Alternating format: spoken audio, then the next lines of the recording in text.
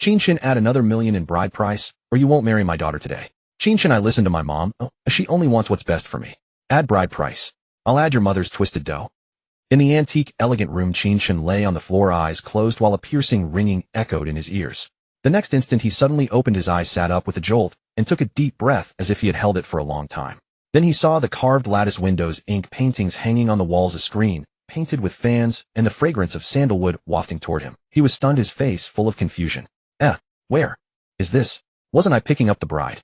No, since the mother-in-law suddenly demanded an extra million in bride price, I turned around and married the bridesmaid my brother-in-law liked. But on the way back to the hotel we got into a car accident. The dump truck tipped over and crushed the wedding car.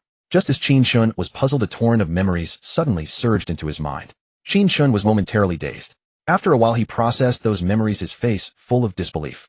Have I transmigrated? And he was also a groom.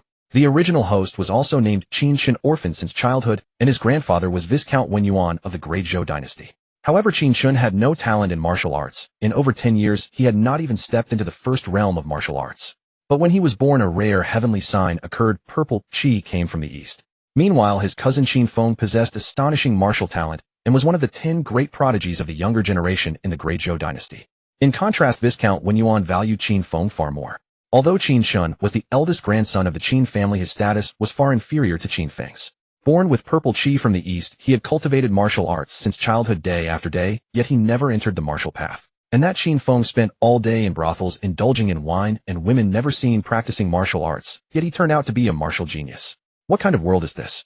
Those two got swapped. Thinking of his cousin Qin Chen couldn't help but complain. He shook his head helplessly and sighed lightly. The original host was truly miserable. He cultivated hard for years, but still never stepped onto the martial path. And because he had a handsome face, he was forcibly kidnapped on the street by people from the eldest princess's mansion to become a groom. Marrying into the eldest princess's mansion. A few days ago, Qin Chen was abducted to the mansion and told that the eldest princess had taken a liking to him and wanted him to become her consort. Qin Chen certainly refused. It was because the eldest princess had recruited no fewer than 10 consorts before, but after entering her mansion, those consorts quickly disappeared without a trace. According to rumors, the eldest princess was licentious, moody, cruel, and even fond of drinking blood from human hearts, like a female demon. Those consorts were all tortured and drained to death by her. Qin Chen had also heard the rumors about the eldest princess and was unwilling to marry into her mansion from the bottom of his heart. So he tried to secretly escape, but after several attempts he never managed to get out. Today was the auspicious day. Although the eldest princess did not perform the wedding ceremony with him, the mansion's servants brought him wedding robes and dressed him in them. After that, he would be the eldest princess's consort.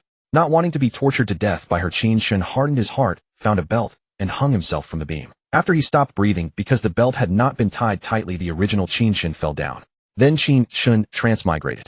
I'm not born with a doomed solitary fate, am I? Is that why I'm incompatible with weddings? Before transmigrating, I was picking up the bride when the mother-in-law suddenly demanded more bride price, so I married the bridesmaid instead, and on the way there we were sent off by a dump truck in a car accident. After transmigrating, I married into the eldest princess's mansion, and the eldest princess is a venomous-hearted fiend. With such a catastrophic start, I wonder how much longer I can live. Thinking of his future fate, Qin Chen couldn't help but sigh deeply. Good news, he had transmigrated and married into the eldest princess's mansion, so from a beast of burden, he had become a consort. Bad news, the eldest princess was a murderous, wicked woman who even killed consorts. In nicer terms, he was the eldest princess's consort. To put it bluntly, he was merely a male concubine for the eldest princess to toy with. Qin Chen lowered his eyes to the belt on the floor, then looked up at the beam, his gaze complicated. Maybe I should hang myself from a southeast branch and follow the original host, just start over. It would be better than being tortured and drained to death by the eldest princess. The eldest princess, Xiao Qinyu, was the younger sister of the great Zhou Emperor and had contributed greatly to his rise. The current great Zhou Emperor was originally the second prince who fought far and wide and rendered outstanding service to the dynasty. As the second prince's merits grew, the crown prince grew anxious. While the second prince lived, the crown prince could not sleep.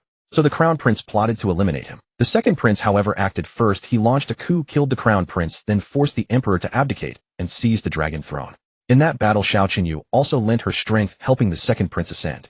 Thus, the eldest princess, Xiao Qinyu, could be said to be truly second only to one person in the Great Zhou dynasty above 10,000 others. As long as she did not rebel or murder imperial princes and princesses without cause.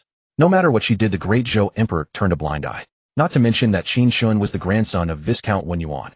Even if the Viscount himself offended the eldest princess, she would kill him without hesitation. The more Qin Chen thought about it, the more dispirited he felt, like an eggplant battered by frost, listless. He was an ordinary man without any martial cultivation. What could he use to fight the eldest princess? He only had a handsome and elegant appearance. Though he carried timeless poems and could compose essays on statecraft, the eldest princess was a demon. She had no need to govern the world. Talent was useless. Damn, being handsome is not a good thing. With such a catastrophic start without a cheat, I probably won't survive even 3 chapters. Qin Chen couldn't help swearing and venting wildly. He stood up, picked up the belt from the floor, hesitated for a moment, then tied it around his waist. Forget it, if I die, I die. At least that would be dying a happy death. Hanging only gives you a sore neck. With such a crazy, vicious princess, nobody can do anything. As the saying goes, die under the pomegranate skirt and be a romantic ghost. Before the eldest princess tortures me to death, I'll make sure she knows the might of the Overlord's divine spear. Qin Chen took a deep breath, blinked, and suddenly had a change of heart. Since he was going to die anyway, he might as well enjoy it. But on second thought, as a heaven-fated transmigrator, being killed by that female demon would be too great a loss. But without a cheat, how could he fight the female demon, the eldest princess? Without a cheat, he could only wait for death. Truly damn tragic. This transmigration was in vain. Alas, Qin Chen looked wistful and sighed helplessly in his heart. Ding. At that moment, a mechanical voice suddenly sounded in Qin Chen's mind. Qin Chen's spirit lifted, his breath caught, and his deep star-like eyes instantly brightened. Could it be a cheat? Detected that the host, even in desperate circumstances, remains broad-minded. The Immortal Emperor Idol System is now automatically bound. Immortal Emperor Idol System. Listening to the system's voice, a wide smile bloomed on Qin Chen's face, and his eyes revealed wild joy. With the system in hand today, I dare to bind the demon tomorrow. Host Qin Chen. Bone, Great Tao, Immortal Bone, Chi, Fortune Transfer. Cultivation none. Technique none. Martial arts none. Treasures none. Idol value 0. A virtual panel appeared before Qin Chen's eyes. Great Tao, Immortal Bone. With such a bone and years of hard cultivation, how could I not have even stepped into the first realm of martial arts? Qin Chen stared at the virtual panel, his pupils suddenly contracting as his gaze locked onto the bone column. His brows furrowed tightly, his eyes full of confusion. Although he didn't know what the Great Tao Immortal Bone was, the words Great Tao and Immortal alone made Qin Chen feel it was extraordinary.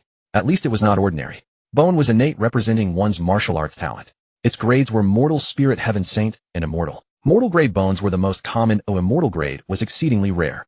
And Qin Chen's Great Tao Immortal Bone was the rarest of the Immortal grade. Immediately after, Qin Chen noticed the words following Great Tao Immortal Bone. What is Chi Fortune Transfer? Qin Chen's eyes narrowed slightly, his gaze thoughtful. Literally, it seemed to mean one's own fortune had been transferred away. But one's fortune was a person's blessing and destiny, a miraculous fate. Bone, on the other hand, was only the foundation of martial talent. The two had nothing to do with each other. How could they possibly be connected? Wait. Just as Qin Chen was utterly baffled, an explosive thought suddenly flashed through his mind. Qin Chen's breath caught, his pupils shrank, and disbelief flooded his face. Could it be that my fortune has been transferred to someone else? Fortune is a mysterious and miraculous force.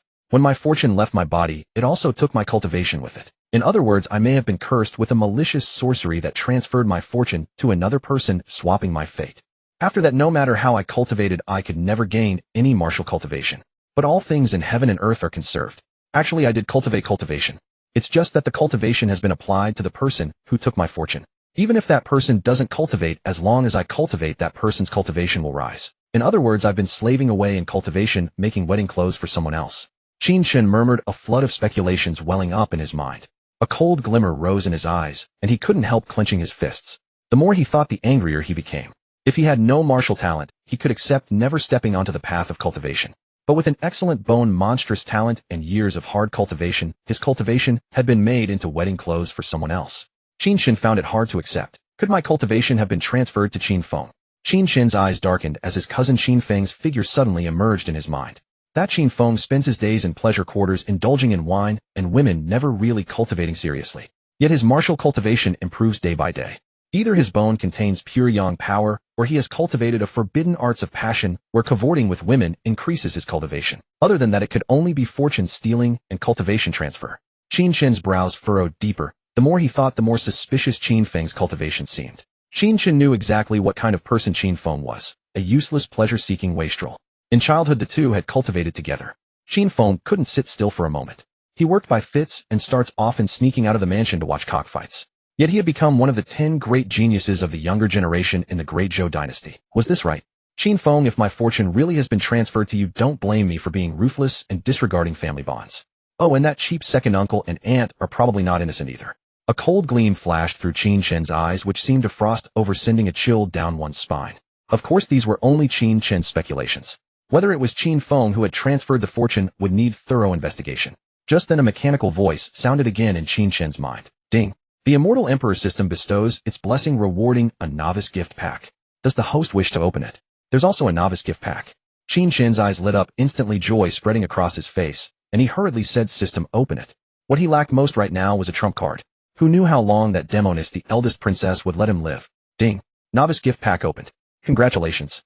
Host has received the cultivation of the 9th level of the Meridian Unblocking Realm. Note: system rewarded cultivation will only remain on the host and cannot be transferred to another person. Congratulations. Host has received a century of poison arts insight and the cultivation technique Samsara Poison Scripture. Congratulations. Host has received the Immortal Emperor's treasure, the Samsara Poison Cauldron. Note: the Samsara Poison Cauldron has been stored in the system space. A series of sounds rang through Qin Chen's mind. Qin Chen suddenly felt an incredibly miraculous force of heaven and earth surge madly into his body, like surging river waters. After that power surged into Qin Chen's body, it split into countless strands flowing along myriads of meridians to his limbs and bones. Bang, bang, bang. Moments later, a rumbling sound came from within Qin Chen's body. The blocked spiritual meridians inside him were forced open. A human body contains countless meridians, 9 of which are the most miraculous, capable of sensing the spiritual energy of heaven and earth. People called them the 9 great spiritual meridians. To step onto the martial path, one had to break through the 9 blocked spiritual meridians. Very soon Qin Chen's 9 great spiritual meridians were forcefully opened, bursting forth with brilliant purple gold light. His aura instantly rose to the 9th level of the Meridian Unblocking Realm. The martial cultivation realms from low to high were Meridian Unblocking, Body Tempering, Spirit, Soul Creation, Heavenly Pivot, Divine Abode. Each realm was further divided into 9 levels. Qin Chen's cultivation at the 9th level of Meridian Unblocking meant one more step would bring him to the 1st level of body tempering. Qin Chen exhaled a mouthful of turbid breath, unable to suppress the rising curve of his lips, his smile brilliant. He clenched his fist, feeling his body brimming with power, as if he had inexhaustible strength. No wonder everyone in the world yearns to walk the martial path. Even the 1st realm Meridian Unblocking feels like a complete rebirth. With my current physique, even if that Demoness, the eldest princess, tries to drain me madly, I can last a while longer. Maybe I can even turn around and suppress her. A rich smile spread across Qin Chen's face, and a hint of anticipation gleamed in his eyes. Now that he had entered the martial path and his physique had greatly strengthened, he was rather eager to cross hands with the eldest princess for 300 rounds. At the same time, a stream of information appeared in his mind out of thin air. Although my cultivation is only at the Meridian Unblocking realm, if I can't win in a fight, I can resort to poison. With a century of poison arts insight, it wouldn't be an exaggeration to call myself the Poison King. The Samsara Poison Scripture records many methods of refining poison and also curing poison. With just spiritual energy, one can refine poison by running the scripture, but it is limited by one's cultivation realm. Only with higher cultivation can one refine more overbearing poison. Using herbs to refine poison, however, has no restrictions. The Samsara Poison Cauldron is a cauldron for refining poison with herbs, and it can unleash terrifying power. Qin Chen was very satisfied with poison arts. If he couldn't win, poison them. The next moment, the smile on Qin Chen's face suddenly froze, and his brows furrowed slightly. He realized that his spiritual meridians seemed subtly wrong. He closed his eyes and turned his mind inward. Purple gold spiritual meridians. He saw his 9 great spiritual meridians blazing with dazzling, miraculous purple gold light, and his heart shook violently. There are countless cultivators in the world, and the quality of spiritual meridians varies. From common to rare, they were divided into white spiritual meridians, cyan spiritual meridians, red spiritual meridians, purple spiritual meridians, and golden spiritual meridians. Yet Qin Chen's spiritual meridians were purple gold. At the same moment, a portent appeared in the heavens. Vast purple gold chi from nowhere filled the sky and enveloped the entire capital city.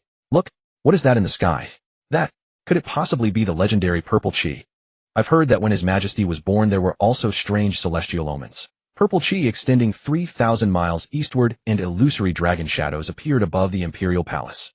Now another strange omen appears. Could the great Zhou dynasty be about to birth an extraordinary genius destined for greatness? Ha ha ha. Purple chi extends eastward, blessing the great Zhou. At this moment the capital city was practically boiling over, exclamations spreading like a tide through the entire city. The streets and alleys were packed with people. Everyone gazed up at the magnificent purple golden chi filling the heavens, faces filled with awe, emotions surging.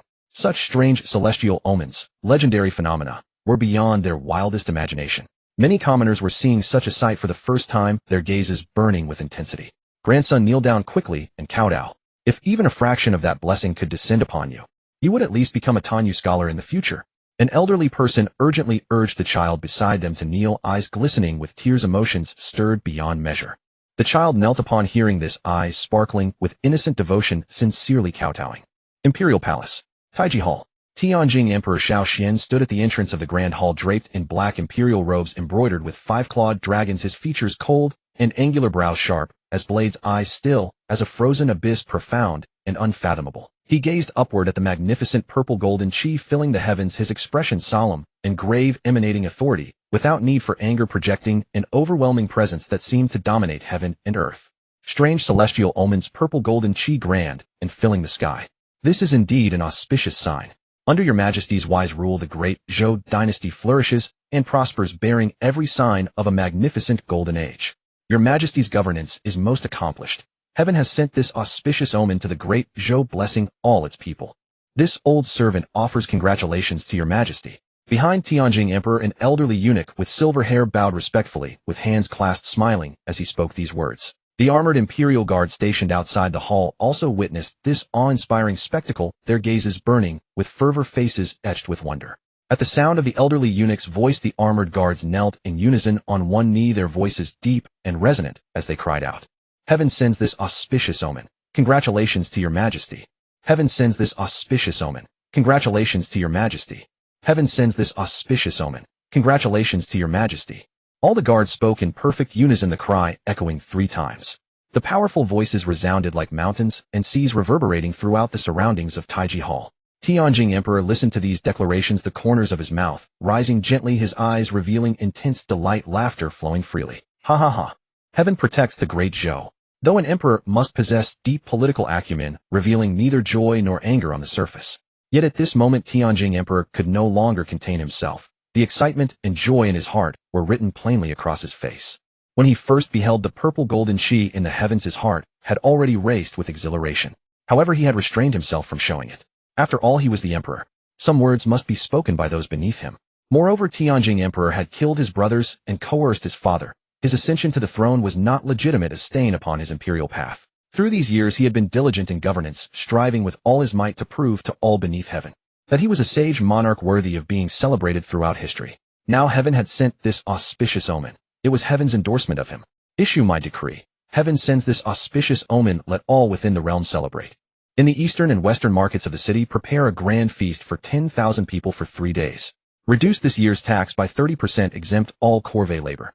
The more Tianjing Emperor contemplated, the more excited he became, his smile growing ever more radiant. Princess's residence. Princess's garden. Princess Xiao Qinyu stood amid the flourishing flowers in the courtyard, also gazing upward at the sky, her slender neck elegant as a noble swan. She wore a flowing moon-white palace gown with wide sleeves, her skin luminous as white jade, her complexion bright as peach blossoms, a refined nose and crimson lips, brows delicate as distant mountain ridges, eyes clear and lustrous, sparkling with radiance. Without any makeup, she naturally exuded incomparable elegance. A pair of long, graceful feet concealed beneath her flowing skirt, her figure slender and curvaceous, perfectly formed. Below her swan-like neck lay truly breathtaking scenery, her temperament noble and serene, graceful and refined. Standing in the courtyard, even the blooming flowers around her seemed to lose all color by comparison. She had been gazing upward for quite some time, yet never uttered a single word. Beside Xiao Qinyu stood a purple-robed woman, her features striking, her figure tall and graceful. Although not comparable to Xiao Qinyu, she was still quite a beauty. Seeing Xiao Qinyu's silence, the purple-robed woman glanced at her discreetly. Xiao Qinyu's brow furrowed slightly, and deep within her beautiful eyes flickered a cold light, her expression subtly revealing a hint of displeasure. The purple-robed woman hesitated briefly before still calling out, "Princess." Xiao Qinyu remained silent, her delicate steps moving lightly as she turned and entered the inner chambers. On the other side, Qin Chen's thoughts were entirely consumed by the purple-golden spiritual vein and the system. With doors and windows tightly sealed, he had no awareness whatsoever of the extraordinary events unfolding outside. I recall that spiritual veins only come in 5 colors: white, green, red, purple, and gold. Where did this purple-golden spiritual vein come from? Qin Chen frowned slightly, feeling somewhat puzzled in his heart. However, upon reflection, he found it entirely reasonable. My bones are the great Tao Immortal Bones, and with the cultivation base rewarded by the Immortal Emperor System, having a special spiritual vein is not surprising at all. The purple-golden spiritual vein must be vastly more powerful than even the legendary golden spiritual vein, which appears once in 10,000 years. Moreover, I can faintly sense that the purple-golden spiritual vein seems to contain extraordinarily divine power. Qin Chen's eyes brightened considerably, an irrepressible smile curling at the corner of his mouth, his expression brilliant. He clenched his fist forcefully, the sound of joints clicking echoing feeling within his spiritual vein, blood and chi surging like rushing rivers.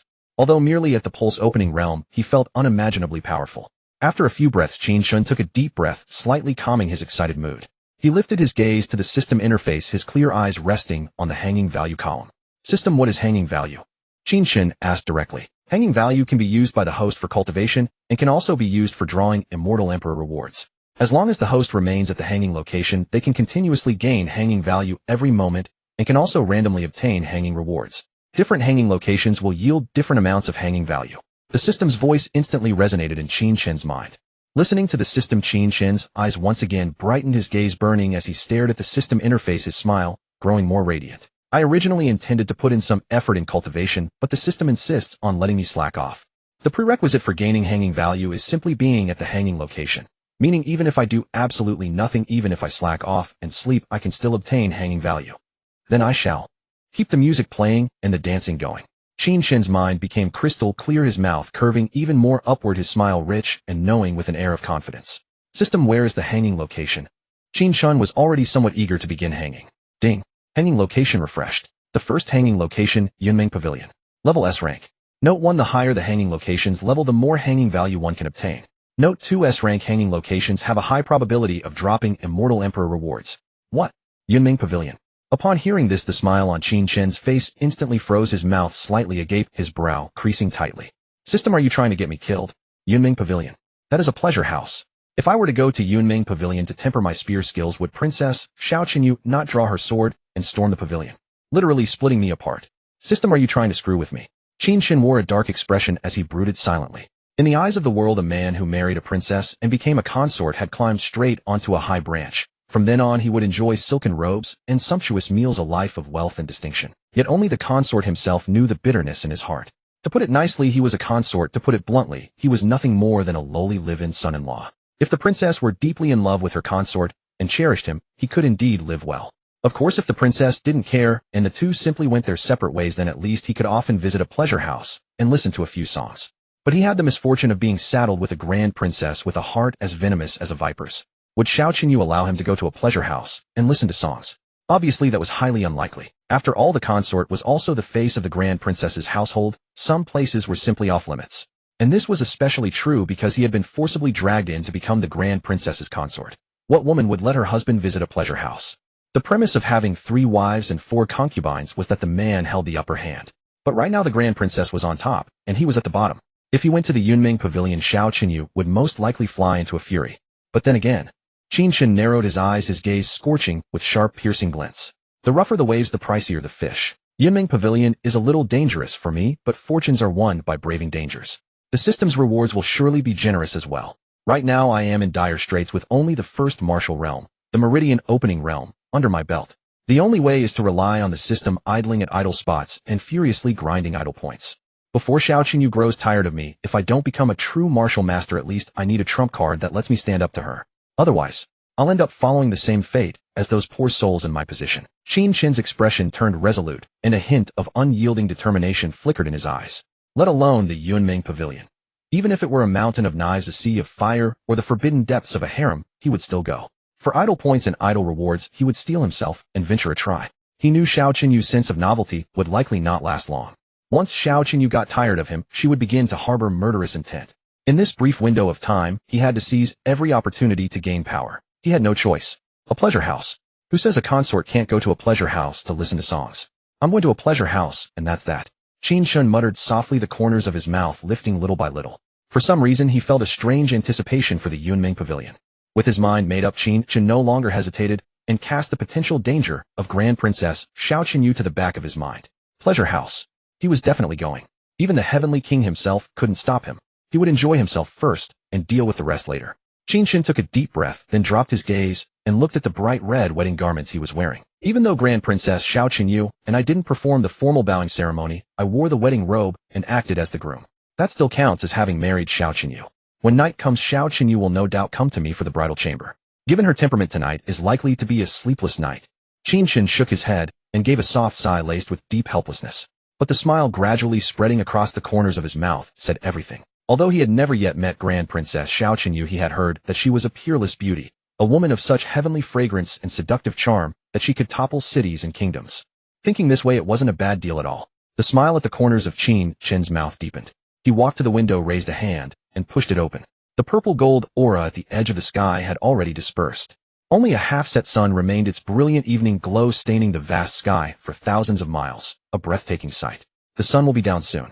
Seeing that scene at the edge of the sky, Qin Chen smiled faintly. Then he turned and walked toward the red sandalwood round table nearby, his steps light and self-satisfied. On the round table were plate after plate of delicious delicacies. There were braised pig trotters, roasted duck, spicy stir-fried lamb, kidneys, chive, and egg, steamed jiao dragon meat, braised tiger ribs, and goji berry, and deer blood soup. All of this was the evening meal prepared for Qin Chen. Qin Chen sat down on the drum stool, picked up his chopsticks, and furiously attacked the dishes on the table, then raised the soup bowl and drank in great gulps. He didn't take a single bite of the braised pig trotters or the roast duck. Then, fully contented, Qin Chen lay down on the bed and quietly waited for Xiao Qinyu to come consummate the marriage. The moon set and the sun rose. Pale light began to spread across the horizon.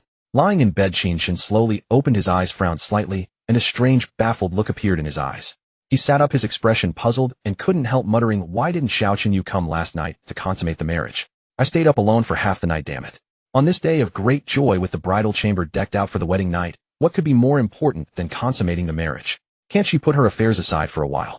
Let's get the consummation done first and talk about everything else later. Qin Chen was thoroughly speechless and didn't even want to mention Xiao Qinyu anymore. "Lord Consort, your maidservant is coming in." Just then a crisp, pleasing voice came from outside the door. Right after that, the door was pushed open. A young maid in a green skirt, fair-skinned with delicate and lovely features, walked in carrying a basin of water, and steam was still rising from it. Qin Chen's gaze moved to her, and he was startled by her alluring curves. As the green-skirted maid walked, her majestic bosom quivered ever so slightly with her steps. That bronze basin, so round and so big, Qin Chen couldn't help marveling inwardly. He recognized the green-skirted young woman. She was the personal maid assigned to him by the household, named Qing Ning. Qing Ning put the basin down first, then walked toward Qin Chen, smiled, and said softly, "Lord Consort, let your maidservant help you change your clothes." She stepped closer, but then a strange odor reached her nose, and she couldn't help knitting her brows. A consort really lives better than an ox or a horse. Qin Chen couldn't help sighing inwardly with delight, but he still waved Qing Ning off. "No need. I can change myself." He was still not used to others helping him dress. "Then do you need me to prepare some hot water?" Qing Ning blinked her clear bright eyes and asked again. Hearing this, Qin Chen was stunned. "Didn't you just bring hot water? Why would you need to prepare more?" The next moment, Qin Chen suddenly caught a whiff of sweat and frowned despite himself. He instinctively glanced at Qing Ning, a trace of confusion flickering across his eyes. A girl like Qing Ning should smell fragrant. How could there be a smell of sweat? Wait. It wasn't her sweat. The realization hit Qin Chen belatedly. It was his own sweat.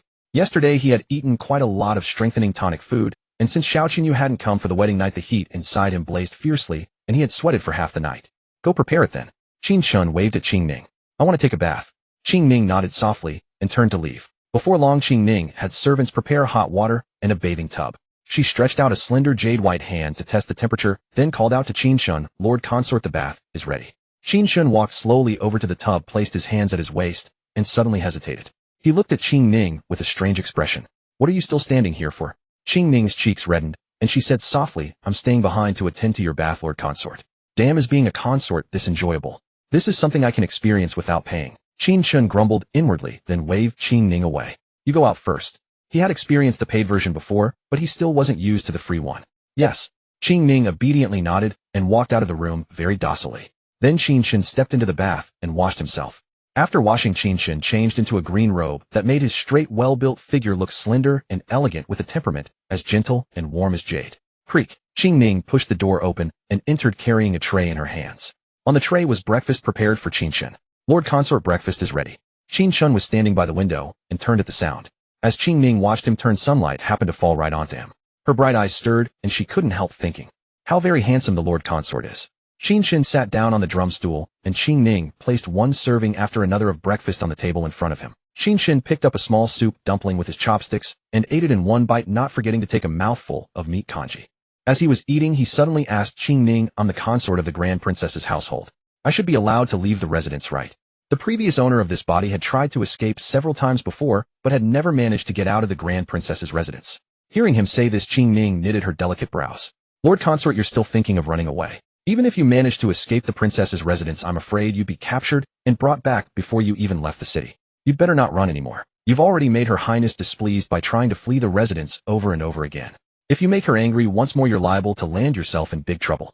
Qin Chen caught the hint of goodwill in Qing Ming's words and smiled faintly. He swallowed the Xilong Bao in his mouth and said slowly, Qing Ming, I've made my peace with it. Since I've come here, I might as well settle in. Yesterday, I even wore the wedding robes, and you kept calling me Your Highness the Imperial Son-in-Law. Where could I possibly run to? From now on, I shall be the Imperial Son-in-Law right here in the mansion and never run away again. At this point, Qin Chen paused, his tone shifting as he spoke in his usual calm manner. After I was brought to the princess's mansion a few days ago, I've been trapped here the whole time. There's no escaping, and I was simply bored out of my mind. I just want to go out for some fresh air, wander around the streets, consider it a form of recreation. I'll be back before sunset. Hearing Qin Chen's words, Qing Ming's delicate brows furrowed slightly. She gazed at him with suspicion, lips pressed together, saying nothing. Going out for fresh air and recreation back before sunset. Your Highness the Imperial Son-in-Law. Do you think I'm easy to fool? If you leave the princess's mansion, you'd probably disappear in an instant. Though I'm young, I'm quite clever. Qing Ming blinked, her bright eyes a hint of smugness flickering within as she lightly curled her lips, thinking she had seen through Qin Chen's intentions. Qin Chen, hearing no response from Qing Ming, turned his head to glance at her, only to witness a breathtakingly beautiful scene that made one's heart race with longing. Qin Chen's eyes widened suddenly, as if towering peaks were bearing down upon him. It wasn't that he was greedy for beauty. It was simply that sitting down with Qing Ming standing behind him, the angle of vision aligned perfectly with. Qin Chen hastily lifted his head and averted his gaze, pretending nothing had happened. Just then, Qing Ming's vermilion lips were pressed tightly together, her delicate face filled with suspicion. Qin Chen frowned slightly and said, Qing Ming, you don't believe me. As for Your Highness the Imperial Son-in-Law, this servant naturally has complete faith in you. Qing Ming smiled as she spoke. Qin Chen narrowed his eyes and studied Qing Ming deeply. But I see doubt, questioning, and suspicion in your gaze. Qing Ming waved her hand and said with a smile, Your Highness, you're mistaken. Looking at the false smile on Qing Ming's face, Qin Chen was certain she hadn't believed a single word of his. No, you simply don't believe me. Qin Chen's expression turned serious and he frowned. Qing Ming, I truly have made my peace. I won't run away anymore. Why won't you believe me? What must I do for you to believe me? Qing Ming's face still wore that smile as she said earnestly, Your Highness, this servant doesn't disbelieve you. I do trust you. Qin Chen stared at Qing Ming for a long moment, somewhat speechless. Humph. She claims to believe me, but in her heart she hasn't believed a single word. Qing Ming, I really won't run. I just want to go out for some fresh air and clear my mind. With that, Qin Chen raised his right hand, holding up 3 fingers, and spoke with solemn sincerity. Qing Ming, I can swear to heaven. If I speak even a single falsehood, if I still plan to escape from the princess's mansion, may my entire family come to an untimely end. No, may all 3 clans be utterly destroyed. Qin Chen knew well that by himself he could never escape the princess's mansion. He could only use Qing Ming as a breakthrough point. After all, the original owner of this body had attempted to escape several times, yet never once succeeded. As for the oath he had sworn, his parents were both deceased, leaving him alone in this world. Though now there was Princess Xiao Qinyu added to the equation. As for the 3 clans, there were quite a few people involved, but he didn't care. Those people didn't care about him anyway. TSK, TSK, TSK. Seeing Qin Chen swear such an oath, Qing Ming was slightly startled and hastily said, Your Highness, oaths shouldn't be sworn lightly. I'm afraid they might become prophetic. If you're going to swear, don't involve Her Highness the Princess. You'd better say TSK, TSK, TSK right now. Qin Chen couldn't help but give Qing Ming a sidelong glance. He thought Qing Ming was worried about him, but it turned out she was concerned about Princess Xiao Qinyu's safety. Is my life not worth anything? I really won't run. Qin Chen said to Qing Ming. Qing Ming looked at him and said seriously, Your Highness, this servant truly does believe you. This time Qin Chen saw no suspicion in Qing Ming's eyes. Qin Chen had sworn a terrible oath. Qing Ming believed about 80% of his words. After all, there was karma in this world. Then may I leave the mansion? Qin Chen asked. Qing Ming hesitated for a moment, then nodded. You may leave the mansion, but I must accompany you to attend to your needs. Qin Chen immediately caught the hidden meaning in her words. She said she would accompany him to attend to his needs, but in truth, she would be monitoring him. At the same time, Qin Chen vaguely suspected that Qing Ming was no ordinary person. A mere servant girl, how could she monitor and control him? After yesterday, Princess Xiao Qinyu had given Qin Chen some freedom, allowing him to leave the princess's mansion. But someone had to follow him to keep track of his whereabouts. Qin Chen waved his hand and said, Fine, follow if you must. I'm not running anyway. Qing Ming said, When does Your Highness plan to leave the mansion? This servant will make preparations. After lunch. A smile appeared on Qin Chen's face. After lunch, Qin Chen and Qing Ming left the princess's mansion together. A carriage waited outside the mansion. Qin Chen strode forward and whispered something into the coachman's ear before boarding the carriage and entering the compartment. Qin Ning also entered the carriage compartment, sharing the ride with Qin Chen. The coachman drove the carriage, wheels turning as they traveled along the street. After about half an hour, the carriage came to a stop by a lake. "Your Highness, we've arrived," the coachman called out from inside the carriage. Qin Ning was the first to step out of the carriage. Standing on the carriage railing, she suddenly froze. "This is Yunming Pavilion." Qin Ning gazed at the towering pavilion rising from the center of the lake. Her eyes narrowed and she couldn't help but frown. Yunming Pavilion was the finest brothel in the capital, second only to the Jiafangxi. It was built in the center of a lake which lay before Qin Ning's very eyes, the Chui Lake. Between water and sky, living in drunken dreams. "You coachmen have tremendous audacity, actually bringing us to Yunming Pavilion." Qin Ning's eyes blazed with anger as she stared at the coachman and coldly shouted. Before her words even finished echoing, a refreshing voice rang out from within the carriage. "I asked him to bring me here." Qin Chen stepped out of the carriage and directly descended to the ground, leaving Qin Ning standing on the carriage railing completely bewildered. "Your Highness, this is Yunming Pavilion, the finest brothel in the capital. Have you lost your mind? If Princess Xiao Qinyu finds out you came to Yunming Pavilion, you might have your right foot chopped off for stepping into the mansion first." Qin Ning fixed her gaze on Qin Chen, her brow tightly furrowed, her expression odd. She couldn't quite understand why Qin Chen, the imperial son-in-law, would want to come to Yunming Pavilion to relax, as long as it wasn't castration. Qin Chen smiled calmly at Qin Ning, then turned to gaze at the misty lake before him, where that towering pavilion rose like a heavenly palace. Building a brothel on the lake, these people certainly knew how to enjoy themselves. Standing on the shore, Qin Chen could already hear the music and singing drifting from the pavilion, and the laughter of women. "I, Qin Chen, am the most daring imperial son-in-law in the great Zhou dynasty. Places other imperial sons-in-law dare not go, I dare. People other imperial sons-in-law dare not provoke, I dare provoke. Other imperial sons-in-law dare not visit brothels for music and entertainment, but I dare. In a word, whatever happens, happens." However, the final words, "seize the moment and enjoy it," Qin Chen did not say aloud. With his back to Qin Ning, the lake breeze blew gently, his robes fluttering, adding an air of heroism and spirit to him. Qin Ning watched Qin Chen's back, her brow furrowed tightly, a glimmer of sympathy and pity in her eyes. She lightly shook her head. In her view, Qin Chen had chosen his own path to destruction. Upon the Emerald Lake, flower boats swayed gently. Qin Chen stood at the prow, his posture upright as a pine, his bearing extraordinary, his features handsome and refined. Behind Qin Chen came Qin Ning, walking with graceful measured steps, her narrow eyes glinting with a touch of pity as she sighed softly within her heart. No matter how earnestly she pleaded, even invoking Princess Xiao Qinyu as leverage, Qin Chen treated her words as wind passing through one ear and out the other. He was determined to go to the Yunming Pavilion. Qin Ning could do nothing but resign herself to accompanying Qin Chen to the Yunming Pavilion. Though the pavilion was a place of earthly pleasures, and for a woman to enter such a place was rather improper, she had to stay by Qin Chen's side, never straying an inch. Who knew whether this was one of Qin Chen's schemes, deliberately entering the pavilion only to leave her alone outside, then make his escape? And so Qin Ning followed in Qin Chen's footsteps. The Yunming Pavilion sat in the center of the Emerald Lake, and to seek pleasure within its walls one had to cross by flower boat. In no time, the flower boat reached the dock with a muffled thud. Ripples spread across the water's surface.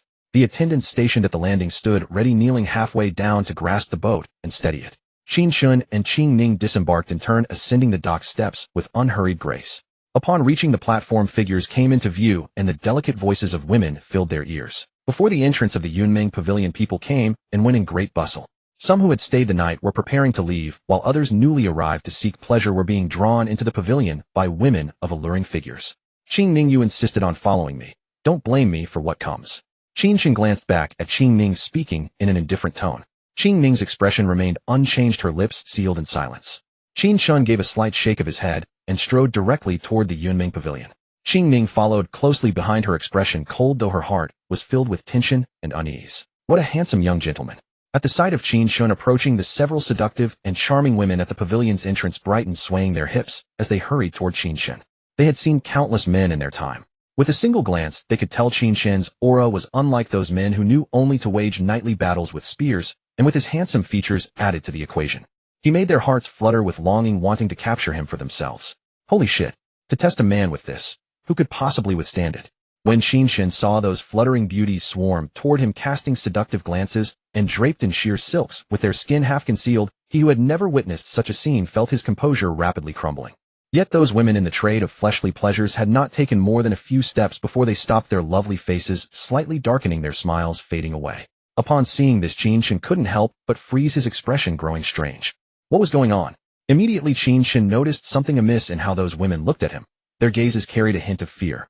No, They weren't looking at him. Qin Chen snapped to attention and turned to look at Qin Ning behind him. Her eyes were icy cold, and an immensely powerful aura radiated from her body, keeping all strangers at bay. She was entirely different from the obedient and adorable little maid from before. It was Qin Ning who had cast a sharp glare at those women, frightening them, and instilling fear in their hearts, causing them to halt in their tracks. Qin Chen felt somewhat helpless in his heart, sighing softly. He thought to himself, Qin Ning, isn't this going a bit too far? He said nothing more about it. Then under the lingering gazes of those beauties who watched with evident reluctance, he walked straight into the Yunming Pavilion. The moment his foot crossed the threshold, a voice suddenly rang out in Qin Chen's mind. Ding! Host has reached the idle location, Yunming Pavilion. Idling. Hearing the voice in his mind, Qin Chen's mood instantly shifted from gloom to sunshine, a faint smile curving his lips. Qin Ning still followed behind him, her face expressionless, her gaze cold and indifferent, as if the scenes within the pavilion were utterly beneath her notice. Qin Chen drew a deep breath and walked forward with measured steps. The scenery within the pavilion unfolded before his eyes. The Yunming Pavilion was a four-sided tower hollow in the center, like a courtyard rising a full 6 stories high. In the center of the first floor lay a pool of water where fish swam playfully and lotus flowers bloomed in full splendor. Above the pool stood a circular platform. At this moment 6 women in light flowing attire danced barefoot upon the platform, their movements seductive and bewitching, their fair skin peeking through here and there, showcasing every exotic charm of the frontier lands. The eyes of everyone seated around the platform were glued to the spectacle. Qin Chen couldn't help but steal a few glances as well. This young gentleman looks unfamiliar. Is this your first time at the Yunming Pavilion? At that moment, a middle-aged woman approached with a beaming smile, heavily made up, her curves full and supple, her allure still undiminished. This woman was the manager of the Yunming Pavilion, and all the girls addressed her as Aunt Shui. Aunt Shui approached Qin Chen, intending to make a move on him, but Qin Chen sidestepped her. Qin Chen declared he had not yet fallen so low as to be indiscriminate in his choices. I didn't expect the young gentleman to have such spirit. It is a pity that Aunt Shui here is now a fading beauty, unable to serve such a young gentleman. However, there are many shy and endearing girls within the pavilion. I'm sure they would be most delighted to attend to you, young gentlemen. After her failed attempt, Aunt Shui showed no anger, still speaking with that same smiling face. Remembering that Qin Ning was watching, Qin Chen waved his hand and said, arrange a private room for me. As for the girls, he neither refused nor requested them. His stance was one of neither rejection nor acceptance. Hearing that Qin Chen wanted a private room, Aunt Shui's gaze burned even hotter, suspecting he must be a man of wealth and status. Young gentlemen, follow me. Aunt Shui spoke with a warm smile, extremely enthusiastic. Qin Chen nodded and followed Aunt Shui toward the private room, with Qin Ning still silently trailing behind. Qin Chen. After walking only a few steps, Qin Chen suddenly heard someone call his name. He paused in his tracks and turned to look. A slender young man approached at an unhurried pace, seemingly close to Qin Chen in age. Qin Chen furrowed his brow slightly, and the memories of that person surfaced in his mind. His cousin Qin Feng. Qin Chen, it really is you. From a distance, I thought your silhouette looked somewhat familiar, but I thought to myself there was no way you would come to a place like this. I never expected it would truly be you. What brings you to the Yunming Pavilion? Qin Feng approached, a smile on his face as he spoke to Qin Chen. Qin Chen sized Qin Feng up and replied with a smile. Listen to the way you speak. As if only you could come to the Yunming Pavilion and I couldn't. Besides, I'm the elder between us. As you know, we're at that age when our blood runs hot. Though Qin Chen suspected Qin Feng might have transferred his fortune at this moment, he saw that Qin Feng's attitude was still acceptable. Qin Chen responded with a smile as well. Upon hearing this, Qin Feng's brow furrowed slightly before leaning close to Qin Chen and speaking with a serious expression. Qin Chen, you haven't even entered the martial path yet. If you lose your virginity now, it will only make it even harder for you to enter. A pure body carries the utmost yang energy with robust blood and qi, making it easier to unseal blocked spirit meridians. I advise you to leave the Yunming Pavilion. Beauty beguiles and leads astray. Don't let it hinder your entry into the martial path. I'm only saying this for your own good. Though these words left Qin Feng's lips, his heart held entirely different thoughts. Upon hearing this, Qin Chen's eyes narrowed slightly. He fixed Qin Feng with a deep, penetrating gaze, instantly on guard. For my own good. This is something you'd say. In Qin Chen's memory, his relationship with Qin Feng was hardly one of brotherly love.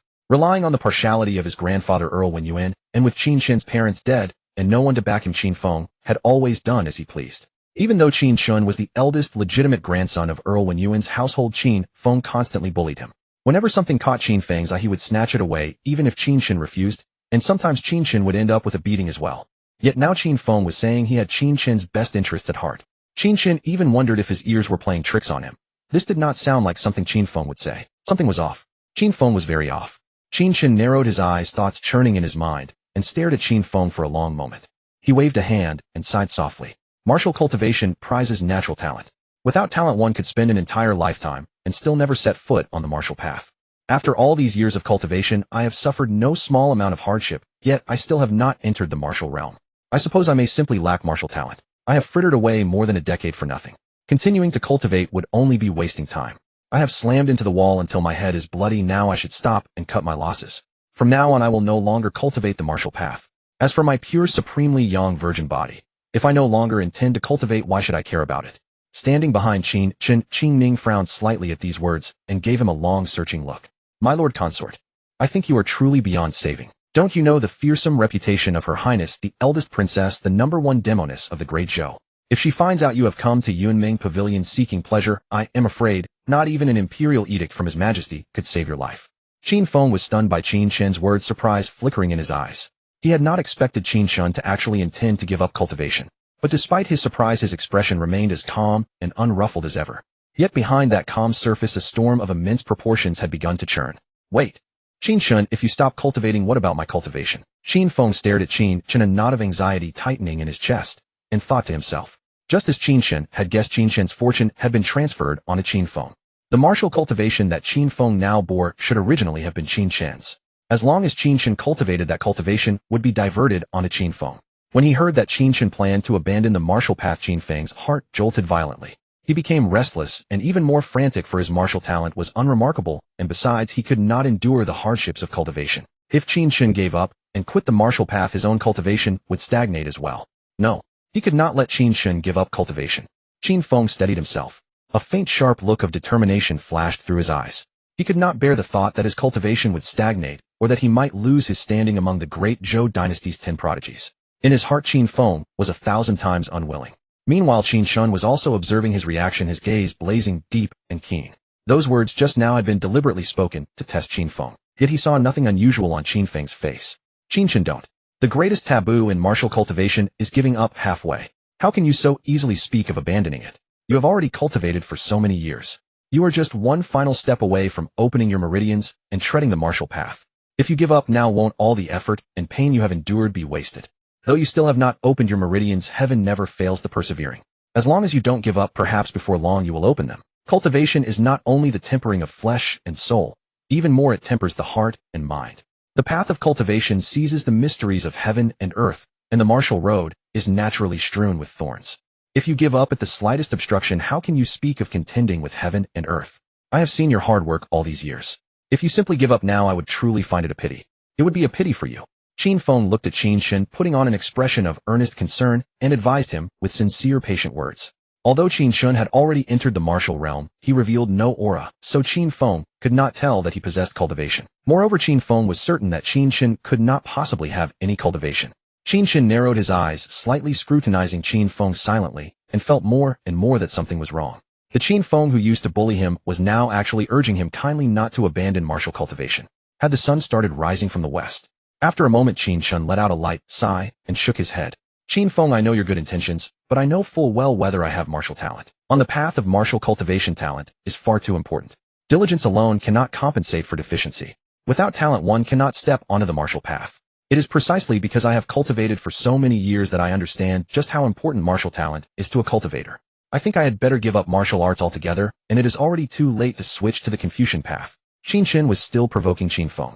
Hearing this, Qin Feng grew even more anxious, just as expected, and furrowed his brow. Qin Chen, don't rush to give up martial cultivation just yet. I will go ask grandfather for some spirit pills and elixirs. Take the pills and pair them with medicinal baths to temper your body and fortify your qi and blood. Perhaps they can clear the blocked spiritual meridians. Although martial talent is extremely important to a cultivator, it is not impossible to compensate for. Seeing that Qin Chen seemed determined to quit, Qin Feng directly dangled the spirit pills and medicinal baths before him, trying to give him some hope. No matter what, he had to stabilize Qin Chen first. Because of the martial talent Qin Feng had displayed, Earl Wenyuan had given over 90% of the Qin family's cultivation resources to Qin Feng. As for Qin Chen, he received not even half a tenth, let alone spirit pills and medicinal baths. Qin Chen was slightly startled, never expecting that Qin Feng would be willing to part with spirit pills and medicinal baths. Those were, after all, Qin Feng's cultivation resources. Qin Feng, you really are acting strange. Qin Chen blinked, watching Qin Feng with a calm gaze, and thought to himself, in the past you would sooner give spirit pills and medicinal baths to others than to me. And now you think of me. Qin Chen noted all of Qin Feng's abnormal behavior. The suspicion in his heart grew ever more firm. Of course suspicion was only suspicion after all, it still needed to be confirmed. But at least he now had a lead. Qin Chen took a deep breath, shook his head again, raised his right hand to pat Qin Feng's shoulder, and said with a faint smile, Qin Feng, I appreciate your kindness. But I truly have no martial talent. Taking spirit pills and soaking in medicinal baths would only be a waste. In the future of the Qin family will depend on you. Qin Feng frowned, his gaze dazed, completely failing to notice that a faint wisp of dark spiritual power had been left on his shoulder where Qin Chen had patted him. It then burrowed into his body, causing neither pain nor itch. After finishing his words, Qin Chen glanced at Aunt Shui, then followed her upstairs to the private room. Qin Feng stood rooted to the spot, his mind roaring as though struck by a thunderbolt from a clear sky. It was as if the heavens had collapsed. Inside the private room, Qin Chen sat by the window. Through it he could see on the first floor of Yunming Pavilion those seductive lithe foreign dancers swaying gracefully in dance. Qing Ning stood at the side. Seeing Qin Chen watch the dancers with such relish, she could not help rolling her eyes. Creak. Just then the door to the private room was shoved open, and 7 or 8 seductive young women surged in, their enchanting eyes like silk and their laughter tinkling like bells. Young master. Qin Chen turned at the sound, and his eyes lit up at once. Snow-white skin met his sight with soft bosoms half exposed, an exceptionally eye-catching view. Qin Chen refused no one who came. Wherever there was a sight worth seeing, he would cast a hook. 8 young women stood in a row, their chests raised, their figures strikingly alluring. Brilliant smiles bloomed on their pretty faces, and their bewitching gazes locked directly onto Qin Chen. Qin Chen looked at the row of women before him and grinned, so wide he could hardly close his mouth. He even felt the scene was somehow familiar. He simply refrained from shouting next batch. At the same time, Qin Chen could not help marveling at Madame Shui's skill. No wonder she had managed Yunming Pavilion so well that it had become the capital's finest brothel. Because Qin Ning was watching from the side, he did not summon any courtesan. Who would have thought Madame Shui would directly arrange 8 women to serve him? As the manager of Yunming Pavilion, Madame Shui was not only sharp-eyed, but also resourceful. Qin Chen had arrived and gone straight to a private room accompanied by a gorgeous woman, and on top of that had spoken with Qin Feng. Madame Shui had thus guessed Qin Chen's identity. After all, Qin Feng was a regular at Yunming Pavilion. Greetings, young master. The 8 women curtsied to Qin Chen, their eyes shimmering with allure, and spoke in unison. Qin Chen smiled and nodded, very satisfied with them. He slowly raised a hand about to beckon the women over. Suddenly his right hand stiffened slightly, and he felt a chill surge up his back and shoot into his head. His scalp went numb. Qin Chen's eyes twitched, and he turned to look at Qin Ning. She stood with her arms crossed over her chest, her face cold as frost, staring at him icily. Qin Chen spread his hands and looked at Qin Ning with an innocent expression. These women weren't summoned by me. Though Qin Ning was only a maid in the eldest princess's residence, Qin Chen knew very well that she was not a simple woman. Trying to tough it out against her would most likely end in suffering. Qin Ning rolled her eyes at Qin Chen and said crossly, even if you didn't summon them, I can see your eyeballs are almost falling out. Young master, coming to Yunming Pavilion is already no different from playing with fire. If you also seek pleasure with those girls, then even immortals would find it hard to save you. You had better take it easy or you might lose your life. On the flower boat, Qin Chen had told Qin Ning that once they entered Yunming Pavilion, she was not to call him Lord Consort, but young master. Qin Ning paused, then swept her cold, clear gaze over the 8 seductive courtesans. All of you get out. Her voice was harsh and authoritative, leaving no room for defiance. The 8 women looked at one another, but did not move. Instead, they all cast pleading gazes at Qin Chen, a hint of wronged pitifulness in their eyes. Seeing the scene, the protective instinct in Qin Chen's heart surged at once. Yet a cold shout suddenly rang out, dousing the surging protectiveness in Qin Chen's heart like a bucket of cold water. Get out. Seeing that the women still did not move, and had even sought help from Qin Chen, Qin Ning fully unleashed her aura, her presence intimidating. Under Qin Ning's gloomy, icy gaze, the 8 women were suddenly seized with fear, as if they had been stared at by a fierce tiger. They turned and fled out of the private room in a flash. Qin Chen watched those seductive women leave, still reluctant and wistful. But then he thought better of it. He had come to Yunming Pavilion to idle, not to seek death. He was still in a dangerous situation. Coming to Yunming Pavilion had already required steel nerves. If he also amused himself with courtesans, the eldest princess, Xiao Qinyu, would most certainly be stirred to murderous intent. Qin Chen thought it over and let it go. His life mattered more. He slowly withdrew his gaze.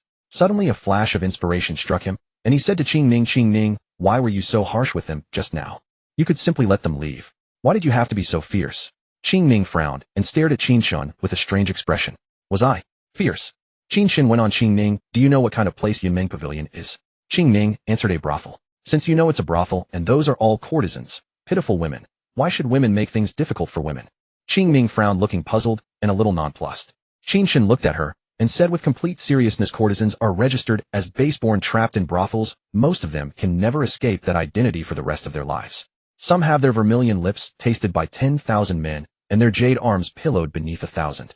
If she hadn't encountered hardship, which woman would be willing to come to a brothel and wait on men? A gambling father, an ailing mother, a younger brother studying, a younger sister crying to be fed. The weight of the whole family presses on her alone. If she doesn't receive customers, where would she get the money to repay debts, treat illness, and support her younger siblings?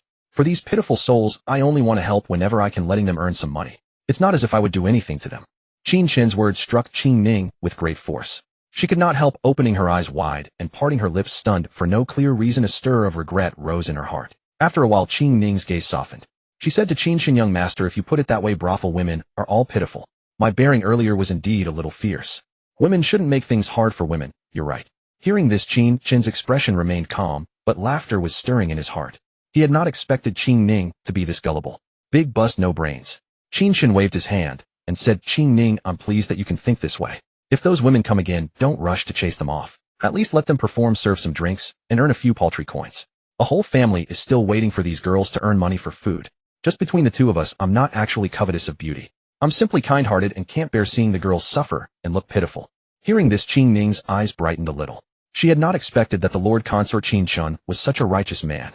"Young master, I'll remember that." Qin Ning nodded her delicately pointed chin, yet she somehow felt something was off. Qin Chen smiled.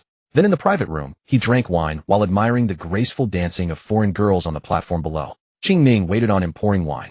It was not until the sun was about to set that Qin Chen reluctantly left Yunming Pavilion, still not entirely satisfied.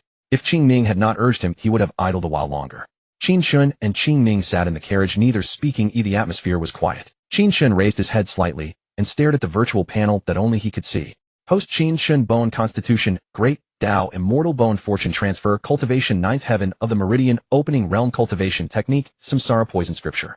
Martial Arts, None Treasure, Samsara Poison Cauldron, Idle Points 1 of 0. I only stayed at Yunming Pavilion for 2 or 3 hours, and actually gained over 1,000 idle points. Qin Chen's eyes lingered on the idle points column, and a hint of delight rose in them as he mused silently. Still, the only pity was that no random reward had dropped. "I'll come again tomorrow." Qin Chen had made up his mind in high spirits and pleased with himself. When he arrived at the eldest princess's residence, he went straight to his bedchamber. After seeing Qin Chen to the residence, Qin Ning went to find the woman in purple beside the eldest princess, Xiao Qinyu, and told her about Qin Chen's visit to Yunming Pavilion. Night fell. Qin Chen lay on the bed, limbs spread wide, sprawled out, spread-eagled. His eyes were filled with anticipation as he murmured, "Xiao Qinyu didn't come to consummate the marriage last night. Tonight she should surely come." It was night. The moon was reflected in the lake, and from the pavilion came the sound of music and song. "Will you come again, young master?" A gorgeous woman reclined to the side, her pretty face flushed. Biting her rosy lips, she stared at Qin Feng with eager, longing eyes. It was as if a land long parched yearned for rain and dew. Qin Feng sat on the bed, head lowered and silent, his brows tightly knit with a strange expression. Last night, everything had been fine. Why could it not stand up now? Although he often came to the Yunming Pavilion for pleasure, a martial artist's constitution was strong. Even if he indulged every night, he should not have drained his body.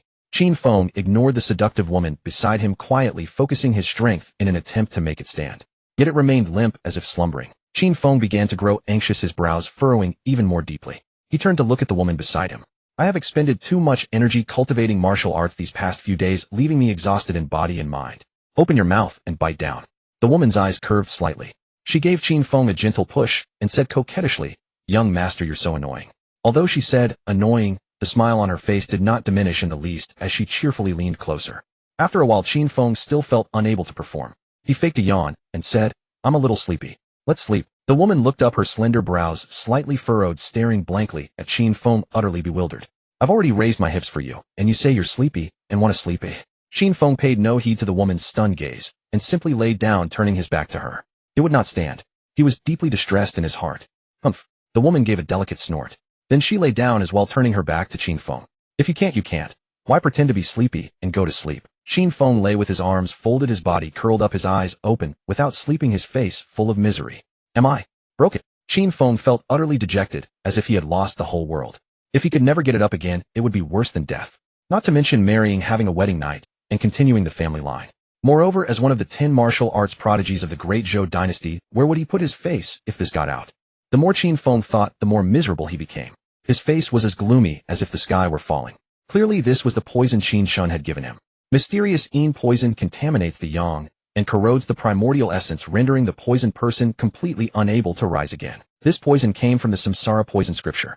Although Qin Chen was only at the Meridian Connection realm, and could not yet circulate spiritual energy himself. The samsara poison scripture contained a special technique for refining poison by transforming the spiritual energy of heaven and earth. The spiritual energy of heaven and earth pervades the mortal world. Only it is dense in some places and sparse in others. Qin Chen secretly activated the samsara poison scripture to refine the mysterious Yin poison, and when he patted Qin Feng's shoulder, he administered the poison to him. He guessed that Qin Feng was most likely the one who had transferred away his fortune, so he decided to take a small revenge first. By poisoning him, he would make Qin Feng unable to engage in intercourse from then on. This method was harsher than poisoning Qin Feng to death. As for Qin Feng's cultivation, Qin Chen would find a way to take it back later. If he ruined his cultivation directly with poison, the power would be gone. Of course, a guess was only a guess. Whether it really was Qin Feng still needed further verification. If he had wronged Qin Feng, then he would just consider it collecting interest for the grievances he had suffered earlier. The next day, the sky was fully bright. Qin Chen's biological clock woke him naturally. He stretched in bed, wriggled a little, and slowly opened his eyes. He sat up, his brows slightly knitted, wearing a strange expression. What is wrong with Xiao Qinyu? She made me spend another night alone in the bridal chamber. Qin Chen was a little puzzled. Rumors had it that the Grand Princess Xiao Qinyu was addicted to carnal pleasures and acted erratically. Yet after Qin Chen had been the Grand Princess's consort for 2 days, Xiao Qinyu still had not come to consummate the marriage. Alas! I have a peerless spear technique, but no battlefield to use it on. Qin Chen sighed helplessly. Knock knock. Just then a knock sounded from outside the door. My lord, this servant is coming in. Qingning called out in a crisp voice, pushed open the door, and entered carrying a basin of water. At this moment Qingning looked demure and sweet like the girl next door. A far cry from the strong-willed heroine at the Yunming Pavilion. Qin Chen glanced at Qingning, knowing that she had probably long been waiting outside the door. Qingning, I will take care of washing and dressing myself. You go prepare. After I finish breakfast, I will leave the mansion. Qin Chen instructed calmly. Since Xiao Qinyu refused to come to the bridal chamber, the only alternative was to go to the Yunming Pavilion to drink and enjoy female company, soothing his lonely heart. My lord, where are you off to today? Qingning blinked her beautiful eyes and asked Qin Chen. Don't ask. Qin Chen waved his hand and urged, go down and prepare quickly. Oh, Qingning responded and left dejectedly. He went to the Yunming Pavilion yesterday, or surely he wouldn't go again today. Meanwhile, Qin Feng, bitter and sleepless all night, left the Yunming Pavilion just as the sky was beginning to brighten. When the seductive woman woke up and found no one beside her, she couldn't help rolling her eyes and complained fiercely, that thing can't even stand up, yet he still comes to the pleasure quarters to have fun. I really am speechless. Besides covering me in saliva, what else can he do? After leaving the Yunming Pavilion, Qin Feng walked along the street with a heavy look on his face. As he walked, a sudden scent of medicinal herbs assailed his nostrils. He stopped in his tracks and turned to look. It was a medical clinic named Huichun Hall. Qin Feng's gaze was instantly drawn to the two characters, Huichun, and he stared at them for a long while. Then he looked around, raised a hand to cover his face, and slipped furtively into the clinic. In the inner chamber of the clinic, a physician with white hair and beard gently stroked his beard with his left hand, while his right hand rested on Qin Feng's pulse. Do you drink? The physician narrowed his eyes slightly and stared at Qin Feng. Qin Feng hesitated for a moment and shook his head. I don't drink. Then do you stay up late? No. Young master, you seem to have a bit of kidney deficiency. Bullshit. You quack doctor talking nonsense. I'll smash your sign. Hearing the physician say kidney deficiency, Qin Feng erupted in fury. The physician looked at the furious Qin Feng with a calm expression, a faint smile at the corner of his mouth. I can cure it. The physician stroked his beard and said lightly, Miracle doctor. Hearing this, Qin Feng quickly clasped his fists in a solemn salute to the physician, his eyes shining, and said in a low voice, Please give me the medicine, Miracle doctor. My lord, you just came to the Yunming Pavilion yesterday, and you're still coming. If the Grand Princess is angered, you'll be lucky to escape with your life.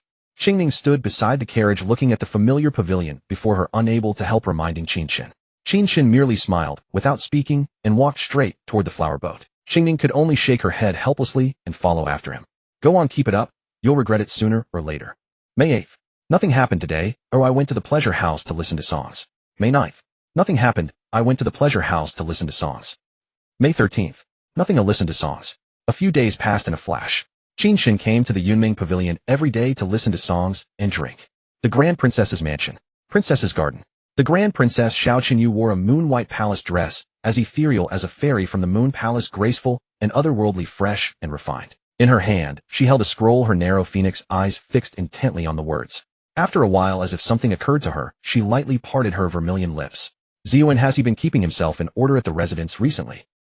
Beside Xiao Qinyu, a woman in a purple dress stood gracefully, her features lovely and her stature tall. The consort has been quite well behaved in the residence, Ziyuan said softly, her brows slightly knitted. Earlier Xiao Qinyu had not asked, so Ziyuan had not told her that Qin Chen had gone to Yunming Pavilion. When she heard that Qin Chen was still well-behaved, Xiao Qinyu nodded slightly, thinking that perhaps he had accepted his fate. In this vast eldest princess's mansion, anyone who did not behave properly would have only death awaiting them. Yet the next words from Zi Yuan caused Xiao Qinyu's heart to jolt violently. It's just that he goes to Yunming Pavilion every day. Xiao Qinyu abruptly turned her head, staring at Zi Yuan with sharp, cold eyes, a trace of astonishment appearing on her pretty face. Zi Yuan, what did you say? Xiao Qinyu knitted her delicate brows and asked in surprise. Qin Chen goes to Yunming Pavilion every day. Yunming Pavilion was the foremost brothel in the capital apart from the Jiaofeng Sea. Though Xiao Qinyu had never been there, she had heard of it. The eldest princess's consort going to Yunming Pavilion every day for pleasure. What a disgrace.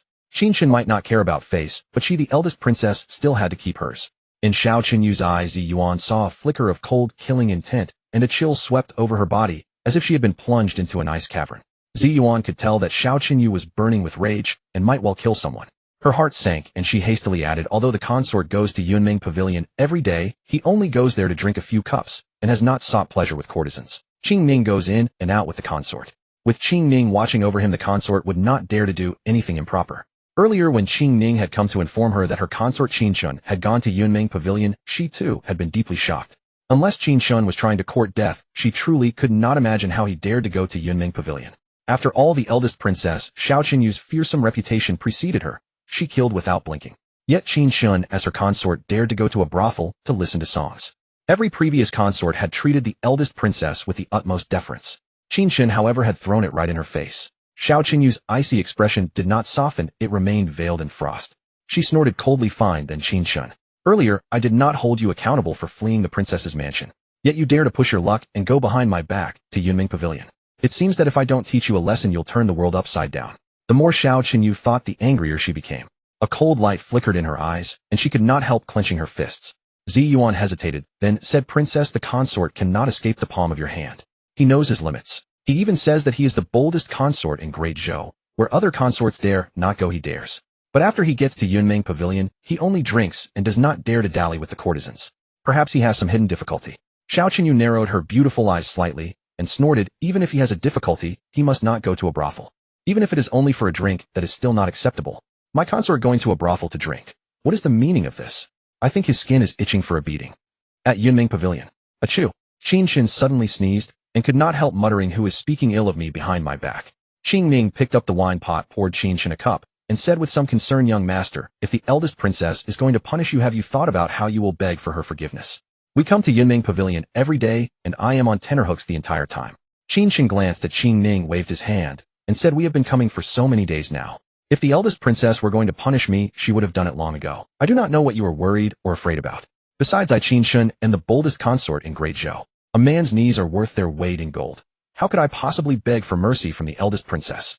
Qin Chen patted his chest, his face full of confidence, his eyes radiating fearlessness. He picked up his wine cup, let the fine wine slide down his throat, and drained it in one go. Since the eldest princess, Xiao Qinyu, was not present, he still had to maintain his standing. Qing Ning knitted her brows, still apprehensive, and said, precisely because the eldest princess has not punished you, this servant feels ill at ease, and I am on tenterhooks all day. You know the eldest princess's fearsome reputation. She is someone who kills without blinking. If she has delayed punishing you for so long, she is most likely saving up something big. Young master, you'd better fend for yourself. Qing Ning spoke a long string of words in one breath, then suddenly changed tack. Oh right, young master. If the eldest princess does punish you, don't forget to put in a good word for this servant. I did try to stop you from coming to Yunming Pavilion, but you insisted, and I could not hold you back. Qin Chen shot Qing Ning a sidelong glance, utterly speechless. Good grief. You built up all that just to distance yourself. And you still want me to say nice things for you. Who the hell is going to say nice things for me? I cannot even protect myself. How could I have the leisure to fish you out? Although Qin Chen said aloud that he was not afraid of Xiao Qinyu, he felt very uncertain inside. Stretch out your head, and it is one cut. Pull it back, and it is still one cut. One cut falls, and you ascend to heaven on the spot. Yet that blade hung overhead, falling at an unknown time, and staying on tenterhooks all day was truly maddening. He could not guess Xiao Qinyu's thoughts. Qin Chen nodded to Qing Ning, and said with a smile, if anything should happen to me, I will take you along. Qing Ning frowned, and gave a light snort. Ding! Suddenly, a long-awaited voice sounded in Qin Chen's mind. Host idled at Yunming Pavilion, and obtained a random reward, the Immortal Emperor technique, the 9-dragon heaven-vanquishing art. In that instant, a series of overwhelmingly shocking images materialized out of thin air in Qin Chen's mind. He could not help widening his eyes, his gaze dazed, as if he had seen something extremely terrifying. At this moment, he seemed to see towering ancient phantoms appearing above the 9 heavens, surging in majestic power rippling from their bodies. They were ancient deities, looking down on the mortal world. On the holy mountain in the mortal realm, a figure of peerless elegance rose into the sky on a dragon. 9 ancestral dragons, each like a long river, bared their claws and fangs, spewing out overwhelming might. 9 ancestral dragons waged war against heaven. Then, the deities fell, and divine blood fell like rain. After a long while, Qin Chen came back to his senses, and could not help drawing a sharp breath. What a domineering art! It can even suppress and slay ancient deities, he thought. 9 dragon vanquishing heaven. This art of vanquishing heaven is truly terrifying. Qin Chen's eyes were bright and full of spirit. As he recalled those scenes, the more he thought, the more excited he became, and a smile rippled at the corner of his mouth. Qing Ning looked at Qin Chen's silly smiling face, and a trace of confusion rose in her eyes. Qin Chen took a deep breath, steadied himself, and then opened the system panel. Host Qin Chen. Bone talent, Great Tao, Immortal Bone, Fate Transference. Cultivation, 9th heaven of the Meridian, Opening Realm. Arts, Reincarnation, Poison, Scripture. 9 dragon, Heaven vanquishing, Art, not yet begun. Martial arts, none. Treasure, Reincarnation, Poison Cauldron. Idle points, 16400. Qin Chen's gaze fell on the idle points entry, and the smile at the corner of his mouth deepened. More than 10,000 idle points should be about enough to cultivate the 9 dragon heaven vanquishing art, he thought to himself. Then he stood up, waved to Qing Ning, and could not wait to cultivate the 9 dragon heaven vanquishing art. Qing Ning, let's head back. Qin Chen returned to the eldest princess's mansion, intending to go straight to his room to cultivate, but a woman in a purple dress stopped him. Lord Consort, Her Highness the eldest princess has given orders. Please come with me. Zi Yuan looked at Qin Chen with an expressionless face, her voice clear and cold. Qin Chen took her in with a single glance, sensing a chill pressing toward him. Her features were as delicate as a painting, her face pale as snow, and her phoenix eyes were as calm as still water, revealing no tenderness at all. The purple gown traced her tall, voluptuous figure to perfection, yet an inexplicable coldness emanated from her body, like an unmelting iceberg. It's over, it's over. Seeing Zi Yuan, Qing Ning's pretty face immediately turned pale, and worry flickered in her eyes. She thought to herself, if Sister Zi Yuan has come for the Lord Consort, then most likely Her Highness is about to make a move against him.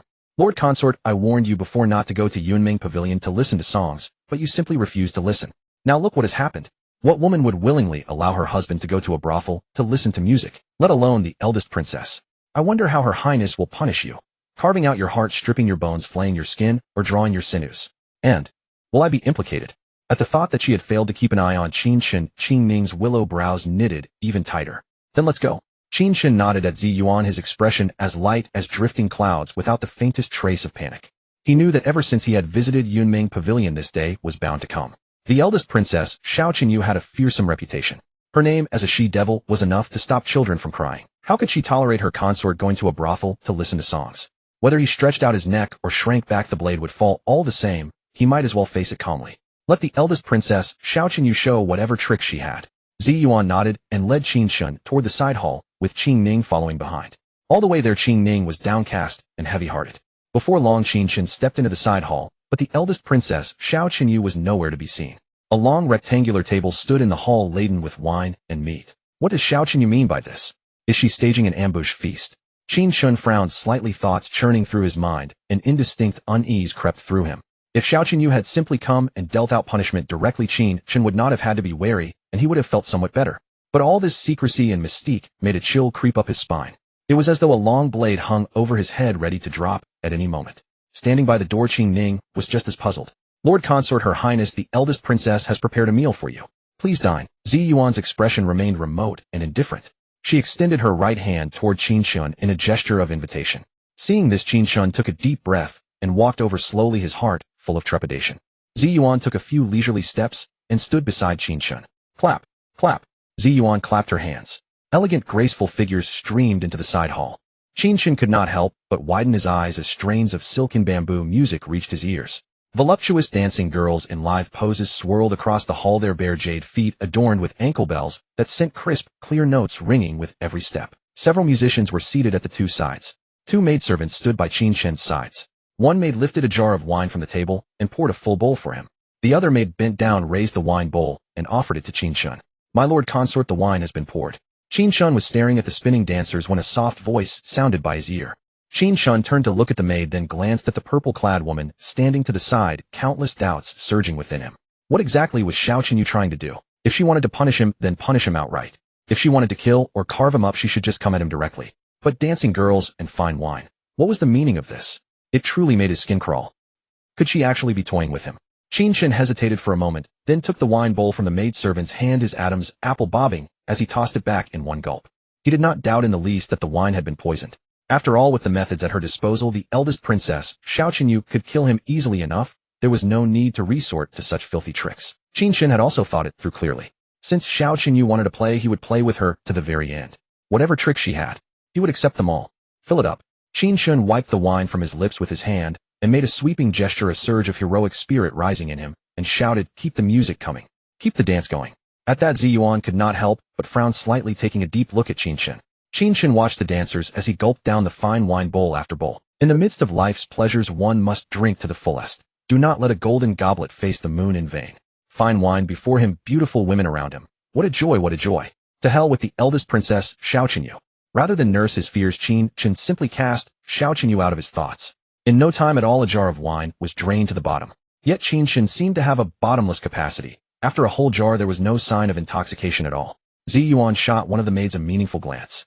The maid hurried out of the side hall and quickly returned carrying 2 jars of wine in her arms. Then 2 jars, 3 jars, 5 jars. Qin Chen drank 10 jars in a row, and a thick drunken flush climbed over his face. His cheeks burned crimson, and his eyes grew hazy and unfocused. Good. Nicely danced. Fueled by the drink, Qin Chen clapped and cheered at the dancers. Seeing this, Ziyuan signaled to the 2 maids beside Qin Chen, and they stopped pouring wine for him. Ziyuan stepped forward slowly, bent slightly at the waist, and leaned close to Qin Chen's ear, whispering, "My lord consort, Her Highness asks, are the dancers of Yunming Pavilion more beautiful to watch than the dancers in this mansion? And is the wine in this mansion a match for the wine of Yunming Pavilion?" At her words, a chill shot through Qin Chen's bones. Cold dread swept over him, and his drunkenness vanished in an instant. Damn it. So this is where she was leading all along. So this was why she had plied him with wine and set dancers before him. Yunming what? Qin Chen cast a glance at Ziyuan and spoke with a drunken slur, a befuddled smile tugging at the corners of his mouth. Ziyuan frowned and gazed at Qin Chen quietly for a while, then said slowly, "The princess said that since the lord consort wishes to drink and watch dancers, he should be given his fill of wine and his fill of dancing. Pour the lord consort's cup full again." Thud. The instant her words landed, darkness flooded Qin Chen's eyes, and he slumped over the table, his lips moving faintly. He was drunk. Whether truly drunk or feigning it no longer mattered. Drink his fill and watch his fill. Wouldn't that mean drinking and watching until he collapsed or died of exhaustion? So Qin Chen simply closed his eyes and chose to melt into drunken oblivion. Ziyuan knitted her brows tightly. Qin Chen lay there for a night and a day, and it was not until the evening of the next day that he opened his eyes, his head heavy and dazed, his body reeking of alcohol. He sat up and massaged the bridge of his nose. Grumble, grumble. His stomach was utterly empty, letting out a series of growls. Xiao Qinyu, that was a ruthless move of yours. Qin Chen took a deep breath, unable to keep from complaining inwardly, just the smell of alcohol makes me want to throw up now. Then he called for Qing Ning. He took a bath, ate some food to fill his stomach, and then returned to the bed to sit cross-legged. Time to practice the 9 dragons' heaven-conquering art. A gleam flickered in Qin Chen's eyes, and his expression was resolute. Host Qin Chen. Spiritual root, Immortal Bone of the Great Tao Fortune Transfer. Cultivation, 9th heaven of the Meridian Opening Realm. Arts, Samsara Poison Scripture, 9 dragons, subverting heaven. Art, not yet initiated.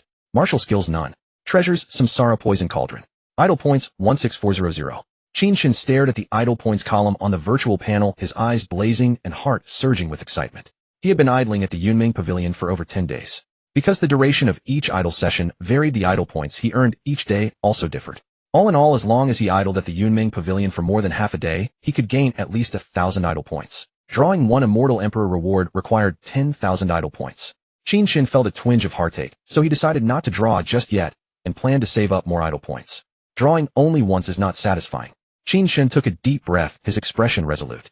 Slowly closing his eyes, he shouted in his heart system, "Use all my idle points to cultivate the 9 dragons subverting heaven art." Consumed 1000 idle points. You begin cultivating the 9 dragons subverting heaven art. First you become a dark python, then a spirit flood dragon, and finally a true dragon. 10 pythons become a flood dragon, 10 flood dragons become a true dragon. 9 dragons assail the azure heavens. An ethereal voice echoed instantly in Qin Chen's mind. Hearing this, Qin Chen's mind roared. One awe-inspiring image after another flooded into his thoughts, as if he were receiving divine enlightenment. He sat cross-legged on the bed, ethereal spiritual energy gradually rippling around him, extraordinary and mystical, while his mind drifted far away. On a cloud-shrouded, mist-wreathed mountain peak, Qin Chen sat with legs crossed, faint echoes of python roars and dragon cries lingering at his ears. It was as if he had sunk into another mysterious world. At this moment, Qin Chen entered an extraordinary cultivation state. Consumed 1000 idle points. With your supreme talent and astonishing comprehension, in only half a day, you cultivated the phantom of your first heaven-swallowing dark python. Your cultivation breaks its fetters and ascends to the first heaven of the body-tempering realm. Consumed 1000 idle points. After half a month of arduous cultivation, you have manifested 2 more heaven-swallowing dark pythons. Your physical body has grown even stronger, and your cultivation has stepped into the 3rd heaven of the body-tempering realm. Consumed 1000 idle points. You intend to cultivate the 4th heaven-swallowing dark python in one go, but you hit a bottleneck. Yet you do not give up, deeply aware that the Immortal Emperor art is terrifying, and its cultivation also means immense difficulty. Consumed 1000 idle points. As one system notification after another echoed in Qin Chen's mind, waves of comprehension surged into his thoughts.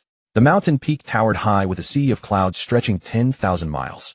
A supremely surging aura irradiated from Qin Chen's body, and the phantoms of 3 heaven-swallowing dark pythons churned through the cloud sea, letting out bursts of python roars. The heaven-swallowing dark python was 100 zhang long, its body covered in purple and black scales, with cold light flickering in a pair of vertical pupils. Qin Chen could clearly feel his physical body growing stronger. Endless spiritual energy of heaven and earth surged madly into his body, tempering his flesh. Flesh, bones, meridians. The 2nd realm of martial arts, the body-tempering realm.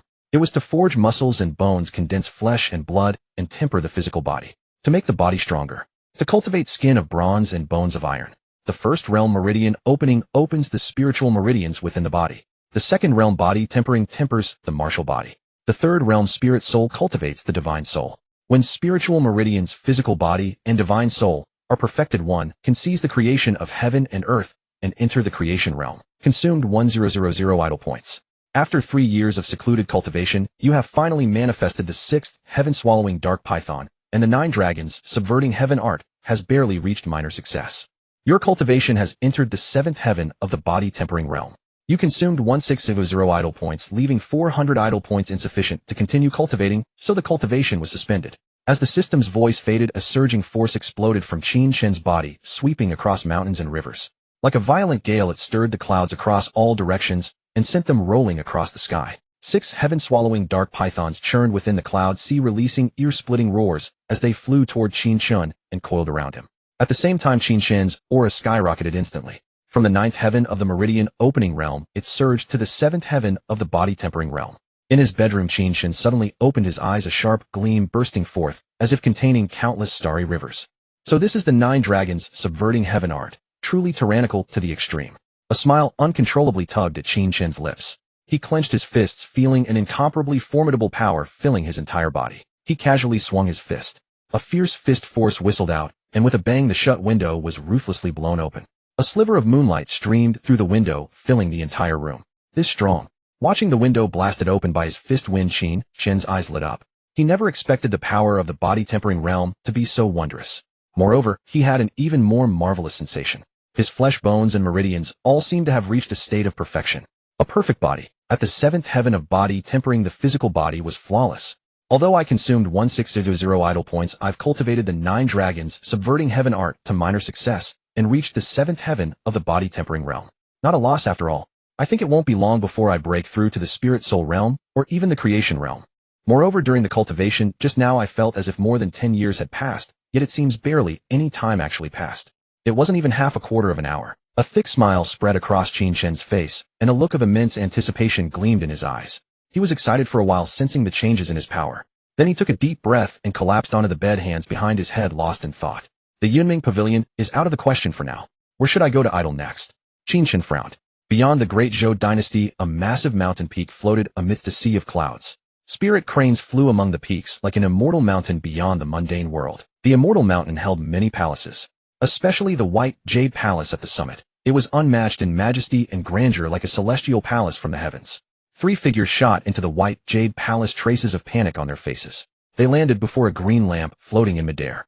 The lamp's body seemed soaked in ink, with ancient runes flowing across its burner and an aura of mysterious azure profundity emanating from it. Watching the runes swirl on the green lamp, the 3 exchanged uneasy glances, their brows deeply furrowed. The azure profound lamp senses a change in the heavenly Tao of this world. It seems someone has again cultivated a complete art, and a rather extraordinary one at that. Otherwise the azure profound lamp would not have stirred so violently. The black-robed man among the three spoke slowly with a grave expression. The Tao of this world has been severed and all arts are long incomplete. How could anyone possibly cultivate a complete art? Could there be a mistake? The other white-robed man frowned deeply, his face full of disbelief. Though he had witnessed the azure profound lamp's disturbance, he could not understand how anyone could cultivate a complete art. After all, the Tao of this world had been severed for over 10,000 years, and no one had been able to cultivate a complete art. The azure profound lamp senses the heavenly Tao and will not be wrong. For now we must find that person first, and eradicate him. A cold, murderous intent surged in the eyes of the other gray-robed man. Hearing this, the black-robed man and the white-robed man both turned cold and nodded in unison. A realm where the great Tao is incomplete must not tolerate such a heretic appearing. Yixian is right. As for heretics, they should be wiped out as soon as possible to eliminate future trouble, the black-robed man muttered. The gray-robed man, named Yixian, nodded slightly, then gently waved his sleeve and sent a stream of spiritual energy into the azure nether lamp. Buzz. The azure nether lamp trembled lightly, then burst into brilliant radiance like a shining galaxy. Within that radiance, mountains and rivers were delineated, vast and boundless earth stretching without end. That was the map of the world's mountains and rivers. Zhongting Daozhou again. Yixian looked at the glowing region on the map of mountains and rivers, his pupils contracting and his expression turning strange. The three exchanged glances, all frowning. Zhongting Daozhou truly is strange. It is actually that very place again stirring the great Tao. 10 years ago the great Tao had also moved. A dynasty in Zhongting Daozhou tried to reform its laws and overturn heaven and earth, but in the end the dynasty's dragon vein was severed. Unexpectedly 10 years later Zhongting Daozhou is restless once again, the white-robed man muttered. The black-robed man stared at the map of mountains and rivers, and said slowly, after all, that region was once a state of immortals and gods where 10,000 emperors reigned supreme. Of the 3,000 Daozhou, Zhongting stands supreme. Though times have changed and Zhongting's former splendor has long been buried in over 100,000 years of time, that place is still extraordinary. It would not be strange for it to produce one or two monstrous prodigies from time to time. Yixian blinked, his gaze returning to calm, and said indifferently, then let us make a trip to Zhongting Daozhou and meet that monstrous prodigy. Let the people over in Zhongting Daozhou handle it, the black-robed man said, waving his hand with a faint smile. If we three old fellows have to deal with everything ourselves, won't we be exhausted to death? The future belongs to the young. The prodigies of the heavenly palace can all stand on their own. A person who can stir the great Tao and has cultivated a complete cultivation art will inevitably raise storms in Zhongting Daozhou. Finding him won't be difficult. Besides to the prodigies of the heavenly palace, he will also be an excellent whetstone. Yixian pondered for a moment, then slowly nodded. Early morning. The newly risen sun spilled light across the mortal world. Qin Chen woke from sleep with his hands behind his head, his brows slightly furrowed, and his eyes thoughtful. System, besides Yunming Pavilion, are there any other idle spots? Qin Chen asked inwardly. Elder Princess Xiao Qinyu had let him drink his fill and watch beautiful women dance to his heart's content. She had not cut him down with a single slash. Qin Chen was well aware of that. If he still went to idle at Yunming Pavilion, he would have a hard time answering to Xiao Qinyu. For now he had to change to another idle spot. After waiting all night without hearing the system's ding, Qin Chen simply asked directly. Ding. The idle spot has refreshed. Second idle spot, Xinjiang. Grade S. Note 1. The higher the idle spot's grade, the more idle points you can earn from idling. Note 2. An S-grade idle spot has a high chance of dropping Immortal Emperor rewards. Note 3. After a new idle spot appears, the previous idle spots can still be used for idling. Hearing the voice in his mind, Qin Chen froze for a moment, his eyes gradually widening. He had only asked tentatively, yet the system gave it to him outright. A bright smile spread across Qin Chen's face. Excitedly he sat up and then got dressed. Right now he could not wait to go idle at Xinjiang. After last night's cultivation boost, Qin Chen became even more eager for idle points. As long as he idled like mad, he could grow stronger like mad. Then win Xiao Qinyu. Deal with Qin Feng and that family of his. After dressing, Qin Chen summoned Qing Ning. Qing Ning entered, as usual, carrying a basin of hot water, a faint smile on her pretty face. Qing Ning, go get ready. After breakfast, on leaving the mansion, Qin Chen said, while washing up. Qing Ning's slender brows drew together, and she warned Prince Consort, Her Highness the Elder Princess forbids you to go to Yunming Pavilion again. You'd better not go. Earlier she was only giving you a show of authority. If you go to Yunming Pavilion again, Her Highness may not let you off lightly. Qing Ning stared at Qin Chen with a strange expression. She had not expected Qin Chen to be so bold, still thinking about Yunming Pavilion. Qin Chen turned his head to glance at Qing Ning and smiled. It's not Yunming Pavilion. I'll take you to a good place. Until he had the strength to go head-to-head with Xiao Qinyu, Qin Chen still did not want to take reckless risks. Qing Ning breathed a sigh of relief. As long as it wasn't Yunming Pavilion. Still she remained wary. Prince Consort, besides Yunming Pavilion, you can't go to other brothels or courtesan houses either.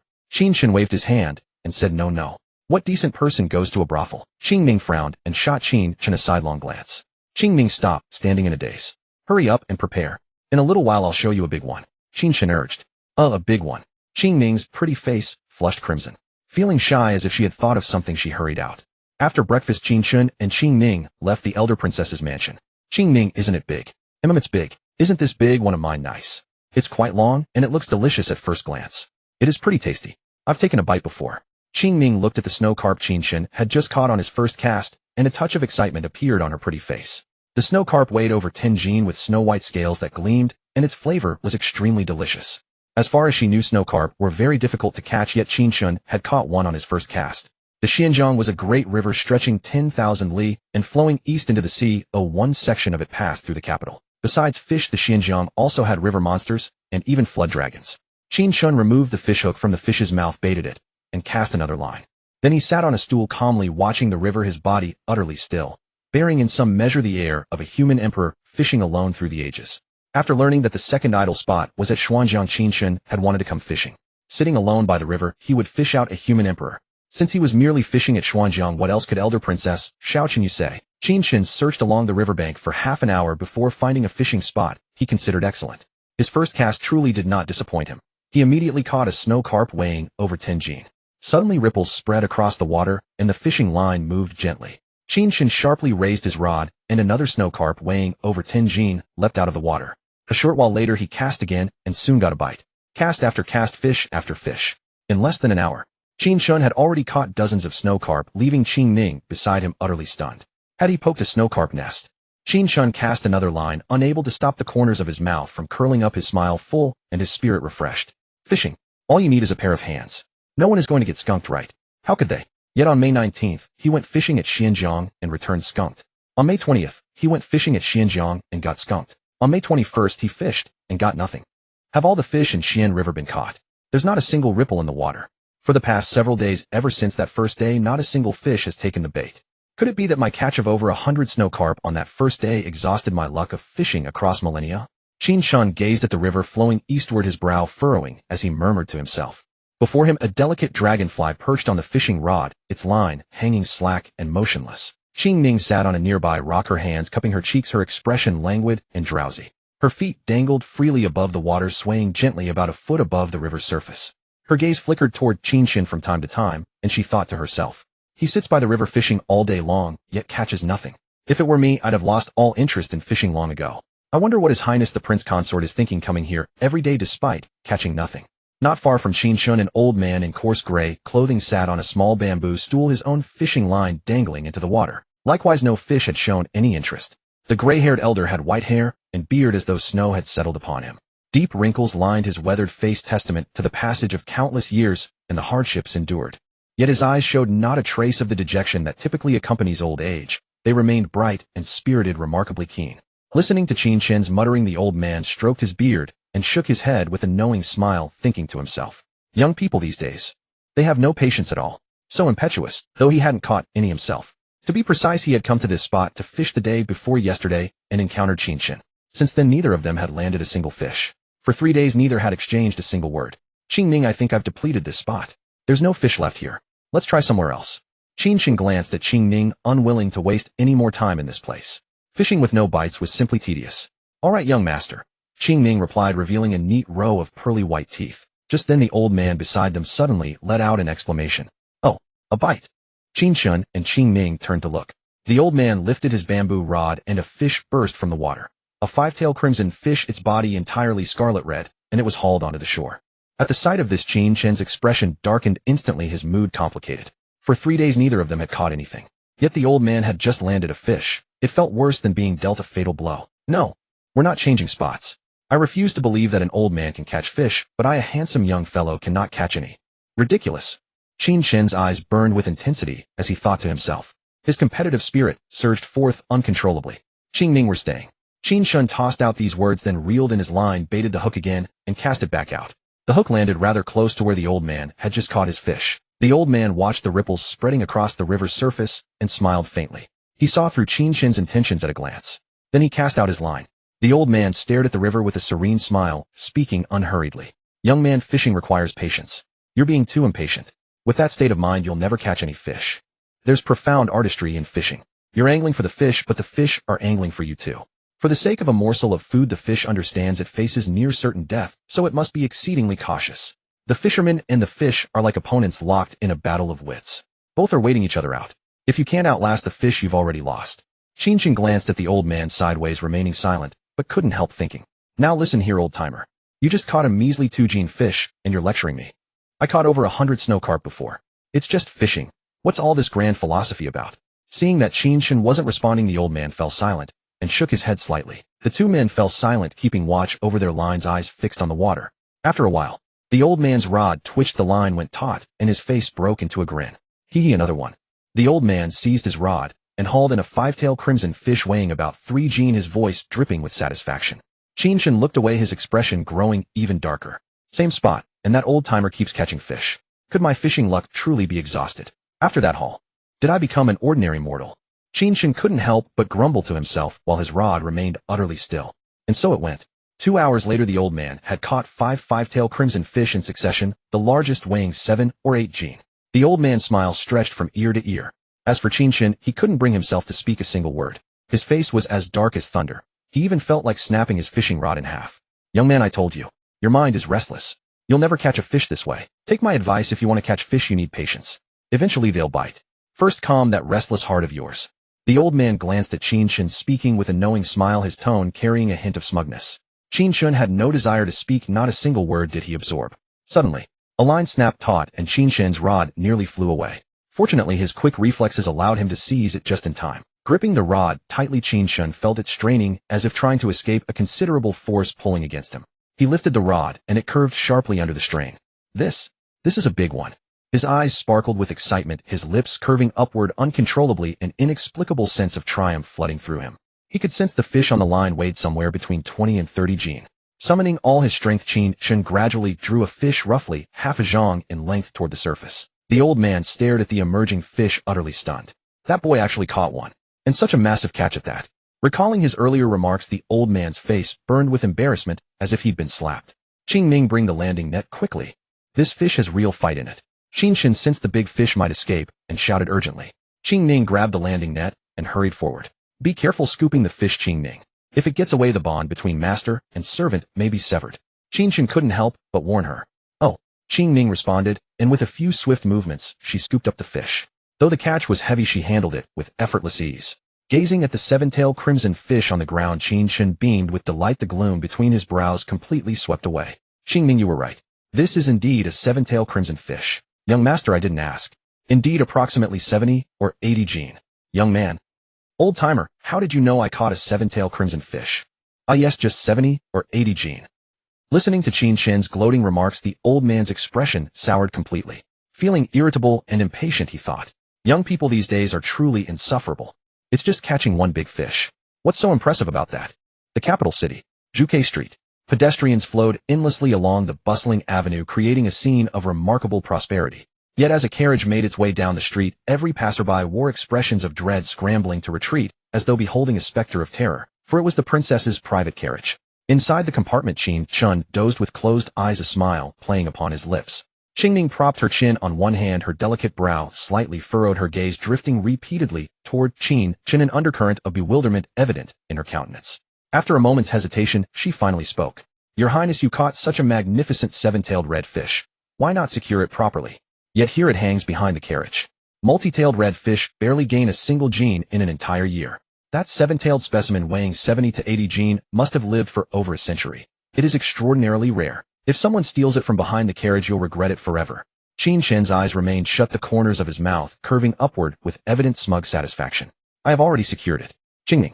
Bafflement swept across her features, her expression strange and indecipherable. She simply could not fathom what son-in-law Qin Chen was thinking. The fish was clearly hanging behind the carriage. How could it possibly be secured? Qin Chen raised his hand and tapped the carriage wall, calling out leisurely. Xiao Lu, don't rush back to the manor. Let's take a detour through West Market Street instead. The crowds there are lively and vibrant. Oh yes, circle around West Market several times. The coachman's voice rang out from beyond the carriage. As you wish, Your Highness.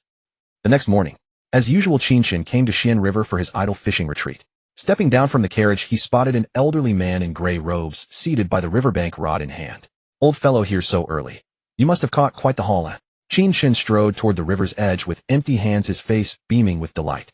Qingning and Xiao Lu followed close behind, carrying fishing rods, bait, and other gear. At these words the old man's face darkened considerably, his brow furrowing as an uncomfortable tightness seized his chest, a blow of devastating magnitude. He had not arrived early at all. He had never left, having fished through the entire night by the riverbank. Incensed that Qin Chen could catch such magnificent fish, his pride demanded he land an equally impressive catch to prove himself. However, besides the 5 fish he'd caught yesterday, he hadn't landed a single one since.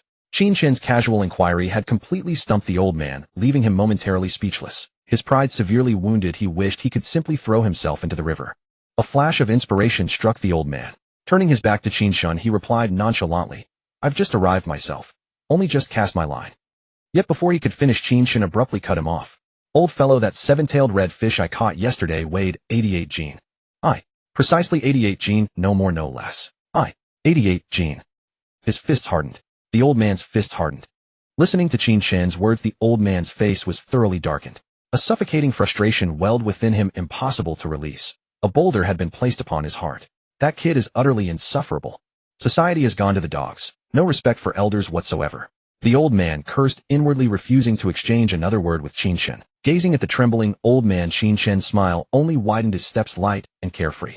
He approached the water's edge, took the fishing rod from Qingning, baited the hook, and began to fish. Both Qin Chen and the old man fell silent, locked in a silent contest to see who would catch the first fish.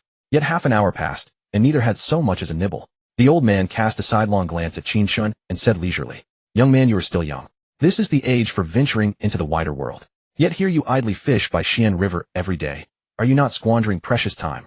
Do not wait until old age to gaze into the mirror and weep for wasted years." When this old man was your age, he had already carved out a legendary reputation, his name spreading far and wide. Those were glorious times indeed. In both the martial world and the imperial court, who would not grant me due respect? The old man stroked his beard, relishing every word of his boast. His face glowed with satisfaction, his eyes bright and spirited, suddenly appearing 30 years younger. The waves behind pushed the waves before, yet the rear wave shall never perish upon the shore. Having been bested by Qin Chen in fishing, the old man sought to salvage his dignity. He resolved to reclaim some face through other means. Upon hearing this, Qin Chen glanced at the gray-haired old man, his gaze lingering on that frost-white mane. His thoughts churned. "When you were young, I hadn't even been born yet. Comparing your youthful glory with mine, have you no shame? You're already advanced in years, yet your temperament remains childlike." His heart stirred a faint smile, curling his lips as he spoke slowly. "Old fellow, no matter how glorious your youth, in the end you still fish by Xian River. We're all just fishermen here, so why should I bother with all that trouble? I might as well start fishing while I'm young. One could say I've taken a shortcut of several decades." The words struck like a thunderbolt. The old man's radiant smile froze instantly, his lips twitching as he stood utterly dumbfounded. A shortcut of several decades. What twisted logic was this? Old fellow, a wise man does not boast of past valor. No matter how illustrious your youth today, we are both merely humble fishermen. Qin Chen beamed. The old man was left speechless, his face as dark as earth. His liver ached with fury. He had sought to recover some dignity through recollections of former glory, only to be utterly countered and humiliated. Seeing the old man fall silent, Qin Chen smiled faintly and continued. "Besides, what good is fame and success? When a border general returns to the capital after years of service, the first thing he does is surrender his military authority to demonstrate his unwavering loyalty. What use is power that shakes the court? Serving beside the ruler is like living with a tiger. Who among such men can truly walk away untouched? The imperial court teems with treachery and stratagem. Beyond battling fellow officials, one must also contend against the heavens themselves. I am merely a mortal man. I cannot guard the frontiers, nor can I rule the halls of power. Once one takes office, every step must be calculated 100 moves ahead. One misstep brings the blade of execution. Before entering officialdom, I could boldly declare that I would surely be a righteous official. Simply give me the position. But once immersed in power, who can withstand the seduction of authority, wealth, and beauty? Unlike those incorruptible purists, I am but a common man. I would rather be a corrupt official, governing a remote corner of some distant town, possessing power, wealth, wine, and beauty. That would suit me perfectly. As for the martial world, it is nothing but bloodshed and violence, far too perilous for someone like me.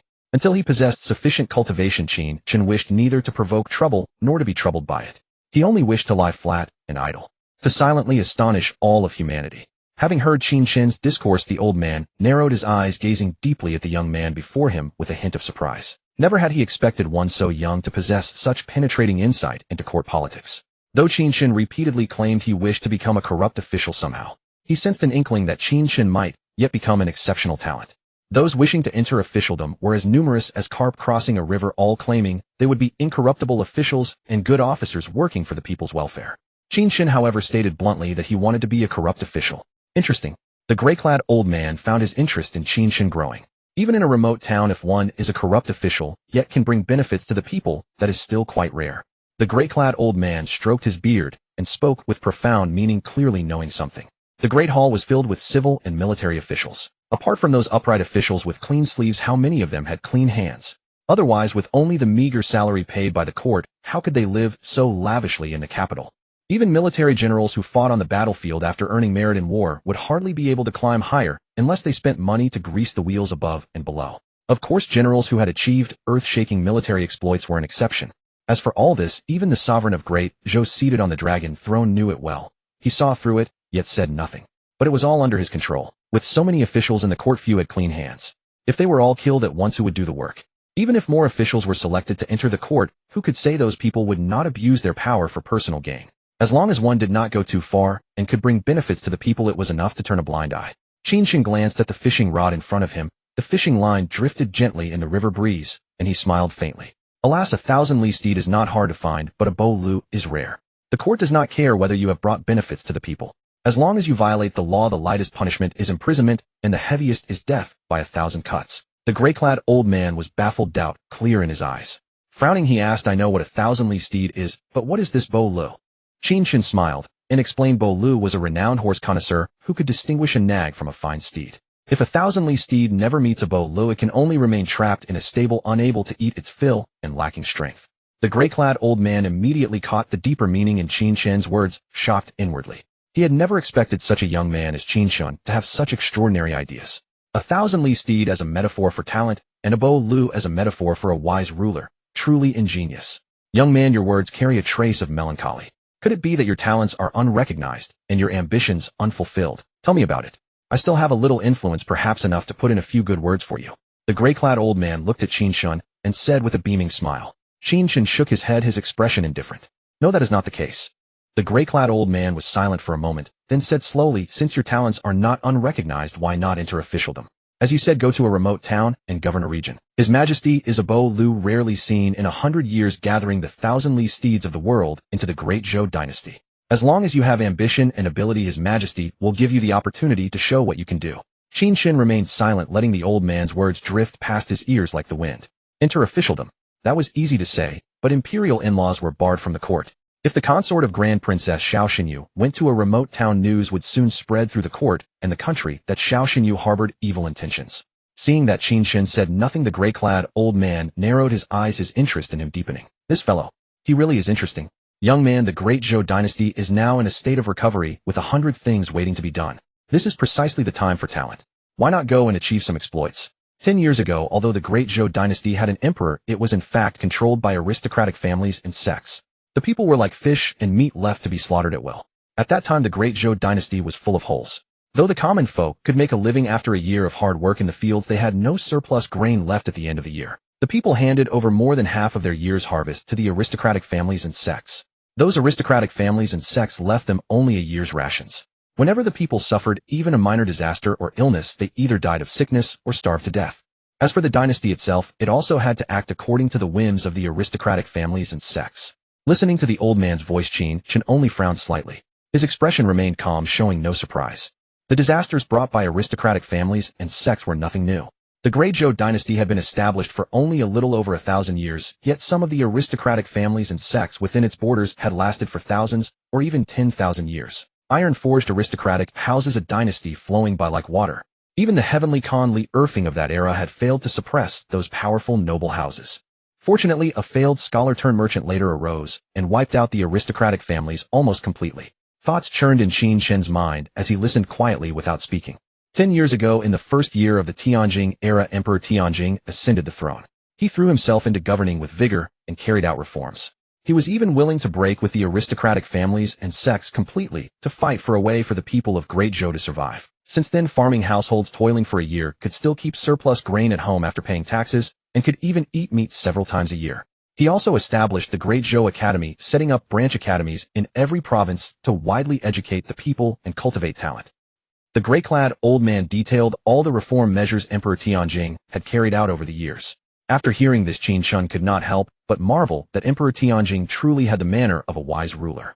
Of scholars, farmers, artisans, and merchant, scholars had always been the first class before. In Emperor Tianjing's view, however, scholars were not the first class. Farmers, artisans, and merchants were the most essential to the dynasty. Scholars should serve farmers, artisans, and merchants, resolving their difficulties rather than sitting in government offices and lording it over others with shouts and commands. In recent years, the growth of agriculture, industry, and commerce has been extremely rapid, gradually filling the treasury of Great Zhou. Hearing the old man's words, waves of shock surged in Qin Chen's heart, and he could hardly keep his composure. He abruptly turned his head toward the gray-clad old man, deep shock written across his eyes. Scholars serving farmers, artisans, and merchants. How could such an advanced idea exist in an era of feudal dynasties? As everyone knew, in the era of feudal dynasties, scholars had always stood high as the first class. And those reform measures were also incisive, hitting the point directly and proving quite effective. Qin Chen wore a thoughtful expression and mused inwardly. The gray-clad old man had said all this with no other intention. He simply wanted to tell Qin Chen that Emperor Tianjing was a wise ruler seen only once in several hundred years. If Qin Chen truly had grand ambitions, he could enter officialdom. Qin Chen pondered for a moment, then suddenly felt a jolt in his heart. An utterly astonishing thought flashed through his mind. Could Emperor Tianjing also be a transmigrator? If he is also a transmigrator, then those reforms and advanced ideals would all make sense. Qin Chen thought to himself. A moment later, he took a deep breath, suppressed his shock, and calmed down. Then he reconsidered. Though the reforms of the Great Zhou dynasty were flourishing day by day, those aristocratic families and sects were unlikely to sit idle and await extinction. 10 years of reform have already shown initial results. It is a blessing for the people and for the state. But I imagine they must also be facing considerable resistance now. If my guess is right, those aristocratic families and sects have most likely already begun to counterattack. Qin Chen hit the nail on the head, and the gray-clad old man instantly lost his composure. Although the Great Dazhou dynasty appeared to be thriving, presenting a picture of golden prosperity, the gray-robed old man knew well that Emperor Tianjing's reforms had encountered tremendous obstacles. Those aristocratic clans and sects had already made their moves in secret. Even the 6 surrounding dynasties were stirring restlessly, sharpening their weapons and preparing their horses at the borders. Yet only Emperor Tianjing and a very few in the court knew of these matters. Now a young man fishing had spoken of them with such casual ease. How could the gray-robed old man not be shaken? He stared at Qin Chen in astonishment, never imagining that Qin Chen could perceive the perilous situation facing the Dazhou dynasty at present. This young man can discern the greater picture from the smallest details with a keen and perceptive mind. If he entered the court as an official, he might achieve great things. He stroked his beard, unable to suppress an inward exclamation of wonder. He looked Qin Chen up and down, feeling more and more that this young man before him was agreeable to his eyes. His Majesty's reforms are for the people, trimming the foundations of the aristocratic clans and sects. Naturally, those clans and sects would not stand idly by. It is hardly surprising that they should retaliate. But, young man, you are a commoner without any official rank, yet you dare to discuss state affairs so recklessly. Are you not afraid that His Majesty will have your head cut off? The gray-robed old man said with a smiling face. Qin Chen came to fish at the Xinjiang River every day. If he held any official post, he would not have time to fish daily. At the same time, the old man could tell that Qin Chen was either wealthy or noble. After all, the carriage of the eldest princess's mansion was rather conspicuous, and there was a maidservant of considerable cultivation following beside him. However, the gray-robed old man did not realize that it was the carriage of the eldest princess's mansion. He had not paid attention to it before. Qin Chen smiled lightly and said, "As you put it, His Majesty is carrying out reforms, governing diligently, and striving for excellence. He would not lack the boldness to quibble with a young man like me. Besides, I have said nothing wrong." He paused briefly, his expression turning solemn, and said in a low voice, "The road of reform. How arduous it is. If the reforms go smoothly, initial results will appear in 10 years, modest accomplishments in 30, great success in 50, and nearly a full transformation within a century. Aristocratic clans and sects are like predators who devour people without spitting out the bones, deeply rooted, intricately interwoven, and with profound foundations. The earlier reforms at most force them to pay a small price, not enough to cripple them. But the next step is to make them cut off their own flesh. How could they agree? If the clans and sects launch a large-scale invasion, even if the Dazhou dynasty emerged victorious, it would likely pay a tremendous price and suffer severe damage. Moreover, the 6 surrounding dynasties are eyeing us covetously, and they will hardly miss the chance to loot while the house is on fire. At that point, the Dazhou dynasty would truly be driven to its final desperate end. On this land among the 7 dynasties, Dazhou stands at the lead.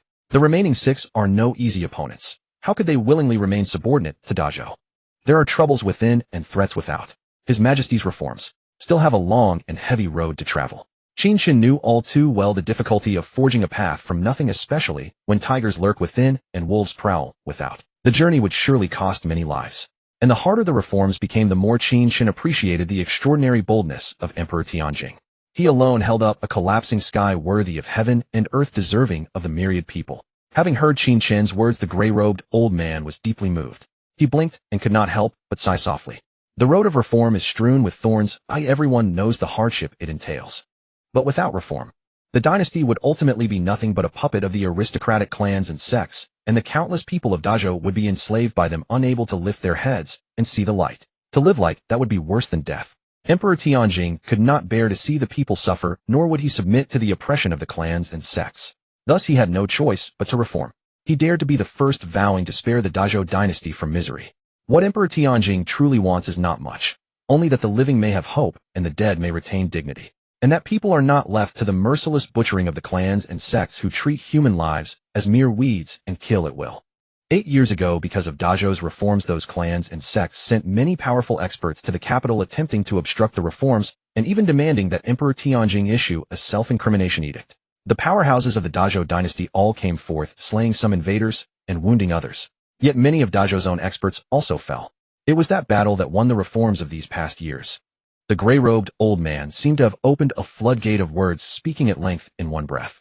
Whether it was because he felt wronged on behalf of Emperor Tianjing, or because he had finally met a junior with whom he could talk more freely after all these years, Qin Chen listened lost in thought, feeling his respect for that Emperor Tianjing grow even deeper. At the same time, he vaguely sensed that the gray-robed old man beside him was probably not of ordinary origin. The gray-robed old man drew a deep breath, then changed the subject and asked Qin Chen, "Young man, every word you just spoke was a pearl of wisdom, hitting the nail on the head. You must have some lofty views on the reforms, don't you? In your view, with troubles within and threats without, can the road of reform still be walked? If it can be walked, then how should one walk it to go even further?" Qin Chen narrowed his eyes, slightly hesitated for a moment, then said with exasperation, "Old fellow, are you trying to get me killed? Whether the road of reform can be walked, is that something I can say? If I say the wrong thing, His Majesty will have my head cut off." The gray-robed old man laughed heartily a few times and waved his hand. "This is just idle chat between two fishermen. It won't reach His Majesty's ears. Besides, given His Majesty's boldness, he would hardly stoop to bickering with a junior like you." Qin Chen hesitated, pondered inwardly, and then said in a low voice, "Dazhou's reform is an act of renewal. Naturally, it must be carried forward to the end. Moreover, the reform must never cease. Only by continuous change can we avoid being cast aside by the currents of the times and stand at the very forefront. The clans and sects have accumulated calamities for over 1,000 years. To eradicate this scourge would be an achievement worthy of 1,000 ages. For the situation at hand, I have 6 words. Build high walls, stockpile ample grain." The gray-robed old man's pupils constricted sharply. As he savored Qin Chen's 6 words, his eyes gradually brightened. He felt that those 6 words carried profound meaning. If I guess correctly, the military might of the Dazhou dynasty is still not strong enough, otherwise it would have already swept through those clans and sects. Therefore, the first priority is to cultivate formidable military power, train elite troops, forge terrifying weapons, and allocate cultivation resources to help high-level experts break through. Then send envoys to wander among the great clans and sects, adopting the strategy of induction and amnesty, granting them titles of nobility and high offices, thereby buying time to strengthen our military might. Although Dazhou's reforms have stripped the clans and sects of their interests, and they know that when the lips are gone the teeth feel cold, they would unite against Dazhou. Yet in the end they are bound together only by interest. Each of them harbors selfish designs. They are nothing but a heap of loose sand. By employing 1 or 2 schemes of sowing discord, we can make them suspicious of one another and fall apart without a fight. Moreover, those clans and sects have been passed down for many years after all, and none of them wishes to be destroyed. The human heart is a dreadful blade. If we wield it well, we can buy ourselves a little more time. In the final analysis, the military might of Dazhou is still insufficient. Dignity lies at the edge of the sword, and territory is measured by iron cavalry. Trim the clans, annihilate the sects, and then sweep across the 6 dynasties.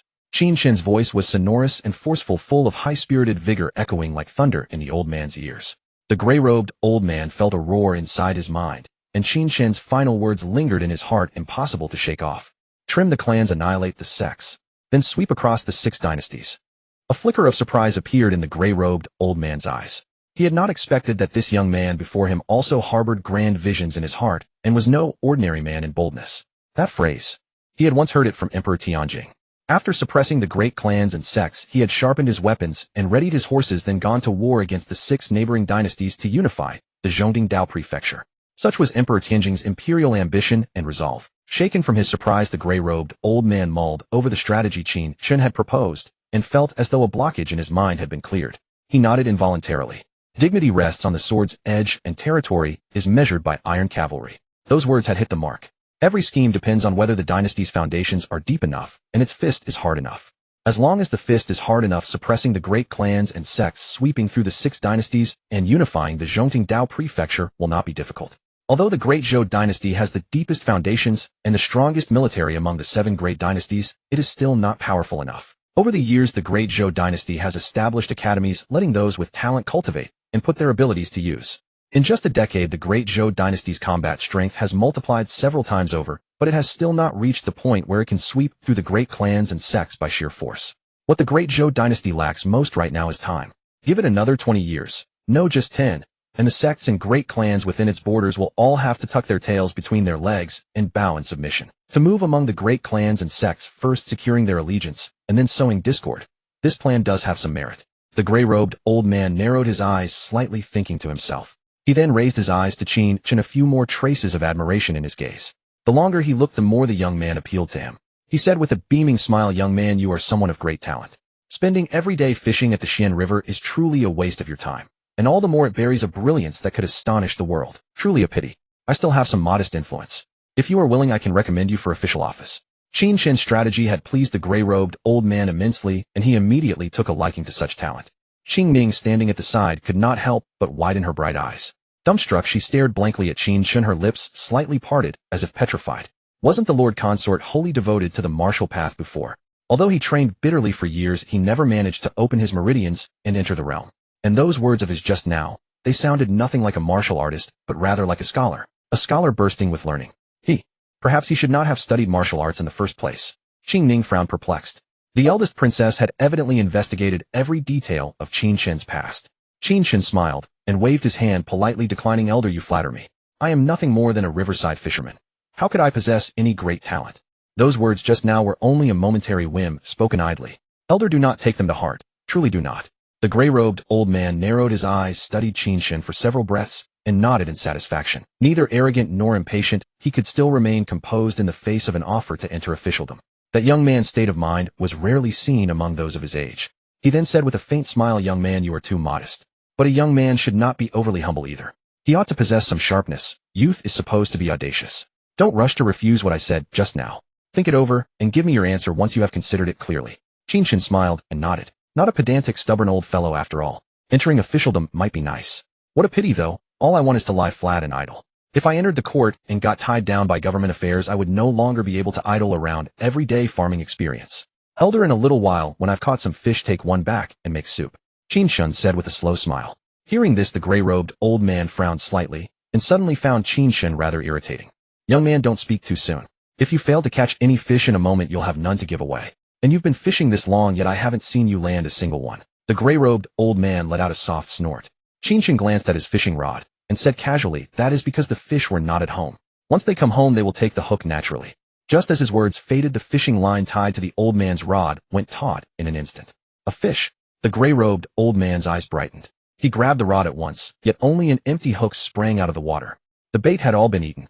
Though he had not caught a fish, the gray-robed old man was not disappointed. He turned to look at Qin Chen and said with a smile, "The fish are all at home. This old coot. He was mocking me." Hearing the gray-robed old man's soft laugh, Qin Chen felt his cheeks burn as if he had just been slapped. At that very moment, his fishing line drew taut, stirring rings of ripples. Qin Chen hastily grabbed his rod, and it bent down at once. Clearly a big catch had taken the bait. A few moments later, Qin Chen pulled in a black tiger fish weighing over 10 jin. Its strange scales were patterned like tiger stripes. "Elder, I told you. Just now the fish were not at home. Now that the fish have come back home, they naturally take the hook." Qin Chen looked at the gray-robed old man, his face full of smiles, looking rather pleased with himself.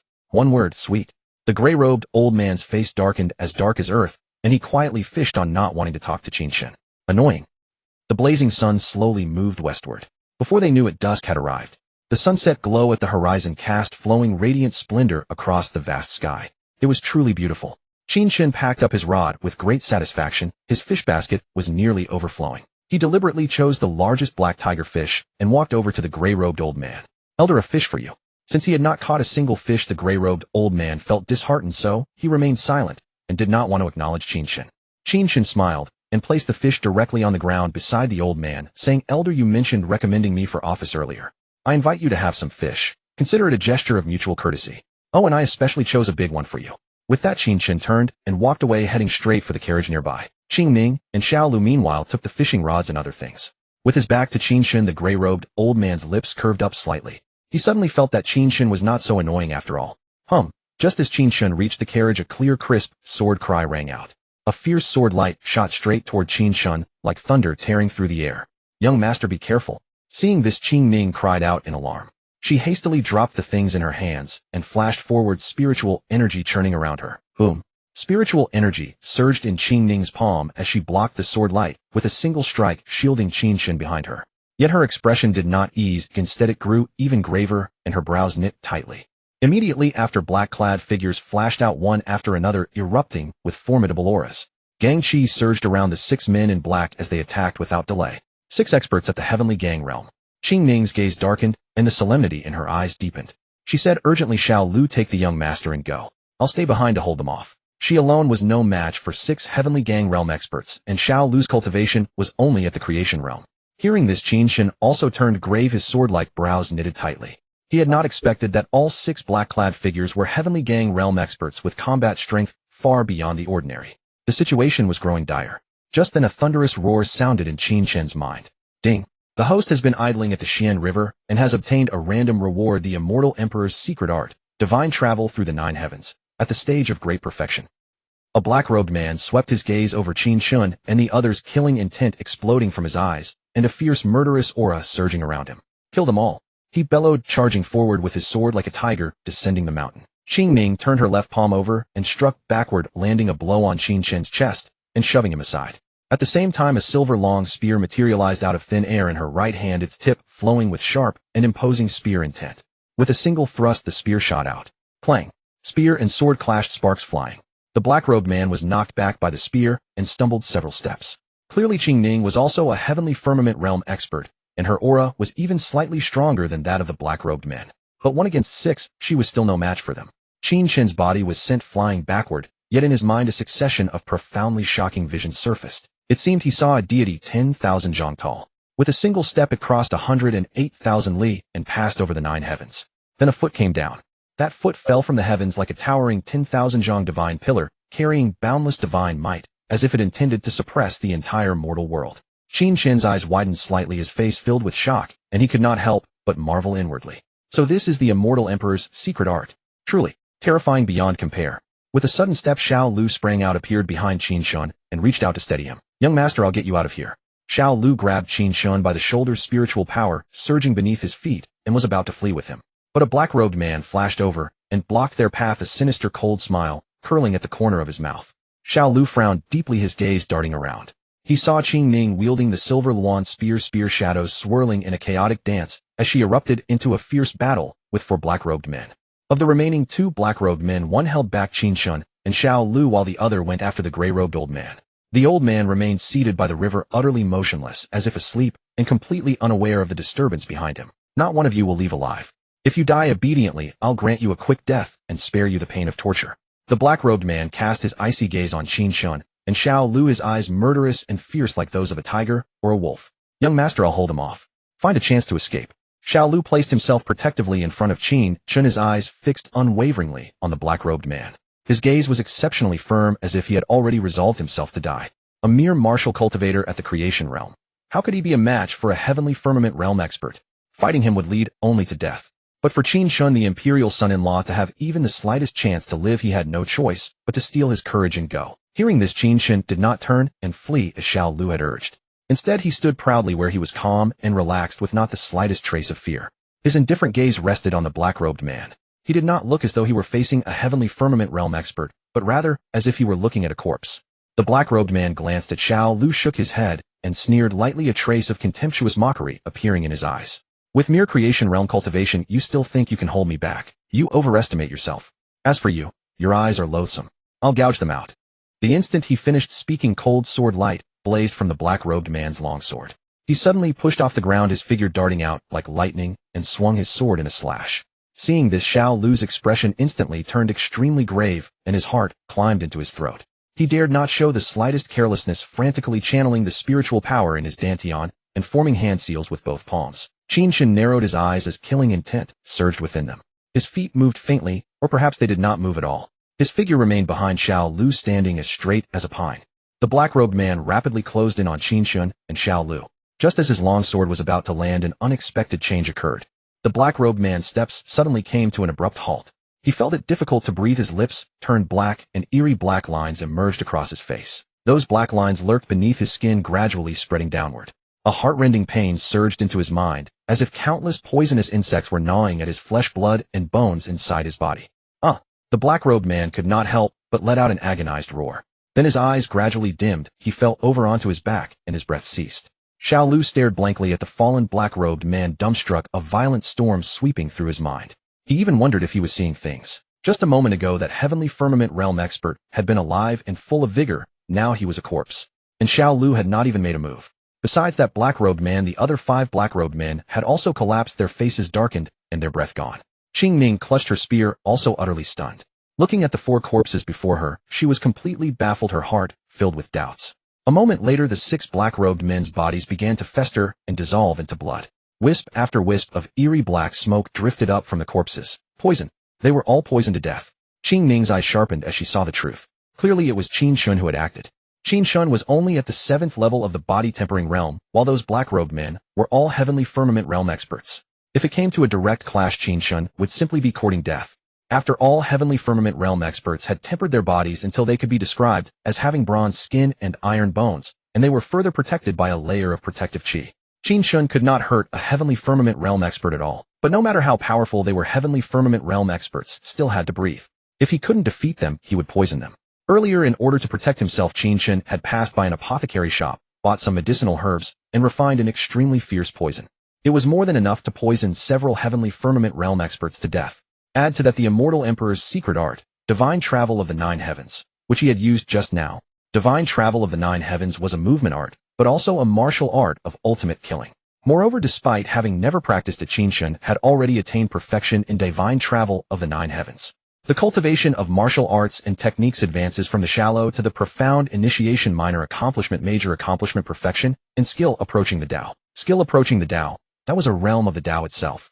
Across the entire world, only a handful of people could cultivate a martial art to that level. With Divine Travel of the 9 Heavens, Qin Chen even sensed that the passage of time had slowed around him. In reality, that was not the case. He had simply become faster. So fast that he could chase the sun and catch up with the moon. So fast that before Xiao Lu and Qing Ning could react, Qin Chen had already used Divine Travel of the 9 Heavens to poison all 6 black-robed men to death. Qing Ning slightly knitted her brows and swept her gaze around, thinking to herself, could there be an expert secretly protecting the imperial son-in-law? Seeing that Qing Ning was unharmed, Qin Chen turned to the gray-robed old man by the river and said with a smile, old-timer, those black-robed men were after you, weren't they?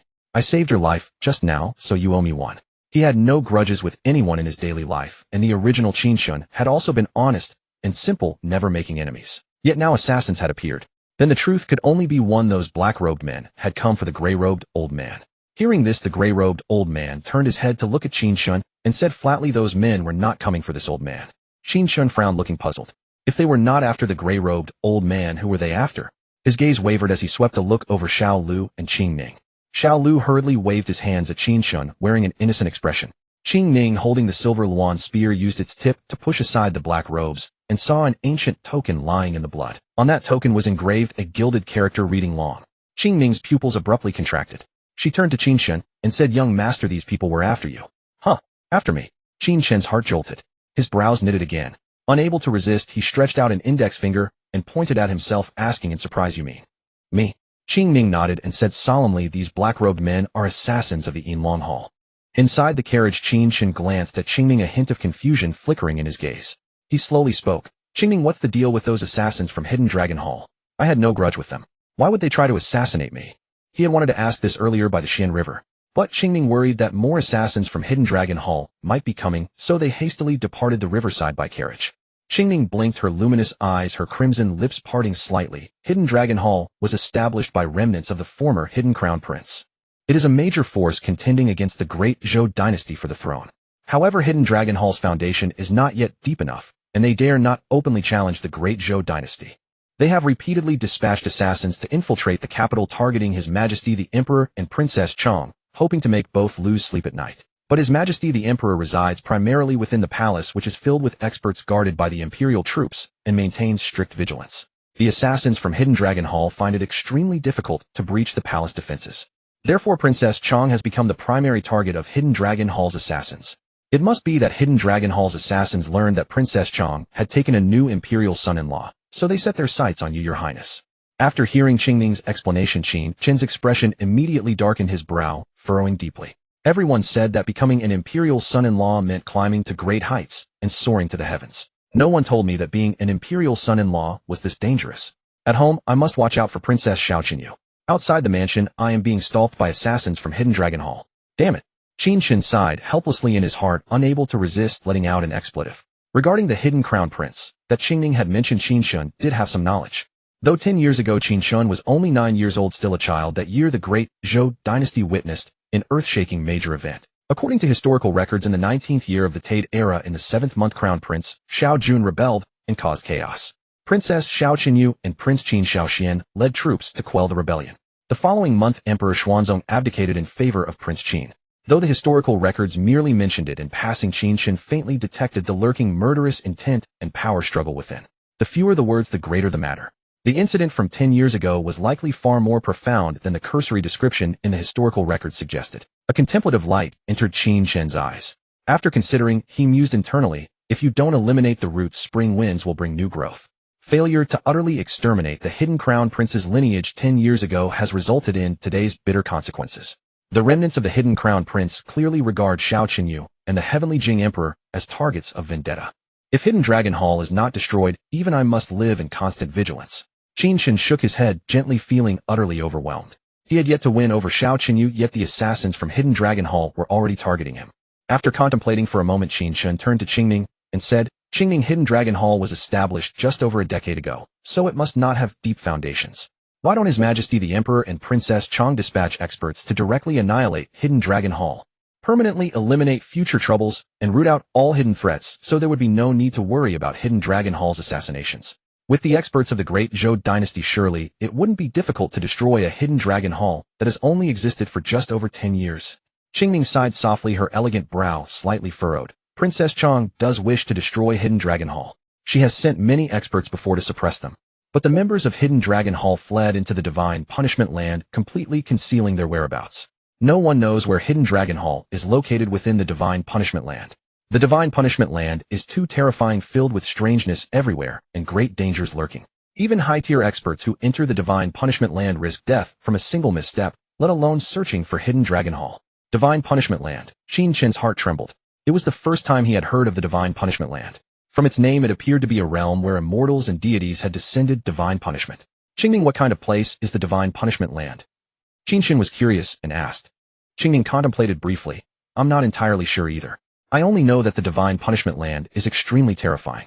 If you don't wish to die, absolutely do not set foot in the Divine Punishment Land. It was as if she had said nothing at all. Qin Chen felt somewhat exasperated. Without Qingming telling him, he could already surmise that the Divine Punishment Land was most likely extremely terrifying. Hidden Dragon Hall had indeed taken an extremely risky step. Your Highness, since assassins from Hidden Dragon Hall are targeting you, open attacks are easy to evade, but hidden daggers are hard to defend against. For some time to come, you should refrain from fishing at the Xian River. Let's lie low for a while. This time, Hidden Dragon Hall dispatched 6 Tiangang realm experts. If it hadn't been for the experts from the mansion who intervened from the shadows, the consequences would have been unthinkable. The assassins from Hidden Dragon Hall are ruthless and extreme in their methods, willing to use any means. Since this assassination attempt failed, they will certainly come again to carry out their attack. Qingming's bright eyes fixed intently on Qin Chen, her tone very serious. Recalling being surrounded by 6 Tiangang realm experts earlier, Qingming still felt lingering fear, almost too terrified to contemplate. She was not afraid of death herself, but worried about Qin Chen meeting an untimely end.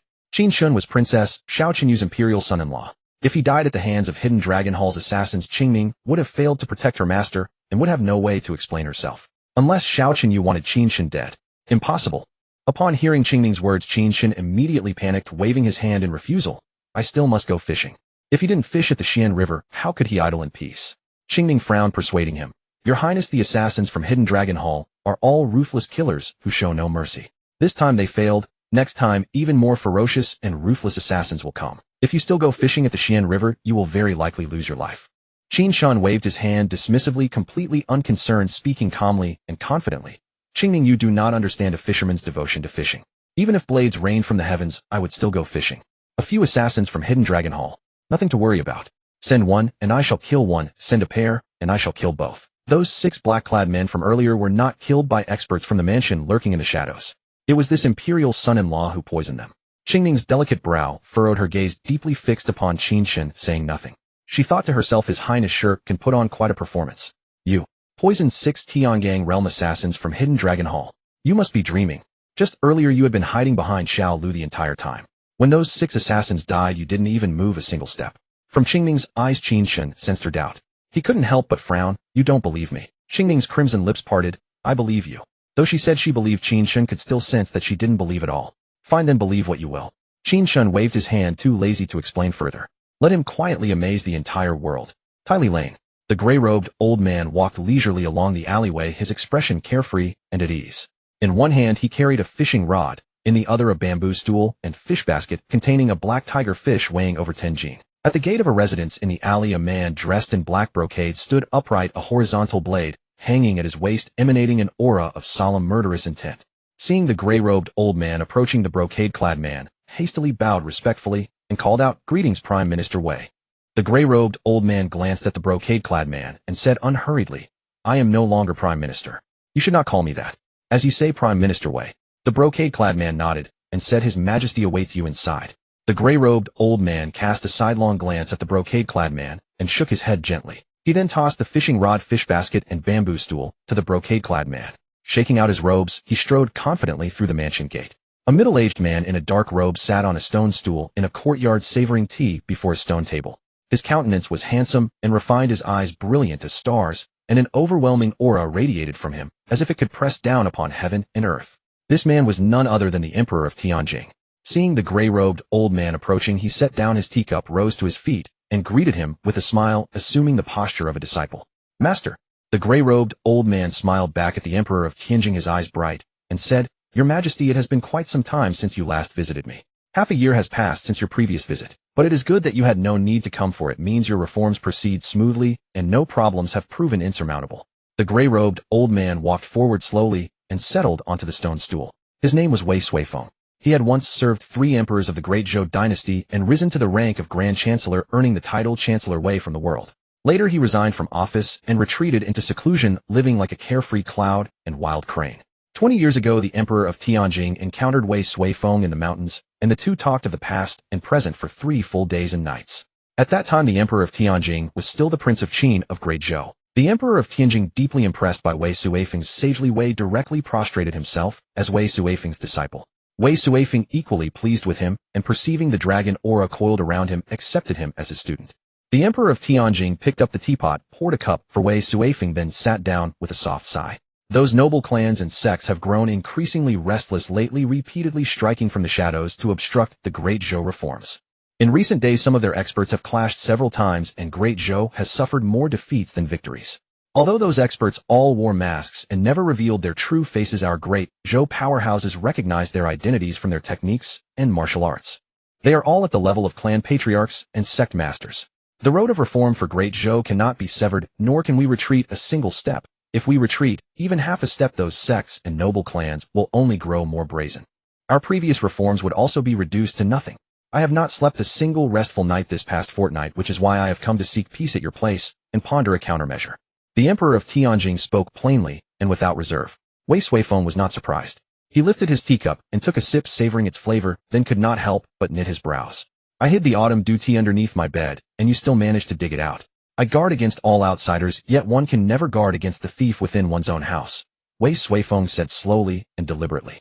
The Emperor of Tianjing kept his eyes lowered and his mind composed, taking a sip of tea as if he did not understand what Wei Suifeng meant. Wei Suifeng's gaze flickered. He sighed softly and shook his head, saying, When a nation is weak, reform is the only way to strengthen it, otherwise there is naught but suffering and humiliation. As for the restless noble clans and sects, I do have a plan that may stabilize the situation for a time.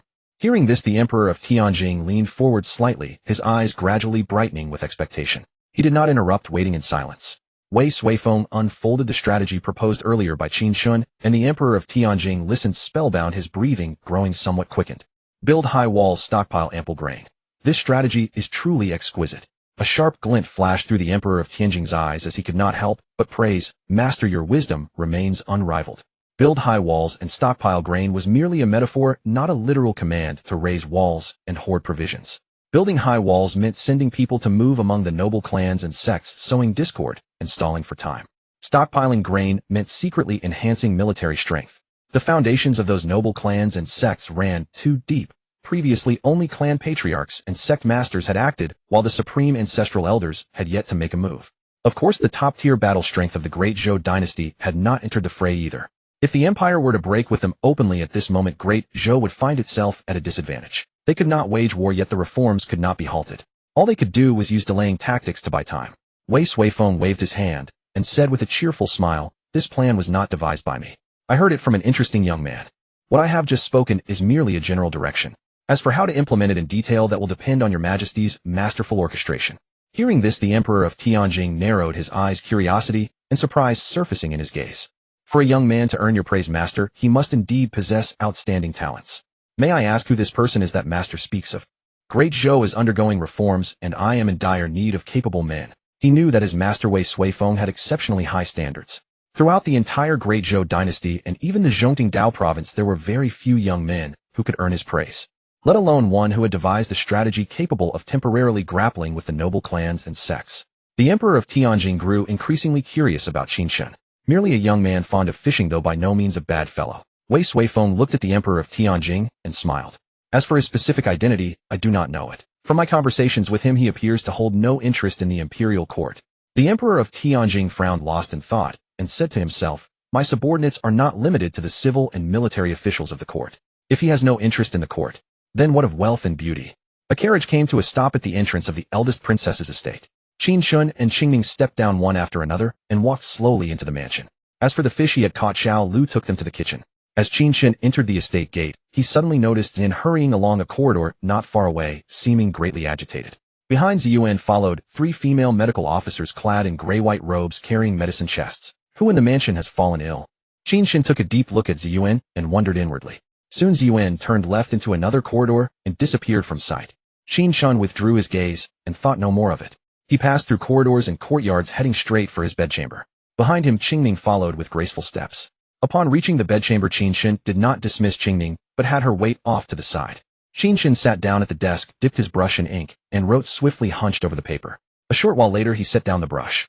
The white sheet before him was covered with characters, bold and vigorous like engraved iron and hooked strokes. Clearly, the previous Qin Chen had not snuck off to listen to songs in brothels during his studies, but had trained himself to write an excellent hand, leaving behind a muscle memory. Qingming, follow what is written on this paper and gather these items for me. Qin Chen called out to Qingming. She stepped forward slowly and took the paper from his hand. Her gaze fell upon the page and swept over it swiftly, yet her brow gradually knitted tighter. Blood, centipede, scarlet sinew, fruit, purple gloom, herb, corpse flower. These were all extremely toxic substances. My lord, these are all deadly poisons. For what marvelous purpose would you need so many venomous insects and poisonous herbs? Qingming hesitated for a moment, then asked with a frown. I intend to refine poison. Qin Chen cast a glance at her and said coolly, assassins from the Hidden Dragon Hall have already set their sights on me. I still need to go fishing at the suspended river, so I must make preparations. I told you in the carriage those 6 men in black were killed by my poison. You simply refuse to believe me. My martial cultivation may not be strong enough, but I know a thing or two about poison arts. Should the Hidden Dragon Hall send more assassins, I shall poison every last one of them. The brocade pavilion was refined and elegant, luxurious, yet not ostentatious. Xiao Qingyu lay on the bed, her eyes tightly shut. Her breathtakingly beautiful face was deathly pale, and her cherry lips were tinged with purple. The clothes over her chest were stained with blood, faint trails of black blood spreading like poisonous blossoms in full bloom. 3 silver needles were inserted into Xiao Qinyu's heart meridian. It was obvious. Xiao Qinyu had been poisoned by a deadly toxin. A young woman of exquisite beauty sat by the bedside, 3 fingers of her right hand resting on Xiao Qinyu's fair wrist to take her pulse. Her slender willow leaf eyebrows slowly knitted together, her expression grave. This woman was the head of the Imperial Academy of Medicine, named Nangong Minghua. She hailed from Medicine King Valley and was highly skilled in the art of healing. Ziyuan stood nearby, her delicate brows furrowed tightly, her pretty face filled with worry, her heart burning with anxiety. The entire room was shrouded in a stifling atmosphere, as if the very air had frozen. Zi Yuan stared intently at Nangong Mingyue. After waiting a moment, she could not help but ask, "Director Nangong, how is Her Highness the Princess?" Nangong Mingyue withdrew her hand from taking the pulse and said calmly, "I will first administer acupuncture to Her Highness the Princess." She did not say how severe Xiao Qinyu's injuries were, but Zi Yuan read the deeper meaning behind her words, and her heart sank. If the poisoned and eldest princess Xiao Qinyu had been insignificant, Nangong Mingyue would not have looked so grim, nor would she have remained silent about the situation. Then there was only one possibility. The poison afflicting eldest princess Xiao Qinyu was extremely troublesome. Nangong Mingyue first fed Xiao Qinyu a medicinal pill. Then from the open needle case, she took out silver needles one by one and gently inserted them into Xiao Qinyu's body, keeping her lips sealed. Beads of sweat gradually seeped out on her forehead. Zi Yuan and the others stood by, their hands clenched into tight fists, their fingernails digging into their palms with a faint ache. They were all burning with anxiety like ants on a hot pan, yet utterly powerless. Night fell, and the bright moon floated in the sky. It's already dark. Qing Ning hasn't returned. Why has she been gone so long? It shouldn't be so. Although the paper listed all sorts of highly poisonous insects and herbs, they weren't rare, and finding them shouldn't be difficult. Qin Chen sat on the drum stool, turned his head to glance at the bright moon outside the window, and could not help muttering to himself. Thump thump. After a while the sound of knocking finally came. "Lord Consort." Qing Ning stood outside the door and called out.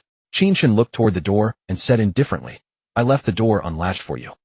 With a creak, Qing Ning pushed open the door and stepped inside, carrying 3 wooden boxes in her arms. Qin Chen's gaze landed on the 3 wooden boxes, and his star-like eyes brightened slightly, glimmering with a trace of anticipation. "Lord Consort, all the venomous insects and poisonous herbs you wanted are here." Qing Ning's brows were faintly creased, her eyes dim, as she placed the 3 wooden boxes on the table beside Qin Chen. "Much obliged," Qin Chen said politely, then opened the 3 wooden boxes one by one. Instantly a chill, sinister aura rushed toward his face, making one's hair stand on end. The boxes were filled with dead venomous insects, poisonous herbs, and toxic flowers. "With these poisonous things I can refine some extremely lethal toxins." Qin Chen's eyes flickered, thinking to himself. Seeing that Qin Chen's mind was wholly on those venomous insects and poisonous herbs, Qing Ning lightly bit her lip, then said, "Lord Consort, if you have no other instructions, this servant will take her leave." Qin Chen's gaze did not change, he waved his hand. "You may go now." Qing Ning nodded and turned toward the door. After only a few steps, she suddenly stopped, as if something had occurred to her. Then she turned around, blinked her moist, sparkling eyes, and asked Qin Chen, "Lord Consort, do you truly know how to refine poisons?" Qin Chen looked up at Qing Ning, feeling somewhat helpless inside. He had already said it twice before. Were his words really so unreliable? Qin Chen looked at Qing Ning and countered, "If I didn't know how to refine poisons, why would I have gathered all these venomous insects and poisonous herbs? Am I tired of living?" Qing Ning frowned and asked again, "Lord Consort, how skilled are you in poison arts?"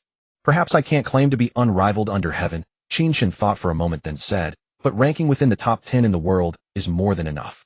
He possessed a century's worth of poison arts insights, equivalent to having cultivated poison arts for 100 years. Moreover, he carried the reincarnation poison scripture. Though his mastery of the poison path could not be called the absolute pinnacle, he had few rivals. Qing Ning frowned and could not help rolling her eyes at Qin Chen. "Lord Consort, you really can brag. Top 10 in the world. Why don't you just say you're the supreme lord of the poison path? Lord Consort, can you also cure poisons?" Though she was complaining inwardly, Qing Ning's words were quite different, and a trace of expectation flickered in her eyes. Qin Chen was slightly puzzled, but nodded and said, "One who uses poison can naturally cure poison if he can refine it." Hearing this, Qing Ning was overjoyed and promptly said, "Lord Consort, since you can cure poison, please come with this servant to the princess residence and try to cure the eldest princess." "Her Highness, the eldest princess has been poisoned." The young miracle doctor in the court tried several antidotes, but none could dispel the poison.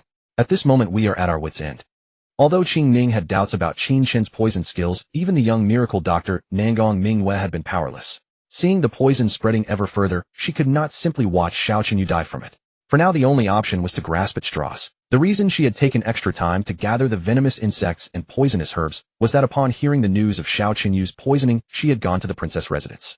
Later, remembering that Prince Consort Qin Chen was still waiting for his poisonous materials, she hurriedly left the princess residence. "No wonder I saw several imperial physicians at the mansion earlier. So Xiao Qinyu was poisoned.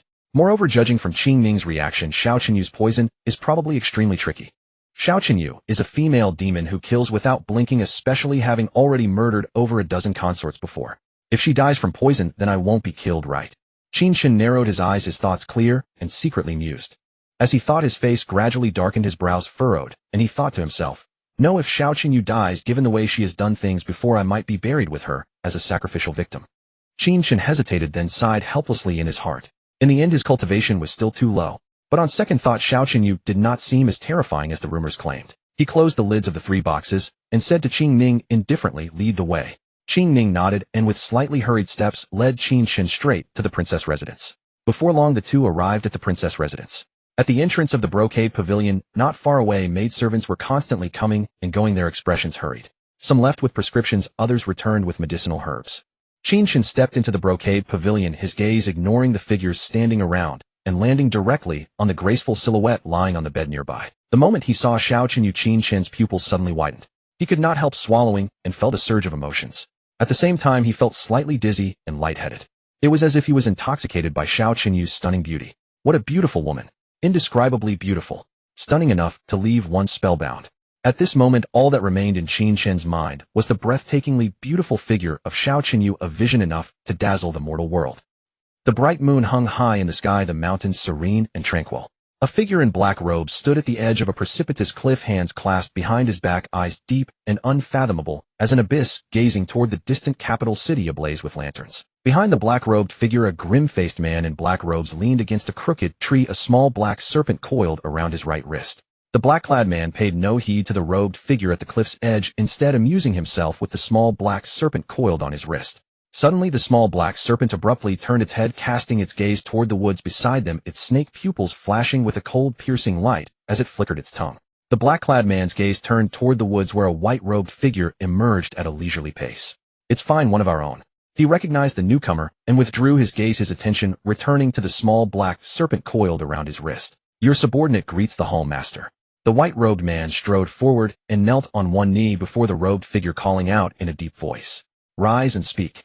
How went the mission?" The robed figure remained motionless, as immovable as a towering mountain peak, his voice resonating slowly.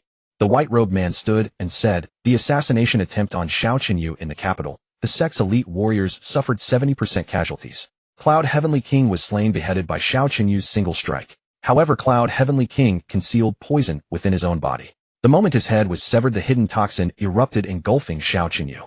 Now Xiao Qinyu has been poisoned by the Poison Master's jade-eyed golden toad. She faces almost certain death."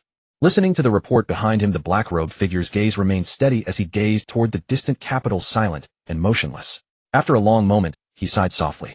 Though Cloud Heavenly King was advanced in years and knew his end was near, willing to conceal poison within himself, trading a pillar of our sect for Xiao Qinyu's life. This price is somewhat too great. The black-robed figure paused, his expression growing solemn. Gazing at the moon hanging in the heavens, he clasped his fists toward the void and spoke in a deep voice. "Cloud Heavenly King, may you find peace on your journey." He knew full well how terrifyingly brutal the Poison Master's jade-eyed golden toad toxin was. The toxin's golden toad would devour the victim's flesh, bone, blood, meridians, and even the spiritual soul itself. In the end, the body would shatter and the soul crumble to pieces in death. Even if he himself were struck by the toad poison, even if he survived, he would still have to shed a layer of skin. And Xiao Qinyu's cultivation was far below his own. Furthermore, not even the Poison Master knew how to cure the jade-eyed golden toad toxin, unless one possessed profound cultivation capable of forcibly excising flesh and replacing blood. In the black-robed figure's view, Princess, Xiao Qinyu had been poisoned by the jade-eyed golden toad, and death was inevitable. The black-robed figure lowered his hands and asked, "And what of the Xinjiang situation?" The white-robed man frowned slightly, hesitated, then gritted his teeth and said, "The Xinjiang operation has failed." "Moi." The black-robed figure was somewhat surprised, his eyes narrowing slightly. 6 Heaven Gang realm experts could not kill a mere fisherman. The white-robed man's body trembled slightly, sensing an extremely terrifying aura descend upon him, making his scalp go numb.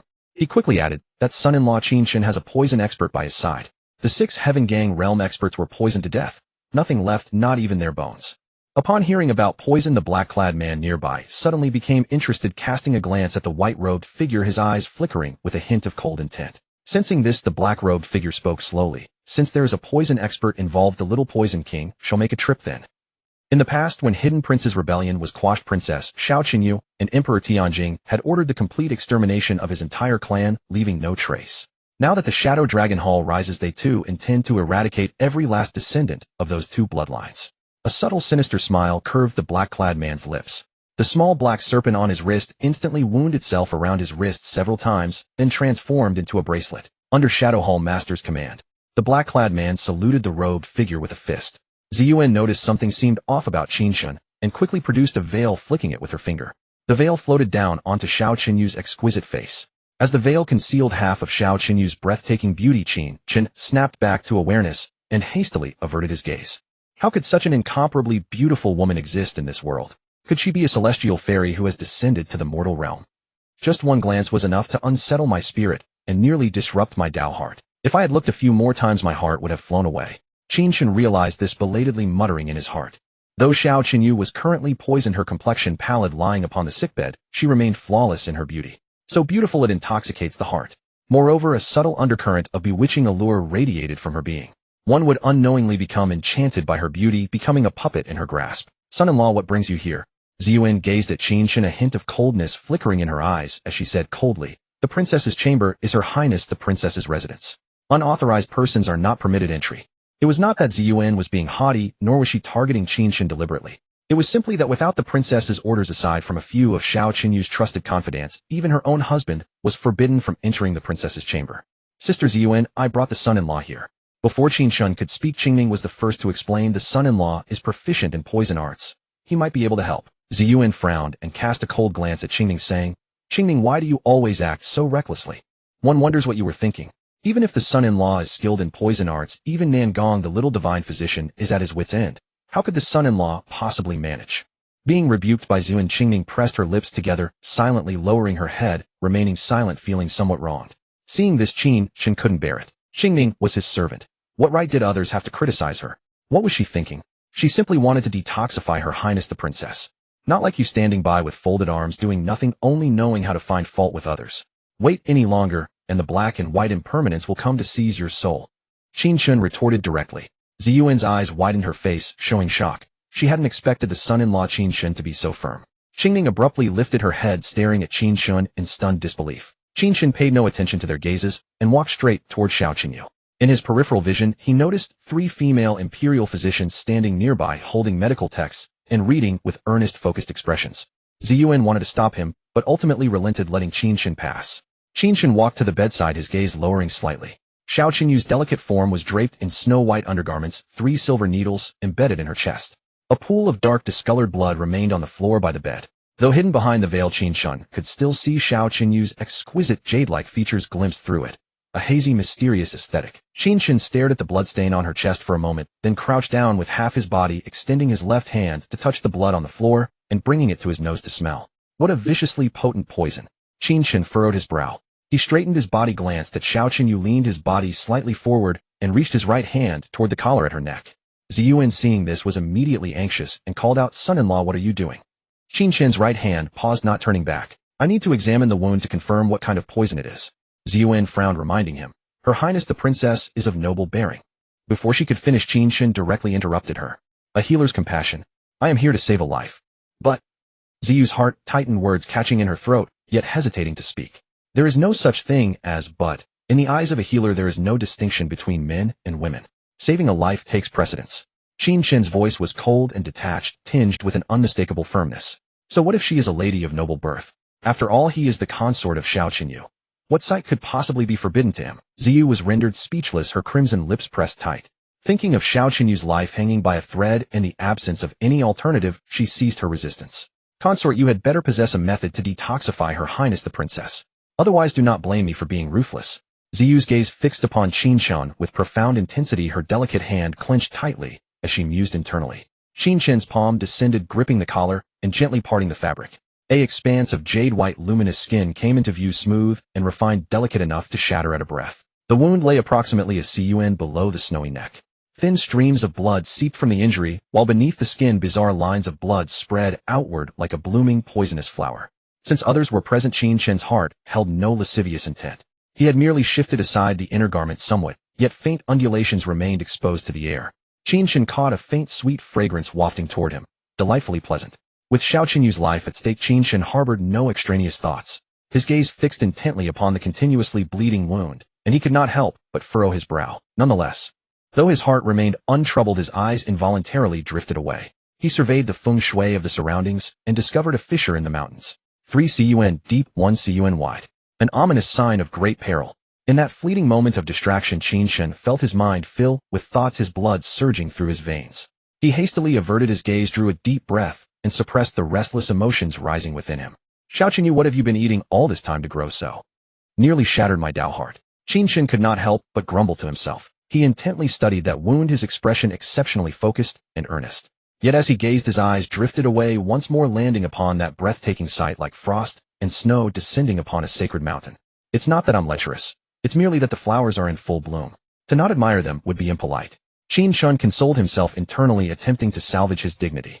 At the same moment, an ethereal shadow of an ancient tome suddenly materialized within Qin Chen's mind. The tome, black as ink, radiated mysterious light, slowly unfurling as pages fluttered. That was unmistakably the reincarnation poison scripture. In a mere instant, the pages of the reincarnation poison scripture ceased their fluttering, and 4 large characters emerged upon the pages, accompanied by smaller text. The large characters read Azure-eyed golden toad. The smaller text contained the description of Azure-eyed golden toad venom and its detoxifying method. This reincarnation poison scripture is truly extraordinary. It can directly identify the poison afflicting Xiao Qinyu. The technique of an immortal emperor, fearsome beyond words. Sensing the disturbance in his mind, Qin Chen's eyes instantly brightened. Qin Chen exhaled in relief, gently covering the inner garment, once more concealing that jade-like expanse of skin. His expression still betrayed a hint of reluctance to part. "Consort, do you have a method for detoxification?" Observing this, Ziyu hastily inquired. Qin Chen glanced at Ziyu, nodded gently, then strode directly toward a nearby table. Joy blossomed in Ziyu's heart, her reddening eyes gradually growing moist as she fought back the urge to weep. Previously, Nangong Mingyue had attempted several times, without success, eventually becoming completely helpless. Ziyu's heart had felt as though a massive stone pressed upon it, shrouded in gloom. Now at last she had heard the first piece of good news. Qing Ming too gazed at Qin Chen with tear-filled eyes and an expression of fervent excitement. Qin Chen leaned forward slightly, his brush moving swiftly across the paper. His angular carved profile appeared exceptionally handsome. Shortly after Qin Chen ceased writing, he lifted the paper from the table and turned to Ziyu, saying, "This paper lists all the detoxification materials I require. Fetch them swiftly." Ziyu stepped forward, took the paper, her gaze lowering as she rapidly scanned its contents. Her brow creased. She did not immediately depart with the paper. Instead, she walked toward Nangong Mingyue. "Palace head, Nen the consort claims to possess a detoxification method. These are the materials he requires for detoxification. Please examine whether this approach is viable." Ziyu had never witnessed Qin Chen's abilities, so she harbored reservations about his detoxification method. The safety of Princess Xiao Qinyu permitted not a single slip. At the sound of her voice, Nangong Mingyue snapped back to attention, setting aside the medical tome in her hands and accepting the paper. Her clear, luminous eyes swept rapidly across the page. Nangong Mingyue could not help but furrow her delicate brow. After a moment of contemplation, she raised her head and surveyed the room, catching sight of Qin Chen's figure. There was only one man present in the room. Nangong Mingyue needed no further deduction to know Qin Chen was the consort. A rather handsome young man indeed. Nangong Mingyue glanced at Qin Chen a few more times, then spoke slowly. "Consort, these on the paper are all toxic substances. Do you intend to combat poison with poison?" Qin Chen turned his gaze toward Nangong Mingyue. Her features were like an exquisite painting. Vermilion lips and gleaming teeth, a pair of bright eyes moist and tender, as if concealing 10,000 emotions. Her beauty rivaled the splendor of spring. Though she fell short of Xiao Qinyu, the difference was negligible. Moreover, her bosom was as vast as the sea, distending her loose robes to their fullest, yet her waist remained slender enough to be encircled by a single hand. Qin Chen gave a slight nod. Upon seeing this, Nangong Mingyue shook her head, her beautiful eyes lowering slightly as she said, "Consort, combating poison with poison is inadvisable. The poison afflicting the princess is a peculiar toad venom. I attempted to counter it with poison earlier, but instead of detoxifying, it only accelerated the venom's growth." Qin Chen gazed at Nangong Mingyue and spoke calmly. "That is because the toad venom originates from the azure-eyed golden toad, the monarch among toads. Ordinary poisons cannot overwhelm its toxicity. Furthermore, the azure-eyed golden toad devours toxins. Whether you employ poison against poison or remedy with medicine, it will consume it all. Therefore, I intend to extract a portion of the toxicity from 49 types of poisons, use it to clash with the azure-eyed golden toad's venom, and then neutralize them against each other." Azure-eyed golden toad. Nangong Mingyue's pupils contracted, her heart trembling with shock. She had clearly heard of the azure-eyed golden toad. She pondered deeply for a moment, then said, "If it truly is the azure-eyed golden toad, extracting 49 poisons to counteract it might indeed be a viable detoxification method. However, this demands an extraordinarily precise control over poison extraction. A shade too weak or too strong, and the poison cannot be dispelled. Can the consort accomplish this?" Nangong Mingyue fixed her gaze upon Qin Chen, her eyes sharp. Though she was a divine physician, she possessed no particular skill in poison extraction. Qin Chen gave a slight nod and said, "More or less." Nangong Mingyue gazed at Qin Chen deeply. His expression was relaxed, his eyes clear and bright, not at all like one merely bragging. She then returned the paper to Ziyu and nodded. Seeing Nangong Mingyue's nod, Ziyu clutched the paper and darted away. Half an hour later, Ziyu returned bringing with her the 49 types of poisons. Qin Chen feigned rummaging in his bosom, and a black tripod the size of a finger joint appeared in his palm. That was unmistakably the reincarnation poison tripod. Withdrawn from his system space by Qin Chen, Qin Chen's spiritual sense stirred, and the reincarnation poison tripod expanded at his will. In an instant, the reincarnation poison tripod enlarged to the size of a sea bowl cradled in Qin Chen's palm. Qin Chen then opened the tripod's lid and poured all 49 types of poisons into it in one go. Bang! The lid sealed shut. Qin Chen's right hand made perfunctory gestures beside the tripod, while in truth his spiritual sense controlled the reincarnation poison tripod in refining the poisons. Within the reincarnation poison tripod, a mysterious energy erupted frantically, refining the poisons within. Yet outside the tripod there was not the slightest disturbance. Beside him, Nangong Mingyue observed Qin Chen's poison refining technique, her brow creasing, and her expression turning peculiar. What technique is this? How strangely unorthodox. It seemed more like random waving. The hearts of Qin Ning Ziyu and the others hung in their throats, their gazes tightly fixed on Qin Chen. A quarter hour later, Qin Chen completed the poison refinement. With the reincarnation poison tripod cradled in one palm, he walked toward Xiao Qinyu saying, "Pray remove the silver needles from Her Highness the Princess." Nangong Mingyue flicked her wrist, and 3 silver needles simultaneously departed from the body. Qin Chen brought the reincarnation poison tripod close to Xiao Qinyu. His spiritual sense stirred, and the lid cracked open slightly. Everyone saw wisps of black smoke drift from within the tripod. Within the smoke, ethereal shadows of venomous scorpions and serpents flickered into view. The black smoke drifted toward Xiao Qinyu's nostrils and was inhaled into her body. The next instant, Xiao Qinyu's complexion abruptly turned deathly black. An expression of extreme agony contorted her features as her body convulsed violently. Princess, witnessing this, Ziyu's heart lurched. She rushed forward without hesitation. Upon seeing Nangong Mingyue stride forward swiftly, she abruptly halted her steps. She then turned to face Qin Chen, her gaze icy cold, brimming with murderous intent, as she coldly said, "Consort, is this your method of detoxification?" Ziyuan clenched her fists, her breathing turning rapid, as an immensely fierce aura radiated from her body. "Prince Consort, are you trying to save the eldest princess, or harm her?" Qin Chen paid no heed to Ziyuan's words. He stared blankly at Xiao Qinyu, a hint of bewilderment appearing in his eyes. He too had not expected Xiao Qinyu to become like this. She seemed to be even deeper under the poison. He furrowed his brow, lost in thought. Nangong Mingyue rested her fingers on Xiao Qinyu's wrist, and felt that her pulses were wildly disordered. Moreover, 2 turbulent surges of energy were clashing within her body like 2 armies locked in battle. Both forces had thrown Xiao Qinyu's meridians into reverse, and stirred her qi and blood into turmoil. In short, her internal condition was extremely bad. Nangong Mingyue understood that the 2 poisons were contending. Yet as she watched Xiao Qinyu's expression grow more agonized, blood ceaselessly seeping from the wound on her chest, and her body trembling harder and harder, she too began to worry that Xiao Qinyu might not be able to endure it. Nangong Mingyue frowned, deeply hesitated for a moment, then lightly waved her left hand. Several silver needles flew out of her needle pouch. She intended to use acupuncture to ease Xiao Qinyu's suffering. "Don't use the needles." Seeing this, Qin Chen hurriedly called out. At this moment, the 2 lethal poisons are contesting inside the eldest princess's body, and the 2 sides are evenly matched. Any external force will break the balance. Although Her Highness looks to be in great pain, her cultivation is not shallow. I think she can make it through. A little more thought cleared the fog in Qin Chen's mind. A poison refined from 49 kinds of venomous creatures would naturally be fierce and incomparably overbearing. Once a lethal poison enters the body and invades flesh and blood, signs of poisoning appear. And when 2 overbearing lethal poisons battle inside the body, they throw everything into chaos. How could a poisoned person not suffer? Besides, the emerald-eyed golden toad is an extremely overbearing, deadly poison. If an ordinary person were poisoned, they would be in the yellow springs within moments. Yet Xiao Qinyu had endured the pain for so long, which fully showed that her cultivation was not weak. Nangong Mingyue was half doubtful, but she still put away her silver needles. Ziyuan shifted her cold, gloomy gaze from Qin Chen. She looked at Xiao Qinyu lying on the bed, and her tear-moistened eyes were filled with worry. She could see the situation clearly. This was not the time to blame Prince Consort Qin Chen. The eldest princess's safety was the top priority. Qing Ning pressed her red lips together, her expression solemn, glancing from Qin Chen to the eldest princess, Xiao Qinyu. The group fell into silent waiting. Veins bulged on Xiao Qinyu's forehead, glistening with sweat, and the pain on her face grew more intense. Her pearly teeth were clenched tightly, the corners of her mouth twitching. Ziyuan could not bear to watch any longer. She turned around and quietly raised a hand to wipe away her tears. An hour later, Xiao Qinyu suddenly opened her eyes and spat out a mouthful of black blood. The black blood splattered on the ground like a bizarre poisonous flower, and faint wisps of black vapor drifted up from it. After spitting out the poisoned blood, Xiao Qinyu's just opened eyes slowly closed again as she sank into unconsciousness. The darkness on her face gradually faded, but she was still pale. Eldest princess.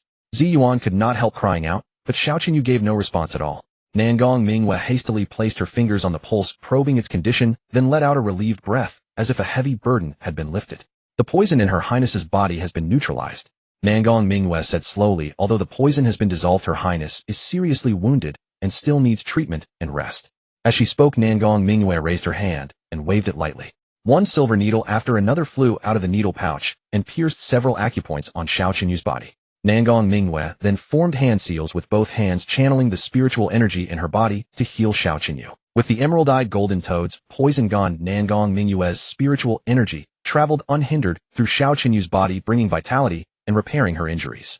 Beside her, Zi Yuan slowly relaxed her knitted brows, and the heart that had risen to her throat gradually settled. She stared at Xiao Qinyu with blazing intent eyes, her own eyes moist, not from sorrow.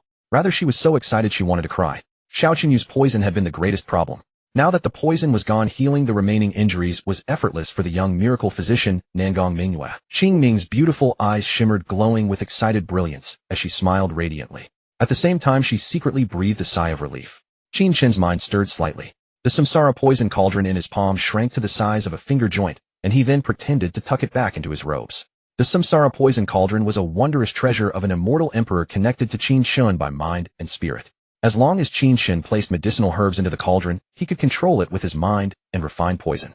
Since the eldest princess's poison has been resolved, there is nothing more for me to do. I'll go back to sleep first. Qin Chen let his gaze sweep over Zi Yuan, and the others glanced once more at Xiao Qinyu lying on the bed, then opened his mouth and yawned. Detoxifying poisons was his strong suit. But when it came to medicine, he was only a half-baked amateur. Zi Yuan looked at Qin Chen, remembered how she had treated him earlier, and could not help blushing slightly, feeling a little ashamed. My Lord Prince Consort, I was rude just now. Please do not take offense. Zi Yuan blinked and offered Qin Chen her apology. And her address for Qin Chen had seamlessly gained an extra honorific, Lord. Qin Chen shot her a glance without speaking, but felt rather pleased inside. No matter how much Zi Yuan had once thought nothing of Qin Chen, that was how humble she was now. Qin Chen was in excellent spirits. He waved his hand, clasped his hands behind his back, and strode toward the door. Zi Yuan watched him leave. Just as he stepped outside, she heard a leisurely laugh drifting back. A girl with such a fiery temper had best be careful. One day no one will want to marry you. Zi Yuan's delicate brows knitted, and the blush on her face deepened, tinged with a trace of shyness. Sister Zi Yuan, I'll be going too. Qing Ming glanced at her, then hurried away to chase after Qin Chen. Qin Chen returned from the princess's residence to his bedchamber. Instead of falling straight into bed, he took out the samsara poison cauldron and spent an hour refining several kinds of deadly poison. Contentedly, he placed a few small venom vials into the samsara poison cauldron, then stored the cauldron in the system space. The poisons are refined. Now it's time to cultivate. Qin Chen's eyes burned with fervor as his mind stirred. A virtual panel materialized before his eyes. Host Qin Chen. Innate Bone, Grand Tao, Immortal Bone, Fortune Transference. Cultivation Body, Refining Realm, 7th Heaven. Cultivation Arts, Samsara Poison Scripture, 9 Dragons, Heaven Slaying, Art Minor Completion. Martial Skill, Divine Travel of the 9 Heavens, Perfection. Treasured Artifact, Samsara Poison Cauldron. Idle Points, 23251. Qin Chen was quite satisfied seeing the over 20,000 idle points in the idle points entry. It was not for nothing that he had fished for so many days at Xian River. At Yunming Pavilion, he went during the day and returned at dusk, whereas fishing at Xian River allowed him to leave early and return late into the night, or even not return at all. Therefore, the total time Qin Chen spent idling at Xian River was longer than at Yunming Pavilion, and his idle points increased by a corresponding margin.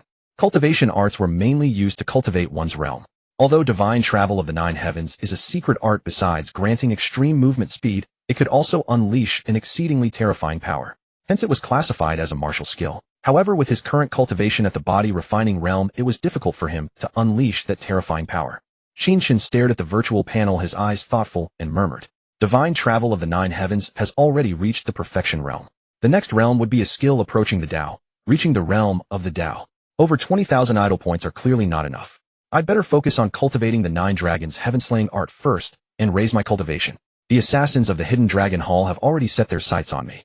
Only by raising my cultivation as much as possible and gaining formidable power can I avoid being killed. Qin Chen's gaze gradually turned resolute. Then his eyes slowly closed, his expression cold and stern, and he commanded silently in his heart. System, use all idle points to cultivate the 9 dragons heaven-slaying art. The system granted every request. Consumed 1000 idle points. You begin once again cultivating the 9 dragons heaven-slaying art. Consumed 2000 idle points.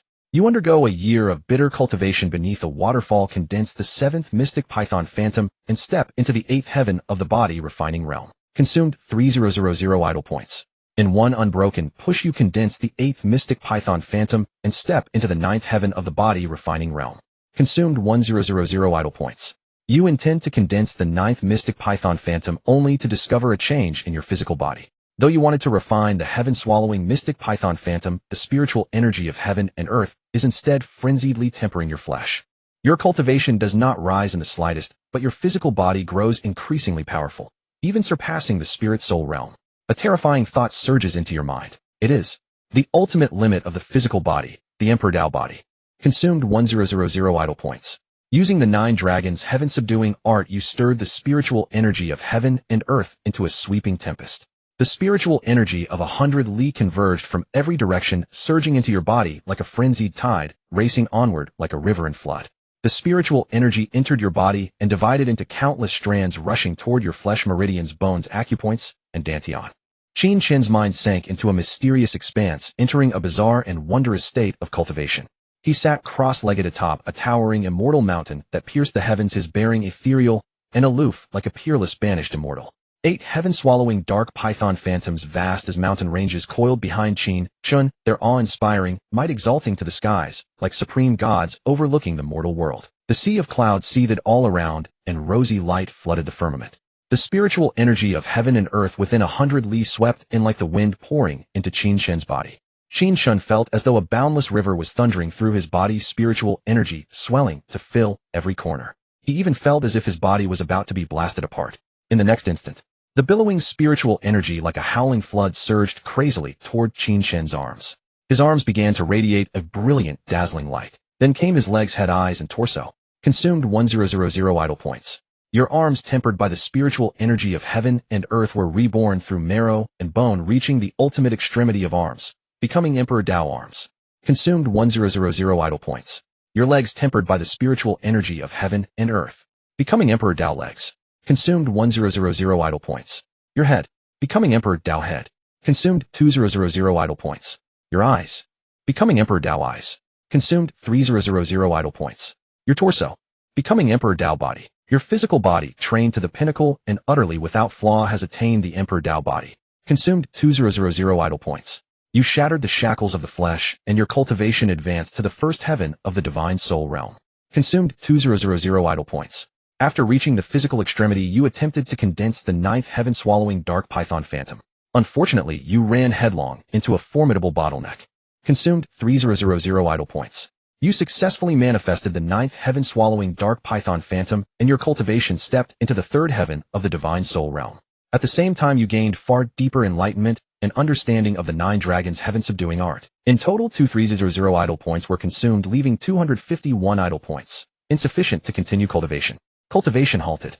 In that instant, an immensely mysterious power suddenly erupted from within Qin Chen's body, resonating through the void. A surge of energy like a wind blade swept across the surroundings, violently ripping the dense sea of clouds apart from top to bottom. Behind Qin Chen, the 9 heaven-swallowing dark python phantoms bared their fangs and brandished their claws, belching out a terrifying heavenly might as if to devour the heavens and annihilate the world.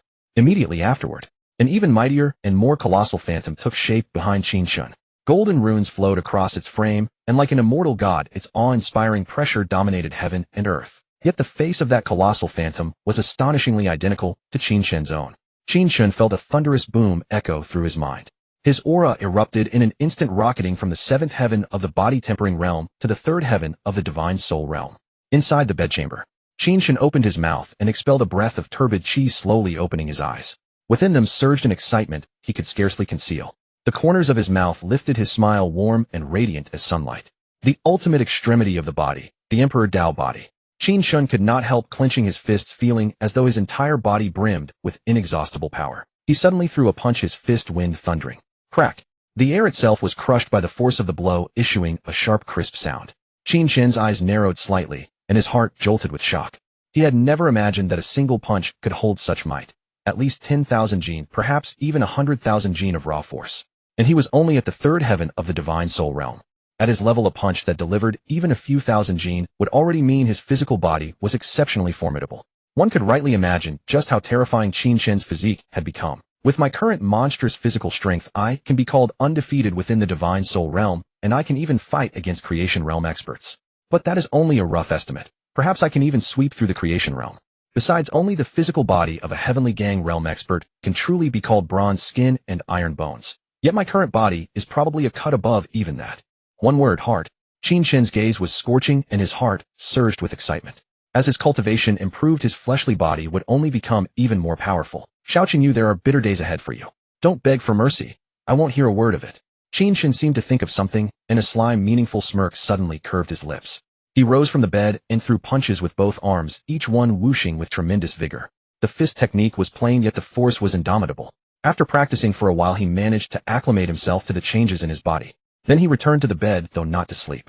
Qin Chen's mind stirred faintly. Sparse, muffled voices drifted to his ears from afar, and his eyes looked toward the night sky beyond the window, seeing with a clarity and distance he had never known. The Divine Soul Realm. The cultivation of the Divine Soul.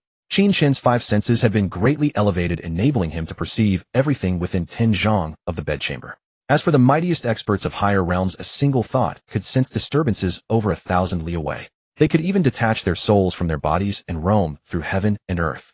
Qin Chen savored the mysteries of the Divine Soul Realm for a short while before reigning in his mind.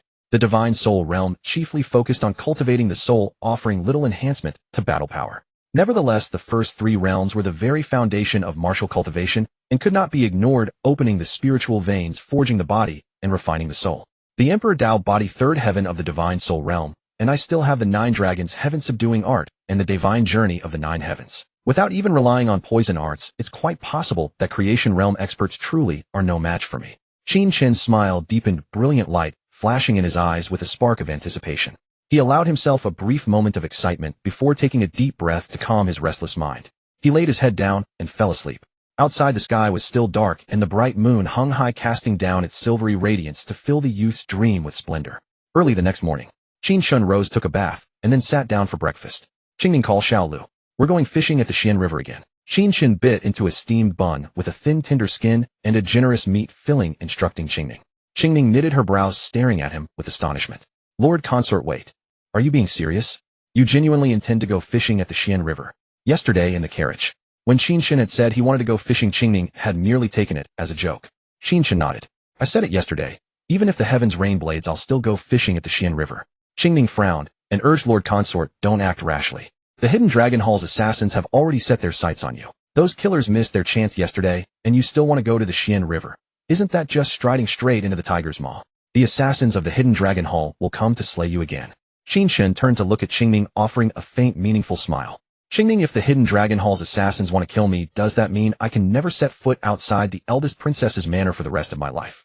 The enemy lurks in the dark while we stand in the light. If I spend every day quaking in fear of the Hidden Dragon Hall's killers, that simply won't do. I'd rather use myself as bait. It's not as though the eldest princess's manor lacks powerful experts. By the banks of the Xian River, Qin Chen stepped out of the carriage, his white garments gleaming like snow. An old man in gray robes sat motionless by the riverbank fishing. An ethereal aura emanated faintly from his being, as if he had merged with heaven and earth. Qin Chen's pupils constricted sharply, a flicker of alarm stirring within him. He stared fixedly at the gray-robed elder, blinking involuntarily, wondering if his eyes were playing tricks on him. My eyes were definitely deceiving me. Qin Chen murmured softly. The gray-robed elder in the distance had lost that transcendent aura, now appearing as nothing more than an ordinary old man advanced in years. Qin Chen descended from the carriage and walked unhurriedly toward the riverbank. Behind him, Qingning and Xiao Lu carried fishing rods and bait, heading directly toward the water's edge. Old-timers still haven't caught any fish. Qin Chen crept up behind Wei Suifeng with a grin, calling out cheerfully. He had taken a peek into the fish basket earlier, and it was completely empty. Wei Suifeng's face flushed red, his fists clenching involuntarily as he thought to himself, this young man is truly insufferable. He harumphed coldly, refusing to speak with Qin Chen. Qin Chen smiled, unbothered, his mood considerably lightened. Old-timer, no worries if you can't catch any fish. I'll give you a few when I reel some in. With that, Qin Chen turned and walked toward his fishing spot, his smile radiant and warm. Wei Suifeng's lips twitched. He took a deep breath, forcibly suppressing the urge to give Qin Chen a sound beating. Young man, you certainly have nerve. You were just assassinated yesterday, yet you dare come fishing here. Aren't you afraid those assassins might return? Young people these days are simply too reckless, lacking consideration, and not the least bit composed. Wei Suifeng's gaze flickered as he spoke slowly. Qin Chen had come to the same fishing spot as yesterday, but the 6 corpses that had dissolved into pools of blood along with their garments were nowhere to be seen, as if they had never existed at all. At this, an involuntary sense of unease stirred within Qin Chen. How strange. It seemed other assassins from the Hidden Dragon Temple had come through and cleaned up the corpse evidence. Qin Chen baited his hook, cast his line, and the fishing hook splashed into the water, sending ripples dancing across the surface. His gaze fixed on the slowly flowing river, he said with a faint smile, "Old-timer, if I hadn't come fishing you would have gone home empty-handed again. Besides, a few petty thieves won't scare me. Just now in the carriage my right eyelid wouldn't stop twitching. Hee, I have a feeling a big catch is coming." Wei Suifeng furrowed his brow, gazing deeply at Qin Chen. "If your eyelid keeps twitching you could always stick a piece of white paper on it." After a moment of silence, Wei Suifeng averted his gaze, speaking hollowly. "Why, oi?" Qin Chen was puzzled. Then it would stop. Wei Suifeng's voice was calm. The Marquis of Wenyuan's estate. A middle-aged man in brocade robes sat upon a drum stool, while behind him a middle-aged woman with striking features massaged his shoulders. As she massaged his shoulders, the middle-aged woman smiled and said, "Second Lord Feng has turned over a new leaf. He hasn't gone gallivanting through the pleasure districts for a long time now. Heaven has truly opened its eyes. I just want to take a look at Feng a moment ago. He was doing horse stance, going up and down, his legs trembling, but still grinding his teeth to persist. It seemed like he was cultivating some leg technique. Previously, Fenger was obsessed with beauties and refused to put in effort with his cultivation. Now that he's found his way back, his cultivation progress is sure to advance by leaps and bounds." The middle-aged woman was Qin Feng's mother, named Zhao Ru. The other person was Qin Feng's father, Qin Chen's second uncle, named Qin Jin. Qin Jin nodded, smiling cheerfully. "I saw Fenger cultivating that leg technique before.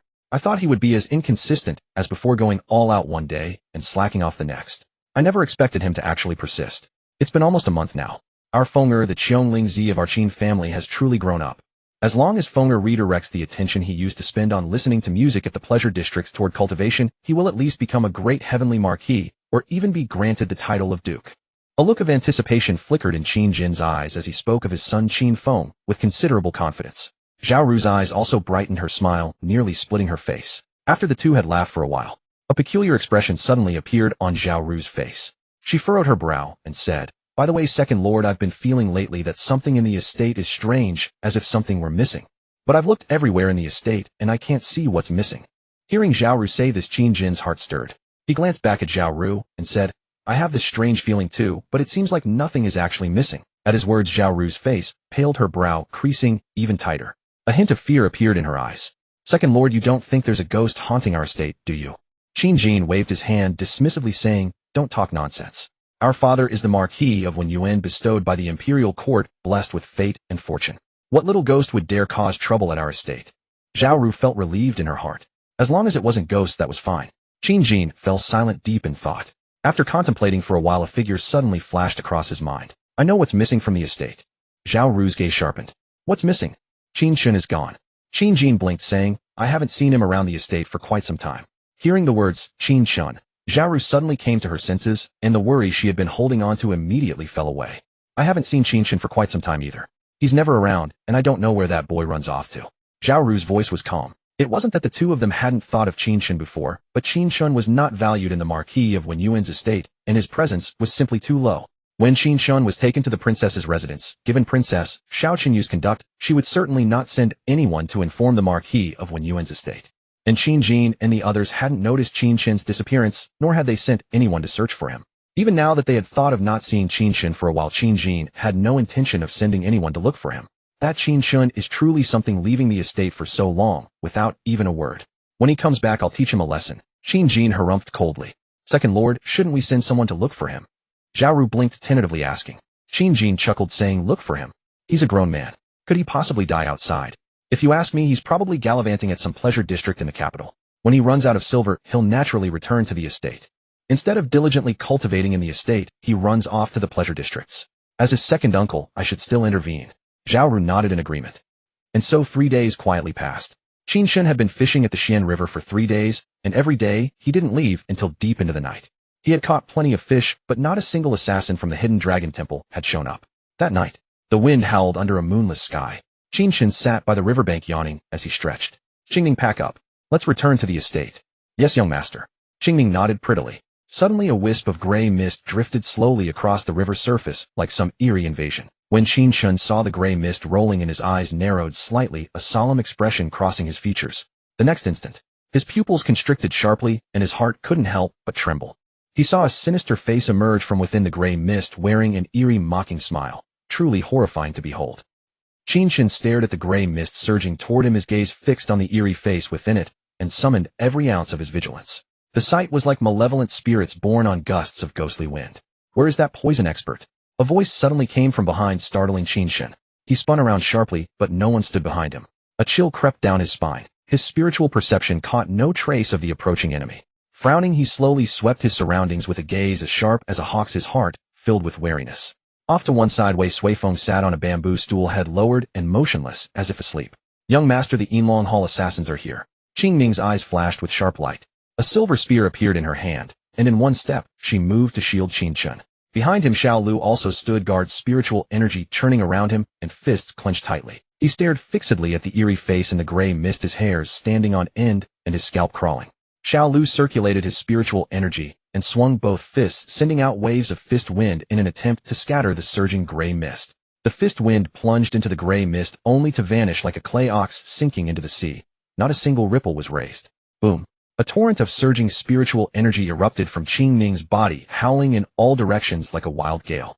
Yet it still failed to disperse the gray mist. Qing Ning furrowed her brows, her expression turning solemn. "One at the creation realm, one at the heavenly firmament realm. You cannot break my methods." A low, eerie sneer sounded from within the gray mist. Qin Chen turned sharply at the sound, but still saw no one. He thought to himself, this man calls himself king. He must be at least a supreme expert. Just then, thick gray mist howled over and engulfed Qin Chen and the others, their vision suddenly blocked and blurred. Catching a strange odor in the mist, Qin Chen's expression tensed, and he hurriedly said, "Hold your breath. There's poison in the mist." As he spoke, he produced a small white bottle and poured out 4 jade white pills. He swallowed one at once, then handed 2 of them to Qing Ning and Xiao Lu. "This gray mist is unusual. Take the pills, and you'll be safe for a while." Qin Chen was remarkably accomplished in the art of poison. Since he could refine poisons, he could naturally suppress and neutralize them as well. Qing Ning and Xiao Lu hurriedly held their breath, took the pills, and swallowed them in one gulp. With his vision obstructed, Qin Chen could no longer see the gray-robed old man.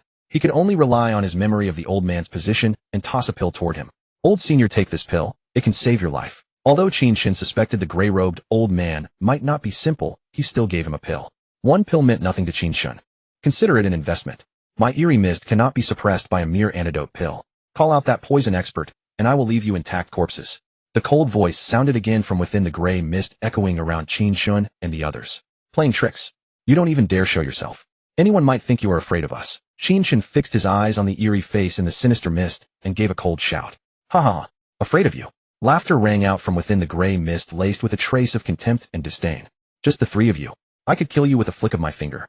If I weren't uninterested in you, you would have been corpses by now.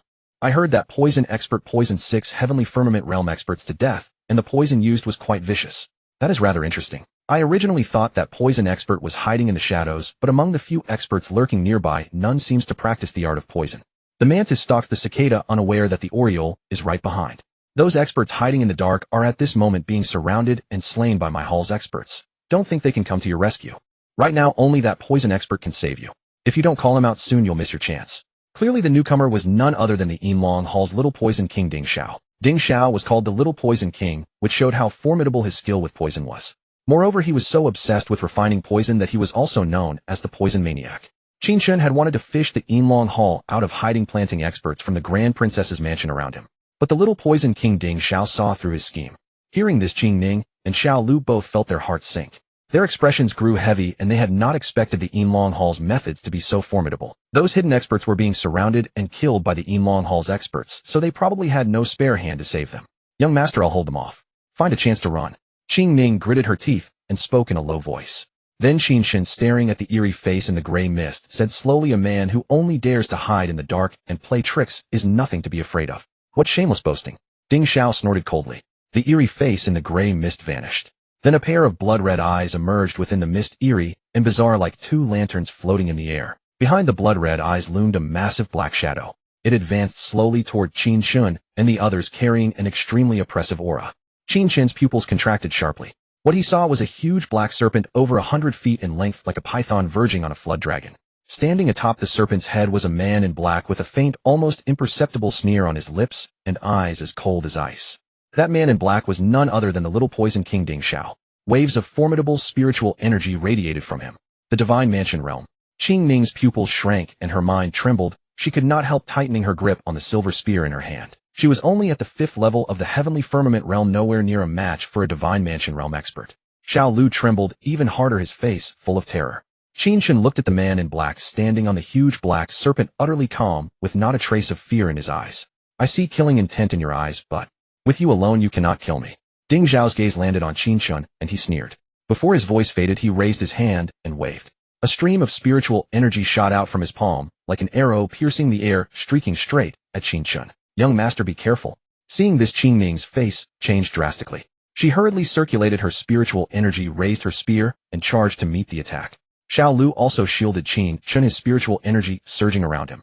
But the moment Qin Ning took a step, her limbs went weak, her vision darkened, and she collapsed to the ground. Xiao Lu blinked, then fainted, as well, his face ghastly pale and his lips black. Qin Chen frowned and quickly grabbed Qin Ning and Xiao Lu. With wind at his feet, his figure flashed aside, evading Ding Zhao's strike. Ding Xiao narrowed his eyes, slightly surprised. Not a bad movement technique.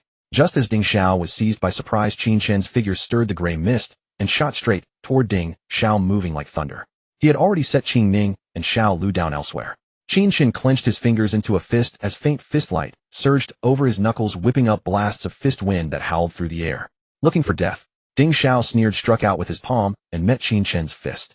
Just as fist and palm were about to collide, Qin Chen's fist suddenly opened, and a small porcelain vial flew out from his palm. Crack! Ding Zhao's palm shattered the porcelain vial. In an instant, thick black smoke gushed out from the vial and coiled around Ding Zhao's right arm like maggots clinging to a bone. Ah! My hand! A heart-rending scream tore from Ding Zhao's mouth. An eerie black smoke enveloped his right arm. Ding Zhao's body trembled as excruciating pain surged from his arm into his mind, twisting his face into a grimace of agony. Within the black smoke, countless venomous insects seemed to be gnawing at his arm, rotting away flesh and gradually revealing stark white bones. It was poison smoke. The poison was a violent and ruthless toxin refined by Qin Chen, named Yinluo. Moreover, Ding Xiao had not taken Qin Chen seriously, and when he struck out with that palm, no protective qi wreathed his hand. The moment Qin Chen threw his punch, Ding Xiao saw that he was only at the 3rd level of the Divine Soul Realm. To a powerhouse of the Divine Mansion Realm, killing a mere Divine Soul Realm martial artist was as easy as stepping on an ant. Thus Ding Xiao casually struck out with a single palm, and paid a heavy price. Seeing the black smoke about to climb onto his shoulder, Ding Xiao acted without hesitation, forming his left hand into a blade and chopping down. His right arm was severed and slowly fell downward. With his shoulder now empty, Ding Xiao quickly circulated his spiritual energy to seal his acupoints and stop the bleeding. Severing his own arm to survive? He does have some nerve. Not far away, Qin Chen watched Ding Xiao cut off his own arm and let out a soft sigh of regret. Had he not cut off the arm once the Yinluo poison climbed to his shoulder and invaded his heart meridians, even a Divine Mansion Realm powerhouse like Ding Xiao would have faced a narrow escape from death. Ding Xiao's eyes bulged wide with blazing fury as he roared viciously at Qin Chen. It's you. You're the poison expert who's been hiding your strength all along. I'll tear you into 1,000 pieces. Boom. The overwhelming might of a Divine Mansion Realm expert instantly enveloped the land, crushing down toward Qin Chen. Qin Chen felt his shoulders sink and his knees bend slightly, as if a great mountain had pressed down on him. But his physical body was flawless, having cultivated the Imperial Dao body. It was just enough to withstand the pressure of a Divine Mansion Realm expert. Qin Chen took a deep breath, shook his frame, and slowly straightened up, enduring the Divine Mansion might with his flesh alone. The Divine Mansion Realm is nothing more than this. Qin Chen stared at Ding Xiao with contempt and let out a cold laugh. Ding Xiao was already burning with rage, and this provocation only fanned the flames higher. Black King, devour him. Ding Xiao bellowed. The great black serpent beneath him let out a hissing roar, opened its bloody maw, lunged forward, and struck at Qin Chen with lethal intent. Its 2 razor-sharp venom fangs gleamed like sword blades, sending a chill down one's spine.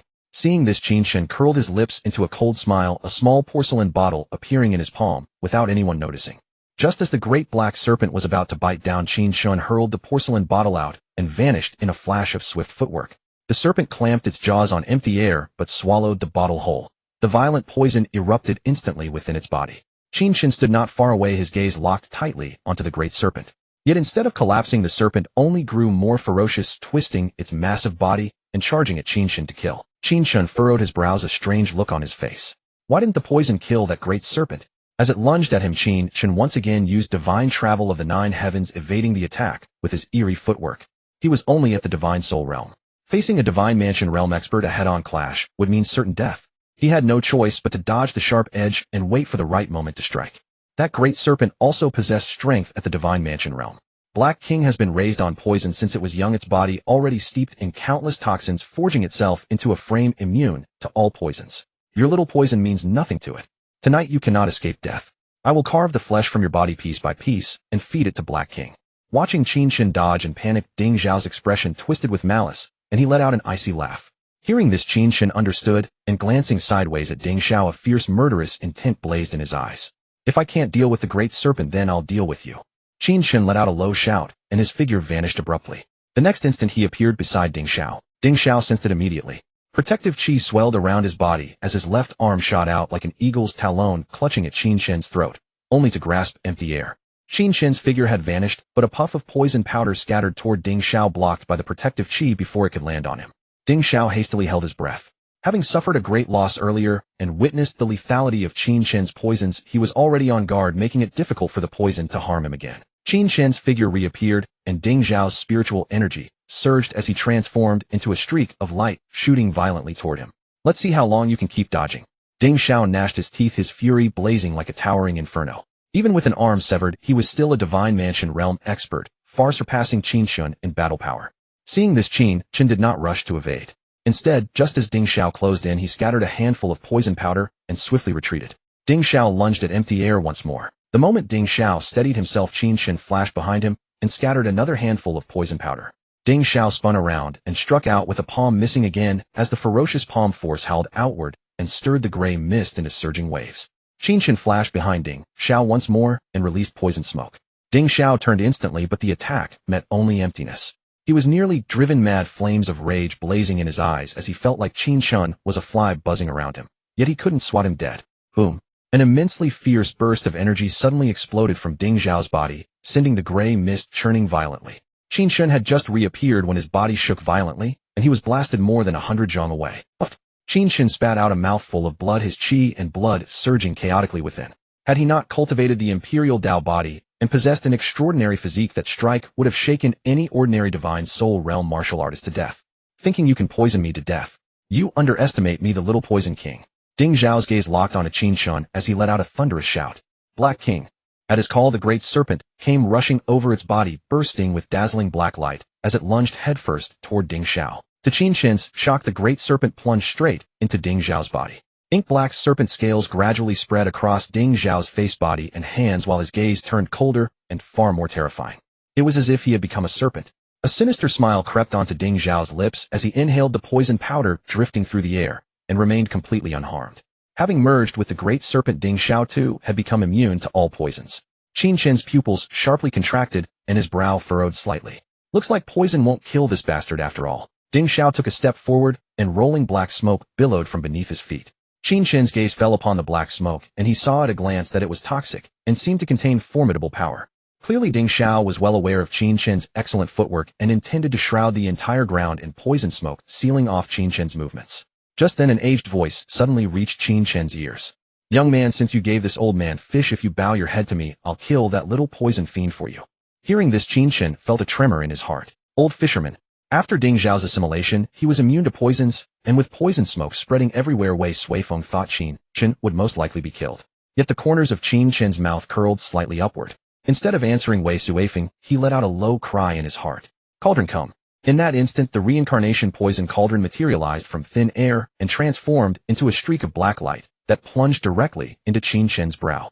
The power of the reincarnation poison cauldron erupted wildly inside Qin Chen's body. His aura instantly soared from the 3rd level of the divine soul realm to the 7th level of the heavenly dipper realm. Qin Chen's gaze turned icy and locked onto Ding Zhao.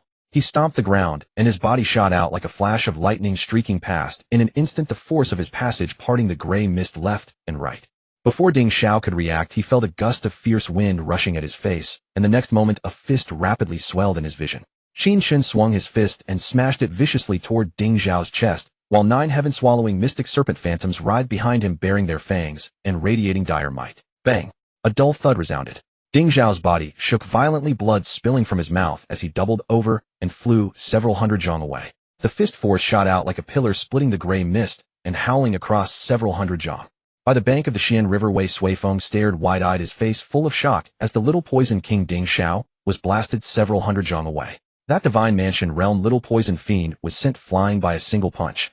Wei Suifeng had never imagined that Qin Chen could erupt with such unmatched terrifying power. The reincarnation poison cauldron was an immortal emperor's treasure containing vast and peerless might. Myriad cycles of reincarnation enough to suppress heaven and earth. Apart from refining poison, Qin Chen could also borrow the reincarnation force within the poison cauldron to temporarily elevate his cultivation. After breaking through to the spirit soul realm, Qin Chen discovered this wondrous secret of the reincarnation poison cauldron. The reincarnation force inside the cauldron was so vast and overwhelming that raising his cultivation to the seventh heaven of the heavenly stellar realm was already his limit. Even the Imperial Dao body could scarcely bear it. If he pushed any higher, his physical body would burst from the reincarnation force. Ultimately, it was because Qin Chen's own cultivation was still too low. I originally didn't want to reveal this trump card. But since the Yinlong Hall kept provoking me again and again, you brought this on yourself. All I wanted was to live in peace, yet you had to push me to the brink of death. Who the hell did I offend? If poison can't kill you, then I'll beat you to death. Qin Chen locked his gaze on Ding Xiao, who was still flying backward, and let out a low shout with cold, piercing eyes. The next instant, Qin Chen took a single step, and his figure vanished without a trace. It wasn't that he had slipped into the void. He had executed the divine journey through the nine heavens technique. Too fast.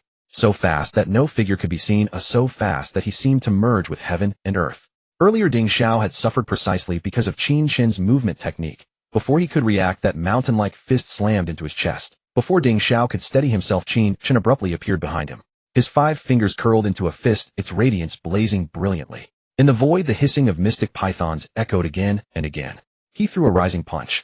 That fist appeared to carry 1,000,000 Jin of immense force, landing with heavy crushing power upon Ding Xiao's protective chi. Ferocious fist force poured out, and the protective chi shattered inch by inch.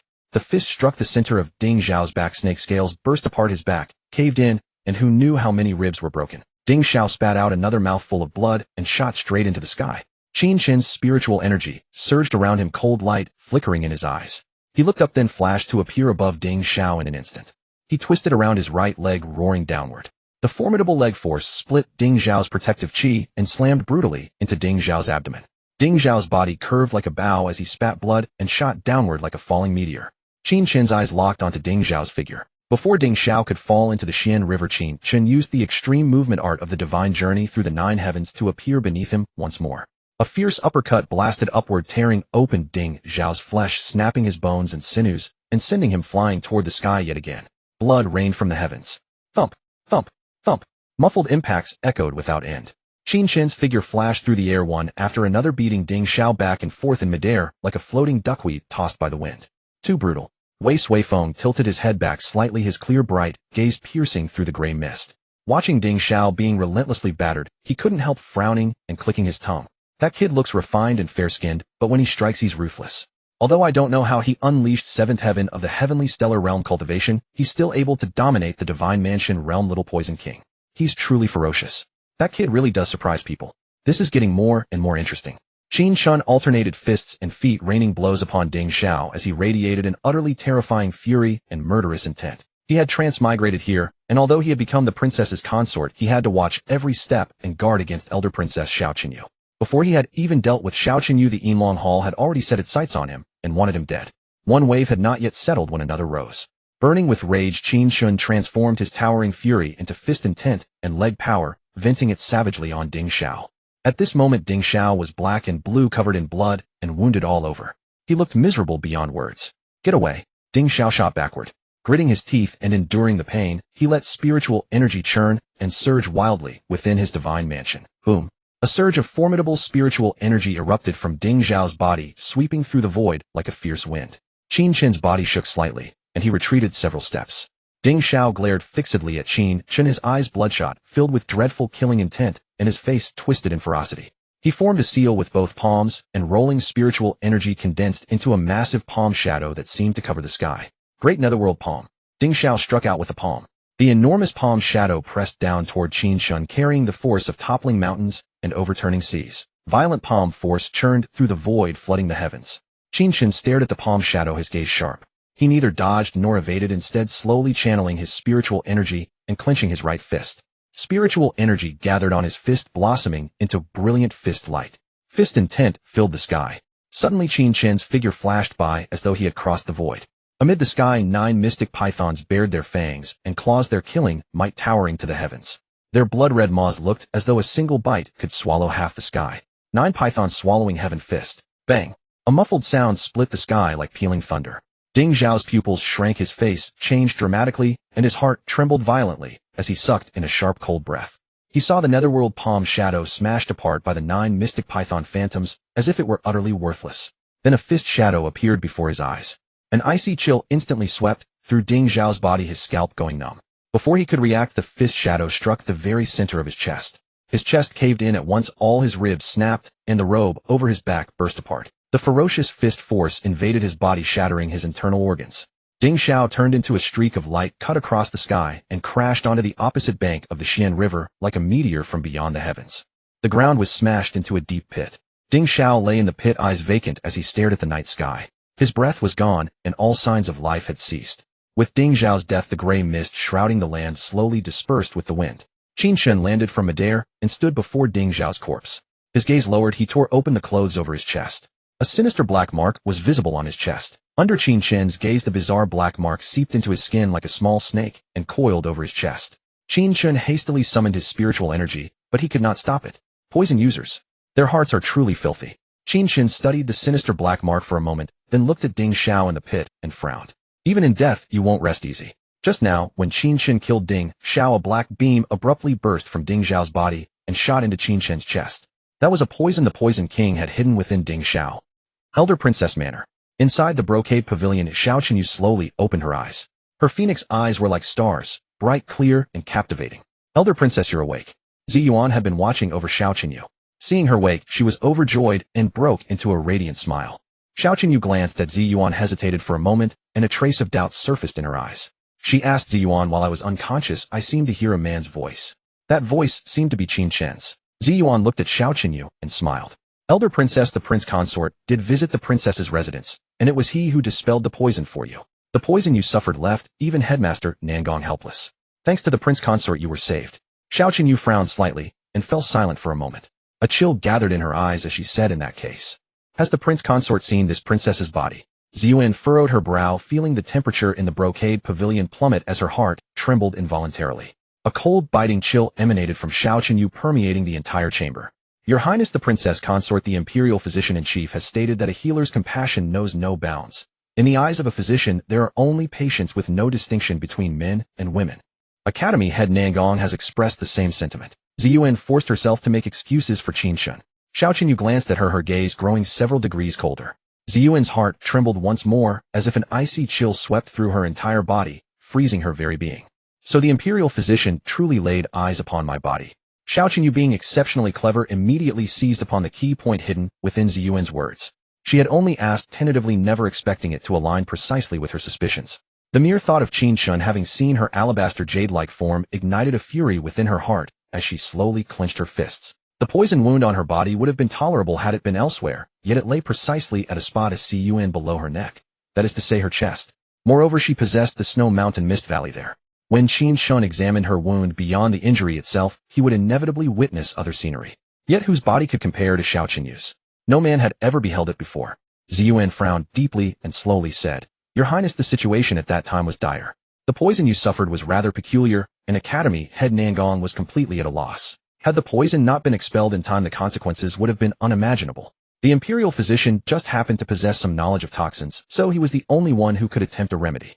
Xiao Qinyu squinted slightly, her face as frosty as winter ice. Ziyuan, you have served me for many years now, yet you couldn't even protect my body. Truly, you haven't improved at all. Ziyuan thudded to her knees and said in a heavy tone, Xin knows full well that your Highness is of noble stock, but the circumstances demanded urgency, leaving no choice but to resort to this measure. Ziyuan acknowledges her fault and awaits your Highness's punishment.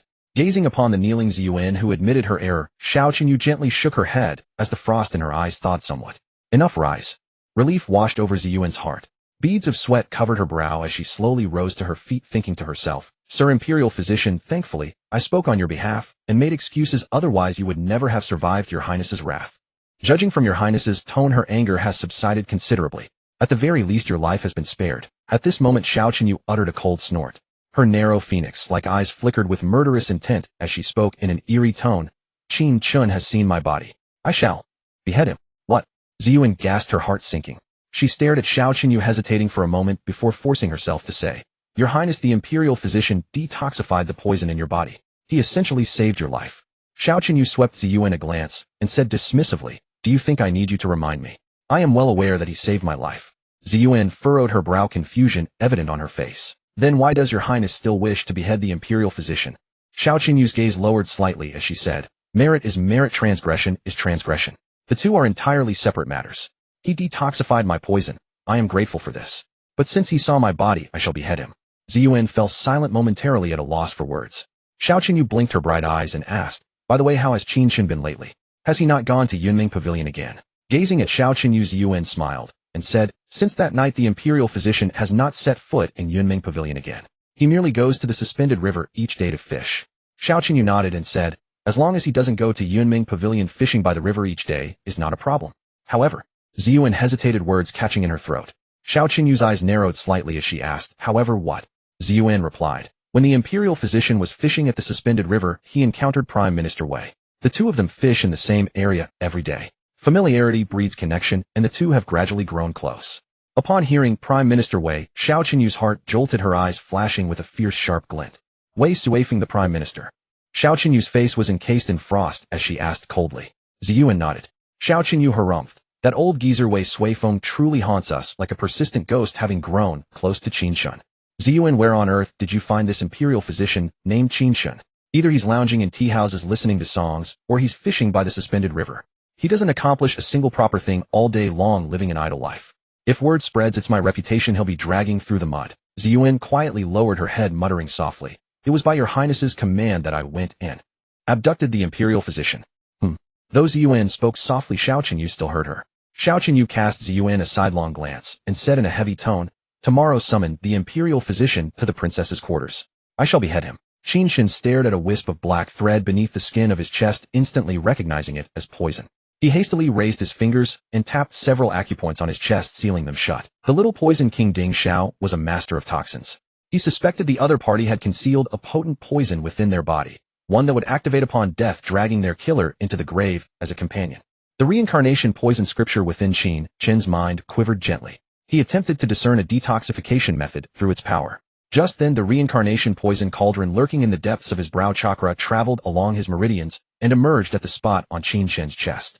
The reincarnation poison cauldron trembled softly, its lid parting by a crack, erupting with a mysterious otherworldly force that actually drew the black thread into its interior. The reincarnation poison cauldron can be used in this manner. Qin Chen was both startled and delighted. However, a small snake-like mark still remained on his chest, lurking beneath the skin. Qin Chen stared at the mark on his chest and couldn't help but frown, his mind racing at lightning speed. Could this be some kind of tracking mark? A sudden grim realization struck him. He channeled his spiritual energy, attempting to erase the small snake-like mark, but to no avail. It seems the cultivation level of the Tiangang stage is insufficient to eliminate such a mark. Qin Chen sighed softly. He then scattered poison powder over Ding Xiao's corpse. The flesh and blood were instantly corroded by the poison powder, dissolving into a bloody puddle that bubbled and sizzled. Both Ding Xiao and the massive black serpent were dead.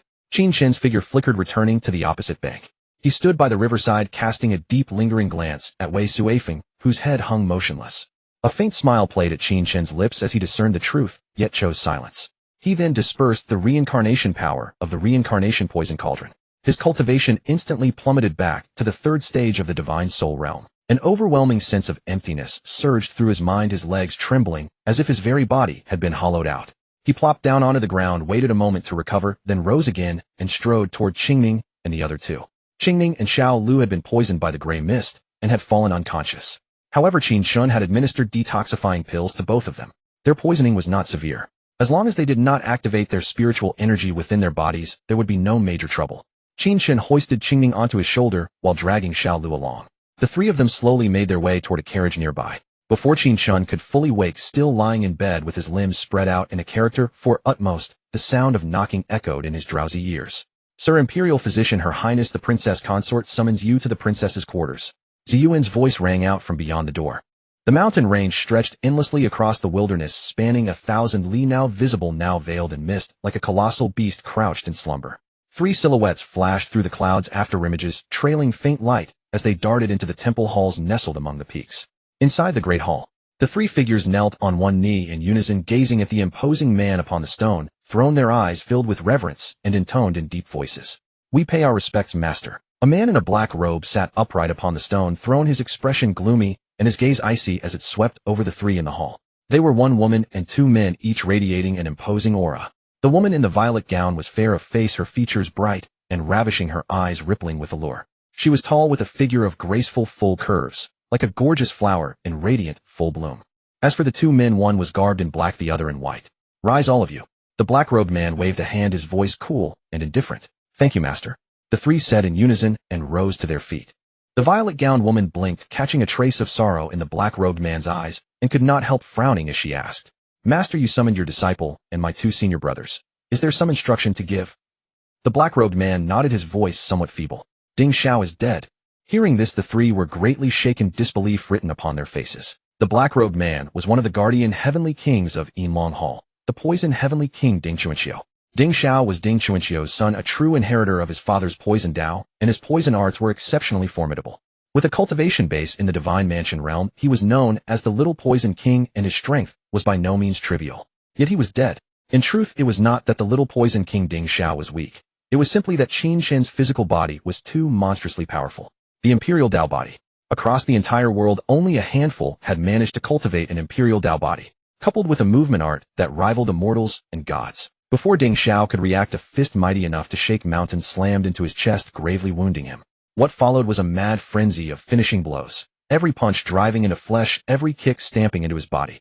Of all the techniques under heaven, only speed is unbreakable. At last, with the Immortal Emperor's art, 9 pythons swallowing the heavens, he closed the fight with a single punch.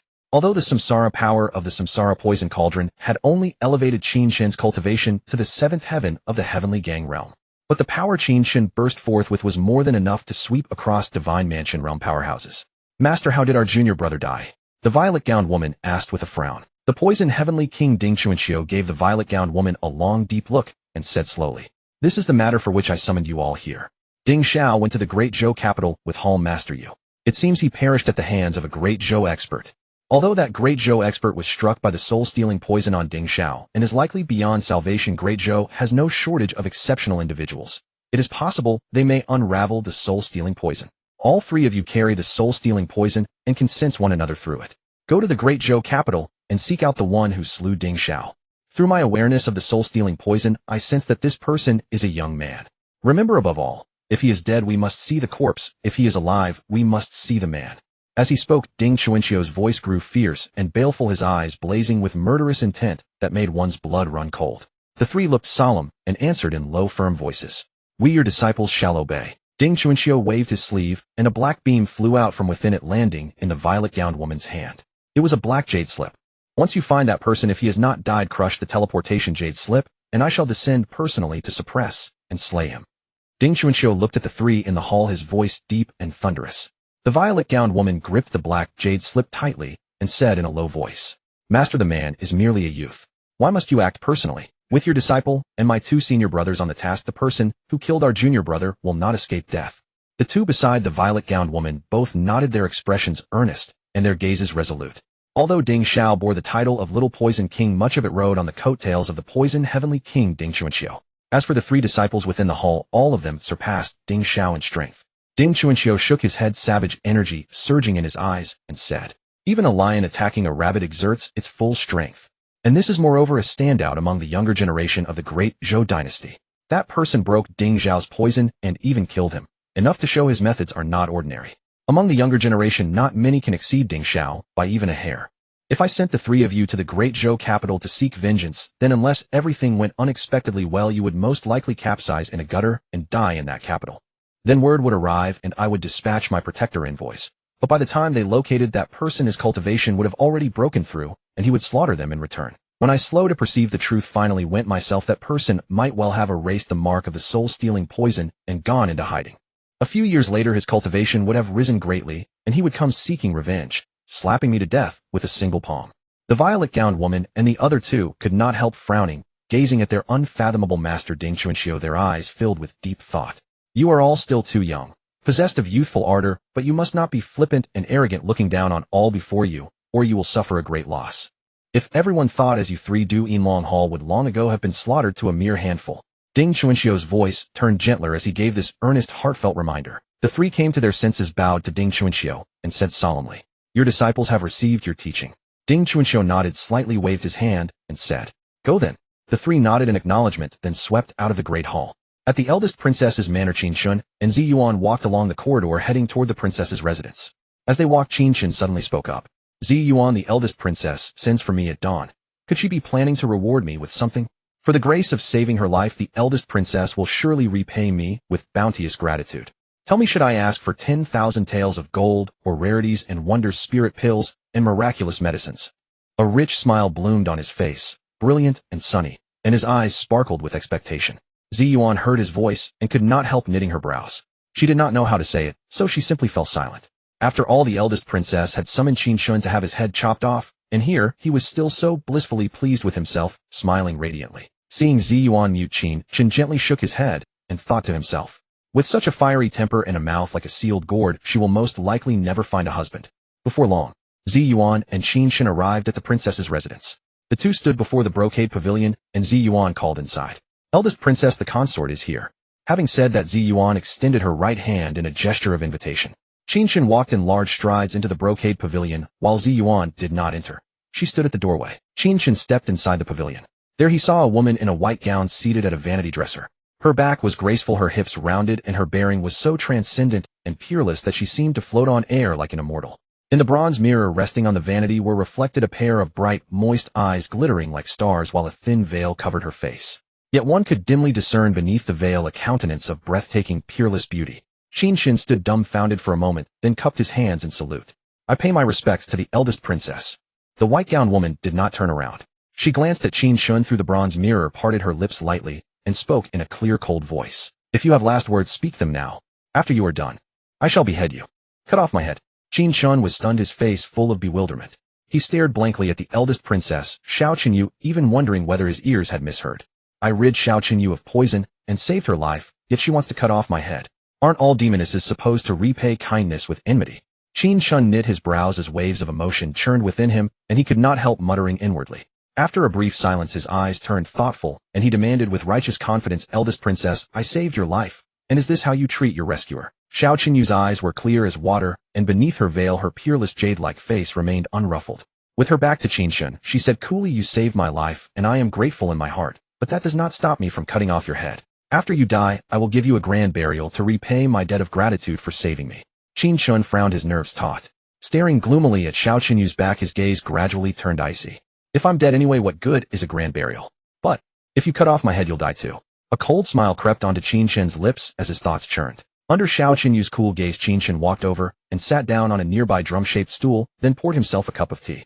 "Excellent tea." Qin Chen took a sip, savoring the sweet aftertaste, and could not help praising it. Through the bronze mirror, Xiao Qinyu watched him unhurriedly pour tea and drink, and she knit her brows, slightly rather surprised. "Aren't you afraid of death?" Her lips moved slightly, and her voice was as cold as a clear mountain spring. "No one clings to life more than me. Of course I'm afraid of death." Qin Chen looked at the white porcelain teacup and said calmly, "But I believe the eldest princess won't kill me. If I have guessed correctly, cutting off my head is merely the eldest princess's way of trying to scare me and vent the frustration in her heart." Qin Chen turned to Xiao Qinyu, his smile bright, yet tinged with innocence. If Xiao Qinyu had truly been determined to kill Qin Chen, she would not have summoned him alone to the princess's residence. Instead, the experts of the eldest princess's manor would have burst into his room, seized him, and beheaded him with a single strike. Therefore, Qin Chen could tell that Xiao Qinyu did not truly want to kill him. Moreover, Qin Chen vaguely sensed that Xiao Qinyu was not as vicious and ruthless as rumored. She was no Demoness. If Xiao Qinyu really were a Demoness, he would not still have his primordial yang intact. She would have drained him dry long ago. Clearly, Xiao Qinyu was not a woman who lusted after men. People said the eldest princess's manor was as terrifying as a demonic sect, but having stayed there for some time, he did not find it frightening at all. According to Qin Chen's guess, the eldest princess, Xiao Qinyu, might be concealing her sharp edge and deliberately staining her own reputation. Years ago, the eldest princess, Xiao Qinyu, and Xiao Xian, the prince of Qin, led troops to suppress the crown prince's rebellion, and afterward Xiao Xian ascended the throne as emperor. Although history books recorded it in only a few sparse lines behind that account, there were probably corpses strewn across the fields and blood flowing like rivers. From this one could see that Xiao Qinyu also possessed no ordinary skill. After Emperor Tianjing ascended the throne, there was no longer a prince of Qin nor brother and sister. In his heart, there was only the state, and he became a solitary sovereign. The two changed from siblings into sovereign and subject. Yet if there was someone in the imperial court capable of threatening the throne, could Emperor Tianjing rest easy? Although the Great Zhou dynasty had no precedent of a female emperor, some earlier dynasties had produced one. To set Emperor Tianjing's mind at ease, Xiao Qinyu deliberately tarnished her own reputation, letting the world regard her as an infamous Demoness. How could a Demoness who had lost the hearts of the people become an emperor? Of course, this was only Qin Chen's first guess. He had another. Thinking of that second possibility, Qin Chen could not help but feel a creeping dread, and a chill stole into his mind. He felt that Emperor Tianjing and the eldest princess were far too terrifying. Xiao Qinyu narrowed her phoenix eyes and cast a deep look at the handsome, spirited man in white reflected in the bronze mirror. In the eyes of the world, I am a demon who kills without blinking, and I have already killed more than 10 consorts. One more will hardly make a difference. You think I won't kill you? Does your belief stop me from doing it? If I want your head, I can take it with a snap of my fingers. Xiao Qinyu's voice was cold, carrying a hint of chill. The temperature inside the brocade pavilion seemed to plummet. An eerie chill radiated from Xiao Qinyu and spread through the entire brocade pavilion. Qin Chen, however, remained unruffled. With a faint smile, he said, "Of course, I know the eldest princess can take my head without the least effort, but I still believe she won't." Xiao Qinyu blinked her lovely eyes and said, "You are that confident?" Qin Chen glanced at Xiao Qinyu, his gaze sharp and penetrating, and said with a faint smile, "If the eldest princess truly wanted to kill me, wouldn't it be more convenient simply to send someone to cut me down? There would also be no need to summon me to the princess's residence. Eldest princess, if you have any orders, just say them outright." Hearing this, Xiao Qinyu's heart gave a slight jolt, and a trace of surprise rose in the depths of her eyes. She had never imagined Qin Chen could be so clever. The next moment, the faint surprise in Xiao Qinyu's eyes was overtaken by surging fury, as if flames were blazing fiercely. Though a physician has a benevolent heart, and in a healer's eyes there is no difference between men and women, the eldest princess is after all a person of exalted worth. Since I have seen the eldest princess's body, I will take full responsibility. I will never change in this lifetime. Qin Chen's voice slowly echoed through the brocade pavilion. If he had not brought it up, it would have been fine. But the moment Qin Chen mentioned it, fury flared in Xiao Qinyu's heart. Her face filled with anger, and her eyes turned icy, as if a violent dragon's bloodline had suddenly awakened. Although Xiao Qinyu had previously taken more than 10 consorts, her body had never been seen by any man. On her lotus root-like arm, fair as white jade, there was still a spot of vermilion like a flower in splendid bloom. Qin Chen. Xiao Qinyu abruptly stood up, spun around, and glared at Qin Chen with eyes so darkly cold that they made one's hair stand on end. "You think I won't kill you? Then I insist on taking your head. I will not only take your head, I will first gouge out your eyes." Xiao Qinyu gnashed her teeth like a furious dragon in a rage. Qin Chen watched Xiao Qinyu's graceful and exquisite figure and could not help being briefly dazed, his gaze turning dreamy. Even through the thin veil, he could faintly discern a breathtaking, peerless face that was enough to intoxicate any heart. Even with Xiao Qinyu's cold shout ringing in his ears, Qin Chen felt his heart surging and his Dao heart gradually slipping. Beautiful. Too beautiful. Apart from that peerless face, there was also a figure so alluring that she could not see her own toes when she looked down. "No. My Dao heart." Just as he was about to fall completely, Qin Chen suddenly came to his senses and hastily moved his gaze away. In his heart, he thought, "This woman is too beautiful. A few more looks, and my Dao heart will involuntarily be lost." Right after that, an overwhelmingly powerful pressure descended, making Qin Chen's robes fly and his dark hair dance in the wind. Qin Chen, however, showed no panic. With a faint smile lingering at the corners of his mouth, he glanced at Xiao Qinyu, then hurriedly looked away again. "Xiao Qinyu, if you kill me, you will die too." Qin Chen's voice was not loud, but it made Xiao Qinyu's heart quake. Xiao Qinyu narrowed her eyes, withdrew her aura, fixed her gaze on Qin Chen, and said coldly, "What did you say?" Qin Chen picked up his teacup and took a sip, then said with calm certainty, "There is still poison in your body. If I die, no one will be able to save you. If you don't believe me, circulate your spiritual energy to the Qihai acupoint and see whether it hurts." Xiao Qinyu knit her delicate brows, half believing and half doubting. Still, she channeled her spiritual energy into the Qihai acupoint. In that instant, Xiao Qinyu could not help widening her eyes as she felt a faint, dull ache at the Qihai acupoint. "Did you poison me?" Xiao Qinyu's gaze was icy cold, murderous intent flickering in her eyes. She had never imagined Qin Chen's schemes could run so deep, and at that moment, she truly wanted to behead him with a single sword strike. Facing Xiao Qinyu's icy, piercing stare, Qin Chen smiled faintly, unconcerned, and said calmly, "You wanted my head, and I poisoned you. That's nothing more than returning the favor. Besides, I saved your life as well.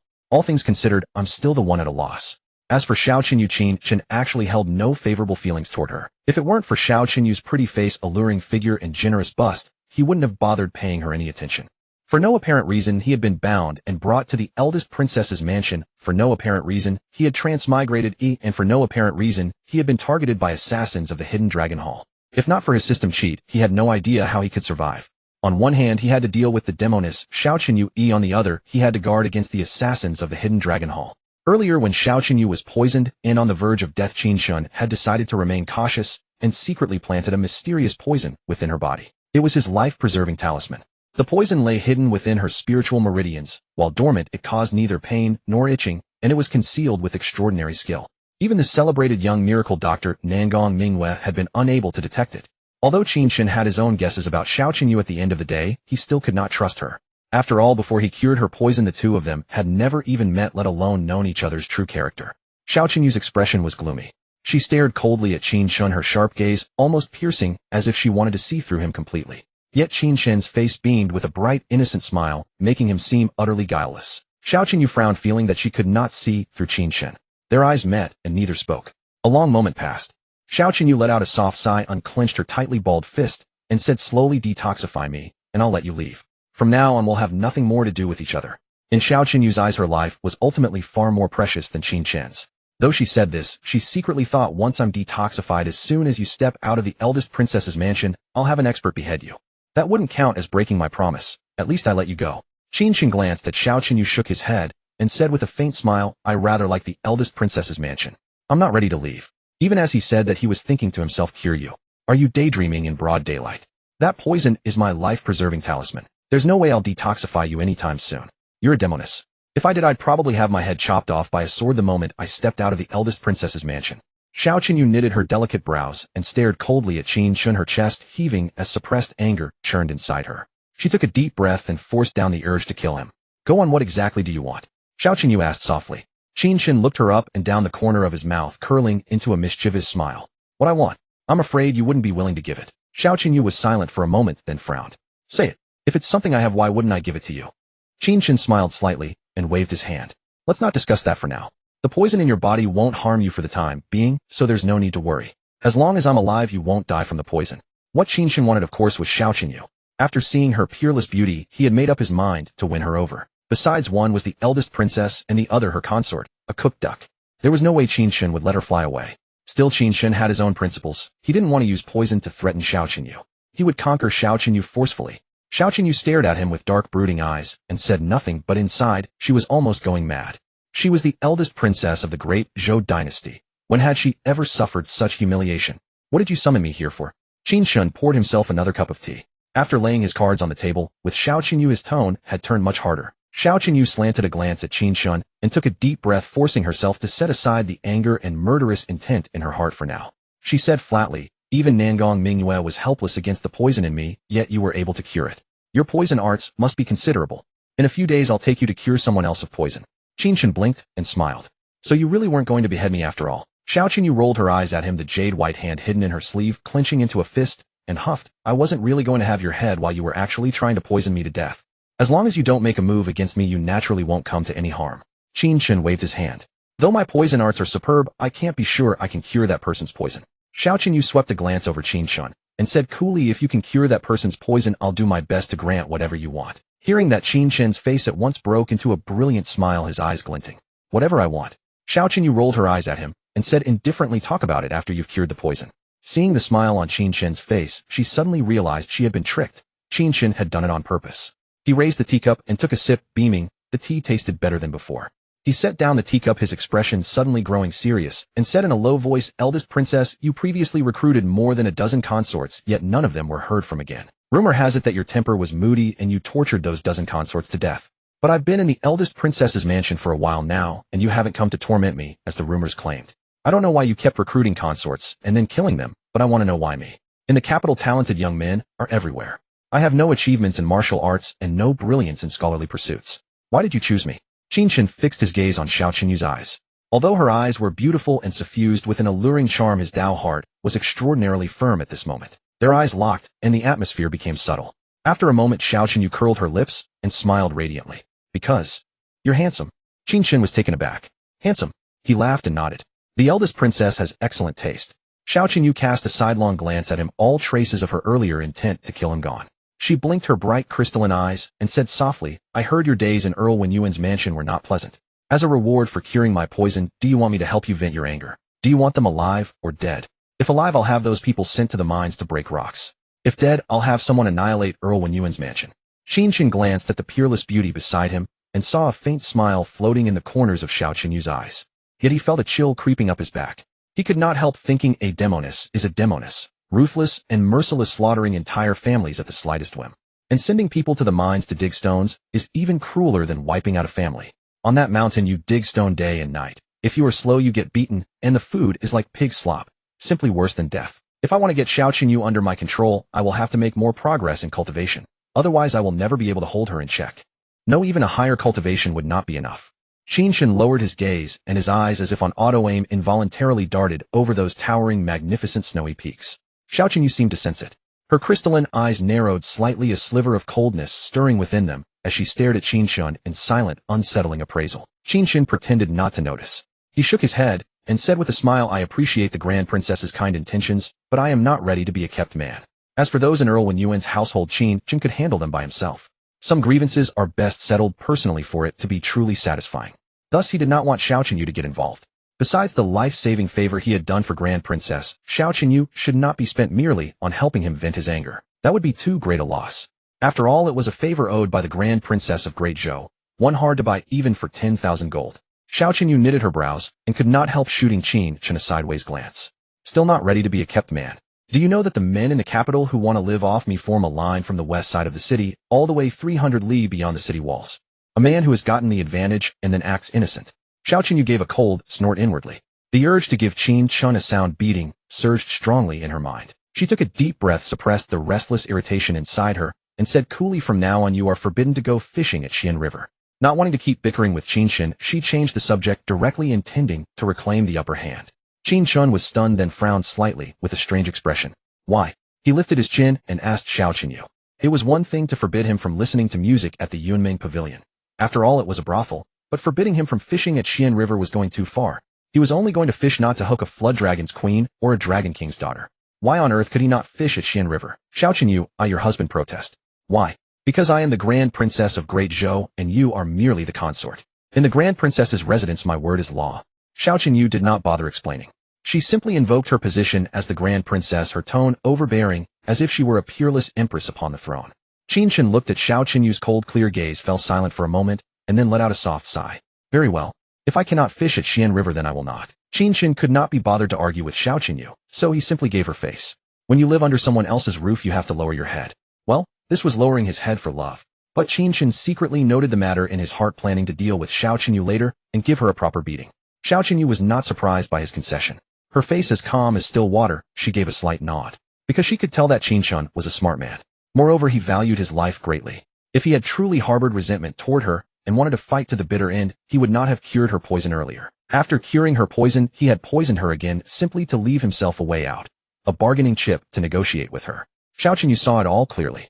Therefore, when it was time to compromise, Qin Chen would give Xiao Qinyu plenty of face. Provoking her completely would do him no good either.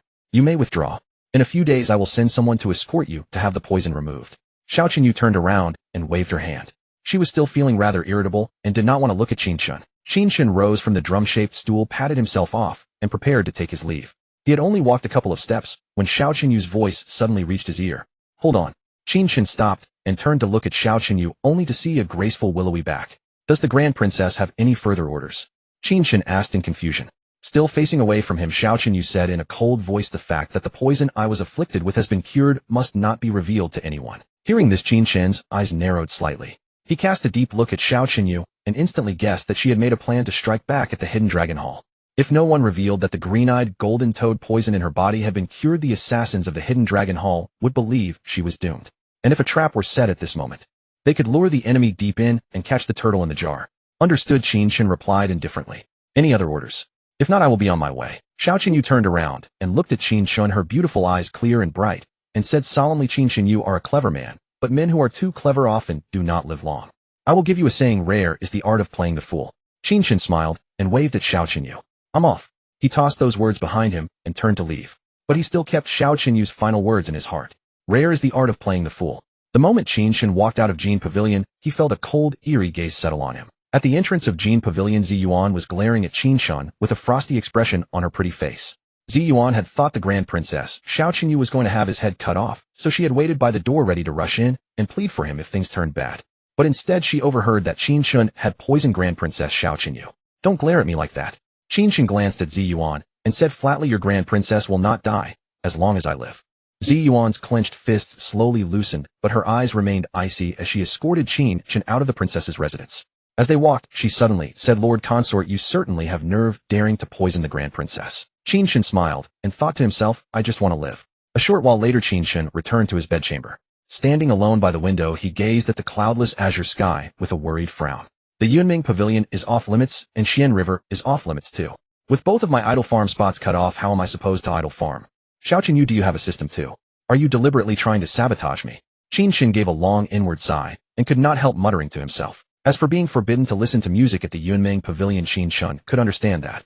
After all, it was a pleasure house, and the consort was merely a live-in son-in-law. He could not go wallowing in wine and pleasure. But the ban on fishing at Xian River was something he racked his brains over for a long time without understanding. And when he thought about how neither idle farm spot was available, leaving him no way to idle farm for EXP, his heart grew even heavier. Sigh, all I want is to lie flat and grind a little EXP. Why does it have to be so hard? Qin Chen let out a sigh, his voice carrying deep helplessness. Just then a mechanical voice suddenly rang out in Qin Chen's mind. Ding. Idle farm spots refreshed. Ding. Idle location refreshed. The third idle location, the Grand Tutor's residence. Level S rank. Note 1, the higher the idle location's level, the more idle points you can obtain. Note 2, S rank idle locations have a high chance of dropping Immortal Emperor rewards. At the sound in his mind, Qin Chen's eyes instantly sparkled with delight, his face breaking into a joyful smile. Could this be what it feels like to have an unfair advantage? Qin Chen's heart raced with excitement, the corners of his mouth unable to suppress their upward turn as he said, "This is fing awesome." The first two idle locations were off limits, and the system directly granted him the third one. It was like having a pillow handed to you when you're feeling drowsy. However, Qin Chen's joy lasted only a short while before his smile suddenly faded and his brow furrowed once more. He stroked his chin, his eyes deep in thought. The third idle location is at the Grand Tutor's residence, but it seems this place won't be easy to enter, let alone finding a place to idle there. Drawing upon the memories in his mind, Qin Chen was also aware of that female Grand Tutor. He had originally been from a prominent family in the capital. Though he had never met the female Grand Tutor, he had heard of her reputation. Within the Great Zhou dynasty, various cultivation sects stood in great numbers, with the Dao sect, Zen sect, and the three ancient sects leading the way. These five major forces possessed incredibly profound foundations. The Dao sect was divided into the Heavenly sect and the Mortal sect. The Heavenly sect cultivated on the mountains, practicing the art of forgetting all emotions, while the Mortal sect traveled the mundane world, cultivating mortal karma. The female Grand Tutor of the Great Zhou dynasty was named Luo Xuanji, and she was also the leader of the Mortal sect. The Grand Tutor's residence was Luo Xuanji's estate, and also the base of the Mortal sect. Luo Xuanji established the Mortal sect's dojo to pass down the sect's torch, and some disciples of considerable talent joined the Mortal sect. However, Luo Xuanji only accepted female disciples. Therefore, the Mortal sect did not have many disciples. In other words, over 90% of the people in the Grand Tutor's residence were women, with very few men. This was also related to the cultivation art practiced by the Mortal sect. The disciples of the Mortal sect cultivated karma, which would accumulate karmic fire within their bodies. The higher their cultivation, the more intense the karmic fire would become. If the karmic fire erupted and was not quelled, one would die burned by the karmic fire. To quell the karmic fire within one's body, there was only two people cultivating together, colloquially known as dual cultivation. If the Mortal sect had both male and female disciples, for the sake of quelling karmic fire, male and female disciples would mostly explore the origins of life together. If things were to become like that, the Mortal sect would no longer be the Mortal sect, but rather the Yin-Yang Unity sect. At the thought of this, Qin Chen's brow furrowed even more tightly. The Grand Tutor's residence is filled with female disciples of the Mortal sect, and they all harbor karmic fire. If I were to rashly go to the Grand Tutor's residence, I probably wouldn't even make it through the door. Even if I managed to enter the Grand Tutor's residence, I likely wouldn't be able to stay long, let alone idle there continuously. The system is thoughtful, but not that thoughtful. Qin Chen sighed softly, unable to resist complaining. He took a deep breath, calmed his mind, his brain working furiously, thoughts churning. No, I need to think of a foolproof plan. The Grand Tutor's residence is the idle location, and I must go there. Qin Chen's gaze was resolute, sharp, brilliance flickering in his eyes. After a while, Qin Chen summoned Qingning. "Your Highness the Prince Consort." Qingning blinked, her bright eyes a smile forming at the corner of her lips as she called out to Qin Chen in a graceful manner. Qin Chen looked at Qingning and got straight to the point, asking, "Qingning, I want to go to the Grand Tutor's residence. Do you have any ideas?" Upon hearing this, Qingning's expression instantly tensed, her brow furrowing as she gazed at Qin Chen with suspicion. "Your Highness the Prince Consort, what are you going to the Grand Tutor's residence for? You wouldn't be thinking of becoming a monk, would you? Your Highness the Prince Consort, please don't do anything rash. Becoming a monk is absolutely not advisable." Qin Chen gave Qingning a hard stare, feeling somewhat speechless in his heart. A world full of flowers, carefree and joyful. How could I possibly become a monk? Besides the heavenly sect, is true monkhood the mortal sect, is at most half monkhood. Looking at Qingning's nervous gaze, Qin Chen slowly said, I heard there's an ice pond in the Grand Tutor's residence, and within that ice pond lives a species of ice fish quite rare. I plan to do some fishing there. The ice pond in the Grand Tutor's residence with its ice fish was known to many in the capital. Moreover, Luo Xuanji had specifically chosen the Grand Tutor's residence location for that very place. One could fish at the Grand Tutor's residence for an entire day. Qin Chen had also come up with a reasonable excuse. Furthermore, Xiao Qinyu had only forbidden him from fishing at the Xian River, and the Grand Tutor's residence was not the Xian River. However, how to enter the Grand Tutor's residence and how to get to the ice pond to fish, his mind was a complete blank on these matters. So he summoned Qingning. So you just want to go fishing at the Grand Tutor's residence? Qingning breathed a sigh of relief, lightly patting her breathtaking chest. Seeing Qingning's tension ease, Qin Chen's eyes brightened, and he quickly asked, Do you have a way into the Grand Tutor's residence? Qingning nodded and said, The Princess Royal frequently goes to the Grand Tutor's residence to discuss the Tao with the Grand Tutor. Therefore, the Princess Royal's carriage can directly enter the Grand Tutor's residence. Your Highness the Prince Consort can enter the Grand Tutor's residence by taking the Princess Royal's carriage. Overjoyed at this information, Qin Chen thought to himself, It's great to have the Princess Royal as a backer. Although he had learned the way into the Grand Tutor's residence, Qin Chen did not rush there. The next morning, the Princess Royal's carriage slowly drove into the Grand Tutor's residence, passing through unimpeded, and Qin Chen sat right inside the carriage. The people at the Grand Tutor's residence recognized the Princess Royal's carriage, knowing that a distinguished guest was inside, so they did not obstruct the passage.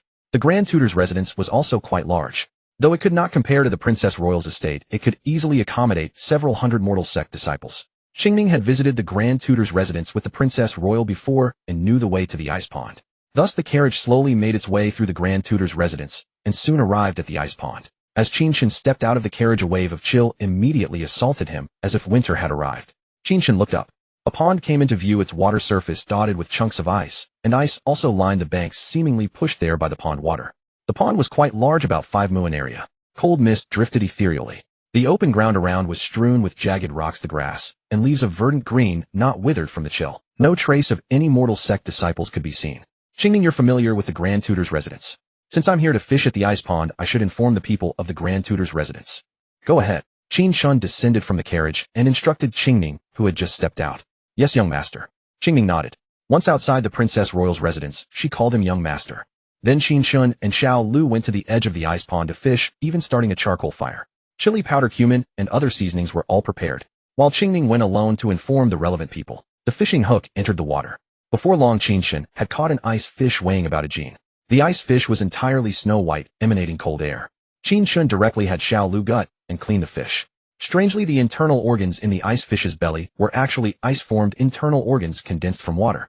Then Qin Chen roasted the ice fish over the charcoal fire, sizzling with oil, then sprinkled on the chili and cumin. The aroma immediately rose.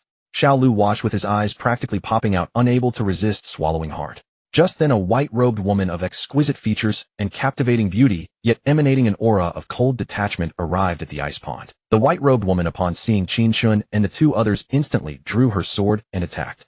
Where do these fish thieves come from? Take that. Truly delicious. I want another one. The white-robed woman's cheeks were puffed up as she ate ravenously, her mouth greasy, uttering vague muffled sounds. There are no more, Qin Chen replied indifferently. Holding a grilled fish skewered on a bamboo stick, he was just about to take a bite when he suddenly felt a pair of eyes boring into him. Qin Chen turned his head and saw the white-robed woman pursing her luscious lips, staring at him with eager, longing eyes, or more precisely at the grilled fish in his hand. Qin Chen lowered his gaze, sweeping over the pile of fish bones beside the white-robed woman. Really now? You've already devoured several fish, and I haven't even had a single bite. Qin Chen grumbled inwardly. Seeing her wistful, pleading gaze, he let out a helpless sigh and extended the grilled fish toward her. You eat it. The white-robed woman was overjoyed, her face breaking into a radiant smile. She happily accepted the grilled fish and took a satisfied bite, as if she had just gained the whole world. Thank you, you're a good person. The white-robed woman munched with relish, not forgetting to thank Qin Chen. A good person. Qin Chen blinked, feeling that the word sounded somewhat odd. He looked the white-robed woman up and down, a hint of curiosity in his gaze. She was undeniably a beauty straight out of a painting. Her face was like a lotus, her eyes bright, and teeth white, her skin like ice and bones of jade. She was tall and slender, exuding a cold, ethereal air, like a celestial maiden untouched by mortal dust. The only flaw was, below her neck there was not the slightest curve, as flat as a board. Not for him. By all logic, a woman like this should have been an icy beauty who kept others at a distance. Yet she seemed utterly obsessed with food. Earlier the white-robed woman had charged over with her sword, but perhaps catching the aroma of the roasting fish, her murderous aura vanished in an instant. As if no one else was around, she crouched by the charcoal fire, knees pressed together, staring intently at the grilled fish, swallowing her saliva. "Are you people from the eldest princess's manor?" the white-robed woman asked between bites of grilled fish.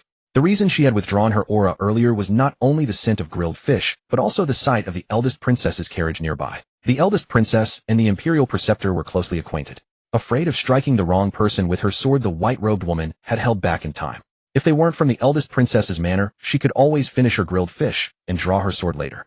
Qin Chen threaded a small earthworm onto the fishhook and cast the line. The hook broke the water, sending ripples spreading outward. "Sorry, Xiaoqinyu." A faint smile tugged at the corner of Qin Chen's mouth as he nodded. "The eldest princess was wounded in an assassination some days ago, and her health has been poor.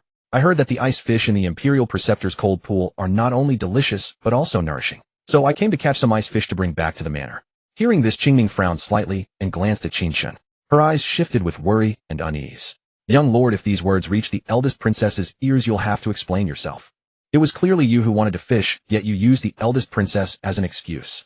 Qingming thought to herself. The white-robed woman listened without suspicion, simply eating her grilled fish contentedly, her brows curving like crescent moons, in an excellent mood. After a while, the white-robed woman finished the grilled fish, tossed the bamboo skewer to the ground, and turned her gaze to the fishing line, her eyes burning with fervor. Clearly she was still hungry for more. "I've heard a little about the eldest princess's assassination. Word has it that the Hidden Dragon Hall ambushed her. In that battle, the Hidden Dragon Hall dispatched 8 Hall Elder Lords and 2 Hall Guarding Celestial Kings, all top-tier experts. A considerable force indeed. In the end of the 8 Hall Elder Lords, 5 died and 3 were wounded, and of the 2 Celestial Kings, 1 perished and 1 was injured. The Hidden Dragon Hall has grown increasingly audacious lately." The white-robed woman blinked her beautiful eyes, her voice calm. Qin Chen was secretly startled. He hadn't expected the white-robed woman by his side to know about the assassination of eldest princess Xiaoqinyu. She even knew exactly which experts the Hidden Dragon Hall had dispatched. He himself didn't even know the full lineup of assassins. Qin Chen stole a sidelong glance at the white-robed woman, curiosity about her identity growing. "Don't look at me. Watch the line," the white-robed woman murmured, still fixated on the fishing line. Qin Chen frowned slightly, quickly looking away, feeling a twinge of embarrassment. He thought to himself, this is no celestial maiden. She's clearly a foodie. Just then the fishing line suddenly pulled taut. Qin Chen seized the rod as a snow-white ice fish leaped out of the water. The white-robed woman's eyes sparkled, her gaze locked on the fish, and she couldn't help but gulp. After catching the ice fish, Qin Chen handed it to Xiao Lu to gut skewer on a bamboo stick and place over charcoal fire. This way of preparing fish is rather novel. Grilled to a crisp, yet tender, releasing a tantalizing aroma. I caught a few ice fish before to eat, but they tasted ordinary, nowhere near as delicious as this. The white-robed woman stared at the fish roasting over the flames, eyes flickering as she spoke slowly. "This is grilled fish. Once the skin is charred, sprinkle it with cumin, chili, and other seasonings. It's truly delicious." Qin Chen's mind stirred, and he went on. "But there's something even better. After the fish is grilled, put it in a special charcoal pot and pour over the secret sauce. The flavor is absolutely extraordinary." The white-robed woman's eyes widened, sparkling with interest, utterly captivated by his words. She found this way of cooking fish remarkably novel. "Is it really that delicious?" The white-robed woman licked her lips. A slight smile curled at the corner of Qin Chen's mouth. At that very moment the fishing line went taut once more. A fish on the hook. Qin Chen reeled in another ice fish and said with a chuckle, "Of course it's delicious. Once you've tasted it, you'll crave it again. And someday I'll let you have a try."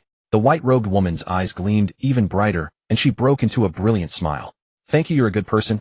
Come on. If you're going to thank me, no need for that last part." Qin Chen couldn't help complaining inwardly, but he had already achieved his goal.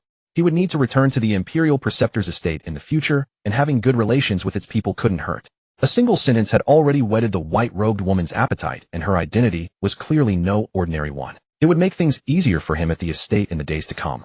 Soon Qin Chen landed several more ice fish in succession and grilled them directly over charcoal. Once the fish were done, Qin Chen handed one to the white-robed woman first. She accepted it happily, feeling increasingly certain that Qin Chen was a good person. She opened her mouth to take a bite, then paused, furrowing her brows slightly. She looked at Qin Chen and asked, "If you've let me eat all the ice fish, what are you going to bring back to the eldest princess's manor?" Qin Chen waved his hand with a smile. "No worries, the cold pool is full of ice fish.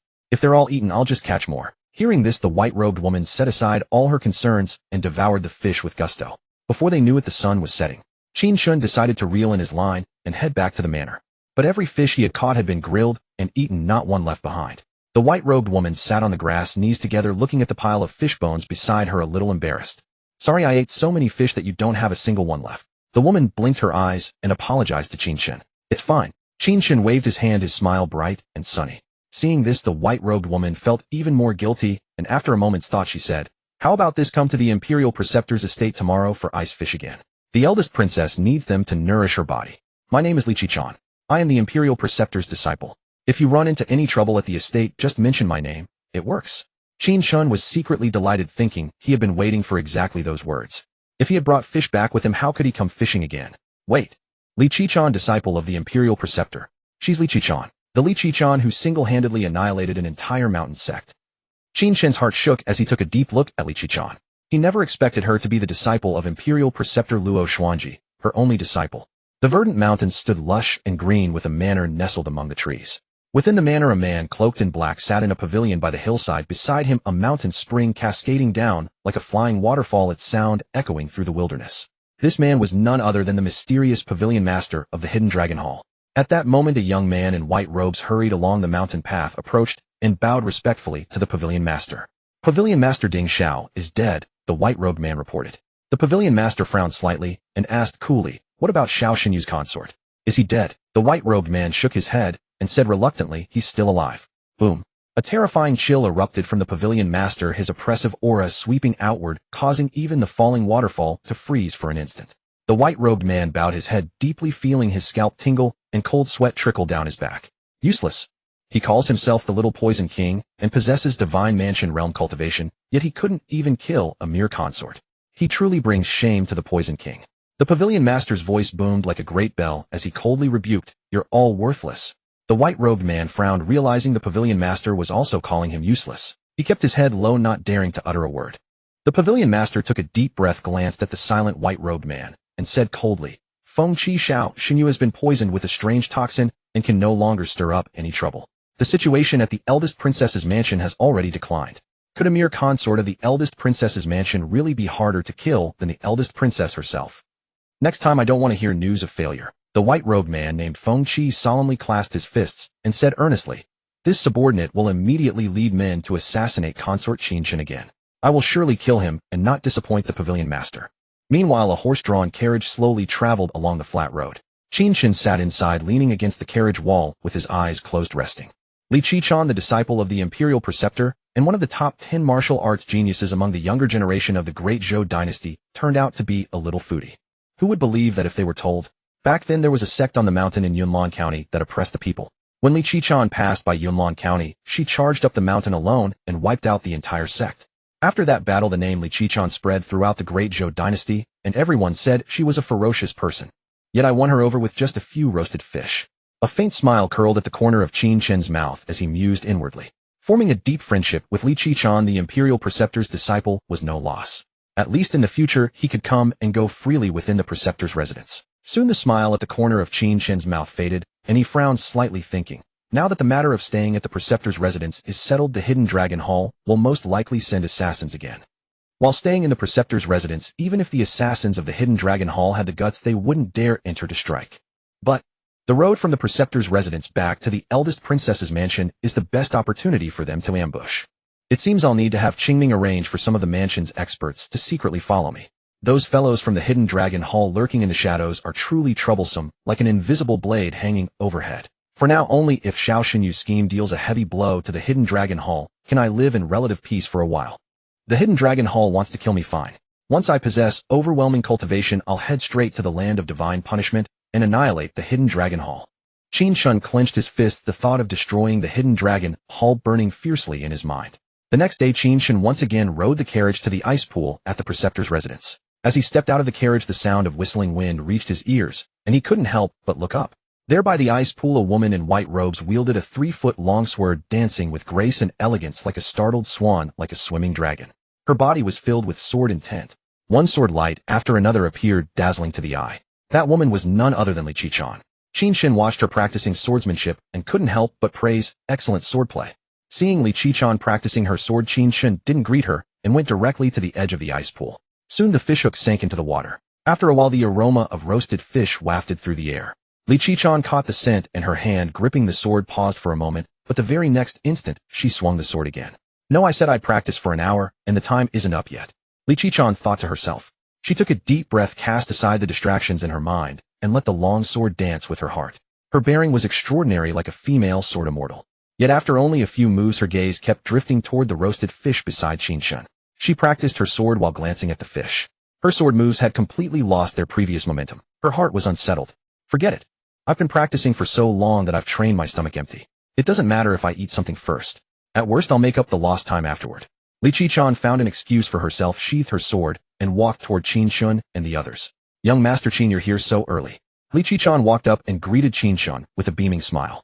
She didn't know that Qin Chen was the consort of the eldest princess's mansion. She had only heard Qingning call him Young Master Qin, so she addressed him as Young Master as well. After all, it wasn't strange for the eldest princess's mansion to have capable and extraordinary guest retainers. Qin Chen handed a roasted fish to Li Qichen, a bright smile on his face, as radiant as sunshine. I wasn't able to bring ice fish back to the mansion yesterday, and I've been thinking about it ever since. I wanted to come earlier and catch more ice fish.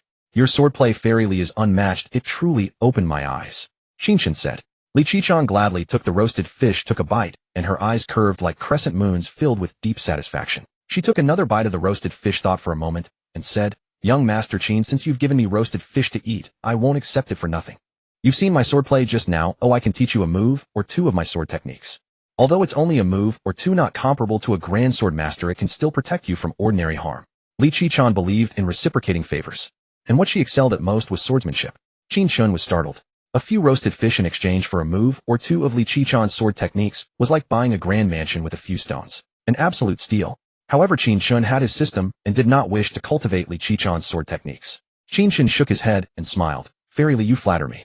They're just a few roasted fish, hardly worth mentioning. As for teaching me sword techniques, there's no need. Li Qichen's eyes widened in surprise, forgetting even the roasted fish in her hand. He actually refused. Could it be that he looks down on my swordplay? Li Qichen was stunned, then said with a cold smile, Young Master Qin, could it be that you think little of my sword techniques? How about we spar a little? She knew that the few sword moves she had created were extraordinary, and countless people in the capital wished to learn swordsmanship from her. Yet Qin Chen had refused her offer. This was the first time anyone had refused her. And the more Qin Chen refused, the more she was determined to teach him. As long as I defeat Qin Chen in a spar, he'll definitely accept my sword techniques. Li Qichen stared at Qin Chen, thinking to herself, once he witnesses the brilliance of those sword moves of mine, I refuse to believe he'll still say no. Qin Chen smiled and shook his head, saying, Fairy Li, I'm only at the spirit soul realm. Sparring with you would simply be asking for a beating, wouldn't it? Li Qichen blinked and said, I can seal my cultivation and fight you at the same realm. Qin Chen glanced at Li Qichen and still shook his head. If we're at the same realm, then there's even less need to spar. Li Qichen frowned, puzzled. Why, could it be that you don't dare? Qin Chen smiled faintly, his gaze burning as he said solemnly, because within the same realm, I am invincible.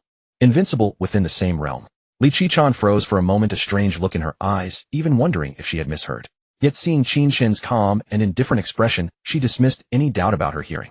Li Qichen shook her head, unable to stifle a few giggles. She found Qin Chen's words utterly ridiculous. She was the sole disciple of Luo Xuanji, the head of the human sect.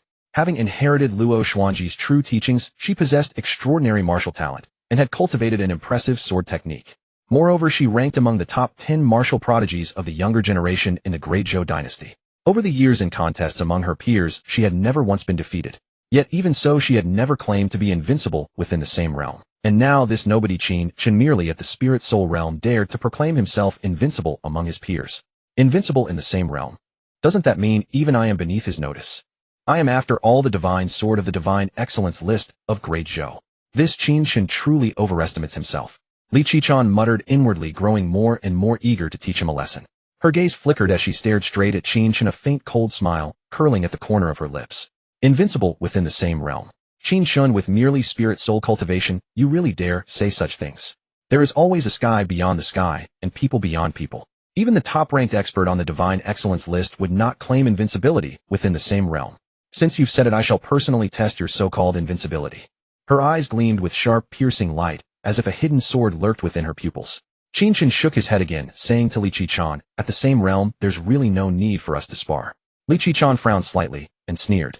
Qin Chen, don't shake your head. Although you claim to be invincible in the same realm, I haven't taken it seriously anyway. Don't worry, this is merely a martial spar. I'll hold back and won't hurt you. Qin Chen glanced at Li Qichen and said calmly, I'm not worried about you hurting me, but rather that I might hurt you if I strike too heavily. Within the same realm, Qin Chen was absolutely invincible. He had cultivated the Imperial Dao body, granting him extraordinarily formidable physical strength. His fists surged with overwhelming power enough to shake mountains and overturn peaks. Moreover, he possessed two supreme techniques of the Immortal Emperors. Even without using poison, he could crush Li Qichen at the same cultivation realm. And this was within the Premier's estate. If he struck too hard and wounded her, she might bear a grudge. Then how could he ever return to the ice pool to AFK train in the future? Li Qichen's gaze turned icy, an inexplicable flame of anger rising in her heart. Afraid of hurting her if he struck too heavily. Qin Chen, with nothing but your spirit soul cultivation, where do you find such confidence? Her cold, clear gaze fixed on Qin Chen as she tightened her grip on the sword in her hand, battle intent gradually surging within her. When had the divine sword of the divine excellence list ever been so belittled? I have never known defeat during my spirit soul realm. I now seek to test the lofty skills of the self-proclaimed invincible Lord Qin. Watch my sword. Li Qichen said no more. She directly sealed her cultivation to the first level of the spirit soul realm, then thrust her sword straight at Qin Chen. The sword light was fierce and sharp. Seeing this, Qin Chen frowned slightly, then executed divine travel through the 9 heavens, his figure flashing past in an instant. Li Qichen's thrust struck nothing but air. Such swift movement. Li Qichen frowned inwardly, a flicker of shock passing through her heart. She then turned her gaze, locking onto Qin Chen in the distance, the 3-foot green sword in her hand surging with threads of sword intent. Qin Chen looked at Li Qichen, her face cloaked in frost, and could not help but shake his head, thinking, if I don't spar with her, she'll probably never sheath that sword. Oh well, if she wants to fight, then fight. Let me see just how strong the top 10 martial prodigies of the younger generation in Great Zhou truly are. He let out a soft sigh, his gaze suddenly turning sharp and his expression growing serious as he said to Li Qichen, I am at the 3rd level of the spirit soul realm. Though this is a same realm battle, you only need to suppress your cultivation to the 9th level of the spirit soul realm. Hearing this, Li Qichen's heart blazed with even more fury. She coldly shouted, let's talk after we fight. Watch my sword. She stepped lightly and swung her sword at Qin Chen, her speed quite swift. Her cultivation remained at the 1st level of the spirit soul realm. A burst of sword light bloomed, carrying the might to split metal and shatter stone. Qin Chen stood proudly and placed his expression calm as he watched the long sword descend. Seeing Qin Chen's composed and unruffled bearing, Li Qichen's expression turned even colder. In the blink of an eye, her sword slashed down and actually cleaved through Qin Chen's body. The blade traced from his left shoulder down to his right waist. Li Qichen's pupils suddenly contracted. Her face filled with shock, and the hand gripping her sword trembled uncontrollably. Qin Chen. Her heart lurched, her mind went blank, and she instinctively cried out. She had never imagined that Qin Chen would be so weak. Qin Chen had claimed to be invincible within the same realm, and with that calm, confident expression earlier, Li Qichen had assumed he possessed some skill. Who would have thought? But before she could finish the thought, Li Qichen suddenly realized something, and the corner of her eye twitched. There was no blood. No blood flowed from Qin Chen's body. Under Li Qichen's gaze, Qin Chen's figure slowly dispersed in the wind. It was just an afterimage. Li Qichen breathed a sigh of relief, only to hear a voice from behind her. Fairy Li, you really should raise your cultivation to the 9th level of the spirit soul realm. Qin Chen stood behind Li Qichen, a faint smile playing at his lips. At the 1st level of the spirit soul realm, winning would be normal. If he lost, no, he wouldn't lose. Li Qichen let out a cold snort, whirling around and slashing at Qin Chen with her sword, fierce sword intent flowing along the blade. Seeing that Li Qichen refused to raise her cultivation, Qin Chen gently shook his head. A long sword came slashing down toward his head.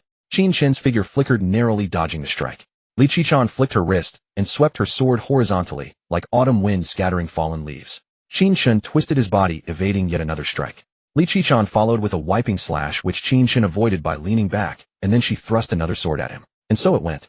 The two engaged in a fierce battle.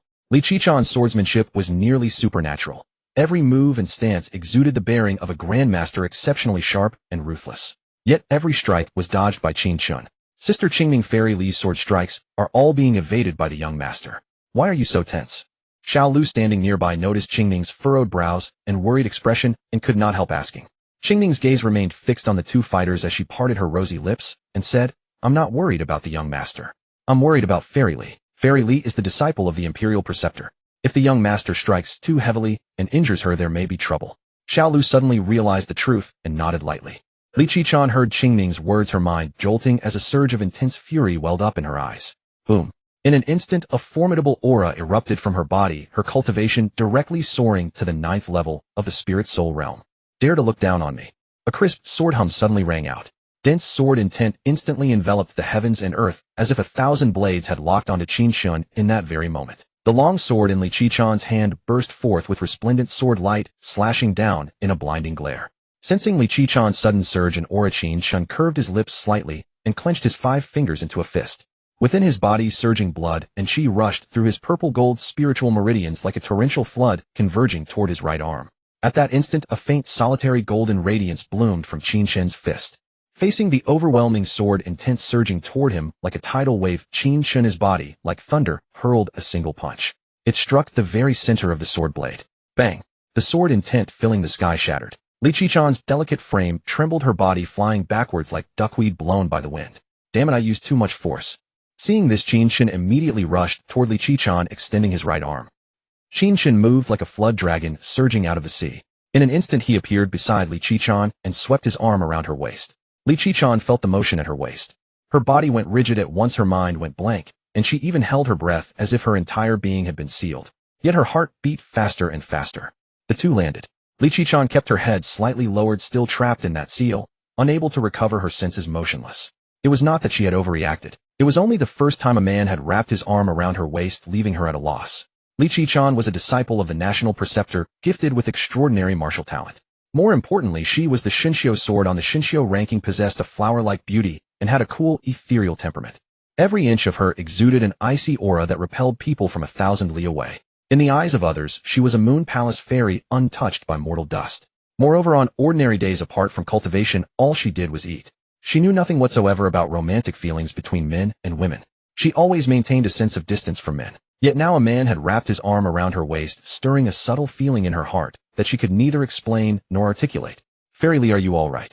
Qin Chen looked at Li Qiquan, who remained silent with her head lowered, and hurriedly asked. To break Li Qiquan's sword intent, that punch of as though lacking the might of the 9 serpents swallowing heaven, had carried 90% of his physical strength. Only then did Li Qiquan feel a surging fist intent rush toward her, like torrential river water, churning madly, as if to swallow her whole. The surging fist intent crushed her sword intent. She could tell that the fist intent was extremely fierce. Combined with Qin Chen's uncanny movement and speed like lightning, she did not hesitate. She quickly raised her sword horizontally before her to try to block his punch. Yet she still underestimated that punch. I'm all right. Li Qiquan's delicate brows knitted tightly. Forcing out a few words, she said softly, why haven't you let go? Hearing that, Qin Chen finally came to his senses. Seeing Li Qiquan's ears almost entirely red, he hastily withdrew his hand. He scratched his head and laughed, pretending nothing had happened. Although Li Qiquan had sealed her cultivation, her physical body was not limited to the spirit-soul realm.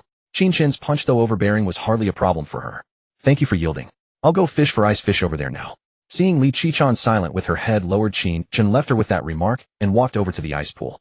Li Qiquan softly answered, still keeping her head down. A flush spread over her stunning face like the evening clouds at dusk, lending her a touch of worldly warmth. As Qin Chen walked, an image of him, holding Li Qiquan a moment ago, surfaced unbidden in his mind. It had felt truly wonderful.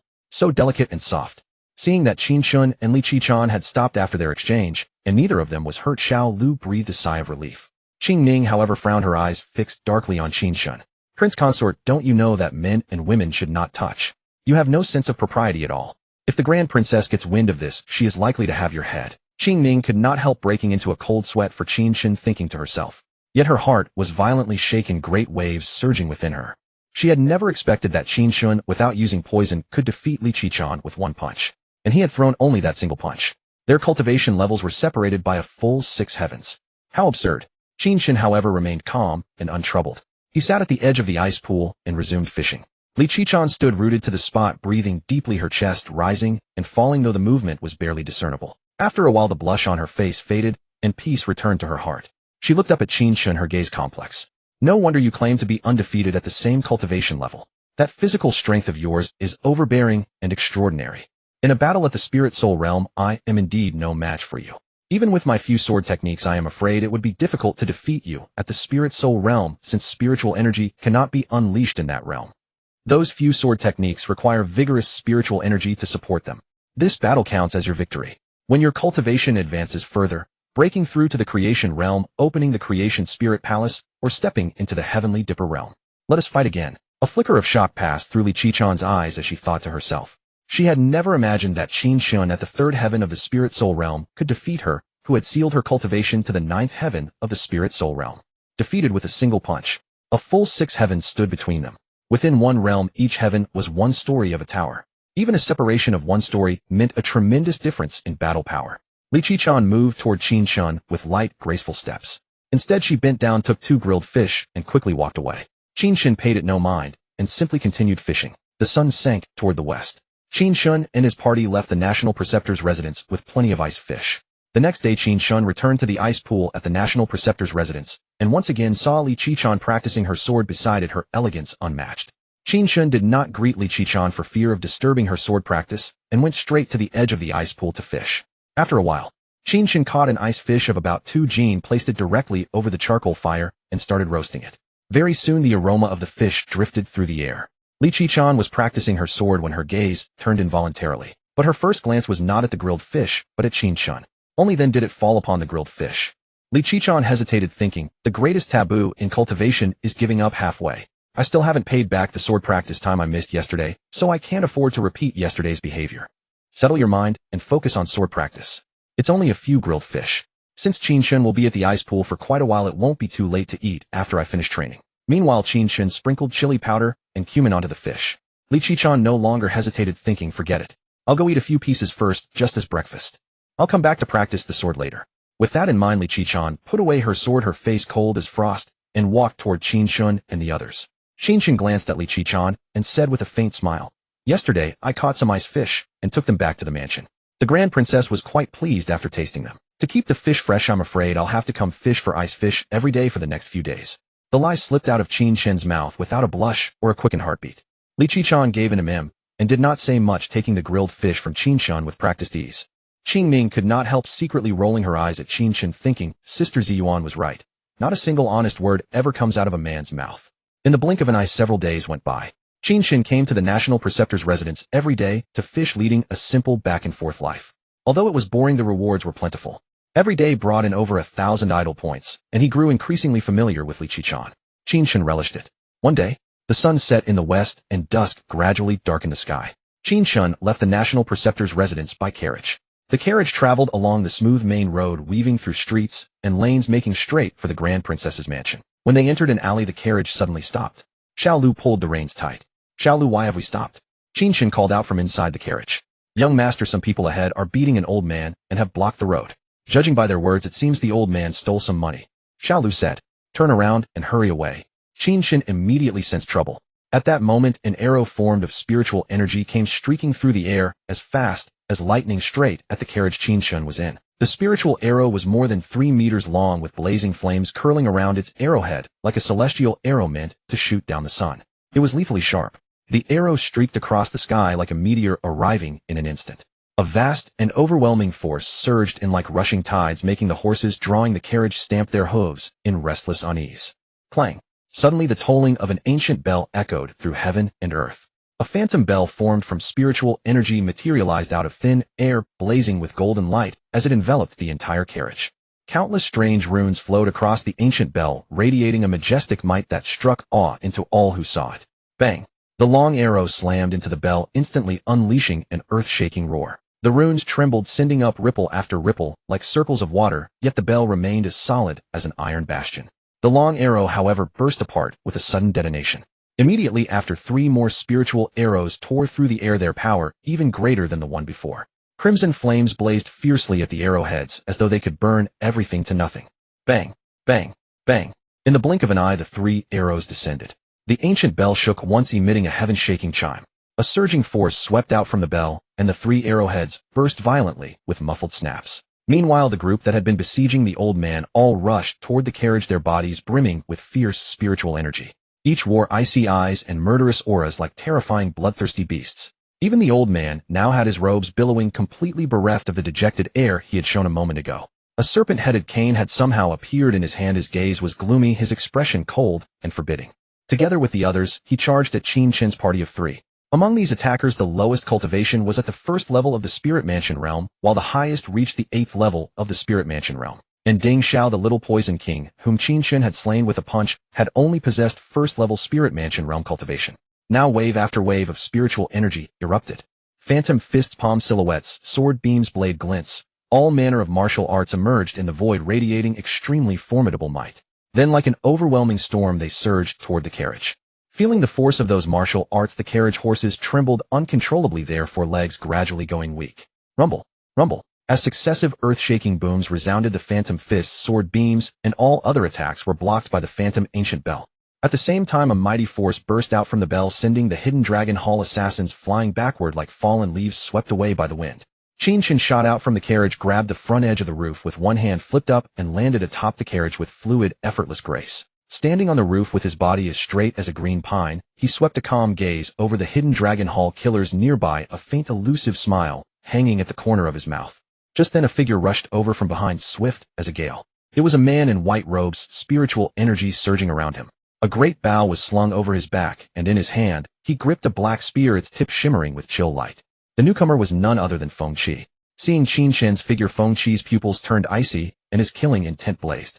He thrust his spear with lightning speed, the tip blooming with dazzling cold light, as a biting spear intent roared forth viciously, aimed at the back of Qin Chen's head. This spear thrust was exceptionally fierce. Qin Chen sensed the movement behind him, turned around, and saw the spear rapidly growing in his eyes.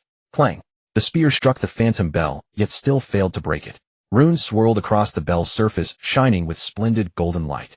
Immediately after, Feng Qi felt a terrifying spear intent rushing back along the spear in his hand. His heart lurched, he hastily withdrew and stumbled back to the ground. Qing Ning soared onto the roof, standing beside Qin Chen, a black ancient bell resting upon her palm. The ancient bell was inscribed with strange runes, vigorous and sharp like iron strokes, and silver hooks faintly exuding a heavy mountain-like aura. At this moment those runes seemed to come alive, coiling around the bell and radiating a soft shimmering light. Feng Qi fixed his eyes on the bell, and Qing Ning's hand frowned slightly and instantly understood. So it is a heaven-grade spirit treasure. No wonder even my arrows and spear can be blocked. Feng Qi stared at the ancient bell, the chill in his eyes deepening, and tightened his grip on the spear. Spirit treasures were divided into low-grade, mid-grade, high-grade, and heaven-grade. Beyond heaven-grade, there were spirit treasures of even more terrifying might. As for Qin Chen's samsara poison cauldron, it was a treasure among spirit treasures which the system called an artifact. Moreover, activating a spirit treasure required vast, surging spiritual energy. The higher a spirit treasure's grade, the more spiritual energy it demanded. The ancient bell in Qing Ning's hand was a heaven-grade spirit treasure called the Daluo Dao Bell. The Daluo Dao Bell would even absorb the force of attacks and send it rebounding back. To break through it, one had to shatter it with overwhelming brute force. Young master, that white-robed man is extremely powerful. He might be at the half-step nirvana realm. Qing Ning's clear, cold gaze fell upon Feng Qi, and her heart quivered slightly. She had never expected the hidden dragon hall to dispatch such an expert just to assassinate Qin Chen, a cultivator of the spirit soul realm. Above the spirit mansion realm is the nirvana realm. Then we shall raise the formation and slaughter them. Qin Chen shouted coldly, his gaze indifferent. He had known the hidden dragon hall assassins would come again, yet he still openly traveled back and forth between the Imperial Preceptor's mansion and the Grand Princess's mansion. Clearly he had a trump card. With only Heavenly Dipper realm cultivation, how long can your spiritual energy last? Let's see how many more moves you can block. The moment the bell breaks will be your death. Attack together and break that heaven-grade spirit treasure. Feng Qi roared, killing intent blazing in his eyes, and once more brandished his spear to charge. The other hidden dragon hall assassins also channeled their spiritual energy, unleashing powerful martial arts and focusing fire on the phantom bell. Boom, boom, boom. One assault after another crashed against the phantom bell, raising earth-shaking noise. Yet the bell remained as firm as iron. However, Qing Ning's face slowly turned pale, her brows tightly knit, as if she was struggling. Qing Ning strained to channel her spiritual energy into the Daluo Dao Bell, then threw back her head and cried out, her voice sharp as a bird's shriek. Raise the formation and slaughter them. As her words fell, figures appeared one after another on the rooftops and high walls on both sides of the alley. For people pressed their palms together in seals, spiritual energy erupting from their bodies like pillars charging into the sky. A great formation slowly emerged above Qin Chen and Qing Ning, shrouding a vast expanse of the void. The formation spun, emanating a majestic and dreadful power. One sword tip after another poked out from the formation, each gleaming with cold light and exuding incomparably sharp sword intent. At that moment, sword intent filled the sky. Damn it, we fell into a trap. Feng Qi looked up at the sword formation, and then at the figures of considerable strength appearing all around. His brows were deeply furrowed, and his expression was extremely grim.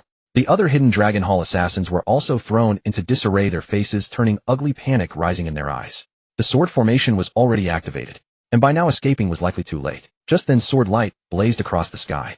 Thousands upon thousands of flying swords screamed down from the formation, falling like rain, sweeping away all obstacles. Feng Qi and the others hurriedly unleashed martial arts to defend.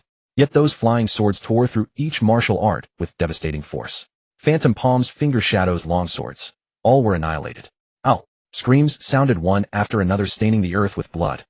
A torrent of sword rain swept down, leaving corpses strewn haphazardly across the ground, blood trickling in rivulets. Only a scant few survived. Feng Qi and 3 assassins of the Hidden Dragon Hall endured, though the latter were covered in cuts and gashes. The remaining 8 Hidden Dragon Hall assassins all met their doom in the Yellow Springs, their bodies nearly pierced into sieves by the countless blades.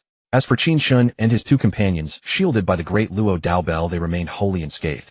Feng Qi's gaze was sinister and venomous as he shot Qin Chen, a fierce glare, murderous light bursting in his eyes, seething with malice, wishing he could hack Qin Chen into 8 pieces. No wonder those 2 assassination attempts both failed before. That Qin Chen is truly treacherous and crafty. Feng Qi snorted coldly in his heart, then drew a breath, temporarily suppressing the towering hatred he bore toward Qin Chen. He lifted his gaze and swept it over the 4 men on the high wall who were conjuring the sword formation. Bending his knees slightly and springing off his soles, his body shot forth abruptly, swift as the wind. The black spear roiled with fierce spear intent, its hums ringing out as if a python's roar echoed through the void. Feng Qi clearly intended to start with the 4 men wielding the sword formation, seeking to break it apart. At that sight, the 4 blazed with surging battle intent as spiritual energy flared around their bodies.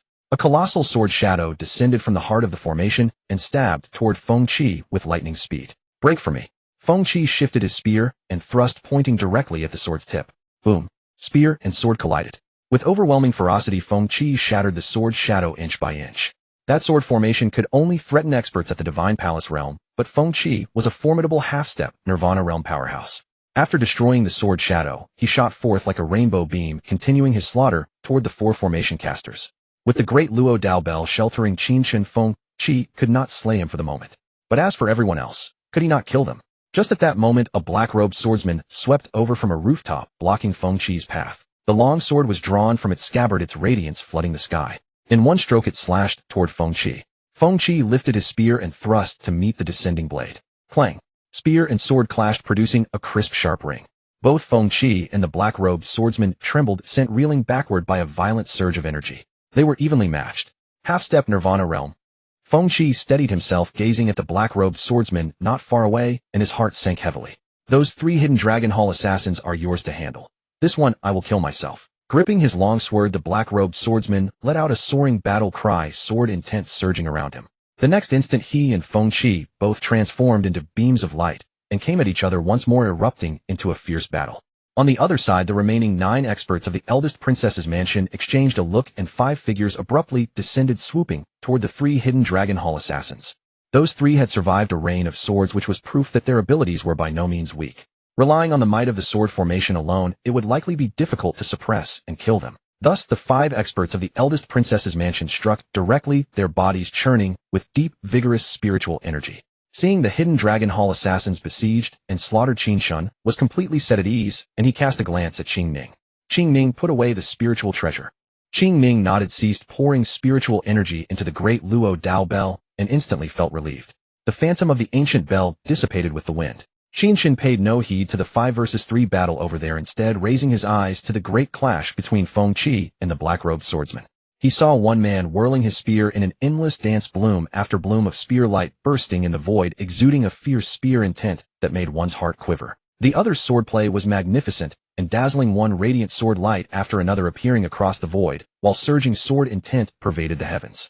Both were half-step Nirvana realm experts, spear and sword crossed in a battle so evenly matched that neither could gain the upper hand.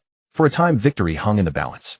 Qin Chen narrowed his eyes, slightly stirred his thoughts, and raised a hand as if fumbling at his chest, when in truth he produced a small black bottle from the reincarnation poison cauldron. "Go to hell!" Qin Chen bellowed, hurling the small black bottle forth lest any new trouble spring up.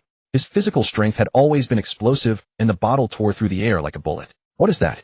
Detecting the small black bottle flying toward him, Feng Qi immediately thrust out with his spear, piercing the bottle. In that split second, a pitch-black toxic mist erupted, sweeping wildly outward and drowning both Feng Qi and the black-robed swordsman. Within the mist, enormous scorpion phantoms could be dimly discerned, swinging their pincers with ferocity that flooded the heavens. In order to deal with the Hidden Dragon Hall assassins' raid, Qin Chen had refined no small amount of ruthless, domineering poison. Not good, poison. Seeing the scorpion pincers and tails sweeping at him, Feng Qi's face changed drastically. He hurriedly held his breath and even sealed his own acupoints. Immediately after, the 2 dashed out of the poison mist, their faces stricken with terror. The next moment, 5 colossal scorpion phantoms formed from the mist, surged out, charging at Feng Qi and the black-robed swordsman alike. At the sight, Qin Chen flicked his finger and cast the black-robed swordsman a meaningful glance. A black pill streaked through the air, flying toward the swordsman. Understanding in an instant, the black-robed swordsman snatched the pill and swallowed it. It was an antidote pill. The giant scorpion phantoms that had been charging at him faltered, then turned to kill Feng Qi instead. Sharp light blazed in the black-robed swordsman's eyes. He raised his sword and struck at Feng Qi. Hard-pressed by both the swordsman and the scorpion phantoms, Feng Qi gradually lost the ability to withstand the onslaught and fell into a disadvantage. What is more, the scorpion phantoms kept releasing poison mist. To keep the venom from seeping into his body, Feng Qi had sealed his acupoints and could no longer bring out his full strength. Abruptly, sword light blazed to its zenith. The black-robed swordsman thrust out with unrivaled sword momentum, stabbing straight into the center of Feng Qi's brow and slaying him on the spot. As for the other 3 hidden Dragon Hall assassins, they too were all killed by the experts of the eldest princess's mansion. Qin Chen brought out the reincarnation poison cauldron, pried open a crack in its lid, and stirred his mind. The poison mist in the air, as if drawn by some force of attraction, streamed into the poison cauldron. Were that mist to disperse, everyone around would fall into calamity. After gathering in the poison mist, Qin Chen swept his gaze over the surrounding experts and said with a faint smile, "I've troubled you all." The black-robed swordsman and the others' eyes gleaming with fervor cupped their fists toward Qin Chen and said, "The prince consort is too kind." Qin Chen waved a hand and said, "Leave the rest to you all. I'll take my leave first." "Go in peace, prince consort," said the black-robed swordsman. Qin Chen leapt down from the carriage roof and entered the cabin. Crack! Xiao Lu snapped the horsewhip and the carriage slowly drove away. In the days following that assassination, Qin Chen encountered no more attempts for the next several days. He traveled back and forth between the Imperial Tutor's mansion and the eldest princess's mansion every day, and life was quite tranquil. At the Imperial Tutor's mansion beside the ice pool, young Master Sister Zi Yuan has entrusted me with an errand. Once I settle it, I'll come to fetch you, Qing Ning said to Qin Chen. Go on then. Qin Chen waved his hand. Qing Ning and Xiao Lu departed by carriage, leaving Qin Chen alone to fish idly at the ice pool. Passing the time, there was not a trace of Li Qichen. Before he knew it, the sky had dimmed to dusk. Xiao Lu and Qing Ning still had not come to fetch Qin Chen. He opened his mouth in a yawn, growing more and more drowsy. Night fell and darkness shrouded the earth. Within the Dao Palace, a woman of peerless grace draped in a dark robe sat cross-legged upon a cushion, her delicate brows knitted tightly. She clenched her pearly teeth, her expression strained with discomfort. The next instant, the dark-robed woman's beautiful eyes snapped open, and she shot out of the Dao Palace, transforming into a beam of light. With a splash, she plunged into the ice pool, sending up a spray of water and setting ripples spreading across its surface. Qin Chen was jolted wide awake, and a long-awaited voice rang through his mind. Ding! Yet Qin Chen had no thought to spare for the voice in his head. His gaze was fixed directly on the ice pool. He saw a breathtakingly beautiful woman emerge from the water. The woman was stunningly beautiful, a face that could topple cities and kingdoms. Her cherry lips and pearl-white teeth, her delicate nose, a face like a lotus, skin pure white as jade, and a clear, untainted air made her seem like an otherworldly fairy who had flown out of a painting. She rose from the water like a lotus emerging from a pond, her jade-like neck slender and arched like a swan's. Crystalline droplets slid down her lovely face, trailing over her fair neck, making her all the more alluring. The droplets continued downward, only to meet a pair of towering peaks that seemed to try to stop them. Yet drop by drop they gathered into a trickling stream, and the stream flowed over the peaks and fell back into the icy pool, stirring up a pool of shimmering starlight. Qin Chen stared at the stunningly beautiful woman in the icy pool, his eyes wide and his mouth involuntarily opening. A nameless dryness crept into his throat, and his heart and mind were thrown into turmoil. The woman was already a beauty of unmatched perfection, and now that she had risen from the water, she was soaked from head to toe. Her wet, dark robe clung to her delicate body, especially below her neck, where it was stretched taut and full. Though half of her was still beneath the water and half above, one could see that her figure was magnificent. A faint blush tinged her lovely cheeks like a ripe red apple, tender, dewy, and brimming with seductive charm. It was enough to make one's heart surge with restless waves. Qin Chen watched, slightly dazed, and cast the system's voice in his mind beyond the highest heavens. The woman in the dark robe kept her eyes closed, immersed in the water. Threads of icy coldness seeped into her body, gradually suppressing the karmic fire within her. Her tightly knit brows slowly relaxed, and the pain that had marred her beautiful face lessened. Before long, the woman in the dark robe felt the karmic fire thoroughly suppressed, and she parted her lips slightly to exhale a wisp of stale qi. Then her beautiful eyes opened. A man's figure came into view. The dark-robed woman's eyes flew wide, her heart shook enormously, and in her mind towering waves burst instantly. A man! How could there be a man in this icy pool? Seeing the astonished look the dark-robed woman gave him, Qin Chen also snapped back to his senses, his eyes round as saucers. The two stared at each other, eyes wide. The next moment, Qin Chen's heart gave a sudden lurch. An icy chill swept through his body, leaving his hands and feet cold. In the dark-robed woman's eyes he saw a thick, killing intent, as if countless sword edges were crossing and radiating cold light.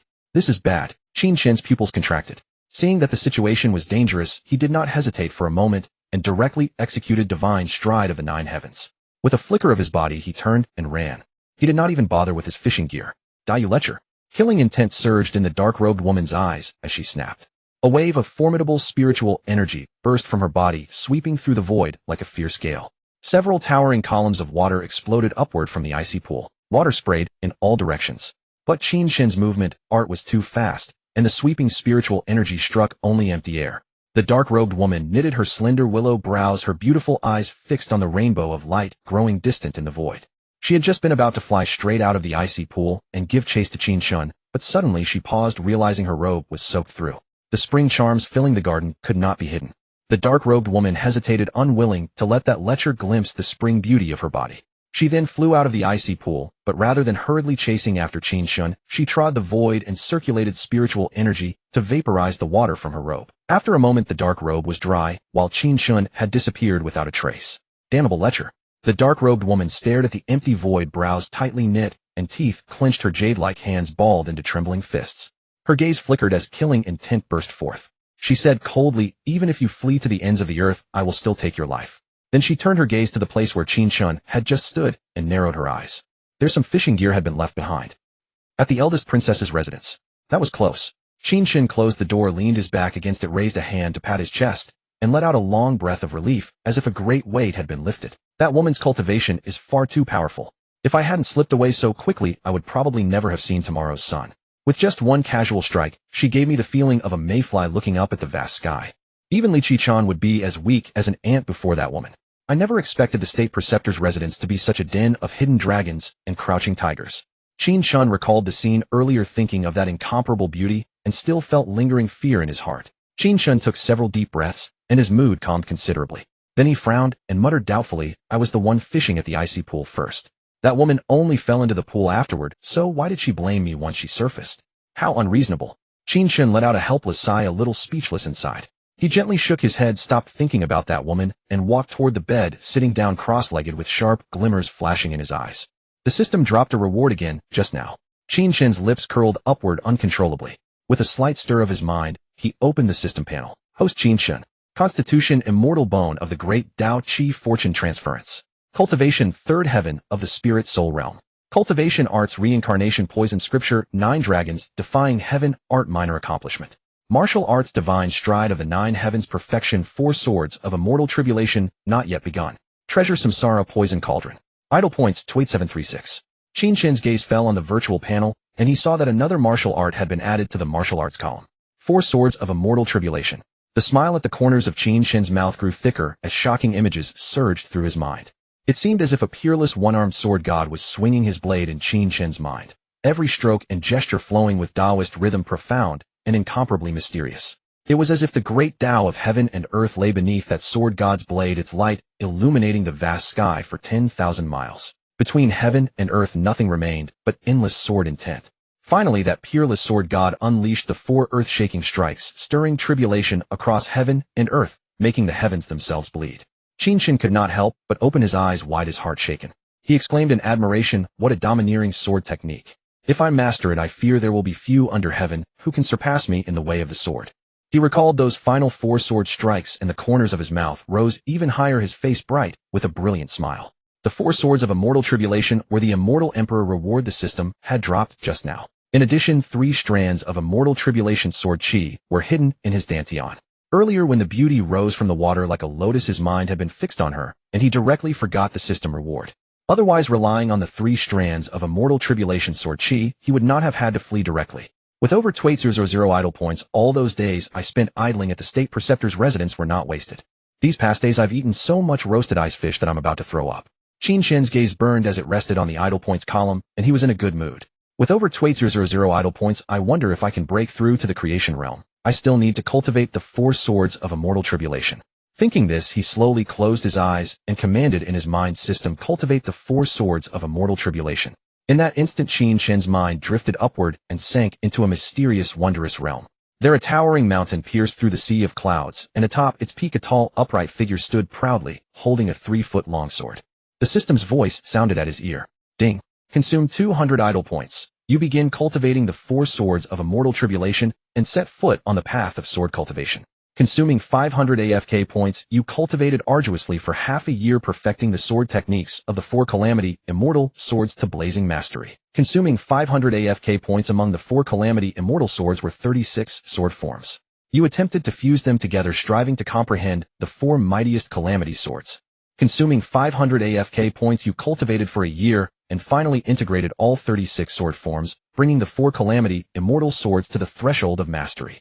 As the system notifications rang out one after another within that mysterious and wondrous realm, Qin Chen gripped a 3-foot-long sword, his blade moving with his heart. Sword light blossomed across the void, painting the heavens and earth with resplendent radiance. Surging sword intent flowed from Qin Chen's body, slowly spreading through the surroundings. His figure moved like a soaring dragon gliding through the sky, his long sword sweeping repeatedly, as fierce sword chi howled forth, carving open the sea of clouds. The void trembled. Though Qin Chen's physical body remained in the bedchamber of the eldest princess's manor, never having practiced swordsmanship, he had entered a mysterious state of cultivation. His heart-mind avatar wielded the sword, stirring wind and cloud. Unconsciously, the 36 sword forms of the 4 calamity immortal swords had become etched into his muscle memory. Countless insights into the sword arts also surfaced unbidden within his mind. Consuming 2,000 AFK points, having fused the 36 sword forms, you entered secluded cultivation, directly resolved to forge the first calamity sword in one decisive surge. Consuming 2,000 AFK points, you remained in secluded cultivation for a year, yet still failed to manifest the first calamity sword, encountering a formidable bottleneck. Consuming 2,000 AFK points, a ferocious Taotai beast suddenly burst into your place of secluded cultivation, forcing you to halt your training. You grasped your sword and charged at the Taotai beast, but its hide was thick and its cultivation mighty. You could not overcome the beast. Just as the Taotai beast was about to devour you in a single bite. At that critical moment, poised between life and death, a sudden realization struck your heart, and you comprehended the first calamity sword. The calamity sword swept forth, and the fierce beast fell. The 4 calamity immortal swords reached minor accomplishment. In that divine and mysterious realm, Qin Chen's heart-mind avatar thrust his sword forth, and heaven and earth changed color. A single beam of sword light blazed across the sky, an annihilation divine radiance that stretched 10 li through the firmament, drowning that terrifying Taotai phantom. Innumerable sword shadows cascaded down like a long river, piercing through the Taotai phantom's body. Sword intent pervaded the heavens. The Taotai phantom shattered into pieces, scattering into specks of light upon the wind. System cease cultivation. Qin Chen uttered a low command in his heart. The system immediately halted his cultivation. Qin Chen slowly opened his eyes, an irrepressible joy gleaming within them, his heart shaken with awe. His gaze burned with fervor as he murmured, "The 4 calamity immortal swords truly live up to their name. A sword art divine as immortals and gods. Even the first calamity sword alone possesses might that startles the heavens."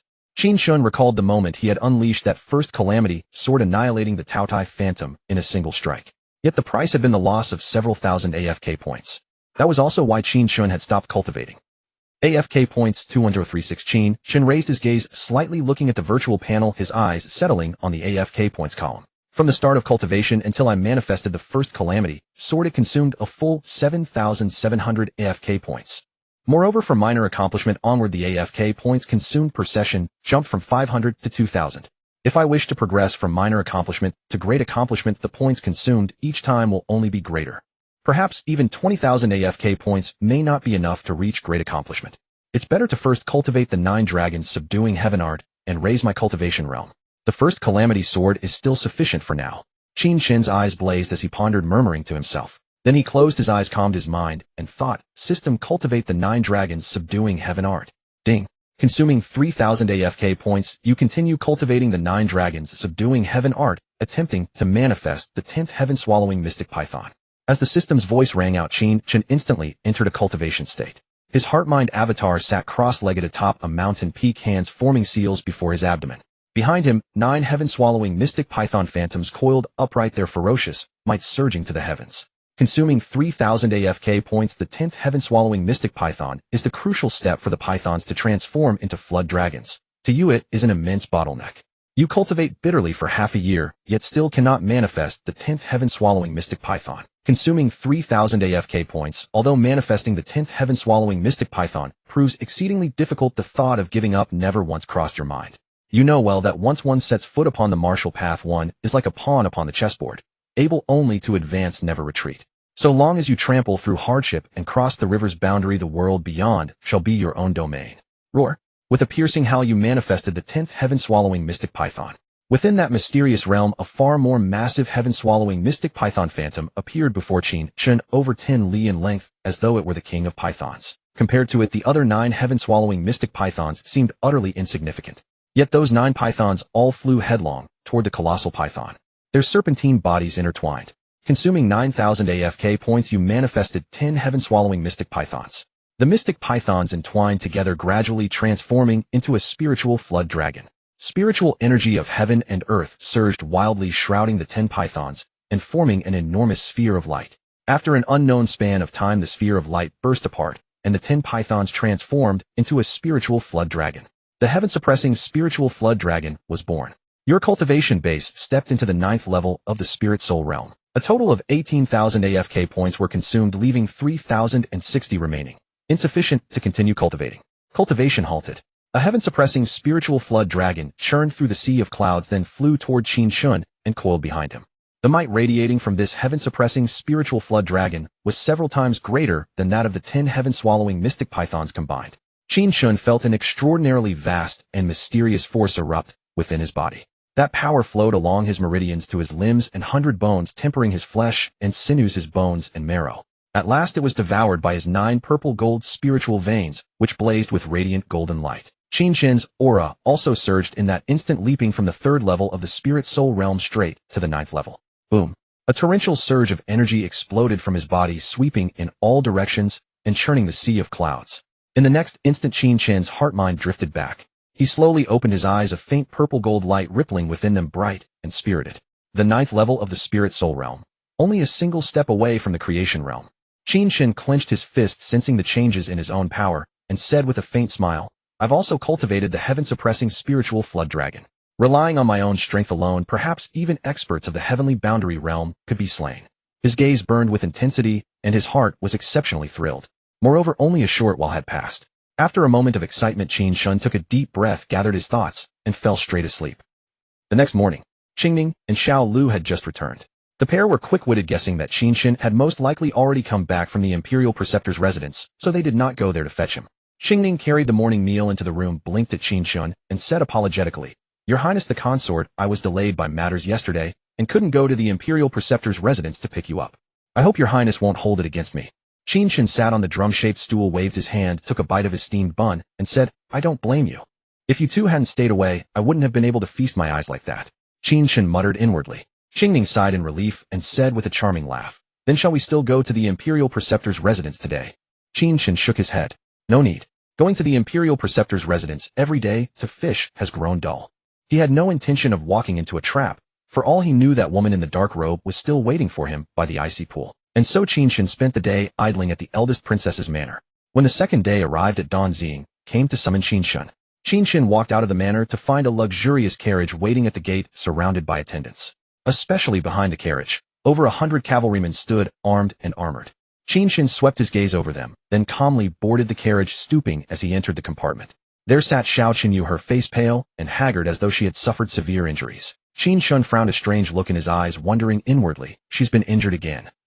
Outside the imperial capital, a procession of several hundred people advanced in mighty formation, with cavalry clearing the way ahead and cavalry guarding the rear, an imposing and awe-inspiring sight.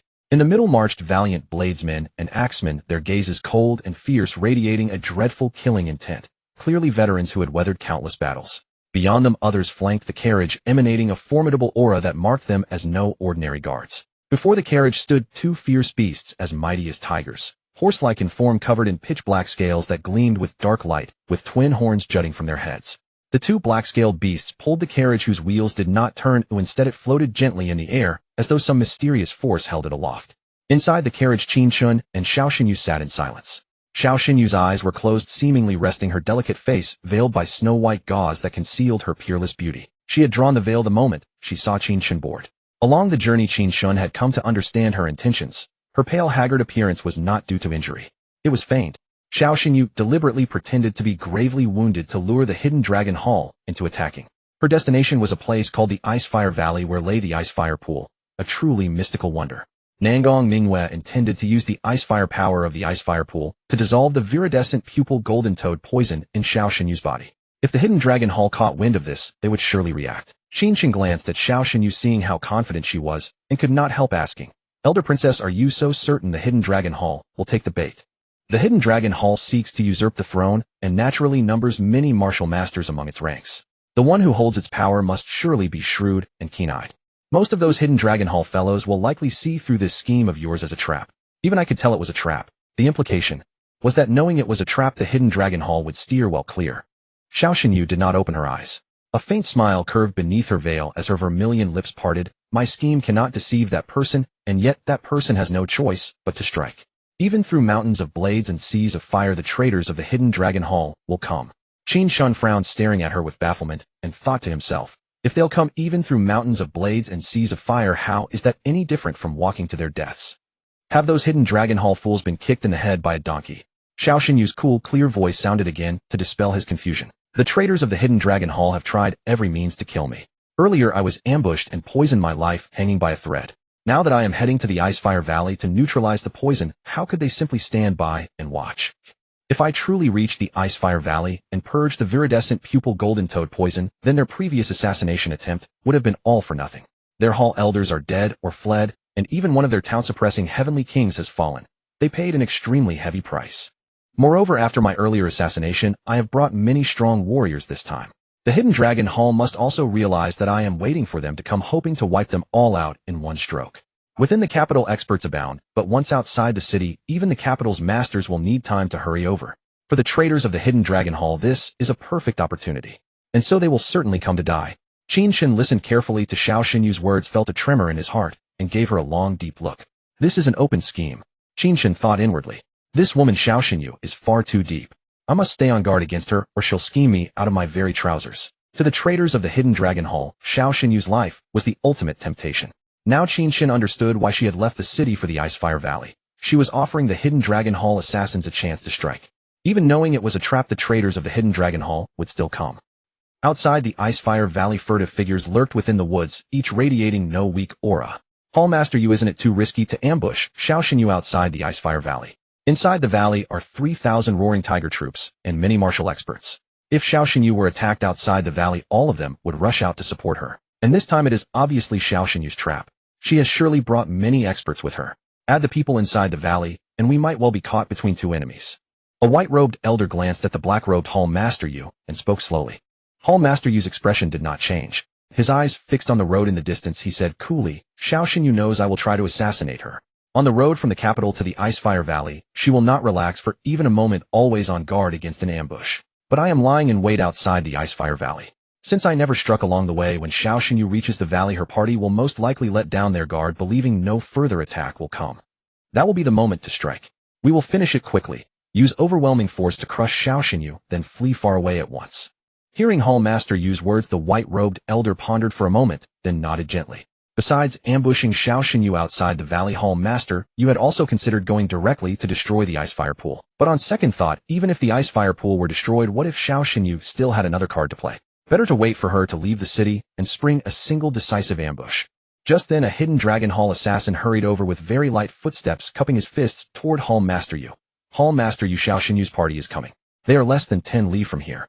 Hearing this, a cold gleam flashed through Hall Master Yu's eyes. A sinister smile curled at his lips as excitement surged through him. He did not use his divine sense to probe the surrounding area, for such a probe would be detected and alert the enemy. After a while, the sound of hooves gradually rose from the woods. On the road not far away, a procession of several hundred people slowly came into view. Hall Master Yu's pupils narrowed slightly, and he gave a low shout, attack. Surging spiritual energy erupted violently within the woods, turning the very air wild and turbulent. The many hidden dragon hall assassins channeled their spiritual energy and unleashed overbearing martial arts. In an instant, attacks laden with formidable power descended upon Xiao Xinyu's party like a vast sky-covering storm, like meteors streaking across the sky. Enemy attack! Enemy attack! Formed the black tortoise grand formation. At the front of the procession, an armored general shouted at the top of his lungs, while frantically channeling his spiritual energy. The cavalry swiftly reformed their ranks, pushing their spiritual energy to the limit. A barrier of spiritual light suddenly emerged. A colossal palm shadow descended from the heavens, blotting out the sky, carrying with it terrifying power. The palm shadow slammed into the spiritual light barrier, instantly blasting a massive hole through it. The cavalrymen spat blood one after another. Just as the palm shadow was about to fall upon Xiao Xinyu's carriage, a sword light suddenly flashed, striking toward the enormous palm shadow as swift as lightning. Bang! A terrifying sword intent erupted, and the gigantic palm shadow shattered in an instant. A woman in a dark robe descended through the air, wielding a 3-foot-long sword, her black hair dancing in the wind, her bearing ethereal and exquisite like a celestial being. Hearing the commotion outside, Qin Chen quickly stepped out of the carriage. He knew full well that staying beside Xiao Xinyu right now was the most dangerous place to be. The moment he left the carriage, he saw a woman in a dark robe standing on empty air, her veil lifted by the mountain wind, revealing a chin as smooth as congealed cream. It's her. Qin Chen's eyes widened, and his heart gave a sudden jolt. Although the woman in the dark robe wore a veil that concealed her features, Qin Chen recognized her at a glance. It was because she exuded a unique, ethereal grace that was utterly pure and breathtaking. That night, like a lotus rising from the water, she had left an indelible impression on Qin Chen. The dark-robed woman gazed coldly at the lush forest nearby, swordlight seeming to interweave within her eyes. The 3-foot-long sword in her hand shimmered with a chilling gleam, radiating a sharp and formidable sword intent. Then she swept her sword in a single arc. An incomparably sharp sword chi surged outward, stretching a full 1,000 zhang in length, rolling forth like a tidal wave toward the verdant forest. Within that sword, chi seemed to lurk countless blades, one transforming into 3,000. In an instant they erupted and plunged into the forest. Ripping and tearing sounds filled the air. Immediately miserable screams rang out from the woods, and the stench of blood slowly permeated the air. Such profound cultivation. Qin Chen sensed a terrifying sword intent enveloping this entire realm, its piercing sharpness seeming to stab into his very soul, making his scalp tingle. Suddenly the dark-robed woman lowered her gaze slightly, and turned to look toward Xiao Xinyu's carriage, as if she had sensed something. Qin Chen's figure came into view. The dark-robed woman furrowed her delicate brows, a dense, killing intent surfacing in her eyes. Lewd thief, she cursed inwardly, her fingers clenching the sword hilt, as she wished nothing more than to take Qin Chen's life with a single strike. Boom! A heaven-overwhelming might erupted within the forest, sweeping outward in all directions and extinguishing the myriad of sword energies. In an instant trees snapped and green leaves filled the sky. The once lush forest now had a vast empty space strewn with chaos and ruin. The Nether Hall Master leaped into the air, followed by 3 figures of no weak aura rushing straight toward the dark-robed woman. At the same time, assassins of the Hidden Dragon Hall emerged from the woods, their eyes bloodshot, charging madly toward Xiao Xinyu and her party. Luo Xuanji, the Dao head of the human sect. Who would have thought Xiao Xinyu actually invited you here? The Nether Hall Master cast an icy glance at Luo Xuanji, killing intent blazing within his eyes as his aura surged to the heavens. The power radiating from his body was by no means inferior to Luo Xuanji's. Both were mighty experts at the 9th level of the Sacred Palace realm. Above the Divine Mansion realm lay the Nirvana realm, then the Supreme realm, the Sacred Palace realm, and the Dao Severing realm. The Sacred Palace realm was also known as the Saint realm. The 9th level of the Sacred Palace realm was also called the pinnacle of the Saint realm. Both the Nether Hall Master and Luo Xuanji possessed peak Saint realm cultivation, ranking among the foremost powerhouses in the world. The 3 figures behind the Nether Hall Master also had Saint realm cultivation. The 2 white-robed elders were the hall's venerable elders, while the burly black-robed man was none other than Sword Heavenly King, one of the hall's town-suppressing Heavenly Kings. Behind Sword Heavenly King hung a heavy sword roughly 10 feet long.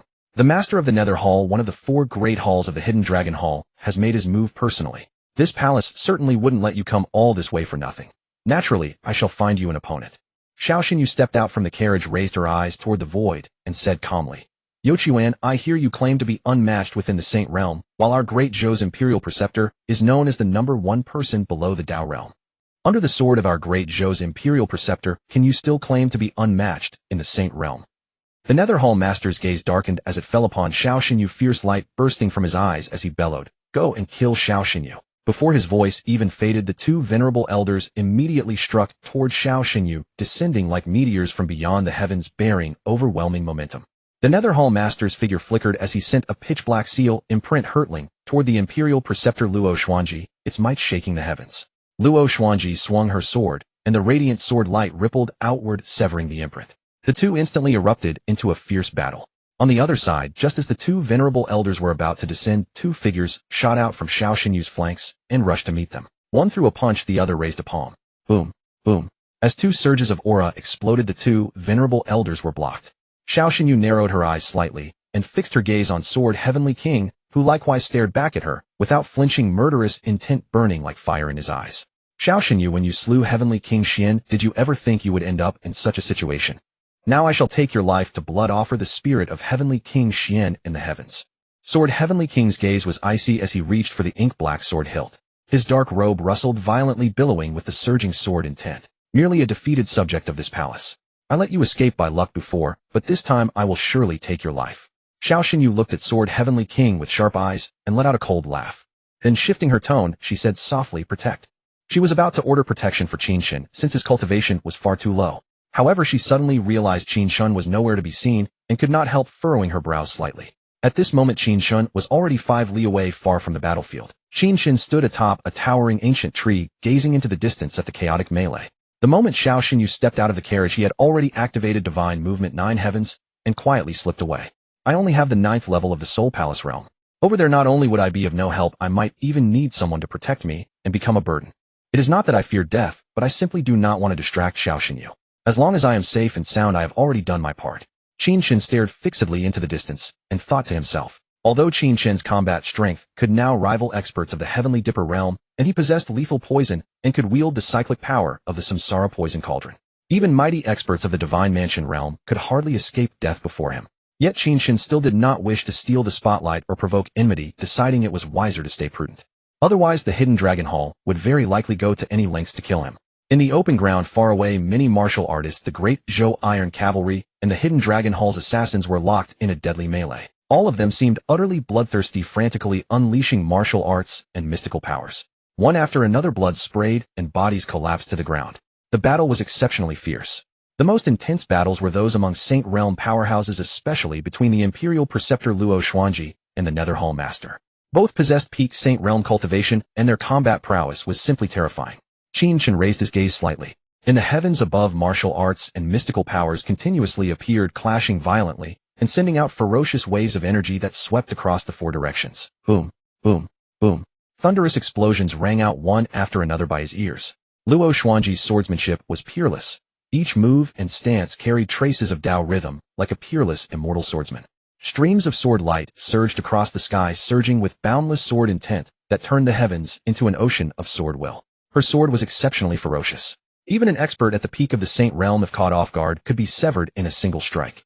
The Nether Hall Master dared not be careless. Eerie black chi surged all over his body, exuding a sinister aura, as if born from the netherworld. As the sword light howled forth, the Nether Hall Master moved both arms, unleashing bizarre hand seals to block the sword light. At the same time, he channeled netherworld chi into a heaven-shrouding giant hand that pressed down upon Luo Xuanji. Sword light flickered in Luo Xuanji's eyes. With a single slash, her sword chi soared to the heavens and split the netherworld giant hand apart. Netherworld's Sacred Palace. The Nether Hall Master roared as surging spiritual energy suddenly exploded from his body like surging tides. A towering palace phantom emerged behind him, radiating an eerie black radiance. Behind Luo Xuanji, a magnificent golden palace phantom also materialized with countless towers and pavilions extraordinary and divine, resembling the celestial palaces of the heavens. Is that a sacred palace? Qin Chen stared at the palace phantoms in the sky, unable to help widening his eyes, his gaze burning with fervor. Qin Chen gazed at the phantom palace in the sky, resembling divine halls and immortal courts, his eyes flickering with awe. So that is the sacred palace opened up by a powerhouse of the sacred palace realm. Truly mysterious and unmatched, its might shaking the heavens. Qin Chen couldn't help exclaiming in wonder. Even though the sacred palace phantom appeared in the distant heavens far away, he still felt an incomparably terrifying aura pressing down on him. His heart trembled. More precisely, it was not pressing down on him alone, but on this entire world. Under the aura of that sacred palace, the Nether Hall Master Luo Xuanji and the other Saint Realm experts were the supreme sovereigns of this world. All others were nothing but ants. When will I be able to step into that realm? The sacred palace realm. Anticipation shone in Qin Chen's eyes. His heart surged with excitement, craving the power that governed heaven and earth. While he marveled, several more sacred palace phantoms, lofty as celestial towers, slowly emerged in the sky. One after another, terrifying might spread through the heavens, vast and overwhelming, transcending the world, as if immortals and gods had descended. Your poison has been cured. The Heavenly Sword King stared at the sacred palace phantom, blazing with purple light, that appeared behind Xiao Qinyu, and could not help frowning with a grave expression. As far as he knew, Xiao Qinyu was poisoned with the green-eyed golden toad poison and could not possibly unleash her full strength. But the majestic might radiating from her sacred palace phantom was far stronger than his own. It made no sense. Moreover, in their earlier exchange, Xiao Qinyu had even gained the upper hand. That left only one possibility. Xiao Qinyu's poison had been cured. The Heavenly Sword King found it hard to believe, his mind greatly shaken. The green-eyed golden toad poison was a strange poison refined by the Heavenly Poison King, and even the Heavenly Poison King had no antidote. How could Xiao Qinyu have cured the poison so quickly? I told you before. You escaped by luck, but today, I will take your life. Xiao Qinyu's gaze was cold and clear yet extremely sharp as she let out a cold shout. She formed seals with both palms. Rolling spiritual energy poured out like surging waves, and the sacred palace phantom behind her immediately erupted with boundless purple light. Take my life. With just you. The Heavenly Sword King gave a cold snort and collected his thoughts. The pitch-black heavy sword in his hand let out a violent tremor stirring up sky-filling sword intent. Gripping the sword with both hands, he raised it above his head and slashed down. Torrential spiritual energy transformed into a 1,000-zhang giant sword condensed with the power of myriad sacred palaces, slashing toward Xiao Qinyu with heaven-shaking might. Wherever the giant sword passed, the void trembled as if it were about to be torn apart by the blade. The boundless sword intent descended with the giant sword like a 100-zhang raging roar. Xiao Qinyu's eyes narrowed slightly. She formed seals with both palms, and the myriad spiritual energy behind her coalesced into a 7-colored mystic light. The mystic light stretched 1,000 zhang, illuminating the 9 heavens. The 7-colored mystic light suddenly slashed down like a stroke from an immortal meeting the giant sword. With a thunderous bang, the giant sword shattered. The 7-colored mystic light slashed toward the Heavenly Sword King with unstoppable force. His expression changed drastically. He hurriedly raised his sword before him and retreated. His sacred palace phantom rushed forward to meet the 7-colored mystic light. Boom! A sky-shaking explosion echoed through heaven and earth. Qin Chen raised his head abruptly, tearing his gaze away from Xiao Qinyu. He saw 2 towering sacred palace phantoms collide in the distant sky, like 2 great suns crashing together. A devastating energy shockwave erupted, wreaking havoc through the void. The void trembled, splitting into cracks that quickly healed again. Then the black sacred palace phantom was covered in cracks. Its buildings collapsed, and it plunged toward the earth like the sky was falling. Qin Chen watched as the phantom loomed larger and larger in his eyes. The next moment, Qin Chen suddenly snapped back to reality, his heart leaping. No, that sacred palace phantom is crashing down on me. Without hesitation, he executed divine soaring through the 9 heavens. His figure vanished in an instant, fleeing to 100 li away. The Netherhall Master, along with his sacred palace phantom, smashed into the earth, raising towering surges of energy that swept across 100 li. The ground violently shook as if an earth dragon had turned over, splitting open with cracks that spread 1,000 zhang like a spiderweb. Hum! A crisp sword cry echoed through heaven and earth. A heaven-stunning sword chi slashed toward the place where the Netherhall Master had fallen, like a silver crescent moon descending into the mortal world. Luo Xuanji descended from the sky, treading on the void, her cold, clear eyes looking down at the land. She raised a hand and waved lightly. A stream of spiritual energy became a whirlwind, blowing away the soaring dust. Luo Xuanji frowned. In the huge pit below, there was only a pool of blood. The Netherhall Master's corpse was nowhere to be seen. National Preceptor, where is Yuquan? Did he vanish into thin air? Just then Xiao Qinyu flew over through the air and asked Luo Xuanji. She had already slain the Heavenly Sword King. Luo Xuanji stared at the deep pit below, unwilling to give up, and frowned. Yuquan escaped, but he took a sword from me. His sacred palace was shattered, and he is badly injured. That man's cultivation is nothing impressive, but his talent for escape is remarkable. Hearing this, Xiao Qinyu frowned and sighed regretfully. 100 li away. That was truly dangerous just now. I was almost crushed. Qin Chen stopped, standing amid the wilderness, patting his chest. Recalling the scene, he could not help feeling lingering fear. If he had been half a step slower, he would definitely have been smashed to pieces and killed. Just then the void not far in front of Qin Chen twisted, and a figure staggered out, hair disheveled, falling to the ground, while coughing up blood again and again. Qin Chen saw the person and was momentarily stunned. It was none other than the Netherhall Master. His black robe was torn to shreds by sword light, ragged, and tattered, his body covered in wounds and trembling. He looked utterly wretched, like a half-dead stray dog. That damned Luo Xuanji actually shattered my sacred palace and nearly killed me. If I do not avenge this, I Yuquan swear I am not a man. And Xiao Qinyu, all of you just wait. The Netherhall Master lay on the ground, clawing at the earth with both hands, gnashing his teeth, as overwhelming hatred surged in his heart. The next moment the Netherhall Master saw that his hair was gradually turning white, and panic seized his heart. Vitality. My vitality is draining away. The shattered sacred palace has damaged my foundation. I need to find blood and chi to replenish quickly, or I will die. The Netherhall Master was frantic. He struggled to his feet, and then saw Qin Chen. The two stared at each other, eyes wide. The next moment wild delight appeared in the Netherhall Master's eyes. He was so excited he wanted to laugh aloud, but he held it in. It seems heaven does not abandon me. Qin Chen had not recognized the ragged Netherhall Master earlier, but now that he clearly saw his face, his expression changed drastically. Without hesitation, he intended to execute divine soaring through the 9 heavens to escape. But the Netherhall Master acted faster. He suddenly raised his hand, and Qin Chen instantly felt his body unable to move. At the moment, Qin Chen was his lifeline. How could the Nether Hall Master possibly let him escape? Even though his sacred palace was shattered and he was severely injured, dealing with a Qin Chen was more than enough. I only need your blood and chi. I will leave you with a whole corpse. A sinister smile curled at the corner of the Nether Hall Master's mouth. A strange, eerie power burst from his palm, trying to devour the blood and chi inside Qin Chen's body. Qin Chen immediately felt his blood and chi draining away at a rapid pace. Staring at the Nether Hall Master, his expression gradually turned cold, and his eyes grew colder, like the eerie stillness before a storm. It was terrifying. A towering rage blazed in his chest, as though it would consume him. Hidden Dragon Hall. To hell with your Hidden Dragon Hall. What did I ever do to provoke you? You've come to assassinate me again and again. Earlier I hid 5 li away, and was nearly hit by your sacred palace. Now I hid 100 li away, and still fell into your hands. Are you just determined to make things hard for me? You want blood and chi, right? Then I'll give it to you.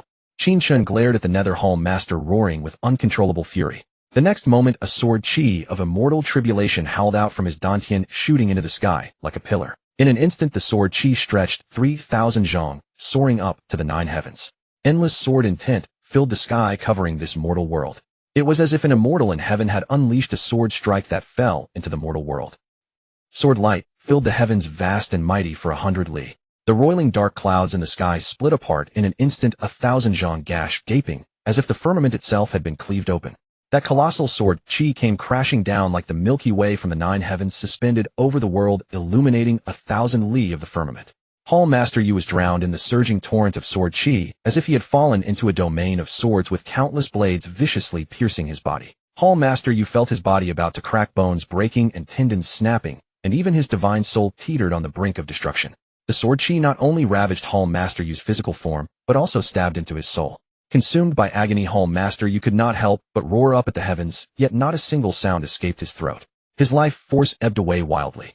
The 3 strands of immortal tribulation sword chi in Qin Chen's dantian contained the utmost power of slaughter, as if left behind by that peerless sword god who had once appeared in his mind. The sword chi emerged, and heaven and earth turned into calamity. Even with his peak saint realm cultivation, let alone the fact that his saint palace was shattered and he was severely injured, Hall Master Yu could not withstand even a single strike of immortal tribulation sword chi. After a moment, the sword chi dissipated. Hall Master Yu's figure had vanished without a trace, leaving only Qin Chen standing alone on the wild grassland, his back straight and his chest heaving. You want my blood and chi? You can't stomach it. Qin Chen gazed at the spot where Hall Master Yu had stood, now empty, and the stifled resentment in his chest dissolved as he gave a cold, light snort. Hall Master Yu had taken a single strike of immortal tribulation sword chi, and had clearly been reduced to ashes, his divine soul destroyed as well. I never imagined a single strike of immortal tribulation sword chi could be this terrifying. Even a peak Saint Realm expert couldn't withstand it. This time I owe my life to the immortal tribulation sword chi, otherwise I would truly have lost my life. The Hidden Dragon Hall has come after me again and again. Now that I've killed a peak Saint Realm expert from the Hidden Dragon Hall, I've finally vented some of my anger.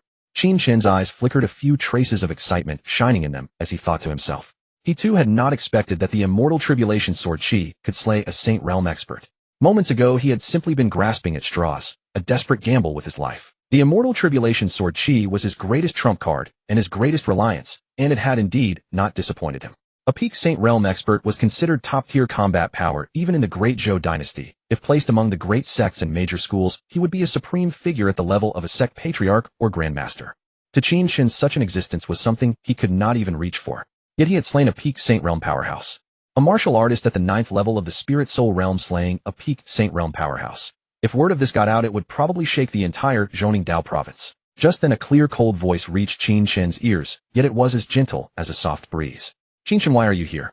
Qin Chen looked up and saw 2 graceful figures flying over through the air, their silhouettes floating in the void diagonally above him. Both of them had veils over their faces.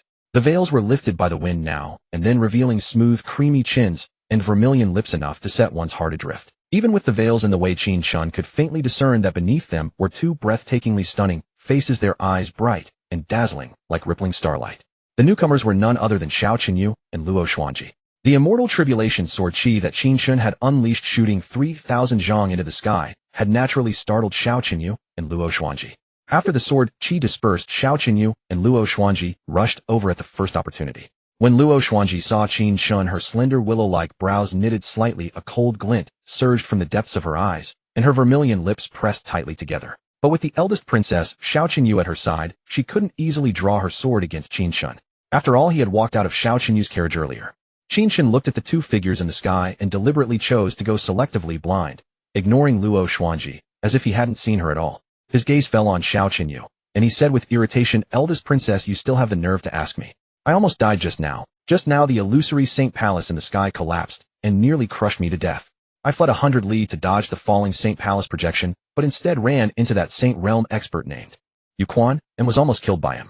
After all, I'm your consort. Can't you send a few experts to protect me?" As he spoke, Qin Chen secretly glanced out of the corner of his eye at National Preceptor Luo Xuanji. His last sentence had been deliberately spoken for Luo Xuanji to hear. As the eldest princess's consort, even if Luo Xuanji wanted to kill him, she would hardly be able to act so flagrantly. "Wasn't it just that I saw you climbing out of the ice pool drenched from head to toe? But there were robes between us, and I didn't see anything. Is there any need to be this angry with me? Besides, I wasn't trying to peek.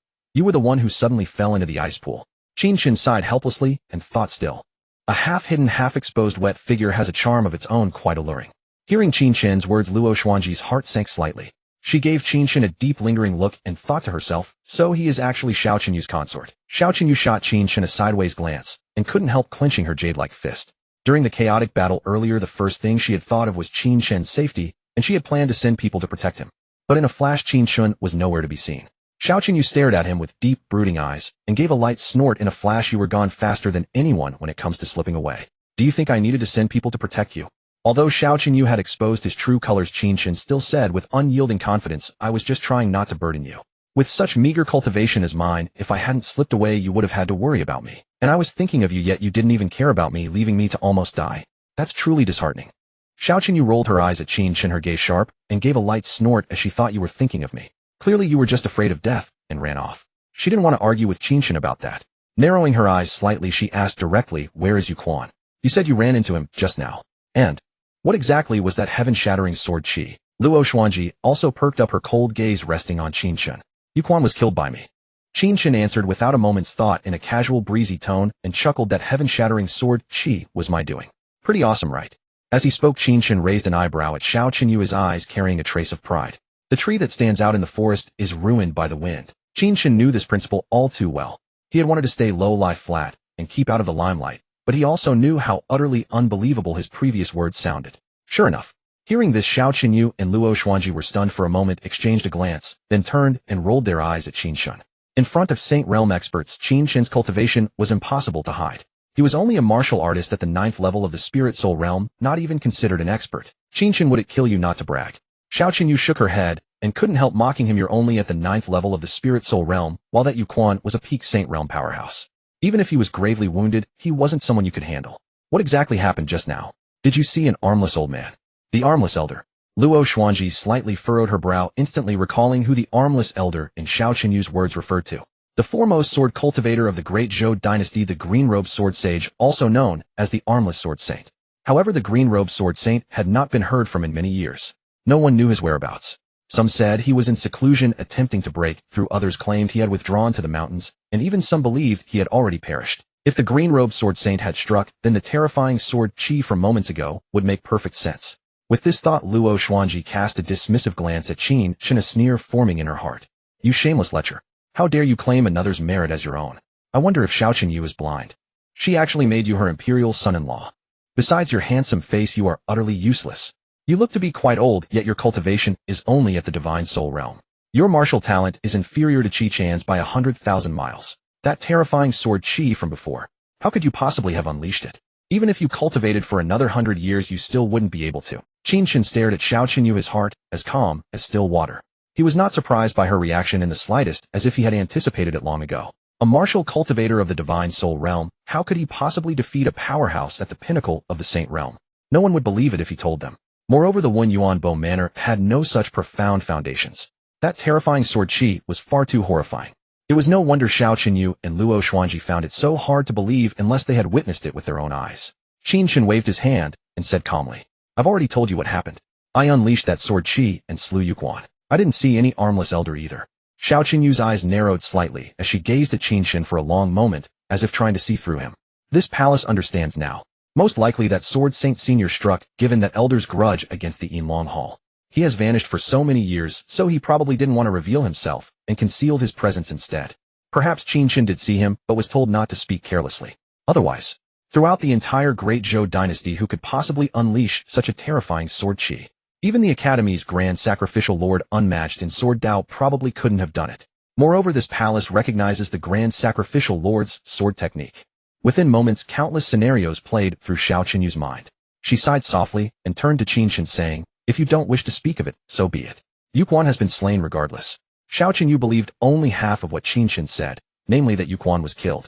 After that terrifying sword chi had heavily injured Youquan, it would have been difficult for him not to die. Qin Chen also sighed inwardly and couldn't be bothered to explain further, unless he unleashed another immortal tribulation sword chi to prove himself. But he was not willing to do so. "Your Highness, Yuquan is dead. The remaining members of the Yinlong Hall are of no consequence and can be suppressed by your Highness's men. This poor monk shall take his leave first." Luo Xuanji held her sword behind her back with her right hand, then turned to look at Xiao Qinyu, her voice calm. She had come at this summons precisely to slay the Hall Master Yuquan. Now that Yuquan was dead, she had no intention of lingering any longer. More importantly, she did not wish to see this lecher Qin Chen. "Farewell, Guoshi." Xiao Qinyu nodded, smiling. "This palace shall personally visit the Guoshi residence to express her gratitude another day." Luo Xuanji nodded lightly. Her form flickered and vanished like a streak of light in the distance. She flew 1,000 zhang in an instant, then slowly turned her head to cast a cold, grim glance at Qin Chen, thinking to herself, "Xiao Qinyu's imperial son-in-law never lives long. It seems that lecher doesn't have many days left. But he must die by my sword." On the other side, Qin Chen inexplicably felt a chill crawl up his back. He scanned his surroundings, but found nothing amiss. Xiao Qinyu gazed composedly at Qin Chen. "Let's go, my imperial son-in-law." With that, she turned and flew away with no intention of taking Qin Chen along. "Heartless woman. Someday I will make you kneel and beg me to favor you." Qin Chen cursed inwardly. He then activated 9 divine steps and shot out of the Icefire Valley. The chaos outside the valley had already subsided. Xiao Qinyu descended from midair to the ground, her steps light. Her cold, clear gaze slowly swept across the captured Yinlong Hall assassins one by one. Before she had taken many steps, Qin Chen appeared beside her, bringing a gust of wind that ruffled her dark hair and dress. "Your footwork is not bad at all." Xiao Qinyu was startled. She hadn't expected Qin Chen's speed to be only a hair's breadth slower than her own. Bear in mind, she was a Saint Realm powerhouse capable of flight and swift as a gale. Qin Chen said nothing. He merely lifted his chin slightly, looking rather smug. His gaze fell upon the surviving Yinlong Hall members, cold, killing intent flickering in his eyes. He wished to kill each and every one of them. Even those 2 Hall elders with Saint Realm cultivation had been captured alive. Their hair disheveled, faces deathly pale, auras weak, and thready bloodstains covering their bodies. They looked thoroughly wretched from the beating. When Yuquan fell to Luo Xuanji's disadvantage, the Sword Heavenly King was also slain by Xiao Qinyu. The morale of the Yinlong Hall members instantly plummeted. In less than a while, those from Yinlong Hall were either dead or captured, with only a few fortunate enough to escape. "Those bastards tried to assassinate me several times. Why spare any of them? Just kill them all." Cold, killing intent gleamed in Qin Chen's eyes as he said coldly. Xiao Qinyu's expression remained unchanged, saying casually, "Those people are still useful for now." Hearing this, Qin Chen held his tongue, guessing that Xiao Qinyu probably intended to extract information from them. "Ziyuan." Xiao Qinyu's gaze fell upon a purple-robed woman as she called out, "We shall return to the mansion first.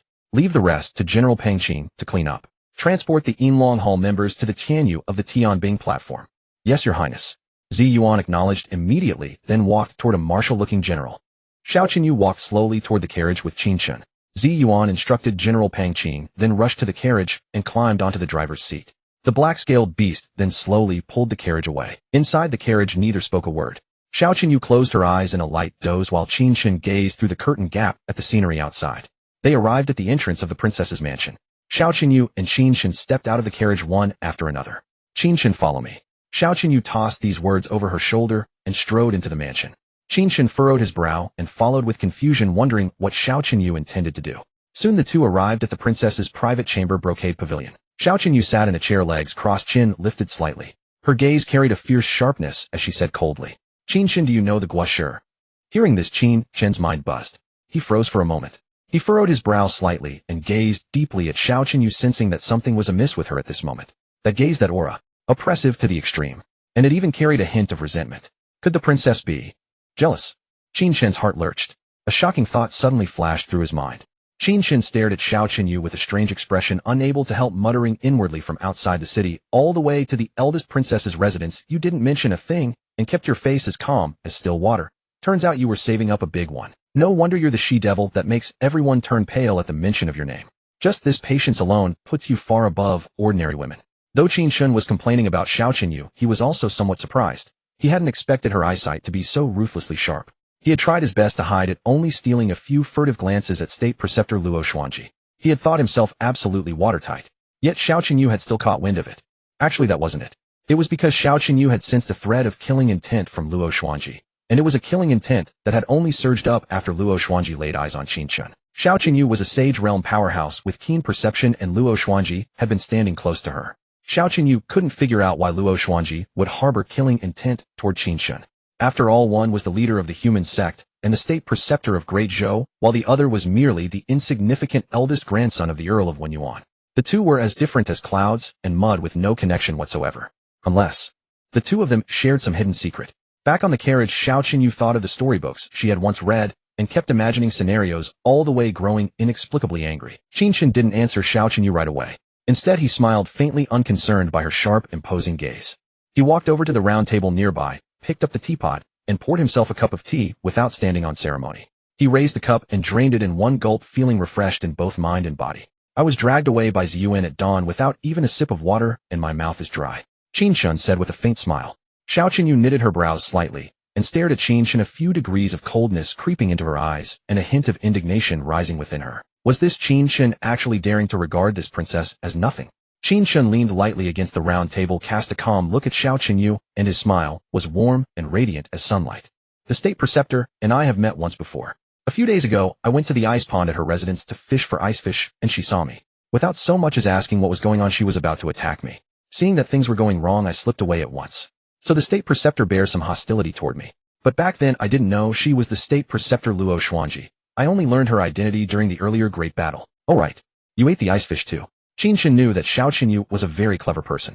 Since she had already noticed something was off, pretending not to know the state preceptor wouldn't get past her, Qin Chen simply chose to lay his cards on the table. However, he didn't breathe a single word about the scene of Luo Xuanji emerging from the water. Xiao Qinyu narrowed her eyes, gave Qin Chen a deep look, and couldn't help frowning.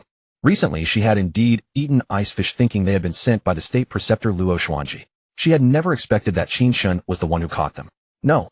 To be precise, stole them. Seeing Qin Chen's clear eyes and bright sunny smile, he didn't seem to be lying. Xiao Qinyu took a deep breath, suppressed the anger in her heart, and breathed a sigh of relief as well. She shot a glare at Qin Chen and said in an exasperated tone, "No wonder the state preceptor is hostile to you. You went to her ice pond to fish for her ice fish. Of course she's going to be angry. And you actually had the nerve to creep into the state preceptor's residence and secretly fish for ice fish." Xiao Qinyu knew how important the ice pond was to Luo Xuanji, because that ice pond was what Luo Xuanji used to suppress the karmic fire within her body. Although the state preceptor's residence had quite a few disciples, there were usually few who dared to approach the ice pond. Qin Chen had been able to reach the ice pond without obstruction precisely because of the eldest princess's carriage. Afterwards, the fishing and idling around had also succeeded because he had won over Li Qichan's stomach and basked in her favor. And there was also Xiao Qinyu. Qin Chen smiled and said casually, "I didn't secretly fish the ice fish. I fished them openly and gave the people at the state preceptor's residence a heads up. It's just that I said I was catching a few ice fish to nourish your body. Out of respect for the eldest princess, the people at the residence didn't make things difficult for me. Except for the state preceptor, Xiao Qinyu." She pressed her lips together in silence, her brows slightly furrowed and the corners of her eyes twitched a little. Seeing the cold gleam flashing in Xiao Qinyu's phoenix eyes and her gaze as cold as ice, Qin Chen felt that something was wrong. His expression turned serious and he quickly said, "Eldest princess, you ate the ice fish too. I caught them for you. It was a token of my sincerity, and heaven and earth can bear witness." Xiao Qinyu, thinking that one who has eaten another's food must soften, sighed helplessly. She shot Qin Chen a cold glare and huffed, "Only this once. Never again." Qin Chen smiled and nodded. The next moment, Xiao Qinyu's crescent-like brows drew together slightly, as if she had thought of something. "Qin Chen, I told you before not to go fishing, and you agreed. Why have you gone back on your word? And you even went to the state preceptor's residence to fish for ice fish. Don't tell me it was for my sake." Xiao Qinyu's voice was cold and her gaze was sharp. Qin Chen looked utterly innocent and said, "Eldest princess, I only said I wouldn't go fishing at Xianjiang again. I never said I wouldn't go fishing at the state preceptor's residence." Xiao Qinyu. She fell silent again, momentarily at a loss for words, and gave Qin Chen another cold glare. This Qin Chen was really infuriating. Xiao Qinyu clenched her jade-like fists hidden in her sleeve, wishing she could give Qin Chen a sound-beating shove her foot into his mouth and stomp down hard. If not for the poison. Qin Chen, you are, after all, the consort of the eldest princess. In the capital, countless pairs of eyes are fixed on you. And what do? Either you're drinking and carousing at the Yunming Pavilion, or you're out fishing, loafing around all day long with not the slightest bit of dignity befitting a consort. You may not want face, but I still do. Xiao Qin, you said coldly. Qin Chen frowned, lowered his head, and muttered, now you remember that I'm your consort. When I was left all alone in the empty chamber, I never saw you give this consort of yours a single thought. Xiao Qinyu's eyes widened, and she was momentarily stunned. Qin Chen, what did you say? Xiao Qinyu's gaze grew colder still. Qin Chen raised his head, glanced at Xiao Qinyu, and said with a beaming smile, I was saying that the eldest princess is as beautiful as a heavenly fairy with a country-toppling city-falling beauty. For me to be the eldest princess's consort is surely a blessing I cultivated in my past 3 lifetimes. As those sweet words left Qin Chen's lips, he saw the chill in Xiao Qinyu's eyes clearly lessen and her gaze soften. Which woman doesn't like to be told she's beautiful? When it comes to an angry woman, it's nothing more than 7 words: coax her, cajole her, love her hard. For the time being, Qin Chen's cultivation was still shallow, so he could only manage the coaxing and cajoling. Xiao Qinyu gave a light snort, then waved her hand, not wanting to see Qin Chen anymore. Seeing this, Qin Chen understood in an instant, turned around, and left the Jin Pavilion. Walking along the corridor, he lowered his brows slightly, a thoughtful look in his eyes, and mused, for now the state preceptor's residence is out of the question. Either the state preceptor is waiting by the ice pond to catch me, or the residence will slam its door on me. What sin have I committed? I just wanted to lie down and idle for a while. The Yunming Pavilion is off limits, and I can't go to Xinjiang or the state preceptor's residence either. Where am I supposed to idle now? Qin Chen returned to his chambers alone, his spirits dampened, and collapsed onto the bed with arms and legs sprawled out, forming the character for Supreme. The system showed no response. Previously, when he couldn't idle at Yunming Pavilion or Xian River, the system would directly refresh new idle locations. But now there was silence. How was he supposed to cultivate through idling? System, you've changed. Qin Chen sighed helplessly. All the way from the princess's residence, he had been calling out to the system, yet it offered not a whisper of reply. After a moment, Qin Chen took a deep breath and sat up, murmuring to himself, forget it. These past few days I've been constantly idling, fishing every day under the sun and wind. Since there's no place to idle now, I'll just find somewhere to amuse myself. Yunming Pavilion is too crowded with too many eyes watching. But the capital is so vast, there should be some more secluded, elegant establishments. At this thought, Qin Chen's eyes brightened with anticipation. The next day, West Market Street. Though it was early morning with the hours still young, the streets were already bustling with carriages and pedestrians, lively and prosperous beyond measure. Qin Chen walked along the bustling avenue clad in flowing white robes and holding a folding fan, looking every bit the elegant, unrestrained young gentleman. At that moment, a woman's voice reached his ears, accompanied by a string of candied hawthorns coming into view. Young master, would you like some? Qin Chen glanced at Qingning and gently shook his head, sighing silently in his heart. He had been thinking of finding an elegant place for amusement, yet Qingning had been following him all along, hardly leaving his side for a moment. Qingning belonged to the princess, so naturally, he couldn't bring her along for his leisure activities. Seeing Qin Chen shake his head, relief washed over Qingning's heart. She opened her mouth and bit into a candied hawthorn, her brow creasing slightly, a smile dancing at the corners of her lips, looking thoroughly content. And so the two wandered aimlessly through the streets, pausing at various small stalls and entering shop after shop. Qin Chen. As Qin Chen emerged from a shop, a voice suddenly reached his ears. Who's calling me? Qin Chen paused mid-step, turning to look around, but the streets were filled with people coming and going, and he couldn't discern who had called his name. Furrowing his brow, Qin Chen thought perhaps he had misheard and was about to continue on his way. Suddenly his pupils contracted sharply as he saw a middle-aged woman striding toward him with an unfriendly expression, followed by a young woman of delicate features. Qin Chen, I spotted your familiar figure from a distance and thought it looked like you. And here you really are. You've quite got nerve, leaving the household without a word and running around outside to cause trouble. Thinking you've grown wings now, are you? The middle-aged woman approached Qin Chen, her eyes cold, and launched into a tirade of accusations. Qin Chen stared at the hostile middle-aged woman before him as memories surged through his mind, and he immediately recognized her identity. His Aunt Zhao Ru. She had bullied him endlessly in the past. Young master, you've been absent from the household for over a month with no news. Those who don't know might think you died outside somewhere. This past month, young master, you haven't even forgotten your manners, have you? Seeing the second madam, and still not paying respects. Standing beside Zhao Ru, the delicate young woman gazed at Qin Chen and said coolly. Qin Chen glanced at the young woman and frowned slightly, thinking to himself, even a serving maid dares to speak down to me. The speaking maid was named Lan'er, Zhao Ru's personal attendant, whom she doted on greatly. She had even been taken by Qin Feng as his first. Relying on the backing of Qin Feng and Zhao Ru, Lan'er had no regard for Qin Chen. After all, he was never favored in the household. The entire second branch of the family oppressed Qin Chen. Qin Chen fixed his gaze on Lan'er, his eyes growing colder by the moment. Looking into Qin Chen's gaze, Lan'er frowned, an inexplicable fear rising in her heart, and couldn't help but shudder. It was as if a fierce beast had locked its eyes upon her. Qin Chen, your temper is growing, is it? Seeing me now, you don't even offer greetings. Was this how I raised you as a child? Zhao Ru spoke coldly and icily. Her gaze shifted to Qingming, whom she examined, and she felt a shock in her heart. Her face was beautiful, her features exquisite, her figure graceful and curvy. The pale green long dress traced her alluring contours perfectly, making her appear elegant and poised. Though Qingming was merely a servant from the princess's residence, her attire was refined and elegant, betraying nothing of her status. Zhao Ru had never expected Qin Chen to be able to charm such a beautiful woman.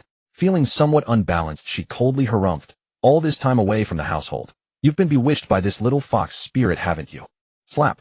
Before Zhao Ru could finish speaking, Qingming directly slapped her across the face, sending her spinning and crashing to the ground. Zhao Ru lay sprawled on the ground, eyes wide open, utterly dazed for a long moment. She had never imagined that the little fox spirit beside Qin Chen would actually dare to strike her. Lan'er also widened her eyes, her face filled with disbelief, her mind a complete blank. Qin Chen was also startled, glancing at Qingming in surprise. He hadn't expected her temper to be so fierce. Quickly, Lan'er came to her senses and hurried to help Zhao Ru up. "Second madam, are you alright?" Zhao Ru was helped to her feet, her face flushed with anger, breathing rapidly, her chest heaving violently as she glared furiously at Qingming. "You little..." Before the word bitch could leave her lips, Qingming delivered another slap to the other side of Zhao Ru's face. Zhao Ru cried out and fell to the ground once more. Both sides of her face were swollen, with clearly visible fingerprints left behind. "You!" Zhao Ru lay on the ground, what seemed like flames of rage burning in her eyes as she glared furiously at Qingming.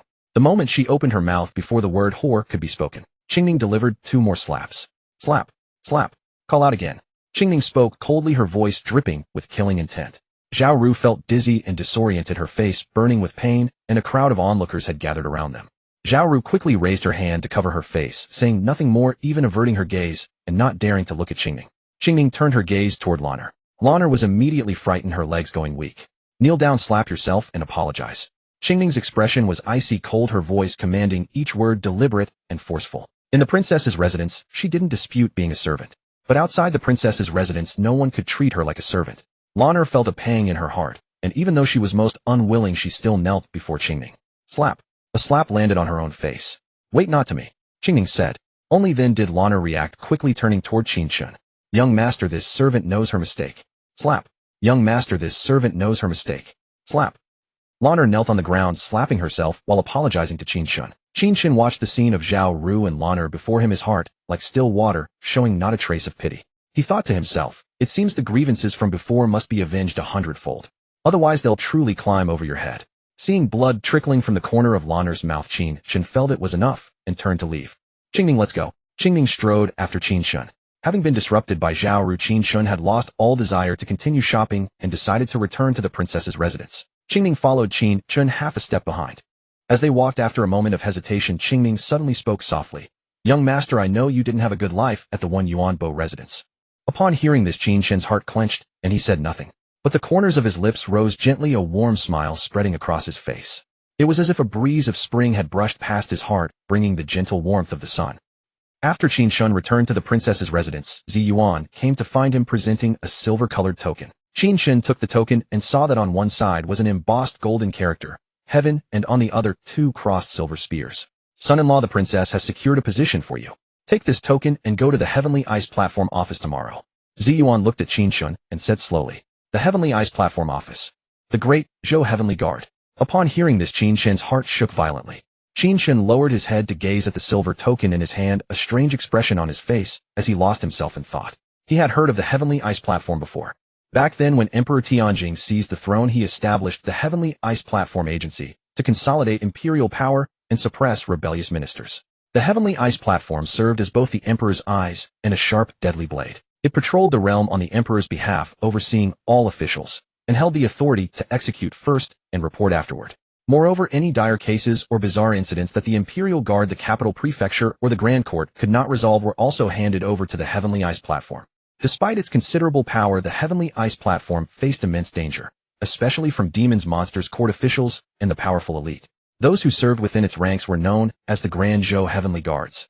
The Grand Zhou Heavenly Guards acted with ruthless efficiency, striking fear into both court and commoners alike. So much so that they could silence crying children.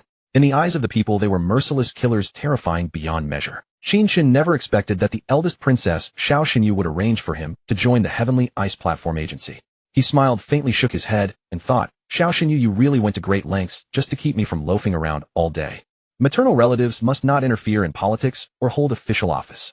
As the consort of the eldest princess, I cannot enter the court as an official, so the only option left is the Heavenly Ice Platform Agency. The Heavenly Ice Platform is unconventional. It stands outside the court hierarchy and answers directly to Emperor Tianjing. Even if I enter the Heavenly Ice Platform, I can't stir up much trouble. And even if I did, I would only be wielding the Emperor's sword. Once he understood Xiao Xinyu's intentions, Qin Chen raised his head, looked at Zi Yuan, and said with a faint smile, "I understand." Zi Yuan nodded coldly, said nothing more, and turned to leave. Ever since she learned that Qin Chen had poisoned the eldest princess, Xiao Xinyu Zi Yuan had never given him a kind look again. Qin Chen, however, paid it no mind. After Zi Yuan left, Qin Chen's gaze sharpened as it fell once more upon the silver token. Suddenly a voice resounded in his mind. Ding! Idle spot refreshed. Fourth idle spot. Heavenly Ice Platform grade S. At the sound of the voice, joy surged within Qin Chen, and the corners of his mouth curved upward uncontrollably. He raised his head, unable to hide the delight in his eyes. A virtual panel visible only to him materialized before him. Xiao Xinyu, should I call you a bringer of fortune or a bringer of fortune? The position you arranged for me is at the Heavenly Ice Platform, and the idle spot refreshed by the system is also the Heavenly Ice Platform.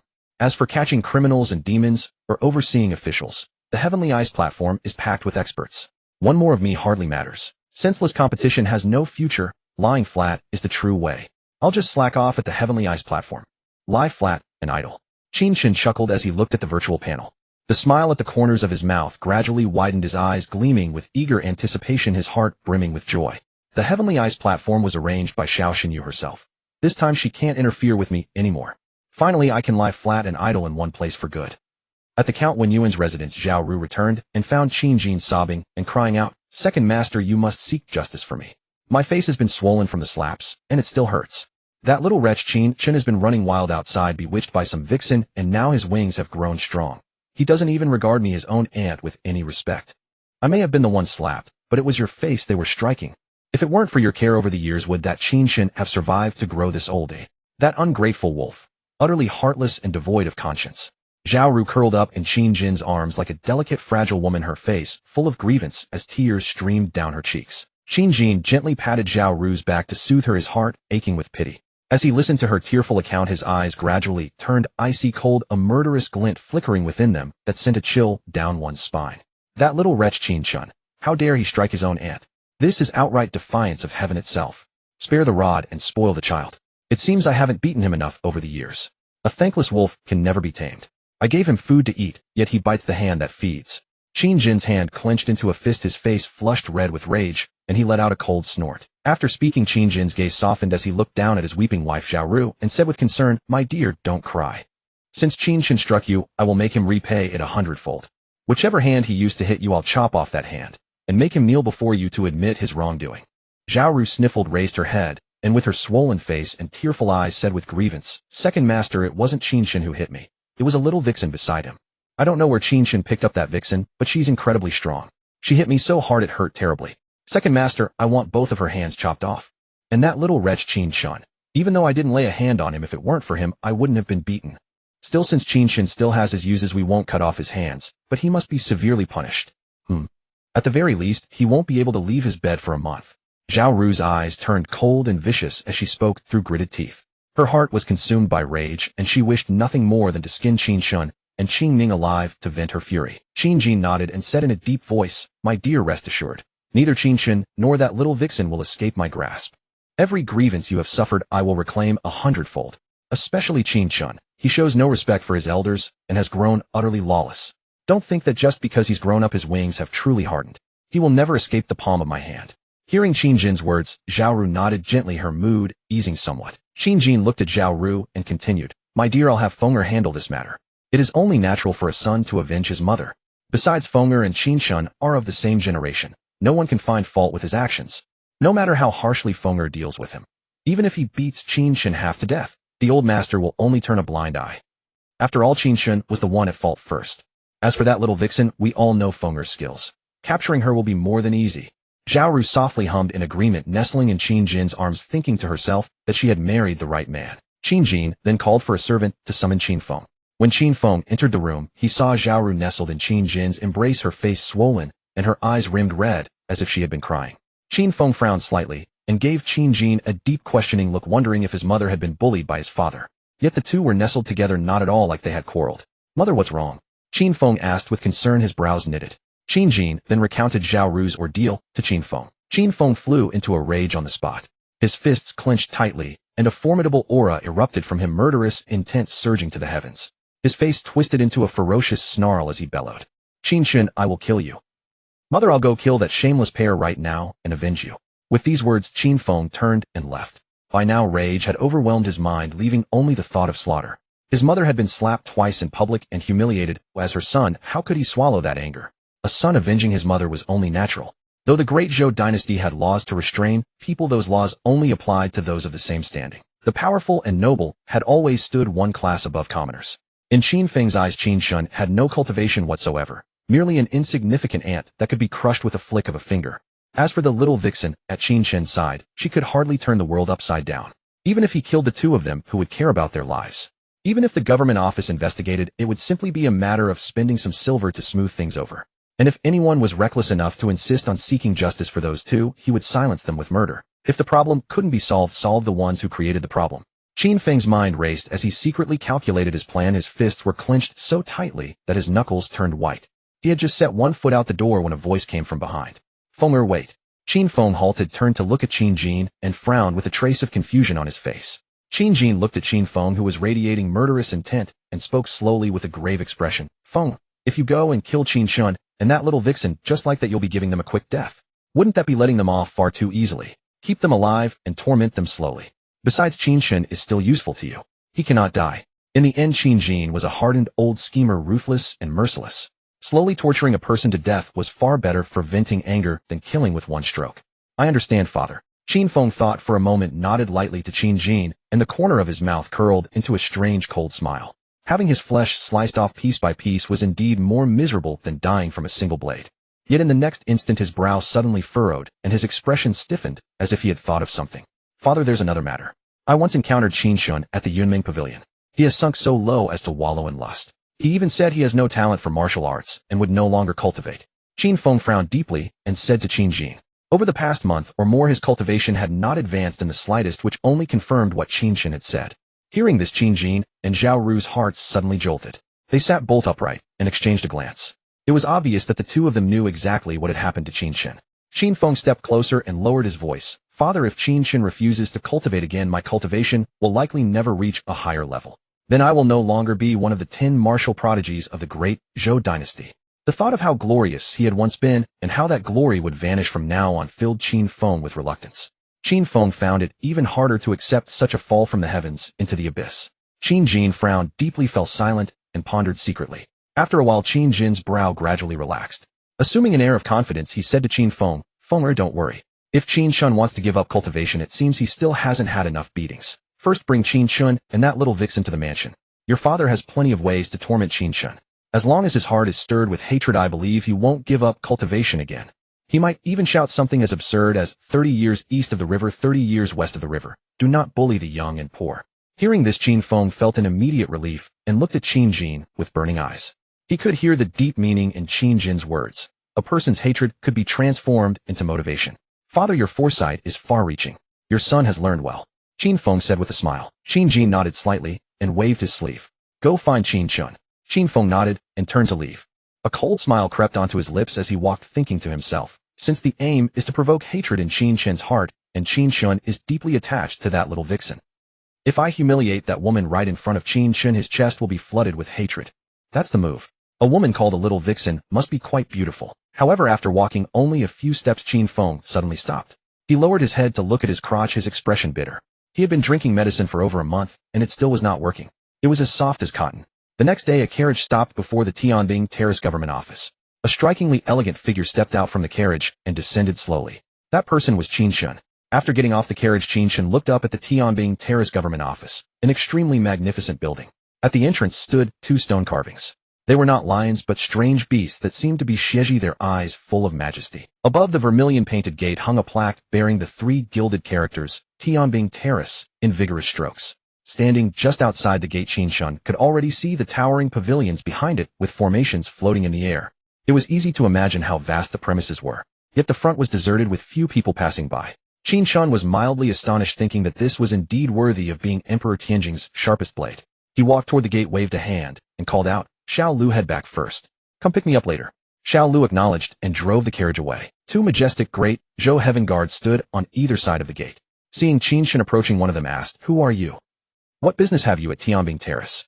Qin Chen remained calm. He glanced at the speaker, then took a silver token from his robe. "I, Qin, have been ordered to join Tianbing Terrace and have come to report." Qin Chen clasped his fists to the two guards. He did not put on the airs of an imperial son-in-law. Instead, he was modest and courteous. His only wish was to lie low and coast along. He had no desire to reveal his identity and draw unnecessary attention. Being invisible was best. After all, the Grand Princess was enough to command respect. When the two heaven guards saw the silver token in Qin Chen's hand, their expressions changed drastically. They hastily bowed to Qin Chen with utmost deference. One of them broke out in a cold sweat and said, "This humble one did not know you were an officer arriving to take office. Please do not blame me." "An officer?" Qin Chen frowned slightly and glanced at the token in his hand. A strange look crossed his eyes. This token was clearly not ordinary. One cannot blame those who did not know. Qin Chen smiled and waved his hand. "Your Excellency is new to Tianbing Terrace and may not know the way. This humble one will escort you to Tianbing Hall to report." The same man said to Qin Chen with a beaming smile. "Much obliged." Qin Chen remained calm. Then the two of them walked into the Tianbing Terrace government office together. Wilderness Department 2nd Commandant's Battalion 9th Squad. In a side hall, 6 figures were gathered around a table. On the table were a good amount of silver and a bowl holding 3 dice. "Chief, I heard the squad is getting another captain." After placing a tael of silver as his bet, one man suddenly spoke. "Let him come. A captain is nothing special. Plenty have come before and plenty have left. We'll do as we always have. Play our games, ignore his commands, and pay him no mind. Before long he'll leave on his own." The young man called Chief said casually, looking utterly indifferent. The man who had spoken before smiled and said, "True. The 9th Squad has only a chief, never a captain." Tianbing Hall. A white-robed old man with frost-touched temples sat upon a chair, his eyes bright and piercing, looking at the silver token Qin Chen had handed him. Then he rolled his eyes upward, studied Qin Chen for a few moments, and said slowly, "So you are Qin Chen. You are to go to the 9th Squad's second-way camp of the Huang Bureau and take the position of captain." As he spoke, the white-robed old man handed the token back. Qin Chen received it, clasped his fist toward the old man, appearing modest and courteous. "Thank you for your trouble, senior." The great Zhou heaven guard beside Qin Chen, who had led him here, felt a slight tremor in his heart upon hearing that Qin Chen was to go to that 9th Squad. Qin Chen was unfamiliar with that 9th Squad, but the guard knew it all too well. The fellows there were not to be trifled with. The white-robed old man nodded slightly. Seeing how courteous Qin Chen was, he felt more favorably disposed toward him and waved his sleeve, saying, "Go." Qin Chen nodded and walked out of Tianbing Hall with the heaven guard beside him. "Captain Qin, since you don't know the way to the 9th Squad's second-way camp of the Huang Bureau, I'll escort you a bit further." The guard, intending to do a good deed to the end, said to Qin Chen with a beaming smile. Now that Qin Chen had an official rank, the guard changed how he addressed him. Within the Tianbing court, one was addressed by official title. Moreover, Qin Chen had arrived as a Silver Spear heaven guard, had become a squad captain, and the carriage he rode was no ordinary one. One didn't need to wonder to know his identity was extraordinary. The guard also wanted to build a good relationship with Qin Chen, for they would see each other often in the Tianbing court. "Thank you." Qin Chen nodded at the guard with a calm expression. The Tianbing court was vast and Qin Chen didn't know the way. Finding the 9th Squad alone would have taken some time. The two walked side by side through corridors and courtyards toward the 9th Squad. As they walked, the guard leading the way suddenly began introducing Tianbing court to Qin Chen. "Captain Qin, that place just now was Tianbing Hall, the small hub of the Tianbing court. Whether newcomers report in or the court dispatches tasks, everything goes through Tianbing Hall. As for that white-robed old man, don't underestimate him. His martial arts cultivation is extremely profound. We call him Elder Bai." Hearing this, Qin Chen couldn't help thinking, I sensed an extremely dangerous aura from that white-robed old man. So he is indeed extraordinary. He blinked a thoughtful expression in his eyes and asked curiously, "If Tianbing Hall is the small hub, then where is the center of the Tianbing court?" The guard said, "The center is at Tian Tower, which is where the Supreme Venerable resides." As he spoke, he raised his hand and pointed, "It's that tallest building." Qin Chen looked over. He saw a tall building towering aloft with flying eaves and upturned corners like a soaring mountain. On the roof was a statue of a strange beast, lifelike and radiating a hint of divine might, making one's heart shudder involuntarily. Qin Chen withdrew his gaze and asked, "Supreme Venerable?" He had only heard some rumors about the Tianbing court before, some of them exaggerated, and there was much he didn't know about the inside of the institution. The guard walked on while saying, "The Supreme Venerable governs the Tianbing court, and it was he who established the Tianbing court. Beneath the Supreme Venerable are the 4 venerable envoys. The Tianbing court has 4 departments, Heaven, Earth, Mystery, and Huang, and each of the 4 venerable envoys controls 1 department. Then there are the 16-way camps under the command of the 16-way of Tianbing, with each department controlling 4 camps. Each way camp has 11 squads, and every squad has over 100 heaven guards, except for the 9th squad you are going to lead. Hearing this, Qin Chen couldn't help frowning and looking puzzled, asking, "Is there something special about the 9th squad I'm going to?" The guard nodded and said that 9th squad has only a few heaven guards. He seemed reluctant to talk more about that squad, as if deliberately being mysterious, and directly changed the subject. Apart from that, there are also high and low ranks among heaven guards. The silver spear token in your hand represents a silver spear heaven guard. Below the silver spear heaven guard are copper hammer heaven guards, and above them are golden mace heaven guards. I am a copper hammer heaven guard. Oh, by the way, my name is Wu Peng. There are over 10,000 heaven guards in the Tianbing court, and all of them have considerable cultivation. Silver spear heaven guards number only a little over 100, and golden mace heaven guards are even fewer. Qin Chen did not say another word, silently listening to Wu Peng's introduction to the Tianbing court. He gained a much deeper understanding of it. Half an hour later, the two arrived outside the small courtyard of the 9th Squad's second-way camp of the Huang Bureau, and Qin Chen had changed into a new set of attire. He held a horizontal saber in his hand, wore a dark ink robe, eyes deep as stars, figure straight as a pine, faintly radiating an air of unmatched pride and aloofness. The dark robe was embroidered with a flying dark bird, which added a touch of authority and dominance to Qin Chen.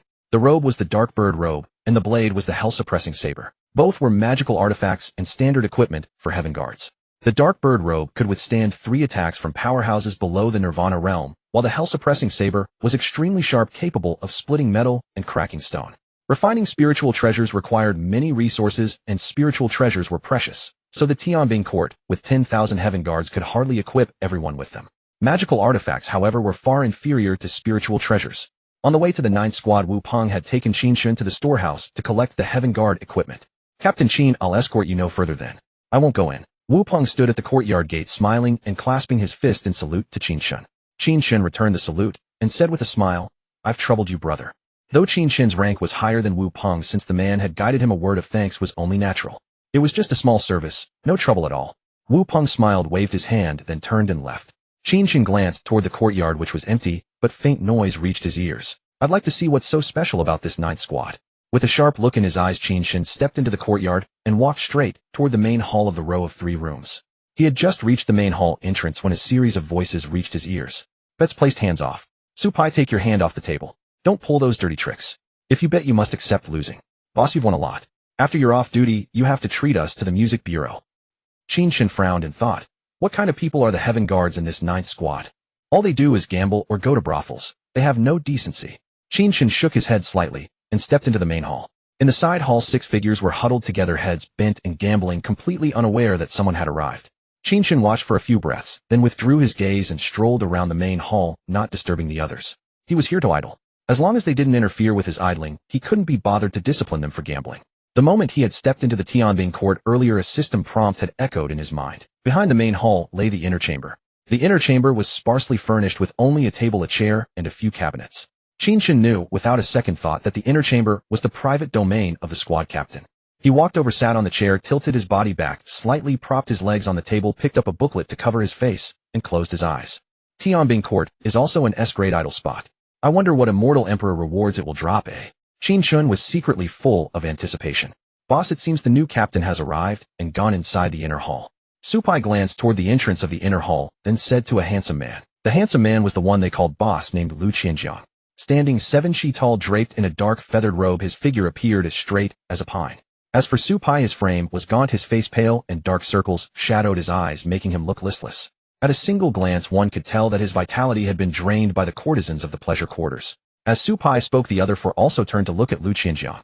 "I know." Lu Qianjiang waved a hand and said casually, "We play our own games, no need to pay him any mind. Captain or not, in Squad 9, I'm still the one in charge. If he doesn't stir up trouble with us, fine. But if he dares to throw his weight around as captain and meddle in our affairs, I'll make sure he gets his comeuppance." Lu Qianjiang possessed martial arts skills, so he had noticed the moment Qin Chen stepped into the inner hall. He had thought Qin Chen would be like the previous captains, storming over to overturn their gambling table and then getting beaten to a pulp.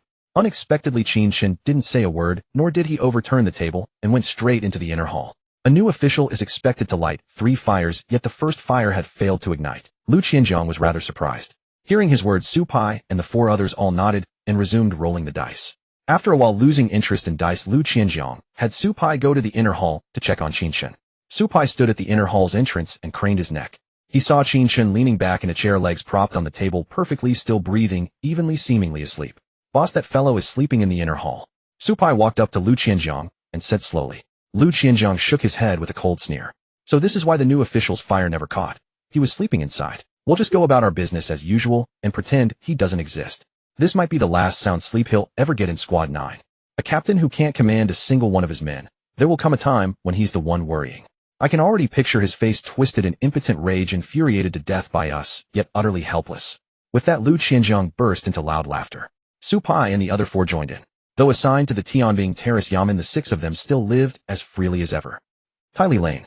In the courtyard of a residence, 2 figures sat facing each other. Your Majesty has graced my humble abode again. Could it be that the noble clans and sects still trouble your Majesty? With that excellent policy in place, it should not be so. Wei Suifeng looked at the man before him, draped in light golden brocade, a strange glint in his eyes and a puzzled expression on his face. Emperor Tianjing lifted his teacup and took a sip. The noble clans and sects won't worry me for now. After all, they are an alliance tied by interests, and they will inevitably fall apart because of interests. Among those clans and sects, many can't compare with the great Zhou dynasty in inherited strength. I have sent people to move among them, telling them that anyone who obstructs the great Zhou's reforms will have their clan exterminated and their sect destroyed. Although the great Zhou dynasty's strength may not match all those powers combined, I am resolved to a fight to the death. Even at the cost of breaking the net and letting the fish die. I am ready to die. The great Zhou can fall, but many of those clans and sects will also be annihilated. Those clans and sects have been passed down through the years, hoarding immense strength, and have no desire to see their clans wiped out and their sects destroyed. This is like holding a single bow and arrow, enough to intimidate dozens of people. Nobody wants to be the first to die and let others reap the benefits. If they don't obstruct the great Zhou's reforms and don't provoke the great Zhou dynasty, I will leave them a path to survival. If they submit to me, I can grant them titles and rank. In the war 8 years ago, it was precisely with the will to die that I intimidated those old ancestors and grandmasters. Yet still several large sects rely on their deep heritage and wish to provoke the great Zhou dynasty and block the reforms. I've already sent the Grand Sacrificial Officer to deal with them. News from Tianbing Terrace says that some clans and sects have sent their younger disciples to the capital to witness the achievements of the great Zhou's reforms. I can tell that this is their test. They want to probe the great Zhou's foundations. The contest among the younger generation will determine what those clans and sects think. Wei Suifeng stroked his beard, his eyes flickering. Under the Grand Sacrificial Officer's stewardship, the Great Zhou Academy has evolved countless divine skills, and Dao methods and martial arts flourish even more. The younger disciples of those clans and sects will be no match for the disciples of the Great Zhou Academy. Emperor Tianjing nodded, having great confidence in his academy's disciples. He looked at Wei Suifeng and added, besides that, there is one more matter. I have found out the identity of the person you mentioned earlier, Master. His name is Qin Chen, the eldest grandson of Baron Wenyuan. However, he was forcibly carried into the Princess Royal's estate by Xinyu and made her consort. Now he has gone to Tianbing Terrace. After learning of Qin Chen from Wei Suifeng, that day Emperor Tianjing had sent people to look into Qin Chen's affairs. To his surprise, Qin Chen had actually become the Princess Royal's consort. Emperor Tianjing lamented this in his heart. Wei Suifeng gently stroked his beard and chuckled. I never expected that lad to be the Princess Royal's consort. No wonder he hasn't fished at Xian River these days. He's gone to Tianbing Terrace. He paused, fixed his eyes on Emperor Tianjing, and said, Tianbing Terrace is a sword in your Majesty's hand. With Qin Chen going to Tianbing Terrace, he has become your Majesty's sword-bearer. If used well, this man may prove worth an army of 1,000 horses. Emperor Tianjing glanced at Wei Suifeng rather astonished, and thought to himself, my master truly thinks that highly of Qin Chen. However, he shook his head, let out a light sigh, and fell silent. Wei Suifeng saw the emperor's misgivings and said in a deep voice, Your Majesty, if Qin Chen truly possesses exceptional talent, it will be like adding wings to a tiger for the great Zhou's reforms. With your Majesty's misgivings, could it truly be as Qin Chen said? There are always horses that can run 1,000 li, but never a bull to appreciate them. At these words, a sudden thunderous roar erupted in Emperor Tianjing's mind. He thought for a moment, then an unparalleled aura radiated from him. Since Qin Chen has gone to Tianbing Terrace, I will observe his performance. If he proves to be an unrivaled Qilin among men, why shouldn't I appoint him to a high position? Wei Suifeng smiled and nodded. Tianbing Terrace, Squad 9, small courtyard. Is that guy still sleeping? Lu Qianjiang asked as Supai returned from spying at the inner hall's entrance. Supai nodded. Still sleeping. Lu Qianjiang frowned. That guy really can sleep. It's already time to get off duty, and he still hasn't woken up. No sooner had he spoken than Qin Chen emerged from the inner hall. He swept a faint glance over Lu Qianjiang and the other 5, then retracted his gaze. Under the stunned stares of the 6, Qin Chen walked past them without a word. Lu Qianjiang and his men exchanged glances, all wearing blank expressions. Time flew by, and several days passed. Qin Chen came to the Tianbing Terrace, as usual, to clock in and idle. He walked into the front courtyard of the government office and tapped his identity token against a spirit stone half a zhang high. The spirit stone gave off a faint purple glow, and that counted as having reported for duty. Qin Chen put away his token and headed to the small courtyard of the 9th Squad of the Baron Department. When he arrived, he set up a charcoal stove beneath a tree as usual, then lit the charcoal. Then he placed a kettle of tea on the charcoal stove along with a few potatoes and sweet potatoes. Qin Chen sat down in a chair, reached for the teapot, poured a cup, and took a light sip, looking relaxed and utterly content. Another day of lying flat. He was absorbed in the simple pleasure of being alone, paying no attention to the strange looks from Lu Qianjiang and the others.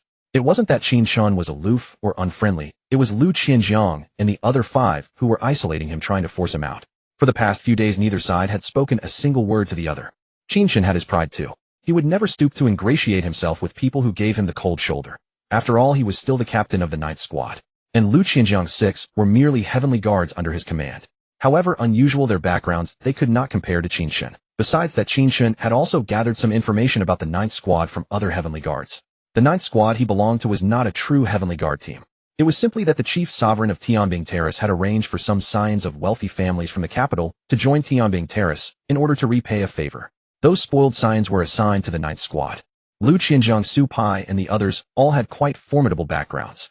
Relying on the power behind them, Lu Qianjiang and his men looked down on all other heavenly guards in the secure belief that someone would always clean up their messes. In the past, the 9th Squad had changed captains many times precisely because Lu Qianjiang and the others would neither obey orders nor answer summons.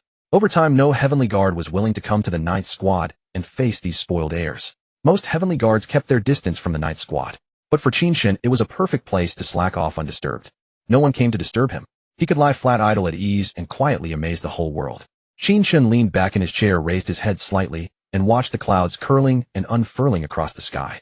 A faint smile played on his lips as he thought to himself, if only 2 tigress-eared women of another race were here to attend to me, it would be even more perfect. The side hall. Boss, that fellow has set up the charcoal stove again. He's brewing tea by the fire, roasting potatoes and sweet potatoes. He really knows how to eat well. This isn't coming here to work. He's clearly found a place to slack off. Su Pai looked at Qin Chen in the distance and couldn't help muttering under his breath. Lu Qianjiang fixed his eyes on Qin Chen for a while, furrowed his brow slightly, and thought he truly could not see through him. The previous captains who came had all met with rebuffs from them, nearly driven to the point of madness, before finally leaving in dejection. Yet Qin Chen had neither thrown his weight around nor caused trouble for them. He simply came and went alone as if he were the only person in the 9th Squad, and its captain at that. He was even better at letting everything slide than they were. Boss, why don't we find something for him to do? I can't stand how carefree and comfortable he is. Su Pai turned to Lu Qianjiang, feeling rather unbalanced, and said seriously. Lu Qianjiang narrowed his eyes and said slowly, Su Pai, have you forgotten what I said? I won't bully others unless they bully me first. He hasn't made trouble for us, so we shouldn't go looking for trouble with him either. Even if others think we're idle wastrels, rotten mud that can't be plastered on a wall, and look down on us, we can't look down on ourselves. At these words, Su Pai silently lowered his head and said nothing more. Lu Qianjiang thought for a moment, his eyes flickering, then went on, it looks like Tianbing Hall deliberately sent a man like this. If it had been those past good-for-nothings, they would have long since been unable to bear it and left on their own. We isolated him, but he's isolated us back, standing against us with equal nerve, and he can even endure it this well. He's a scheming one, truly. At that, Su Pai raised his head, looked at Lu Qianjiang, and said with a frown, Boss, if he keeps being this negligent and never makes trouble for us, won't he just stay in the 9th Squad forever? Look at him. These days all he does is sleep or drink tea. Does he look like a squad captain? Compared with other captains, he falls far short. Once we leave the 9th Squad's courtyard, I'd be too ashamed to tell other heavenly guards that our squad has a captain like this. Our 9th Squad still depends on the boss to hold it together. The other 4 all stared at Lu Qianjiang, and without exception nodded. Lu Qianjiang knitted his brows, fell silent, and watched Qin Chen in the distance, lost in thought. After a long moment, Lu Qianjiang said flatly, he can't keep slacking and stealing leisure forever. If he does, what would set him apart from a salted fish? But you have a point. Still, no matter how you look at it, he is the captain of a squad. He can't be so idle all day. Other captains are either inspecting the 100 officials or hunting down criminals and demons. How magnificent they appear. Look at him instead. All he knows all day is sleeping and drinking tea. He might not care about face, but the 9th Squad still does. No, I have to go straighten him out. Hearing this, Su Pai and the rest brightened at once. They thought their boss had finally lost his patience. Boss, what if that guy is impervious to reason? Su Pai had brought it up casually. Lu Qianjiang brandished his sandbag-sized fist and snorted coldly, then I'll show him the might of this fist. In the 9th Squad, what I say goes. With that, Lu Qianjiang strode out of the side hall. Su Pai and the others followed, excitedly, looks on their faces as if they were about to watch a good show. Hey, is this any way for a captain to act? All you do is sleep or drink tea.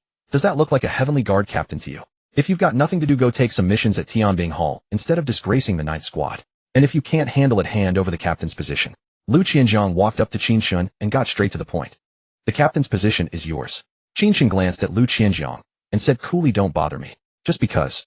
Lu Qianzhang was about to flare up and oppress Qin Chen with his might, but before he could finish the words, he suddenly realized what had been said. He froze, staring at Qin Chen with a stunned and strange expression. He had expected Qin Chen to say, why should I? Whereupon he would press him directly and reply, because I am Lu Qianzhang. But then, Su Pai and the others were also stunned for a moment, not immediately recovering.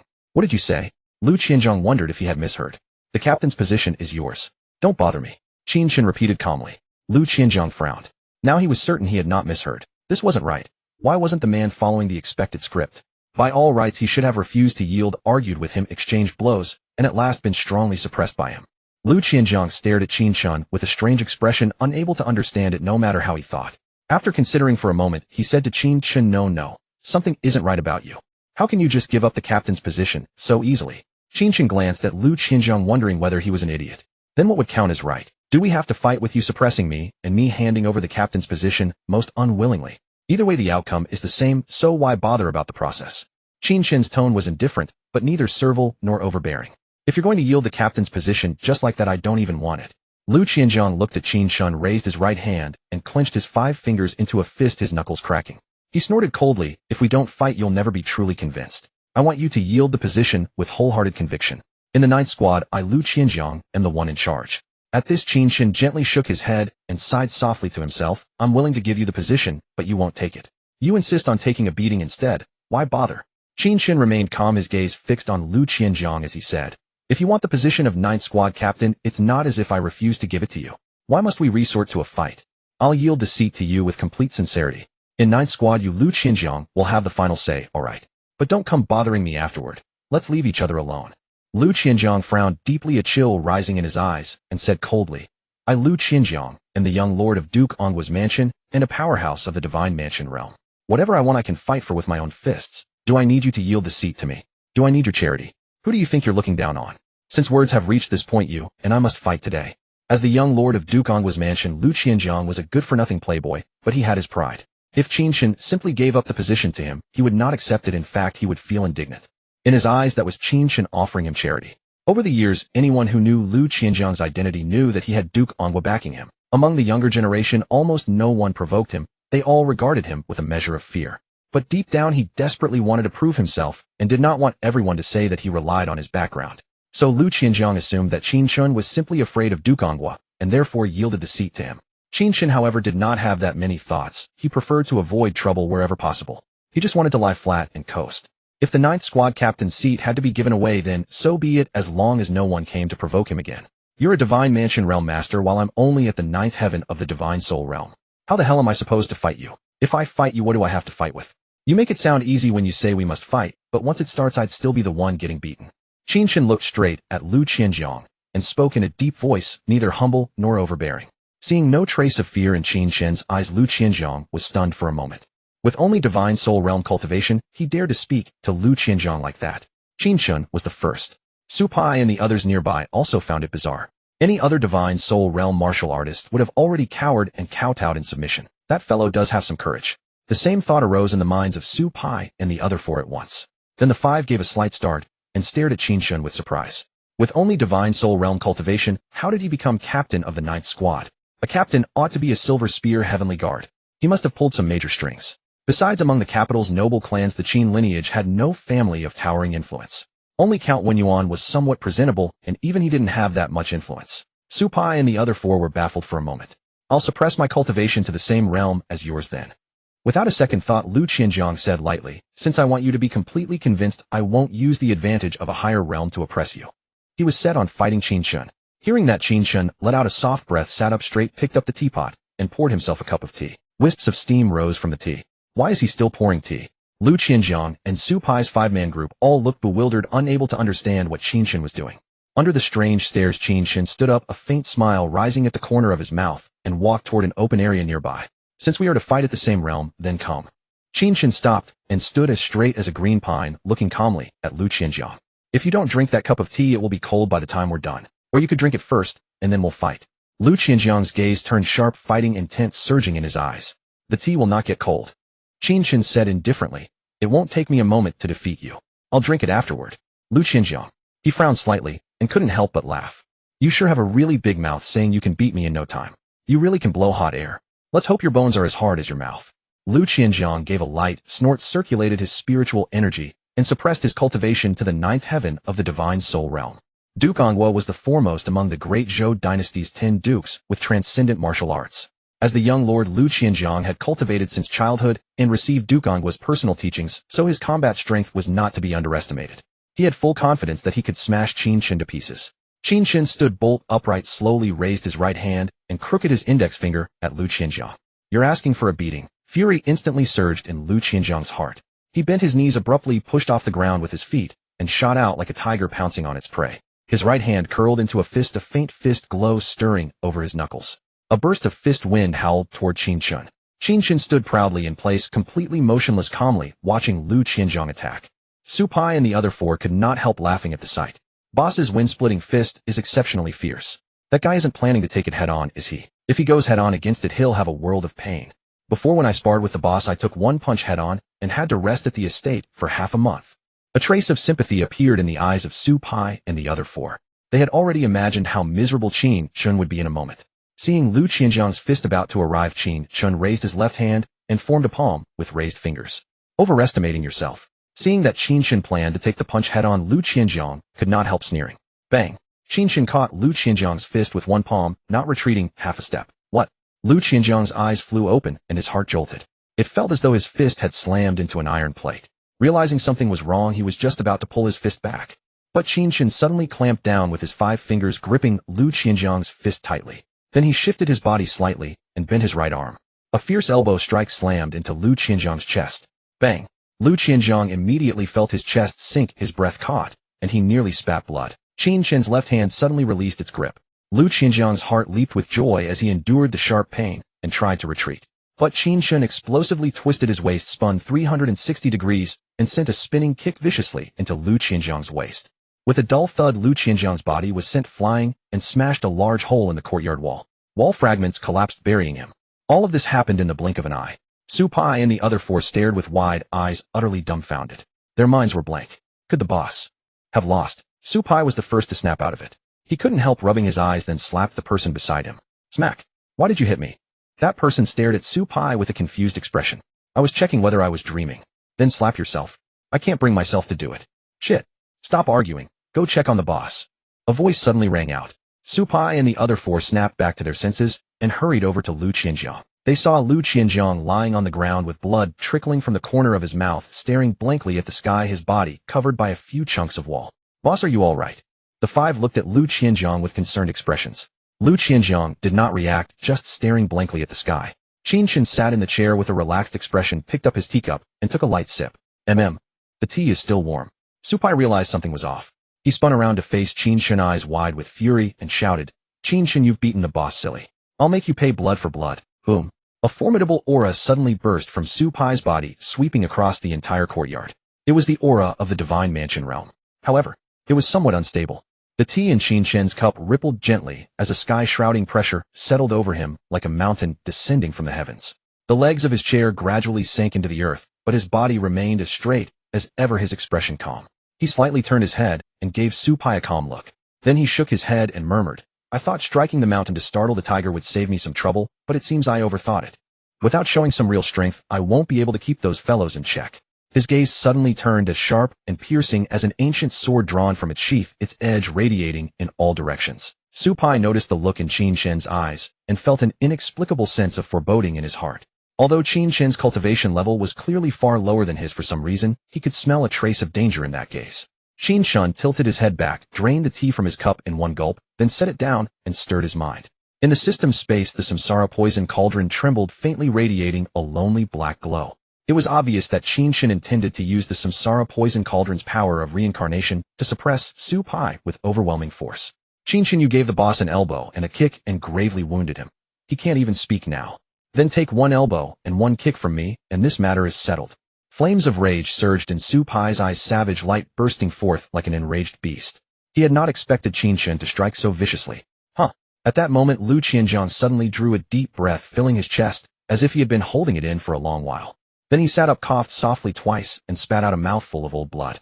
The wall blocks on his body had already been moved away by the 4 people around him. A heavenly gang realm body was already worthy of the description, bronze skin and iron bones, not to mention that Lu Qianjiang was a divine mansion realm powerhouse.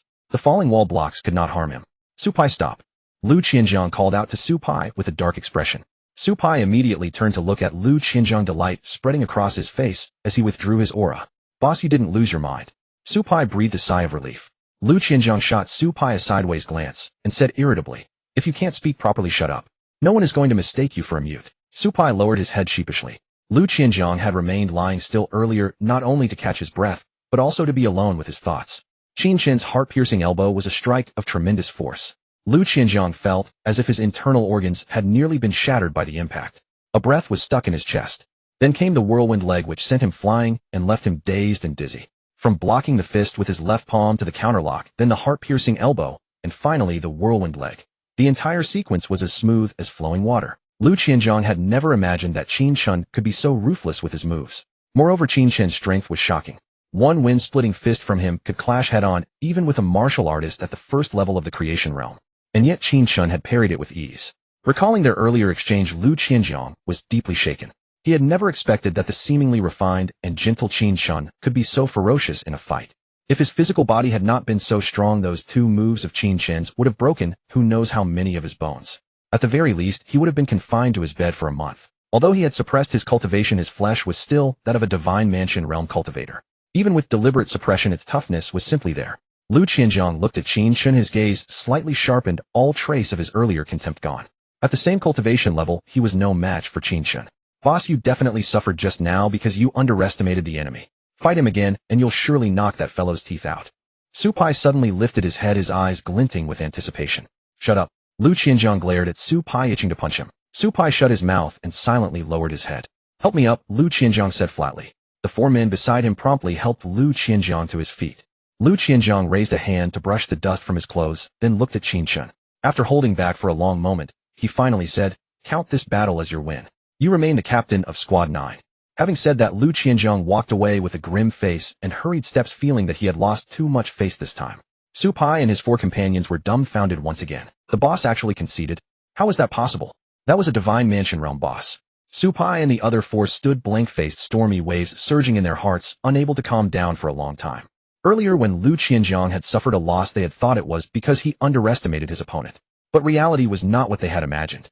With a calm expression, Qin Chen picked up a roasted potato, split it open, took a bite, and said casually, don't forget to repair the courtyard wall. Lu Qianjiang stumbled at his words, nearly falling. After steadying himself, he quickened his pace. Supai and the other 4 also hurried after him. Lu Qianjiang sat down in the side hall with an odd expression, deeply lost in thought. He felt that something was not right, yet he could not say what it was. He murmured, I clearly went to knock Qin Chen into line, not to take away his position as captain of Squad 9. By all logic, Qin Chen should have resented my admonishment and confronted me head-on, and then I, relying on my divine mansion realm cultivation, should have suppressed him forcefully. How did it end up with me suppressing my cultivation, fighting him at the same realm, and leaving myself battered and disgraced only to boost his prestige instead, eh? This shouldn't be. Lu Qianjiang's face darkened, a bitter feeling churning in his heart. After a long pause, he slapped his forehead and realized belatedly, I fell into his trap, damn it. Qin Chen sat beneath the tree, gazing up at the drifting clouds in the sky. The corners of his mouth curved up slightly into a faint smile. The sunlight was warm and the breeze was gentle. The leaves rustled softly like exquisite notes of music, making one unable to resist drowsiness and slip into dreams. Before anyone noticed, the blazing sun had traveled westward, and it was time to leave the office. Qin Chen walked out of the Tianbing Terrace Yamen. He did not see Xiao Lu, but he did see Zi Yuan. Zi Yuan stood tall and graceful, her face expressionless, calmly watching Qin Chen approach. Beside Zi Yuan stood none other than Xiao Qinyu's carriage with 2 fierce black-scaled beasts. Why is Xiao Qinyu here? Qin Chen felt puzzled as he slowly walked closer. Consort, the eldest princess, is waiting for you in the carriage. Seeing Qin Chen walk up to her, Zi Yuan said flatly. Qin Chen nodded in acknowledgement, then boarded the carriage. Seated upright in the carriage was a peerless veiled beauty in a palace gown, as white as snow and moonlight, like a moon palace goddess, standing aloof from the mortal world. What brings the eldest princess to pick me up today? Qin Chen sat in the carriage and asked with a smile. Come with me to neutralize a poison for someone. Xiao Qinyu glanced at Qin Chen and said in a cool, clear voice, if you cure that person's poison, I will owe you a favor. State whatever conditions you wish.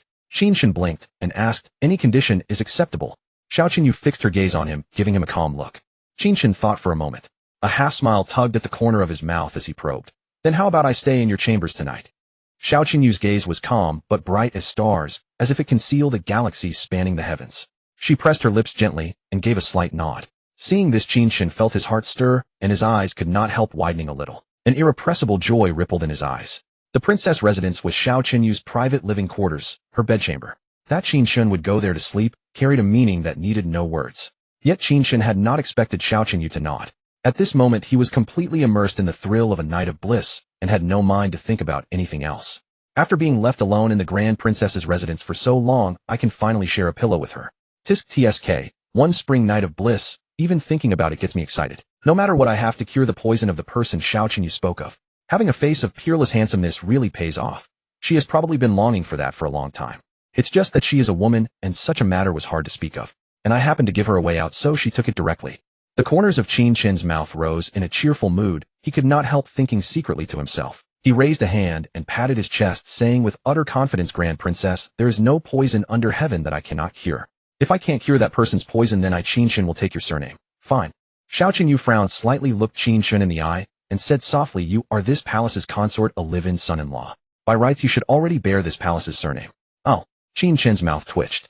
On the broad street, two black-scaled beasts pulled the carriage slowly along, looking ferocious and menacing. Pedestrians on the road hurriedly made way, fear written on their faces. Meanwhile, in the small courtyard of the Ninth Squad, Su Pai and several others crowded together, sly and furtive, as if plotting something. Boss, why don't I take the brothers, grab some sacks, cover Qin Chen, and give him a sound beating to vent your anger? Su Pai looked at the dejected Lu Qianjiang and probed. Lu Qianjiang raised his head, shot Su Pai a glance, then kicked him, and said irritably, Su Pai, don't come causing me more trouble. If your skill is inferior, then it's inferior. What's the point of ambushing someone behind their back? I, Lu Qianjiang, have always acted with complete righteousness. Su Pai frowned and said, boss, but you've been gloomy all day. Knowing that Su Pai meant well, Lu Qianjiang said flatly, so what if I'm gloomy? Can't a man have a day when he's in a bad mood? When I'm in a bad mood, I go to the Jiaofeng Bureau and summon a girl, and I'll feel better. If I still don't, then I'll summon two. Su Pai curled his lips into a sly smile and said, boss, then let's set out to the Jiaofeng Bureau.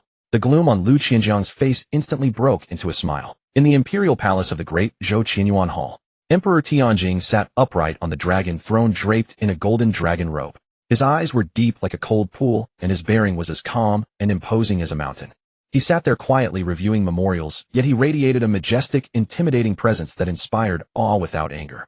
At that moment, a eunuch with graying temples walked into the hall holding a pitch-black letter tube about the size of a thumb. He hurried to the imperial desk and presented the tube. Your Majesty, a confidential dispatch from Tianbing Terrace. Hearing this, Emperor Tianjing immediately put down the memorial in his hand and took the tube. Tianbing Terrace was his eyes and ears inspecting the realm on his behalf. Whenever word came from Tianbing Terrace, Emperor Tianjing would read it at once, so as to keep abreast of the latest developments throughout the Great Zhou and among his court officials. Emperor Tianjing opened the tube, took out the scroll inside, and quickly scanned it. Teacher, so even you can be wrong about someone. Reading the contents of the secret letter, Emperor Tianjing could not help laughing loudly. During these days at Tianbing Terrace, all Qin Chen does besides sleeping and sipping tea is sipping tea and sleeping. With only that, how can he match an army of thousands? That breathtaking plan last time might have been a blind cat stumbling across a dead mouse. Maybe it wasn't even his doing. When I heard what you said, teacher, I thought Qin Chen would be a rare gem worth grooming. Even if he couldn't match the tiger of the Tianwei Guard, at least he should have risen to fame. Who would have known he was such a person who had no ambition to improve? Emperor Tianjing shook his head with a light sigh. Whatever little fondness he had felt for Qin Chen vanished in an instant. Just then a young eunuch hurried into Qianyuan Hall, calling, as he ran, Your Majesty, a confidential dispatch from Tianbing Terrace. Emperor Tianjing took the tube from the young eunuch and opened it. He couldn't help frowning, his expression odd and his heart shaken. At the same realm, Lu Qianjiang couldn't last so much as one exchange at Qin Chen's hands. Lu Qianjiang was originally at the Divine Mansion realm. Even when he suppressed his cultivation to the 9th heaven of the Divine Soul realm, his battle power could still match a martial artist of the 2nd heaven of the Creation realm. Yet Qin Chen, relying only on 9th heaven of the Divine Soul realm cultivation, defeated Lu Qianjiang in one exchange. Emperor Tianjing stared at the words on the page for a while. His expression became all the more peculiar and his brows knitted tightly. After a long while, Emperor Tianjing's brow relaxed, and he murmured, This Qin Chen is rather interesting. The black-scaled beast stopped in front of Duke Ongwa's residence. Xiao Qinyu and Qin Chen stepped down from the carriage, one after another, an imposing mansion standing before them. On the way, Qin Chen had learned from Xiao Qinyu that their purpose was to cure Duke Onghua Lu Xiao of poison. A year ago, people from Nanjiang in the southwest had invaded the Great Zhou. Lu Xiao, the great general guarding the southwestern border, led his troops into a fierce battle against them. Although Lu Xiao repelled the Nanjiang people, he had been struck by an extremely vicious Nanjiang goo poison. The young miracle doctor Nangong Mingyue was completely at a loss against the goo poison and could only suppress it for the time being to keep Lu Xiao alive. Nangong Mingyue was, after all, only a young miracle doctor, not a true divine physician. The medical arts were still a hair's breadth from the pinnacle. Xiao Qinyu glanced at Duke Onghua's mansion and walked toward the front gate with Qin Chen and Zi Yuan following. "Greetings, Grand Princess." A servant at the entrance, seeing Xiao Qinyu, hastily bowed in salute.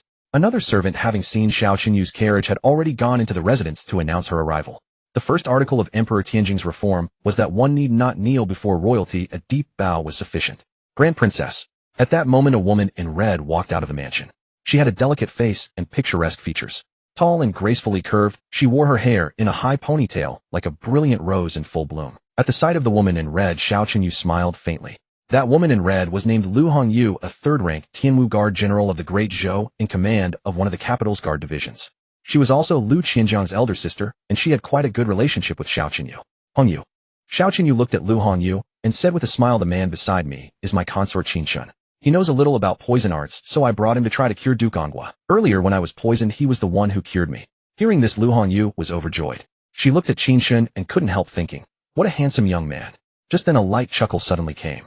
"Lu Hongyu, haven't you already found enough people to cure your grandfather? They were either swindlers from the Jianghu or charlatans seeking fame. To cure grandfather, you might as well wait for the 5 poisons recluse that I have invited." Qin Chen and the other two turned at the sound and saw a carriage approaching slowly. Behind the carriage window was half a delicate, radiant face with a faint smile playing at the corners of her lips. The carriage stopped before Duke Ongua's mansion. The curtain was lifted and a woman as fair as powdered jade stepped out slowly, her dark hair flowing over her shoulders. She wore a fitted silk gown that outlined the exquisite curves of her hips and waist. Her brows carried subtle allure, her face was as lovely as a peach blossom, and she seemed sensuous to the bone. One word: sultry. Lu Ruiying. Lu Hongyu's beautiful eyes turned slightly cold, her gaze settling on the enchanting woman, though her expression remained calm. The moment she heard that soft, charming laugh, Lu Hongyu knew who had arrived. Lu Ruiying was her younger cousin. After Lu Ruiying descended from the carriage, a middle-aged woman and an old man in a gray robe stepped out one after another. The former was Lu Ruiying's mother, Lu Hongyu's paternal aunt, Lu Wan, while the latter was 5 Poisons Wanderer. Lu Hongyu Sr. 5 Poisons is a celebrated grandmaster of the poison arts throughout the martial world. Surely you have heard of him. I won't waste more words. Senior has traveled 1,000 li to the capital this time, solely to cure grandfather's poison. Lu Ruiying looked at Lu Hongyu with a smile curling at her lips, a trace of seductive charm rippling in her eyes. The implication was that only 5 Poisons Wanderer could dissolve the poison, and Qin Chen should stand aside. Lu Hongyu frowned slightly, staring silently at the smug Lu Ruiying. Xiao Qinyu's face was as calm as an ancient well. Her gaze swept across Lu Ruiying and 5 Poisons Wanderer. She too had heard of 5 Poisons Wanderer, a man who had cultivated a body of poison arts and could be considered half a grandmaster of the poison way. His temperament was eccentric and he was lustful to boot. The fact that Lu Ruiying had managed to invite him most likely meant she had paid some price. Xiao Qinyu understood this well, but chose not to voice it. "Don't let your eyes wander. If you look at what you shoot now, dig your eyes out." Qin Chen suddenly stepped forward, shielding Xiao Qinyu behind him and cutting off 5 Poisons Wanderer's gaze. His voice was not loud, yet every word struck like iron, cold and heavy with menace. He had seen 5 Poisons Wanderer's eyes brighten the moment he looked at Xiao Qinyu, a fervent gleam burning in his gaze. His instinct to guard what was his surged at once, and he stepped out without hesitation. Xiao Qinyu looked at Qin Chen's straight towering back and could not help but pause, a flicker passing through her beautiful eyes. "Qin Chen is only at the spirit soul realm, yet he wants to protect me. But I'm a saint realm powerhouse. Who exactly is protecting whom?" A slight stir rose in Xiao Qinyu's heart as she mused inwardly. Seeing Qin Chen block his view, 5 Poisons Wanderer frowned and shot him a cold look. "A mere brat at the spirit soul realm dares to bluster before me. Truly he doesn't know his place. Since you're courting death, I'll send you on your way. My poison will make your death agonizing." A cold sneer curled at 5 Poisons Wanderer's lips as he snorted inwardly. Lu Ruiying sensed something and shot 5 Poisons Wanderer a sidelong glance, her eyes turning cold. She thought, this lecherous fool. He'd better not ruin my plan. If you anger the eldest princess, you won't even know how you died. Lu Ruiying drew a soft breath, led Lu Wan and 5 Poisons Wanderer forward, and bowed to the eldest princess. "Greetings, eldest princess." 5 Poisons Wanderer's heart jolted violently at the words. His mind snapped back to sobriety, and wariness crept into his eyes. She is the eldest princess of the great Zhou dynasty. The eldest princess of the great Zhou dynasty was a she-devil. Although Five Poisons Wanderer had never seen her true face, Xiao Qinyu's fearsome reputation had long spread throughout the martial world. Even with 9 lives he could not afford to provoke Xiao Qinyu. Lu Wan and Five Poisons Wanderer bowed deeply to the eldest princess with the utmost respect. As for the prince consort Qin Chen, although Xiao Qinyu had mentioned him just now, Lu Ruying and the other two all tacitly pretended not to know his identity. After all, as the eldest princess's consort he might look glorious, but in truth 8 times out of 10 he would not survive half a year. Xiao Qinyu swept a faint cool glance over the three, her eyes indifferent, and said nothing. Lu Hongyu looked at Xiao Qinyu, smiled, and said, "Eldest princess, let's go inside first. There's no need to keep standing at the gate." Xiao Qinyu nodded lightly, and walked into the residence. Qin Chen followed at her heels, hands clasped behind his back, sweeping a self-satisfied glance over Lu Ruying and the others, looking rather pleased with himself. "I've got a backer now. You'd better all stay down." Lu Ruying frowned slightly, shot Qin Chen a cold glare, and clenched her fists. Murderous cold churned in Five Poisons Wanderer's eyes. With a flick of his right finger, he shot a wisp of black spiritual energy toward Qin Chen. The black energy drifted as gently as the wind and silently landed on the cloth over Qin Chen's shoulder. Qin Chen, however, sensed it in an instant. He did not retaliate. He simply quickened his pace. In the system space, the samsara poison cauldron trembled, faintly rippling with black light. Lu Ruying composed herself and began to move forward. Yet Lu Hongyu walked past her and entered the mansion a step ahead. "Lu Hongyu."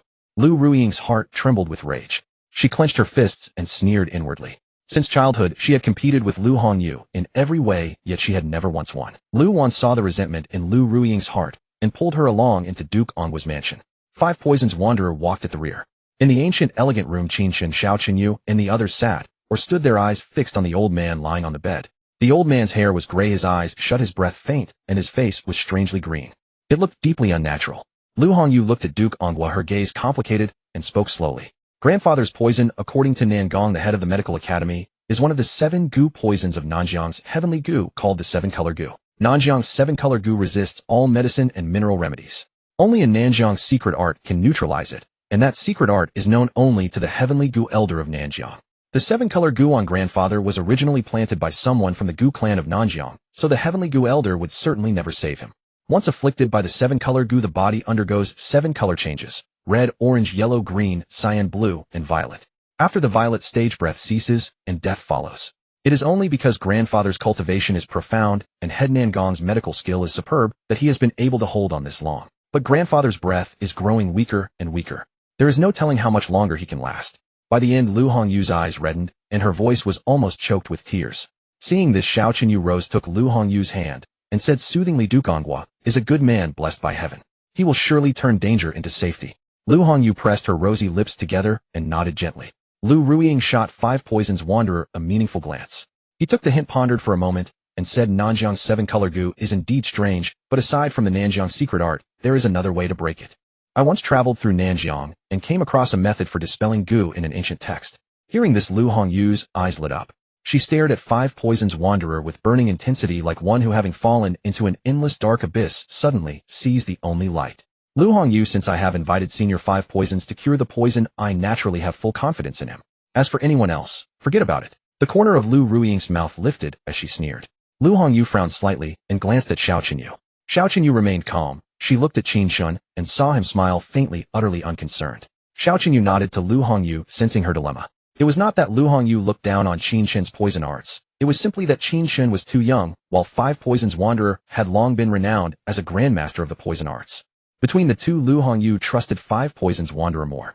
She turned to Lu Ruying and said coldly, "Then we'll do as you suggest." Lu Ruying smiled smugly, immensely pleased, and said to Five Poisons Wanderer, "Senior Five Poisons, please cure grandfather's poison." Five Poisons Wanderer nodded with a smile and walked toward the bed at the side.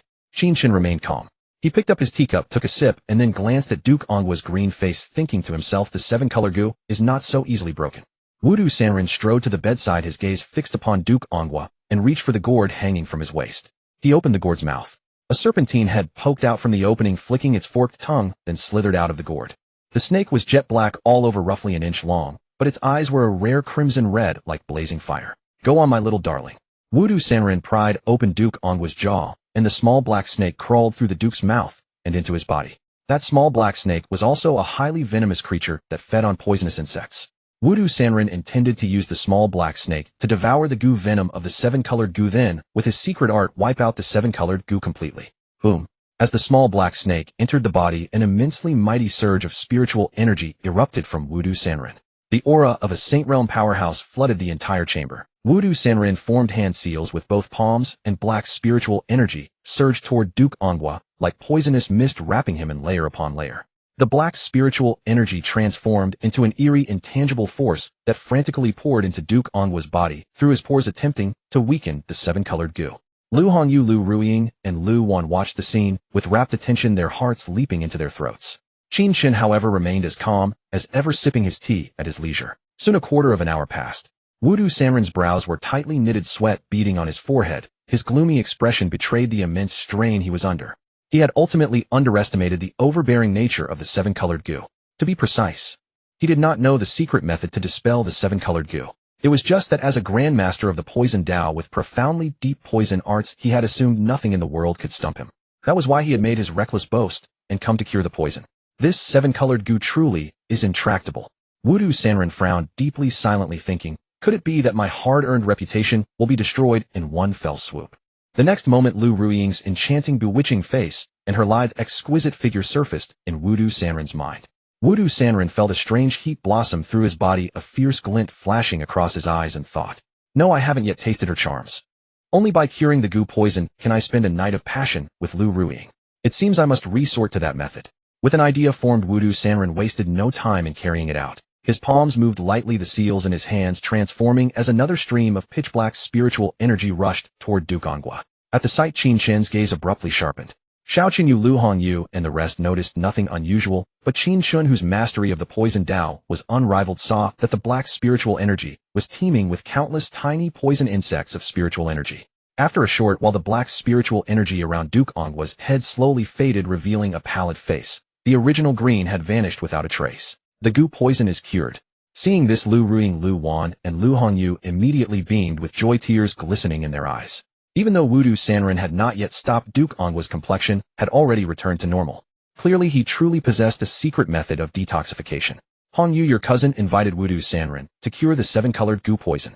That is a tremendous favor to the Lu family. Then again, Ruiying is also curing her grandfather, also curing my father. So it is only proper. It is just that Ruiying has recently run into some trouble in her cultivation. Her meridian channels flowing in reverse, her qi and blood unsteady, and I fear she may fall into a qi deviation. Lu Wan looked at Lu Hongyu and spoke with a genial smile. Before her words were finished, Lu Hongyu broke in flatly. I will give the Heavenly Spirit Dao Pearl to Lu Ruiying. The Heavenly Spirit Dao Pearl was the Lu family's heirloom treasure, and Lu Ruiying had been scheming for it for a long time. The moment Lu Wan opened her mouth, Lu Hongyu knew exactly what her aunt was plotting.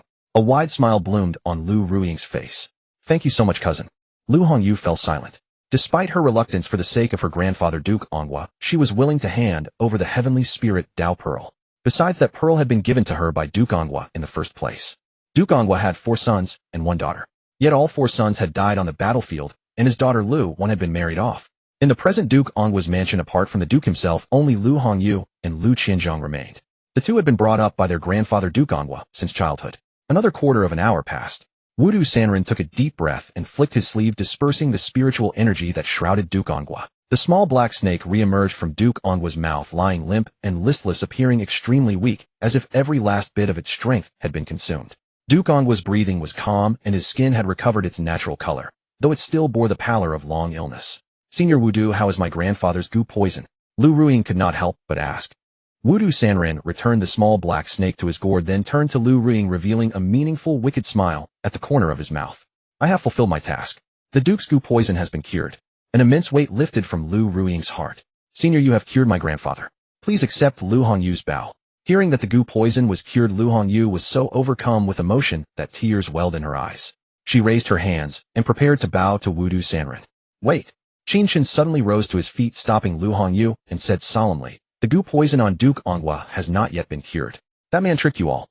The moment these words left his mouth, everyone was profoundly shaken, especially Wudu Sanren, whose heart was filled with utter panic. One strange, suspicious gaze after another turned toward Qin Chen. You brat, what are you talking nonsense about? Wudu Sanren's face turned absolutely grim, his sinisterly cold eyes fixed on Qin Chen as he said frostily, I have clearly already cured the Duke's goo poison. Can't you see that the color of the 7-colored goo has dispersed?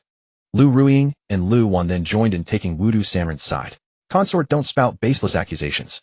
Grandfather's goo poison is clearly already cured. Exactly. Consort, make accusations only with evidence. You blurt things out at will. Can it be that you cannot bear to see others succeed? And as for Senior Wudu deceiving us, what a joke. Senior Wudu is a grandmaster of the poison Dao, with poison arts far superior to yours. It is no wonder you cannot understand. The mother and daughter traded barbs one after another. The heavenly spirit Dao Pearl was as good as in hand. They could not let it fly away. Lu Hongyu looked at Qin Chen, her willow brows drawn tight, her gaze complicated, tinged with dense bewilderment. Qin Chen cast a meaningful glance at Xiao Qinyu. Then beneath the watching eyes of the crowd, he walked slowly toward Duke Ongwa. What was he planning to do? Lu Hongyu, Lu Ruiying, and the others were all perplexed. A brat like you, having learned poison arts for only a few years, actually fancies yourself unrivaled in the poison Dao. Wudu Sanren watched Qin Chen and sneered inwardly. How could you see through this seat's poison arts?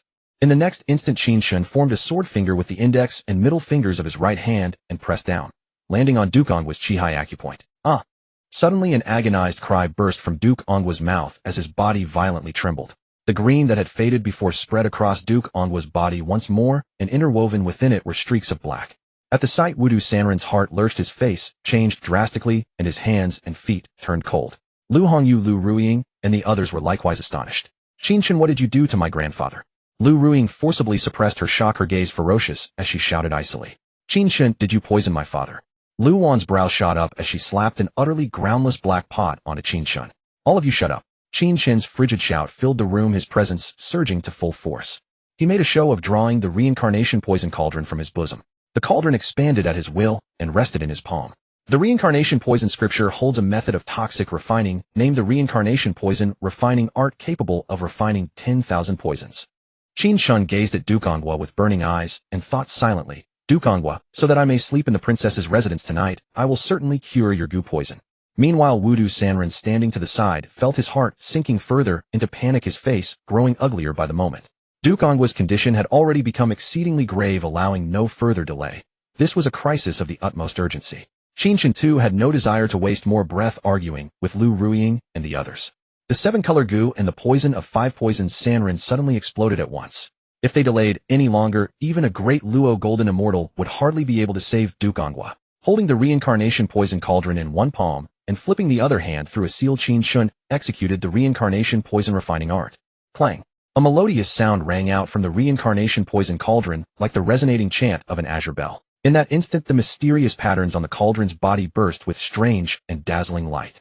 The dormant runes suddenly came to life, winding around the poison cauldron as though the rhythm of the Tao were flowing everywhere.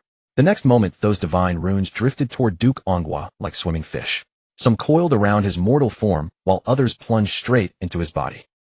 As the runes entered his body, Duke Ongwa once again let out a tortured roar, his expression savage and twisted, as if his heart were being stabbed and his bones split apart. Although Duke Ongwa was in a coma with his consciousness clouded, the violent pain in his body made him cry out instinctively. 5 vast energies surged within him, and now these 5 forces were clashing in utter chaos. One was Duke Ongwa's own cultivation base, one was the 7-color goo, one originated from Nangong Mingyue, and one came from 5 poison Sanren. The final one was the power of Qin Chen's reincarnation poison cauldron. At this moment, Duke Ongwa's body was like a battlefield with 5 forces caught in a ferocious melee, brutally ravaging his flesh. At the sound of Duke Ongwa's roars, Lu Hongyu's brows knitted tightly, and her heart clenched hard with deep anguish.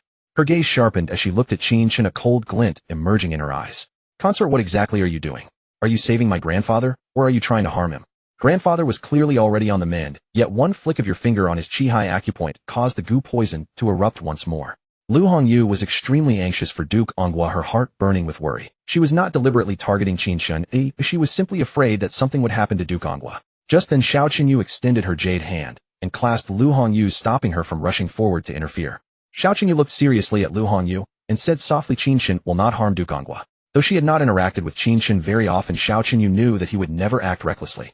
And somehow, for no identifiable reason, she found herself believing in Qin Chen from the bottom of her heart. With his back to the crowd, Qin Chen radiated an awe-inspiring presence, peerless in bearing, and said solemnly, that 5-poisoned scoundrel never actually removed the goo poison from Duke Ongwa's body. He administered another poison to Duke Ongwa instead. If my guess is right, the poison 5 poisons delivered is extremely overbearing. For a time, it can suppress the 7-color goo, restoring Duke Ongwa's complexion to normal and making us all think the goo poison had already been cured. But that is only a temporary reprieve. In a matter of days both poisons will erupt completely, and Duke Ongwa will die without doubt. By that time 5 poisons will have gotten what he wants, and will be far from the capital, impossible to track down again. You all also saw it. I only tapped Duke Ongwa's Chi-Hai acupoint just now, and the 7-color goo's poison exploded once more. The 7-color goo has occupied Duke Ongwa's body for many years, and has long become as one with him, sharing the same chi. If the 7-color goo is removed, Duke Ongwa will die as well. Had the poison not gone deep, the secret arts of the southern frontier could still have saved him. But the 7-color goo has already penetrated deep into Duke Ongwa's vitals. Even the southern frontier's secret arts cannot save him now. If 5 poisons had truly cured the 7-color goo, you and your grandfather would already be parted by death. Hearing this, 5 poisons, Sanrin's heart plummeted like a stone into an abyss. Shock flooded from the depths of his eyes and murderous intent exploded within his heart. He pointed at Qin Chen and shouted coldly, "You're talking nonsense. Utter drivel. I clearly cured Duke Ongwa of the 7-color goo. It was you, yes, you who poisoned Duke Ongwa again, and now you have the audacity to frame me. You little wretch, you are truly detestable." 5 poisons, Sanrin's face was gloomy beyond measure. He had never expected that a young man would actually see through his ploy. Qin Chen simply treated 5 poisons, Sanrin's shouts as wind passing by his ears, unwilling to engage in useless quarrels. Senior 5 poisons, is what the consort said true? Lu Hongyu turned toward 5 poisons, Sanrin, her gaze frozen to the extreme, laced with a chilling, killing intent. If things were truly as Qin Chen had said, 5 poisons, Sanrin would not leave the Duke Ongwa estate alive. Seeing the gaze Lu Hongyu cast at him, 5 poisons, Sanrin immediately felt a cold chill sweep across his body. He shook his head, denying it outright. I am a grandmaster of the poison Dao. Though the 7-color goo is troublesome, it is not beyond treatment. If I had not cured the 7-color goo, how could Duke Ongwa's complexion have recovered just now? Lu Hongyu frowned and stared at 5 poisons, Sanrin, her eyes both doubtful and icy. Lu Hongyu, Senior 5 poisons, is right. He is a grandmaster of the poison Dao, and that Qin Chen is so young. How much expertise can he possibly have in the poison arts? Lu Ruing let out a cold snort, speaking up for 5 poisons, Sanrin. Senior 5 poisons is famous throughout the martial arts world, and his poison arts are unmatched across the Jianghu. How could he possibly be worse than a mere snot-nosed kid? Lu Wan chimed in as well. 5 poisons, Sanrin cast a glance at Qin Chen, his eyes icy cold, and said darkly, he says the 7-color goo and Duke Ongwa share the same breath. If I did not cure the 7-color goo then, by drawing the goo out now, he is also killing it. Would that not be harming Duke Ongwa? His words contradict each other. Whether they are true or false, you should judge for yourselves. Hearing this, Lu Hongyu's heart tightened, and she turned toward Qin Chen, frowning hard. What 5 poisons, Sanrin said, also carried some reason. Qin Chen's eyes were calm as he said slowly, I am not going to expel the goo poison from Duke Ongwa's body. I am refining the poison. If the goo poison were expelled, Duke Ongwa would surely die. As for refining the poison, it means refining away the toxins inside the 7-color goo, while the 7-color goo itself remains within Duke Ongwa. 5 poisons, you style yourself a grandmaster of the poison Dao, yet in truth you are still far from being a grandmaster. With those words, Qin Chen's hand seals shifted, and the mysterious runes instantly exploded with brilliant radiance, sending out a miraculous force like the divine fire of the great Dao. A blazing aura filled the entire room. That searing power like magma flowed through all the meridians of Duke Ongwa's body, refining the goo poison within the 7-color goo with the might to burn the heavens and boil the seas. Qin Chen's robes billowed as his aura soared incomparably like a peerless great emperor. Amid those brilliant rays, Xiao Qinyu, Lu Hongyu, and the others saw countless phantom arms waving in the light, forming miraculous hand seals. The green tint on Duke Ongwa's face gradually faded. Seeing this, the pupils of 5 poisons, Sanrin, Lu Ruing, and Lu Wan shrank violently, their faces drained of color as if they had seen a ghost. Qin Chen, stop. Panic rose in Lu Ruing's heart, and she could not help shouting, you fiend, you want to harm my grandfather. Stop at once. She realized that something was wrong and tried to stop Qin Chen. Otherwise the Tianling Dao Pearl would not fall into her hands. Lu Ruing. Seeing that Lu Ruing seemed ready to make trouble, Lu Hongyu glared at her coldly, her voice freezing and filled with killing intent. 5 poisons, Sanrin was also extremely shocked, his expression grim. No. I absolutely cannot allow that fellow to succeed, he thought to himself. His eyes turned vicious. Hiding his right hand behind his back, his fingers began to weave a spell. A wisp of intangible spiritual energy heavy with lethal poison spread from beneath his feet and drifted toward Qin Chen like a gentle breeze. Xiao Qinyu, Lu Hongyu, and the others were all focused on Qin Chen and noticed nothing. Suddenly Qin Chen felt his breathing turn difficult, and a piercing, excruciating pain wrenched his heart. Damn that 5 poisons. Qin Chen instantly realized he had been poisoned, and killing intent surged in his heart.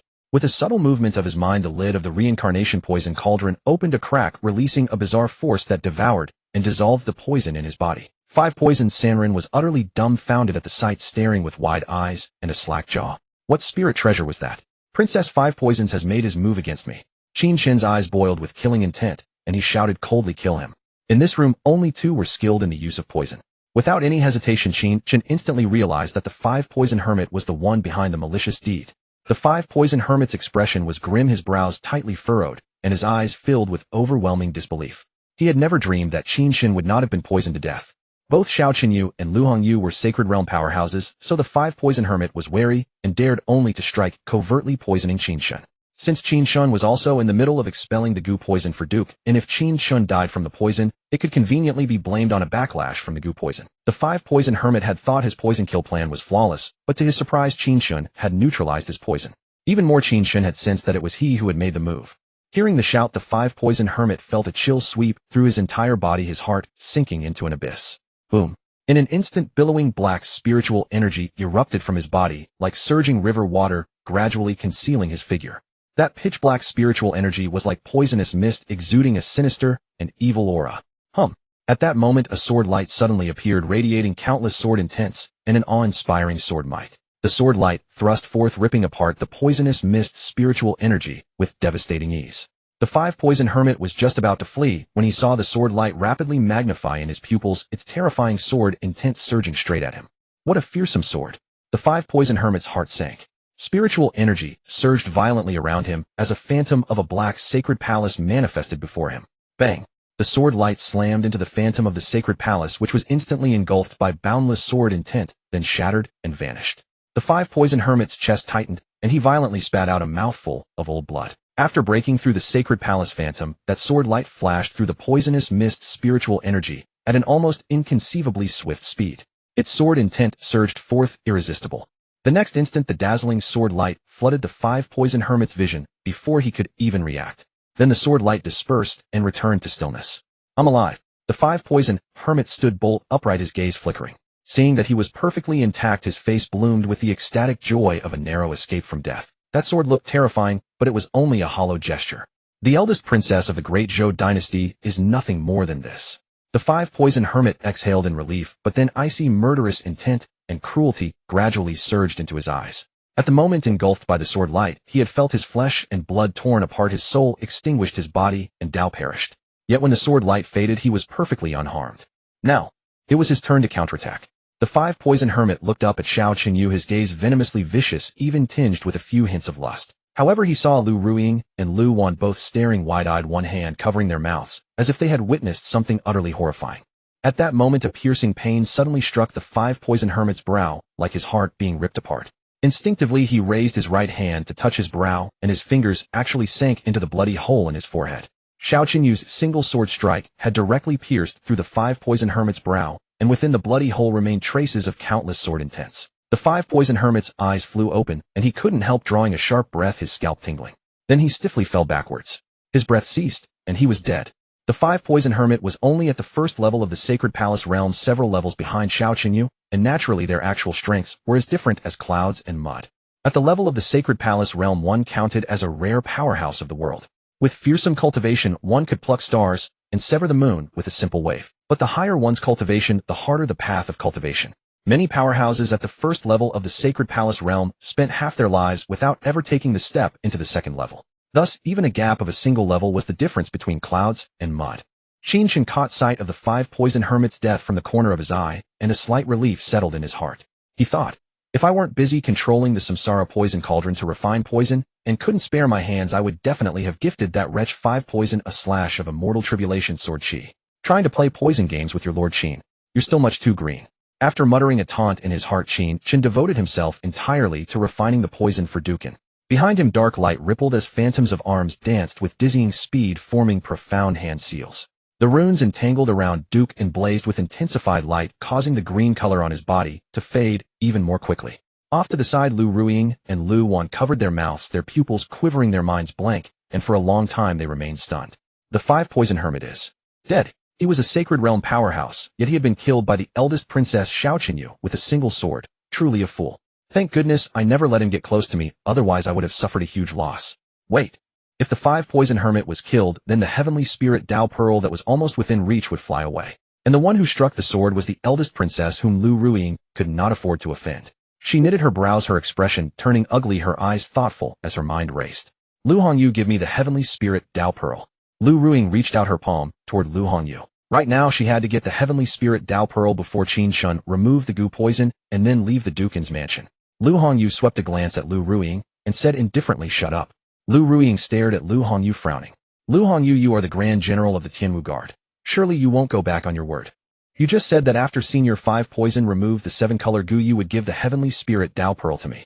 Senior 5 Poison did remove Grandfather's goo poison just now. Even though Grandfather looks now as if he is covered in deadly poison, who knows whether it was Qin Chen who deliberately poisoned him. Give me the heavenly spirit Dao Pearl.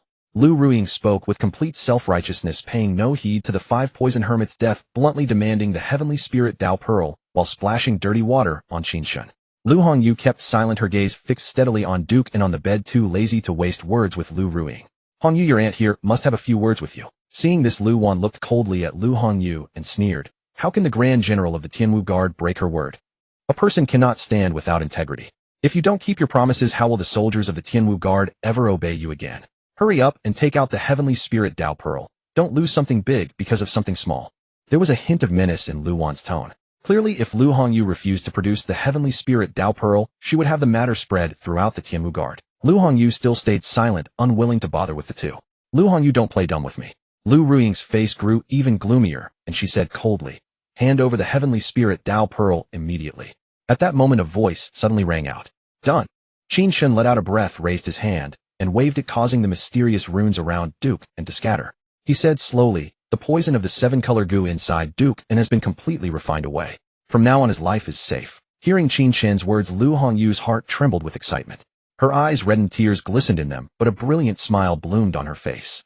She excitedly rushed forward, only to see that the green color that had covered Duke An's entire body had receded, and his breathing had become long and steady. But his eyes were still tightly shut, and he remained unconscious.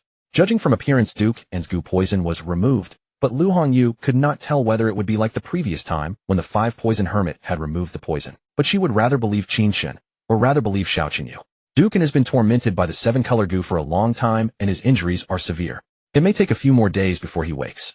Qin Chen glanced at Lu Hongyu and said calmly. Hearing this, Lu Hongyu breathed a sigh of relief, then turned around and bowed to Qin Chen with folded hands. Prince Consort, you saved Grandfather's life. Please accept the bow from Hongyu. Seeing this, Qin Chen quickly reached out, supported Lu Hongyu's arm, and stopped her from bowing. He said with a smile, don't thank me. If you want to thank someone, thank the eldest princess. Lu Hongyu was the Grand General of the Tianwu Guard, commanding one of the capital's divisions. Qin Chen suspected that Xiao Qinyu might have deeper intentions in this matter, so he simply gave the credit to Xiao Qinyu. Lu Hongyu lifted her eyes and looked at Xiao Qinyu. Xiao Qinyu's brows curved slightly as she smiled at Lu Hongyu and said softly, Hongyu, between you and me there's no need for such talk. Lu Hongyu's eyes flickered as she smiled and nodded. The next moment, she turned to look at Lu Ruing, the smile on her face fading into extreme coldness. Those eyes seemed veiled in a layer of late autumn frost, making Lu Ruing's heart feel uneasy. Lu Ruing, now it's time to speak of your matters. Lu Hongyu walked step by step toward Lu Ruing, flames of anger burning in her eyes, and said coldly, look at the good deed you've done. For the sake of the heavenly spirit Dao Pearl, you nearly caused Grandfather's death. Even Prince Consort Qin Chen was nearly harmed by that 5 poison wretch. Watching Lu Hongyu approach, Lu Ruing felt a sudden panic. She instinctively took 2 steps back, her gaze flickering away, not daring to meet Lu Hongyu's ice-cold eyes. At this moment, Lu Hongyu no longer looked like the eldest daughter of Duke Ongwa's manor, but a peerless general of slaughter who wielded the authority of life and death. Her icy, eerie gaze was like the descent of deep winter. Lu Ruing's heart crawled with dread, her limbs went cold, and she felt as if she had plunged into an ice cave. Lu Hongyu, what are you trying to do?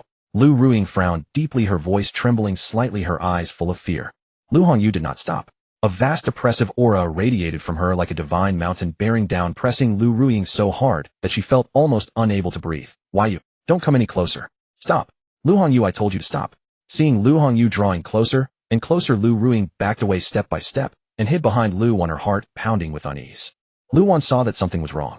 Shielding Lu Ruing behind her, she quickly said, Hongyu, let's discuss this properly. Don't resort to violence. Ruiying is your cousin no matter what. Restrain that Grand General of the Tianwu Guard temper of yours. Ruiying is not one of your Tianwu Guard soldiers. Lu Wan raised her head and puffed out her chest, glaring at Lu Hongyu with a vicious expression to show she was not to be trifled with. Moreover, she believed that as Lu Hongyu's aunt and an elder of the family, her words still carried some weight.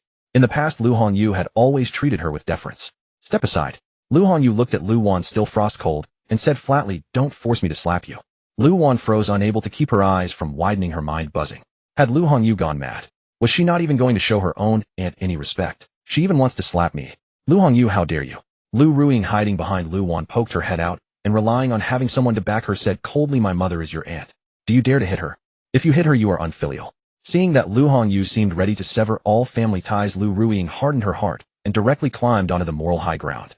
Of all virtues, filial piety comes first. Those without it are spat on and cursed by everyone. Heh. Unfilial. Lu Hongyu's lips curved slightly. She was so angry she laughed. She thought of Lu Wan's disgusting behavior in the past. That woman had never looked like an aunt. Because Lu Hongyu had no parents when she was a child, Lu Wan had secretly bullied her plenty for Lu Ruing's sake. She had even turned things around and accused Lu Hongyu of bullying Lu Ruing. Lu Ruing, you still have the nerve to talk to me about filial piety. Lu Hongyu turned her icy gaze on Lu Ruing and said coldly, for the heavenly spirit, Dao, Pearl, you nearly killed your own grandfather. So who exactly is unfilial? If Prince Consort Qin Chen hadn't noticed something wrong and acted in time, the consequences would have been unimaginable. Lu Ruing frowned, flustered and pale, rendered speechless by Lu Hongyu's retort. But having been spoiled since childhood, how could she ever admit fault and bow her head? Lu Hongyu, you keep saying I nearly killed grandfather. Who knows if that wasn't just one of Qin Chen's schemes? Maybe he poisoned grandfather. I clearly saw the green color on grandfather fade away just now, which meant the goo poison had been cured. Only after Qin Chen approached grandfather did grandfather show signs of being poisoned again. He even had the eldest princess kill people to silence them. Now the dead can bear no witness, so of course it's all his word. Lu Ruing was fixated on one idea: argue and quibble endlessly and never under any circumstances admit that Qin Chen had cured the goo poison. She was also burning with fury. With cold eyes she went on, besides setting the facts aside, do you really have no fault of your own? If grandfather hadn't favored you and given you the heavenly spirit Dao Pearl, and if you had given it to me when I asked, would I have needed to meddle in all this? Besides, it was the person I invited who cured grandfather of the goo poison. Lu Hongyu frowned slightly, a hint of surprise flashing through her eyes, and then looked at Lu Wan. Qin Chen stood beside Xiao Qinyu, silently watching the clash among the three women. Hearing Lu Ruing's words, Qin Chen couldn't help widening his eyes. He took a bite of the watermelon in his hand and thought, what the hell is setting the facts aside? If we set facts aside, then what the hell is left to talk about? Truly like mother, like daughter. This is just utterly insane. The coldness in Lu Hongyu's eyes surged. Her lips moved slightly as she snapped, incorrigible. Spiritual energy erupted from Lu Hongyu's body. At a thought, a surge of energy turned into an invisible hand, seized Lu Wan by the throat and flung her aside. Following that, Lu Hongyu raised her right hand. Smack! A crisp sound rang out, and Lu Ruing was slapped, flying more than 10 feet, crashing to the ground in a sorry state. Lu Ruing lay on the ground, her delicate body trembling and tears surging in her eyes. Half of her face had swollen up at once, burning with fiery pain. Lu Hongyu, how dare you hit me? Lu Ruing turned her head and glared at Lu Hongyu, rage blazing in her heart. What? Not convinced? Lu Hongyu said lightly, waving her sleeve. That was for grandfather. A bolt of spiritual energy whistled through the air and struck Lu Ruing. Puff! Lu Ruing's body flew backward, slammed into a pillar, and she spat out blood. Having witnessed Lu Hongyu's thunderous methods, Lu Ruing no longer dared to speak. She hung her head and kept silent. Yet in her heart, her hatred toward Lu Hongyu grew even greater. Lu Wan fell silent as well, afraid that saying the wrong thing would anger Lu Hongyu again. It was better to keep her head bowed for now. Sure enough, Lu Hongyu did not strike again. Looking calmly at the mother and daughter lying on the ground, Qin Chen took another bite of watermelon and murmured, eldest princess, when a person falls ill, we must treat not only the symptoms but the root cause. If we only treat the symptoms and ignore the root, the illness might recur later. Don't you think? Xiao Qinyu blinked, her beautiful eyes catching the hidden meaning in Qin Chen's words, and gently nodded her dainty chin. Lu Hongyu was quick-witted and instantly understood. Staring coldly at Lu Ruing, she flicked a wisp of spiritual energy from her finger. It shot out like an arrow and sank into Lu Ruing's body. Oh! Lu Ruing's delicate body shuddered, and she let out a scream before spitting out another mouthful of blood. Her face turned deathly pale. At once her aura became feeble, and thick hatred surged in her eyes. All of her cultivation scattered with the wind. Lu Hongyu. Lu Ruing lay on the ground, twisting her head to look at Lu Hongyu, her eyes brimming with hatred and her teeth clenched. Her dantian had been shattered by Lu Hongyu, and all her cultivation was gone. With her dantian destroyed, she was reduced to a cripple. In an instant she had fallen from the sky into the abyss. This was even harder to endure than death. Lu Ruing hated Lu Hongyu with all her heart. Lu Ruing, if you still refuse to repent in the days to come, it won't end with merely shattering your dantian. I made concessions to you everywhere before. The one thing you should never have done was set your designs on grandfather. Lu Hongyu's voice was cold. What? Lu Wan, standing nearby, was greatly shaken to hear that Lu Ruing's dantian had been shattered. A tremendous storm churned in her heart. Lu Hongyu, how cruel-hearted you are. She is your cousin, and you still had the nerve to do it.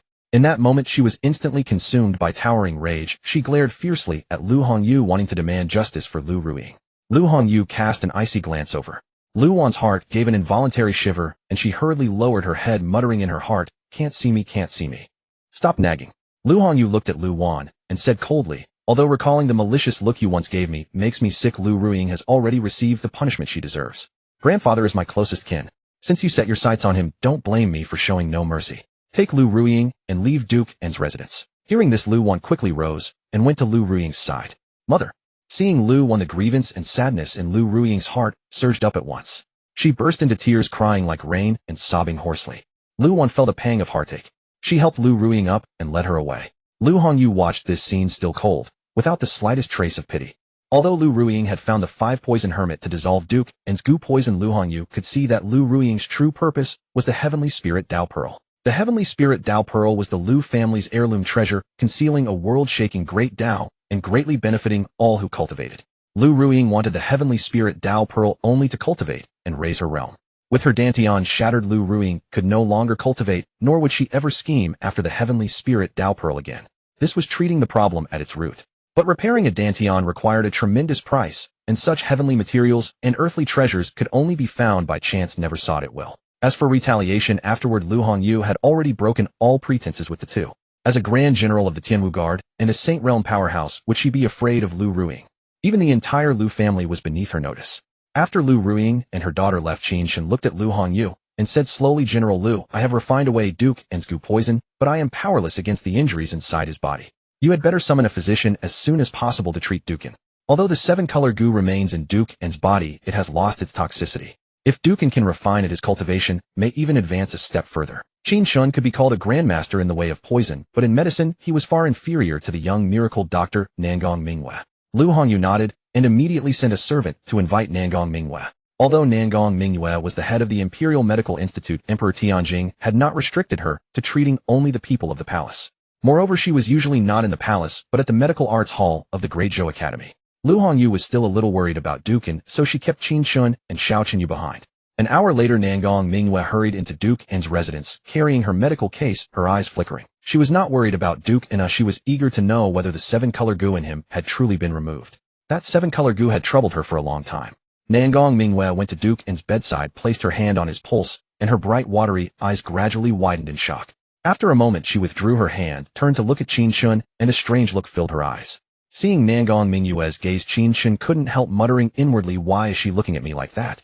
Could it be that the poison of the 7-color goo hasn't been refined away? But that shouldn't be possible. The reincarnation poison refining art can refine every poison in the world." Qin Chen thought for a moment, then sighed inwardly. "Ah, this damn charm of mine. Being handsome is simply cheating. Stop staring. Xiao Chenyu is still here." While Qin Chen was muttering to himself, Lu Hongyu stared fixedly at Nangong Mingyue and asked urgently, "Director Nangong, how are my grandfather's injuries?" Nangong Mingyue shifted her gaze to Lu Hongyu and said, "General Lu, there is no need to worry. Duke N is out of danger. Although the 7-color goo is still in his body, it is no longer poisonous. After more than a year of torment by the 7-color goo, Duke N's internal injuries are not light. Fortunately, Duke N's cultivation is profound. I will refine a few pills for him to take. I believe it won't be long before he wakes up." Hearing this, Lu Hongyu was finally completely relieved and let out a long breath as if a heavy burden had been lifted. "Then I'll have to trouble you, Director Nangong," Lu Hongyu said with a smile. Nangong Mingyue smiled faintly and nodded, then turned her gaze to Qin Chen and said with a smile, "Consort Qin, your attainments in the way of poison are truly astonishing. You neutralized the poison for the Grand Princess before, and now you have removed Duke N's goo poison." Qin Chen waved his hand and said with a smile, "I only know a little of it. Director Nangong's medical skill is also quite superb. If you hadn't kept Duke N alive for the past year, I wouldn't have had a chance to act." Nangong Mingyue frowned slightly and gave Qin Chen a long, searching look. Is that any way to compliment someone? But that was not the important thing. Nangong Mingyue collected her thoughts and said seriously, "Consort Qin, you are too modest. Your skill in the way of poison is quite remarkable. I wonder if Consort Qin would be willing to come to the Medical Arts Hall of the Great Zhou Academy to give the disciples there some guidance in poison arts." The reason she had looked at Qin Chen like that earlier was simply that she was amazed by his extraordinary poison arts, and of course Qin Chen was indeed handsome. Qin Chen cast a sidelong glance at Xiao Chenyu, then waved his hand and said with a laugh, "There is so much trivial business at Tianbing Terrace that I am swamped. Let's talk about it another day." He had to hang around Tianbing Terrace. How could he have spare time to go to the Great Zhou Academy? Nangong Mingyue was a little disappointed. Xiao Chenyu's expression was calm, but inside she was quite satisfied. "At least you know your place," she thought. After a while, Qin Chen and Xiao Qinyu left Duke N's residence first. The two rode a carriage back to the Grand Princess's residence. By then the sun had set, and night was falling. The evening breeze bearing moonlight swept across the world and carried away the warmth left by the blazing sun. In the Grand Princess's residence, the lamps blazed brightly. Xiao Qinyu walked along the corridor straight toward the princess residence, and Qin Chen followed in her footsteps. The corners of his mouth lifted in a smile harder to suppress than an AK. I've transferred the favor Lu Hongyu owes me to Xiao Qinyu, so Xiao Qinyu has to give me herself. Qin Chen's heart filled with anticipation. Tonight, I finally won't have to sleep alone, he thought. Along the way, Xiao Qinyu said nothing. At the gate of the princess residence's courtyard, she stopped, swept her gaze over Qin Chen, and said coolly, "Why are you following me?" Qin Chen blinked. "I'm sleeping in the princess residence tonight. That was the condition I raised in the carriage." Xiao Qinyu narrowed her eyes slightly, and was silent for a moment, then said, "I merely let you raise a condition. I never said I would agree to it." Qin Chen. He froze, his expression shifting. "You clearly nodded." "A nod doesn't mean I agreed." Xiao Qinyu's voice was calm. With that, she walked into the princess residence. Just as Qin Chen was about to follow, a slender arm stretched out, and Zi Yuan said, "Consort, halt." His fists clenched. Qin Chen's eyes twitched faintly. Watching Xiao Qinyu's gradually receding back, he was so angry that his hands balled into fists. Fine. Xiao Qinyu, so this is how you want to play, is it? You're shutting me out now. Don't come begging me to come in later. The sky was turning pale at the horizon as the sun began to rise. Lu Qianjiang, Su Pai, and a few others had left the Jiaofeng Sea early and arrived at the Tianbing Tai headquarters. All of them looked energetic, their faces ruddy and wreathed in brilliant smiles, though a trace of lingering enjoyment still colored their expressions. Clearly they had been thoroughly well attended to at the Jiaofeng Sea the night before. Lu Qianjiang's mood had improved greatly, as well as the anger from his defeat by Qin Chen the previous day had been vented on the two courtesans. Su Pai turned his head and glanced at Lu Qianjiang, thoughts racing through his mind. Then suddenly, said, "Boss, Qin Chen deliberately provoked you into a battle at the same realm. His methods were truly despicable. If you hadn't suppressed your cultivation, you could beat Qin Chen to a pulp with one hand. In Tianbing Tai, strength rules. The capable rise, and the mediocre are cast aside. Qin Chen is only at the spirit soul realm. What right does he have to be captain of our 9th squad? What right does he have to lord it over us? Any one of us 6 taken alone has higher cultivation than him." Hearing this, Lu Qianjiang's smile faded. A sharp glint flashed in his shifting eyes, and he said flatly, "What exactly are you trying to say?" Su Pai's face grew solemn, and he said in a low voice, "Boss, Qin Chen spends his days doing absolutely nothing in the 9th squad's courtyard, either sleeping or idly drinking tea. It's clear he has no intention of leaving the 9th squad anytime soon. Our earlier scheme to isolate him and ignore his orders obviously won't work. That guy can loaf around even better than we can." Lu Qianjiang frowned slightly, understanding what Su Pai meant. He knew perfectly well how out of place Qin Chen was in the 9th squad. However, Lu Qianjiang swept his eyes across Su Pai and the other 4, and said indifferently, "Within the same realm, not one of us 6 is a match for Qin Chen. Besides, I've already lost once. If I were to act without suppressing my cultivation, I couldn't swallow my pride. How humiliating." A mischievous smirk curled at the corner of Su Pai's mouth, and he snickered. "Boss, I have a plan. We don't need to use force to suppress Qin Chen. We can make him leave the 9th squad on his own." Hearing this, Lu Qianjiang and the 4 men beside him immediately became intrigued, their eyes fixed eagerly on Su Pai. Su Pai spit it out. "Don't keep us in suspense." A plump youth patted Su Pai and could not help urging him. Su Pai nodded and said, "We can take more missions from the Tianbing Hall and assign them all to the 9th squad. After all, we got into Tianbing Tai through connections, so they won't expel us. Even if we take on missions and never complete them, there won't be any real consequences. At worst, we'll just be docked some stipend and merit points. We don't lack stipends, and we don't have much merit to lose anyway. But Qin Chen is a different matter. Qin Chen is the 9th squad's captain. The pressure of the missions will fall on him first. If he doesn't finish them by the deadline, the Tianbing Hall will come down on him hard. Besides, once there are missions, Qin Chen will have to leave the 9th squad courtyard to handle them. I can't stand how idle he is." Hearing this plan, Lu Qianjiang's eyes lit up, and he looked at Su Pai with gratification. Whether the missions were completed or not was beside the point. At least Qin Chen would be out running tasks and would no longer be so idle. The great Zhou heavenly guards of Tianbing Tai mostly faced perilous missions, either slaying demons, monsters, and phantoms, or arresting high-ranking officials and nobles. With even the slightest carelessness, one could end up dead. But the greater the waves, the dearer the fish. Though the dangers the great Zhou heavenly guards faced were considerable, the rewards they reaped were equally handsome. If not for the stipend and cultivation resources, who would be willing to risk their lives?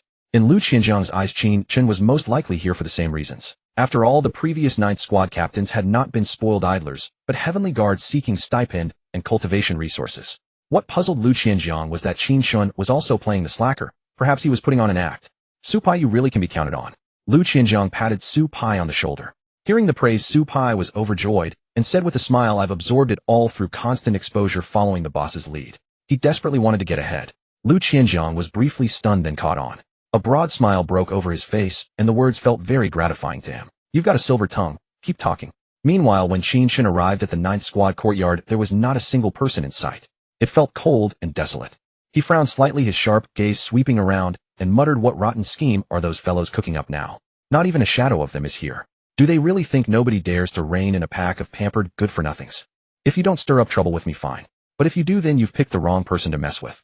Qin Chen shook his head slightly, a cold, dark glint flashing through his eyes as he clenched his fist. The night before, Xiao Qinyu had tricked him, and he had a belly full of rage with nowhere to vent it. All he wanted was to lie low and coast in Tianbing, troubling no one. He had even offered to hand over the position of 9th Squad captain. But some people simply had to come looking for trouble. That being the case, he could only fight back. Usually when Qin Chen came to the 9th Squad courtyard, Lu Qianjiang and the other 5 were almost always there already.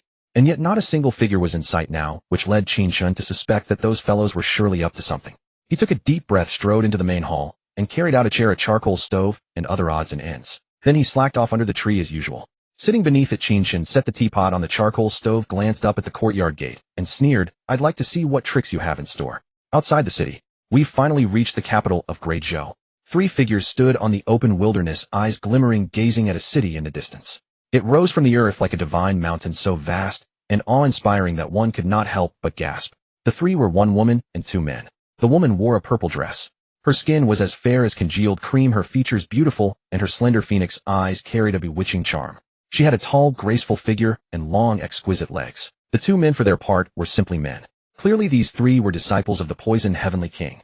The eldest disciple was Bailey Qingzhou, the second was Shun Tianqing, and the third was Wenji. Senior brother, second senior brother, do you sense any trace of the soul-stealing poison? Wenji's lustrous bright eyes shimmered with wave-like light. Her red lips parted and her voice was sultry. Bailey Qingzhou and Shun Tianqing shook their heads.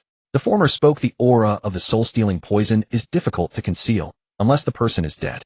Perhaps that person is already dead. After all, anyone poisoned by the soul-stealing poison will have their spirit destroyed and flesh withered. It can be called certain death. Shun Tianqing narrowed his eyes. Looking into the distance at the sky over the great Zhou capital, he faintly sensed an ancient formation hidden among the sea of clouds.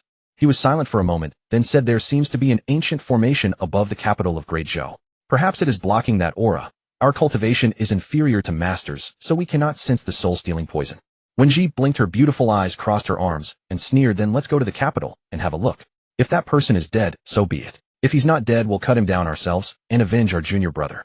Tianbing Taiyamen. The 9th Squad courtyard. Qin Chen sat beneath a tree, his expression languid as a gentle breeze carried the fragrant aroma of roasted sweet potatoes filling the entire courtyard. He picked up a roasted sweet potato and pried it open with slight effort. Suddenly a clamor reached his ears. At the courtyard entrance, Lu Qianjiang, Su Pai, and 4 others walked into the courtyard arm in arm, chatting and laughing. The 6 men noticed Qin Chen brewing tea beneath the tree once more. Their lips curled faintly upward, each revealing a cold sneer. Qin Chen paid no attention to Lu Qianjiang and the others, taking a bite of the roasted sweet potato. Sticky and sweet, the taste was absolutely divine. Lu Qianjiang cast Su Pai a meaningful glance. Su Pai understood, instantly responding with a nod. Then the 6 split into 2 groups. Su Pai walked toward Qin Chen, while Lu Qianjiang and the other 4 headed toward the row of buildings. Su Pai approached Qin Chen, raised his right hand palm upward, and with a slight stir of his spiritual consciousness, a snow-white shell about the size of a palm materialized in his palm. Intricate and strange patterns adorned the shell, as if bearing the marks of countless years. This item was called the Shanhe shell, a type of storage treasure. The Shanhe shell contained the power of space, its interior forming an independent dimension. After refinement, it became a storage treasure. One merely needed to imprint it with a soul mark or blood mark to control it. Moreover, the Shanhe shell required no carrying. It normally hid within a special dimension, and with a thought one could summon it forth. Gripping the Shanhe shell, Su Pai oriented its opening downward, and jade slips tumbled out from within, more than a dozen in total. Those were task jade slips from the Tianbing Taiyamen. Ahem. Su Pai cleared his throat, his expression calm as he addressed Qin Chen. The Tianbing Hall has assigned these missions. These are all task jade slips. If you don't want to be penalized, you'd better complete them promptly. If the missions aren't completed within the deadline, the punishment from Tianbing Hall will be severe. Although these bounty missions had been accepted by Su Pai and the others at Tianbing Hall, before Qin Chen's face, Su Pai cleanly distanced themselves from the matter, shifting the blame onto Tianbing Hall. Arrangements had been made with Tianbing Hall as well. However, Qin Chen acted as if he hadn't heard, neither lifting his head nor uttering a word, simply eating the roasted sweet potato bite after bite with evident relish. Su Pai furrowed his brow, pausing in silence before saying, Qin Chen, I'm talking to you. I know you can hear, so don't pretend to be deaf and mute. I've said what needs to be said. The rest is for you to consider. With that, Supai turned and left. After taking a few steps, hearing no response behind him, he stopped and turned to look. Qin Chen was still eating the roasted sweet potato, and those dozen-plus task jade slips remained on the ground. Seeing this, a fire ignited in Supai's heart, his gaze turning icy cold. Was refusing to speak some kind of statement? Was he trying to cold shoulder him? Qin Chen, you'd better take the missions assigned by Tianbing Hall seriously, otherwise you'll come to regret it. Supai took a deep breath, grinding his teeth as he spoke. Qin Chen raised his head, looked at Supai, his gaze cold and sharp as a blade, and said calmly, since these are missions from Tianbing Hall, I should still try my best to complete them. After all, it is our duty within the great Zhou Celestial Guard. Hearing this, a cold smile formed in Supai's heart. He thought to himself, Qin Chen has finally fallen into the trap. How could he possibly complete those dozen-plus bounty missions alone? There'll come a day when he'll be panicking. When the missions go unfinished and Tianbing Hall mete out punishment, let's see how he can continue slacking off in the 9th Squad. Just as Supai was secretly gloating, Qin Chen shifted his tone, his voice sounding once more. I'm giving you this windfall. Since these missions were brought back to the 9th Squad by you, I'll leave them all to you. I won't compete with you for this credit. Qin Chen said casually. Supai was stunned, completely dumbfounded. He never expected Qin Chen to say that, actually kicking the ball back to him. What did you say? Supai's expression was strange, wondering if he'd misheard. What's this? This squad leader is giving you a windfall, and you don't want it. Qin Chen took a bite of the roasted sweet potato, saying nonchalantly, the rewards for over a dozen missions. Others would want this opportunity, but can't have it. How could Qin Chen possibly fall into such a trap when he saw through Supai's tricks so clearly? He had been at the Tianning Tai Yamen for some time now, and was well aware of its rules. Tianbing Hall did issue missions, but generally no more than 3 at a time. Supai suddenly produced more than 10. Was that right? Obviously something was amiss. I don't need this windfall. Supai stared at Qin Chen for a moment, then said coldly with a laugh, you'd better think about how to complete those missions first. Still thinking of passing the missions to me? What a daydream. In the 9th Squad, you think just because you have the title of squad leader you're actually the leader. Can't you see that no previous squad leader could ever get us to do anything? With that, Supai turned and left without looking back. As if his little tricks could possibly compete with us. How ridiculous. At this moment, he could even imagine in his mind the scene of Qin Chen being driven out of the 9th Squad in dejection. Then let's wait and see who's the first to panic. Qin Chen withdrew his gaze, a hint of a smile on his lips. He picked up his teacup and took a sip. Beside him, the stream flowed gently. He thought to himself, sitting alone to watch the mountains and waters, listening to wind and rain as I sleep peacefully. Unconsciously, the scorching sun had set in the west. It was time to get off duty. Qin Chen left the 9th Squad courtyard precisely on time, leaving those dozen-plus tasked jade slips on the ground. Lu Qianjiang and Supai and the others walked out from the building and came to the courtyard, seeing those dozen-plus jade slips. Lu Qianjiang couldn't help but frown, saying coldly, not taking the bounty mission seriously. When the blame comes from Tianbing Hall, you'll be the one panicking. Duke of Anghua's residence. Steward Zhong, has grandfather's goo poison really been dispelled? Upon returning home, Lu Qianjiang was informed by the steward Lu Zhong that the poison on the Duke of Anghua had been dispelled. He rushed directly to the Duke's room, his face beaming with joy. Young Duke, would I deceive you about such a matter? Lu Zhong followed behind Lu Qianjiang, asking with a smile. Hearing this, the smile on Lu Qianjiang's face widened further.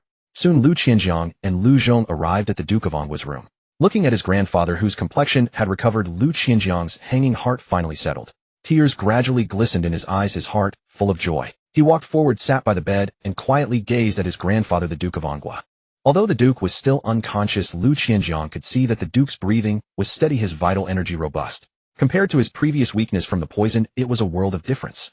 After a while, Lu Qianjiang turned to look at Lu Zhong and asked, Steward Zhong, who cured grandfather's goo poison? Lu Zhong furrowed his brow, slightly pondering before saying, I'm not sure who dispelled the poison. That day the princess brought people, and Miss Lu Ring also brought people, saying they were here to cure the Duke's goo poison.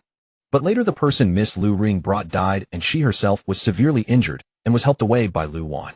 In the end, the little divine Dr. Nangong Mingyue also came. As for who truly dispelled the Duke's poison, the eldest young miss didn't say, so I don't know. That day there weren't many people in the Duke's room. The servants were all waiting outside.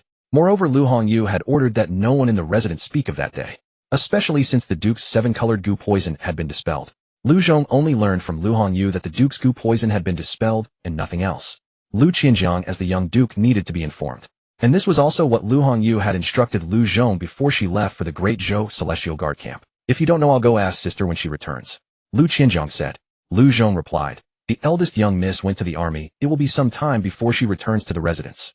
Lu Qianjiang frowned, contemplating. His eyes flickered with a shrewd gleam, and he said with a smile, it must have been Nangong Mingyue. throughout the entire Great Zhou dynasty whose medical skills could compare to hers.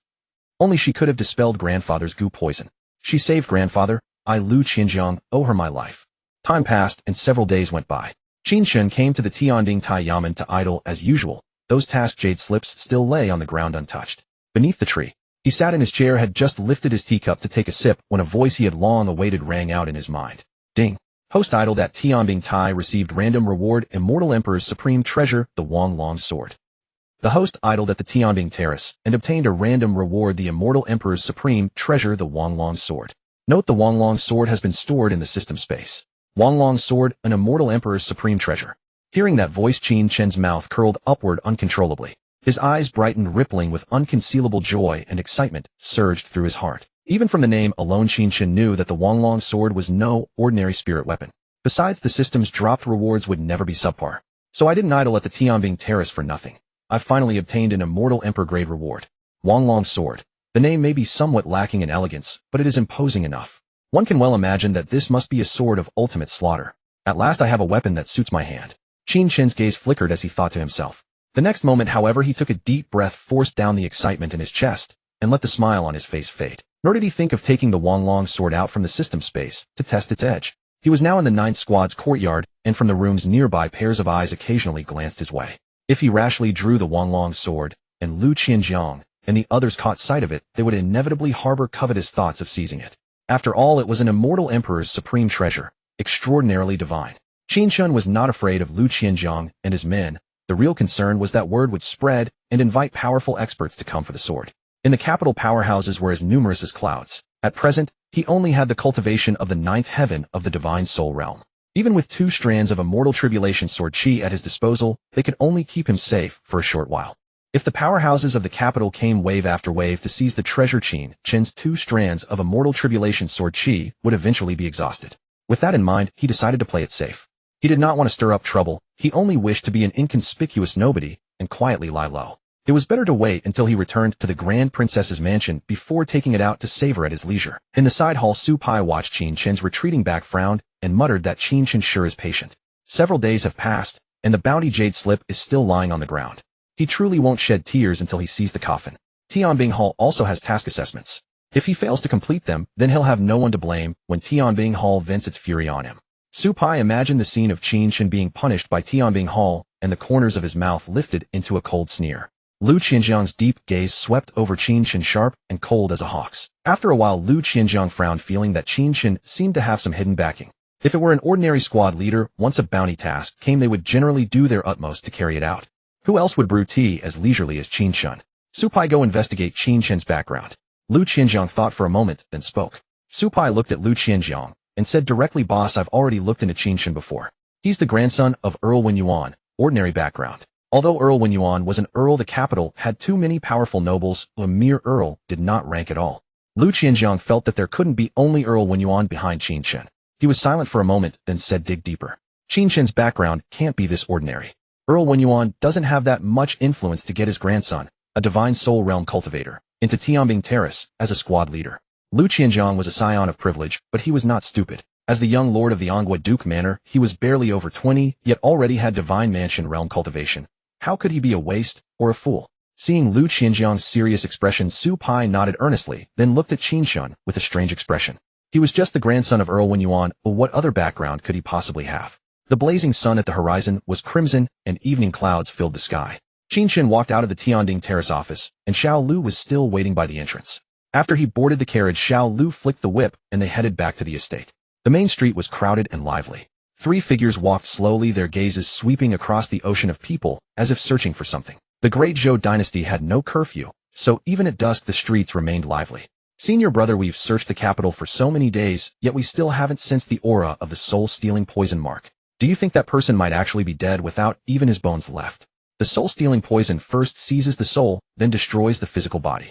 After death, the corpse will be corroded into a pool of blood. If even the bones are gone, how are we supposed to find him? Wen Ji, wearing a purple dress, couldn't help frowning and looked rather listless. The senior disciple Bailey Qingzhou thought for a moment, then said in a low voice, we've only searched the outer city. Since we've just entered the inner city, let's keep looking here. If we still find no trace of the soul-stealing poison, we'll return to Yinlong Hall and report to our master. At that, he looked at Wen Ji with a warm smile, and said, "I've heard the capital of the Great Zhou is extremely prosperous and contains everything imaginable. The shops sell all kinds of curious and exotic knickknacks. Junior sister, we rarely get to visit the capital. In a few days I'll take you on a proper tour around the city." Hearing this, Wen Ji's eyes lit up, a brilliant smile blossomed on her face, and she giggled, "Thank you, senior brother." Listening to Wen Ji's sweet voice, Bailey Qingzhou felt his heart nearly melt. Junior sister saying thank you is too formal. I'm the senior disciple, it's only right that I take care of junior sister. Bailey Qingzhou said with a smile. Qin Chen standing on Wen Ji's left instantly darkened. Sensing his subtle change, Wen Ji quietly hooked one finger around Qin Tianqing's hand in intimate gesture. Qin Tianqing could never stand Wen Ji's tricks. He glanced at her from the corner of his eye and thought, this little vixen. The capital was vast beyond measure, divided into the inner city and the outer city, and within the outer city lay the palace city. It had taken Bailey Qingzhou and the other two several days to barely cover every major district of the outer city. Moreover, their cultivation was not as profound as the poison heavenly kings, so their perception of the soul-stealing poison was far less sharp. That was why they had been unable to locate Qin Chen after many days. The three walked along the street for a while. Suddenly all of them felt a stirring in their hearts, and their footsteps came to an abrupt halt. Their pupils contracted as they looked ahead through the bustling crowd. A carriage was slowly approaching from among the people, and the driver was none other than Xiao Lu. At the sight of the carriage, a trace of excitement flickered in the eyes of Bailey Qingzhou and the other two, only to be replaced by a gloomy, piercing cold. After searching for so many days, they had finally found the man. No wonder they hadn't sensed the soul-stealing poison mark in the outer city. The man had been in the inner city. The one who killed Ding Xiao was right there in that carriage. As the carriage drew closer, the eyes of the three grew colder and more fierce. They exchanged glances, seeing the murderous intent surging in one another's eyes. Qin Chen's carriage rolled slowly past the three figures of Bailey Qingzhou, his imposing aura causing the pedestrians on the road to hurriedly step aside. Bailey Qingzhou's eyes sharpened as he cast a subtle glance at his two companions and gave a faint shake of his head. Qin Tianqing and Wen Ji understood his meaning. Though reluctant, they slowly unclenched their fists. Despite the murderous intent surging within the hearts of the three, they held themselves back. After all, this was the Grand Zhou imperial capital and moreover the inner city. Within the inner city, experts were as numerous as clouds, especially the Grand Zhou heavenly guards of the Ice Heaven platform, who were notoriously troublesome. In broad daylight, with prying eyes all around, striking rashly might avenge Ding Xiao, but they would most likely end up dead in the capital themselves. Ding Xiao's blood debt must be avenged, but they could not die in the capital. Let's go. Suppress your aura and follow. We'll find an empty spot to deal with the man in the carriage. Watching the carriage grow distant, Bailey Qingzhou's eyes flashed with a cold gleam as he spoke in a low voice. Qin Tianqing and Wen Ji nodded in unison. The three then concealed their auras and quietly gave chase. Killing someone on the main street was too risky. Striking in a deserted alleyway carried far less danger. Yet the three followed Qin Chen the entire way without finding a perfect opening. Along the path, whether on the streets or in the alleys, there were always passers-by wandering about. Bailey Qingzhou and his companions watched as the carriage came to a stop before a magnificent mansion. Their brows furrowed and a hint of gravity crept into their eyes. To possess such a mansion in the inner city of the Grand Zhou capital, the owner was certainly no ordinary person. The three shifted their gaze to the four gilded characters on the plaque above the gate, their strokes bold and powerful. Their pupils abruptly constricted and shock jolted through their minds. That's the Long Princess's mansion. The two people the Hidden Dragon Hall was hellbent on killing were none other than the Grand Zhou Sovereign Heavenly Emperor Jing and the Grand Zhou Long Princess Xiao Qinyu. Thus, Bailey Qingzhou and his companions were well aware of the Long Princess's formidable ruthlessness. Now the carriage had stopped right before the Long Princess's mansion, and it was an exceedingly luxurious carriage at that. This inevitably made the three cautious about Qin Chen. While they were still reeling in shock, Qin Chen stepped down from the carriage. Clad in an ink-black robe embroidered with mystic birds, his tall figure stood as resolute as a pine, exuding an air of awe-inspiring majesty. Hidden in a corner, Bailey Qingzhou and his companions fixed their gazes upon Qin Chen, watching helplessly as he entered the Long Princess's mansion. Soon after, they withdrew their gazes and exchanged glances, a flicker of doubt surfacing in their eyes. From the looks of him, that man doesn't seem like a martial arts expert. How could he have killed Ding Xiao? Wen Ji furrowed her brows, finding it hard to believe. She said softly, all the outstanding young figures of the Grand Zhou dynasty are listed on the Divine Excellence ranking. But none of the top 100 cultivators on the ranking matches his face. Bailey Qingzhou fell silent for a moment, then said in a deep voice, the mark of the soul-stealing poison cannot be wrong. That man is indeed afflicted with the soul-stealing poison. That means he is the one who killed Ding Xiao. Although I sensed no aura of a formidable expert from him, perhaps Ding Xiao was besieged and gravely wounded by other powerhouses, and this man merely claimed his life in the end. Besides, I caught a whiff of poison from that man. He's most likely skilled in the art of poisoning. The senior disciple truly lived up to his title. At the critical moment, he maintained his composure and had remarkable foresight. Bai Li Qingzhou had always been the pillar of the trio. As for Qin Chen's cultivation aura, he suppressed it at all times to avoid drawing attention. Unless he made a move, ordinary people could not discern his cultivation base. Now that we've found our target, opportunities to strike will not be lacking. Shun Tianqing's gaze turned cold as he added a remark. Bai Li Qingzhou nodded and said, the second junior brother is right. Although that kid has entered the Long Princess's mansion, he can't stay holed up in there forever. We'll just wait for another chance to make our move. Shun Tianqing and Wenji nodded with cold smirks, a chilling glint flashing in their eyes.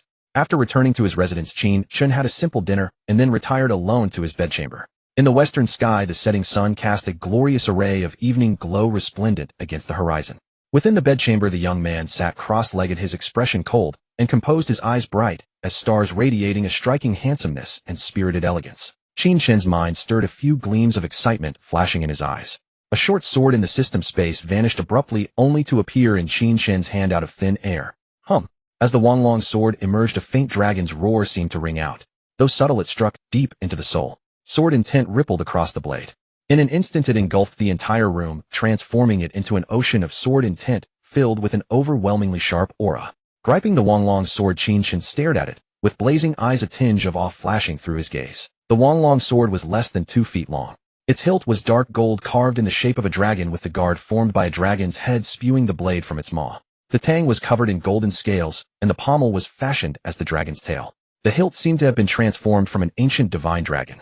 The blade had 8 facets, 4 edges and 4 ridges. Scales like dragon scales were etched into the ridges, their patterns mysterious and shimmering with brilliant light. Suddenly, a thunderous boom echoed through Qin Chen's mind. His gaze gradually grew distant, and his eyes widened, as if beholding a profoundly stunning vision. A colossal phantom as majestic as an immortal god materialized in Qin Chen's mind. Clutching the Wanglong sword, the phantom swept the blade skyward in a mighty slash.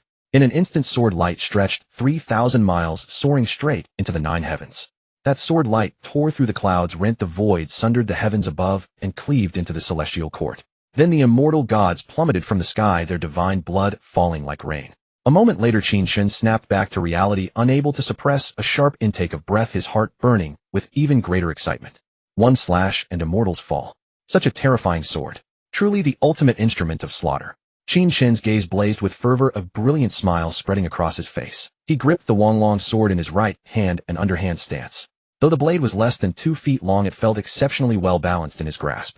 The Wanglong sword is sharp enough, and with the divine soaring 9 heavens footwork, it will be quite handy for slitting throats. Qin Chen murmured with a chuckle. Just then, the system's voice suddenly resounded within his mind. The Immortal Emperor's supreme treasure, the Wanglong sword, possesses too fierce a killing aura. The host's cultivation is still shallow, and there is a risk of backlash. Therefore, 3 seals have been placed upon the Wanglong sword to suppress its power. The host must use AFK points to unlock them. The first seal requires 500,000 AFK points to unlock. Hearing the voice, Qin Chen was slightly startled and let out a soft sigh, yet the smile on his face remained. With my current cultivation, I couldn't protect the Wanglong sword. Even Dao Realm experts would likely be willing to wage war over it. The seals on the sword put my worries to rest. I can wield it freely without needing to hide it. Still, 500,000 AFK points is a bit excessive. Oh well, the points will come with time. Even with its 3 seals, the Wanglong sword ranks above even the heavenly grade spirit treasures, perhaps even higher. The curve of Qin Chen's smile broadened. He gave the sword a few light practice swings and found it increasingly comfortable in his hand. After a while, Qin Chen put the Wanglong sword away, took a deep breath to calm his surging excitement, and opened the system interface. Host Qin Chen Bone Constitution, Dao Immortal Bone Fortune Transfer, Cultivation Spirit Soul Realm 9th Heaven Cultivation, Art, Samsara Poison Scripture, 9 Dragons, Subduing Heaven Art Minor Accomplishment Martial Arts Divine, Soaring 9 Heavens Perfection, Immortal Tribulation, 4 Swords Minor Accomplishment, Treasures, Samsara Poison, Cauldron Wanglong Sword, AFK. Points 21351. Qin Chen glanced at the AFK points section and the sight of over 20,000 points brightened his eyes. It's time to break into the creation realm. Qin Chen slowly closed his eyes and commanded in his mind, System, cultivate the 9 dragons, subduing heaven art. Ding. Consuming 2,000 AFK points, you once again begin cultivating the 9 dragons, subduing heaven art, and your comprehension of the art grows ever deeper. Consuming 2,000 AFK points, you cultivate a phantom image of a devouring heaven dark python. Consuming 2,000 AFK points, your cultivation surges upward, showing a powerful momentum to break into the creation realm, yet it seems to have encountered a bottleneck. Consuming 5,000 AFK points, you do not halt before the bottleneck. With a single surge of will, you employ the 9 dragons, subduing heaven art, to draw the spiritual energy of the surrounding 100 miles into your body. Spiritual energy rushed in like a tidal wave, madly flooding into your body until it felt as if it were about to burst. Gritting your teeth, you endured the pain and refined the energy. More and more spiritual energy sank into your dantian. Gradually, the spiritual energy in your dantian swelled until it was almost as dense as a physical substance. Suddenly, a dazzling golden light exploded within your dantian. A creation spirit palace was born amid the radiance, swallowing all the spiritual energy within. You have established your creation spirit palace, and your cultivation has stepped into the creation realm. At that moment, the 9 purple gold spiritual meridians within your body burst with light. 9 purple gold runes surfaced in your dantian, flowing like water as they coiled around the creation spirit palace. Your creation spirit palace seems different. A mysterious realm. Flood dragons and pythons churned, stirring wind and cloud. Qin Chen sat cross-legged on a cloud-shrouded peak, golden light rippling around him, and purple mist swirling, while the spiritual energy of heaven and earth surged toward him like a frenzied tide. At this moment, he was like a bottomless abyss. His 9 great purple-gold spirit veins erupted with sky-overturning suction, devouring every shred of the onrushing spiritual energy without rejection. Rolling spiritual energy rushed through his spirit veins like a surging torrent, then split into 1,000 streams that poured into his limbs and bones. Qin Chen could clearly feel an exceedingly vast power coursing through him, tempering his meridians and fortifying his blood and qi. Finally, it sank into the creation palace in his dantian. The creation realm treats one's own being as creation, seizing the spiritual energy of heaven and earth. Within the dantian, one opens a creation palace, which can contain the spiritual energy of heaven and earth. The first 3 realms of martial cultivation require first opening the spirit veins, then forging the physical body, and then refining the divine soul. The first 3 realms merely train the physical body and the soul, but upon reaching the creation realm, one can draw the spiritual energy of heaven and earth into the body and turn it to one's own use. With the support of abundant spiritual energy, one can unleash far more formidable martial arts. Only by reaching this realm does one truly step across the threshold of cultivation. My creation palace is different. Qin Chen frowned, puzzled by the voice in his mind. Consumed 2,000 idle points. Relying on the 9 dragons, heaven-subduing art, you draw an ever greater tide of spiritual energy into your body. The 9 purple gold runes actually devoured that spiritual energy, blossoming with dazzling purple gold divine light. Consumed 2,000 idle points. Another heaven-swallowing dark python was born, bathed in purple gold divine light, and your cultivation reached the 2nd level of the creation realm. Consumed 5,000 idle points. The purple gold divine light enveloped your dantian. Your creation palace trembled slightly, blossoming with radiance, and actually resonated with it. The next instant, the 9 purple gold runes were imprinted onto your creation palace. Your creation palace suddenly expanded, becoming even more condensed. It resembled a small palace radiating a faint sacred aura, extraordinary and divine. Your creation palace transformed into a lesser sacred palace. 2 Shantian dark pythons flew out from the lesser sacred palace, and your cultivation reached the 5th level of the creation realm. In total, 20,000 idle points were consumed, leaving 1,351 idle points, which were insufficient to continue cultivation. Cultivation halted. Meanwhile, above the imperial capital, spiritual energy churned. A colossal phantom of a sacred palace, massive as a mountain, slowly appeared in the sky, radiating 10,000 beams of light, like a blazing sun, suspended high above. Grand Princess Xiao Qinyu walked out from her boudoir's ornate pavilion, stood at the doorway, and raised her eyes to the sky. She saw a phantom sacred palace suspended in the heavens, emanating overwhelming majesty that made the spiritual energy of this world grow restless. Xiao Qinyu's delicate brows knitted slightly, her beautiful eyes flickering with astonishment. Which powerhouse at the peak of the Nirvana realm has broken through to the sacred realm? How could it stir up such a great commotion? But that phantom sacred palace looks quite strange. Xiao Qinyu's gaze was profound as she murmured softly to herself. Besides Xiao Qinyu, many people in the imperial capital were roused by the commotion in the sky, including the imperial palace, the crown prince's palace in the eastern palace, the second prince's mansion, the divine marquis mansion. Yet Qin Chen knew nothing of this. He remained seated cross-legged on his bed, eyes shut. Within the mysterious realm, his mind had sunk into. Qin Chen's body suddenly erupted with a thunderous surge of energy, its might overwhelming the heavens. The energy lashed out like a shockwave, tearing apart the rolling sea of clouds. A world-suppressing spirit flood dragon and several heaven-swallowing dark pythons churned through the sea of clouds behind Qin Chen, roaring with ear-splitting cries. Then they coiled around Qin Chen's body. The spirit flood dragon and the dark pythons opened their enormous jaws, spewing column-like streams of spiritual energy that fell upon Qin Chen. In his dantian, the creation palace trembled wildly, devouring the spiritual energy. In an instant, his aura climbed from the 9th level of the spirit soul realm to the 5th level of the creation realm.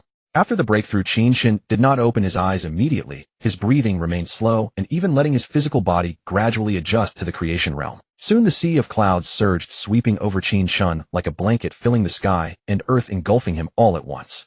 Qin Chen's mind instantly flew out of the mysterious realm and returned to himself. On the bed, Qin Chen exhaled a breath of turbid chi, slowly opened his eyes, and his pupils were bright, dazzling as stars. The 5th level of the creation realm. A smile rose uncontrollably at the corners of Qin Chen's mouth, ripples of delight spreading across his face as he felt refreshed and light. He clenched his fist, spiritual energy bursting from it, and felt that his strength was far stronger than before. No wonder the creation realm is a threshold in martial cultivation. Once you reach this realm, you can turn the spiritual energy of heaven and earth into your own use, execute martial arts, and your combat power rises by more than just a little. With my current cultivation at the 5th level of the creation realm, if I use the first strike of the 4 immortal tribulation swords, the tribulation sword, I can likely kill a strong practitioner of the heavenly firmament realm. Even a strong practitioner of the divine mansion realm would have to avoid its edge. But I am still too weak. In this world where might reigns supreme, one must at least reach the sacred palace realm to feel secure. Qin Chen pondered, his gaze flickering. To sweep across the heavenly firmament realm while only at the creation realm and yet think it was still too weak. If the prodigies on the Divine Splendor list heard this, they would probably be so angry they would vomit blood. If Qin Chen was still considered weak, then the prodigies on the Divine Splendor list were nothing but trash. When the prodigies on the Divine Splendor list were at the 5th level of the creation realm, they could not sweep through experts of the heavenly firmament realm. Qin Chen possessed the Imperial Tao body, purple gold spirit veins, and a creation palace in his dantian that was actually a lesser sacred palace. He also carried the Immortal Emperor Sword scripture and the Immortal Emperor Sword. The combat power he could unleash was enough to astonish the entire Great Zhou dynasty. He could not be judged by his realm alone. Oh right, my creation palace has transformed into a lesser sacred palace. The purple gold spirit veins resonated with the creation palace, causing it to undergo a mutation. Isn't the creation realm only supposed to open a single creation palace? Recalling the voice in his mind during cultivation, Qin Chen sank his mind into his dantian.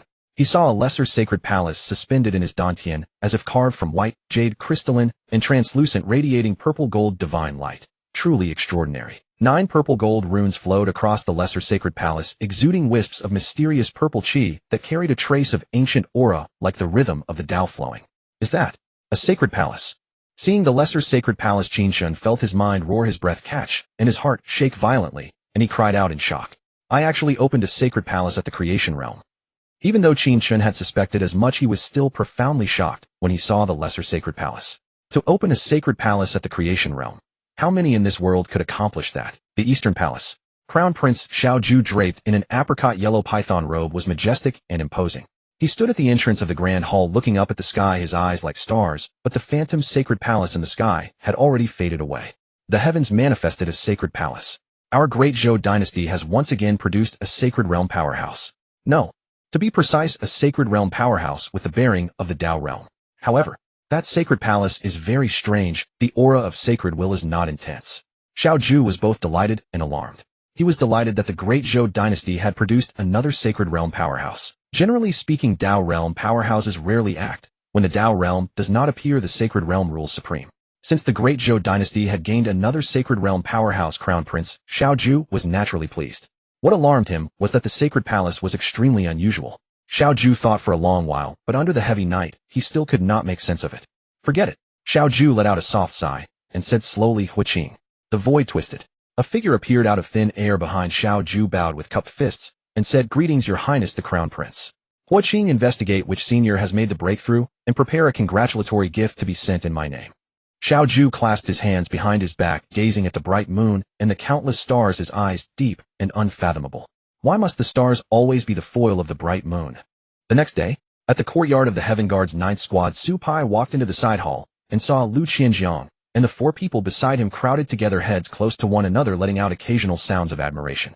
He knew at a glance what Lu Qianjiang and the others were doing. Enjoying beauty scrolls without calling me. Are we still brothers or not? Su Pai frowned, his expression turning grim, and hurried over looking for any crack to squeeze into. But he could not squeeze in after all. Standing behind a plump young man and staring at those heads packed together, Su Pai could not help cursing inwardly. Huh, a bunch of old lechers. After the curse, he drew a deep breath, pushed down his indignation, thought for a moment, and said with a frown. Boss, the Grand Princess took another consort a few days ago. You'll never guess who the new consort is. At the sound of that, Lu Qianjiang raised his head and casually closed the storybook in his hand. The other four also raised their heads, still a little reluctant to stop reading. Lu Qianzhong looked at Su Pai with a calm gaze. After a brief silence, he said, "The new consort. Is it Qin Chen?" Su Pai's eyes flew wide, his face full of shock. "Boss, how did you know the new consort was Qin Chen?" The news that the Grand Princess Xiao Qinyu had taken yet another consort had long since spread throughout the inner city. But few knew who that new consort really was. Xiao Qinyu only had people announce that she had taken a new consort, as she had not exposed Qin Chen's identity. Even the Earl of Wenyuan's residence had not been informed. Nevertheless, a small number of people had managed to find out the new consort's identity in secret, for the capital was full of powerful figures. As for the rest, their reach did not extend into the Grand Princess's mansion. To investigate who was backing Qin Chen, Su Pai had spent a full 3,000 taels of silver, enough to make his heart bleed. Lu Qianzhong explained. "Because I had you dig deeper into Qin Chen yesterday. Whoever you were just talking about had to be Qin Chen 9 times out of 10. Su Pai's eyes burned with admiration. The boss was the boss. Truly brilliant. Boss, with the Grand Princess backing Qin Chen, things are a little tricky for us. No wonder he dares to disregard Tianbing Hall's tasks, and just brew tea and slack off all day. With the Grand Princess backing him, who in the entire capital wouldn't give him 3 points of face?" Su Pai frowned heavily, his face grave. Seeing the gloomy look on Su Pai's face, Lu Qianzhong only smiled faintly and said with meaning, "Su Pai, when have you ever seen the Grand Princess back a consort? All I've ever heard is the Grand Princess killing one consort after another." Hearing this, Su Pai was stunned. Lu Qianzhong's smile remained as he went on.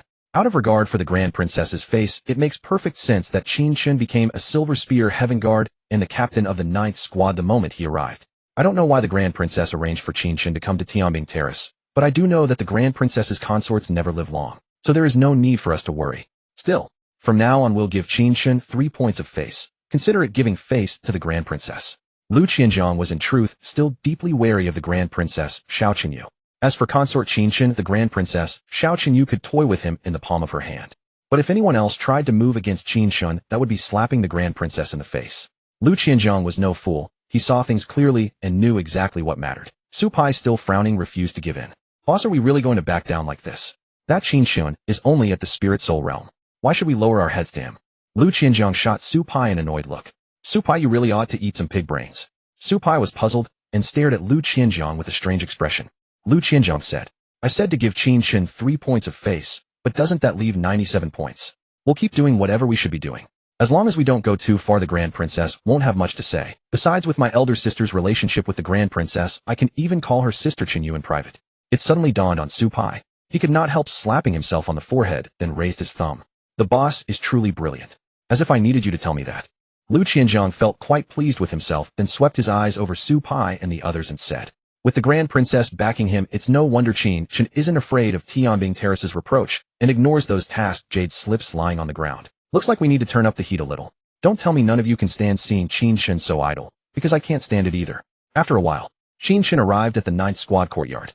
As usual, he took out a charcoal stove, a teapot, and other supplies from the inner hall, then sat down beneath the great tree whose crown spread out like a canopy. "Qin Chen." Just as Qin Chen was about to light the charcoal, a voice came to his ears. He raised his head calmly and saw Lu Qianzhong, Su Pai, and the others before him. "Oh, that's not right. I should call you Consort Qin." Lu Qianzhong wore a smile on his face, his gaze calm. The voice just now had come from him. Qin Chen narrowed his eyes slightly, but did not look surprised. "What instruction do you have?" he said calmly. He knew that Lu Qianzhong was the grandson of Duke Ongua. Earlier, he and Xiao Qinyu had visited Duke Ongua's residence, so it was no surprise that Lu Qianzhong knew he was a consort. What he had not expected was that after he had saved Duke Ongua's life, Lu Qianzhong would behave so rudely to such a great benefactor of the Duke's house. Clearly, he had been spoiled rotten since childhood. Asking for a beating. Consort Qin, as captain of the 9th Squad, you brew tea and loaf around all day, dismissing the tasks of Tianbing Hall. What kind of behavior is that? You are after all a Silver Spear Heaven Guard. You are truly disgracing the great Zhou's Heaven Guards. Look at the other captains. Is there one who behaves like you? Even if you are a consort, once you step into Tianbing Terrace, you should follow its rules, eradicate evil, and protect the great Zhou. So don't keep putting off the tasks issued by Tianbing Hall. If you go on like this, the 9th Squad's reputation really will be ruined by you." Lu Qianzhong said with a solemn face. "Does the 9th Squad still have any face?" Qin Chen frowned slightly and stared at Lu Qianzhong like he was an idiot. After a silence, he said, "I'm only at the creation realm. Are you asking me to throw my life away? And as for eradicating evil and protecting the great Zhou, why don't you all go?" Lu Qianzhong was momentarily speechless. Beside him, Su Pai had a sudden flash of inspiration and added, "You're the captain of the 9th Squad. The whole burden falls on you. If you don't go, who will?" Qin Chen glanced at Su Pai, then simply went back to slacking. "Fine then. I'll make you the captain. You can shoulder the 9th Squad's burden and go die." Qin Chen sneered. Su Pai's eyelid twitched, and he hastily lowered his head. He had not expected this man Qin Chen to be so sharp-tongued. Lu Qianjiang's face darkened as well. Just as he was about to speak, Qin Chen cut him off. The captain position is yours. Lu Qianjiang's words reached the tip of his tongue, then had to be swallowed back down. Qin Chen gave away the captaincy the moment it was demanded. How was anyone supposed to add fuel to the fire after that? Lu Qianjiang was silent for a moment. Then he turned and left, sweeping his gaze over Su Pai and the others with a face full of disappointed contempt. A bunch of pigs, really, Lu Qianjiang thought. Su Pai and the others hastily followed. Watching Lu Qianjiang and the others walk far away, Qin Chen gave a faint smile, then brewed tea, listened to the wind, and drifted into sleep. Time flew by, and several days passed. One day, after finishing his shift at the Tianbing Terrace office, Qin Chen boarded his carriage and headed home. Why does my right eyelid keep twitching? Qin Chen sat in the carriage, feeling his right eyelid jump unceasingly. He knitted his brows tightly and murmured. A twitching eyelid means good luck on the left and ill fortune on the right. Could some great disaster be coming? Yalayan.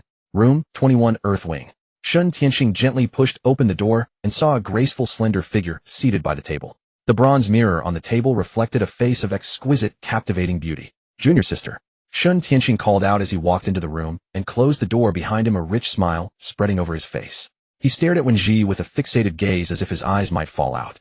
Wenji curled her lips slightly into an arc and said softly, "Senior brother, is there something you need from me?" If the eldest senior brother were to see us, a man and a woman, alone in one room, we would never be able to explain ourselves. You know his temper. At the mention of the eldest senior brother, Shun Tianxing felt as if a bucket of cold water had been dumped over him and instantly calmed down.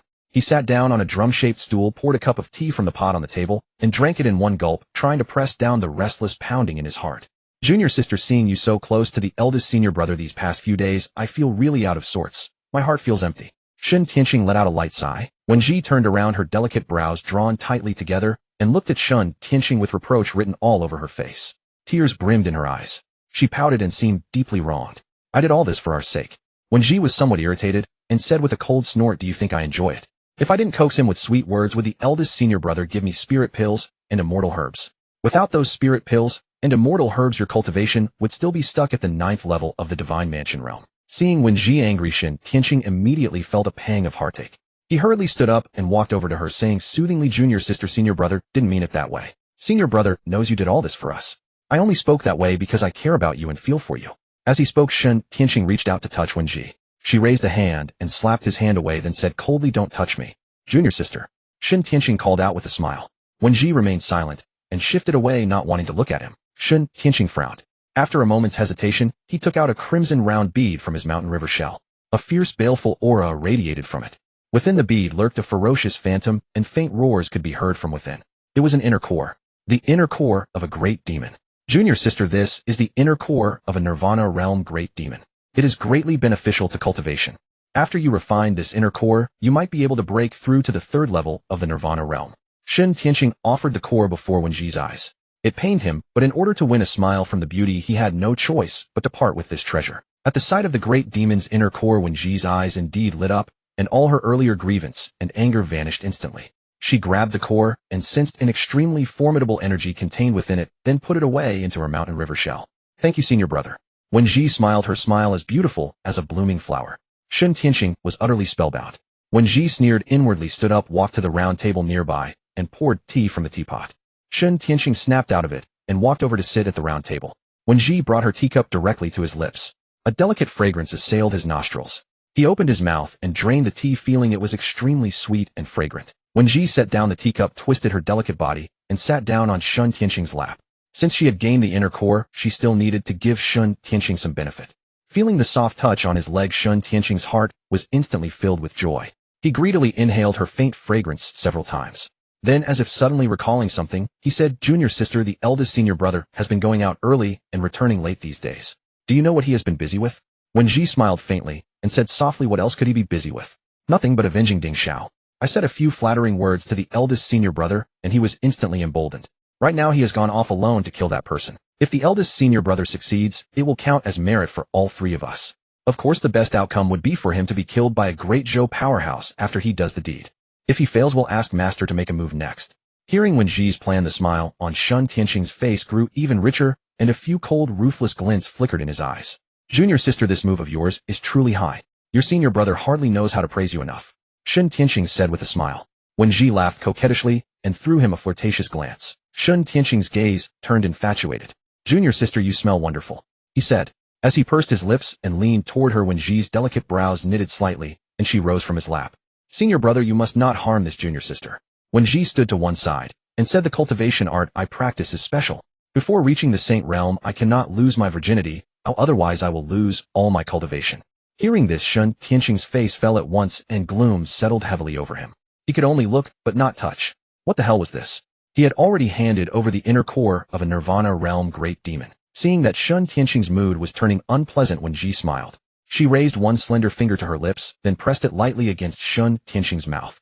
"Senior brother." When Ji blinked her beautiful eyes and said coquettishly, "Once your junior sister reaches the Saint Realm, I will certainly let senior brother have his wish." Qin Tianqing looked at the delicate jade-like finger held before his lips, and his heart suddenly bloomed with joy. His very soul seemed to have flown away with when Ji. In the long alley, a carriage moved forward slowly, and not a single figure could be seen around. In the past, whenever Qin Chen passed this place on his way back to the mansion, he would almost always run into pedestrians on the road. Not many, though. Xiao Lu did not think too much about it. He merely took it as the sky growing late and the road empty. Suddenly, a cold and sinister wind blew. Xiao Lu gave an involuntary shiver, a feeling of dread creeping over him. He sensed something was off and instantly became fully alert. The sun had not even set yet. Where was this cold wind coming from? "Young master, something is wrong," Xiao Lu hurriedly called out. Outside the princess mansion, everyone addressed Qin Chen as young master.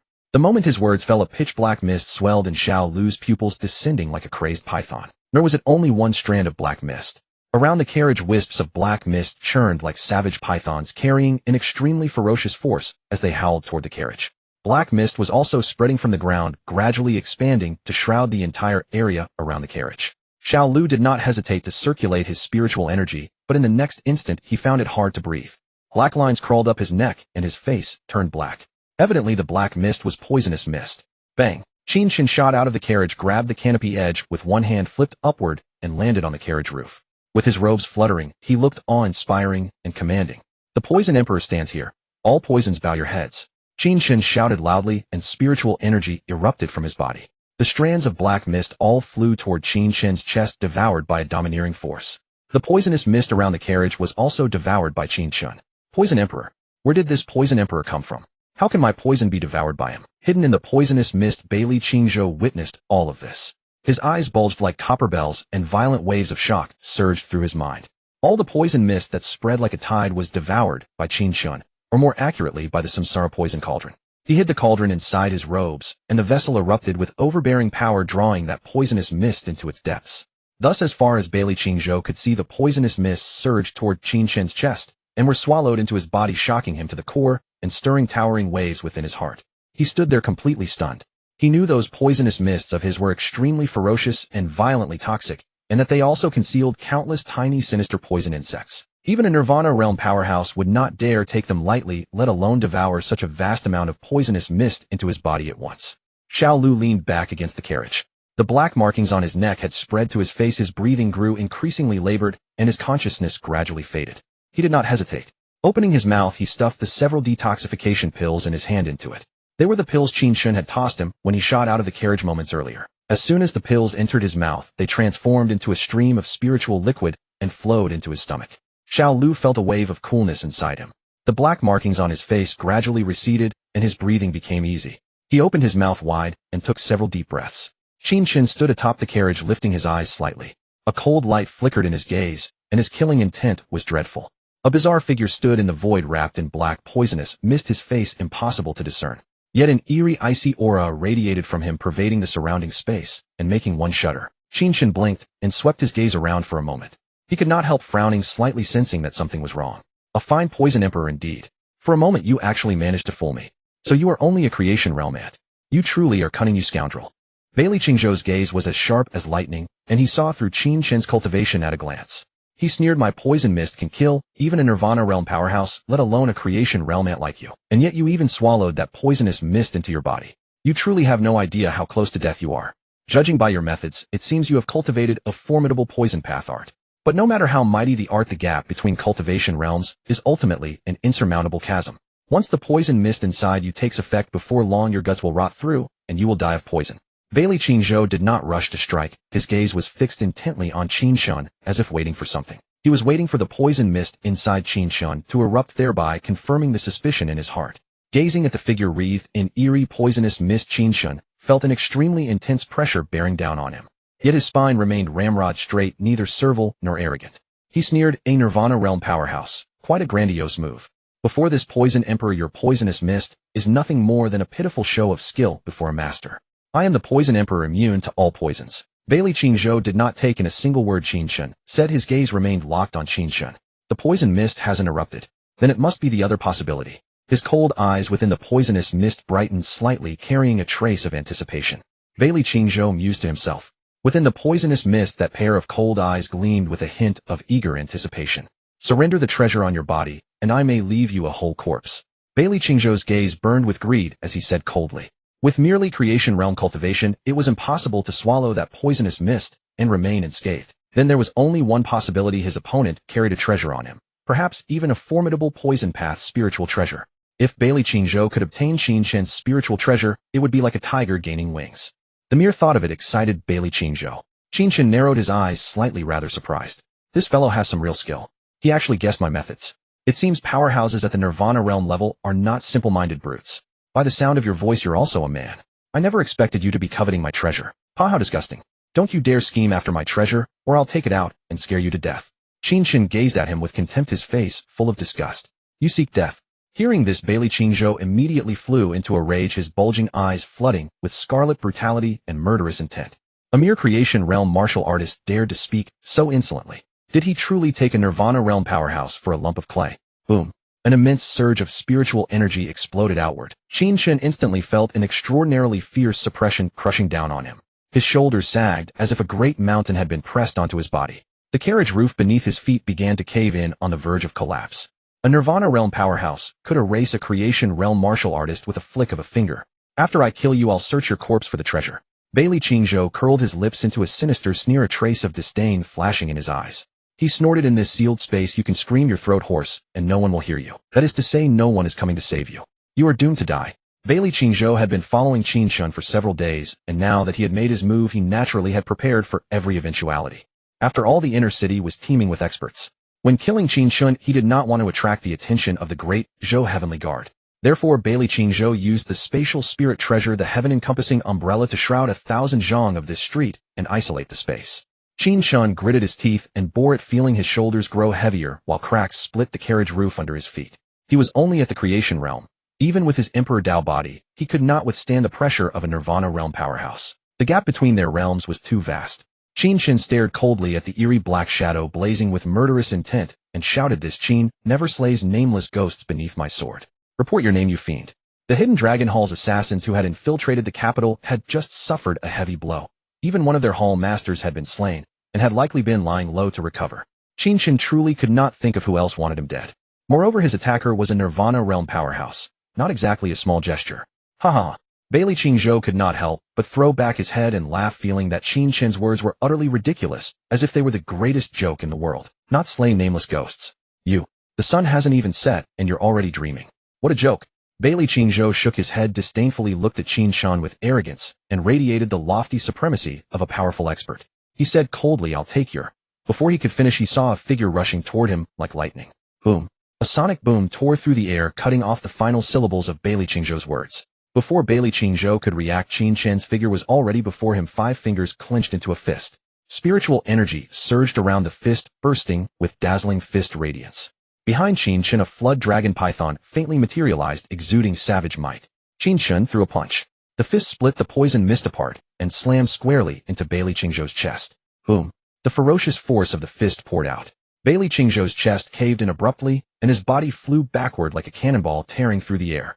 Watching Bai Qingzhou shoot away like an arrow released from a bowstring, Qin Chen did not hesitate, and once again unleashed divine travel of the 9 heavens. He chased after him atop the wind, streaking through the air like a beam of light. In the blink of an eye, Qin Chen had already caught up to Bai Qingzhou, appearing directly above him. His body spun 360 degrees as he curved downward like a hooked crescent. He slammed a foot viciously down toward Bai Qingzhou's chest. Having just taken a punch earlier, Bai Qingzhou was now fully on guard. Seeing Qin Chen's foot descending, Bai Qingzhou's gaze darkened. Spiritual energy erupted around him as he clenched his fingers into a fist and blasted it out with overwhelming force like a tidal wave crashing through mountains and seas. Bang! Fist met foot. Qin Chen felt as if he had kicked an impenetrable bronze wall, a sharp pain surging through his right leg as a formidable power rushed up along it. Qin Chen's body jolted, and he was sent flying back 100 zhang. Bai Qingzhou retreated only a dozen or so zhang before steadying himself, spiritual energy swirling around his body. He stood proudly in the void and glanced down at his chest, finding it slightly caved in, as if a rib had been broken. He then raised his head, narrowed his eyes, and looked at Qin Chen, who had landed on a rooftop 100 zhang away, shock filling his gaze. That bastard really is bizarre. He actually managed to make me suffer a loss. Qin Chen was only at the creation realm, yet Bai Qingzhou had never imagined that Qin Chen could suddenly erupt with such terrifying strength. Moreover, Qin Chen was also too fast. Before he could even react, Qin Chen's fist had already struck his chest. That single punch had broken through the poisonous mist, shattered his protective chi, and snapped one of his ribs. Was this the power a creation realm cultivator should possess? Utterly absurd. A violent storm raged within Bai Qingzhou's mind, and the shock in his heart refused to settle for a long time. Yet surging killing intent also churned within him. Of course, the fact that Qin Chen had broken his rib with one punch was mostly due to Bai Qingzhou's arrogance and momentary carelessness. Bai Qingzhou had never taken Qin Chen seriously and had not even fully activated his protective chi. Let alone the creation realm, even a divine mansion realm expert could not break through the protective chi of a nirvana realm powerhouse with a single punch. Just as shock filled Bai Qingzhou's heart, his pupils suddenly contracted and astonishment flashed across his face. He is no longer at the creation realm, but the divine mansion realm. Qin Chen stood upon a green roof tile, spiritual energy rolling around him in waves, robes billowing, unmatched and transcendent. A tremendously overbearing aura radiated from his body, his might immense, and his spiritual energy incomparably vigorous. Qin Chen knew that with his creation realm cultivation, he was no match for that nirvana realm powerhouse. So when he struck, he had borrowed the reincarnation power of the cycle poison cauldron, instantly elevating his cultivation to the sixth heaven of the divine mansion realm. Qin Chen's original cultivation had reached the creation realm, making his physical body even more formidable, which allowed him to sustain more reincarnation power. With the cultivation of the sixth heaven of the divine mansion realm, he broke one of Bai Qingzhou's ribs with a single punch. One had to know that Bai Qingzhou was a powerhouse at the fifth heaven of the nirvana realm. How could an ordinary expert at the sixth heaven of the divine mansion realm possibly injure him with sheer physical force? From this, one could imagine the sheer dominance of Qin Chen's imperial Dao body. Just moments ago you were at the creation realm, yet now you already possess the cultivation of the sixth heaven of the divine mansion realm. You certainly have quite a few tricks. No wonder Ding Xiao ended up killed by you. Bai Qingzhou paused, a cold sneer tugging at the corner of his mouth as a gleam of anticipation flashed in his eyes. But all those tricks of yours will soon become mine. As long as he killed Qin Chen, everything in the other's possession would be his. At this thought, Bai Qingzhou could scarcely contain his excitement. Who is Ding Xiao? Someone killed by me. Qin Chen seized on the key point in Bai Qingzhou's words and pondered for a moment. Then killing intent violently surged within his heart. Damn it, the hidden dragon hall again. Are they never going to stop? Qin Chen gnashed his teeth inwardly, his gaze toward Bai Qingzhou blazing with murderous intent, with traces of sword intent faintly flowing in his eyes. In recent days, the only people he had killed were assassins of the hidden dragon hall.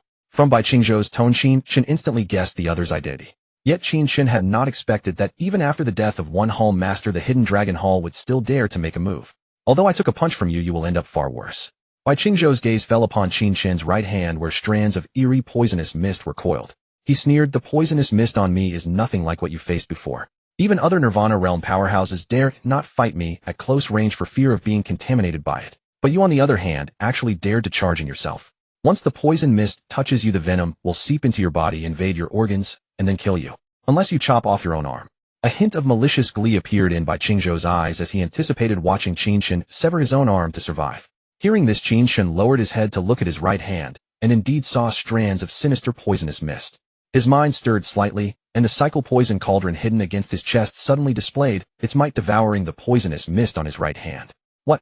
Bai Qingzhou's pupils contracted, and his face filled with shock. Raging flames gradually surged in his eyes. Boom. Spiritual energy exploded out from Bai Qingzhou's divine mansion as he raised his right hand. Vast spiritual energy coalesced into a giant hand that pressed down toward Qin Chen to suppress him. That giant spiritual energy hand resembled a colossal mountain, its might rolling endlessly. Qin Chen's gaze sharpened, and he immediately used divine travel of the nine heavens, appearing right in front of Bai Qingzhou. His left hand formed a palm, his right hand clenched into a fist. Fist and palm struck out together, pouring toward Bai Qingzhou with incomparably tyrannical power. Behind Qin Chen, a flood dragon and python also materialized, roaring toward the heavens. "You seek death." Bai Qingzhou's eyes blazed with thick, killing intent. He strained to activate his protective chi, thrusting both arms out to meet Qin Chen's assault. Bang! Bang! Bang! The sound of fists and palms colliding rang out without pause.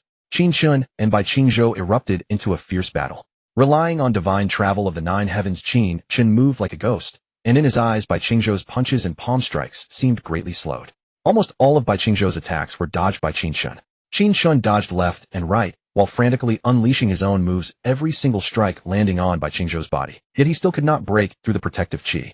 Qin Chen wanted to see just how powerful his combat strength was at the sixth heaven of the divine mansion realm. Is the young master really this strong? He is absolutely ferocious. Hiding behind the carriage nearby, Xiao Lu could not help but widen his eyes, feeling as though he were dreaming. Since when could Prince Consort Qin Chen contend with a Nirvana realm powerhouse? Get lost. Bai Qingzhou, stifling a belly full of fury, could not help but roar. Boom. A wave of formidable spiritual energy swept outward. Qin Chen's body shook as he was sent flying backward by the spiritual energy more than 100 zhang away. Heavenly Abyss Mystic Scripture. Bai Qingzhou bellowed spiritual energy, surging behind him. In an instant, hundreds of spear phantoms materialized in the sky, each radiating incomparably sharp aura blanketing the entire void. Let's see where you can run now.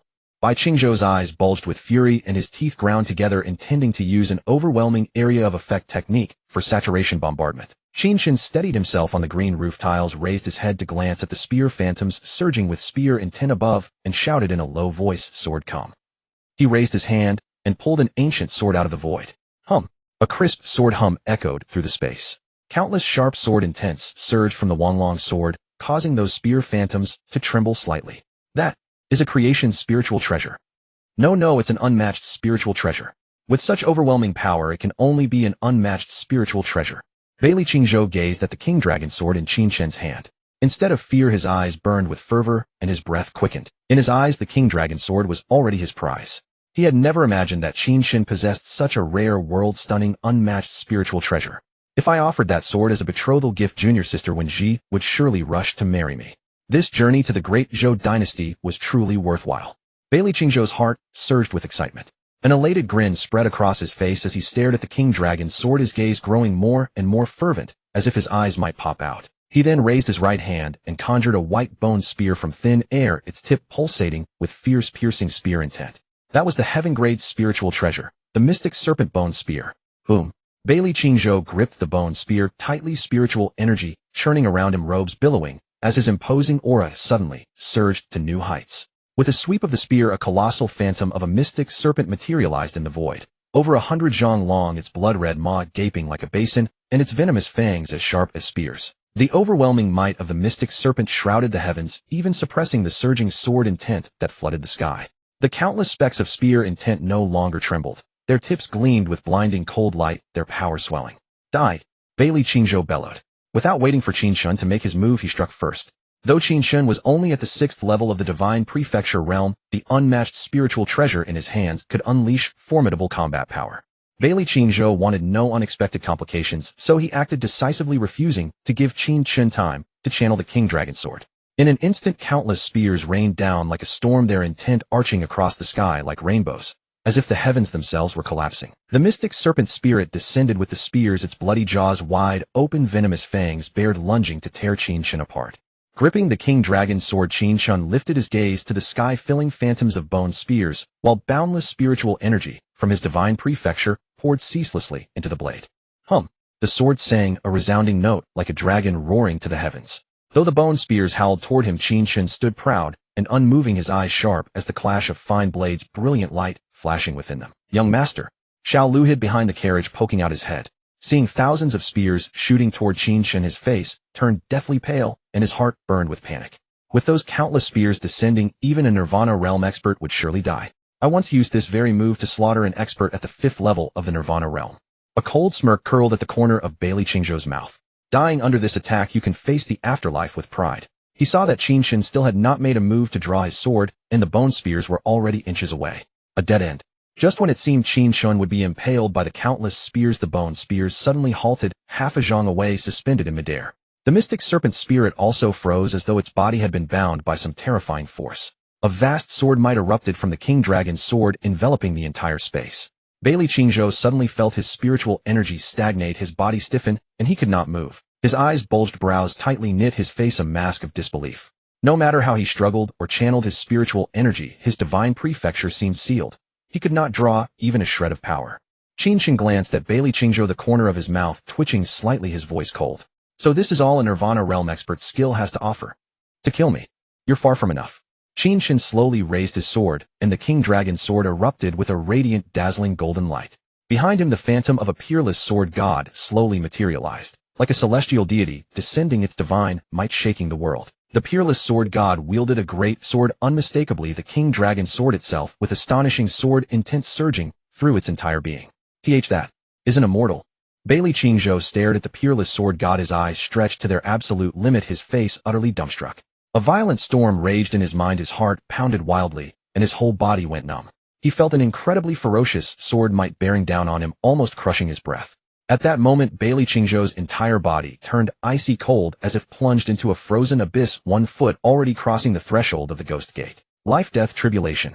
Qin Chen let out a low shout, and the King Dragon's sword slashed down abruptly. The peerless sword god phantom swung its sword, as well the great blade carving through the void, fierce sword intent, howling like a river falling from the heavens. Wherever the blade passed, the very void trembled, as if unable to bear the dreadful sword might.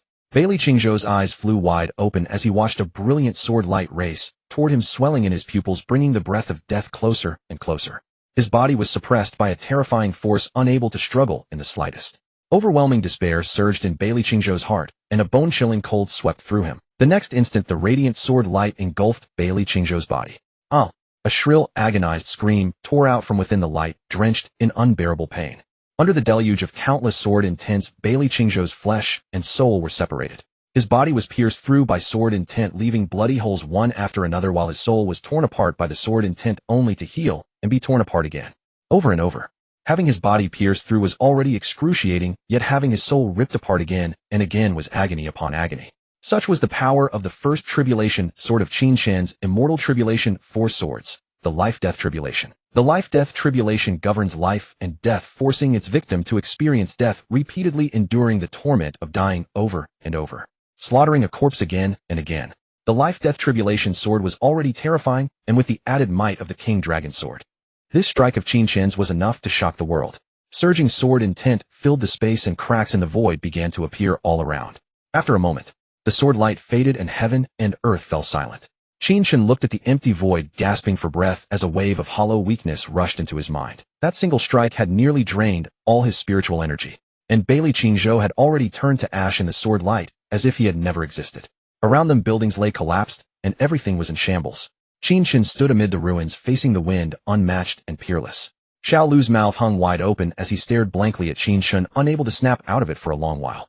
After catching his breath, Qin Chen put the King Dragon's sword into his system space. With a bang, this space shattered like a mirror, the ruins vanished, and the Huntian umbrella slowly drifted down from midair. The space Qin Chen's strike had shattered was merely the strange, isolated space created by the Huntian umbrella. The outside world was unaffected. Qin Chen raised his hand, and the Huntian umbrella flew into his grasp. So this is the spiritual treasure that sealed off the space, and it's a heaven-grade spiritual treasure. Not a bad find. Qin Chen looked at the umbrella in his hand, smiled softly, and murmured to himself, Young master. Young master. Xiao Lu hurried over, and seeing Qin Chen's pale face, asked with concern, Are you all right? Qin Chen glanced at Xiao Lu, shook his head, and said, I'm fine. Let's head back. Xiao Lu nodded and with keen perception helped support Qin Chen as they walked toward the carriage nearby. Young master, you were absolutely ferocious just now. You even killed a Nirvana realm expert. And that sword strike. It had the bearing of an immortal. I felt like I saw a sword immortal. Young master is a sword immortal. As they walked, Xiao Lu suddenly spoke, his voice filled with admiration. His heart was still pounding wildly. He had never imagined Qin Chen possessed such terrifying combat power. Still talking about immortal bearing. Xiao Lu, have you ever seen an immortal? Qin Chen chuckled and said calmly. Xiao Lu shook his head and glanced back at Qin Chen, grinning. How could a nobody like me ever get to see an immortal? But I once heard a storyteller say that immortals are incredibly strong, peerless, and unmatched. An immortal, huh? It won't be long now. Qin Chen blinked, a hint of anticipation flashing in his eyes, then said meaningfully, Xiao Lu, with all my trump cards revealed, I can barely kill a Nirvana realm expert. How could I compare to a sword immortal? You have to understand, there is always someone stronger. The path of cultivation is endlessly long. You cannot ascend to immortality in a single day. Xiao Lu frowned slightly, only half understanding. By the way, don't speak a word about what happened today. Otherwise, plenty of people in the capital will not be able to sit still. Qin Chen thought for a moment, then instructed. Shattering a Nirvana realm expert with his creation realm cultivation. If news of this spread, Qin Chen would surely shake the entire capital, even the whole great Zhou dynasty. It would be dazzling glory without equal. But he simply wanted to AFK quietly by himself, steadily raising his cultivation without being disturbed. Besides, the eldest princess, Xiao Qinyu, had taken a husband with such monstrous martial talent. How could the one sitting on the dragon throne remain calm?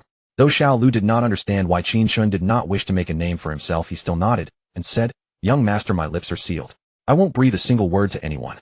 Seated inside the carriage, Qin Chen furrowed his brow as he recalled the fierce battle just now. External power is after all external power. When I crossed blows with that Nirvana realm expert, I could feel my spiritual energy turning somewhat unsteady, and I couldn't even break through his protective aura. It seems that raising my own cultivation is the true path. I must not rely too heavily on the reincarnation poison cauldron. For now, I've merely encountered a Nirvana realm expert. Should I meet a Saint realm expert in the future, my unstable spiritual energy would surely put me at a disadvantage. Still, the physical power of the Imperial Dao body is formidable. Had my opponent been a first-level Nirvana realm expert, I could have shattered his protective aura and beaten him to death, even without the Imperial Dragon Sword. But my cultivation is still too weak. I need to spend more time cultivating. I also lack real combat experience. If I get the chance, I might seek out a few prodigies from the top 10 of the Divine Excellence list to sharpen my skills. A faint smile tugged at the corner of Qin Chen's lips as he thought of the Imperial Preceptor's disciple Li Qichen, seeking out the top 10 prodigies of the Divine Excellence list for practice. Just listen to how absurd that sounds. After all, the top 10 prodigies of the Divine Excellence list were the most outstanding young elites of the great Zhou dynasty, their combat prowess extraordinarily fierce. Yet in Qin Chen's words, they had become mere sparring partners. If Li Qichen ever heard this, even if Qin Chen tried to bribe her with grilled fish, she probably wouldn't be able to hold back her sword. Before long, Xiao Lu drove the carriage to the gate of the eldest princess's mansion. Qin Chen stepped down from the carriage and strode inside, but instead of returning to his bedroom, he crossed corridors and courtyards heading toward the princess's residence. At the entrance of the small courtyard of the princess's residence, two women with identical appearances blocked Qin Chen's way. "Consort, please stop." Qin Chen looked at the twin sisters before him and said, "I'm here to see the eldest princess." The two women blinked their beautiful eyes and nodded gently. One of them said, "Consort, please wait a moment. This servant will announce your arrival." They weren't trying to make things difficult for him. It was just that the mansion had a rule: unless one was among the few close attendants of the eldest princess, Xiao Qinyu, no one could enter the princess's residence without permission. Just then a crisp voice rang out.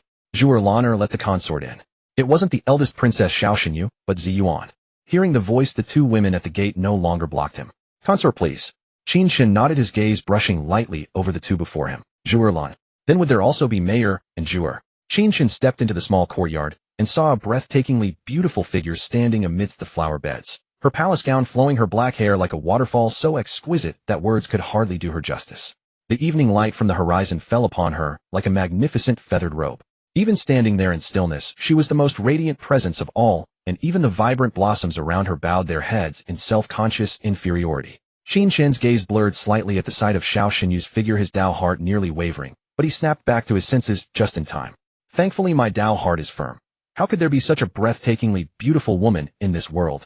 A single glimpse of her back almost made me lose my composure. Qin Chen muttered inwardly, then stepped toward Xiao Xinyu. "You rarely visit the princess's residence. What business brings you here today, consort?" Xiao Xinyu's beautiful eyes shimmered as she spoke softly without turning around. "I'd love to come often, but you never leave the door open for me." Qin Chen grumbled inwardly, then said outright, "On my way back to the mansion just now, I was ambushed again by assassins from the Hidden Dragon Hall. Lately, you should also be cautious when leaving the mansion. Bring more powerful guards with you." Hearing this, Xiao Xinyu's delicate brows knit slightly. She turned around and appraised Qin Chen with her gaze. She could tell that Qin Chen's aura seemed somewhat unstable. "Are you alright?" Xiao Xinyu looked at Qin Chen and asked. Gazing into Xiao Xinyu's enchanting, alluring eyes, Qin Chen found his mind gradually drifting. Sensing something amiss, he hastily averted his gaze. Phoenix eyes. Just looking at anyone with those eyes makes them seem full of deep affection. "I'm fine." Qin Chen waved his hand dismissively. "It was just a Nirvana realm assassin. I killed him." "You killed a Nirvana realm assassin?"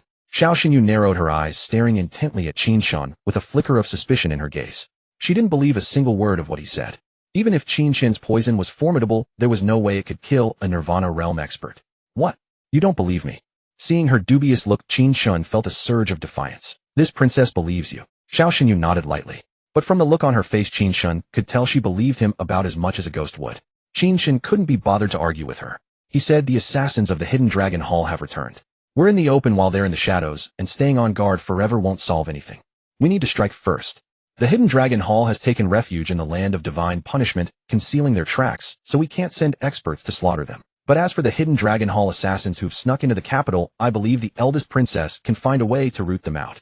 If the hidden Dragon Hall wants to assassinate you and me, then let us return tooth for tooth, and make them pay in blood. This was the purpose of Qin Chen's visit to see Xiao Xinyu. It wasn't that he feared the hidden Dragon Hall's assassins, but their constant waves of assassination attempts were truly irritating.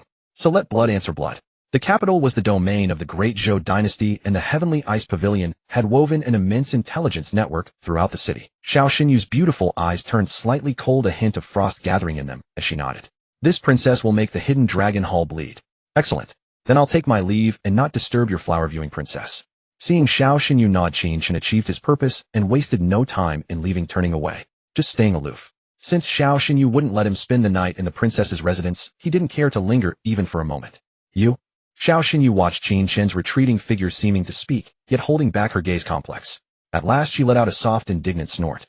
The next morning, the scorching sun blazed fiercely, pouring billions of rays of golden light upon the mortal world, while gentle breezes carried a lingering dryness that swept away the lingering coolness of the night. In the front courtyard of the Tianbing Platform Government Office, Qin Chen stood before a spirit stone, half a zhang in height. He took out his identity token and gently touched the stone with it. A wisp of purple light immediately shimmered across the spirit stone's surface. After the roll call, Qin Chen was about to put away his identity token when it suddenly vibrated gently. His gaze slightly descended, fixed upon the token in his hand, his expression growing odd. Why did the token suddenly vibrate? Just as Qin Chen was feeling puzzled, luminous characters began appearing on the token. All team captains come to the Tianwei Council Hall immediately. Gazing at those luminous characters one by one, Qin Chen couldn't help but squint slightly as he murmured, "This is a Tianwei summoning order." He had been at the Tianbing Platform Government Office for some time now, so the Tianwei was certainly not unfamiliar to him. The 16 Tianwei of Tianbing, also known as the Tianwei, commanded various teams. Therefore, upon seeing the characters, Tianwei, Qin Chen understood that his superior had issued a Tianwei summoning order. Taking a deep breath, Qin Chen carefully stored away his identity token. After several inquiries along the way, he arrived at a Tianwei Council Hall. Although his sole desire was to lie flat and coast along at Tianbing Platform, to become an insignificant nobody, the Tianwei had issued a captain's summoning order, which obviously meant something important was at hand. One must give face when face is due. If one were to be singled out, how could one possibly lie flat and coast along? Moreover, this was a captain's summoning order. All other captains had come to the council hall, so if he alone did not come, it would indeed appear rather conspicuous. As Qin Chen walked to the entrance, he saw several people seated inside the council hall, both men and women, their auras radiating quite impressively. On both sides of the council hall stood rows of chairs, but they were not fully occupied. Particularly the chair at the head position in the center stood empty. Casting a sweep across the 5 individuals chatting cheerfully in the hall, Qin Chen knew, without thinking, that they must be the captains of their respective teams. It seems there is still someone arriving later than me, he thought to himself. With a murmur in his heart, Qin Chen strode into the council hall. He did not approach the group, but instead found a corner seat to sit down. Each Tianwei commanded 11 teams. Including Qin Chen, only 6 people had arrived, meaning 5 were still absent. Qin Chen slightly lowered his head, trying his best to minimize his presence, while quietly listening to the 5 people in the hall. It has been quite some time since Captain Yi summoned us. It seems there is an urgent task at hand. All team captains have come to the council hall. Such a grand assembly matters certainly cannot be small. Captain Yi never manages affairs in ordinary times, but once he acts, he can shake the entire capital. Truly a silent river runs deep. I wonder if this time it is demon monsters causing trouble, or perhaps a sect stirring up chaos. Silently listening to the 5 people in the hall exchanging words, Qin Chen secretly calculated the situation of the Tianwei assembly in his heart. At the same time, he felt a hint of curiosity arising for that Captain Yi. A Tianwei who never managed affairs could still command the respect of all team captains. One could imagine that Captain Yi also possessed extraordinary means.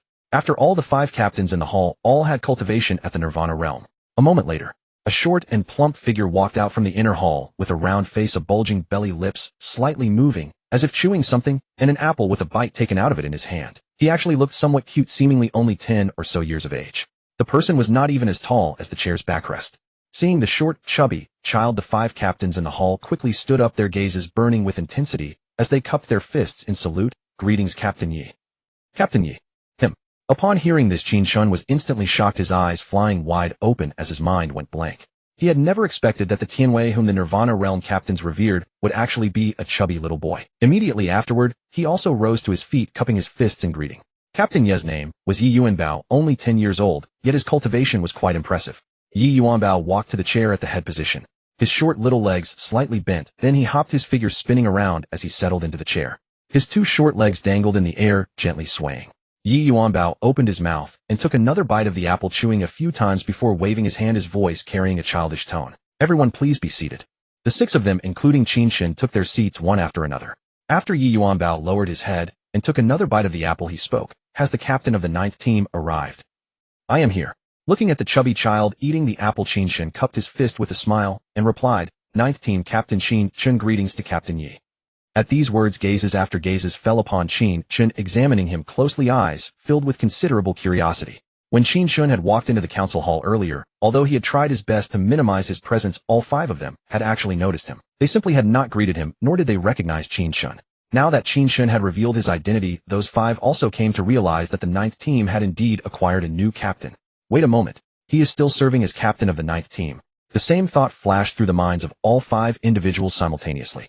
Yi Yuanbao glanced at Qin Chen, nodded lightly, and said, since the captain of the 9th team is also here, everyone has arrived. The other 5 captains have gone out on missions and have not yet returned. All of you should get to know each other. In the days ahead, there will certainly be times when we fight side by side. Although Yi Yuanbao was only 10 years old, his manner of speaking did not at all resemble that of a chubby child. Captain of the 1st team Wu Kuan. Captain of the 3rd team Ling Qingyu. Captain of the 4th team Su Poyu. Captain of the 7th team Bai Shan.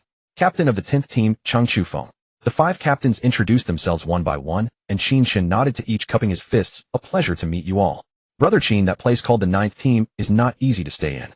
They are all difficult customers. I never expected you to actually endure there for so long. It has been almost a month now. Looking at Qin Chen, Su Poyu couldn't help but admire Qin Chen's patience, speaking with a smiling face. The previous captains of the 9th team would practically beg to leave the 9th team after just half a month. Those difficult customers in the 9th team truly did not listen to any discipline. It has indeed been that long, I suppose. Qin Chen sighed lightly and said with a faint smile, one can only say there are difficulties that cannot be easily expressed. The arrangements from the Tianbing Hall, I have no choice in the matter. Su Poyu warned Qin Chen, those difficult customers in the 9th team are all young lords from the capital, pampered beyond measure.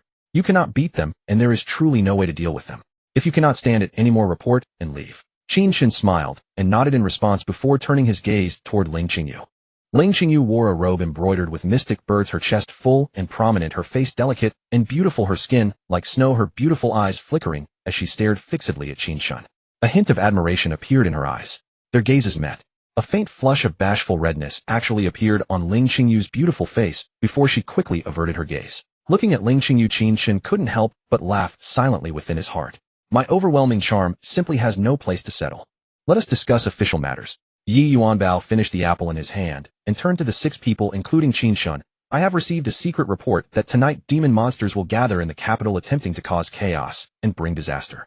Moreover, the mastermind is a member of the Hidden Dragon Hall. They are the ones who gathered these demon monsters. Upon hearing the words Hidden Dragon Hall, Qin Chen instantly became alert to the fullest extent, a murderous intent surging with cold ferocity deep within his eyes. Yi Yuanbao paused mid-sentence, fishing a banana from his mountain river clamshell.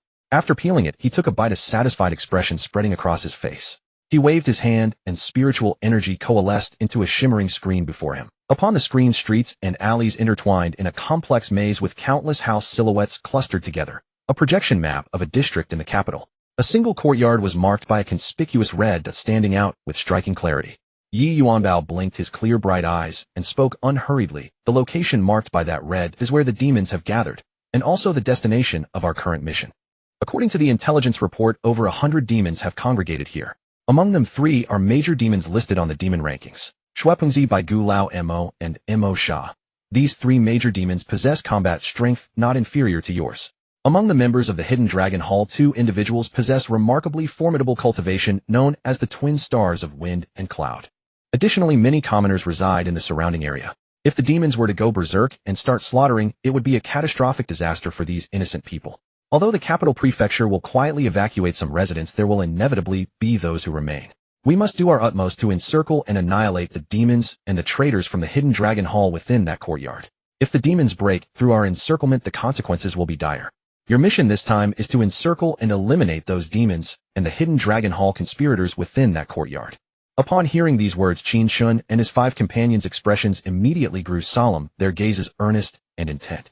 Encircling and slaying demons was one thing, but protecting the common folk was a matter of paramount importance. If the commoners were to evacuate beforehand, the demons would likely sense something amiss and abandon their gathering at that courtyard. Therefore, some individuals must remain behind. Should the demons burst forth from the courtyard and scatter in all directions, they would inevitably infiltrate the homes of ordinary citizens, then killing all whom they encountered. As for why not simply dispatch the capital's elite experts to forcefully suppress and annihilate them in one decisive stroke? Simply put, everyone has their designated role. If powerful experts were to handle every demon disturbance within the capital, what purpose would the great Zhou Heavenly Guards serve? Slaying demons and eliminating monsters was, after all, the fundamental duty of the great Zhou Heavenly Guards. Recently, a palace lord from the Hidden Dragon Hall was slain in battle. Now the Hidden Dragon Hall has gathered demons to ravage the capital. Could this be the Hidden Dragon Hall's retaliation? Qin Chen narrowed his eyes, his gaze contemplative as he pondered silently within. The Hidden Dragon Hall had just lost a palace lord at the peak of the Saint Realm along with Shun Jing, the palace supreme. Their strength had truly been crippled. Logically, they should have gone into hiding, recuperated, and accumulated strength. Yet instead they now gathered demons to wreak havoc upon the capital, clearly harboring intentions of revenge. Should the demons truly cause chaos, many innocent commoners would surely perish. The Hidden Dragon Hall's operatives lurking within the capital dared to provoke the great Zhou dynasty. Could powerful beings from the Divine Punishment Land have arrived? Qin Chen's mind raced through countless possibilities. If the Hidden Dragon Hall had dispatched experts from the Divine Punishment Land, then Xiao Qinyu, and he would find little peace. Damnable Hidden Dragon Hall. Qin Chen couldn't help but clench his fist, his eyes flickering with sharp light, as he secretly resolved, someday I will march into the Divine Punishment Land and raze the Hidden Dragon Hall to the ground. Yi Yuanbao glanced at Qin Chen, his brow slightly furrowing. He had sensed a trace of killing intent emanating from Qin Chen. However, he paid it no mind, and instead took a large bite of his banana. His gaze swept across the 5 individuals before him, and he spoke slowly. Great Zhou Heavenly Commander's orders, 1st Squad, 4th Squad, 7th Squad, and 10th Squad, shall each station themselves at the eastern, western, southern, and northern sides of that courtyard. With fire as the signal, you shall charge into the courtyard and engage. Understood, Commander's orders. At his words, all 4 squad leaders rose from their seats, their expressions solemn, as they cupped their fists toward Yi Yuanbao and bellowed their acknowledgement. Yi Yuanbao gave a slight nod, his gaze shifting to Qin Chen, and Ling Qingyu, 3rd Squad, shall guard the perimeter east of the courtyard, intercepting and slaying any demons or Hidden Dragon Hall traitors who break through. Under no circumstances allow them to flee into the eastern streets. As for the 9th Squad, with fewer personnel and your cultivation only at the creation realm, you shall lead your people to guard the western perimeter of the courtyard. Assess the situation and strike at the demons as opportunity permits. The western side has the Imperial Guard's 1st Battalion stationed there. Presumably not many demons would dare attempt to flee westward. Gazing at Yi Yuanbao, who swung his 2 short legs casually, Qin Chen's heart jolted with sudden alarm. There was an inexplicable sensation that this child had been possessed by some ancient being. Though he had deliberately suppressed his aura, Yi Yuanbao had still seen through him. And the words Yi Yuanbao had spoken, this depth of strategic thinking, how could they belong to a chubby 10-year-old? Simply absurd. Shocked as he was, Qin Chen still cupped his fist and proclaimed, understood, Commander's orders. Ling Qingyu acknowledged as well. Immediately afterward, Qin Chen felt numerous startled gazes turn in his direction. Qin Chen possessed only creation realm cultivation. How had he become a squad leader? At the Tianbing platform office, a creation realm cultivator was merely average among the heavenly guards, far inferior to the leader of a squad. Ling Qingyu and the other 5 were secretly startled, utterly bewildered. Regarding those incredulous stares, Qin Chen merely smiled without saying a word. Who else could understand the fortune of having found a soft landing? Having finished his banana, Yi Yuanbao produced a stalk of sugarcane and took a bite. Qin Chen's expression grew peculiar. Was the Heavenly Commander carrying an entire fruit market on his person? Ling Qingyu and the others had long since grown accustomed to this. Yi Yuanbao waved his hand, no need to stand about. Time to get to work. Qin Chen and the 6 others nodded and departed the briefing hall one by one. Walking alone along the corridor, Qin Chen's mind replayed the mission assigned by Heavenly Commander Yi Yuanbao, and he couldn't help but furrow his brow. Those fools in the 9th Squad, though they possess some cultivation, refuse to take orders from me whatsoever. Could it be that I have to go intercept demons on Yongning Street, all by myself? When has it ever been the case that the squad leader does the work while the members enjoy themselves? Being a barehanded captain is no easy feat. Qin Chen couldn't help but sigh, grumbling to himself. After walking a few steps, a cold gleam flickered in his eyes as he thought, perhaps I should give those fellows a good beating and see if they still refuse to take orders. After all, I have the Long Princess behind me. I need not fear even if their elders come seeking trouble. With this thought, Qin Chen quickened his pace. Shortly thereafter, stepping into the 9th Squad's auxiliary hall, Qin Chen found the 6 members, some sleeping, some reading leisure books, and 2 individuals idle enough to be arm wrestling. Qin Chen couldn't help but frown. What manner of subordinates had been assigned to him? Ahem. He cleared his throat and called out, all members of the 9th Squad, hear my command. Accompany me to encircle and slay demons. Lu Qianjiang and the others acted as though they hadn't heard, not a single soul acknowledging him.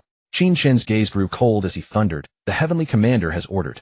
Encircle and slay demons. Should you continue to feign deafness, do not blame me for being impolite." At these words, Lu Qianjiang hastily straightened up, panic-stricken, as he turned to look at Qin Chen and asked, "What did you say?" Qin Chen met Lu Qianjiang's gaze and replied calmly, "Accompany me to encircle and slay demons." "Not that part." Lu Qianjiang shook his head, his brow furrowed with distress. After a moment's thought, Qin Chen cast a peculiar look at Lu Qianjiang and said, "The heavenly commander has ordered, encircle and slay demons." Upon hearing this, Lu Qianjiang instantly snapped to full alertness and blurted, "Everyone who was sleeping, wake up. We're going to encircle and slay demons." Observing Lu Qianjiang's reaction, Qin Chen was taken aback. It was his first time witnessing Lu Qianjiang display such fear and agitation. Could it be that Lu Qianjiang is afraid of that little chubby child? Qin Chen felt an urge to laugh as this thought crossed his mind. Yoning Street. Several figures silently infiltrated a residence, their leaders sword-like brows and star-bright eyes revealing a handsome and spirited countenance. Clearly Qin Chen. The owner of this residence had quietly departed under the arrangements of the Jing's Hafa constables. Qin Chen would temporarily use this place as his base. Standing in the courtyard, his gaze swept across the layout, familiarizing himself with the terrain.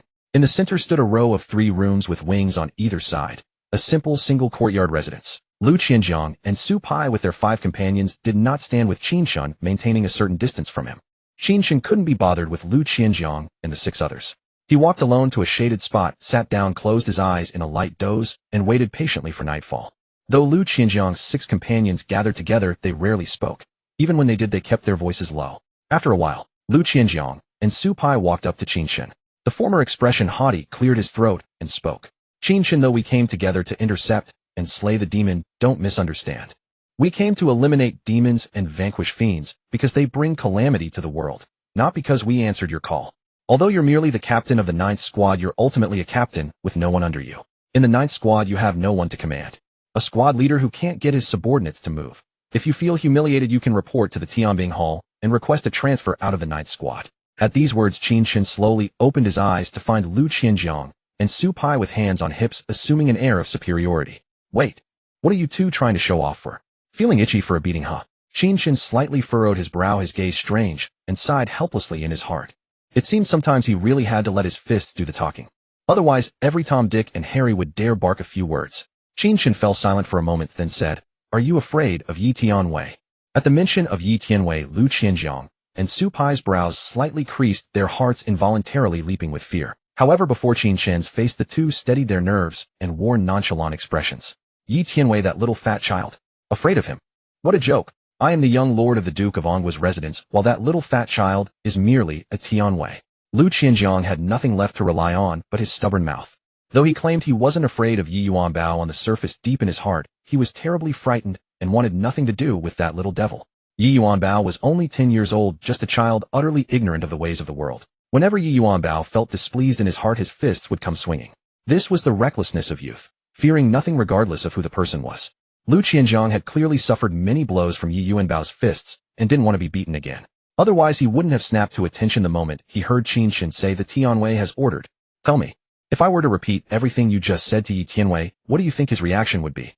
A cold smile formed at the corner of Qin Chen's mouth. Lu Qianjiang's lips twitched, his expression slightly darkened, and he became somewhat flustered. Su Pai cast a somewhat sympathetic glance at Lu Qianjiang, thinking to himself, "Boss, why did you have to brag like that?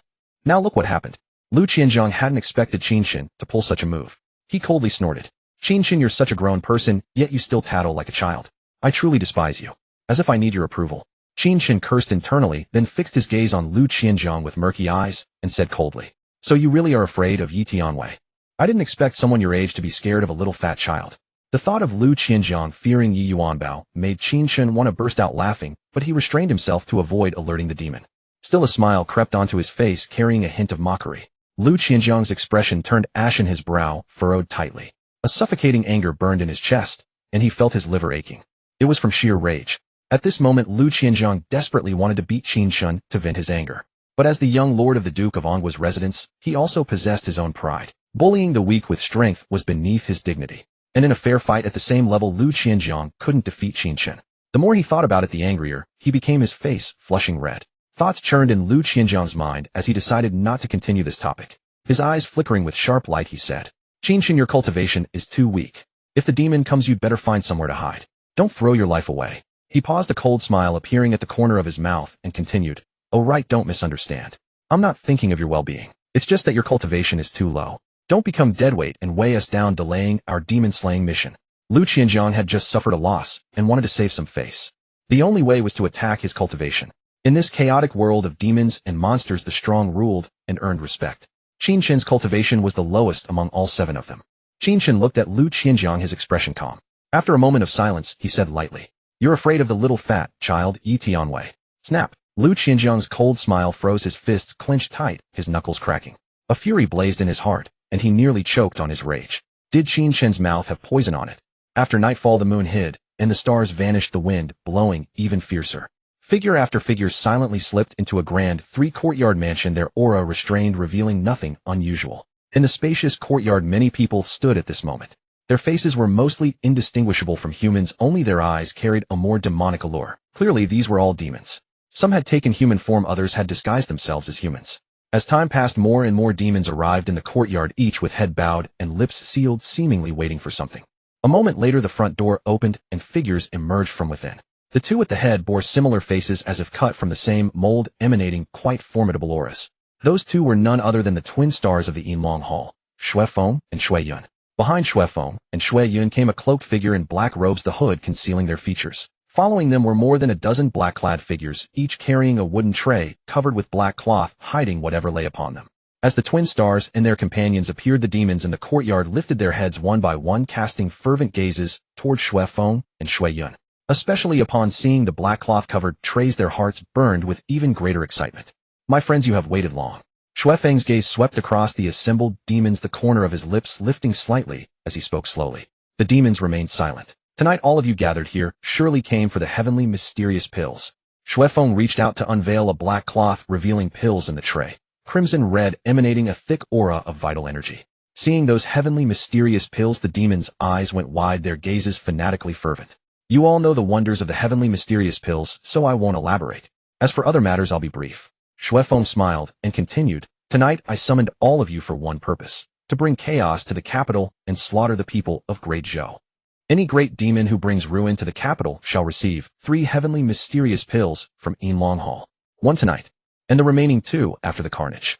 Hearing Shui Feng's words, the assembled demons' hearts surged with excitement, their faces breaking into uncontrollable smiles. The heavenly mysterious pills contained incredibly rich blood qi refined from numerous living beings imbued with vital energy. Demons cultivated overwhelming blood qi, making the heavenly mysterious pills precious cultivation treasures for them. If a demon of the divine mansion realm refined 1 heavenly mysterious pill, with a bit of luck their cultivation could advance by an entire minor realm, let alone 3 heavenly mysterious pills. Even great demons of the nirvana realm would be quite tempted by the heavenly mysterious pills. Demons possessed far longer lifespans than humans. Yet most demons' cultivation talents were mediocre, requiring vast spans of time to cultivate their blood qi. A single supreme quality heavenly mysterious pill could rival decades of a demon's cultivation of blood qi. "Anyone who wants the heavenly mystic pill, step forward." Shui Yun advanced and shouted in a clear, resounding voice. The next moment, hordes of impassioned demons rushed forward, plunging the scene into chaos. Some demons hesitated for a moment, then steeled themselves and swarmed forward as well. "Give me a heavenly mystic pill. A heavenly mystic pill for me. I'll go wreak havoc on the capital." The demons stretched out their arms, unwilling to wait any longer to obtain the heavenly mystic pill. In the Great Zhou capital, there were many powerhouses. Any demon causing chaos would inevitably be slain by Great Zhou's experts. It could be said to be licking blood from a blade's edge. But on the path of cultivation, what one fights for is the great Tao, and what one defies is heaven's mandate. When it is time to stake everything, one must still stake everything. Wealth and honor are won through danger. The greater the waves, the more valuable the fish. But among demons, too few knew the art of pill refining, so obtaining even a single pill was no easy feat. In the end, the temptation of the heavenly mystic pill was simply too great. Even Shui Pengzi, the white-bone demon lord, and Mo Sha, 3 great demons, stepped forward. Seeing the demon's frenzy, Shui Feng smiled lightly and waved his hand. The black-robed men carrying wooden trays stepped forward, lifted the black cloth, then grabbed handfuls of heavenly mystic pills and distributed them one by one. The Hidden Dragon Hall was a behemoth of a force in the martial world. Even with pills right before their eyes, the demons dared not kill and steal. If they made such a move, the Hidden Dragon Hall would unquestionably hunt them down with relentless fury. Besides, the demons still wanted the remaining 2 heavenly mystic pills. One after another, those who got a pill retreated with beaming smiles, clutching it like a priceless treasure. Then they each opened their palms and stared at the heavenly mystic pill brimming with dense blood, chi, their eyes fixed and burning with fervor. While the demons were still elated from obtaining their pills, 3 demons exchanged glances and understood one another with tacit intent. Those 3 demons quietly hid the heavenly mystic pills in their sleeves, and at the same time took out a crimson pill from within their sleeves. However, it was not a heavenly mystic pill. The 3 demons hardened their eyes, swallowed the crimson pills in one gulp, and scorching medicinal force instantly exploded in their bellies. Why can't I breathe? One demon clutched its neck with both hands, struggling to breathe, its expression agonized. Fake. The pills are fake. Don't eat them. Those are poison pills. Those people aren't from the hidden dragon hall. We've fallen into their trap. Another demon was likewise in agony, its eyeballs bulging, its face pale, as streaks of crimson blood spread from its neck to its face, a horribly terrifying sight. The remaining demon collapsed to the ground, rolling its eyes, blood leaking from the corner of its mouth, and convulsing without pause. With those cries, the demons in the courtyard were stunned and stared at the 3 demons in shock. What's going on? These pills are not heavenly mystic pills, but poison pills. Seeing this, the Fengyun twins and the others were also alarmed, strange expressions appearing on their faces. They had clearly taken out heavenly mystic pills. How could they possibly be poison pills? Shuefeng turned his head and saw that a few heavenly mystic pills remained on one black-robed man's tray. He raised his hand and waved it lightly, and several heavenly mystic pills flew into his palm. Shuefeng studied the pills in his hand carefully, and doubt unconsciously rose in his heart. The pills were indeed heavenly mystic pills, so what had happened to those demons? Villains, you have harmed me. Give me back my life. One demon shouted loudly, feigning barely restrained agony, as surging blood, chi, burst from its body and charged at the Fengyun twins while bellowing, "You treacherous, vile scoundrels! You gave me poison pills. Even if I die, I'll drag you down with me." Seeing this, Shuefeng's gaze sharpened. A fierce sword intent seemed to flow in his eyes as he raised his hand and swept it lightly. A sword light blossomed in the night. The demon was instantly sent flying backward, a bloody hole pierced through its waist, blood drenching the void. Bang! The demon crashed to the ground and did not move again, its life or death unknown. Seeing this, the surrounding demons instantly bristled with fury, erupting with wave after wave of immense blood chi. Before everyone's eyes, a demon had been killed. Moreover, they had been lured here by poison pills and struck down. How could this be endured? Some demons were even so furious that they crushed the heavenly mystic pills in their hands. Whether the pills were heavenly mystic pills or poison pills, with the lesson of those 3 demons right before them, they did not dare to test the pills on themselves. Damned humans! I'll tear you to pieces. The demons rose up in fury and charged at the Fengyun twins and the others, and the scene descended into chaos. Seeing more than 100 demons surging at them, the Fengyun twins' expressions changed slightly, their brows deeply furrowed. However, their minds remained composed, unflustered. Those pills are not poison pills, they are heavenly mystic pills. Spiritual energy surged endlessly from Shuefeng's divine palace. With a cold, sinister gaze, he shouted, "If you don't believe me, swallow one and see for yourselves. You still want to trick me into eating a poison pill? Do you take me for a fool?" A demon suddenly leaped up, raising its arms high. Its arms swelled violently, muscles bulging, as it smashed down at Shuefeng like 2 great hammers descending from the sky, courting death. Shuefeng's eyes turned icy, and he swept his hand. A sword light shot out from his sleeve, instantly severing the demon's arms and spraying blood across the air. This scene thoroughly enraged all the demons. Over 100 streams of blood chi erupted, enveloping the entire courtyard. In an instant, war broke out. More than 100 demons surrounded the Fengyun twins and the others in a frenzied assault. The Fengyun twins, who possessed Nirvana realm cultivation and had practiced a saint-tier cultivation art, displayed formidable combat strength. When the two fought together, their power was even greater. However, Shui Pengzi, the White-Bone Demon Lord, and Mo Sha, these 3 great demons were no pushovers either, and actually held the Fengyun twins to a standstill. Meanwhile, Qin Chen stood in the courtyard, lifting his gaze to the void not far away. His eyes were clear and bright, like stars. In that void, blood chi filled the air, and spiritual energy churned like a sweeping wind. Lu Qianjiang, Su Pai, and the others also sensed the disturbance nearby. It seems battle has begun over there. Qin Chen's eyes narrowing slightly, he leaped up and landed on the rooftop, his gaze deep, like an endless sea of stars. In his hand, he held the hell-suppressing saber draped in the dark bird robe as he stood against the wind robes, fluttering, radiating a cold, murderous aura. Stealing the spotlight. A creation realm fellow like you should be hiding somewhere at a time like this. What are you doing meddling? If demons come charging at you, can you even stop them? Those demons are all killers who slay without batting an eye. Seeing Qin Chen leap onto the rooftop, Lu Qianjiang's eyelid twitched as anger gradually rose in his heart. He had actually let Qin Chen get one step ahead at this kind of moment, showing off before the crowd and stealing the spotlight. He was the boss of Squad 9 after all. Lu Qianjiang's expression darkened. Unwilling to fall behind, he leaped up, landed beside Qin Chen, and stood tall and imposing. Supai and the others each leaped onto the rooftops and looked into the distance toward where the demons were locked in chaotic battle. In that stretch of night, blood energy filled the air, and the sound of clashing attacks boomed like thunder, whipping up violent winds that howled across the void. Qin Chen, you'd better go hide below. If you insist on putting on a brave show, be careful you don't throw your life away. You're only a creation realm martial artist. Your combat power is too low to kill demons, and you'll only end up a burden. Lu Qianjiang gazed into the distance, his robes flapping loudly in the wind, and sneered. Qin Chen did not look at Lu Qianjiang. With a calm expression and a cold, sharp glint flashing in his eyes, he said mildly, I won't be a burden to you. If demons flee over here later, just go ahead and cut them down. No need to worry about me. Those demons aren't enough to take my life. Lu Qianjiang frowned, turned his head to glance at Qin Chen, and looked rather bemused. Wait a minute. You're just a creation realm martial artist. Do you really have the strength to be this arrogant? And you say those demons can't take your life? You sure love to brag. Who knows where you found your courage? Others may tread carefully around the eldest princess, but those demons won't give her any face. Lu Qianjiang shook his head, gently, unable to keep from sneering inwardly. He believed Qin Chen was relying on the eldest princess behind him, acting fearless and contemptuous of demons. Cultivation isn't high, but the tone certainly is. Lu Qianjiang moved his gaze away from Qin Chen and said flatly, talking big, aren't you afraid you'll overeat yourself? To be young and not unruly is to waste one's youth. Qin Chen's back was straight, his gaze deep, and he said in a low voice, they're just a few demons. One slash of the blades splits them open. What is there to fear? But you. The demons haven't even come yet, and you're already shrinking back. Where is the style of a Divine Palace realm expert? Don't tell me your Divine Palace realm cultivation was just crammed in with pills. Hearing that, Lu Qianjiang frowned, his eyes turning cold as he stared at Qin Chen. With a serious expression, he said, I didn't swallow pills to force myself up. This powerful cultivation of mine was earned through day after day of training. His voice paused. He crossed his arms, raised his chin slightly, and spoke with provocative arrogance. Qin Chen, want to bet? Qin Chen glanced at Lu Qianjiang and said calmly, what bet? Lu Qianjiang curved his lips into a smile and said, you're only a creation realm martial artist while I'm at the Divine Palace realm.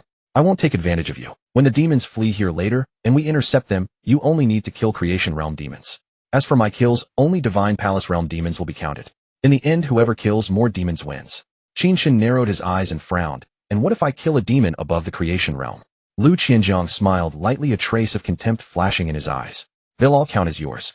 How many demons above the creation realm could Qin Chen actually kill? A few days ago, he had only been at the 9th heaven of the Divine Soul realm. Now, after a breakthrough, his cultivation was at most the 1st heaven of the creation realm. With 1st heaven of the creation realm cultivation, he still harbored delusions of killing heavenly gang realm demons, not to mention Divine Palace realm demons.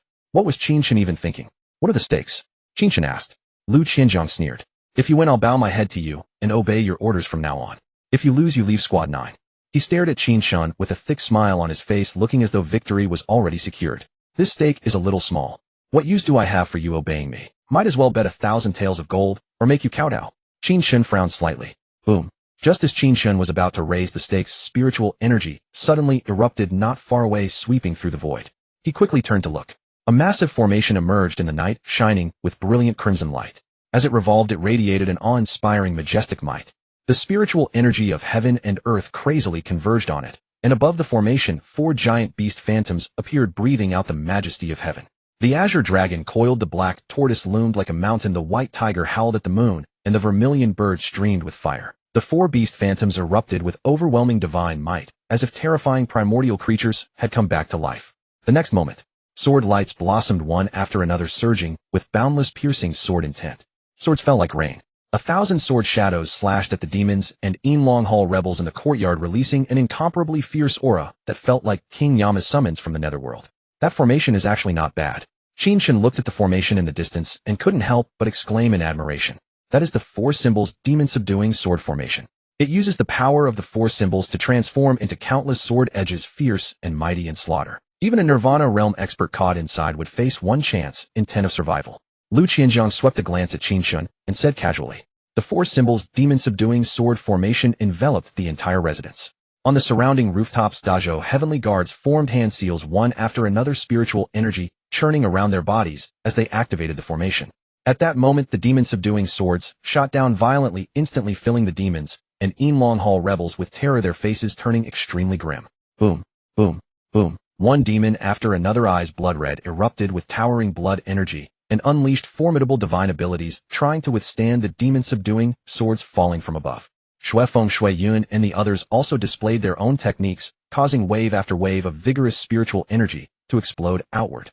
Even so, many demons died beneath the demon-subduing swords, and some Yinlonghal rebels had their bodies pierced by the sword edge.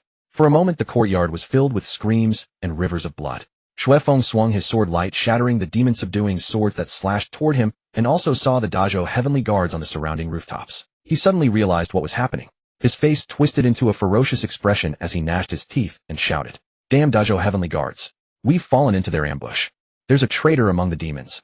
Our secret was leaked. Stop fighting. Everyone stop. Our enemy is the Dazhou heavenly guard. If we keep fighting, none of us will survive."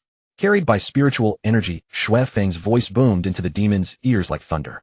But at that moment, how could the demons pay any attention to Shuefeng's words? The demons had already been driven mad by rage and bloodlust, thinking only of killing Shuefeng and his people.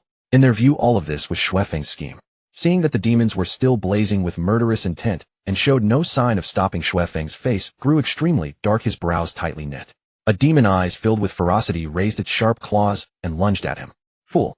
Shuefeng snorted, coldly murderous light flaring in his eyes, and raised his hand with a light wave. A sword light suddenly burst open, dazzling and brilliant. The demon charging with its claws was sliced cleanly in two at the waist by the sword light. Blood and severed entrails gushed out, a horrifying sight. Elderling, the outside is surely full of Dazhou heavenly guards. We should break out now. If we delay any longer, I'm afraid not a single one of us will get away. Shuefeng turned his head toward the black-robed figure and shouted in a deep voice. The black-robed man called Elderling nodded. From the shadows of his hood, a faint, icy light flickered in his eyes. Boom! An immensely powerful surge of spiritual energy erupted from the black-robed man's divine palace, shooting straight into the sky like a pillar. The rolling spiritual energy slammed into the four symbols demon-subduing sword formation, actually shaking it violently.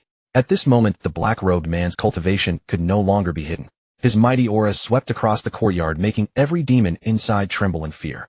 That was the aura of a supreme realm powerhouse. As the aura of the figure in black robes swept through the courtyard like the bitter breath of winter, the demons felt as though icy water had been poured upon their heads, instantly sobering from their bloodlust. A peak-level expert of the heavenly sovereign realm. One whom they could never hope to slay. What folly! With this realization, the demons shifted their focus entirely to the four celestial demon-slaying sword formation. Their eyes burned crimson as blood chi erupted from their bodies with devastating intensity. They could not defeat a heavenly sovereign expert. Their only hope lay in breaking through the formation and escaping with all haste. If they lingered any longer, death awaited them. In the next instant, demon after demon fled in every direction, unleashing waves of attacks upon the sword formation as they scattered in desperation. Torrents of flame, savage thunder, and mystical techniques surged toward the barrier. The four celestial demon-slaying sword formation possessed both lethal offensive power and formidable sealing capabilities, enveloping the entire estate like a massive dome of energy. When those attacks struck the barrier, they sent ripples of spiritual energy cascading outward, causing the shield to shudder violently and crack ominously. Though the four celestial demon-slaying sword formation was formidable, it could not withstand the combined assault of dozens of demons. Most of the remaining demons had reached the peak of the Heavenly Gang realm or beyond, with no fewer than 10 having achieved the Nirvana realm. As for those demons below the Heavenly Gang realm, most lay dead or dying, with few still standing. Channel everything into the formation. It must not fall. A fierce cry rang through the night. Hearing this, the great Heavenly Guard cultivators frantically gathered the spiritual energy within their bodies and channeled it into the sword formation. The four celestial demon-slaying sword formation blazed with brilliant crimson light, hanging in the night sky like a strange blood-red sun. The phantom images of the four celestial beasts let out earth-shaking roars. The formation's power surged dramatically. Immediately, great Heavenly Guard cultivators swooped in from all directions around the estate, their killing intent rising like a tide flooding into the courtyard. Leading them were four commanders, prominently Wu Kuan, Su Poyu, and the others. For this demon extermination operation, every squad had mobilized completely. Beyond the 100-plus great Heavenly Guards maintaining the sword formation, another 300 had charged into the estate itself. 300 great Heavenly Guards rushing into the estate in one wave presented an imposing force. The demons' hearts trembled with fear at this overwhelming display. When Shuefeng, Shuiyun, and their companions witnessed this, their expressions turned ashen, their brows furrowed deeply. A fierce melee erupted throughout the courtyard. Great Heavenly Guard cultivators brandished their hell prison blades with brutal force, hacking furiously at the demons. The demons, with their thick hides and surging blood chi, blocked the blades with their scales alone. Yet demons still fell beneath the hell prison blades, and great Heavenly Guards also collapsed, their necks snapped, lives extinguished in the chaos. Shuefeng and Shuiyun's group found themselves surrounded by great Heavenly Guards. However, Shui Feng displayed terrifying strength, cutting down multiple great heavenly guards in rapid succession. The three of you stay behind to cover our retreat. The Hidden Dragon Pavilion will care for your families well. Shui Feng glanced at the three remaining black-robed figures and barked the order. His gaze then shifted to the heavenly sovereign in black robes. His expression grave, he said, "Elder Ling, we must depart immediately." Though they had a heavenly sovereign at their side, Shui Feng dared not relax even slightly. His only desire was to flee this place with all haste. The black-robed elder nodded slightly. "Follow me, young masters." With those words he moved. The black-robed figure vanished in an instant, shooting forward like wind given form. Shui Feng and Shui Yun hesitated, not at all rushing after him. Leveraging his heavenly sovereign cultivation, the black-robed elder carved a path forward. Every great heavenly guard in his path was swept aside by his sleeves, sent flying through the air. Within moments, the black-robed figure reached the barrier of the sword formation. His 5 fingers clenched into a fist, martial energy swirling around his knuckles. A heavenly sovereign's single punch could shatter even an invisible barrier. His eyes sharp, the black-robed elder launched his fist forward. "Get out of my way." A child's cold, childish voice suddenly rang out. A short, round figure suddenly appeared before the black-robed elder. Tiny fists clenched, he swung forward with all his might. Crash! Their fists collided.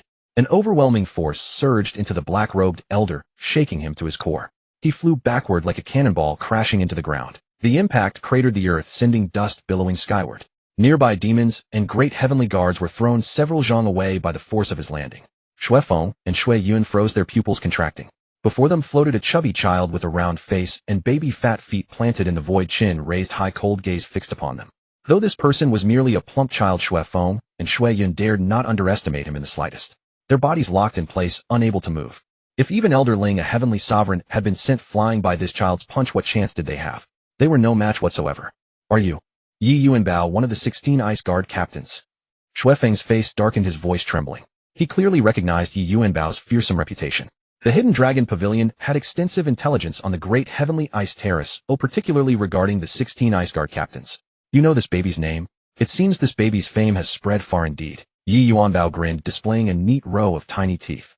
Yet looking at that smile, Shui Feng and Shui Yun felt an inexplicable chill grip their hearts, cold dread crawling down their spines. "Since you know this baby's name, this baby will grant you a whole corpse."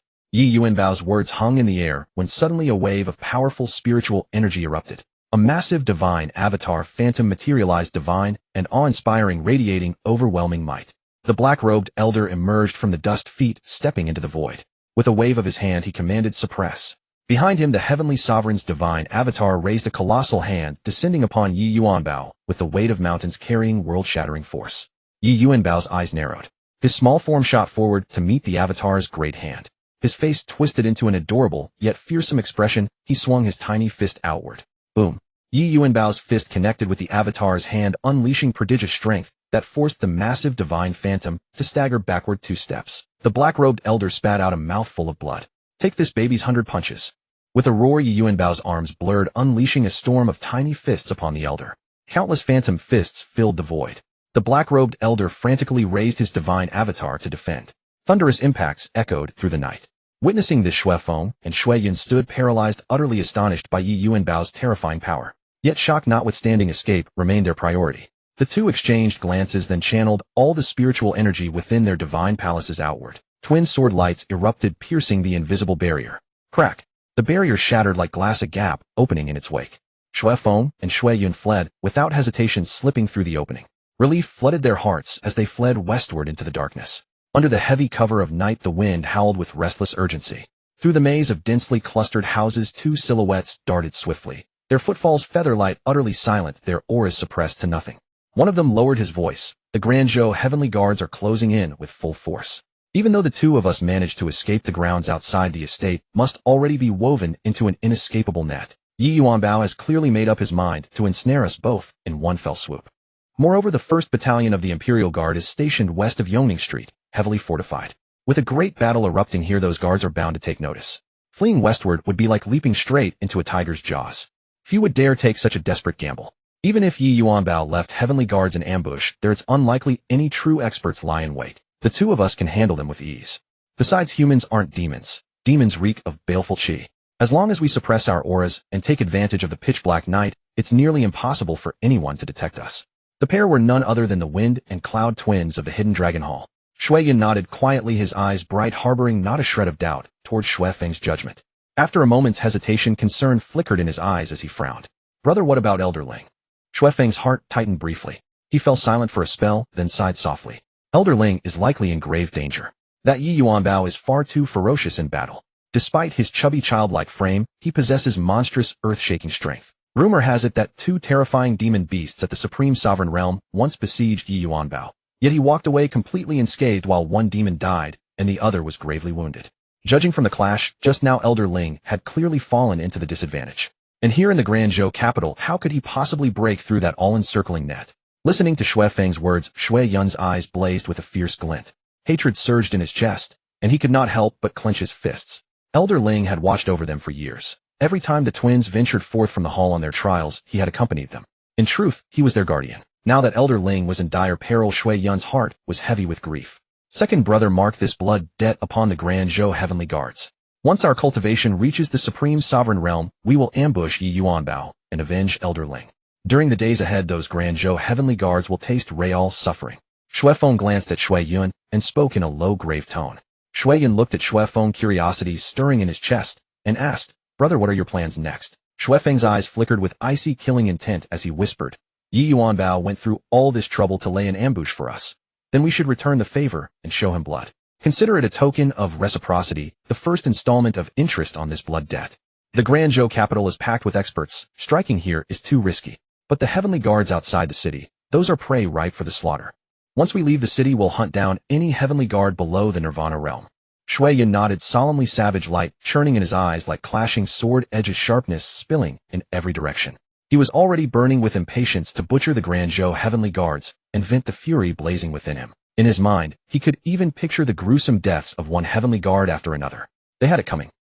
Just then a resplendent saber light bloomed, tearing through the sky like a radiant rainbow. No, not saber light, sword light.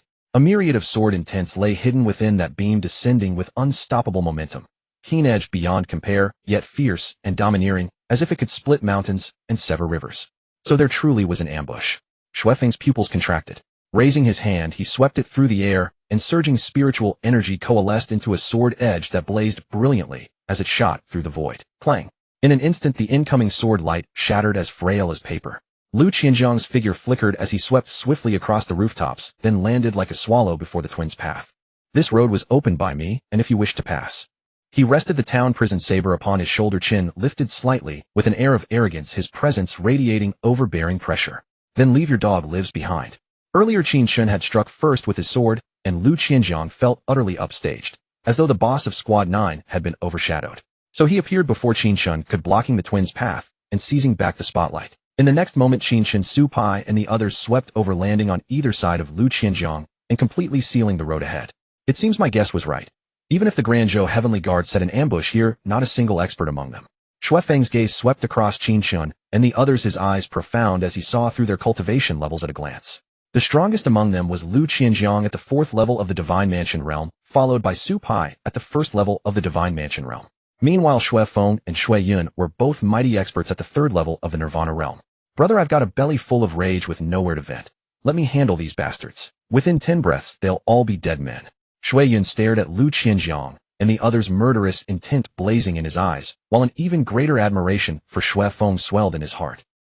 Lu Qianzhang let out a cold sneer, disdain flickering in his eyes. Are you blind? There are only 2 of you, but there are 6 of us on my side. A single man like you wants to kill all 6 of us. What a joke. Actually, there were 7. Lu Qianzhang just hadn't counted Qin Chen. In his eyes, Qin Chen was nothing but a mere mortal at the creation realm with no real combat power. Simply not worth mentioning. Besides, Shuefeng and Shui Yun had deliberately suppressed their auras just now, so Lu Qianzhang had no way of seeing that they were Nirvana realm experts. Qin Chen glanced at Lu Qianzhang and gave a slight shake of his head, inwardly complaining, are all the spoiled brats in the capital this stupid? Those 2 are clearly no pushovers. Otherwise, how could they have escaped the 4 symbols demon-slaying sword formation?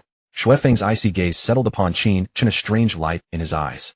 Though this man was only at the creation realm, he inexplicably gave Shuefeng an unnerving sense of danger. He nodded slightly and commanded in a low voice, end this quickly. Don't attract the attention of the Imperial Guard stationed over there. Even as he spoke, Shuefeng's gaze remained fixed on Qin Chen. I've always been quick. A cold smile curled at the corner of Shui Yun's mouth as he let out a soft shout. The next instant, a surging torrent of spiritual energy erupted from his body, condensing behind him into dozens of sword edges. Lu Qianjiang immediately felt an overwhelming pressure bearing down upon him. His face changed dramatically, his brows knit tightly, and his expression turned grim to the extreme. That's the aura of the Nirvana realm. Aside from Qin Chen, Su Pai, and the other four all felt a sudden chill run down their spines, their scalps tingling as thick dread surfaced in their eyes. A Nirvana realm expert. This was not a force they could contend with. They were well and truly screwed. Qin Chen, however, remained perfectly calm, neither alarmed nor afraid, as if he had expected all of this. And his reaction did not escape Xue Feng's notice. That one shows no surprise at all, not even a hint of fear. A flicker of suspicion rose in Xue Feng's heart. At this critical moment, Lu Qianjiang did not overthink. Determination flashed through his eyes, and he decided on the spot, Su Pai, get out of here now. And Qin Chen, you run too. I'll stay behind to hold them off. The opponent was a powerhouse at the Nirvana realm. Lu Qianjiang knew that even if all of them joined forces, they would not be enough to kill him. At this moment, the only option was to flee.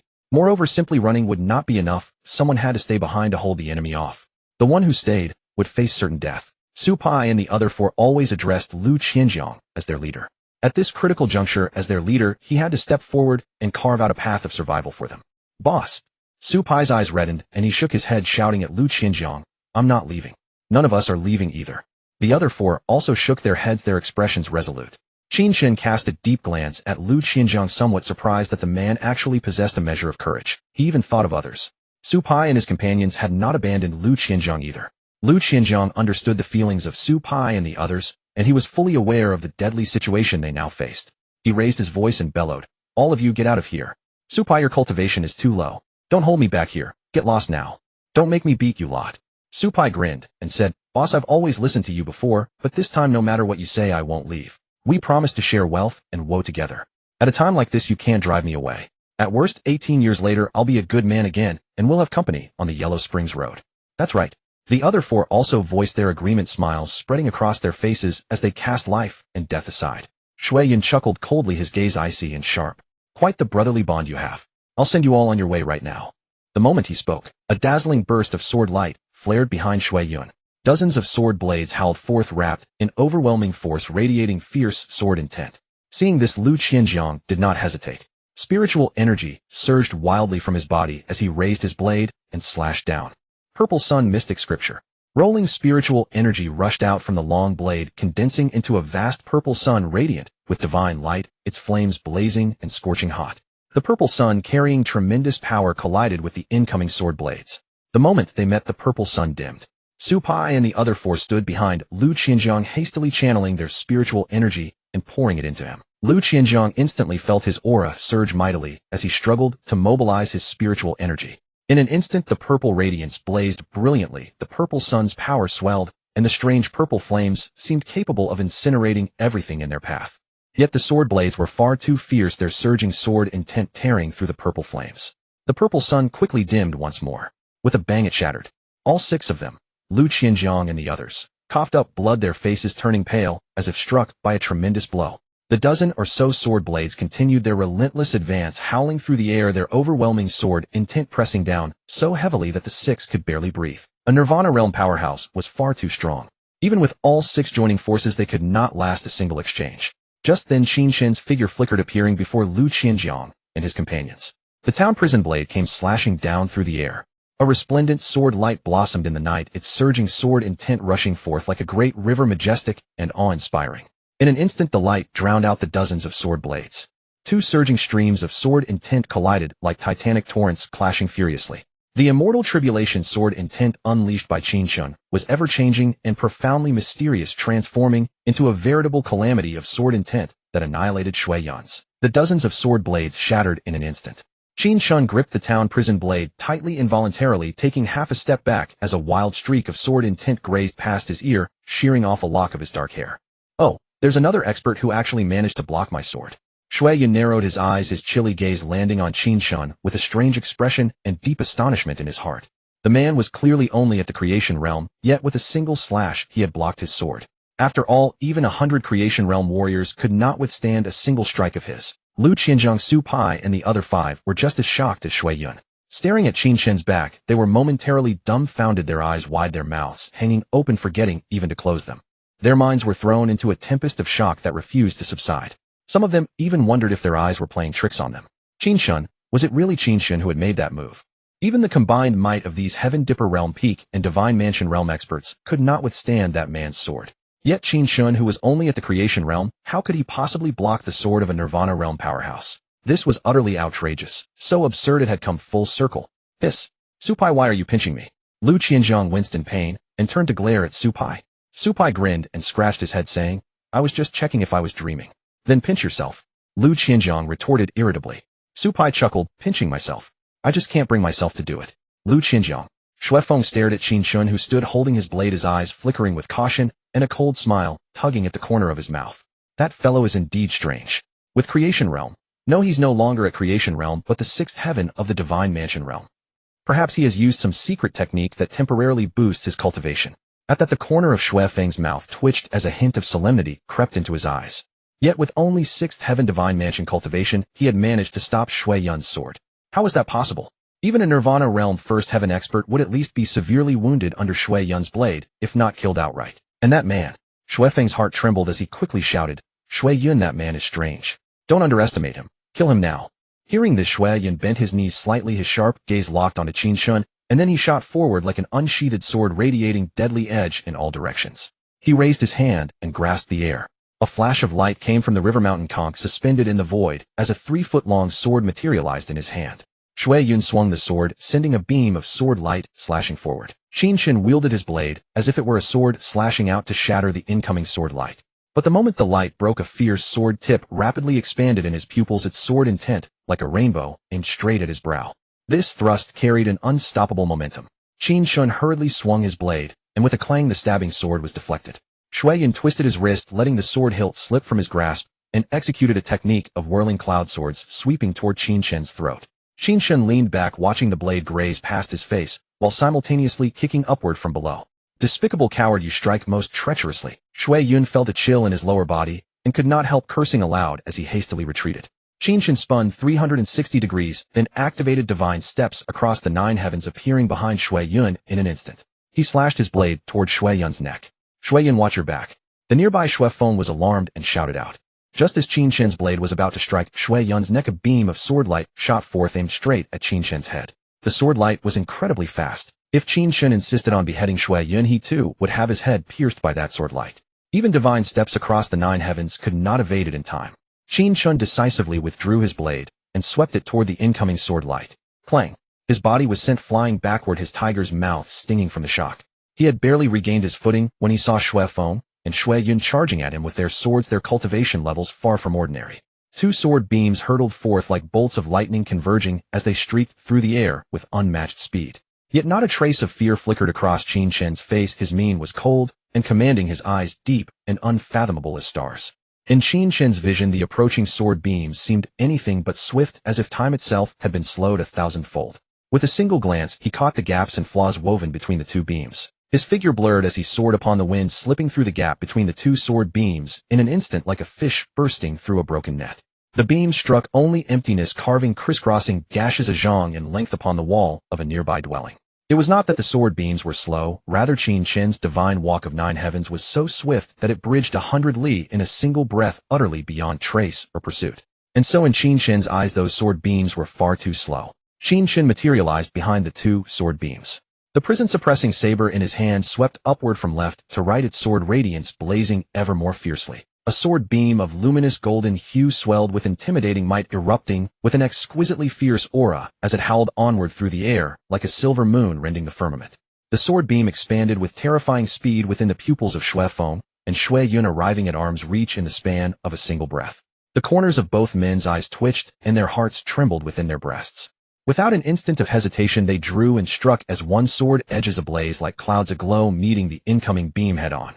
Torrential spiritual energy surged like rivers in flood, exploding outward from their Dantian divine palaces. Boom!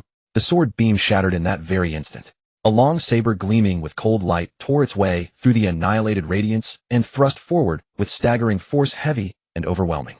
Countless sword intents rippled along the saber's edge, keen beyond measure, slashing straight for the necks of Xuefeng and Shui Yun.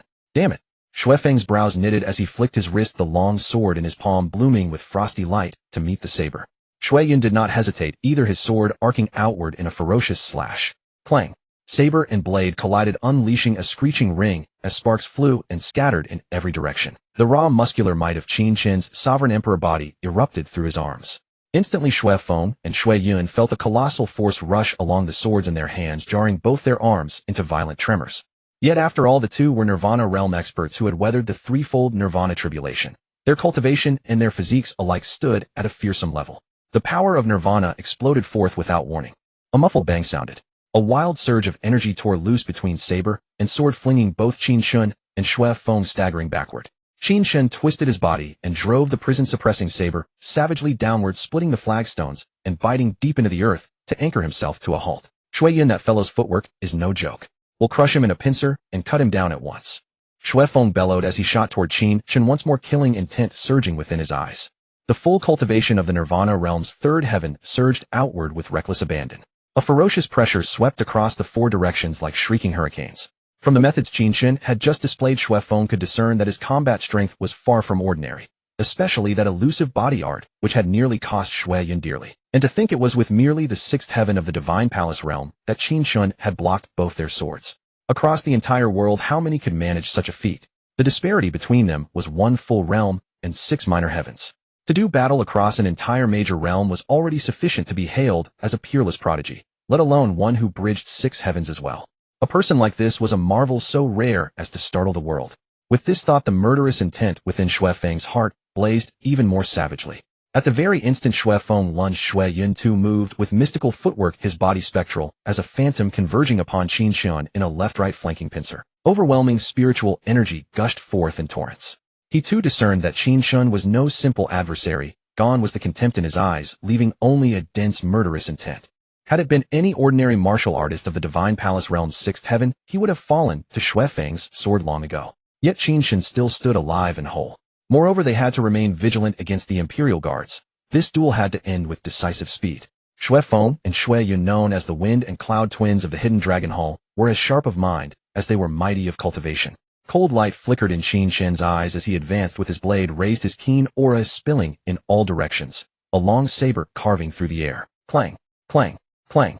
In the twinkling of an eye, saber clashed with sword, sparks scattered in showers and waves of incomparably fierce sword intent raged and rampaged, saber glow and sword light flickered like stars. The three exploded into a savage battle. Xue Feng and Xue Yun's attainments in the way of the sword were no trifling matter. The arts they unleashed had arrived at the realm of perfection, their swordplay gorgeous and dazzling enough to bewilder the eye. With both standing at the 3rd heaven of the Nirvana realm and being twin brothers to boot when their strength was joined. Even an expert of the 4th heaven of the Nirvana realm could be slain by their combined assault. As for Qin Chen, he channeled the immortal tribulation sword art through the prison-suppressing saber, every stroke broad and bold, heavy and mighty, domineering, yet still exquisitely keen. All the more so the immortal tribulation sword art was subtle beyond measure. Each slash seemed to hold the world-ending force of tribulation itself. Add the divine walk of 9 heavens into the mix, and no matter how Xue Feng and Xue Yun combined their strength, they could not seize the faintest scrap of advantage beneath Qin Chen's blade. Instead, they only swallowed a bellyful of futile rage. For Qin Chen, his evasion had long been stacked to the limit. How could the swords of Xue Feng and Xue Yun possibly lay a finger on him? Off to the side, Lu Qianjiang and his 5 companions watched with mouths agape and scalps prickling. They had never dreamed that Qin Chen could fight 2 Nirvana realm powerhouses to a standstill. Utterly terrifying. Boss, are we just going to stand here with our hands folded? Supai couldn't help but swallow hard, his face somewhat dazed, the words spilling from his lips. Qin Chen is too ferocious man. With merely creation realm cultivation, he can actually go toe-to-toe with 2 Nirvana realm experts. And that saber technique of his is pretty remarkable too. Supai's mind was churning in upheaval, so shaken by the power Qin Chen had unveiled that he had no chance to think it through carefully. He still took Qin Chen for a creation realm cultivator. Lu Qianjiang raised his hand and delivered a knock to Supai's head, watching Qin Chen with a complex look as he said with irritation, creation realm fighting Nirvana realm. Supai, are you stupid or something? The cultivation Qin Chen is revealing right now is the 6th heaven of the Divine Palace realm, not the creation realm. The distance between creation and Nirvana is too enormous. How could the two possibly do battle? I know you're all shocked. Qin Chen's true cultivation is only at the creation realm. He must be performing a secret art to briefly elevate his cultivation. At this, Lu Qianjiang paused, his gaze fixed steadily on Qin Chen, his mood somewhat complicated. A secret art that temporarily hoisted one's cultivation counted as a death-defying trump card for those cornered in a hopeless situation. Invariably, one paid a steep price for its activation. Light cases meant severe wounds, grave ones meant death. or being shackled from ever advancing further for the rest of one's life. Lu Qianzhong had not expected Qin Chen to step forward at a time like this, not after the way they had treated him before. He fell silent briefly, then added in, "What Qin Chen is executing is a sword art, not a saber art." As the boss of their six-man squad, Lu Qianzhong's eyesight was far from weak. He could tell that what Qin Chen wielded was a sword art. A sword art. But he's clearly using a saber. Su Pai frowned. Smack. Lu Qianzhong delivered another knock to Su Pai's head, sniffing. Who said you can't execute a sword art while holding a saber? Su Pai. Lu Qianzhong's gaze turned slightly sharp as he went on. As for Qin Chen's situation, what else can we do besides stand and watch? If we barge in rashly, we may only make Qin Chen lose focus and end up holding him back instead.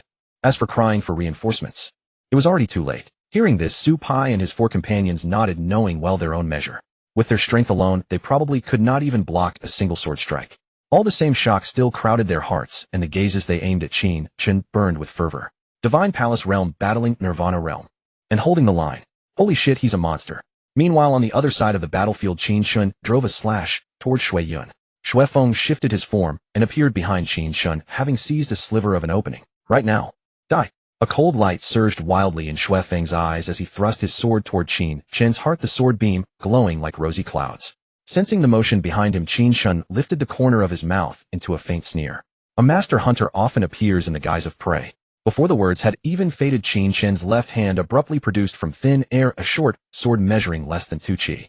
The Wanglong sword came out. A resonant ring resounded from the blade. In that instant, surging sword intent erupted in waves. Qin Chen slightly inclined his body, his right hand sweeping the prison-suppressing saber downward with savage force to meet Shui Yun's long sword. His left hand reversed its grip on the Wanglong sword and slashed upward in a brutal diagonal cut, the surging sword intent like a vast river. A beam of swordlight shot forth like a rainbow, dazzling and splendid.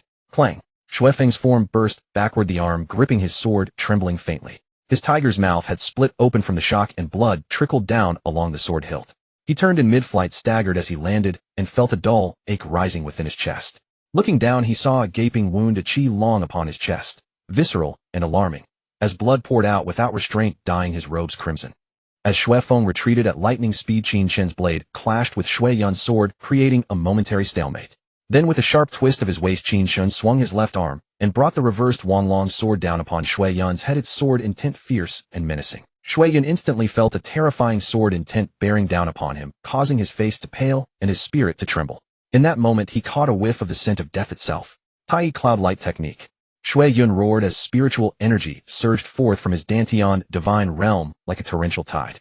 In an instant, brilliant white light erupted from Shui Yun's body, as though he were shrouded in ethereal cloud radiance. The Wanglong sword descended, striking against the cloud light, as though encountering an ironclad wall, yet its surging sword intent erupted with relentless force, piercing through everything. The sword intent filled the heavens. In the next instant, the cloud light dimmed. Shui Yun's body convulsed as he staggered backward. 2.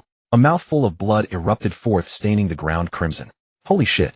If that's a human, I'll eat. Seeing Shui Feng and Shui Yun bleeding profusely, Su Pai's eyes bulged wide, his mind going completely blank as the words slipped out instinctively.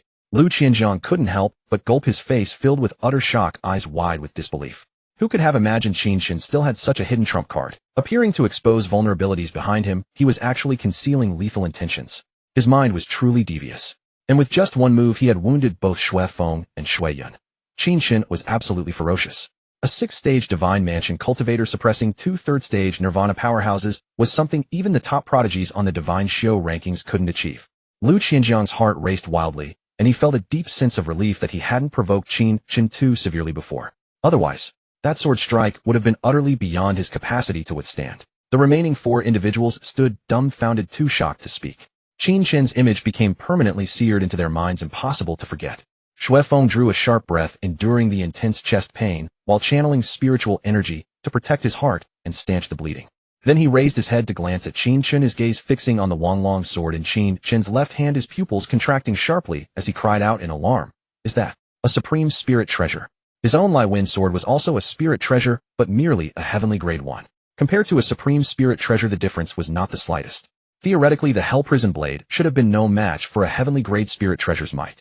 Yet Qin Chen, leveraging the divine Xinxing Jiutian technique, with its mystical movement, managed to dodge virtually all attacks from Shui Feng and Shui Yun. Even in direct blade clashes, he struck only when spotting weaknesses, targeting those vulnerabilities with precision.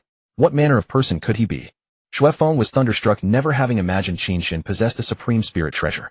Such artifacts would make even Dao realm experts green with envy, yet here one appeared in a creation realm martial artist's hands. Could he be a prince of great Zhou? Just as this thought crossed Xue Feng's mind, Qin Chen flickered and instantly materialized beside Xue Yun, intent on pressing the advantage while his enemy was wounded. A single sword stroke aimed directly at the throat. Xue Yun hastily raised his sword in defense, the Zhiyun's sword in his grasp emanating a cold, razor-sharp sword intent. Clash! Xue Yun's right hand trembled violently, his tiger's mouth split open. He performed a backward flip and retreated swiftly. You cannot escape. Qin Chen coldly smiled, his form vanishing and reappearing behind Xue Yun. Another sword swing. The blade's sharp edge tore through Xue Yun's protective aura, leaving a long gash across his back as blood immediately welled up and spilled forth. Arg! Xue Yun let out a miserable shriek. Fighting through the searing pain, he spun around and slashed with his sword, a blade of light shrieking through the air. But it struck only empty space, cleaving through a wall of a nearby dwelling. Meanwhile, Qin Chen had already materialized behind Xue Yun, once more delivering another devastating strike that splashed blood everywhere. It nearly spattered across Qin Chen's face. The hell-prison blade could not penetrate Xue Yun's defensive barrier, which explained why the latter had remained unscathed thus far. But now the Wanglong sword sliced through that ironclad protection effortlessly. Xue Yun. Hearing Xue Yun's anguished scream, Xue Feng's heart clenched with anxiety. He snatched up his sword and charged forward with lightning speed. The Lai Wen sword aimed directly at Qin Chen. Spotted Xue Feng's incoming assault, Xue Yun gritted his teeth and held his ground, swinging his sword toward Qin Chen in an attempt to divert his attention. Qin Chen cast a dismissive glance at Xue Yun, a cold smirk playing across his lips. The calculations were precise, yet he'd encountered someone he shouldn't have. Xue Yun's eyes blazed with killing intent as his sword blade descended only to find empty air. A sword aura gouged deep furrows into the stone ground beneath him. Unexpectedly, Qin Chen materialized beside Xue Feng, unleashing another devastating strike. Rip! Before Xue Feng could register what happened, the sound of blade-piercing flesh echoed, and a searing pain ripped through his right side. Xue Feng scowled and swung his sword toward Qin Chen. Qin Chen vanished in an instant, only to reappear on Xue Feng's left flank, delivering another brutal strike. The sword tore through his left waist. Damn it! Xue Feng snarled through gritted teeth, fury mounting. Boom! A wave of overwhelming force exploded outward from his body, sending Qin Chen tumbling back dozens of feet. Yet no sooner had Qin Chen steadied himself than he vanished again, streaking toward Xue Yun while executing the Xinxing Jutian. After landing several strikes, he switched targets to Xue Feng. Thus, leveraging his eerie mobility, Qin Chen flickered endlessly between Xue Yun and Xue Feng, methodically carving wound after wound across their bodies. His strikes were precise, never quite lethal. But the pain was undeniable, causing Xue Feng and Xue Yun's complexions to shift between ashen and flushed with each gash. Their rage burned uncontrollably, frustration mounting to a boiling point. Most bewildering of all, the opponent clearly had opportunities to kill or severely wound them, yet chose not to. Because Qin Chen was torturing them, channeling his fury toward the Shadow Dragon Palace onto these two. Xue Feng clenched his teeth against the searing pain, a resolute gleam flickering in his gaze. He glanced upward at the crescent moon overhead, then cast a knowing look toward Xue Yun. Xue Yun's expression hardened, understanding instantly. The two stood back to back, alert and listening. Tai Light Sword Verse. Tai Su Sword Cannon. The two roared in unison, spiritual energy surging around them as their swords blazed with brilliant light, cold radiance spreading in all directions. The overwhelming sword intent instantly engulfed the entire street. In the next instant, both thrust their blades toward empty air. Sword radiance flooded the space just as Qin Chen materialized. Witnessing this, Qin Chen brought both blade and sword down simultaneously. Clash! Weapons collided, unleashing a torrent of overwhelming sword intent. The three entered a momentary standoff. At that instant, a figure emerged from the overlapping shadows of Xue Feng and Xue Yun's sword, energy sharp as a rainbow. One precise strike pierced directly through Qin Chen's heart. The world knows of the Shadow Dragon Palace's twin stars, but few realize there's actually a third member. The Shadow. Because everyone who has encountered the Shadow has perished. Seeing Qin Chen's heart pierced through, Xue Feng exhaled deeply, a cold smile spreading across his face. Yet the smile had barely formed when it froze solid. Blood. Why isn't any blood flowing? Huh. The Shadow's sword pierced straight through Qin Chen's heart, its force enough to shatter the heart into pieces. Yet Xue Feng's nerves were taut, his expression grim, and an inexplicable chill crept up his spine. He did not see Qin Chen bleed. The sword blade had a blood groove, a thrust through the heart would surely have sent blood flowing along it. This is wrong. Xue Feng suddenly felt his hands and feet turn cold, a shiver running through him, as if he had been plunged into an icy abyss. Qin Chen, Lu Qianjiang, and the other five beside him saw Qin Chen struck by the sword, and their faces changed drastically. Their brows were tightly knit, their hearts ablaze with anxiety. Their hearts leapt into their throats, and worry filled their eyes. Though they had not seen eye to eye with Qin Chen before, it was Qin Chen who had just now used a secret art and stepped forward to shield them. That was how the 6 of them had been protected for the moment. They were all grateful to Qin Chen, and remembering their earlier behavior, they wished they could slap themselves a few times. Now, no one had expected the Wind Cloud twins to be so treacherous, actually hiding a shadow assassin in ambush to strike with a sword. Supai, come with me to save him. Lu Qianjiang did not hesitate. A look of determination flashed in his eyes as he bellowed. Boom! A surge of mighty spiritual energy erupted from Lu Qianjiang's body and swept through the street. Yet compared with Xue Feng and Xue Yun, it was far weaker. Now that Qin Chen was in danger, Lu Qianjiang had no intention of being a coward. He was ready to fight with all his might, even though he did not have even a tenth of a chance. Supai did not flinch either. His expression was solemn, his gaze sharp, and his body also erupted with mighty spiritual energy, the imposing might of the first level of the Divine Mansion realm surging outward. Among the 6, only Lu Qianjiang and Supai were at the Divine Mansion realm, so Lu Qianjiang called only Supai. The remaining 4 were merely at the Heavenly Gang realm, far from being a match for Xue Feng and Xue Yun. Lu Qianjiang reached into the void and drew out an ink-black long spear, its spearhead gleaming with a cold light, seeming incomparably sharp. He gripped the spear tightly and was just about to dart forward when he suddenly froze, grabbing Supai's shoulder. It seemed he had sensed something wrong. Lu Qianjiang saw Qin Chen's figure gradually growing illusory, as if his body were being torn apart by the wind. An afterimage. Xue Feng's pupils abruptly contracted, horror flashing in his eyes. His mind shook violently, and a wave of overwhelming cold surged up from the depths of his heart, sweeping through his entire body in an instant. His mind was churning, and an incomparably intense sense of crisis was frantically warning him. At this moment, Xue Feng caught the scent of death, almost swallowing him whole. Xue Yun, fall back. No, run. Without the slightest hesitation, Xue Feng roared as fierce fear surged in his heart, wanting to flee this street, to get far away from Qin Chen. He and Xue Yun had originally planned to unleash a mighty sword technique, putting on the appearance of a desperate struggle while secretly concealing a killing move. At the same time, they would seal the void with countless sword intents. When the weapons of the 3 clashed, the shadow would then silently strike out with a single sword to finish Qin Chen's life. Who could have known that Qin Chen's movement art was so bizarre that he would still manage to dodge it? That fiend is truly uncanny. Brother, I can't move. Xue Yun's brows were tightly knitted, his expression grave and panicked, and he hurriedly shouted to Xue Feng. Watching helplessly as Qin Chen's afterimage faded, Xue Yun also realized how uncanny Qin Chen was, and intense fear surged within his heart. He had just tried to pull back and leave the street when he found that his body could not move in the slightest, as if his whole person had been bound by a terrifying force. Hearing those words, Xue Feng's heart trembled, and his face turned grim. Immediately after, he too felt his body go stiff. His hands and feet could not move, and his legs seemed to have taken root in the earth, becoming incredibly heavy. Even the ink-black shadow could not move, as if it had been nailed to the void by countless sword intents. Xue Feng hurriedly circulated his spiritual energy, trying to break free from the restraint, but it was futile. He could sense an extremely terrifying force of sword intent bearing down like a surging river, imprisoning his body. Rebel of Yinlong Hall, I have a sword to grant you death. A cold shout rang out across the night sky, thick with rage and murderous intent. Hearing the voice, Xue Feng and Xue Yun looked up, their eyes widening violently, as if they had seen something utterly horrifying. Qin Chen stood proudly in the void, treading on strands of sword intent.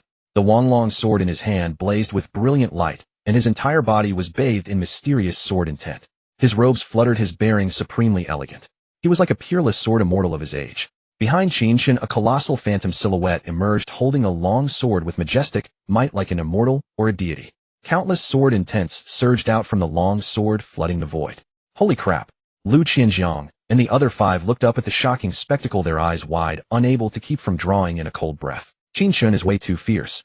With only cultivation at the 6th level of the Divine Mansion realm, he could actually unleash such terrifying means.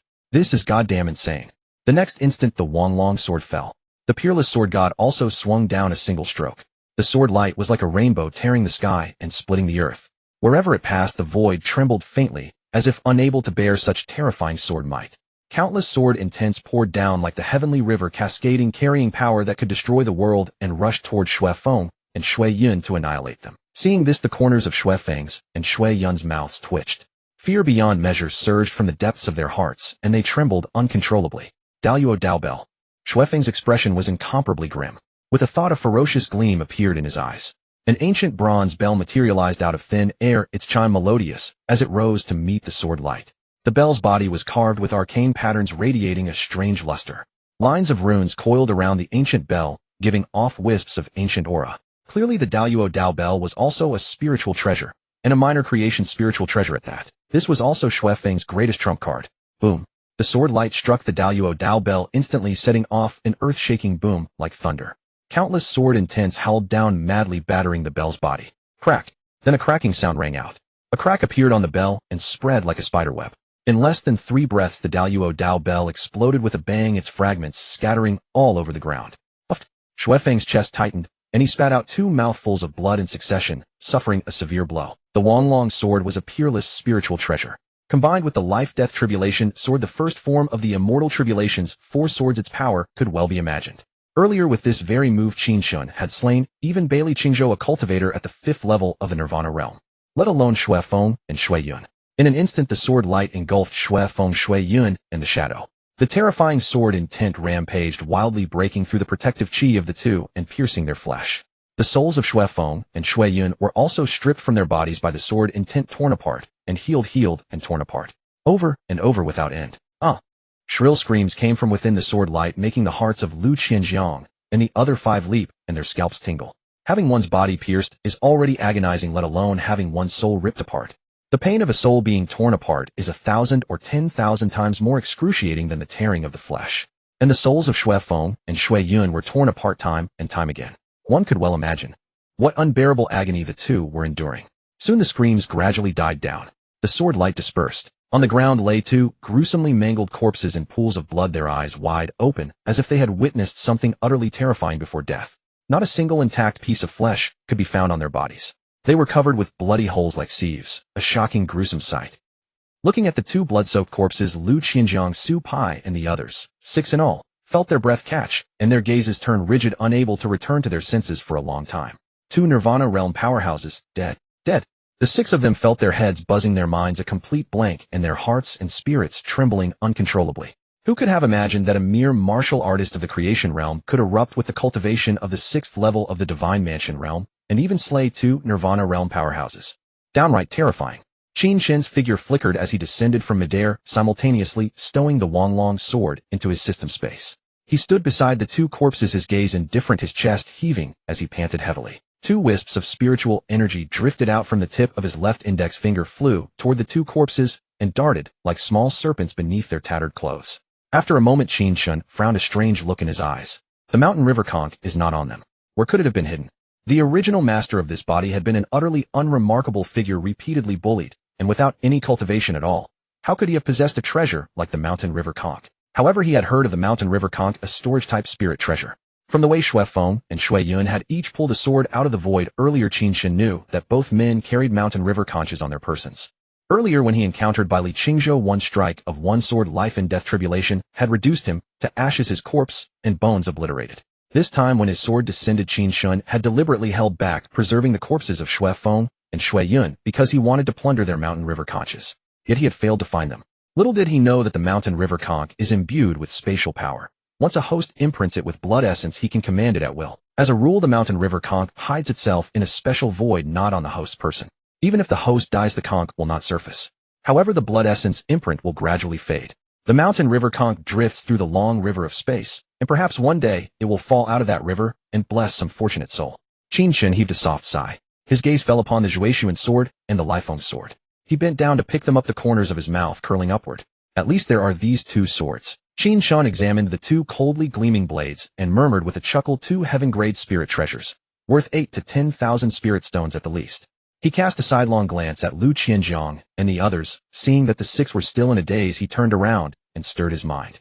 The reincarnation poison cauldron materialized out of thin air, its lid slightly open, releasing a strange mysterious force that drew the 2 swords into its interior. In the next instant, the reincarnation poison cauldron disappeared and returned to the system space. Since the system space could only store system items and Qin Chen had no mountain river conch, he could only use the reincarnation poison cauldron to store his spoils temporarily. The reincarnation poison cauldron could be large or small, and within it even contained a small space. After putting away his loot, Qin Chen gripped the Jinyu saber and turned to walk toward Lu Qianjiang and the others. Cough, cough. Qin Chen walked up to Lu Qianjiang and coughed twice. Lu Qianjiang suddenly snapped back to his senses and looked at Qin Chen before him, his expression complicated and strange. Qin Chen looked at Lu Qianjiang and said slowly, "You all keep watch a little longer. I need to find a place to regulate my breathing."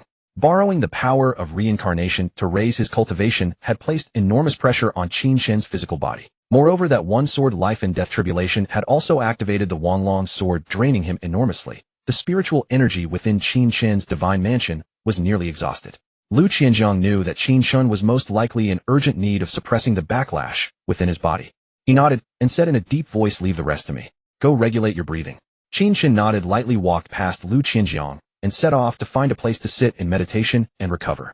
Lu Qianjiang tightly gripped his long spear, watching Qin Chen's retreating figure grow distant, a hint of hesitation flickering in his eyes. After a pause, he said, "Qin Chen, thank you for just now. Consider it that I, Lu Qianjiang, owe you a life." Hearing this, Qin Chen smiled faintly. Without stopping, he raised a hand and waved at Lu Qianjiang behind his back. Su Pai and the other four also watched Qin Chen with mixed feelings. They remembered all the attempts they had made to force Qin Chen to leave the ninth squad, yet just now it was Qin Chen who had stepped forward. If not for Qin Chen, they would all have died. At the thought, Su Pai and the others felt even more ashamed, wishing they could slap themselves across the face. "Captain, if Qin Chen used a secret art to elevate his cultivation, will he have to pay a great price?" Su Pai turned his head, brows knitted tightly, and asked Lu Qianjiang. Lu Qianjiang sighed softly and said in a low voice, "Using a secret art to temporarily raise one's cultivation is to squeeze one's own cultivation potential. Naturally, a considerable price must be paid. Even if it is used only once, it might well ruin the path of martial cultivation, leaving his cultivation stagnant forever afterward." Qin Chen, at the 6th level of the Divine Mansion realm, violently suppressed and slew 2 Nirvana realm powerhouses. Even the number 1 on the Shinshio ranking at the 6th level of the Divine Mansion realm probably could not kill a Nirvana realm powerhouse. From this, one can imagine how ferocious Qin Chen's combat power is and how solid his martial foundation is. What is most awe-inspiring is his martial arts talent. It is not an exaggeration to call him the supreme talent of the entire Great Zhou. At that, Lu Qianjiang paused. His gaze grew more complicated, and he sighed again, saying, "It is only a pity that from now on Qin Chen's cultivation will likely find it hard to improve any further." Hearing this, Su Pai and the other four fell into a long silence, a mixture of emotions churning in their hearts. Of the remorse in Lu Qianjiang's group's hearts, Qin Chen knew nothing. He sat cross-legged in a corner of an alleyway, eyes tightly shut, his face somewhat pale. By now he had returned the power of reincarnation, and his cultivation had fallen to the 3rd level of the creation realm. A wave of weakness surged over him, as if his body had been hollowed out. Qin Chen circulated the 9 dragons assailing heaven art. Spiritual energy rippled all around him, with faint phantom images of flood dragons and pythons coiling about him, madly devouring the spiritual energy of heaven and earth. Lu Qianjiang and the others leapt onto the rooftops, sweeping their surroundings with watchful eyes while occasionally glancing toward Qin Chen. They were intercepting and killing the fleeing demons and monsters, and at the same time, they were protecting Qin Chen. Time slowly flowed by, but a few demons still managed to escape into this alley. With thunderous ruthlessness, however, Lu Qianjiang and the others suppressed and slew those few demons. It was not until midnight that a streak of fire shot straight up into the night sky. Qin Chen, Lu Qianjiang, and their men carried the corpses with them to the estate where the great battle had erupted, gathering there. Those corpses were battle merits. Su Poyu looked at the corpses strewn across the ground and could not help sighing. What a shame this battle was. The Blood Rock escaped, and the Wind Cloud twins also fled. That Blood Rock's battle power is truly formidable. Even the 3 of us joining forces could not suppress him. No wonder Qingyu could not stop him. Ling Qingyu's eyes flickered, and she could not help glancing askance at Su Poyu. "Su Poyu, are you praising me or mocking me?" Bai Shan glanced to the west and said slowly, "As for the Wind Cloud twins, someone saw the 2 of them fleeing west. Although the 9th squad is stationed in the west to intercept them, they obviously could not keep the Wind Cloud twins. The Wind Cloud twins of Yinlong Hall have stained their hands with the blood of many of the Great Zhou's heavenly guards over the years. It is a pity they got away." Bai Shan, burning with righteous indignation, could not help clenching his fists. Cheng Chufeng knitted his brows and said coolly, "Stop the Wind Cloud twins. If the 9th squad ran into the Wind Cloud twins, I fear not one of them would survive. Just those few fellows of the 9th squad. Once they sensed the Nirvana realm aura of the Wind Cloud twins, each one would shrink back and hide, let alone try to intercept them." The moment the words fell, Wu Kuan's eyes suddenly shot wide open. Staring blankly at the entrance of the courtyard, he opened his mouth and cried out in shock, "The Wind Cloud twins. Wu Kuan, what are you yelling about? It's a pity that the Wind and Cloud twins escaped, but there's no need to be so unwilling about it. Those 2 came to the capital to cause trouble, and sooner or later they'll die under the town prison blade." Su Poyu was startled by Wu Kuan's sudden shout and looked over with a strange expression.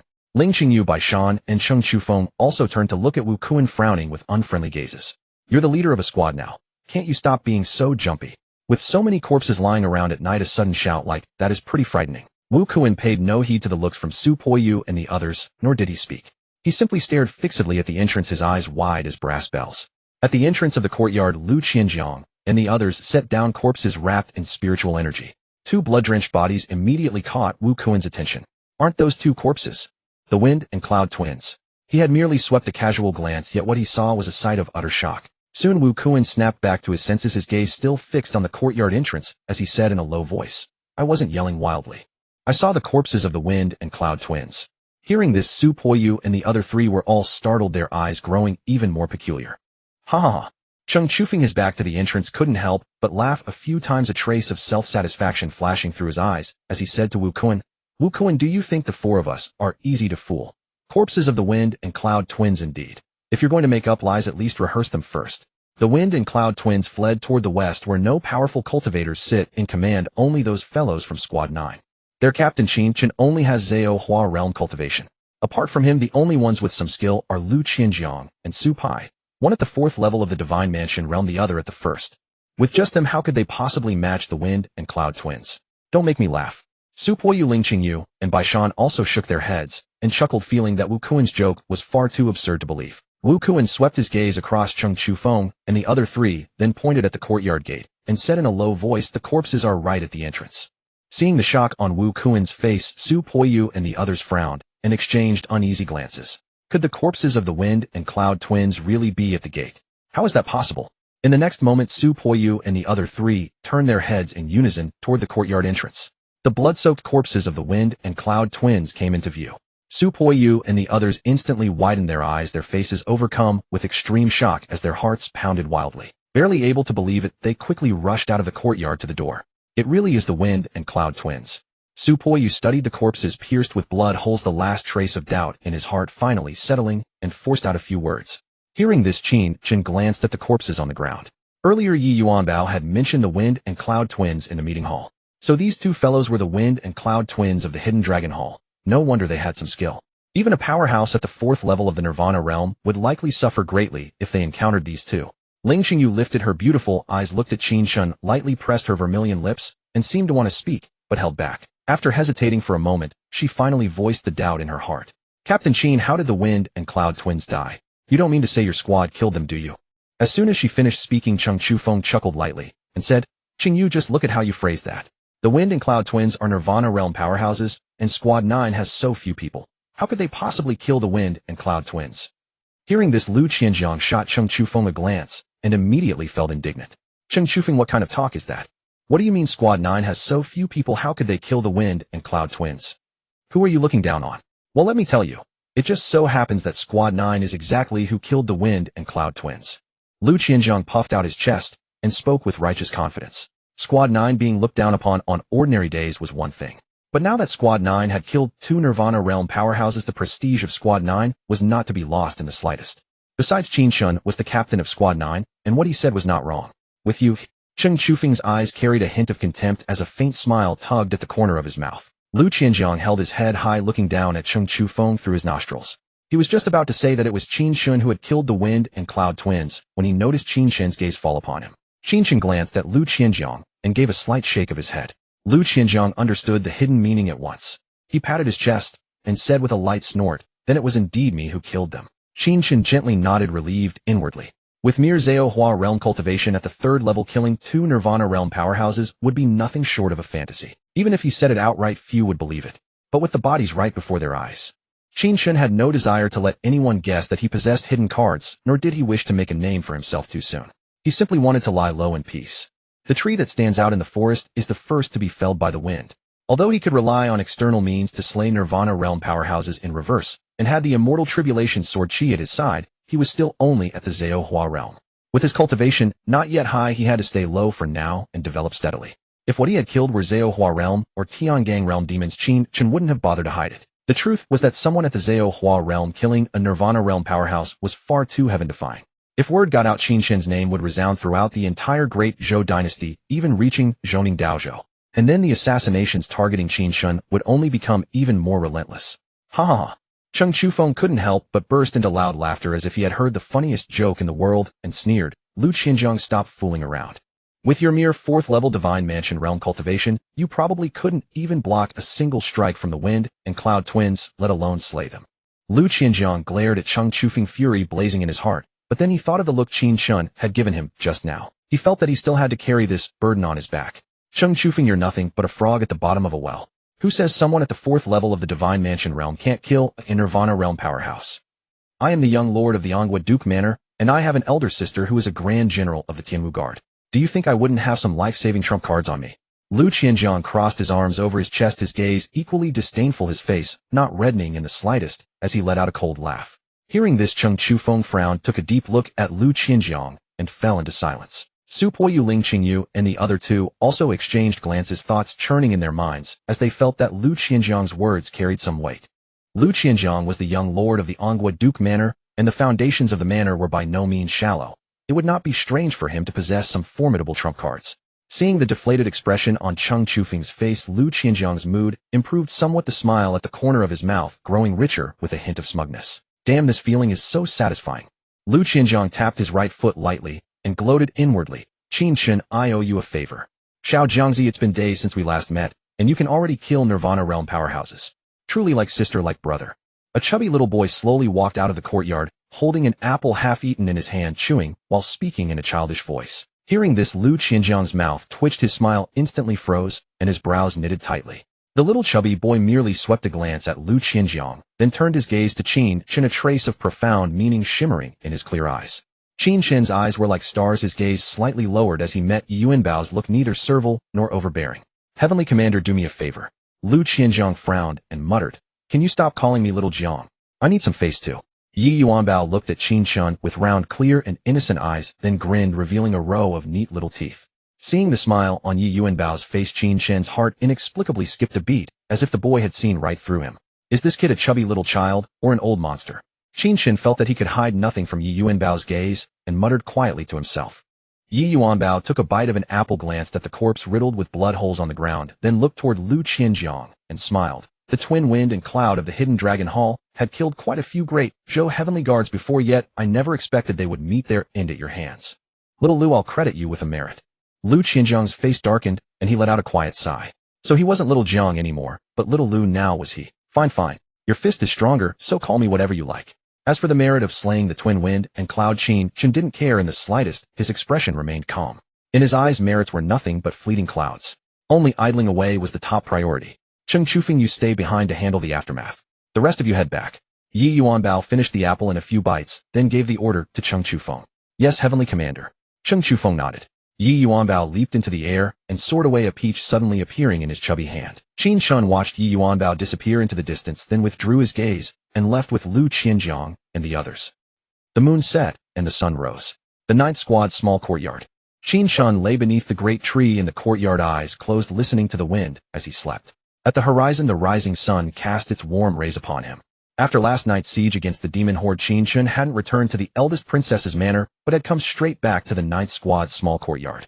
Lu Qianjiang, Su Pai, and the others had stayed as well. Lu Qianjiang walked out of the side hall, stretched lazily in the warm sunlight at the doorstep, and felt refreshed. Then he strode toward Qin Chen. Qin Chen. Lu Qianjiang stood beneath the tree and called out. Qin Chen's eyelids twitched, slightly opening a crack as he glanced at Lu Qianjiang. Is Qin Chen how you address me? So rude and disrespectful. Lu Qianjiang was taken aback for a moment, his expression strange, completely failing to grasp the deeper meaning behind Qin Chen's words. Seeing that Lu Qianjiang didn't seem to be the sharpest tool in the shed, Qin Chen kindly reminded him, our bet. I won it, didn't I? Lu Qianjiang suddenly understood. His gaze fixed on Qin Chen, he was silent for a long while, then finally let out a light sigh, and said, you won. Though unwilling to admit it, Qin Chen had slain the twin wind and cloud, which far outweighed his own kills of dozens of Divine Mansion demon beasts. Moreover, among those demon beasts he had slain, only 2 were at the Divine Mansion realm. Since I won, I won't say much else. From now on, call me Captain. And don't bother me when there's nothing important. Qin Chen said indifferently. Lu Qianjiang gave Qin Chen a deep look. Considering that Qin Chen had saved their lives the day before, he decided to give Qin Chen some face. Captain, although Heavenly Commander, ye credited me with slaying the twin wind and cloud, that merit belongs to you. Once the rewards from the Yamen come down, I'll give them to you. Hearing this, Qin Chen's eyes opened, fully brightening with excitement.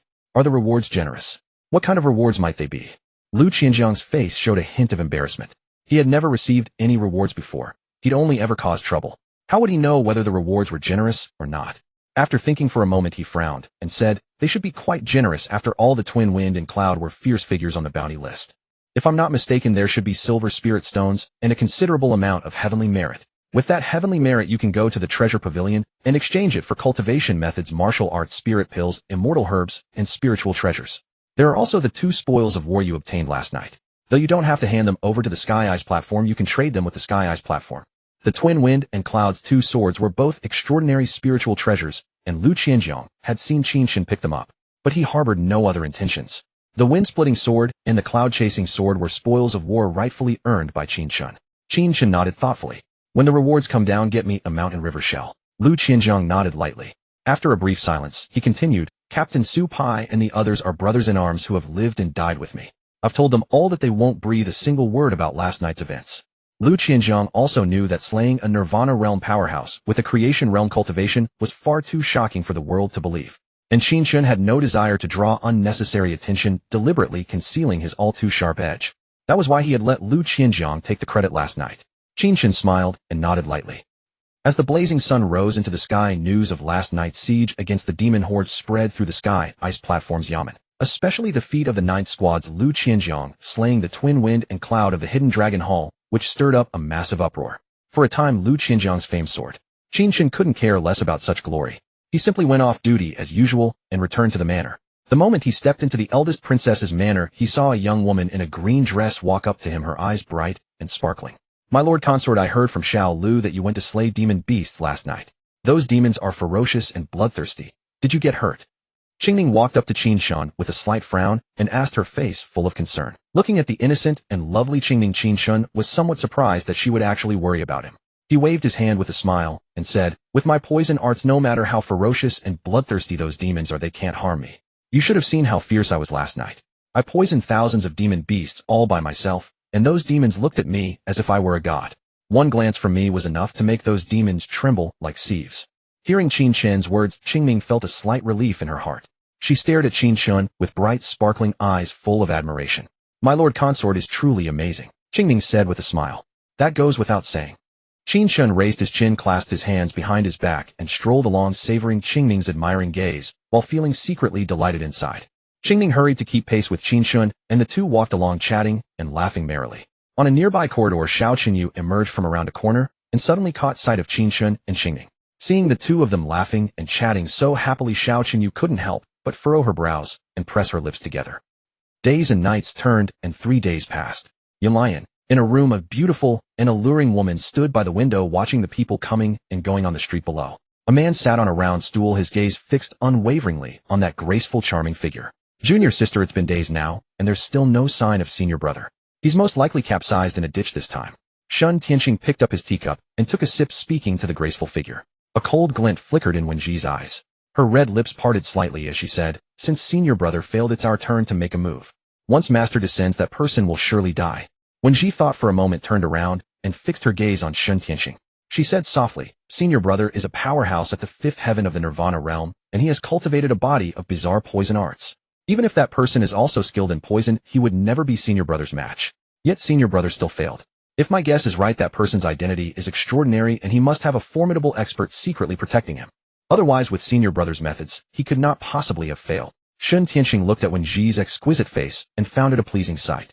After hearing Wenji's words, he could not help frowning. He pondered, if that person has a formidable expert hidden nearby, then it is not suitable to make a move in the capital. My master is a sacred palace realm powerhouse. Though he would not fear those hidden experts, the Great Zhou capital also has sacred palace realm experts stationed there. If my master's aura erupts, it will definitely alarm the sacred palace realm experts in the city. After we kill the man, we still need to make a clean getaway. If a Great Zhou sacred palace realm expert descends, leaving will be difficult. It seems we must plan this carefully. Wenji smiled, a meaningful gleam flickering in her beautiful eyes, and her lips moved gently. Then it will depend on senior brother's methods. Shun Tianqing blinked, a trace of confusion appearing on his face. My methods? Wenji's eyes curved as she smiled and nodded. Since it is not convenient to act in the capital, we will do it outside the city. Senior brother's attainments and formations are no less remarkable than his poison arts. Shun Tianqing suddenly understood and could not help slapping his forehead, saying with a wry smile, why did I not think of that? As expected, junior sister is clever. Wenji gave a bewitching smile, her radiant eyes as lovely as flowers in full bloom, leaving Shun Tianqing staring blankly. After nightfall, Shun Tianqing wanted to continue chatting with Wenji by candlelight, but Wenji used her cultivation technique as an excuse to send him away. Shun Tianqing walked out of the room, disgruntled. The bright moon returned to its palace, and the sky was shrouded in dim light. Rain fell like silk threads weaving through the dawn and pattering softly. In the distance, morning mist seeped into the mountains like smoke, forming an ink-wash painting. After breakfast, Qin Chen went to the Tianbing platform to idle cultivate, as usual. Dressed in a dark bird robe and wearing the hell prison blade at his waist, he looked formidable. Prince Consort, Xiao Lu called out with a smile as he held the umbrella over Qin Chen. Qin Chen smiled and nodded in response, then stepped into the carriage. Xiao Lu sat on the carriage crossbar, gripping the reins tightly. With a low shout, the carriage sped away, its wheels churning and splashing up droplets of water. Because of the early morning rain, there were few pedestrians on the street, giving it a somewhat desolate feel. Xiao Lu focused on driving when Qin Chen's voice suddenly reached his ears from behind. Xiao Lu, tell me about the recent situation at Earl Wenyuan's manor. Although Qin Chen had done nothing but idle cultivate these past days, he had not forgotten Earl Wenyuan's manor. He had sent Xiao Lu to keep track of Earl Wenyuan's manor. Xiao Lu thought for a moment and said slowly, there has been nothing unusual at Earl Wenyuan's manor lately. All is calm inside the residence. Earl Wenyuan went to Yunxiao Mountain outside the city for secluded cultivation and has not yet returned. However, that Qin Feng has been inquiring everywhere about the young master's whereabouts. He seems to be looking for you, but he has not found out anything. After leaving the Grand Princess's residence, Xiao Lu had seamlessly changed his address for Qin Chen from Prince Consort to Young Master. Inside the carriage, Qin Chen narrowed his eyes, a thoughtful look in them as he pondered inwardly. Qin Feng is asking about me. What is that fellow looking for me for? Could it be that Qin Feng's cultivation had stalled, and in his desperation he thought of me? Recalling how his great Dao fortune had been transferred, Qin Chen's eyes turned cold. With Qin Feng's slovenly demeanor, haunting pleasure quarters all day, chasing after women, and scarcely cultivating, he still had Nirvana realm cultivation. He had even become one of the 10 martial arts prodigies among the younger generation of the Great Zhou dynasty. Yet Qin Chen, a young man who cultivated diligently, had not even entered the initial stage of martial arts before. Did that make sense? Moreover, one of Qin Feng's parents was only at the Tiangang realm, while the other was a mere mortal. There was no way for him to inherit formidable martial genes. The more Qin Chen thought, the angrier he became. He could not help clenching his fists, and a cold light flickered in his eyes. If things were really as he suspected, his original body had been orphaned since childhood. His second uncle and aunt were the closest kin by his side, yet they were the ones who had thrust the sharpest knife into his back. That move, a heaven-grade cultivation technique and a divine art of backstabbing, was truly executed with flair. Qin Chen took a deep breath, suppressed the surging emotions within him, curled his lips into a cold smile, and said in a low voice, if Qin Feng wants to find me, let him search. There is no need to mind him. Let him be anxious for a while longer. With the Grand Princess's resources, Qin Feng's attempt to uncover Qin Chen's whereabouts was nothing short of a fool's fantasy. Yes, young master, Xiao Lu answered. All of a sudden, the rain beads falling from the sky seemed to halt in midair, and a formation appeared on the ground beneath the carriage. In the next breath, the light rain resumed, but the carriage had vanished as if it had slipped into the void. Outside the capital, in a lush mountain forest, a formation suddenly blazed to life, and a carriage appeared out of thin air. Young master. Seeing the dense black mist before him, Xiao Lu immediately held his breath and called out in alarm. Around the carriage was nothing but black mist, as if they had entered a realm engulfed by black mist. Hearing this, Qin Chen shot out of the carriage. All he could see was black mist, and he also sensed a deadly poisonous aura. Standing on the carriage crossbar, he watched his surroundings warily as the poisonous mist surged toward him madly, trying to devour him. However, with the reincarnation poison cauldron on his person, Qin Chen was not afraid of the mist. With a thought, the reincarnation poison cauldron instantly vanished from the system space, concealing itself against his chest. He took out a small black bottle from his bosom, or to be precise, from the reincarnation poison cauldron, and casually tossed it to Xiao Lu. The black mist is poisonous. The pill inside the bottle will protect you for now. Xiao Lu caught the small black bottle, as if it were a priceless treasure, his eyes full of gratitude. Thank you, young master. Qin Chen swept his sharp, cold gaze over the thick black mist, his expression indifferent and devoid of emotion. Let me see who is playing tricks here. As soon as the words left his mouth, the reincarnation poison cauldron at Qin Chen's chest suddenly displayed its might, erupting with a heaven-shaking, devouring force. The poisonous mist around him poured toward Qin Chen and was swallowed into the reincarnation poison cauldron. Qin Chen's vision gradually became clear. Soon the black mist had been completely devoured. It failed to poison him to death, and he even broke through the mist. He does have some skill. A cold sneer rang out through the mountain forest. Qin Chen looked up and saw two figures standing separately on two large trees, mockery tugging at the corners of their mouths as they looked down at him from above. A man and a woman. They were none other than Shen Tianqing and Wenji. Only creation realm cultivation. It seems my guess was right. We really cannot make a move in the city. Wenji's beautiful eyes flickered as she saw through Qin Chen's cultivation at a glance. Qin Chen's gaze hardened as he stared at the two on the treetops, his eyes icy cold and without a hint of fear. Two Nirvana realm powerhouses, though far weaker than that fifth heaven Nirvana realm one earlier. Are you also rebels of the Hidden Dragon Hall? Qin Chen said coldly. You are the rebels. We are the heavenly generals of the Hidden Dragon Hall. Qin Chen said coldly, his indifferent gaze like that of a man looking at a corpse. The Hidden Dragon Hall sought to overthrow Emperor Tianjing and proclaim itself the legitimate successor of Great Zhou, so its people called themselves heavenly soldiers and heavenly generals. Senior brother, stop wasting words with him. I cannot see the slightest trace of fear in that man's eyes. A creation realm martial artist facing Nirvana realm powerhouses, yet unafraid. By logic, that should not be. He must be relying on something. We should kill him quickly to avoid any unexpected trouble. What a pity such a handsome body would be wasted. Wen Ji's gaze stayed fixed on Qin Chen, but she left that last sentence unspoken. Qin Chen nodded, his heart growing solemn. Since senior brother Bailey Qingzhou had fallen, he dared not be the least bit careless. Wen Ji took out a jade slip from her mountain river shell, crushed it with a squeeze, and the jade slip shattered.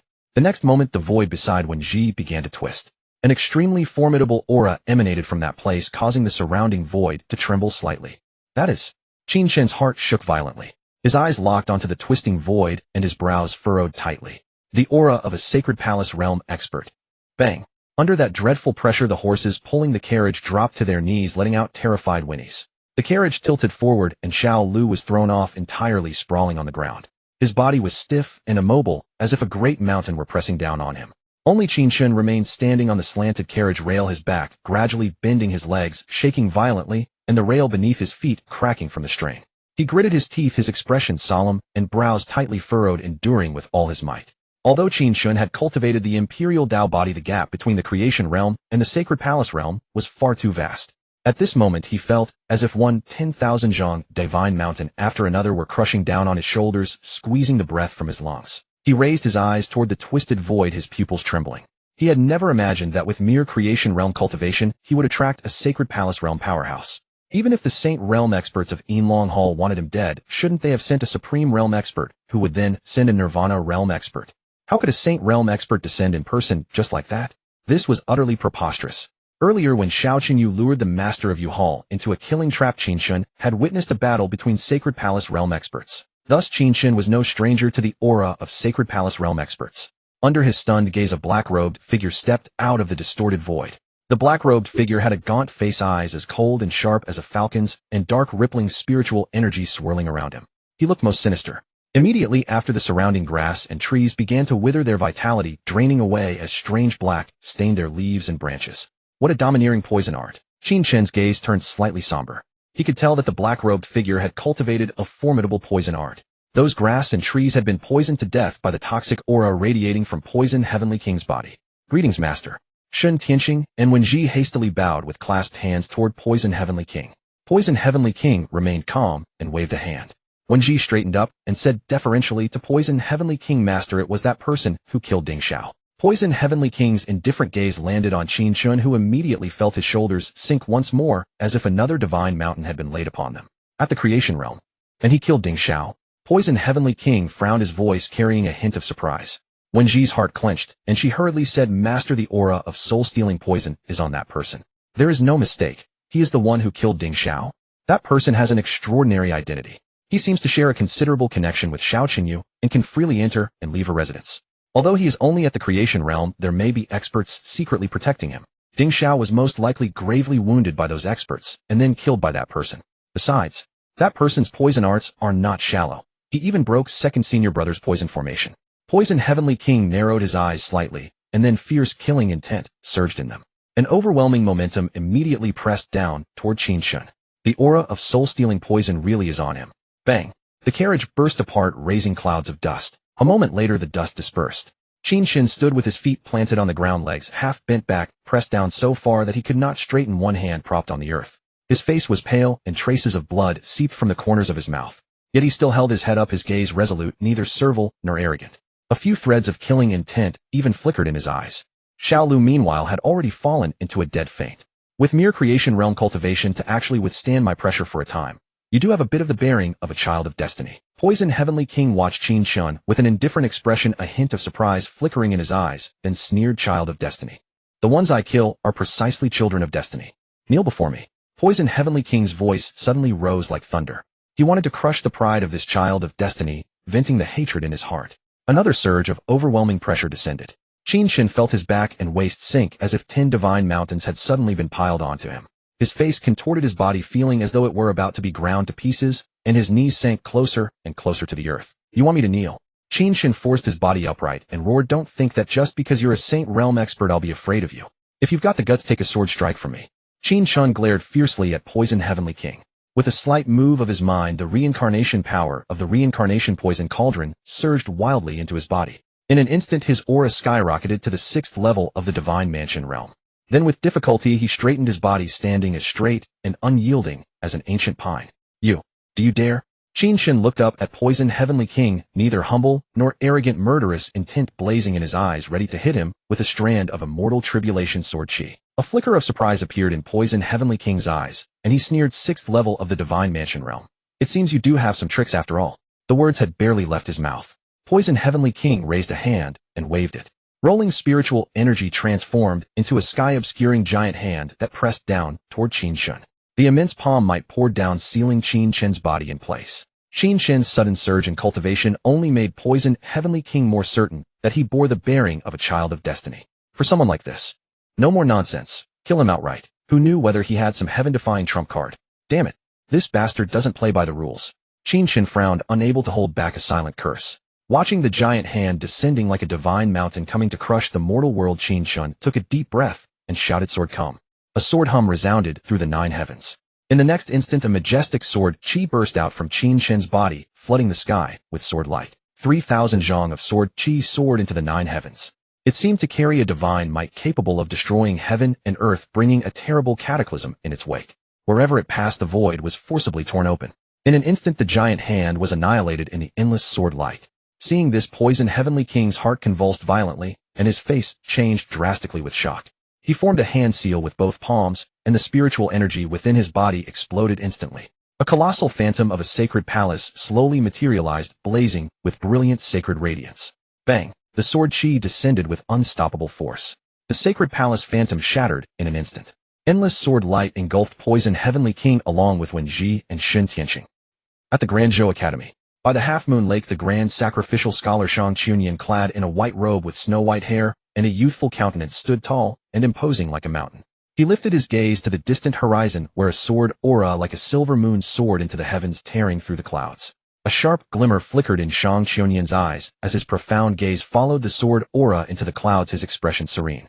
That sword aura, its Tao rhyme is unparalleled. Shang Chunyan paused for a moment, then murmured with a smile, old sword sage, after years of silence, it seems you have advanced another step in the way of the sword, surpassing me by a margin. Though armless, the sword itself can be your arm. Perhaps this is the fabled union of man and sword. He paused, let out a soft sigh, and said, it is a pity that you devote yourself wholly to the sword, distancing yourself from the mortal world, leaving the Guangzhou dynasty bereft of a pillar of the state. A sharp light flickered within Shang Chunyan's eyes as he recalled the other breathtaking sword aura he had witnessed earlier. The 2 sword auras were identical in origin. In Shang Chunyan's view, throughout the entire Guangzhou dynasty, aside from the armless sword sage, there was hardly a second person capable of unleashing such a world-shaking sword aura. Even he who had attained the Tao through the sword could not deliver such a strike. When Qin Chen erupted with the Immortal Tribulation sword aura, its terrifying power instantly surged through the void. Besides Shang Chunyan, all the powerful experts who had entered the sacred palace realm were alarmed. At the eldest princess's manor, Xiao Qinyu, with brows as delicate as a painting draped in a bewitching red gown, exuded a faint, enchanting aura. She resembled a flower blooming within flames, impossibly beautiful. Gazing at the sword aura piercing the clouds at the edge of the sky, her distant mountain-like dark brows gently knitted together. A gentle breeze like an invisible soft hand brushed aside the veil concealing her peerless visage, revealing a hint of tightly pressed lips. The next instant, Xiao Qinyu transformed into a beam of rainbow light rising from the ground and shooting directly toward the direction of the sword aura. Zi Yuan was stunned for a moment, faint sounds of sonic booms echoing in her ears. I am merely a martial artist of the creation realm, yet the Hidden Dragon Hall sent a sacred palace realm powerhouse to slay me. The Hidden Dragon Hall truly acts without remorse. Qin Chen exhaled a long, turbid breath, gazing at the now empty void, his taut nerves finally relaxing. The air was thick with the scent of blood. Clearly beneath that Immortal Tribulation sword aura, the Poison Heavenly King's sacred palace had shattered, and he had perished, his Tao extinguished. Wen Ji and Shen Tianqing also failed to escape their doom. The 3 were torn apart by countless sword beams, their bodies reduced to bloody mist scattered by the wind. Qin Chen's gaze swept across the scene, everything before him reduced to utter devastation. The eruption of the immortal tribulation sword aura had ravaged the surrounding 5 li, snapping all trees, with cuts as smooth as mirrors. The earth was crisscrossed with sword marks bearing witness to the sword aura's violent rampage. Only the 2 zhang of ground beneath Qin Chen's feet remained untouched by the sword aura. Qin Chen lowered his gaze to the unconscious Xiao Lu, bent down, and employed the slap to awaken method. Xiao Lu, wake up. Xiao Lu's face stung as he groggily opened his eyes and saw Qin Chen. Young master, have we arrived at the underworld? Having encountered a sacred palace realm powerhouse, with just him and Qin Chen, there was no escaping death. Qin Chen frowned and gave Xiao Lu a sharp knock on the forehead. Can't you wish for something better for us? We're both still alive. I killed that sacred palace realm powerhouse. Xiao Lu subconsciously uttered an "oh." The next instant his eyes shot wide open, staring at Qin Chen in a daze, a storm raging within his mind. The young master killed a sacred palace realm powerhouse. Immediately after, Xiao Lu raised his hand and smacked his own forehead, muttering, "Look at my brain." And I actually believe the young master killed a sacred palace realm powerhouse. Although Xiao Lu had witnessed Qin Chen slaying by Li Qingzhou of the 5th layer Nirvana realm, a sacred palace realm powerhouse was far beyond what the Nirvana realm could compare to. Qin Chen frowned, too lazy to explain. He stood up, nudged Xiao Lu with his foot, and urged, "Hurry up and get up. We're going to be late for roll call at the office." Just as his words fell, a gentle voice suddenly reached his ears. "Qin Chen." Qin Chen turned around and saw a gorgeous figure, her face veiled with light, silk, breathtakingly beautiful. A light rain was falling from the sky, yet not a single raindrop landed on Xiao Qinyu's body, blocked by wisps of spiritual energy. Seeing Qin Chen safe and sound, Xiao Qinyu let out a quiet sigh of relief. "Why has the princess come?" Qin Chen looked at Xiao Qinyu's ethereal figure, somewhat surprised.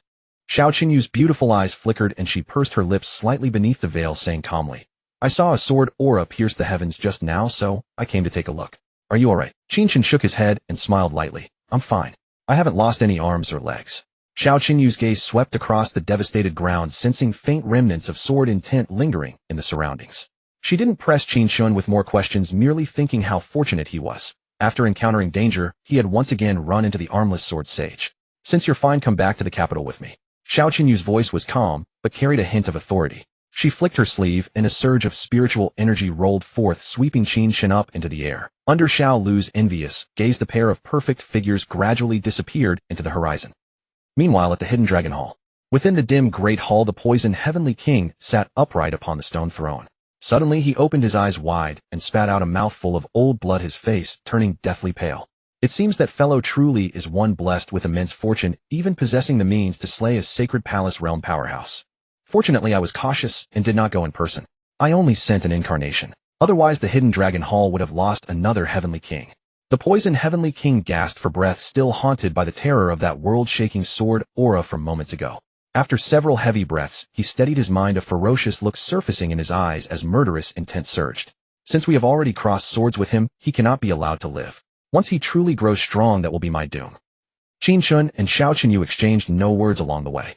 After arriving at the eldest princess's manor, Qin Chen boarded a carriage and headed to the heavenly ice platform, as usual, to idle away his time. Unaware of the poisoned Heavenly King's murderous intent.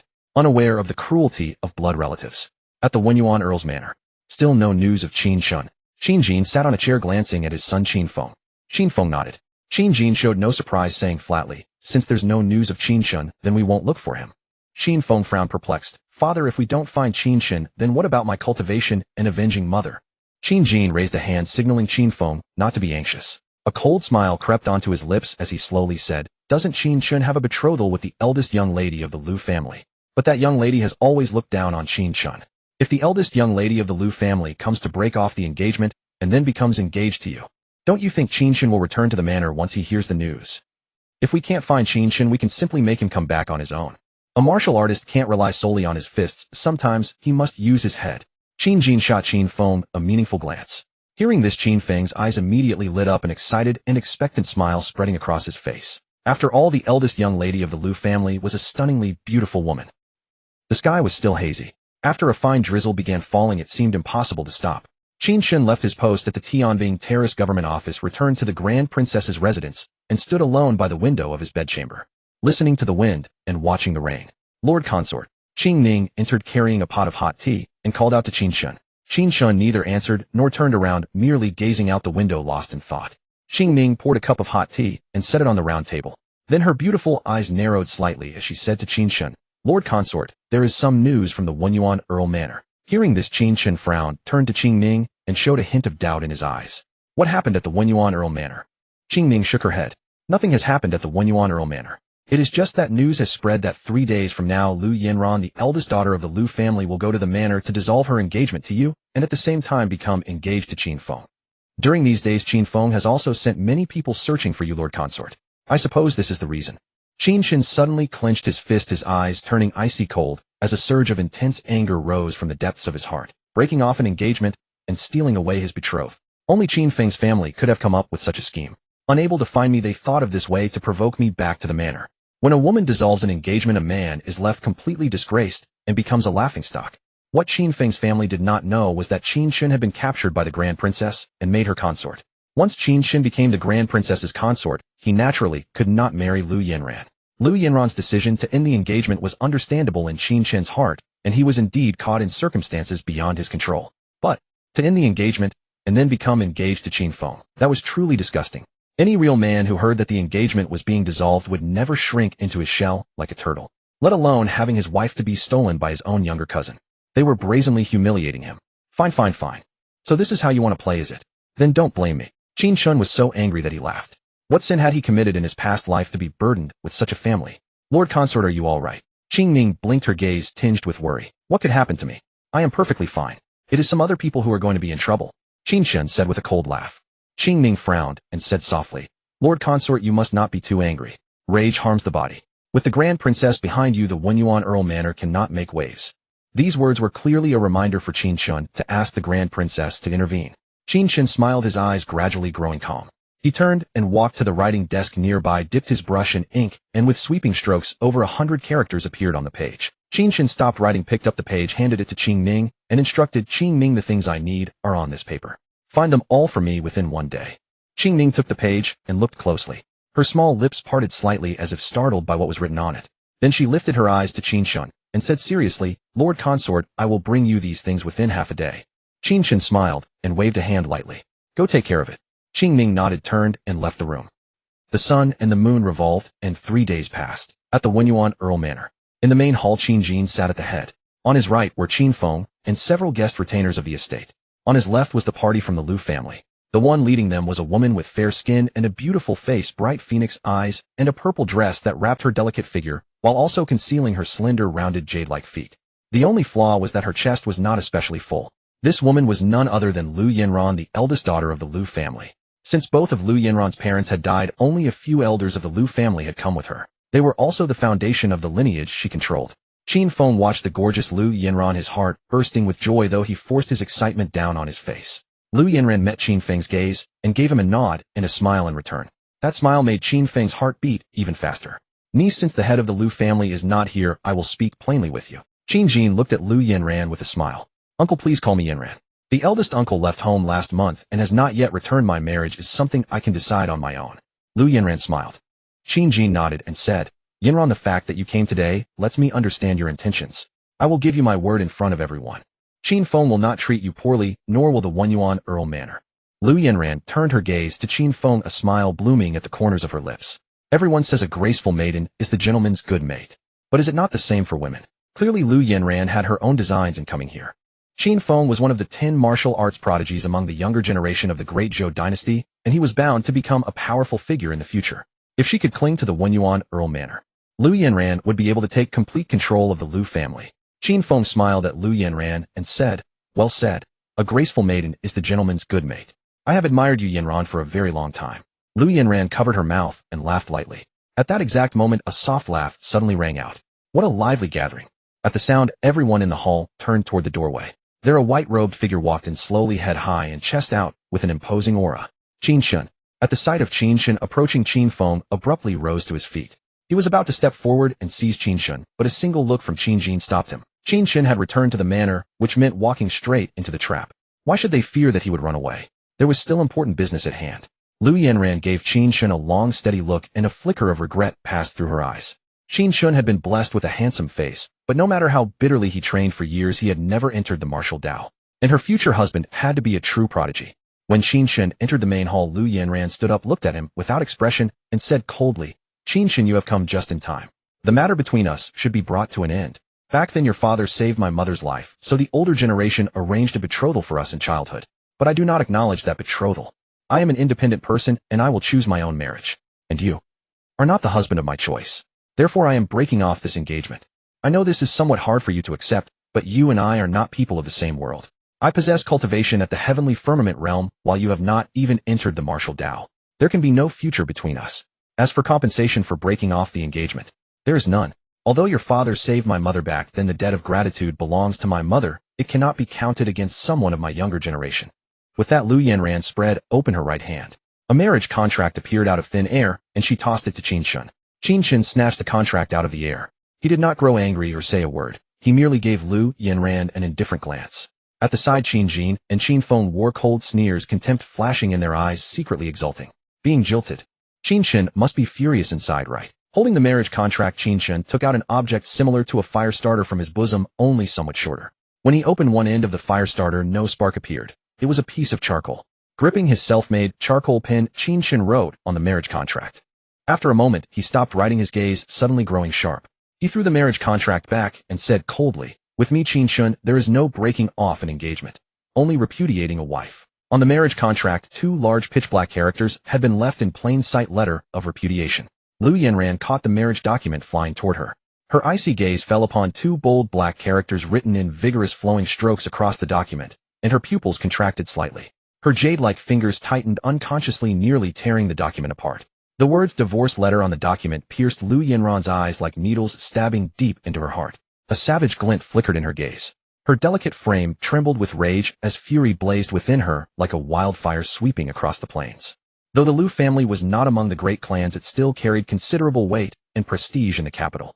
As the foremost of the younger generation in the Lu family, she possessed remarkable martial talent and had already reached the heavenly firmament realm. She even commanded an entire branch of the Lu family. Qin Chen, by contrast, had failed to open even a single spiritual vein over the years and held no standing whatsoever in Count Wenyuan's manor. How dare he? A divorce letter? Haha. Lu Yanran laughed in sheer fury, shaking her head gently as her grip on the marriage document tightened. She abruptly lifted her head, all mockery draining from her eyes, leaving only bone-piercing coldness and a hint of murderous intent. "Qin Chen, you dare hand me a divorce letter? Do you want to die?" Lu Yanran's gaze was glacial, her face as cold as frost. She uttered those last words one by one deliberately. She had come to his doorstep to break off the engagement, intending to strip Qin Chen of all dignity and turn him into a laughingstock. Yet his divorcing her was even more vicious than breaking off the engagement. It was nothing less than grinding Lu Yanran's pride beneath his feet. Proud and haughty by nature, she had always looked down on Qin Chen and had never once considered marrying him. In her eyes, Qin Chen was merely immortal, as base as a common monkey, and yet he had actually divorced her. Since when did a toad trample upon a swan, when swans were always the ones to despise toads? How could Lu Yanran swallow such an insult? Her face flushed crimson with rage, and even her not-so-well-endowed chest heaved with indignation. Her hands clenched into fists. She wished she could kill Qin Chen on the spot. Unperturbed, Qin Chen gave a faint casual laugh, entirely indifferent to her threat. He spread his hands and countered, "So you may call off the engagement, but I may not divorce my wife. I was merely paying you back in your own coin. What are you making such a fuss about?" Seeing the calm smile on Qin Chen's face, Lu Yanran was momentarily stunned and could not help wondering where he found such confidence. She then let out a long breath, somewhat calming the surging anger within her. It seemed she had thought of something. Not being a woman of ample bosom, Lu Yanran was no empty-headed fool. Otherwise she would never have risen to command a branch of the Lu family at the tender age of 16. Gazing at Qin Chen, a mocking smile curled at the corners of her lips. Why should she waste her anger on a dead man? "Qin Chen, oh Qin Chen, you are far too naive. I came to Count Wenyuan's manor to break off our engagement, shaming you, and striking the manor's face as well. Do you really think Count Wenyuan's manor will back you? Is the manor your source of confidence that you remain so composed and dare to clash with me? Naive. A fine divorce letter indeed. Qin Chen, you're throwing your weight around. Do you really think I wouldn't dare lay a hand on you in Count Wenyuan's manor? I am the pearl of the Lu family and a maiden not yet wed. How could I allow you to humiliate me like this? This is simply going too far." Her gaze turning icy, Lu Yanran said coldly, "Watch me crush that confidence of yours. Kneel." Boom. Surges of spiritual energy erupted from her body, and the awe-inspiring pressure of the heavenly firmament realm swept through the entire room. Everyone in the main hall possessed a cultivation of at least the heavenly firmament realm, except Qin Chen. How could a mortal commoner like him withstand the might of the heavenly firmament realm? But the scene Lu Yanran had expected, Qin Chen falling to his knees with a thud, never came. Huh. She froze, her eyes filled with astonishment. Under my pressure, how can Qin Chen still be standing? Qin Chen stood tall, and unyielding as motionless as a towering green pine. A faint smile rippled at the corners of his mouth. Lu Yanran, while I still have patience, take your divorce letter and get out, Qin Chen said with an air of calm indifference. At those words, Qin Feng could no longer contain his fury and bellowed, Qin Chen, that's enough. He strode forward, seized Lu Yanran by the wrist, and shielded her behind him. This was precisely the moment to display his manly prowess and win her heart. If he beat Qin Chen until his teeth scattered across the floor and avenged Lu Yanran's grievance, wouldn't she fall madly in love with him? The mere thought filled Qin Feng with gleeful satisfaction. Qin Feng, this is none of your business. Get out of the way. Qin Chen swept a glance at him, his eyes dark and icy, and said in a low voice, don't make me slap you. Slap me. Qin Feng could not help letting out two harsh laughs. He looked at Qin Chen with contempt and sneered, Qin Chen, you think you can slap me? Have you had your head kicked silly by a donkey? Or perhaps you're itching for a beating? In all our previous martial spars, was there a single one that didn't end with you spitting out teeth? Standing behind Qin Feng, Lu Yanran lowered her head slightly, putting on the demeanor of a delicate young lady. Her voice was soft and frail as she spoke, laced with grievance. I came to your door to call off the engagement simply to settle an old, long-past matter, so that from now on we may go our separate ways and each find our own happiness. The engagement was set by our elders. Why should a weak woman like me be the one to repay the debts of the previous generation? I have no grand wish, only to live a free life, a life of my own choosing. Qin Chen, there is a gap between us. Clinging on will lead nowhere. Calling off this engagement now is best for both of us. Yet you push me so aggressively, even insulting me with a divorce letter. Qin Chen, what kind of man are you to bully a defenseless woman like me? Although Lu Yanran's voice was soft and weak, the fury in Qin Feng's heart burned ever more intensely, and a savage, ferocious light blazed in his eyes. His fists clenched tightly, the knuckles cracking and popping. Clearly this was exactly what Lu Yanran had intended. She had deliberately stirred up Qin Feng's protective instincts and stoked his towering rage. If Qin Feng in a fit of fury beat Qin Chen to death, the blame would never fall on her head. Qin Chen, crawl over here, kneel down, and apologize to Yanran. His eyes gleaming with menace, Qin Feng's voice carried an unyielding harshness as he barked otherwise. I'll make sure you never stand again. Qin Chen glanced at Qin Feng, whose eyes were wide with rage, then at Lu Yanran hiding behind him, and gave a slight shake of his head. Just a few words had been enough to rouse Qin Feng's murderous intent. He was a lost cause. Lu Yanran, stop pretending. Put away that face of yours. Don't you find it disgusting? Qin Chen looked at Lu Yanran with a detached gaze and said flatly, if you don't have a mirror, you might as well take a piss and look at your reflection in it. It's enough to make one sick to the stomach. Bang! A splintering crack rang out.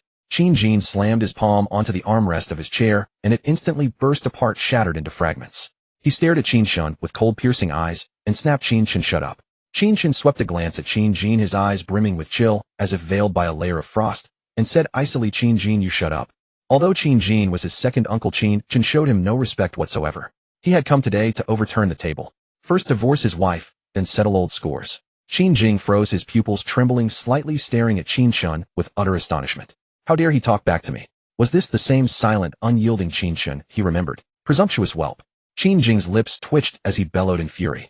Qin Chen, however, showed not the slightest deference, meeting him with a proud, fearless demeanor and snapping back without hesitation. Insolent old dog. Qin Jin's eyes bulged, his face flushed crimson with rage as he clenched his fists tightly. Had Qin Chen grown too bold for his own good? How dare he talk back? Qin Jin fixed his gaze on Qin Chen, a powerful, oppressive aura radiating from him, and said in a low, icy voice, very well, very well. After wandering outside for so long, you've grown bold enough to talk back to your own second uncle. Spare the rod, spoil the child. It seems I've been too lenient with you. Today you dare contradict me, tomorrow you'll dare strike your own grandfather. Qin Feng, teach this unfilial descendant of the Qin family a harsh lesson and discipline Qin Chen on behalf of your late eldest uncle. Hearing those words, Qin Chen's brows furrowed slightly, and a fierce, killing intent surged deep within his eyes, a terrifying, murderous aura faintly radiating from his body. Qin Jing's final remark thoroughly ignited the rage burning in Qin Chen's heart. Who the hell did Qin Feng think he was? How could he presume to discipline him? And to do it in the name of his dead father? I'm fucking laughing. You two are already asking for death. Qin Jing, keep your filthy mouth clean. What kind of mangy cur are you to lecture me on behalf of my father? You gutless bastard, do you even deserve to? Qin Chen cursed openly, his expression cold and unyielding. Though he had come alone while the Wenyuan Marquis Manor boasted a number of experts, he felt not the slightest fear. Even with lethal poison coursing through his body, he could still step into the divine mansion realm by wielding the power of reincarnation, his combat prowess unmatched. No one in the entire manor could suppress him. And even if there were, he could simply unleash the remaining immortal tribulation sword Qi and annihilate the whole Wenyuan Marquis Manor. That day Qin Chen had also sensed the deeper meaning behind Qing Ming's words, that he could seek the eldest princess's aid to crush the manor. But in the end he chose not to call upon the eldest princess, intending to suppress the Yuan Marquis manor all by himself. Revenge is far more satisfying when delivered by one's own hand. Qin Chen, shut your mouth. Hearing Qin Chen insult his father, Qin Feng flew into a rage. His figure shot forward, suddenly claws sweeping toward Qin Chen's throat like a ferocious tiger pouncing on its prey. Qin Feng did not even channel his spiritual energy to kill Qin Chen. Yet the force of that single claw strike was enough to shatter rocks and sever blades. After all, Qin Feng was a master of the Nirvana realm. Qin Chen, this is the price of provoking me. Since you've given me the annulment letter, leave your life behind as well. Watching Qin Feng make his move, Lu Yanran's lips curled into a faint sneer as she thought coldly to herself. Qin Chen had humiliated her, as she didn't have to strike herself, for there were others who would do it for her. This was the cunning of a woman's heart. Qin Feng's attack came swift and fierce, yet to Qin Chen every trace of the claw was clearly visible, and slow as if time itself had been stretched thin. He neither dodged nor fled, standing proudly in place, concentrating his mind, and preparing to open a small cheat. Just then a fist shadow shot out from behind Qin Chen, slicing through the air with a sharp gust. Bang! Fist met claw. Qin Feng's body hurtled backward, his lips twitching as intense pain shot through his fingers as though the bones had shattered. He didn't stop until he slammed into a vermilion-painted wooden pillar. Qin Chen frowned slightly, his eyes widening in surprise as he stared blankly at Qin Feng, who had been sent back over 10 paces. He turned his head slightly and saw a figure in black robes standing beside him. The man was entirely shrouded in black, his face covered, as well, revealing only a pair of icy and different eyes. The powerful aura of a Nirvana realm expert instantly cowed everyone in the hall. Young master, the black-robed figure addressed Qin Chen. Hearing that title, Qin Chen immediately understood and thought with a bitter smile. It seems that girl Qing Ning couldn't bear the thought of me coming to the Yuan Marquis manor alone, so she sent someone to protect me in secret. When Qin Feng attacked me just now, this person revealed himself. Although Qin Chen had spent some time in the eldest princess's residence, the only people close to him were Qing Ning and Xiao Lu. Only Qing Ning and Xiao Lu would address him as young master outside the residence. Qin Chen didn't have to think twice. He instantly guessed that the black-robed figure was Qing Ning's doing. As for Xiao Lu, there was no way he could command a Nirvana realm expert. A Nirvana realm expert. And he calls Qin Chen young master. Lu Yanran's eyes widened, her lips slightly parted, her mind utterly blank with disbelief. She stood there completely dumbfounded, her face deathly pale, as though she had lost 2 of her 3 souls and 6 spirits. A Nirvana realm expert. That was a Nirvana realm expert. In the Great Zhou army, such a person would be a vanguard general. In an ordinary clan, he would be an ancestor-level existence. The Lu family had only one Nirvana realm expert guarding them, a clan ancestor whose lifespan was nearly exhausted. Yet that Nirvana realm expert addressed Qin Chen as young master, and with such reverence at that. One could only imagine that Qin Chen's status was even nobler than a Nirvana realm expert's. Qin Chen had never shown any remarkable martial prowess, and had even suffered endless bullying in the Yuan Marquis manor. How could he possess such an exalted identity? Lu Yanran racked her brains, but could not understand, and as she thought, a thread of regret began to sprout in her heart. Regret gradually flooded her heart. If only time could turn back. Lu Yanran's hands and feet grew icy cold, her gaze dimmed, as if she had fallen into a bottomless glacial abyss, her entire body shrouded in biting chill. Qin Feng had Nirvana realm cultivation, and given time could rise to even greater heights. But Qin Chen could command Nirvana realm experts with a single word. Comparing the two, Lu Yanran felt ever more remorseful, a piercing ache twisting in her chest like needles stabbing her heart. If only she hadn't broken off the engagement. With Qin Chen's hidden foundation seizing control of the entire Lu family would have been effortless. Lu Yanran suddenly wanted to weep, tears glistening in her eyes as she stared fixedly at Qin Chen, pressing her lips together in silence. Qin Jing was also staring at Qin Chen in shock, his brows deeply furrowed, his heart full of confusion. Where on earth did Qin Chen find a Nirvana realm expert? So this is the trump card behind your confidence, Qin Chen. Qin Feng flexed his fingers, clenching and unclenching his fist, his eyes boring into Qin Chen as he sneered. No wonder you dared to clash head-on with my father. It seems you've had yourself quite a fortuitous encounter these past days. But a mere Nirvana realm third-layer martial artist is hardly enough to protect you. Boom. A monstrous, overwhelming aura erupted from Qin Feng's body. That was Nirvana realm 6th layer. The black-robed figure remained utterly unperturbed, casually lifting a hand and beckoning with spiritual energy, sending a chair flying toward him. The black-robed man caught the chair and placed it behind Qin Chen, then said in a deep voice, "Young master, shall I bring him back dead or alive?" Qin Chen slowly sat down, crossing his right leg, and shot Qin Feng a smiling glance that made the latter's heart skip a beat. Qin Feng frowned slightly, a vague sense of dread rising unbidden in his chest. Beat him 60% dead. Qin Chen said casually, a cold smirk curling at the corner of his mouth. Hee hee, A faint mocking smile crept onto Qin Feng's lips as he gently shook his head, cold glimmers flashing in his eyes, radiating disdain and chill. Where did Qin Chen get such audacity to act so arrogant? Beating someone to 60% and still strutting around. What a show-off. Qin Chen, you are truly a frog at the bottom of a well, ignorant of the vast sky and the chasm between practitioners of the Nirvana realm. Beating me to 60%. How laughable. I was merely caught off guard just now, ambushed by that person, which is why I was driven back. If we had fought head-on, that person wouldn't have lasted 10 moves against me. Qin Feng gazed at Qin Chen seated in the chair, his eyes sharp and chilling, a cold sneer forming on his face. One stood at the 6th layer of the Nirvana realm, while the other was only at the 3rd, a gap of 3 minor stages. Qin Feng could indeed crush that robed figure. Being knocked back by a single punch was solely due to the robed man's advantage of ambush, coupled with Qin Feng not having channeled his spiritual energy or unleashed his full strength. The majestic aura of Qin Feng's 6th layer Nirvana realm swept through the entire room like a towering mountain suspended in the void. Qin Jin and Lu Yanran both felt the pressure.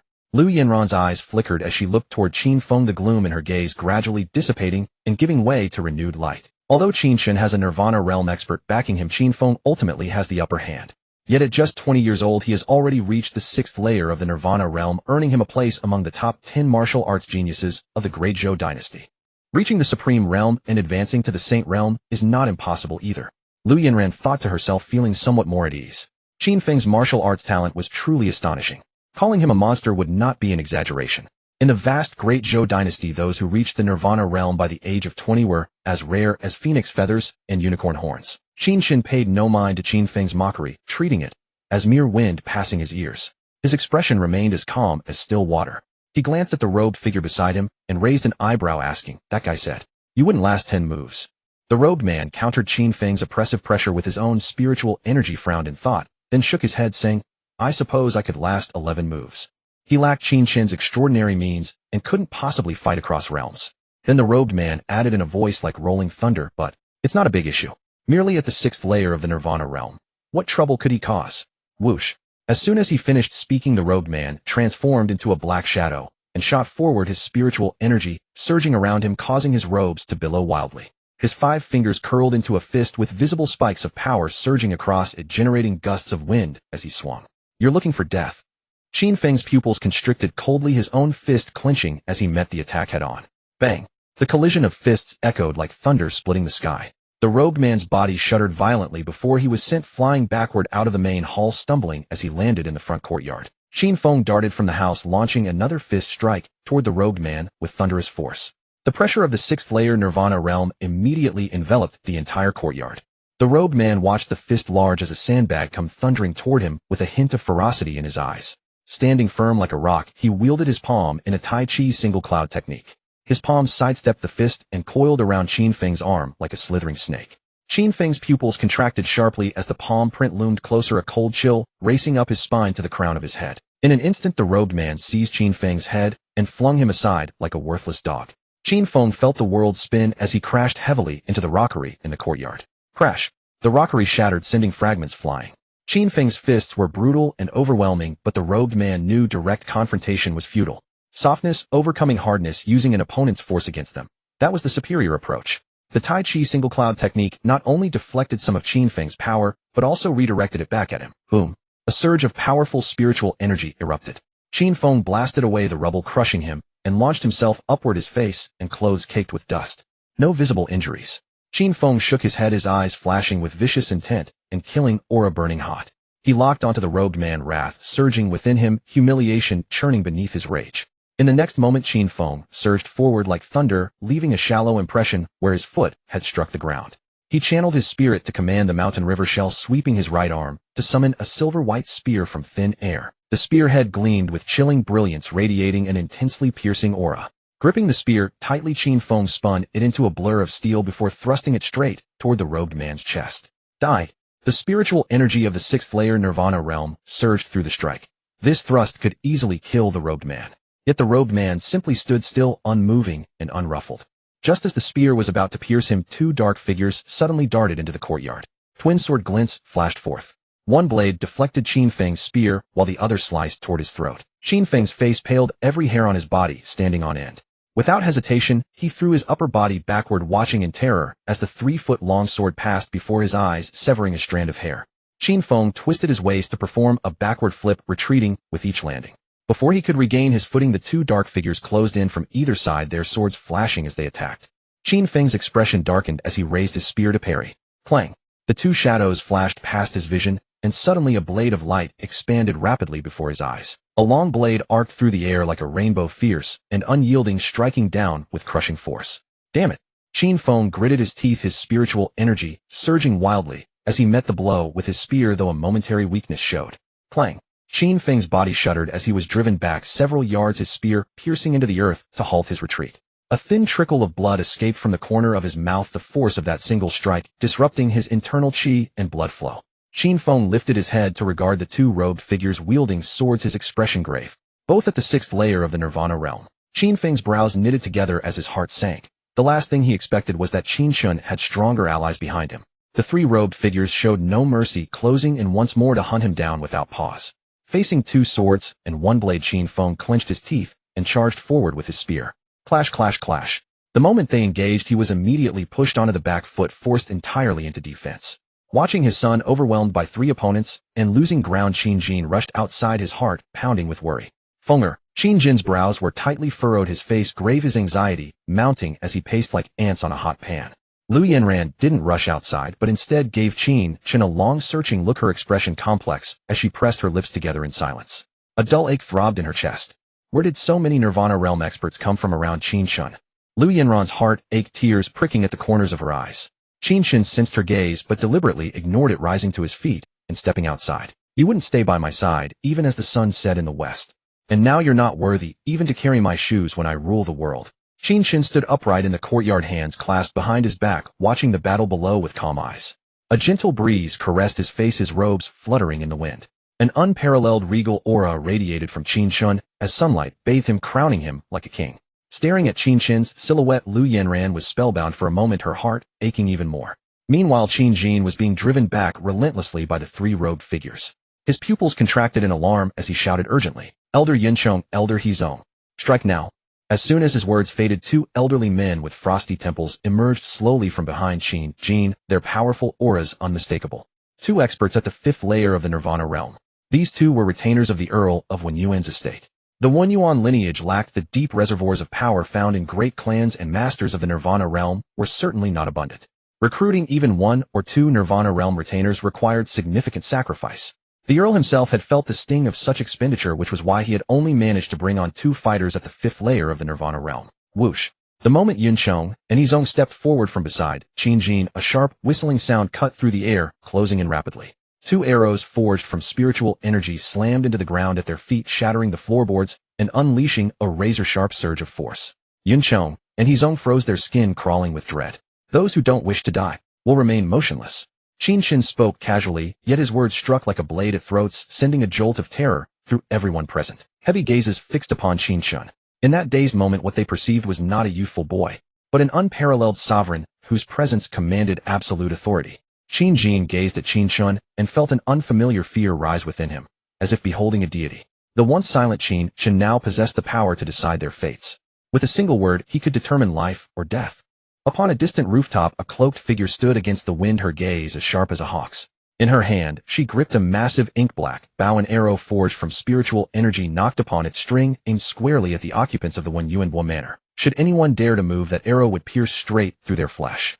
Hizong and Yunchong had caught sight of her, and only then did they refrain from rash action, withholding their support for Qin Feng. From the overwhelming momentum of those two arrows alone, both men could discern that their assailants' cultivation must have reached the 6th level of the Nirvana realm. 4 Nirvana realm powerhouses had suddenly materialized beside Qin Chen. How many more might still be lurking in the shadows? Meanwhile, Qin Jin's heart seethed with fury. His expression turned ashen dark as liver nearly impossible to look upon. Whence had all these Nirvana realm experts materialized? How had Qin Chen suddenly acquired such formidable strength? What on earth had transpired during his time away from the manor? Qin Jin's mind churned with countless questions, yet found no answers. 4 Nirvana realm experts. Merely to safeguard one individual such as Qin Chen.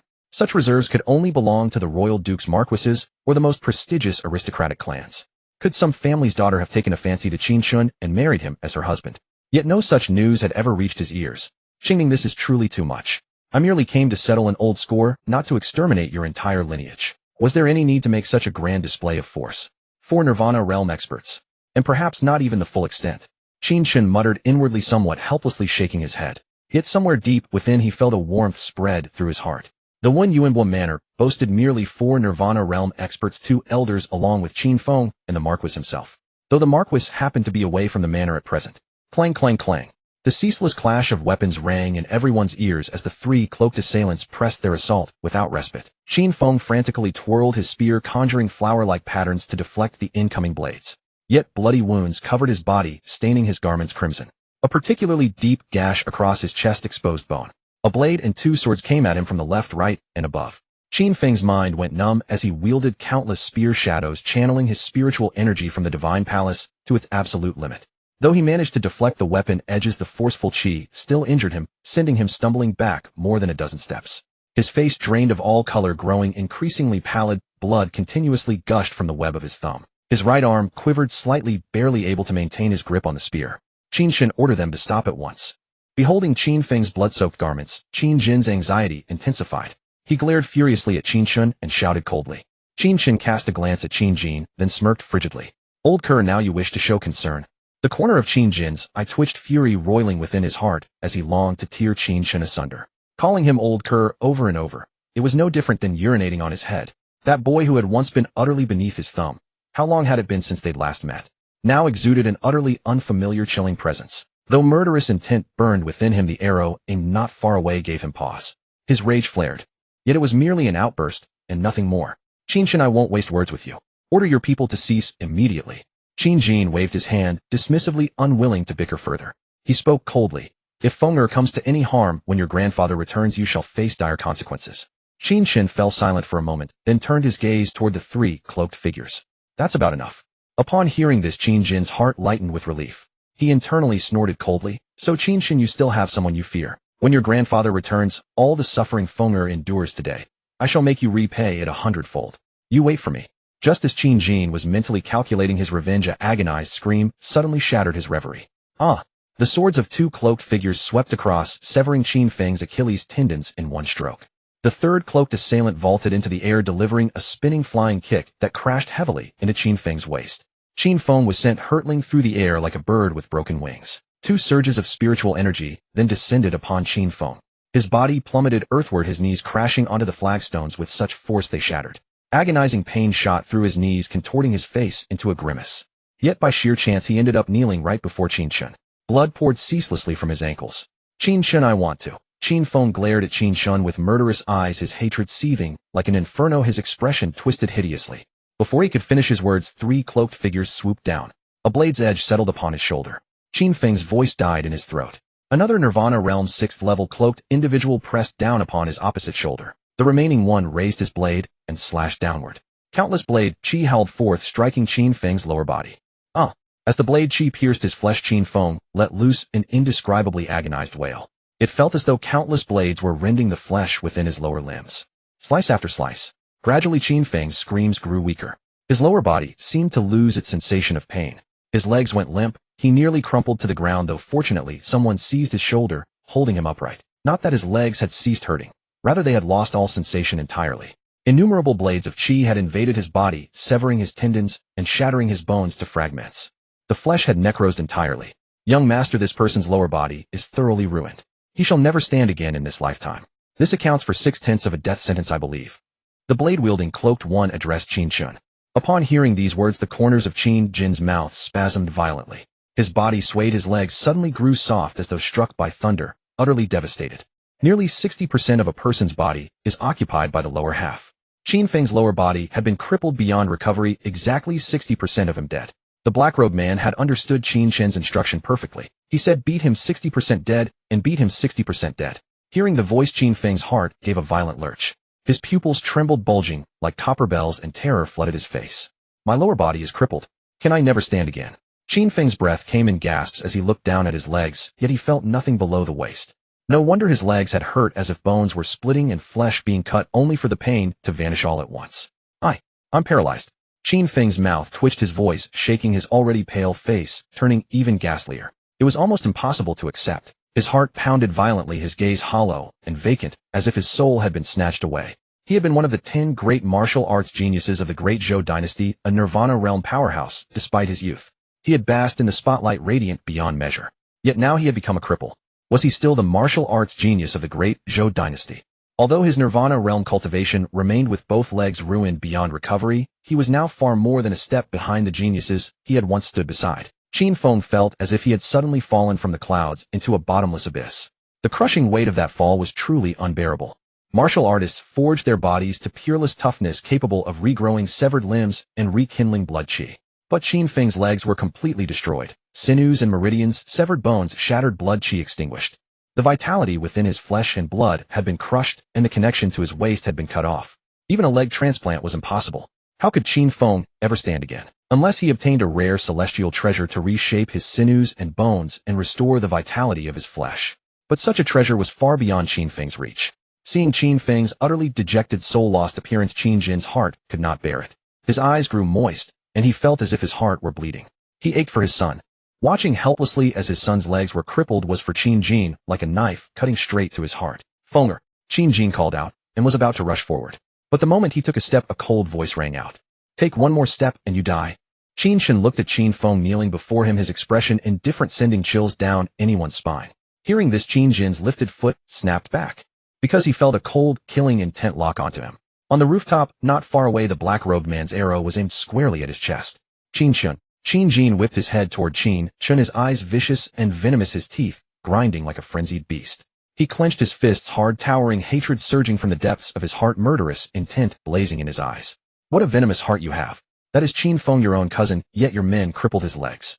Both of you carry the blood of the Qin family. Even if your bones break, your sinews remain connected. How could you bring yourself to do it?" Earlier, when Qin Chen had shouted to stop the black-robed man, Qin Jin thought Qin Chen was afraid of the old master.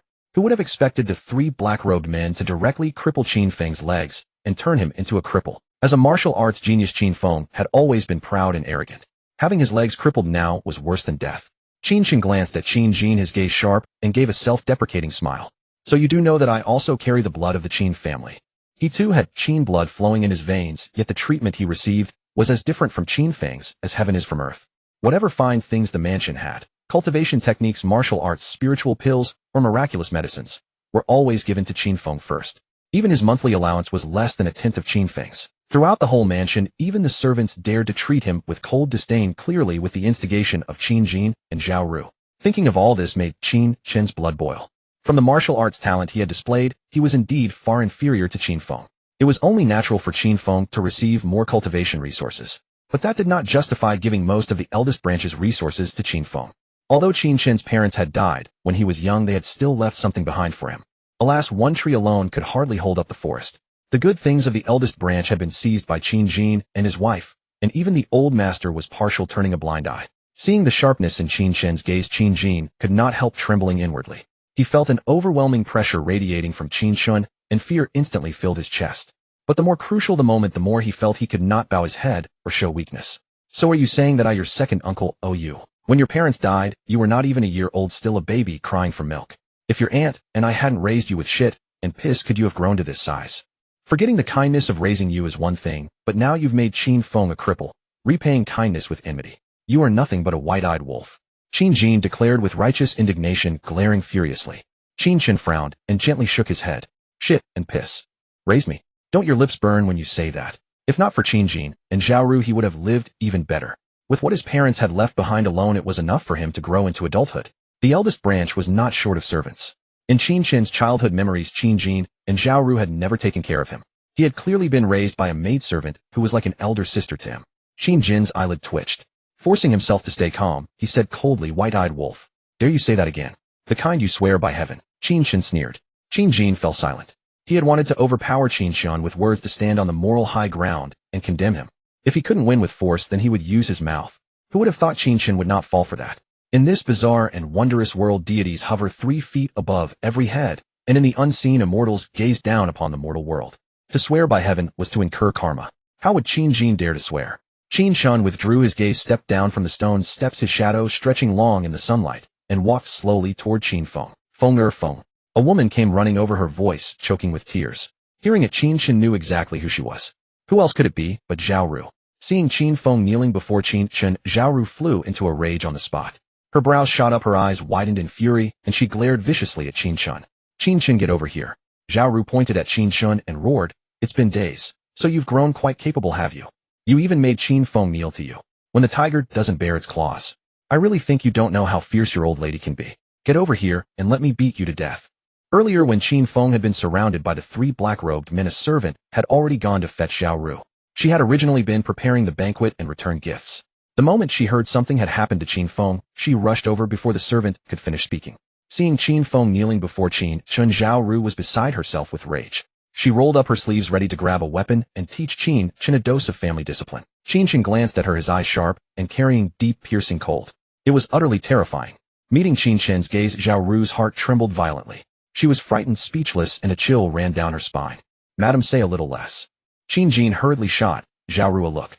Qin Chen's gaze shifted to Qin Feng, and a faint, almost imperceptible cold smile curled at the corner of his mouth. Qin Feng had kept his head lowered. It was only when he saw the shadow on the ground that he raised his head. Qin Chen's figure filled his view. Qin Feng's eyes nearly split apart as he stared fixedly at Qin Chen, towering hatred surging within them. Qin Chen, what do you want?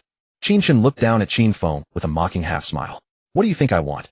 Qin Feng frowned and paused in silence, then his heart suddenly plunged into the abyss.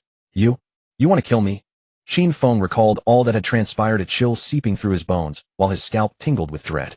In the past, Qin Chen had endured considerable suffering within the manor. Yet all that torment had been inflicted upon Qin Chen by that very family, and he above all others. When they deemed Qin Chen careless, they would claim it was merely martial sparring, yet their strikes were vicious and merciless, never restraining themselves. Qin Chen had often been confined to bed for half a month at a stretch. And beyond that, there existed the greatest secret, the most grievous suffering Qin Chen had ever endured.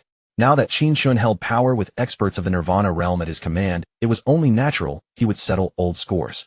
Had it been him who had suffered such tribulations, and then risen to prominence, he too would inevitably seek vengeance. A cold sneer played on Qin Chen's lips as he gave a slight nod. You read my mind quite accurately. A jolt of dread seized Qin Feng's heart, as though an ominous chill had wrapped around him, plunging him into an ice cave. He wanted to resist, even to kill Qin Chen. Yet the blade pressed against his throat forbade him from making any sudden moves. Qin Chen, I was wrong, please don't kill me. Under the threat of death, Qin Feng completely broke down, an endless tide of terror flooding his heart. He had never imagined Qin Chen would actually intend to kill him. Qin Chen, spare me. I beg you, don't take my life. I was but a youth, reckless and ignorant back then. You're a noble man, I'll let bygones be bygones and show mercy this one time. Qin Chen, big brother, we share the same blood. Kinship runs deeper than water. Please have mercy on me. My legs are already crippled, I'm nothing but a paralyzed wretch now. This is my own doing, a fitting punishment for my crimes. Big brother, just spare my life. Gazing at Qin Feng's terrified, beggarly countenance, Qin Chen felt no satisfaction whatsoever, his eyes gradually turning cold. Qin Chen understood that Qin Feng hadn't realized his wrongdoing. He simply feared death itself. That fear was what drove him. He desperately wanted to survive. Upon hearing these words, Zhao Ru, standing nearby, felt a wave of dizziness wash over her. Her body swayed slightly, and she could barely keep her footing. Fortunately, Qin Jin caught her before she fell. Qin Jin's face was etched with grave concern, one hand clenched into a fist, his heart pounding in his throat. He watched Qin Feng with utter worry, terrified that Qin Chen might actually kill him.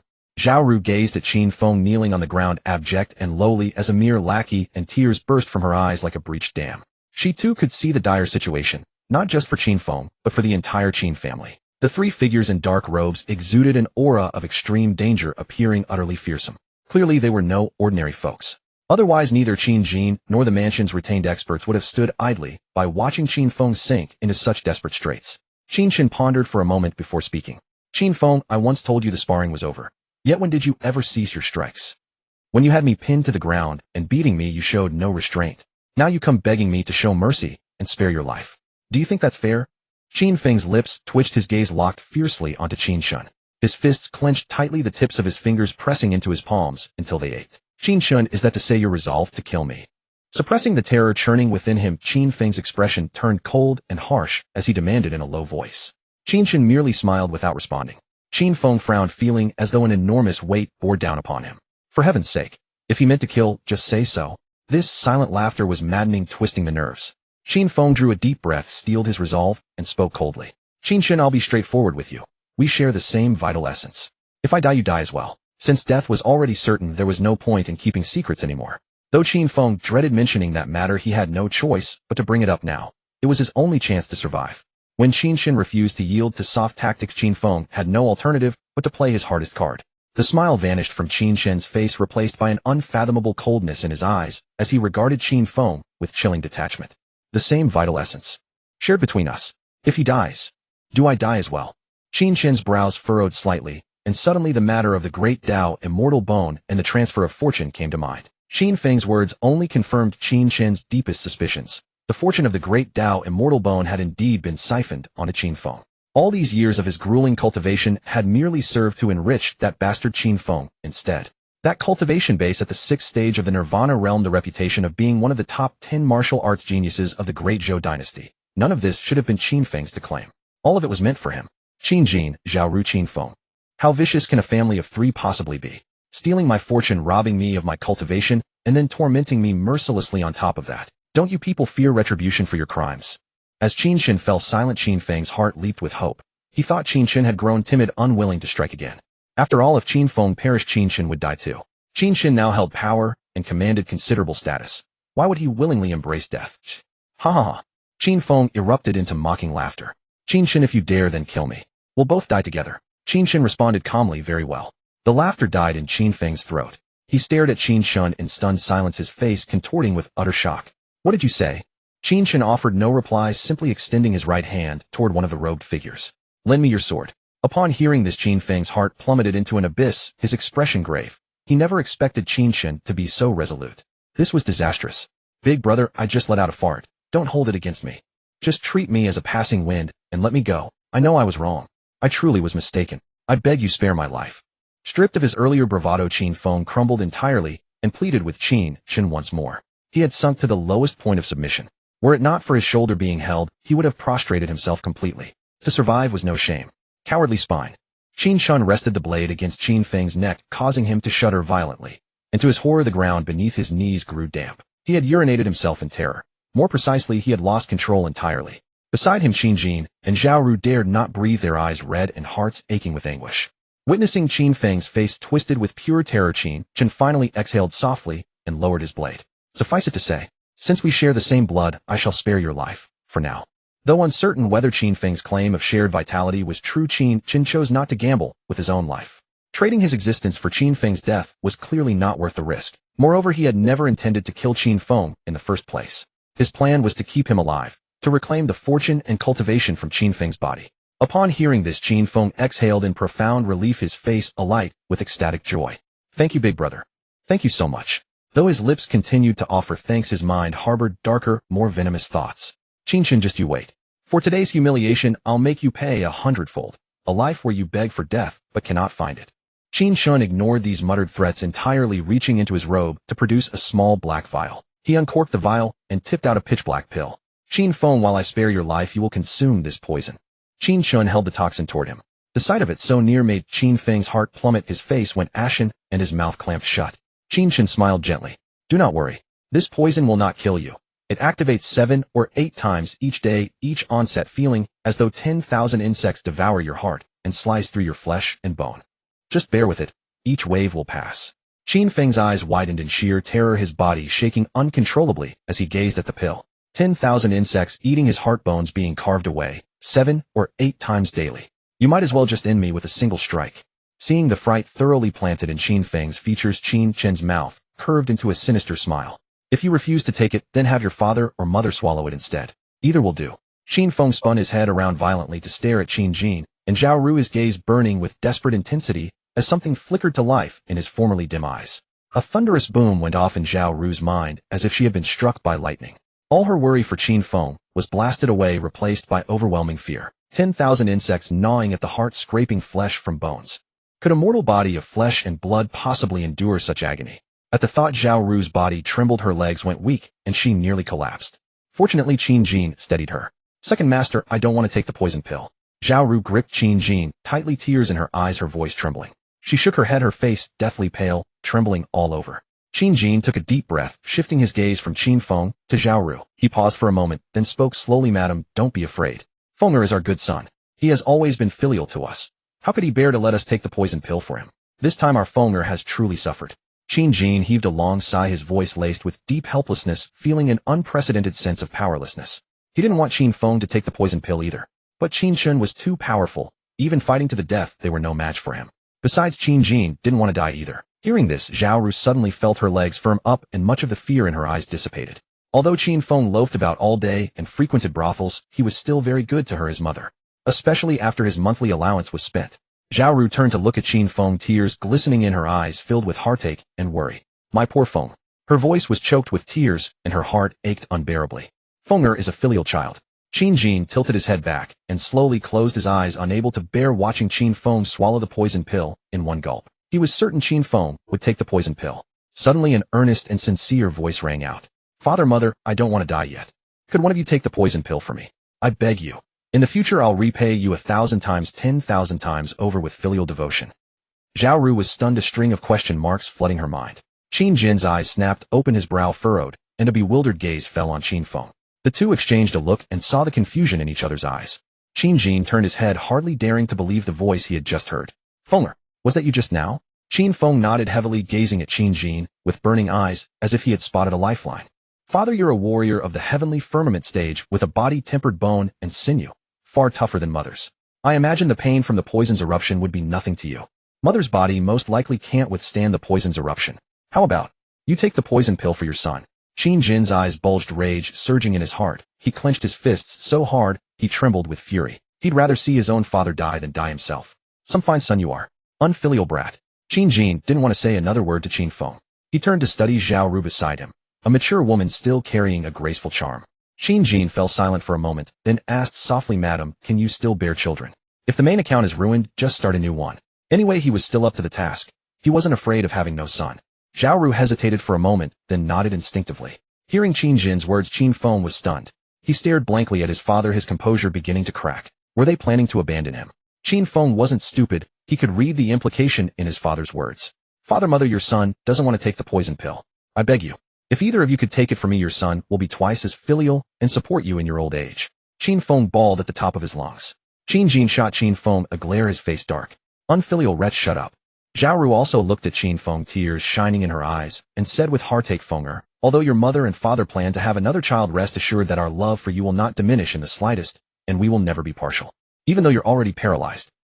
The corners of Qin Feng's mouth twitched, and he violently spat out a mouthful of blood, as if struck by 10,000 critical hits. Qin Chen quickly dodged, narrowly avoiding being sprayed with blood.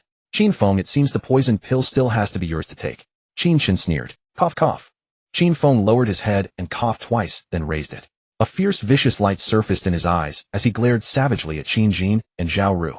You're leaving me to die. Why won't you take the poison pill for me? Why? Qin Feng gnashed his teeth, screaming hoarsely at the top of his lungs. Qin Jin and Zhao Ru fell silent, unable to bear meeting Qin Feng's hate-filled gaze. Both knew. Qin Feng probably hated them to death. Qin Chen, what a vicious heart you have. Qin Jin clenched his fist, knowing this was Qin Chen's poisonous scheme.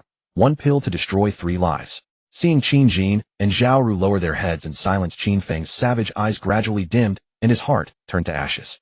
Qin Chen turned to look at the graceful figure nearby, a mischievous smile curling at the corner of his mouth. The moment Lu Yanran saw his gaze, she inexplicably shuddered. Qin Chen turned back to Qin Feng and said with a cold smile, right, Lu Yanran is supposed to get engaged to you. Marry a rooster, follow the rooster. Marry a dog, follow the dog. By that logic, she counts as a member of the Qin family. Lu Yanran can take the poison pill for you too. Hearing this, Qin Feng suddenly raised his head and shouted excitedly toward Lu Yanran. If you take the poison pill for me, I will never treat you unfairly. I swear before heaven, if I ever wrong you in this life, may I be struck by lightning. Qin Jin and Zhao Ru also looked at Lu Yanran. Yanran, please just help Feng. Fenger's legs are paralyzed. He's pitiful enough. Surely you can't bear to watch him be poisoned too. Listening to the voices around her, Lu Yanran's expression turned utterly cold, and she sneered inwardly. What a repulsive family. Now I've seen them for what they truly are. They're all trash. Good thing the engagement was to happen after the annulment. I've never actually been betrothed to Qin Feng. Lu Yanran glanced at Qin Feng and said coldly, Qin Feng, we are not engaged yet, so I can hardly be considered a member of your Qin family. Moreover, let this engagement matter be dropped. I will never be engaged to you. Qin Feng was already paralyzed, and soon he would be poisoned as well. How could Lu Yanran marry a cripple? In her eyes, Qin Feng was no longer one of the great Zhou dynasty's 10 martial arts prodigies. These words enraged Qin Feng. Flames blazed in his eyes as he glared fiercely at Lu Yanran. Lu Yanran, you wicked, heartless woman. Before you admired me, now that disaster has befallen me, you discard me like a worn-out shoe. I've seen through you, woman. Bitch. Qin Feng ground his teeth. Qin Jin and Zhao Ru also turned on Lu Yanran, unleashing a stream of abuse. Lu Yinran, however, treated it all as wind in her ears, and remained silent, letting Qin Feng and his parents' heavy punches land on cotton. Their rage only grew hotter. With Qin Jin's trio all but finished, Lu Yinran couldn't be bothered to trade barbs with them. Clap, clap, clap. Qin Chen watched with relish and couldn't help raising his hand to applaud. What a catfight! What a joy to watch! Qin Chen's gaze fell on Qin Feng, a cold smile curling at his lips. Qin Feng, since no one is willing to take the poison pill for you, don't blame me. It's not me who wants to harm you. It's that no one else was willing to suffer in your place. So don't put this on me. As he spoke, Qin Chen brought the poison pill toward Qin Feng's mouth. Qin Feng's pupils trembled, and he clamped his mouth shut, refusing to take it. A black-robed man suddenly reached out, seized Qin Feng's face, and squeezed hard, forcing his mouth open. Qin Chen immediately shoved the poison pill inside, and quickly clamped the jaw shut. Gulp! Qin Feng's Adam's apple bobbed up and down, and the poison pill slid into his stomach. His gaze went dark, his face turned ashen, his body trembled, and a deep despair surged in his heart. Qin Chen smiled, then turned to look at Qin Jin, and Zhao, a sliver of coldness rising from the depths of his eyes. Second uncle, second aunt. Qin Chen called out to them. But Qin Jin and Zhao Ru's hearts jolted, and chills crept up their backs, spreading through their bodies. I lost both parents as a child, and you two raised me. I can never repay your kindness in raising me. Your nephew happened to obtain 2 superior great spirit pills. I couldn't bear to take them myself, so I thought I'd use them to repay the 2 of you for raising me. Please, second uncle, second aunt, accept them. As he spoke, Qin Chen poured out 2 ink black pills from a small black bottle. Those pills were exactly the same as the poison pill Qin Feng had taken. A smile played at the corner of Qin Chen's lips. His right palm was open, and the 2 black pills resting on it were impossible to miss. Step by step he advanced toward Qin Jin and Zhao Ru. Seeing the black pills in Qin Chen's palm, Qin Jin and Zhao Ru both widened their eyes, their faces twisting with extreme terror as they trembled. Top-grade spirit pills. Clearly they were poison pills of the most lethal kind. Qin Jin's heart quivered and his thoughts scattered in panic, so he shouted at Qin Chen, "You don't come any closer." Zhao Ru swallowed and said in a trembling voice, Qin Chen, we don't want the spirit pills. Don't bring them over. Stand still. Don't come any closer. Qin Chen did not stop. His gaze was calm and a faint smile hung on his face, yet he gave people the feeling of a smiling tiger. Qin Jin and Zhao Ru felt a deep dread.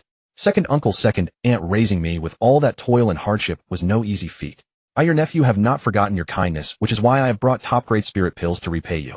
But you must still give me, your nephew, a chance to repay that kindness, Qin Chen said with a genial smile. The eyes of Qin Jin and Zhao Ru twitched, their faces turned deathly pale, and the panic in their hearts swelled until they were nearly frightened out of their wits. Qin Chen, we are family. Since you lost your parents, it was only right that I, your second uncle, should raise you. I never raised you with any thought of repayment. We're all family. Say no more of this. Talk of repayment only makes us seem like strangers.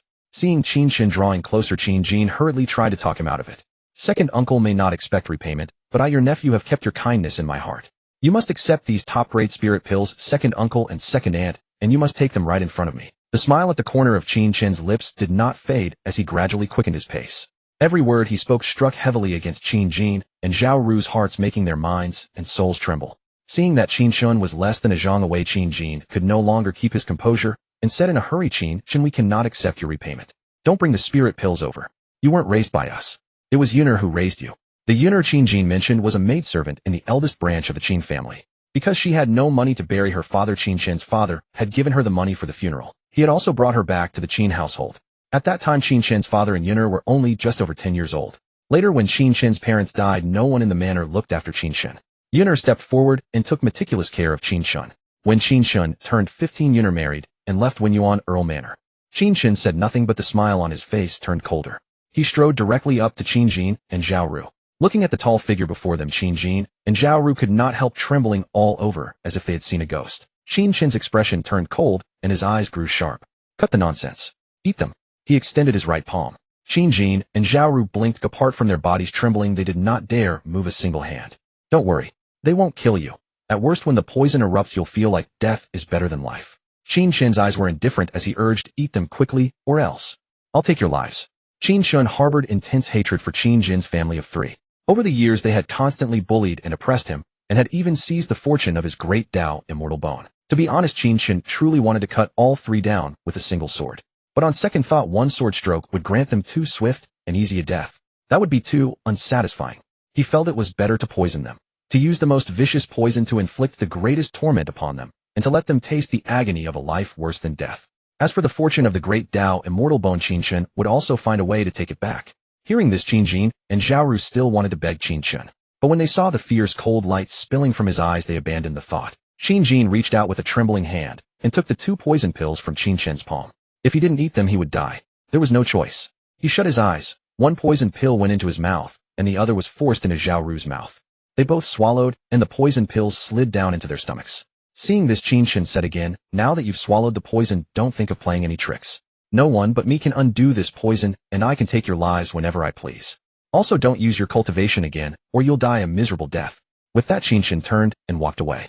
He was not leaving Wenyuan Earl Manor. Rather, he went to his former residence. Qin Jin and Zhao Ru collapsed limply on the ground, their faces ashen, their eyes vacant as though their souls had been drained away. The black-robed man also let Qin Feng go. Qin Feng lay on the ground staring gloomily at the sky. About an hour later, Qin Chen packed up all the things that belonged to him and walked out of Wenyuan Earl Manor. At the manor gate, Lu Yanran stood quietly, as if waiting for something. "Qin Chen." Seeing Qin Chen, Lu Yanran opened her mouth and called out. Qin Chen did not respond, he simply walked on. Lu Yanran frowned slightly and continued, "Qin Chen, I'm sorry." Qin Chen paid her no heed. Without shifting his gaze, he treated her as if she were air and strode past her. Between the two of them, a shaft of sunlight cut through, as if separating them from each other. Lu Yanran was stunned for a moment and watched Qin Chen walk away in a daze. Then her legs gave way and she slumped to the ground. Frustration, regret, unwillingness. All sorts of emotions churned in her heart, piercing it deeply. 2 lines of tears slid down her cheeks. When she thought of the despicable faces of Qin Feng's family, she felt even more regretful. If only I hadn't come to break off the engagement, if only time could flow backward. Woo. Lu Yanran buried her face in her hands and wept bitterly. South City Square. A tower pavilion stood in the middle of the square like a towering mountain, majestic and imposing. Around it, figures surged, a sea of people. Bang! Suddenly a figure flew out of the tower pavilion like a bird with broken wings and crashed to the ground. At the sight, everyone's hearts clenched. Alas! Lost again. This is already the 8th prodigy within the top 50 of the Shinshio ranking, and he's still lost. Could it be that Great Zhou truly has no one capable left? The young generation of the Great Zhou dynasty had repeatedly failed in their attempts to conquer the tower, drawing sighs and headshakes from all who witnessed their defeat. That towering pavilion stood like an insurmountable mountain, blocking the path of every prodigy from Great Zhou's youth. It also pressed down upon the Great Zhou dynasty itself. Those watching from Great Zhou wore bitter expressions, their hearts shrouded in gloom. But more than anything, discontent. A mighty dynasty, yet its gifted youths were successively defeated by the scions of noble houses. It would be a laughingstock if word spread. Chen Pingji of the Great Zhou Academy, here to challenge the tower. From the crowd, a white-robed man soared into the air, clutching a jet-black spear, darting directly toward the towering pavilion. At the sight of that figure streaking forth, dimmed eyes suddenly blazed with renewed light, their gazes burning with fervor. Senior Chen is magnificent. Senior Chen ranks 39th on the Divine Talent rankings. His spear techniques have reached the pinnacle of perfection, and he has comprehended the momentum of the spear. He will surely teach those noble house brats what Great Zhou prodigies are capable of. Senior Chen bring glory to Great Zhou. The disciples of the Great Zhou Academy erupted in excited cheers at the sight of Chen Pingji stepping forward, their spirits soaring. 2/4 of an hour later. With a thunderous crash, a figure came hurtling out from the 5th floor, followed immediately by a jet-black spear that also flew out of the pavilion. Chen Pingji twisted his waist mid-air, spinning gracefully, and landed steadily on the ground in a half-crouch. He raised his right hand, and the jet-black spear happened to land perfectly in his palm. Clutching the jet-black spear, Chen Pingji's expression remained serene, uttering not a word as he walked silently into the crowd. Senior Chen has fallen too. You can't be serious. Senior Chen only made it to the 5th floor. Are those noble house brats really that formidable? A prodigy ranked 39th on the Divine Talent rankings could only reach the 5th floor with 6 more floors untouched. Could it be that only someone from the top 10 of the Divine Talent rankings stands a chance? Following Chen Pingji's defeat on the 5th floor, exclamations of astonishment erupted throughout the crowd. They exchanged bewildered glances, brows furrowed, never having expected the noble house scions to be so overwhelmingly powerful. An oppressive silence descended upon everyone. Even the air seemed to crystallize. Since the day that pavilion was erected, the prodigies of Great Zhou had attempted after attempt. There had been no fewer than 80, if not 100 challengers. Yet without exception, not a single one had managed to pass through the entire tower. The prodigies of Great Zhou had suffered dozens of consecutive defeats. One could only imagine how humiliated and aggrieved these onlookers from Great Zhou felt. What's happening over there? Qin Chen walked along the street, glimpsing from afar the sea of people gathered in the square ahead, buzzing with extraordinary excitement. Adhering to the principle of never missing a good piece of gossip, Qin Chen quickened his pace, without hesitation heading straight for the square ahead. After departing from the Wenyuan Bone Manor, Qin Chen had not returned directly to the princess's residence, choosing instead to stroll along the streets. Having spent nearly every day idling at the Tianbing platform yamen, he had grown thoroughly bored. With the yamen closed for a few days of rest, Qin Chen thought to seek some entertainment on the streets with no intention of rushing back to his residence. Shortly after Qin Chen arrived at the outer edges of the square where the crowd had already packed every inch of space, leaving not even a spot to stand. That pavilion is truly magnificent. Gazing up at the towering structure, Qin Chen observed how it rose like a small mountain before him, radiating grandeur and majesty. To erect such a tower in the southern city square, its cost must be staggering. With such lavish wealth, whose handiwork is this? Qin Chen squinted slightly, deep in contemplation. However, with so many people gathered here, it surely couldn't be merely for observing the tower. Qin Chen's gaze flickered, landing upon a young woman in a green dress before him, and he called out, "Miss." Turning around at the voice, the green-dressed maiden was immediately greeted by a handsome face, warm and polished as jade. The maiden's eyes shimmered, her cheeks flushing a delicate pink. "Are you speaking to me, young sir?" Qin Chen smiled gently and nodded, getting straight to the point. "Miss, what is happening here? Why have so many gathered in this place?" The green-dressed maiden giggled sweetly and chirped charmingly. "The 8 supreme noble houses of Great Zhou Dynasty and the prodigies from 3 sacred lands have erected a tower in the square. That very pavilion. It's called the Battle Tower, I believe. The prodigies from the 8 noble houses and 3 sacred lands each guard 1 floor, issuing a challenge to Great Zhou, debating the Tao through martial prowess. We're all here to watch Great Zhou's prodigies attempt the tower." Qin Chen turned his gaze toward the towering structure, gazing at it thoughtfully. Debating the Tao among prodigies. As Great Zhou Dynasty's sweeping reform blazed ahead like a raging fire, the noble houses and sects had made their move. While it appeared to be a debate among prodigies, it might well be a probing of Great Zhou's foundational strength. It was also a counterattack. Qin Chen was well aware of the 8 supreme noble houses and the sacred lands. Songqi Pei Chu Lin Yisu Wang. The Great Zhou Dynasty had existed for merely over 1,000 years, yet these 8 noble houses had each inherited their legacies for at least 6,000 years. Their foundations ran impossibly deep. Even Emperor Tianjing would need to strategize carefully before attempting to destroy the 8 supreme noble houses. As for the sacred lands, there were 5 within the borders of Great Zhou Dynasty, each an immensely powerful superforce. How have the results been on both sides? Qin Chen inquired further. The green-dressed maiden's eyes sparkled, her gaze lingering on Qin Chen, a smile playing upon her delicate features. However, upon hearing Qin Chen's words, she gently knitted her elegant brows, her gaze dimming slightly. These past days, not a single Great Zhou prodigy has passed the 11th floor. The highest achievement is merely reaching the 5th floor. Qin Chen couldn't help but furrow his brow, quite astonished. The highest achievement was merely the 5th floor. Were the prodigies of Great Zhou Dynasty all useless? Qin Chen felt puzzled in his heart. Great Zhou Dynasty was undergoing reform and innovation, and martial cultivation was improving day by day. By rights, they shouldn't be losing to the prodigies of noble houses and sects. Would Emperor Tianjing on the Dragon Throne tolerate the noble houses and sects suppressing Great Zhou Dynasty? Young Master Qin. Just as Qin Chen fell into confusion, a delicate voice reached his ears. Qin Chen snapped back to his senses, only to find a fair-robed woman of beautiful features standing before him. However, Qin Chen did not recognize her. "Do you know me?" he asked in bewilderment.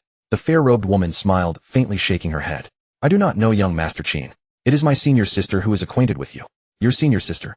Qin Chen frowned, still confused. The fair-robed woman turned her head toward a certain restaurant. Qin Chen followed her gaze.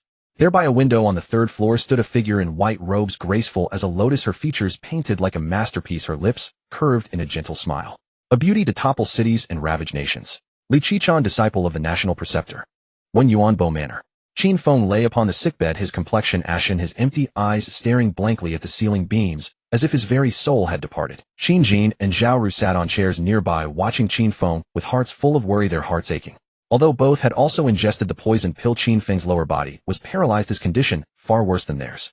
Moreover, ever since swallowing the poison pill, Qin Feng had not spoken a single word, nor shown any response to Qin Jin and Zhao Ru. In his heart, Qin Feng still resented them for not eating the poison pill for him. "Fenger, say something." "Yes." "Fenger, stop scaring mother like this." Their voices fell upon deaf ears as Qin Feng remained silent, his body motionless. Suddenly Qin Feng shuddered violently, and an agonized cry tore from his throat. "Aunt." His features contorted in agony, blue veins bulging from his neck. He felt as though 10,000 venomous insects were gnawing at his flesh and blood, the pain utterly excruciating. "Kill. Kill me. Kill me quickly." Qin Feng's body convulsed wildly as he howled and roared. His hands clawed desperately at his chest, as if trying to tear out his heart to dig out the venomous insects within his body. "Fenger." Witnessing Qin Feng's frantic reaction, Zhao Ru's face drained of color, her body going limp. Guards. Quickly summon someone. Pin the young master down now." Qin Jin's expression turned grave, his heart torn with anxiety as he bellowed commands.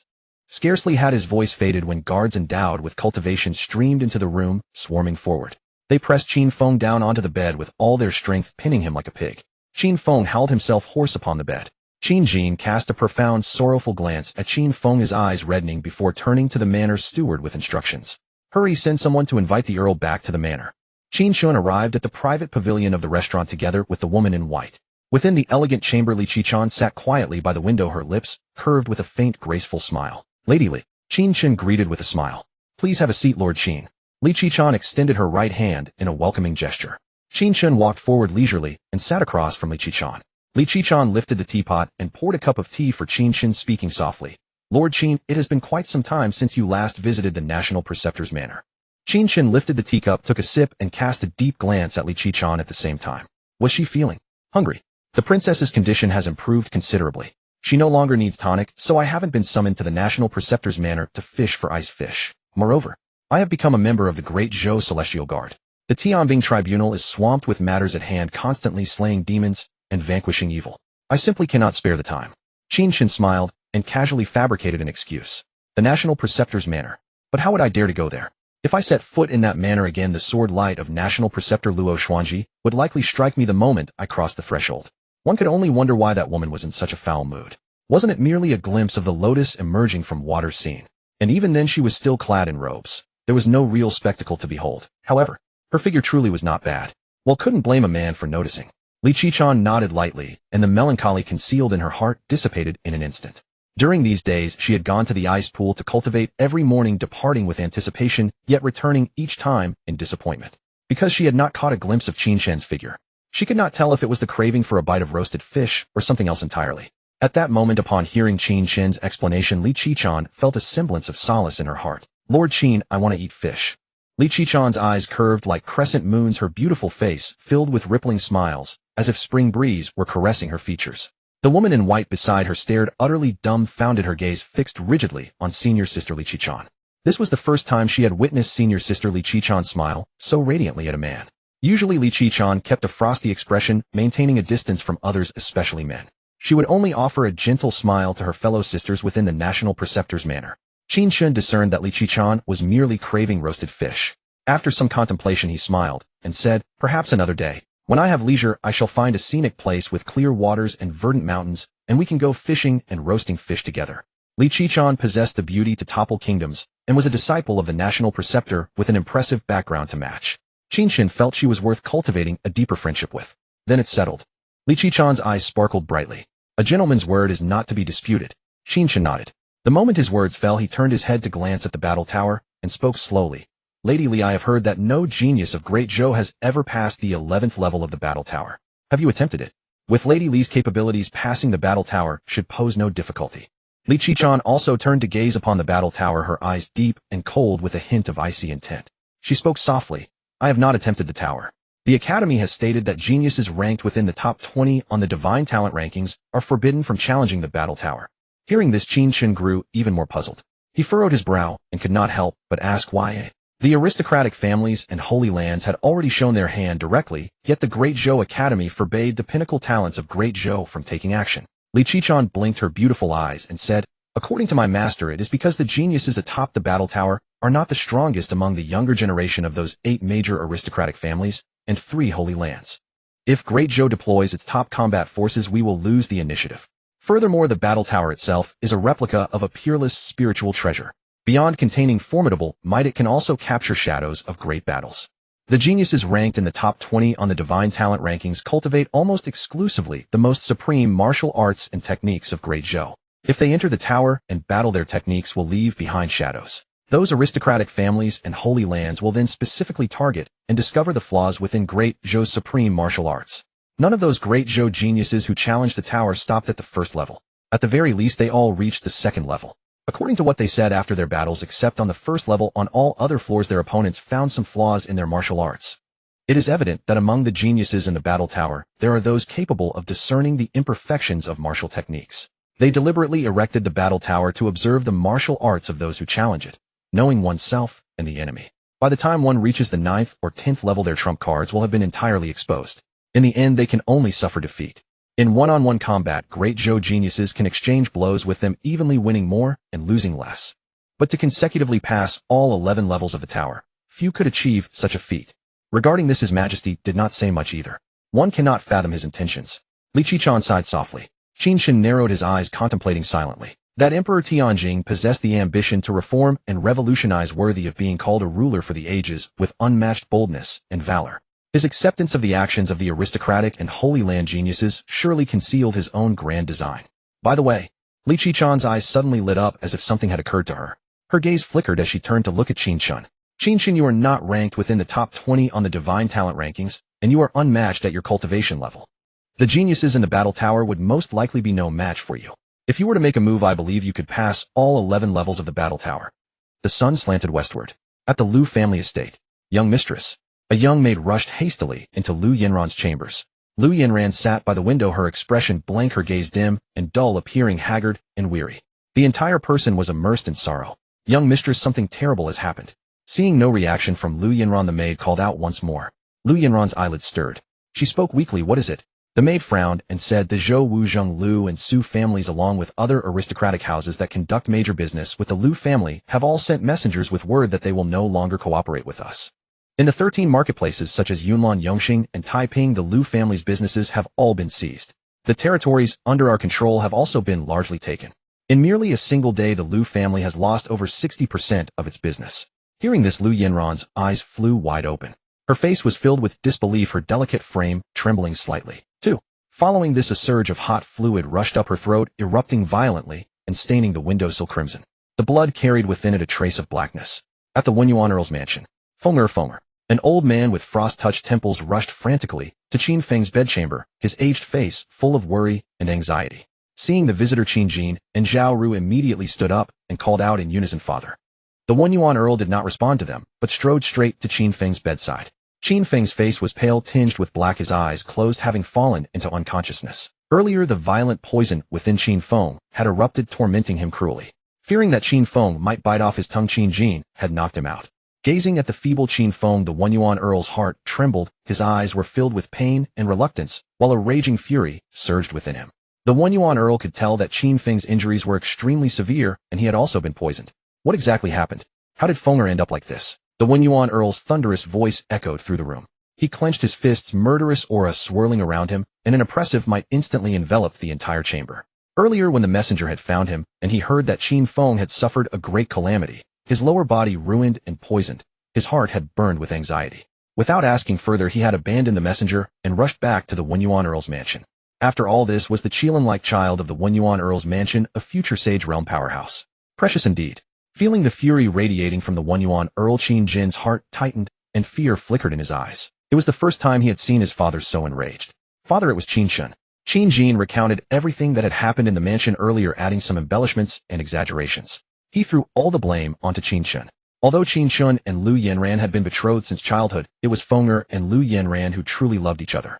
As the saying goes, better to demolish 10 temples than to break up one marriage. Qin Chen has never entered the martial path in all these years, while Lu Yinran has already reached the heavenly stellar realm. She looks down on Qin Chen.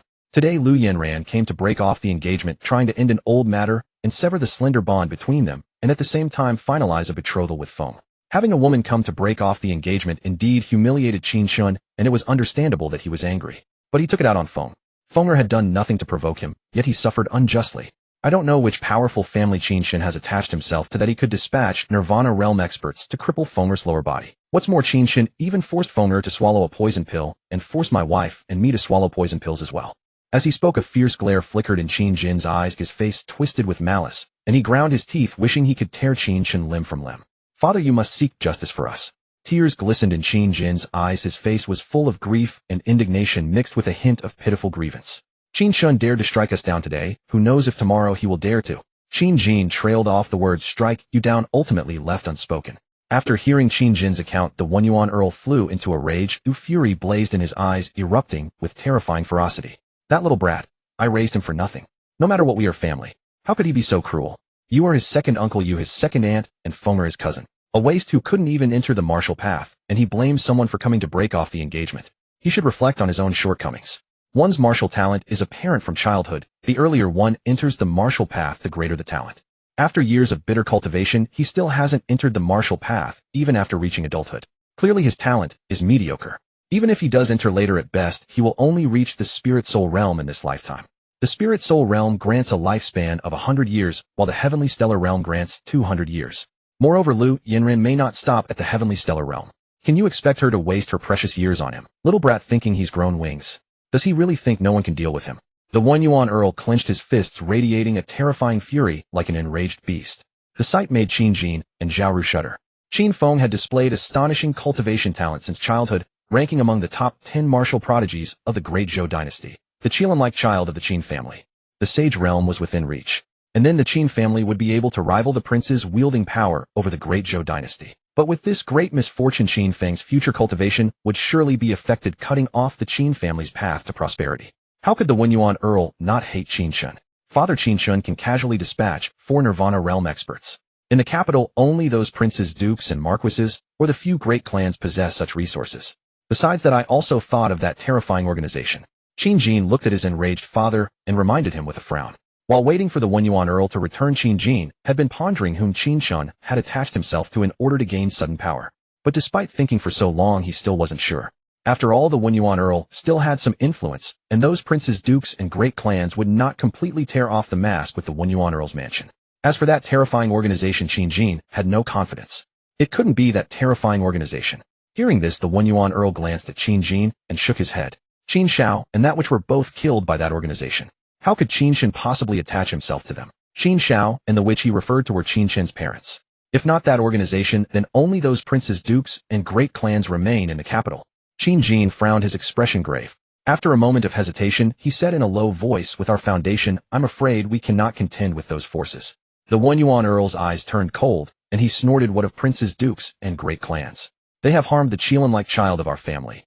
How can I let this go? The foundation of the One Yuan Earl's mansion may not match theirs, but I am still a count of the Great Zhou with no low status. In the end, it is His Majesty who rules the Great Zhou. There are laws. No prince, duke, or great clan can protect Qin Chen. Qin Chen has reduced you to this state. This debt must be settled, and it will be settled. Hearing these words, Qin Jin felt reassured. It was indeed his father, the count, who had to step in. My lord, second master. Just then a servant rushed to the door and called out to the people inside, someone from the palace has come and is waiting outside the mansion gate. Hearing this, Qin Jin glared at the servant and scolded, if someone from the palace is here, why didn't you invite them in? The servant frowned and said the person said they would wait for the earl outside the gate. As soon as the words fell, the One Yuan Earl had already left the room and headed straight for the gate. Before he even stepped out, he saw several eunuchs standing outside. The leader had white hair, but a face untouched by the ravages of time. Seeing him, the One Yuan Earl quickened his pace, greeted him with a flattering smile, and acted very warmly. What wind has blown the chief steward by here? The servants are ignorant of proper etiquette. Please forgive them, Chief Steward Bai. Do come in quickly. Chief Steward Bai shook his head and said expressionlessly, I won't enter the mansion. I'll speak here, then I must return to the palace to report. The One Yuan Earl frowned, his heart tightening. Chief Steward Bai was acting strangely. Chief Steward Bai cleared his throat, glanced at the One Yuan Earl, and declared in a loud voice, Qin Yue received the imperial decree. Hearing this, the One Yuan Earl immediately bowed in salute, showing utmost respect. The Emperor's oral decree, the One Yuan Earl is advanced in years and should enjoy a peaceful retirement.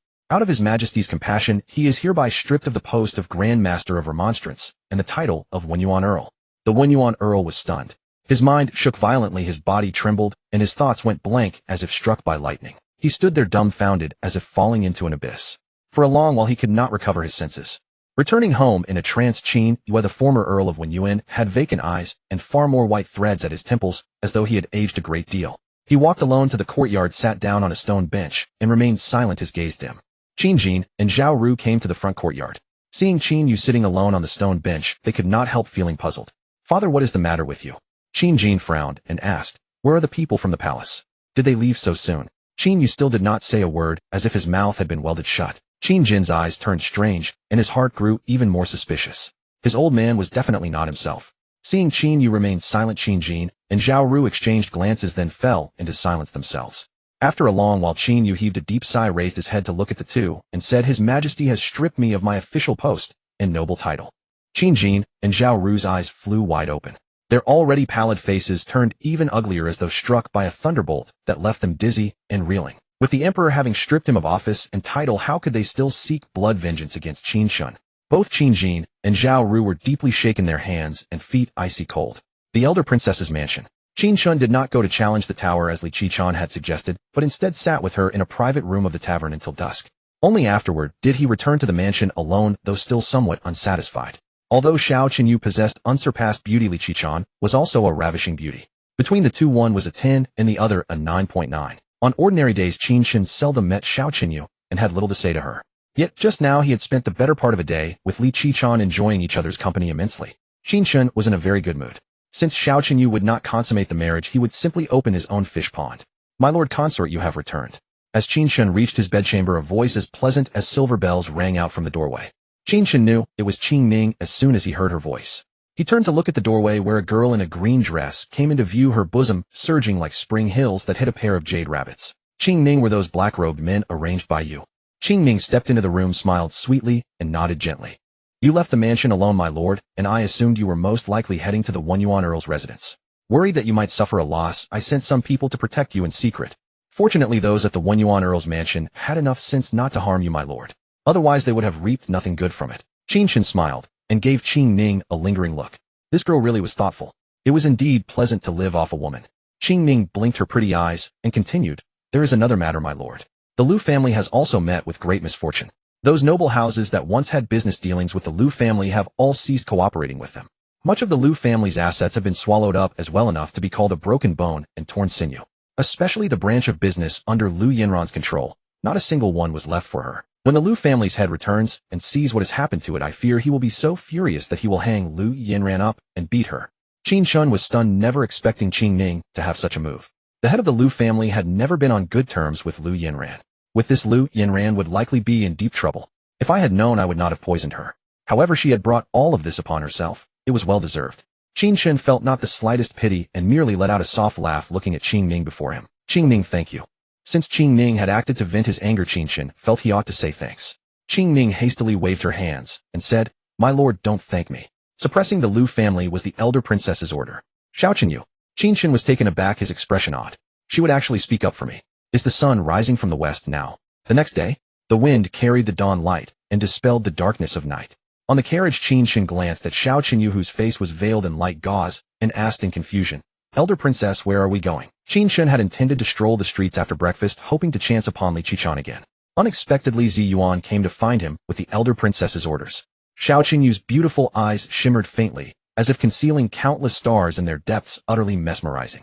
Her forehead was white as jade, and despite the light veil over her face, her peerless features were vaguely discernible beneath it. Her moon-white palace dress added a touch of cool aloofness to her graceful figure, and the bosom beneath her neck was magnificent. Qin Chen watched for a few breaths, then felt his mind drifting and hurriedly averted his gaze. Such a beauty could topple a kingdom. She nearly made me lose my Tao heart again. Qin Chen could not help grumbling inwardly. Qingyao Academy. Xiao Qinyu's lips parted lightly, as sparing with words as gold. Qin Chen frowned, his eyes somewhat strange. Qingyao Academy. Wasn't that the holy land of Confucian scholars? Why would Xiao Qinyu take a martial artist like him there? Right, she was a martial artist too.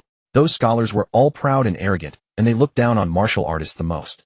The two of them exchanged no further words along the way. Qingyao Academy sat on Qinghua Mountain, 50 li outside the capital. The mountain was blessed with spiritual elegance and nurtured outstanding people. It was the supreme holy land in the hearts of countless scholars of the great Zhou dynasty. After all, Qingyao Academy had been passed down for over 10 millennia. Although the great Zhou Academy also housed a school, it had only gone through 10 years. A black-scaled beast pulled the carriage straight up Qinghua Mountain and into Qingyao Academy. Finally, they stopped before a bamboo house beside a forest and a pond. "Elder princess, we have arrived." Zi Yuan's voice came from outside the carriage. Xiao Qinyu glanced at Qin Chen, and the two descended from the carriage one after another. The elegant bamboo house immediately came into view. Then they walked toward it. Seeing the figure of Xiao Qinyu, a child of about 10 or so, with 2 hair buns, hurried forward to greet her. "Greetings, your highness, the elder princess." The child bowed to the princess. Xiao Qinyu looked at the child with gentle eyes, and said with a smile, "Tuanshuan, is your teacher in?" The child called Tuanshuan nodded. "Master is inside. I'll lead you in, princess." Xiao Qinyu nodded lightly, and followed Tuanshuan toward the bamboo house. Qin Chen followed as well. Inside the bamboo house, Xiao Qinyu saw a refined scholar in blue robes with frost at his temples seated beside the window. A jade pendant hung at his waist. Though there was no outward ostentation, he exuded an air of quiet elegance. "Teacher," Xiao Qinyu called out to the blue-robed scholar. "Elder princess, how many times have I said it? I merely taught you a few years of chess, which hardly earns me the title of your teacher." The blue-robed scholar shook his head with a smile. "Then you are still my teacher," Xiao Qinyu said softly. The blue-robed scholar gently shook his head, no longer arguing, and turned his gaze to Qin Chen. "Teacher, this is Qin Chen." Xiao Qinyu's beautiful eyes sparkled as she introduced Qin Chen to the blue-robed scholar. "He is my husband." Husband. Qin Chen glanced at Xiao Qinyu from the corner of his eye, somewhat surprised. He had not expected Xiao Qinyu to declare his identity so openly. Wait. Since she called him her husband, how could a wife bear to let her husband spend every night alone in an empty room? Without even a bridal chamber, what kind of husband was he? There had never been much exchange between them, even in the mansion. As the princess's consort, he was nominal at best. If she were doing this merely to ruin her own reputation and put Emperor Tianjing at ease, then he was nothing more than a pawn in Xiao Qinyu's hands. Xiao Qinyu had come to Qingya Academy to visit her teacher. She had no reason to bring him along. Qin Chen frowned, slightly unable to understand it. He felt that Xiao Qinyu harbored hidden depths, profound and unfathomable, impossible for him to see through. It was as if a huge mountain stood before her heart, making her thoughts hard to guess. The blue-robed scholar's gaze shifted as he sized up Qin Chen, a graceful young gentleman as warm and refined as jade. The blue-robed scholar nodded and smiled. The eldest princess has very good taste. Qin Chen clasped his hands toward the blue-robed scholar in a humble, courteous manner and said with a grin, "Sir, how many people have you said those words to?" As everyone knew before Qin Chen, Xiao Qinyu had taken more than a dozen consorts. This old fellow didn't go around saying the same thing to every consort, did he? The blue-robed scholar paused for a moment, then laughed heartily. "I have only ever seen one husband of the eldest princess. That is you. Naturally, those words were said to you alone." After saying this, the blue-robed scholar cast a glance at Xiao Qinyu, a trace of deep meaning flickering in his eyes. Qin Chen blinked, even more astonished. Had Xiao Qinyu never brought a consort to Qingya Academy before? "Qin Chen, this is the great Confucian Xie Lingjun. Do not be rude." Xiao Qinyu swept a look at Qin Chen and said softly, "I am no longer a great Confucian." Xie Lingjun smiled and shook his head. Hearing this, Qin Chen could not help widening his eyes. He fixed his gaze on the refined, easygoing scholar before him, his eyes burning as reverence arose spontaneously in his heart. Xie Lingjun. He was the heaven-earth great Confucian who had won a bout for the great Zhou dynasty in the contest of nines. During his idle posting at Tianbing Terrace, Qin Chen, having nothing better to do, had browsed through some old records of great Zhou in the government archives. 8 years ago, 2 years into Emperor Tianjing's reforms, the great Zhou dynasty suffered suppression from aristocratic families and sects. A host of powerhouses descended upon Great Zhou. Great Zhou deployed all its powerhouses and at a heavy price finally drove the great families and sects back. But the Wanyao kingdom in the south took advantage of the chaos, raising 1 million troops to invade Great Zhou. In half a month they broke through 11 cities in succession. Garrisons from across Great Zhou rushed to reinforce like mad, finally holding the million-strong demon army before Jiannan Pass. The Battle of Jiannan Pass was extraordinarily bloody. In less than 5 days, Great Zhou's 300 troops were spent, and the Wanyao kingdom also suffered severe losses. It was only thanks to reinforcements rushing in from every region and fighting a desperate, bloody battle that the demon army was stopped from breaching Jiannan Pass. Despite a long siege, Jiannan Pass would not fall. Unwilling to return home in defeat, the Wanyao kingdom proposed the contest of nines. Great Zhou and the Wanyao kingdom would each field 9 powerhouses. The mighty would clash with 9 bouts and first to 5 wins. If Great Zhou won, the Wanyao kingdom would give up the 11 cities it had occupied. If Great Zhou lost, it would cede the 3 southern prefectures. In the first 8 bouts, Great Zhou and the Wanyao kingdom each won 4. The final bout would decide the outcome. Representing Great Zhou was none other than the heaven-earth great Confucian Xie Lingjun, while the Wanyao kingdom sent a demon emperor of exceptionally fearsome combat strength. At the cost of burning his literary palace, Xie Lingjun fought a life-or-death battle and finally defeated the demon emperor, but his heaven-earth great Confucian cultivation had been all but scattered to the winds. A heaven-earth great Confucian was comparable to a martial artist of the Tao-severing realm and counted among the world's peak powerhouses. Xie Lingjun came from Qingya Academy, yet he willingly gave up his cultivation to fight a desperate battle, winning a thread of hope for Great Zhou. How could people not revere such a man? This junior Qin Chen pays respects to Scholar Xie. With a solemn expression, Qin Chen once again cupped his hands in a bow towards Xie Lingjun. Xie Lingjun reached out, stayed Qin Chen's wrist, and gave him a long, deep look. This young man before him was truly not bad. That great Confucian title is a thing of the past. Now I am merely a man of letters. Xie Lingjun smiled and said in a composed tone, "Sit. All of you. No need to stand." Xie Lingjun motioned for Qin Chen and Xiao Qinyu to take their seats. Xiao Qinyu sat opposite Xie Lingjun, as she always had a go-board between them. Qin Chen sat beside Xiao Qinyu, his gaze sweeping over the two. Xiao Qinyu and Xie Lingjun quietly gathered the pieces from the board, clearly intending to play a game. Tuanchuan came forward with a pot of hot tea, poured a cup for each of them, then left the room. "Teacher, are you really going to leave Qingya Academy?" Xiao Qinyu placed a black stone and said softly, "If you are willing, I can arrange for you to join the Great Zhou Academy or take up a post at court." Xie Lingjun smiled and shook his head. "I am old in years and no longer care for worldly matters. For now I wish to look upon the mountains and rivers of the world." The sage said, "Read 10,000 volumes and travel 10,000 li." "I have read the 10,000 volumes," All that remains is to travel 10,000 li. Xiao Qinyu frowned slightly and placed another black stone. The Great Zhou dynasty's reforms are blazing in full swing, and 100 things await restoration. This is exactly the time to employ worthy people. If you wander the wilds, teacher, would you not be burying all your learning in vain? Teacher, if you would only come out of seclusion, the Great Zhou dynasty's road of reform would be a little easier to walk. Xia Lingjun sighed softly and placed a white stone. Although I support the reforms, I am an old man, and I fear I can no longer be of much use. Xiao Qinyu pressed her lips together, pondering inwardly. Master still has a knot in his heart. It seems that burning his literary palace and losing his cultivation back then was a heavy blow to him. His heart-mind has been thrown into disorder. Qin Chen's gaze flickered. He looked at the two people playing chess, then at the black and white stones on the board, and could not help frowning. He did not quite understand this game. If it were Gomoku, he could call himself a national master, but when it came to Go, he was far from skilled. Moreover, the two were each talking past the other. One wanted to leave, one wanted to stay.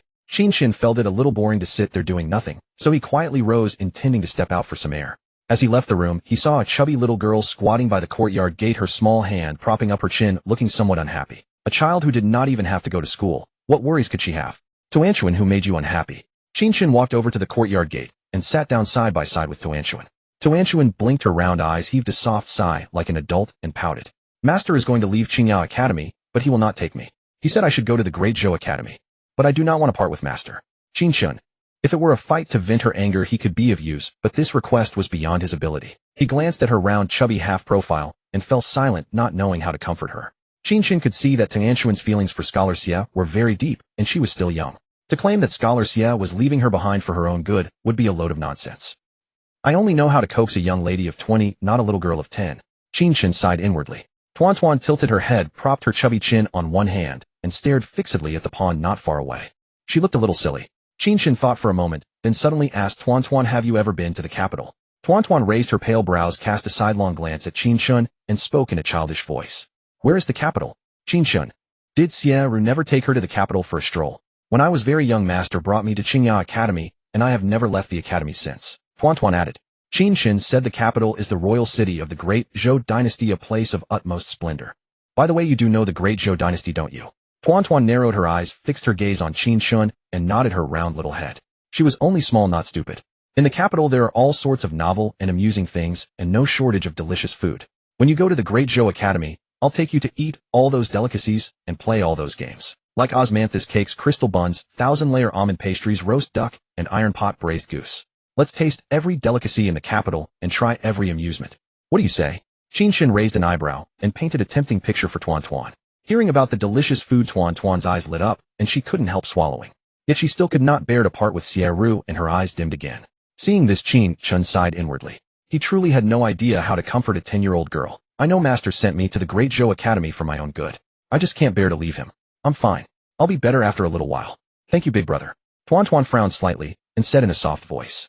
Qin Chen looked at the little girl who was still so young and smiled gently with a hint of complexity in his eyes. Tuan was young, but she was very sensible and well-behaved.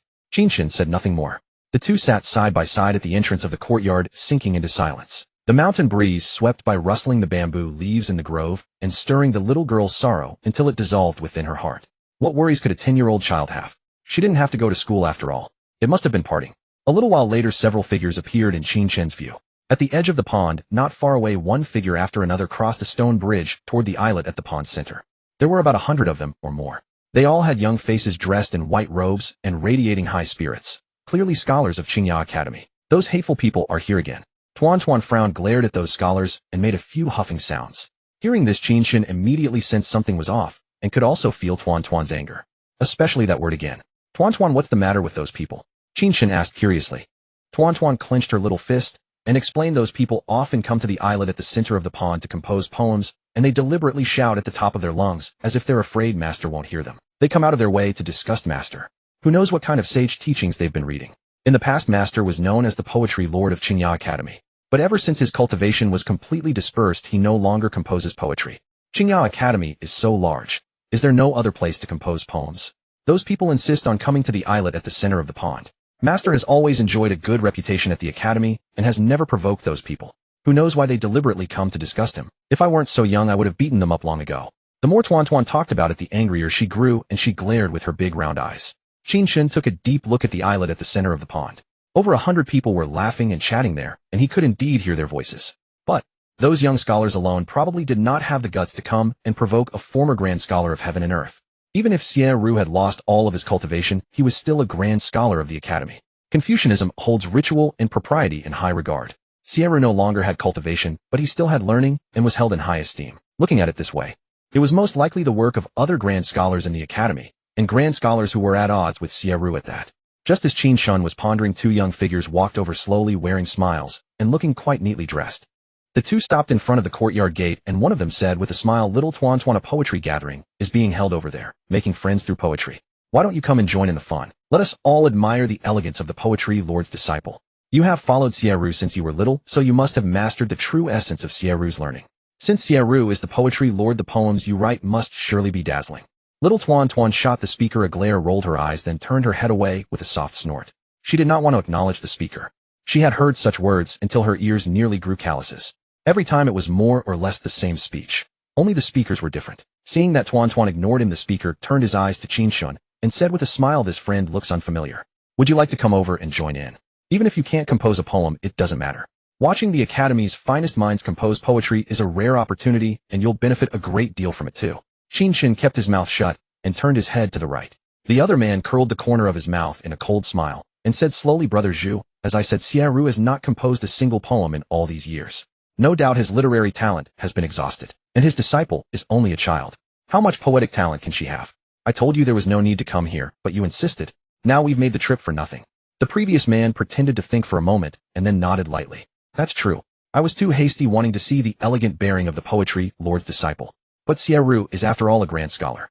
Don't speak carelessly and forget your manners." As he spoke, he clasped his hands in a salute toward the bamboo cottage. Then the two turned and left. Qin Chen swept a glance at their backs, fully aware of what was going on. Damn, they were putting on a double act right in front of me. Tuan, you are Xie Ru's disciple. Having soaked up what you heard and saw over the years, you must have received Xie Ru's true legacy. As for composing poetry, you should be able to do it too, right? Qin Chen turned his gaze to Tuan, who was so angry that she had clenched her little fists, her cheeks puffed out. She looked cute and fierce at the same time. "I'm dull-witted. I can't compose poetry." Tuan frowned, a trace of bitterness appearing on her face. "Master has explained quite a few poems to me, but I don't understand any of them." Qin Chen gave Tuan a profound look and suddenly understood.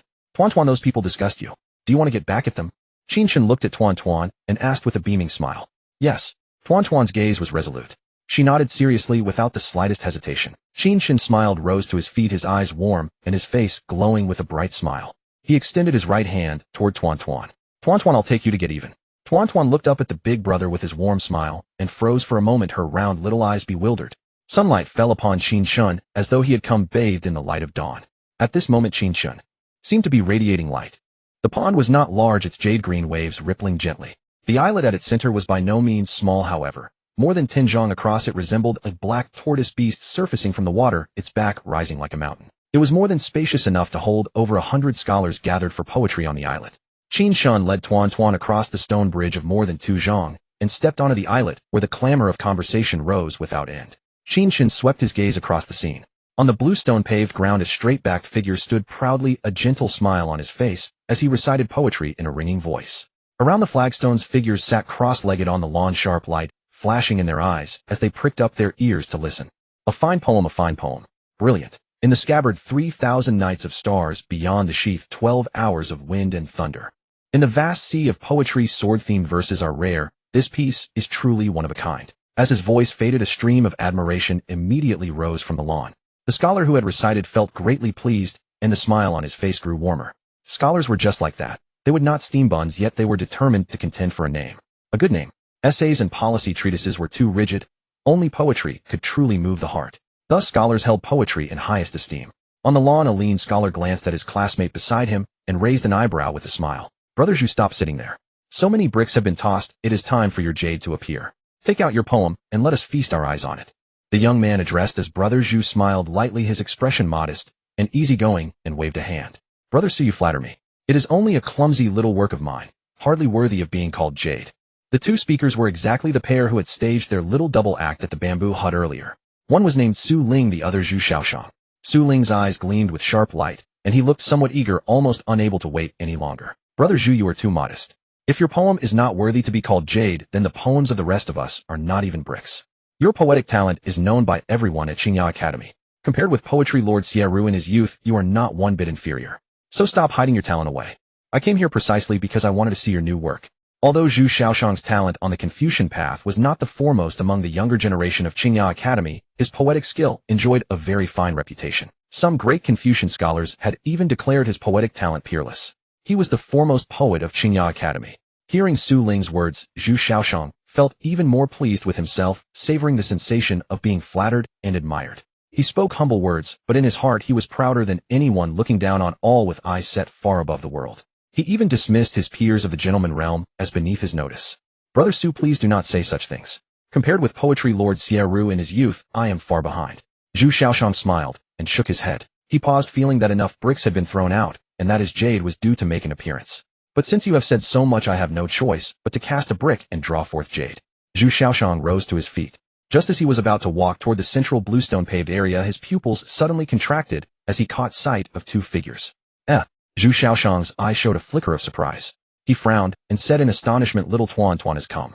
Earlier he had gone to the bamboo hut to call for Tuan Tuan many times, but she had always ignored him.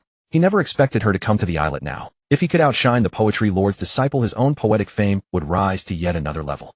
Zhu Xiaoshang sneered, inwardly a trace of anticipation flashing in his eyes. "Brother Zhu, what did you say?" Su Ling had not heard clearly and asked instinctively. "The Poetry Lord's disciple is here." The smile at the corner of Zhu Xiaoshang's mouth widened. In a fine mood, he strode toward the central area. Seeing Zhu Xiaoshang appear, the many scholars on the lawn roused themselves at once, their blazing gazes fixed tightly on him. Zhu Xiaoshang did not rush to recite. Instead, he looked at Qin Chen and the one beside him and let his gaze fall on Tuan Tuan. "Everyone, the Poetry Lord's disciple has come to the islet. This time we are truly going to have our eyes opened." Zhu Xiaoshang spoke slowly, and with that single sentence, he pushed Tuan Tuan into the eye of the storm. Hearing this, everyone turned their gazes toward the path leading to the islet. Two figures, one large and one small, came into view. The larger one wore a blue robe and had sword-like brows and starry eyes. His features were handsome, his figure straight as a jade tree in an orchid courtyard, and his bearing was graceful and extraordinary. He was merely somewhat unfamiliar, however. The smaller figure was unmistakably Tuan Tuan. Tuan Tuan raised her light brows, puffed out her plump cheeks, shot a furious glare at Zhu Xiaoshang, and clenched her small fists. "Is this fellow some rabid dog? How can he bark like that?" Qin Chen frowned, sweeping a profound dark glance over Zhu Xiaoshang. Yet a faint smile floated on his face. Well, it was a smile that did not reach his eyes. Since the other fellow was so good at disguising himself, Qin Chen would not put his anger on display either. Feeling the gazes cast at her, Tuan Tuan frowned, a little frightened. She looked up at Qin Chen and blinked her bright, clear eyes. "Big brother." Qin Chen could tell Tuan Tuan lacked confidence, so he smiled, rubbed her round little head, and said softly, "Tuan Tuan, with me here, there is nothing to fear. Even if the sky collapses, Big Brother will hold it up for you. Big Brother will just compose a poem." Though she had no idea where Qin Chen's confidence came from, Tuan Tuan felt that the big brother in front of her would not lie to her. Moreover, she inexplicably trusted Qin Chen and nodded seriously. Qin Chen led Tuan Tuan straight toward Zhu Xiaoshang. Their gazes clashed needle sharp against needle sharp. "Tuan Tuan is just a child, she knows nothing of poetry gatherings. But I do know a thing or two about composing poetry, so I brought her along to take a look. Surely you would not refuse to welcome us, brother." Qin Chen looked at Zhu Xiaoshang with a beaming smile. Zhu Xiaoshang waved a hand and laughed. "A poetry gathering is after all meant to make friends through poetry. Since you have come to compose verse, you are a friend. How could we not welcome you? It is only a pity that we will not get to see the Poetry Lord's disciples' work. We had hoped to witness something truly remarkable. For us, that would be a real regret." Zhu Xiaoshang lowered his gaze, resting it on Tuan Tuan, and felt some dissatisfaction. If Tuan Tuan did not compose a poem, how was he supposed to outshine her? The days ahead are long. Qin Chen narrowed his eyes and said meaningfully, "My poem might broaden everyone's horizons as well." "Oh." Zhu Xiaoshang narrowed his eyes and gave Qin Chen a long, hard stare, not expecting the man to speak with such arrogance. It was one thing to brag in private, but to spout wild words before so many scholars, you truly are not afraid of lifting a rock only to drop it on your own foot. Even if you have a little poetic talent, you have run into me, the foremost poet of Qin Academy. Then I will simply have to step on your poem and make my own poetic name shine even brighter." Zhu Xiaoshang could not stop a cold laugh from rising in his heart. He was full of confidence, deeply secure in his poem. "Then I must indeed witness brother's poetic talent." Zhu Xiaoshang extended his right hand in a gesture of invitation and said with a smile, "Brother, after you." Qin Chen smiled and waved a hand. "You go first. If I compose first, there will be no chance left for you." Zhu Xiaoshang frowned and gave Qin Chen a long, deep look. This fellow really knows how to put on airs. "No chance left for me. Who do you think you are? Since you want me to go first, do not regret it later." Zhu Xiaoshang gave a cold snort in his heart. He clasped his hands toward Qin Chen. "Then I shall go first. Kindly offer me your guidance, brother." When he finished speaking, Zhu Xiaoshang took a step forward, straightened his body, placed his right hand behind his back, and glanced at the bamboo grove not far away. Tall bamboo layered in emerald, filling the eyes with verdant green.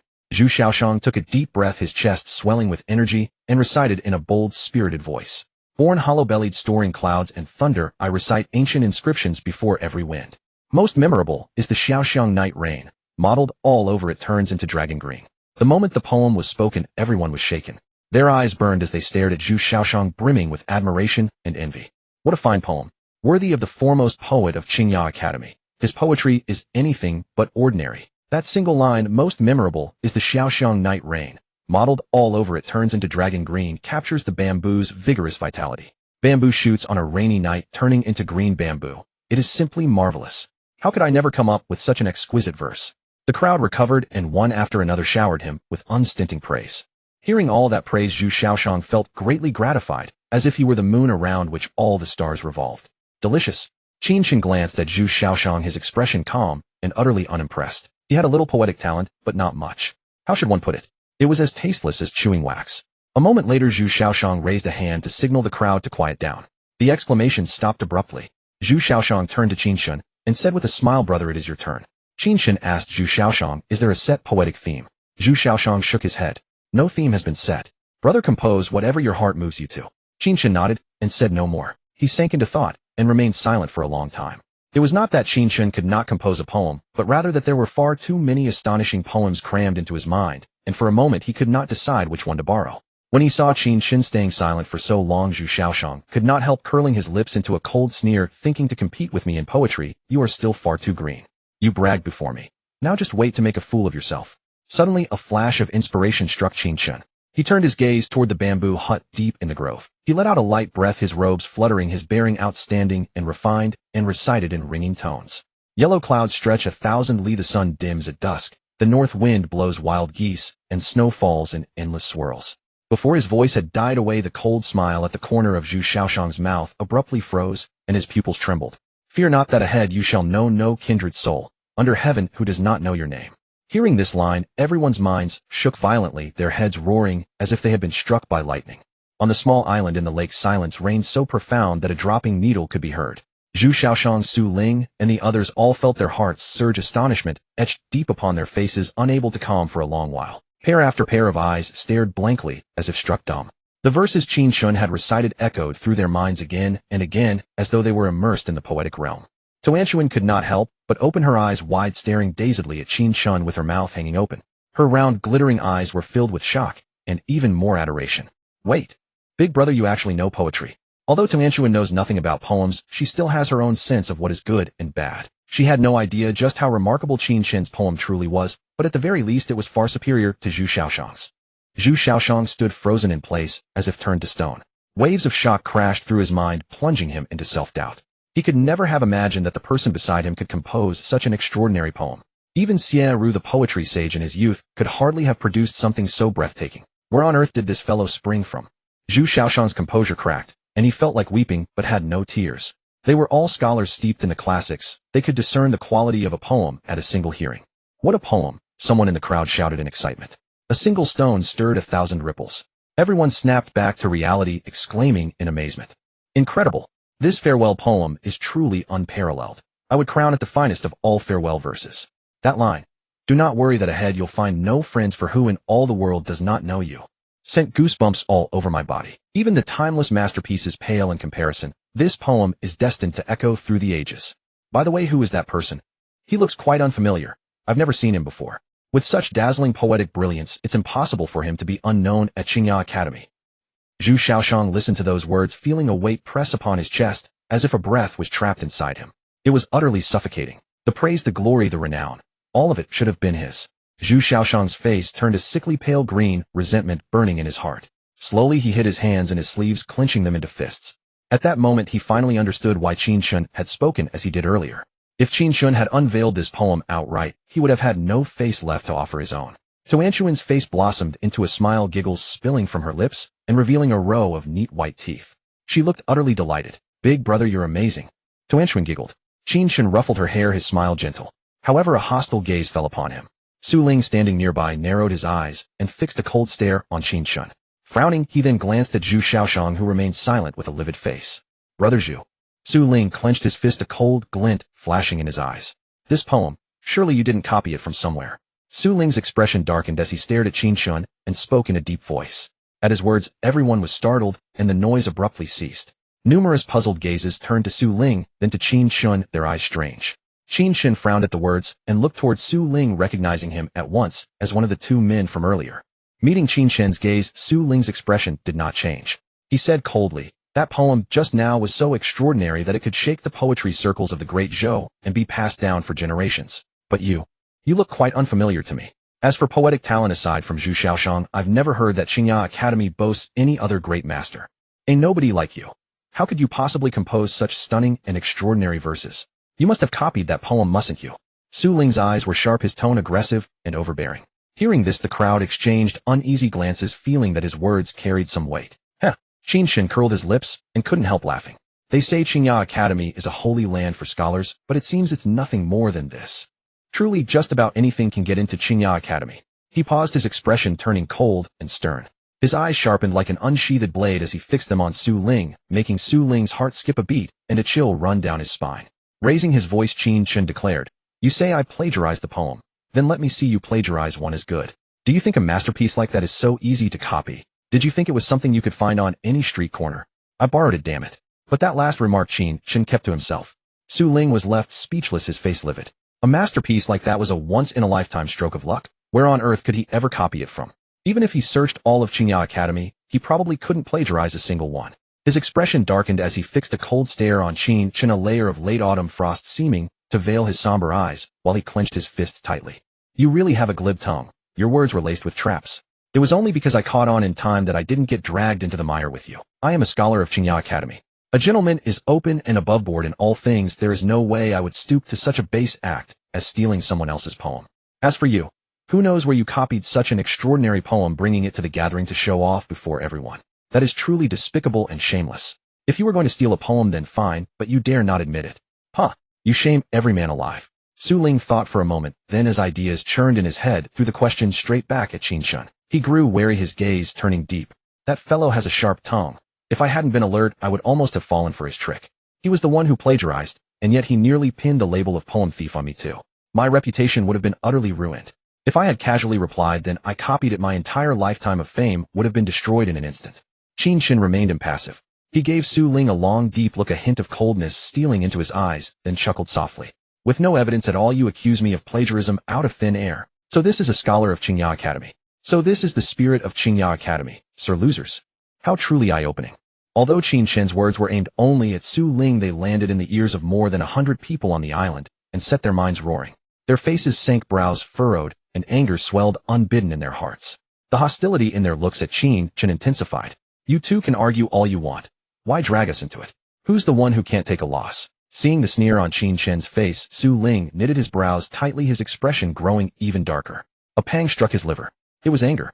"Bullshit. Who said I can't take a loss?" His gaze was piercingly cold, his face clouded with fury, and flames of rage surged up from the bottom of his heart. As a disciple of a Confucian elder, he too was gifted with brilliance, well-versed in the literary arts. At Qingya Academy, he had made a fairly good name for himself and was courted by admirers. When had he ever been derided with such contempt? Am I not right? Qin Chen looked at Su Ling, the sneer at the corner of his mouth spreading, his disdain growing even stronger. Su Ling's mouth twitched. The rage in his heart instantly flooded through his body, and he ground his teeth. He had been accustomed to standing superior and aloof, so could he really endure such mockery? Just then a low voice sounded. "The scholars of Qingya Academy can certainly afford to lose. But if someone plagiarized an extraordinary poem to show off before the crowd and make a name for himself, let alone the Academy's scholars, throughout the entire Great Zhou dynasty, who would be convinced?" Zhu Xiaoshang glanced at Su Ling and gave him a meaningful look. Su Ling took the hint and drew a deep breath, temporarily suppressing the restless rage in his heart. His teammate had finally stopped idling. Only now did Zhu Xiaoshang recover from the shock and resentment of a moment ago, and he directly stepped in to deliver the finishing blow and pile on the pressure. As the foremost poetic talent of Qingya Academy, he could not allow anyone to surpass him in poetry. Even if Qin Chen's poem had not been plagiarized, he would still spread the claim that it was. Besides that, there was poetry lord Xie Lingjun. Qin Chen had come together with Tuan Tuan, the poetry lord's disciple. Anyone with eyes could tell that he was here to back Tuan Tuan. And behind Tuan Tuan stood the poetry lord Xie Lingjun. They had come here to meet friends through poetry, but their real purpose was to spite poetry Lord Xiaolingjun. Now someone had stood up for the poetry lord, and with a single extraordinary poem directly outshone him, the Academy's foremost poetic talent. Wasn't that a slap in the face for them? This is how scholars are. If they can't win in the open, they resort to underhanded tricks and scheme over every word dripping with sarcasm. You claim I stole a poem too. Where's your evidence? Qin Chen glanced at Zhu Xiaoshang and said with a cold laugh, don't tell me that because I look unfamiliar, I must be a mediocre man in Qingya Academy lacking talent and incapable of writing good poetry. That's all nonsense. It's not evidence. I'm just a martial man, not a scholar of Qingya Academy, so there is nothing strange about my looking unfamiliar to you. At this, Zhu Xiaoshang couldn't help but roar with laughter. Ha ha. The scholars around them were instantly struck dumb with shock. Unable to stop themselves, they opened their eyes wide, their expressions odd. It was even more shocking than when they had heard Qin Chen's poem earlier, as everyone knew martial men were crude. How could a martial man ever compose such a breathtaking poem? And you still say your poem isn't stolen? A mere martial man like you, just how much poetic talent can you have? How could you write such an astonishing poem? Zhu Xiaoshang sneered. He paused, raised his voice, and proclaimed, as for the evidence you asked for, I'll give it to you. Some days ago my grandfather composed a masterpiece and planned to present it at the Academy Poetry Gathering 1 month from now for all the great Confucian scholars to appreciate. Who would have thought that half a month ago a thief stole the paper bearing the poem? It never occurred to me that you were the thief. The poem you recited just now was written by my grandfather. 3 people repeating a rumor can make a tiger appear. Even a lie can be made to sound true. All the more so when the grandfather Zhu Xiaoshang spoke of was a highly respected Confucian elder of Qingya Academy. Therefore the scholars around them believed Zhu Xiaoshang's words without doubt. Their looks at Qin Chen suddenly held more disgust and contempt. So he really was a poem-stealing plagiarist. Qin Chen frowned slightly and gave Zhu Xiaoshang a deep look, the kind one gives an idiot. If that poem had been written by your grandfather, then your surname should be Gao. Yet you happen to be surnamed Zhu. Qin Chen recalled that Su Ling had just addressed Zhu Xiaoshang as Brother Zhu. So you want to play this little game with me, do you? I'll play you until you're dead. Qin Chen's expression turned icy, and he gave a cold smile that made Zhu Xiaoshang inexplicably shudder, his heart missing a beat. Zhu Xiaoshang frowned, feeling an eerie chill run through his body. Does your grandfather have any other hidden poems that no one knows about? Qin Chen's gaze was sharp as he asked coolly. Zhu Xiaoshang lifted his chin with an arrogant expression, narrowing his eyes to fix on Qin Chen. My grandfather is gifted with 8 bushels of talent on par with the poetry lord. Over the years he has composed many poems. Some fine works have yet to be polished and are still unknown. What? You want to steal poems again? Qin Chen drew a deep breath, suppressed his urge to subdue others by virtue, and smiled faintly. He stepped forward, sweeping his gaze over the many white-robed figures on the island. His sleeves fluttered in the wind. A graceful young man, gentle as jade, peerless and extraordinary. All of you prick up your ears and listen well. I'm about to reveal my brilliance. Isn't it just composing poetry? The world has 10 bushels of poetic genius. I alone take 12, so the world owes me 2. Verses flow from my mouth, stunning the world. Why would I need to plagiarize or steal poems? Qin Chen took a deep breath, sank his chi into his dantian and thundered, but since someone says I steal poetry, let me see who the real hypocrite is. Whose talent fills the skies. As his words fell, Qin Chen's voice suddenly rose sonorous and strong, thunderous in the ears. Do you not see the yellow river's waters descending from heaven, rushing to the sea, never to return? Do you not see the bright mirror in a lofty hall, grieving over white hair, at dawn black as silk, by dusk turned to snow? As soon as the verses were out, the whole gathering fell silent. Qin Chen raised his arm, even more proud and exalted, and cried up at the sky, a time will come when I ride wind and break waves, and I will hoist my cloud sail straight across the boundless sea. I will climb the utmost peak, and in one glance see all mountains small. My belt grows loose, yet I do not regret. For her I wither away, haggard and worn. Beside a sunken boat 1,000 sails sweep past. Before a withered tree 10,000 trees of spring burst into bloom. If I lie drunk on the battlefield, do not laugh at me. How many warriors since ancient times have ever returned from war? Watching Qin Chen recite one astonishing verse after another, everyone on the island was struck dumb, their scalps prickling. The hairs on their bodies stood on end. One after another, the white-robed figures stared with scorching eyes at that single blue-robed figure, while towering waves crashed through their minds, and their hearts pounded without cease. These. What kind of earth-shattering poems were these? One line after another, utterly absurd. With poems like these, calling him a poetry immortal would be no exaggeration. But why was there only a line or two of each?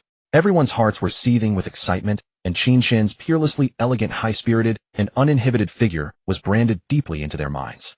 It lingered for a long time, impossible to shake. At this moment Zhu Xiaoshang and Su Ling were also dumbstruck, their heads buzzing, as if they had taken a cudgel blow to the crown.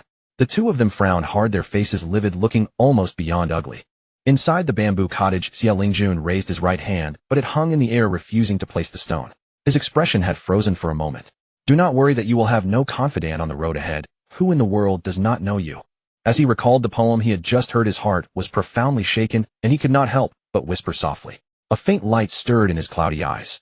Xie Lingjun was known as the gentleman of poetry and had deep appreciation for verse, so he immediately sensed that the poem was a heavenly gift. Yet the poetry circles of the great Zhou dynasty had fallen into silence for far too long. It had been many years since any great talent had produced a masterpiece that would captivate the literary world. And now, the poetry appeared. Xie Lingjun's breathing grew slightly quicker, his heart swelling with excitement. Xiao Qinyu observed Xie Lingjun's reaction, her beautiful eyes flashing with intrigue. She remained silent, watching quietly. Qin Chen. Xiao Qinyu frowned slightly, a trace of astonishment and doubt rising in her heart. She recognized that voice. It matched Qin Chen's perfectly. But could a warrior like him truly possess such poetic brilliance? Xiao Qinyu felt uncertain within herself.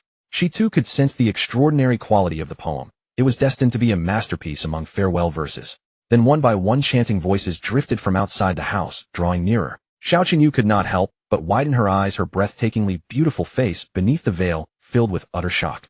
Those voices lingered in her ears, impossible to dismiss. The imagery of countless poetic lines instantly surfaced in her mind.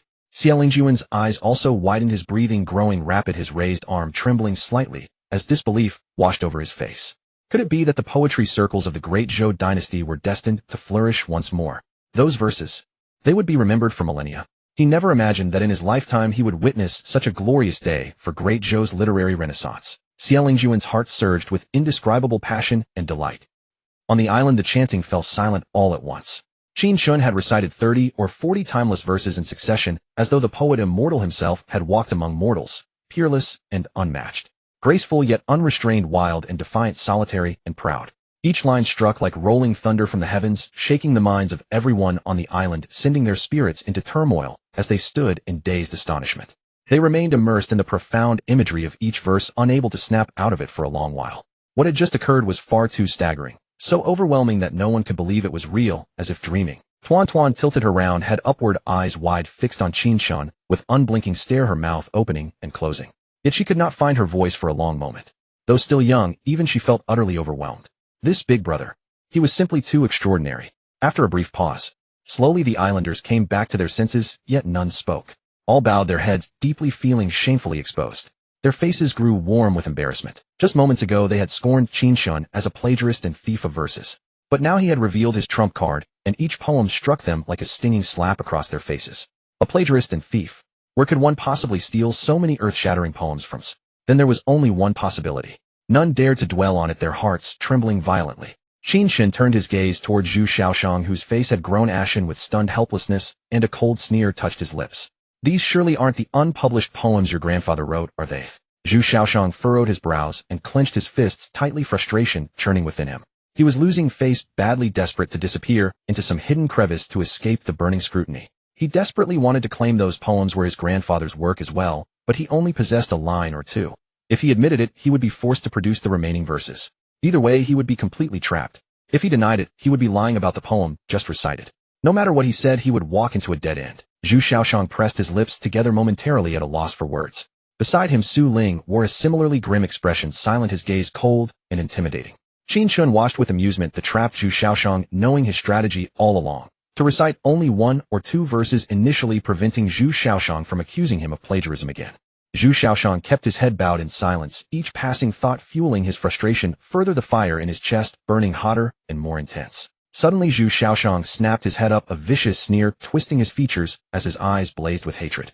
You wretched man, you're truly detestable. This is a scholar's poetry gathering, yet here you come a mere warrior causing trouble. How does that concern you? This is meant to be a meeting of friends through poetry conducted with restraint and grace. Yet you press forward with such aggression, relentless in your advance. I know warriors possess formidable combat strength, but Confucian scholars are not ones to be trifled with. Aware his words held little merit, Zhu Xiaoshang refused to simply swallow his defeat. His only option was to cast accusations at Qin Chen and attempt to win through moral authority instead. Boom. Within Zhu Xiaoshang, his literary palace shook violently, and vast waves of righteous qi surged forth, like an overwhelming tide, his presence radiating immense power. The aura of the 5th realm of the Confucian path was revealed without reservation. Seeing this, Qin Chen quickly scooped up Tuan and stepped back to create distance from Zhu Xiaoshang. He wasn't afraid of Zhu Xiaoshang himself, but rather concerned about collateral damage to Tuan. Tuan, wait here for me. Qin Chen said with a smile ruffling her head. Then Qin Chen took several steps forward toward Zhu Xiaoshang, assessing the other's qi and finding it lacking in strength. When it comes to scholars, I prefer to reason with them first, since words are their strongest weapon, but if reasoning fails, then I understand a thing or two about fist fighting. Qin Chen chuckled lightly, showing absolutely no respect for Zhu Xiaoshang. Provoked by such open disdain, Zhu Xiaoshang's fury mounted further, and he immediately formed hand seals. Billowing righteous qi transformed into 100 sealing techniques, all converging toward Qin Chen in a meteor shower. Though warriors were formidable, without closing the distance, they were rendered helpless. Zhu Xiaoshang had made up his mind. In the next instant, the 100 sealing techniques crashed down. Qin Chen's figure flickered, vanishing from the spot entirely. Zhu Xiaoshang's pupils contracted sharply, his face shifting to alarm as his gaze darted rapidly across the surroundings. Yet Qin Chen's figure remained nowhere to be seen. Had he fled? Su Ling, standing nearby, was just about to give warning when Qin Chen's chilling voice suddenly reached Zhu Xiaoshang's ears. "I'm behind you." Zhu Xiaoshang immediately felt a chill crawl up his spine as icy dread swept through his entire body, every hair on end. His scalp tingled with terror. Before Zhu Xiaoshang could react, Qin Chen unleashed a sweeping kick carrying tremendous force, which slammed brutally into his cheek. Bang! Zhu Xiaoshang's vision blurred, and it felt as if the world were turned upside down. His body shook violently as he was sent flying. Several blood-stained teeth flew out of his mouth and scattered across the island. An excruciating, heart-rending pain madly flooded his mind. Zhu Xiaoshang's scalp went numb and the corners of his mouth twitched uncontrollably. It felt as though the bones in that half of his face had cracked and his tendons had snapped. Splash! Zhu Xiaoshang fell into the pool, sending water spraying and ripples spreading in all directions. On the island, many white-robed figures suddenly opened their eyes wide, their faces filled with disbelief, and they could not help drawing a sharp breath. They all sprang to their feet at once, leaning slightly forward, their gazes fixed tightly on the pool where Zhu Xiaoshang had fallen. After all, he was the grandson of the Academy's Confucian Venerable, and this was at Qingya Academy. To strike Zhu Xiaoshang like that fellow truly had no fear of death. As everyone knew that Confucian Venerable was not broad-minded and was extremely protective of his own, especially his grandson Zhu Xiaoshang. Most scholars in the academy gave Zhu Xiaoshang some face and treated him with courtesy. Yet now he had been kicked flying by a mere martial artist and thrown into the pool. That kick had slammed into his face. Even thinking about it hurt. "Xiaoshang," Su Ling called out with a frown, his face full of anxiety. He immediately ran toward Zhu Xiaoshang, righteous aura surging around him, worry filling his eyes. Su Ling stopped at the bank, staring fixedly at the rippling water, yet there was no sign of Zhu Xiaoshang. Whoosh! Suddenly a figure burst out of the water, stepped on the blue waves, and came ashore. Zhu Xiaoshang grabbed Su Ling's arm with one hand for support, lowered his head, and vomited several mouthfuls of pool water. Soaked to the bone with water droplets streaming down, he looked utterly pathetic, like a dog that had fallen into the water. "Xiaoshang, are you all right?" Su Ling asked with a frown. "I'm fine," Zhu Xiaoshang said flatly, but his voice carried a deep, chilling coldness that made one's hair stand on end. After spitting out a few mouthfuls of water, he slowly raised his head, except it was tilted to one side. The half of his face that Qin Chen had kicked was swollen almost to the size of a pig's head. Zhu Xiaoshang turned sideways and looked at Qin Chen. One eye was wide open while the other was so red and swollen that it had narrowed to a slit. His eyes seemed to burn with towering rage, his gaze almost savage to the extreme, and hatred surged within his heart like a flood. A mere creation realm martial artist had actually made him suffer such humiliation. No matter what, he had to vent this fury. Qin Chen looked at Zhu Xiaoshang's bruised and swollen face, the corners of his mouth twitching. He wanted to laugh, but held it back with all his might. He narrowed his eyes slightly, somewhat surprised. He had not expected Zhu Xiaoshang to remain conscious. Although he had not used full force in that kick, even an ordinary fifth realm Confucian scholar should not have been able to endure it. After all, Confucian scholars cultivated righteous aura rather than the physical body, so their physiques were not powerful. Seeing Qin Chen trying to suppress a smile only made Zhu Xiaoshang's anger soar 30 zhang high. He was beside himself with fury. "Insolent martial artist, do not be so arrogant. Since you dare to act so wildly at Qingya Academy, watch me suppress you." Cold light surged in Zhu Xiaoshang's eyes, and his righteous aura swept out like a tidal wave. He swung both arms at once, forming mysterious hand seals between his palms. Rolling righteous aura condensed into a huge palm imprint that pressed toward Qin Chen with overwhelming force. Qin Chen glanced at the descending palm imprint, his expression indifferent. He stood proudly like an unshakable mountain. He neither dodged nor avoided it, nor did he execute any martial technique. In the blink of an eye, the palm imprint came crushing down. Bang! The entire islet trembled, sending billowing dust and smoke surging into the air. "Big brother." Tuan saw Qin Chen overwhelmed by the palm imprint. Her eyes flew wide with worry, and she could not help covering her mouth. Everyone else thought Qin Chen had been suppressed by the palm imprint, and they could not help shaking their heads with faint sneers. A vulgar martial artist. Although martial artists had powerful physical bodies, the techniques of a fifth-realm Confucian scholar were also quite formidable.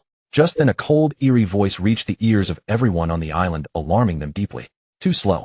Qin Chen's figure appeared behind Zhu Xiaoshang, and another whip-like kick swept out with force like a thick iron club carrying astonishing power. Sensing the movement behind him, Zhu Xiaoshang lifted the right corner of his mouth slightly, but a sharp surge of pain made him hiss softly and his mouth twitch. His right cheek was swollen and the slightest movement hurt. Boom. A wave of righteous aura erupted behind Zhu Xiaoshang, turning into flying pages that shot toward Qin Chen like slithering serpents. Those pages exuded an extremely alarming aura, as if imbued with some mysterious power. Having witnessed Qin Chen's uncanny movement, just now Zhu Xiaoshang was already on guard. He also knew that Qin Chen would certainly come back to fight at close quarters. Martial artists excelled in close combat, whereas scholars were like mages skilled at ranged attacks and mighty techniques. Qin Chen's cultivation was only at the creation realm, one realm lower than his. To defeat him, he would have to rely on close combat. Bang! Qin Chen's whip-like kick slammed into the entwining pages. As the two forces clashed, a fierce burst of energy swept out. Qin Chen frowned slightly and retreated several zhang. Wherever he passed, the pool water churned and parted as if slashed open by a bolt of energy. Zhu Xiaoshang turned around and gave Qin Chen a contemptuous glance. Pages coiled around him like serpents, protecting him as light rippled. Kneel and give me 3 kowtows. Sever one of your own arms and crawl between my legs. Then I'll spare you. Otherwise you won't leave this island.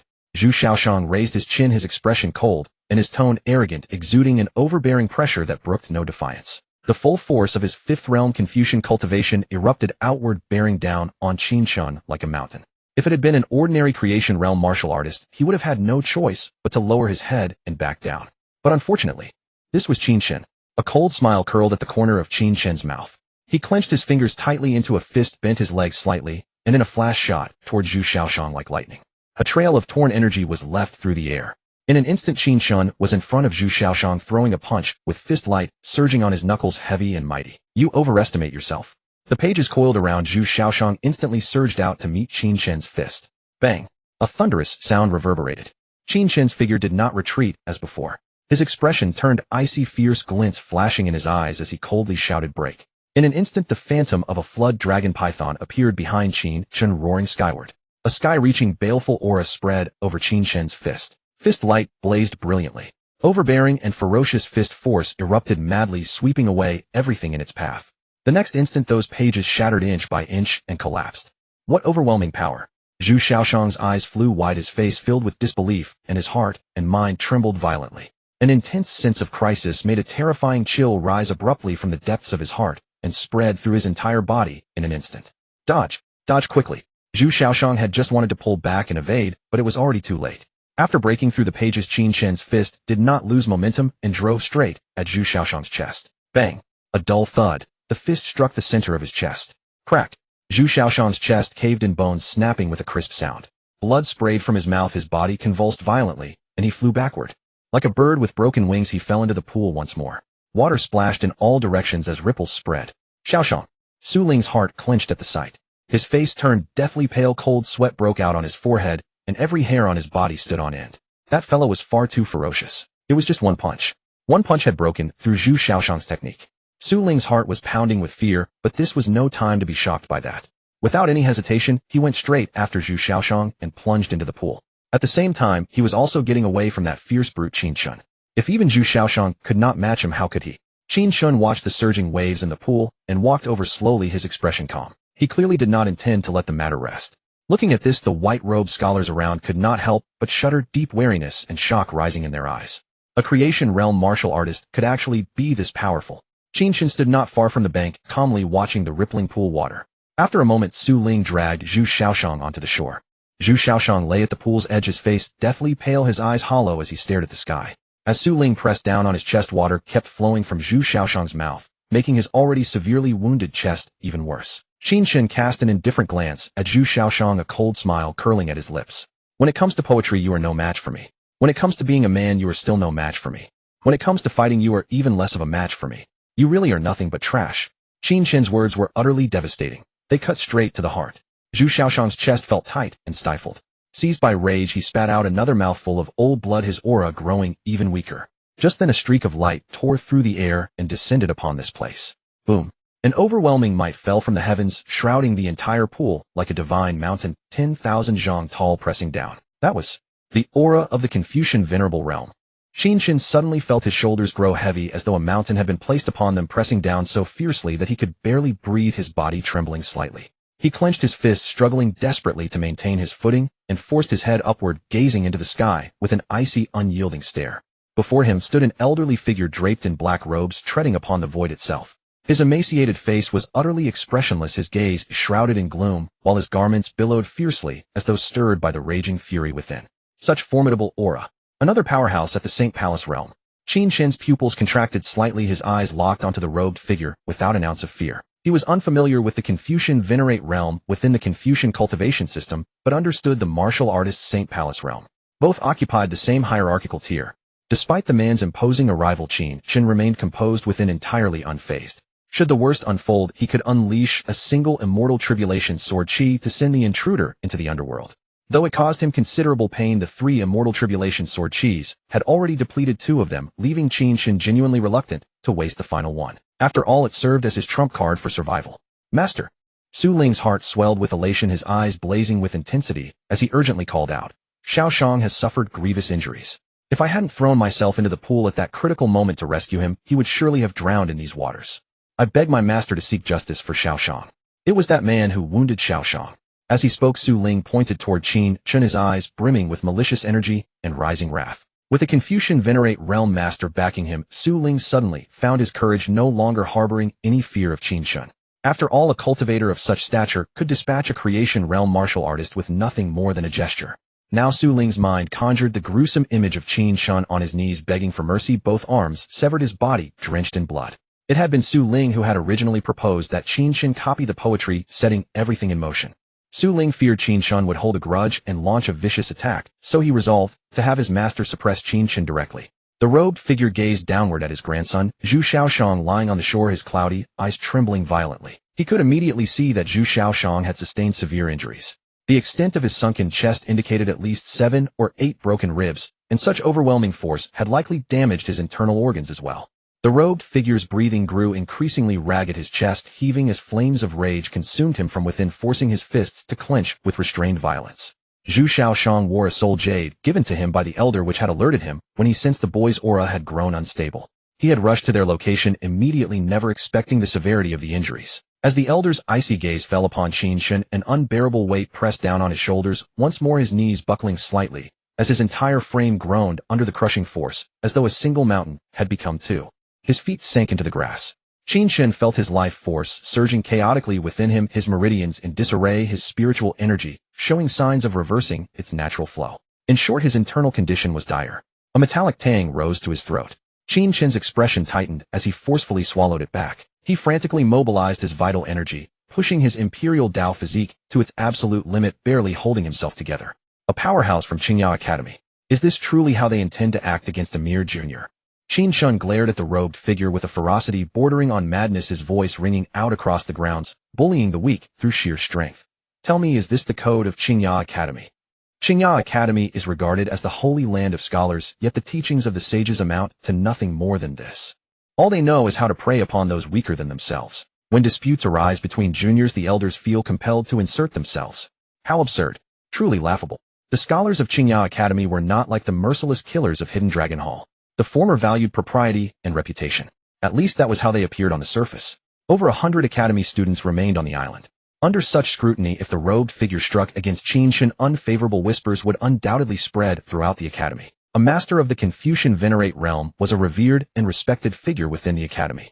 Qin Chen wagered everything on this principle, daring to confront the robed figure. His immortal tribulation sword qi was genuinely precious to him. He preferred to avoid using it whenever possible. The robed figure studied Qin Chen with a piercing gaze, his inner fury intensifying, unmoved by the younger man's words. His grandson had nearly died. How could he possibly stand idle? At this moment, what cared he for his dignity? You dare harm my grandson. How could I ever let you go unpunished? A chilling voice emanated from the robed figure. Disputes between juniors should be resolved with restraint, yet you strike with such ferocity, concealing lethal intent within. That makes this no longer a simple clash between young ones. The moment the words left his lips, the elder's spiritual energy surged forth.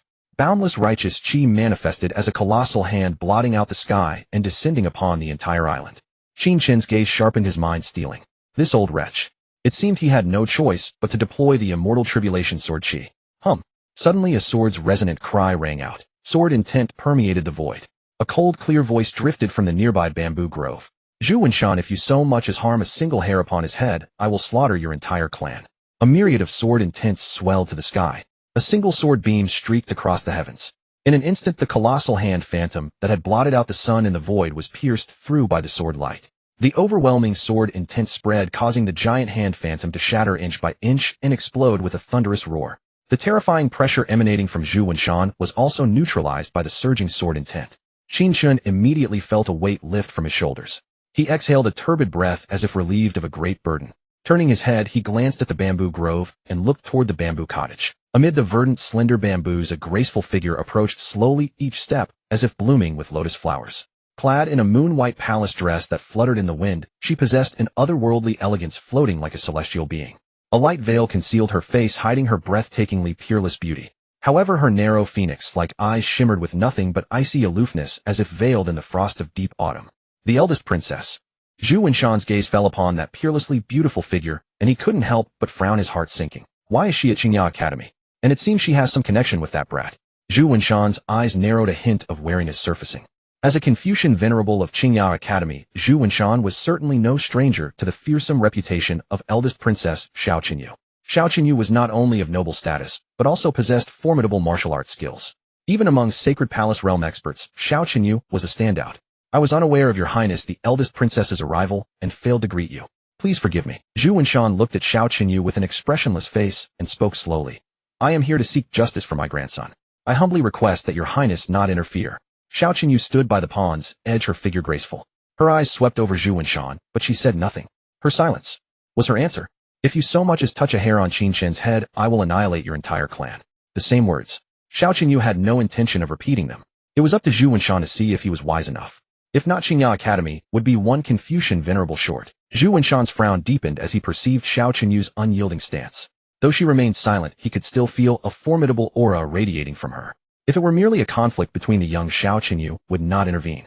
But if an elder bullied a junior, then she would be the greatest pillar of support behind Qin Chen. Is your highness determined to meddle? This is Qingya Academy after all.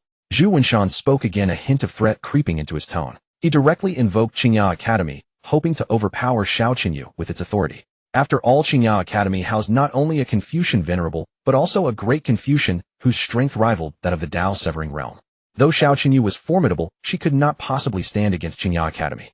Xiao Qinyu's lips remained sealed, her expression cold, and her eyes as calm as still water. Zhu Wenshan's threats, she neither cared about nor feared them. She was the notorious she-devil of the great Zhou dynasty. How could she be intimidated by a mere Qingya Academy? Zhu Wenshan's face darkened. He felt as if he had punched a wad of cotton with all his might, a sense of frustration welling up inside. Interfere or not? Could you at least give a definite answer? What was the meaning of this cold silence? Zhu Wenshan grew irritated, finding it exhausting to converse with Xiao Qinyu. Qin Chen noticed Zhu Wenshan's mounting anger and couldn't help but sneer with schadenfreude. So much for the great Confucian of Qingya Academy. I have a backer too. With Xiao Qinyu by his side, Qin Chen felt his spine stiffen. Well, the freeloader's life was sweet. He glanced at Xiao Qinyu, the ice-cold celestial beauty, and muttered inwardly. I wonder if Xiao Qinyu's cold silence will ever be directed at me. Qin Chen narrowed his eyes, a hint of resolve flashing in them. If she dares to give me the cold shoulder, I'll give her a good spanking. Zhu Wenshan stared at Xiao Qinyu for a long moment, then sighed inwardly. The other party was waiting for him to make the first move, and once he did, he would lose the upper hand. But Xiaoshang. Thinking of this, Zhu Wenshan turned his gaze to Zhu Xiaoshang, who lay motionless on the shore, and a terrifying hatred surged from the depths of his eyes. When had Xiaoshang ever suffered such severe injuries? This debt could not be settled so easily. For now, Xiao Qinyu was determined to protect that brat, making it inconvenient to suppress him. But Xiao Qinyu couldn't be by that brat's side every moment. Zhu Wenshan pondered, grinding his molars nearly to powder, and decided not to clash with Xiao Qinyu. He would wait for another opportunity to strike at Qin Chen. Zhu Wenshan also fell into silence. At that moment, the island in the pond grew quiet. The scholars on the island all bowed their heads deeply, looking somewhat uneasy. Qin Chen's gaze swept over the scene, and a strange expression crossed his face. They were afraid of Xiao Qinyu. Xiao Qinyu was the most beautiful woman of the great Zhou dynasty, a peerless beauty, who could topple kingdoms and enchant hearts. These scholars had stolen a glance earlier, but upon meeting Xiao Qinyu's icy gaze they quickly lowered their heads, too frightened to look again. Qin Chen didn't dwell on it. He raised his head to look at Zhu Wenshan, who stood in midair. His eyes were cold and piercing, his body upright, exuding a defiant arrogance. Although Zhu Wenshan had decided not to clash with Xiao Qinyu, Qin Chen had no intention of letting the matter rest. Because Zhu Wenshan was a threat. Moreover, he had just tried to use his authority to oppress him. Qin Chen was also somewhat displeased. Old scoundrel. Qin Chen shouted coldly, his voice sharp. Why aren't you barking anymore? Bark again. Weren't you just so domineering, wanting to suppress me? A single woman scared you. Your courage is too small. A strong man of Qingya Academy turns out to be nothing but a bully who fears the strong. This has certainly opened my eyes. And this is supposed to be a sacred place for scholars. How ridiculous. Each word from Qin Chen struck like a dagger. He shook his head with a slight smile, his tone dripping with sarcasm. He was reluctant to waste the immortal tribulation sword qi, so he would grind Zhu Wenshan's face into the dirt with his tongue. Hearing those words, the rage in Zhu Wenshan's heart surged, and his murderous intent toward Qin Chen reached its peak. He, a revered Confucian venerable of Qingya Academy, was now being provoked and mocked by a mere martial artist at the creation realm. And there were numerous academy scholars around. This was a public slap in the face. If he didn't kill that man, the fury in his heart would never subside. Zhu Wenshan clenched his fists, his gaze at Qin Chen turning icy and murderous. Beside him, Xiao Qinyu furrowed her brow, slightly looked at Qin Chen, and a strange glint flickered in her eyes. What is he trying to do? Isn't Zhu Wenshan angry enough already? Insolent brat. Zhu Wenshan roared, his voice like thunder. Qin Chen felt a ringing in his head, as if his eardrums were shaken. His expression turned serious, and he said in a low voice, Old scoundrel is speaking a few words considered insolence. Is it forbidden to speak in Qingya Academy? You sure put on airs. Bullying with authority, oppressing the weak. Is this how all the great Confucians of Qingya Academy behave? They say martial artists are domineering, but I think the Academy's great Confucians surpass them. I wonder if the books you've read over the years are the works of sages or pure rubbish. You haven't learned a single bit of the sage's teachings. Zhu Wenshan glared fiercely, his beard bristling with rage, and bellowed, Shut your mouth. Qin Chen pretended not to hear, and continued. A great Confucian of the Academy. What a fine great Confucian. When I was accused of plagiarizing poems, you didn't show up. When that Zhu something attacked me, you didn't appear either. But when I fought back and injured him, you showed up wanting to suppress me. Do you really not know whether I plagiarized or not? With your meager literary talent, could you have produced a poem as stunning as Don't Worry About Having No Friends Ahead? Who in the world doesn't know you? Don't make me laugh. A great Confucian. A great and virtuous scholar revered for high moral character, spreading knowledge to the world. But look at yourself. What kind of great Confucian are you? Cultivate personal virtue, regulate the family, govern the state, bring peace to the world. You haven't even come close to any of these. First, cultivating personal virtue, you are narrow-minded, bully the weak, fear the strong, and oppress indiscriminately. Your personal conduct is flawed. Second, regulating the family, your own grandson behaves improperly, and instead of disciplining him, you indulge and back him up. Your family discipline is flawed. Third, governing the state, you don't hold a single official post, let alone govern the state. Fourth, bringing peace to the world. 8 years ago, during the 9/9 conflict, did you go to Jiannan Pass to resist the demon invasion? No, you didn't. Qin Chen's voice rose like thunder, echoing by the pond. The wind lifted his robes, making him appear even more spirited, unruly, and unmatched. Compared to that Xie, this man before him was far inferior. A string of brilliant remarks left Zhu Wenshan utterly disgraced. Listening to each word that struck his very soul, Zhu Wenshan's body trembled slightly, and flames of rage blazed in his eyes. Then a continuous roar echoed in his mind, as if an invisible force was enveloping him, causing his state of mind to waver. His aura grew gradually disordered, his mind drifting. Qin Chen's words kept reverberating in his ears, frantically assaulting his mental state. Bang! Suddenly a sound like a mirror shattering rang out from the depths of Zhu Wenshan's heart. Boom! Zhu Wenshan's mind shook as if the mountains were collapsing. His whole body trembled violently, his face changed drastically, and he wore an expression of utter disbelief. Confucian scholars cultivate the vast righteous qi and open a literary palace within their dantian to harbor the righteous qi of heaven and earth. Then using that righteous qi, they refine their state of mind and condense the Confucian literary courage. The literary courage is hidden in the chest, and the abdomen draws in the qi of heaven and earth. At this moment a crack actually appeared on the literary courage Zhu Wenshan had condensed within his body. His literary courage was damaged. Qin Chen's words had thrown Zhu Wenshan's state of mind into chaos and cracked his literary courage. It was not that a grand scholar's Dao heart was easily damaged, rather every word Qin Chen spoke stabbed into Zhu Wenshan's heart like lances from lips and swords from a tongue, viciously piercing his chest. To cultivate oneself, regulate the family, govern the state, and pacify the world. These are the supreme truths of the Confucian path. They are upheld as the golden rule by countless scholars. Yet in Qin Chen's words, Zhu Wenshan had not matched a single one. He was denounced until utterly discredited. Added to the resentment he had been suppressing, a sudden blaze of fury rushed to his heart and threw his state of mind into disorder. Hence the damage to his literary courage. "You insolent brat, shut your mouth." Zhu Wenshan's eyes bulged wide, boundless rage burning in them like a towering inferno, truly terrifying to behold. Boom. A surge of mighty righteous chi burst from his body, sweeping across the sky like a tidal wave. At this moment Zhu Wenshan was thoroughly enraged.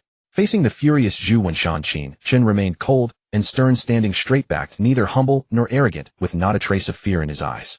As for those words just now, he had spoken them to vent the anger in his heart, unable to hold them in any longer, and also to protest the injustice done to Grand Scholar Xie Lingjun. Tuanshuan had once said that those on the island often came here to hold poetry gatherings just to deliberately disgust Grand Scholar Xie Lingjun.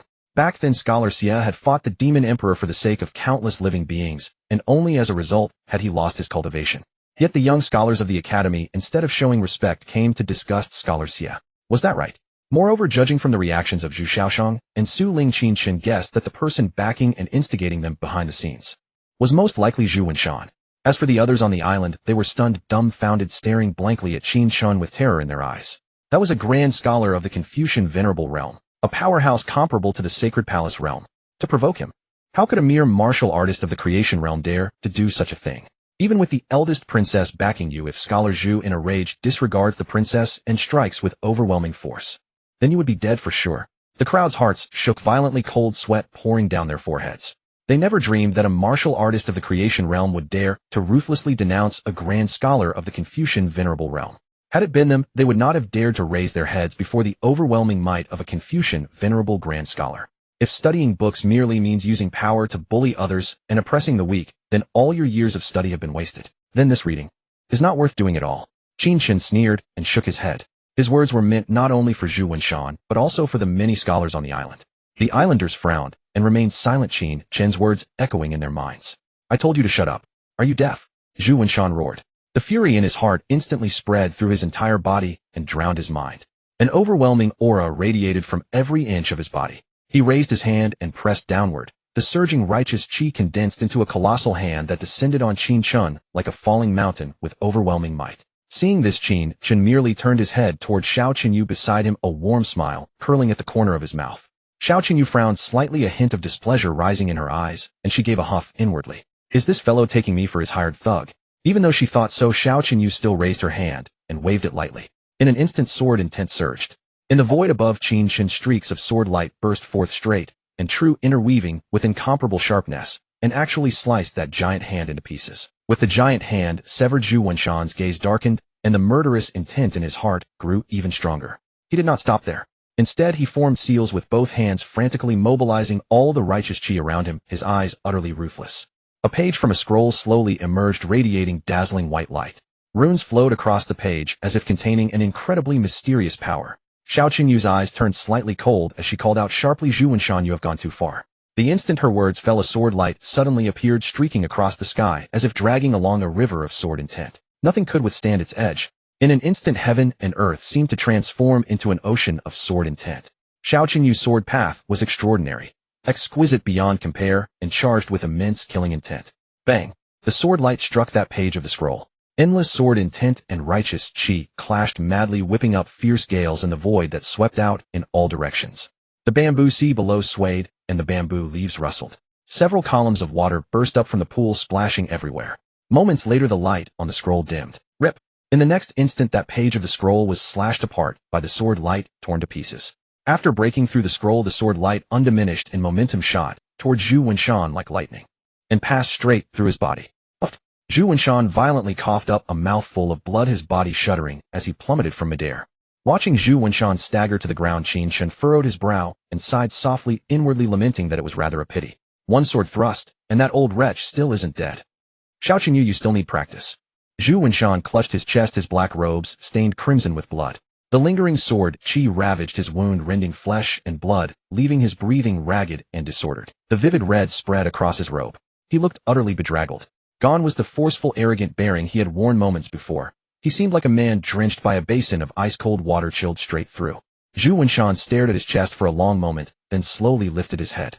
His face was as pale as paper, and his murky eyes were steeped in sinister gloom, radiating a bone-chilling cold. Yet what filled him more was dread of Xiao Qinyu.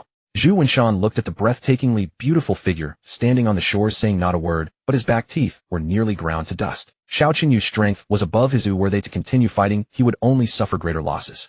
A single sword strike had already shattered his mighty technique.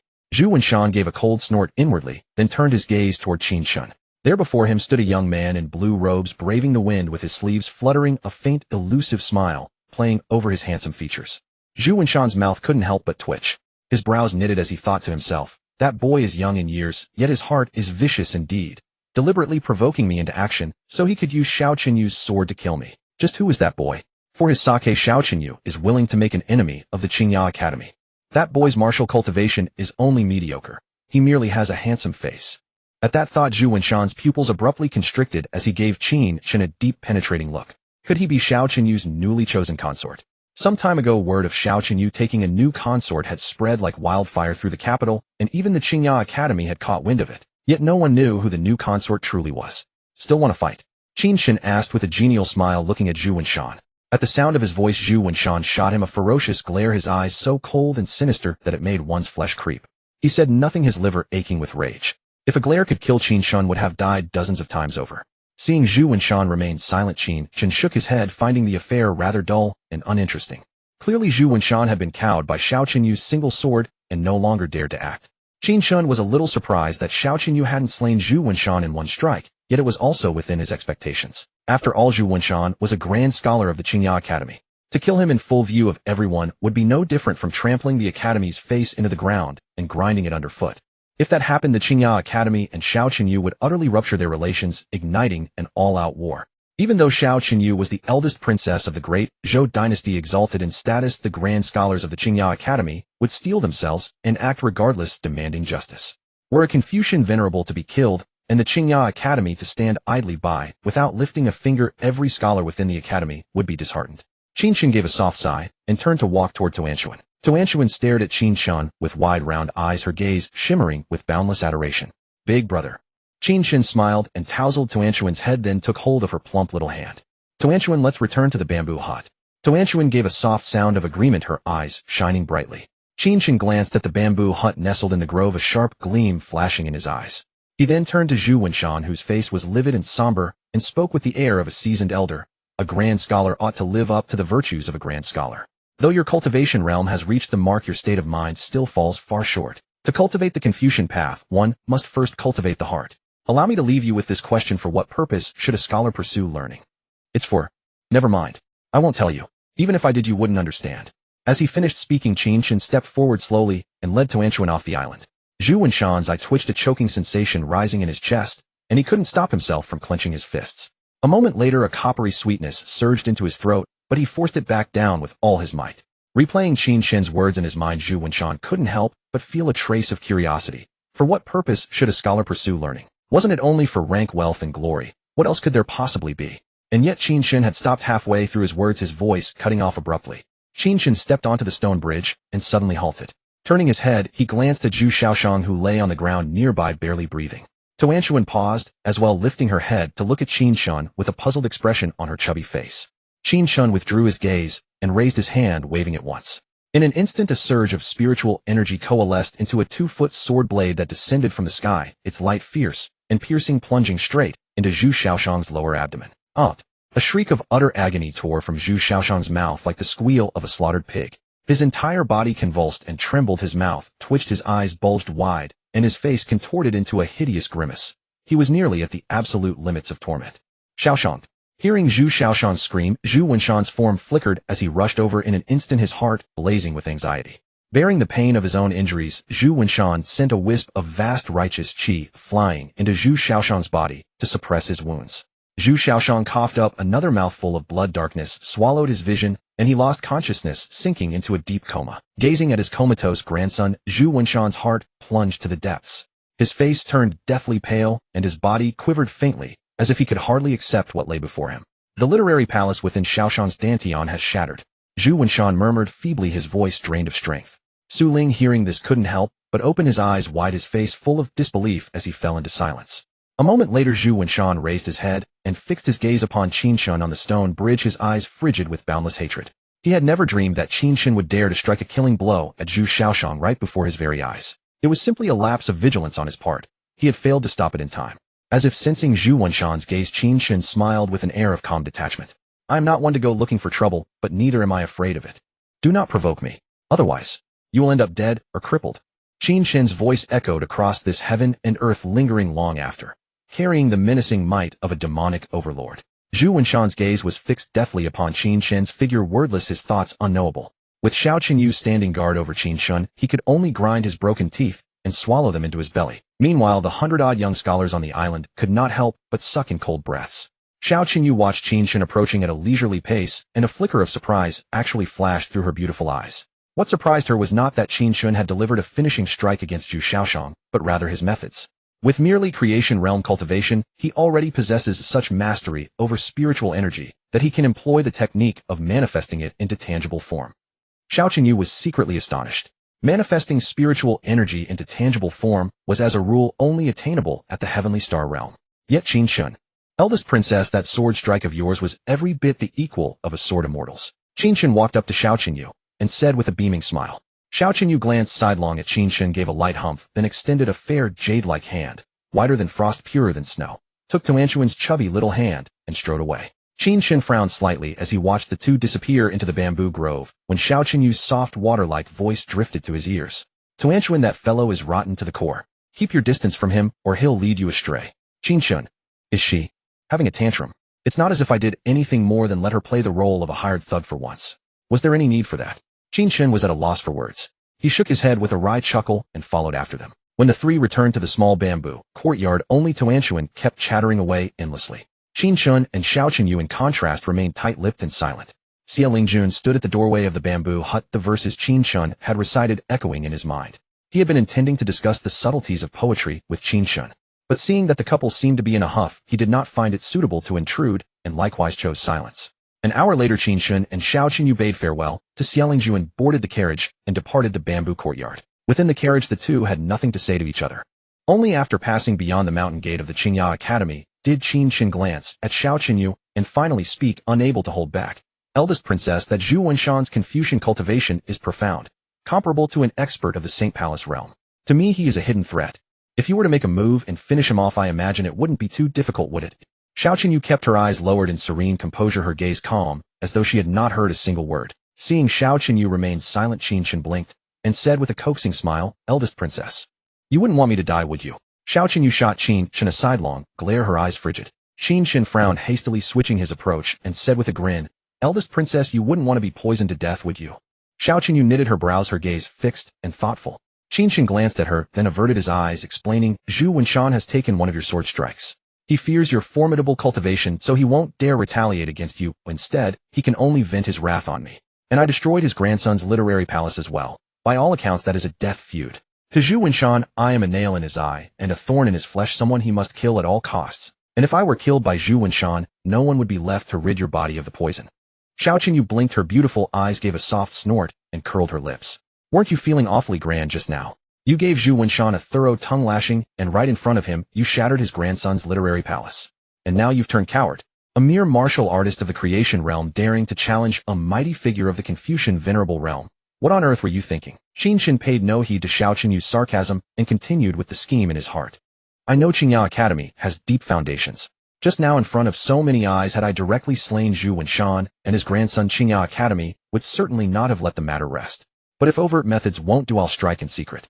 Although Zhu Wenshan is a great scholar and sits in no low position at Qingya Academy, without evidence Qingya Academy will not completely sever its ties with the Great Zhou dynasty. Being marked by a powerhouse comparable to the Sacred Palace realm is like a needle pricking one's back, like a fishbone caught in one's throat. Until Zhu Wenshan dies, I cannot feel at ease. Eldest princess, I am your consort. If Zhu Wenshan moves against me, he moves against you. Qin Chen's countenance turned grim, and a flicker of killing intent flashed through his eyes. For those who had forged a deadly enmity with him, Qin Chen had only one course of action: cut the weeds and dig up the roots. He knew Zhu Wenshan would never swallow his humiliation. He would surely be scheming to kill him. Then he would simply strike first and seize the advantage. Though he still had a wisp of Immortal Tribulation Sword Qi in reserve, Qin Chen treasured his life and preferred not to use it unless he had to. Since he was already living off her support, there was no reason to shoulder every burden himself. After all, Xiao Qinyu had just drawn her sword for him. Xiao Qinyu's gaze sharpened as she calmly appraised Qin Chen. I'll have people keep a close watch on Zhu and Shan. After all, he is a mighty figure of the Confucian venerable realm, with profound cultivation, and no doubt, he has formidable trump cards up his sleeve. Don't be fooled because he took one of my swords. If I wanted to slay him, I would still have to go to considerable lengths. Behind him stands Qingya Academy, and within it are heaven and earth great scholars in residence. Killing him won't be easy, we must find another opportunity. In the short term, he won't be able to lay a finger on you. At this, Xiao Qinyu paused, her gaze fixed on Qin Chen, and a bewitching smile curled at the corners of her lips. However, you'll have to beg me. Qin Chen, beg you. Xiao Qinyu, your vindictiveness really is too much. I merely had you play the enforcer once. Is there any need to hold such a grudge against me? A stream of question marks first rose in his mind, and then he couldn't help complaining inwardly. Qin Chen swept a glance at Xiao Qinyu, and said slowly, eldest princess, now that I think of it, you do owe me a favor for the trip to Qingya Academy. And still you ask me to beg you. That's going too far? Xiao Qinyu frowned slightly, and looked at him with a puzzled expression, her eyes shimmering. Since when did I owe you a favor? Feeling Xiao Qinyu's gaze on him, Qin Chen turned his head away, refusing to meet her eyes for fear that his Dao heart would be disturbed. Those phoenix eyes of hers really did look at a person with such deep affection. If you hadn't left me to sleep alone in an empty chamber, I might actually have thought you had fallen for me. Qin Chen drew a deep breath and suppressed the restless flutter in his heart before speaking slowly from the conversation between you and Xie, you wanted Xie to stay. If my judgment is correct, Xie won't be leaving now. Qingya Academy may be in for some trouble as well. Xiao Qinyu remained frowning, now even more puzzled, and fixed her gaze steadily on Qin Chen. Qin Chen smiled, deliberately being mystifying. I know you're confused, and don't put much faith in my words. Wait a few days, then see whether Xie leaves. Leave perhaps he will, but what he leaves will be Qingya Academy. Xiao Qinyu blinked, her beautiful eyes, was silent for a moment, then nodded gently, without pressing further. She studied Qin Chen for a few moments, then said softly, Qin Chen, I never expected you to possess such dazzling literary talent. Poems spring from your lips at mere mention.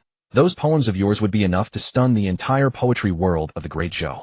If you had cultivated the Confucian path earlier instead of the martial path, you might already be a great scholar by now. The Confucian path, even a dog wouldn't cultivate it. The martial path, on the other hand, is the real draw. A body forged through rigorous training, raw might that breaks every technique, forever unconquered. Qin Chen glanced at Xiao Qinyu, waved his hand, and said with a smile, those poems weren't written by me. I borrowed them. My literary talent is merely passable. Xiao Qinyu narrowed her eyes, her gaze full of suspicion. Borrowed poems. Qin Chen, do you take me for some inexperienced little girl, so easily fooled? If someone had truly written poems that astonished the poetry world, why would they hide them away? They would have become famous through those verses long ago. How could they possibly lend them to another? You're lying to me. Xiao Qinyu huffed delicately, turned her head away, and refused to pay Qin Chen any more attention. Seeing this, Qin Chen could only shake his head helplessly. The carriage rolled on into the distance, the two of them silent. Roughly 2 hours later, the carriage entered the capital and arrived at a square packed with a sea of people. With a loud crash, a figure flew out of the battle tower and crashed into the ground like a falling boulder drenched in blood. The battle tower had been smashed open with a large hole. Immediately afterward, a black-clad figure appeared at the edge of the hole atop the battle tower, looking down at the crowd with a proud bearing, and declared with a ringing laugh, has the younger generation of the great Zhou dynasty truly run out of experts? Why are they all worthless good-for-nothings without a single one capable of fighting? The man in black stepped forward, 1 foot planted on the edge of the shattered opening, his body slightly inclined forward, his right hand resting on his knee. A faint sneer curled at the corner of his mouth, his eyes glittering with a contemptuous gleam, radiating an air of supreme arrogance. That single footfall seemed to trample beneath it all the young generation of the great Zhou dynasty. Hearing those provocative words, the surrounding Zhou onlookers in the battle tower could not help but twitch at the corners of their mouths, their expressions turning gloomy. Their brows furrowed tightly, fists clenched, flames of fury rising in their hearts, nearly reaching a point of utter humiliation. Cold, piercing gazes turned toward the 8th floor of the battle tower, where the black-robed man's silhouette came into view, his entire being radiating an aura of blatant provocation. The crowd's hearts shuddered, trembling with rage, their eyes blazing with intensified fury, teeth gnashing. Humiliation, resentment, fury, various emotions interwove in their hearts, a complex mixture of feelings. In recent days, the prodigious talents of the great Zhou dynasty had climbed the tower one after another, yet no one managed to consecutively breach the 11th floor. Among them, even the one with the most impressive record had met defeat at the 8th floor. As for the 9th floor and beyond, not a single Zhou prodigy had ever set foot there. Regarding this, many Zhou people wore expressions of deep concern, unable to refrain from shaking their heads and sighing softly. Their hearts felt as if an enormous boulder pressed down upon them. Now being provoked as well, the Zhou people felt even more suffocated, as if a mass of stale air was trapped in their chest, impossible to expel. In the carriage, Ziyuan perched on the carriage beam, her pair of snow-white, delicate, and shapely long legs dangling in the air, swaying gently. She glanced at the fallen figure, her elegant brows slightly furrowed, and softly said, "Your Highness Su Yuan has been defeated," stopping at the 8th floor of the battle tower.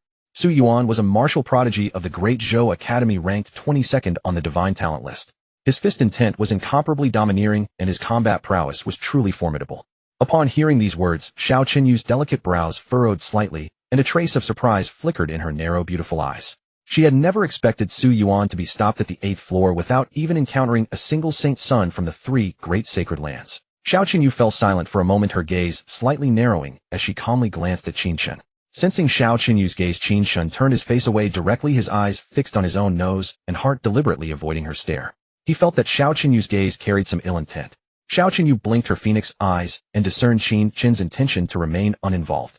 She cast a profound look at Qin Chen and softly said, "Qin Chen, you are this princess's husband. Since someone is provoking the great Zhou dynasty, shouldn't you, as her consort, make some effort? Go climb the battle tower and subdue those family heirs and sect saint sons." Qin Chen turned to face Xiao Qinyu, his brow creasing as he waved his hand dismissively. "Your Highness, I only possess the 5th level of the creation realm. Compared to the prodigious talents on the great Zhou divine talent list, I am far inferior. If I go to climb the battle tower, I would only end up being subdued myself, which would also bring shame to the Princess Manor. I had better not humiliate myself." Having spoken, Qin Chen turned his head away, refusing to look at Xiao Qinyu. Xiao Qinyu was extraordinarily beautiful, as if born with innate charms. Even though her face was veiled, her narrow phoenix eyes remained exposed. Qin Chen feared that gazing at her for too long would cause his Dao heart to falter, and he might be enchanted by Xiao Qinyu's allure, involuntarily complying with her words. Better not look at her too much, unless his Dao heart becomes firm enough to resist Xiao Qinyu's beauty. Xiao Qinyu gently furrowed her brow, casting a sidelong glance at Qin Chen, feeling somewhat displeased. This fellow actually refuses to listen to this princess's command. One must understand that within the great Zhou dynasty, she was second only to the emperor in existence of extraordinary status. Who would dare disobey her words except for Emperor Tianjing? Xiao Qinyu drew a deep breath, suppressing the slight anger in her heart, her brow creasing, as she said, "In battle tower combat, both sides fight at the same cultivation level.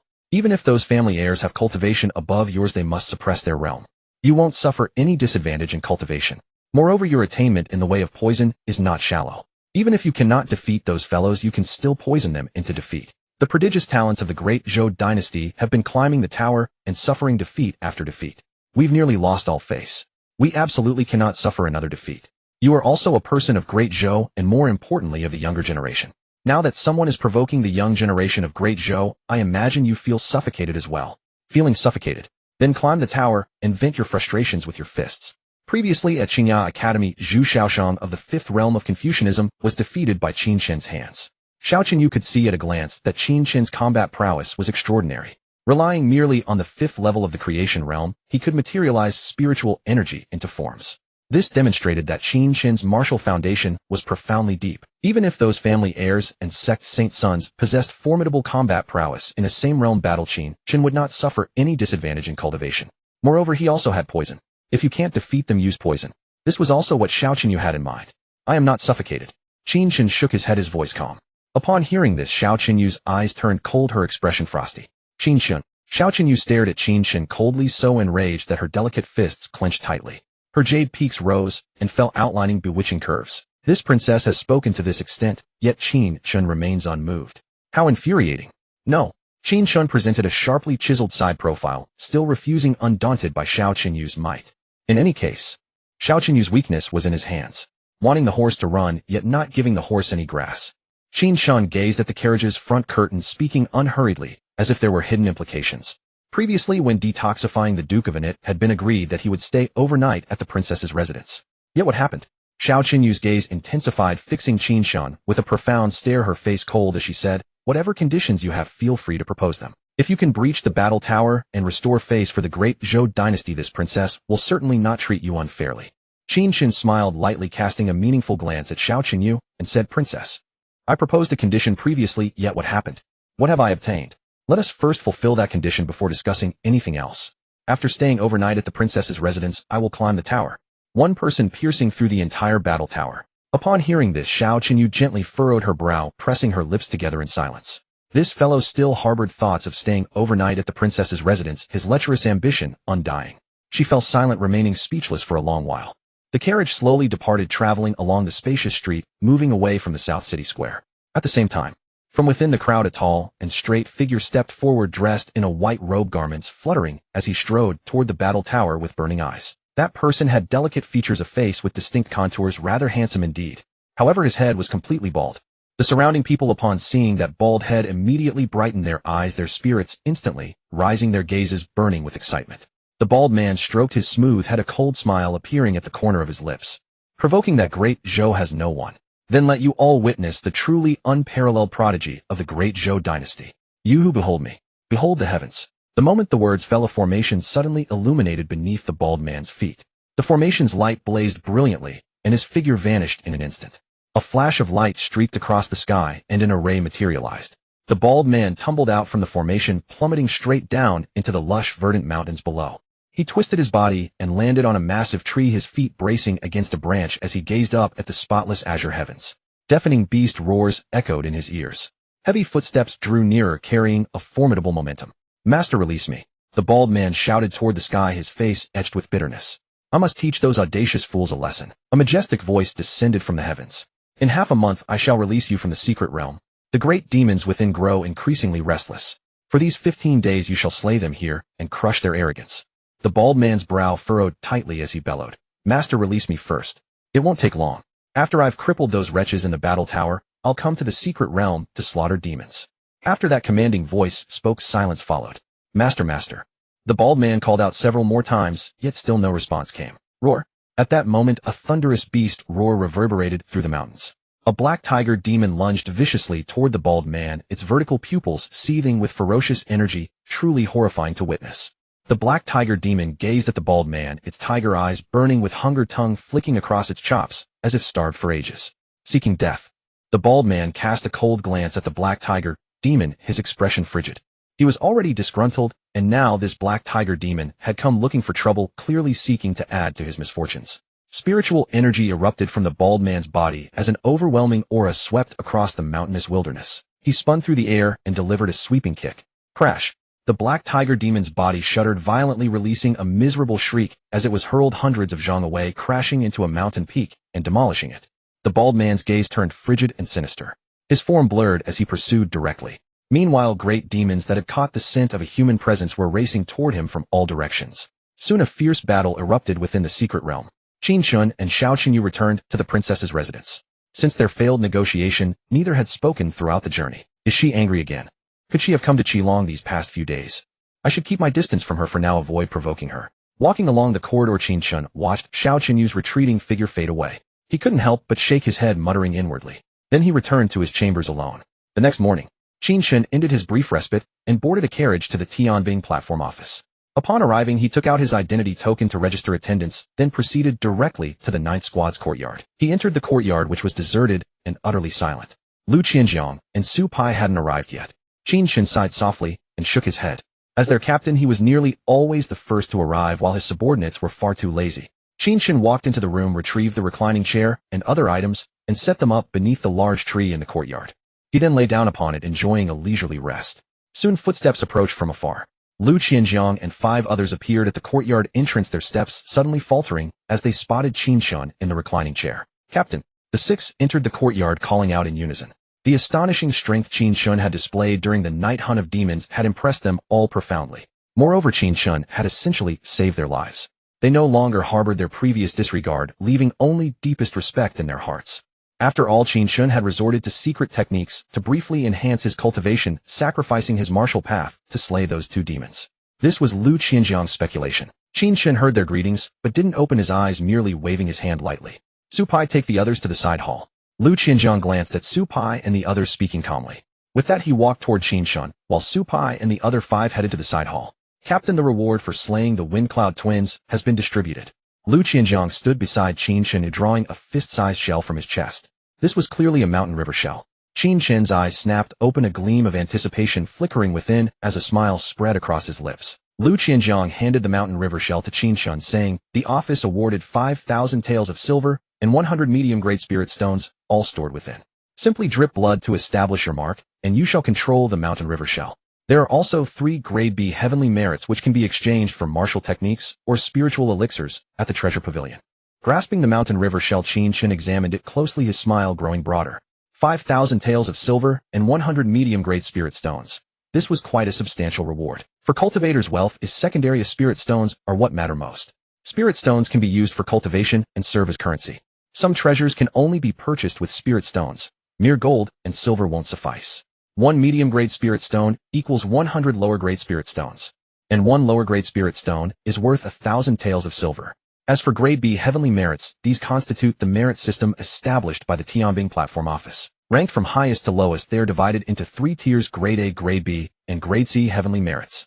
Once Tian guards acquire merits, they can personally go to the treasure pavilion to exchange for the cultivation resources they need.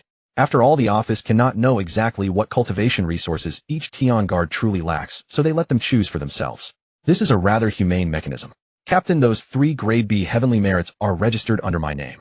When you go to the treasure pavilion to select cultivation resources, I'll accompany you to make the exchange. Lu Qianjiang watched the smiling Qin Chen and continued, there's no need for that. Qin Chen raised his head, smiling as he waved his hand. Convert 2 merits into spirit stones. Leave the third one untouched for now. Lu Qianjiang frowned, gazing at Qin Chen with a strange expression. Convert merits into spirit stones. What was he thinking? This was a waste. Captain, are you certain? Lu Qianjiang couldn't help but confirm. Qin Chen smiled and nodded. Do as I say. He had no need to exchange for martial techniques. If he did, he'd have to painstakingly practice them. What could compare to the joy of idling and slacking off? As for spiritual elixirs, relying on pills for cultivation would cause unstable foundations. Hardly an optimal strategy. Better to convert them into spirit stones. As for keeping 1 merit, it would serve as a backup for emergencies, should he need healing elixirs someday. Very well. Seeing Qin Chen's nod, Lu Qianjiang reluctantly agreed. Go ahead. Qin Chen waved his hand. Lu Qianjiang departed slowly. Qin Chen then bit his fingertip and placed a blood mark upon the mountain river shell. With a slight stirring of his spirit, the shell vanished into thin air. Yet Qin Chen could still sense its existence. The mountain river shell had entered a mysterious, otherworldly space. Thus passed the days, the sun and moon wheeling in their eternal cycle. In the 9th Squad's courtyard, Qin Chen lay in his chair, with eyes closed, basking in leisure. Suddenly a voice rang out in his mind. Ding! Host idling at the Tianbing platform. Random reward obtained. Immortal Emperor boxing technique. 9 Nether Hell suppression fist, attained to Grandmaster level. In an instant, Qin Chen's mind roared and trembled as fist techniques and mental cultivation methods surged within his mind, lingering for a long time. Each technique transformed into countless insights sinking into his heart, while the fist techniques turned into force that merged into his flesh and blood. Qin Chen immediately felt a powerful force like a surging torrent flowing through his meridians and spreading throughout his entire body. A profound and mysterious sensation arose spontaneously.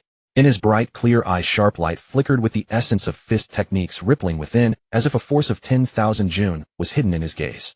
Those fist techniques were deeply integrated into his flesh and blood, as if innate, or as if he had personally trained in fist arts for 100 years. Then a towering figure like an ancient pagoda materialized in Qin Chen's mind, swinging his arms and striking with fists like dragons, domineering and ferocious.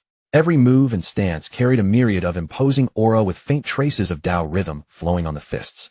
The towering figure abruptly unleashed a charged punch, and behind him a surging river materialized following the fist. The river had no visible origin and no end, spanning thousands of li, its weight incalculable. Where the great river passed, it swept away all in its path, crushing and suppressing everything. 9 Nether Dark River. 1 fist suppresses the prison. Qin Chen's pupils abruptly contracted, his face showing shock as he sat up straight, his mind shaken and his breathing becoming somewhat rapid. With a single punch, billions of fist intents transformed into a 9 Nether Dark River. Where the Dark River passed, it suppressed everything. This fist technique is truly terrifying. Qin Chen recalled the terrifying scene that had appeared in his mind just now. The 9 Nether Dark River crushing everything, and still felt a lingering fear. Despite his shock, Qin Chen's mood was still joyful. A rich delight shone in his eyes, and a smile rippled across his face, beaming with spring-like warmth. Qin Chen took a deep breath, unable to suppress the upward curl of his lips. He couldn't help but exclaim, idle life is the best. Just lying flat, the system exploded with rewards, and it's a perfect level fist technique, saving me from spending idle points to cultivate it. With this fist technique by my side, my combat strength has increased significantly. I wonder if a martial artist at the 9th level of the Heavenly Stellar Realm can withstand my 1 fist suppresses the prison. Perhaps I can even kill a martial artist at the 1st level of the Nirvana Realm. Qin Chen clenched his right fist tightly, feeling the astonishing power contained in that punch, his eyes flickering with a look of eager anticipation. His heart surged with battle intent, and he couldn't wait to test the edge of the 9 Nether prison suppressing fist. If others heard Qin Chen's words, especially those martial artists in the Nirvana Realm and Heavenly Stellar Realm, they would probably be infuriated. With his cultivation at the 5th level of the creation realm, he dismissed the martial artist at the 9th level of the heavenly stellar realm, and even contemplated killing a martial artist at the 1st level of the nirvana realm with a single punch. Look at what kind of nonsense is this. Simply outrageous and heaven-defying. Logically, a powerhouse of those two realms could kill a martial artist at the 5th level of the creation realm with one hand. Qin Chen's mind stirred slightly. He lifted his gaze to the void and opened the system panel. Host Qin Chen Bone Great Tao Immortal Bone Fortune Transfer Cultivation 5th Level of Creation Realm Cultivation Methods Reincarnation Poison Scripture 9 Dragons Heaven Subduing Art Minor Completion Martial Arts Divine Travel 9 Heavens Perfection Immortal Tribulation 4 Swords Minor Completion 9 Nether Prison Suppressing Fist Perfection Treasures Reincarnation Poison Cauldron King Dragon Sword Idle Points 17450. Qin Chen's gaze fell on the idle points column, and he frowned slightly, his expression thoughtful. After slacking off for so many days, I've only accumulated over 17,000 idle points. It seems I need to slack off for a while longer to save up more. Previously, breaking through from the 9th level of the Spirit Soul realm to the 5th level of the Creation realm cost 20,000 idle points.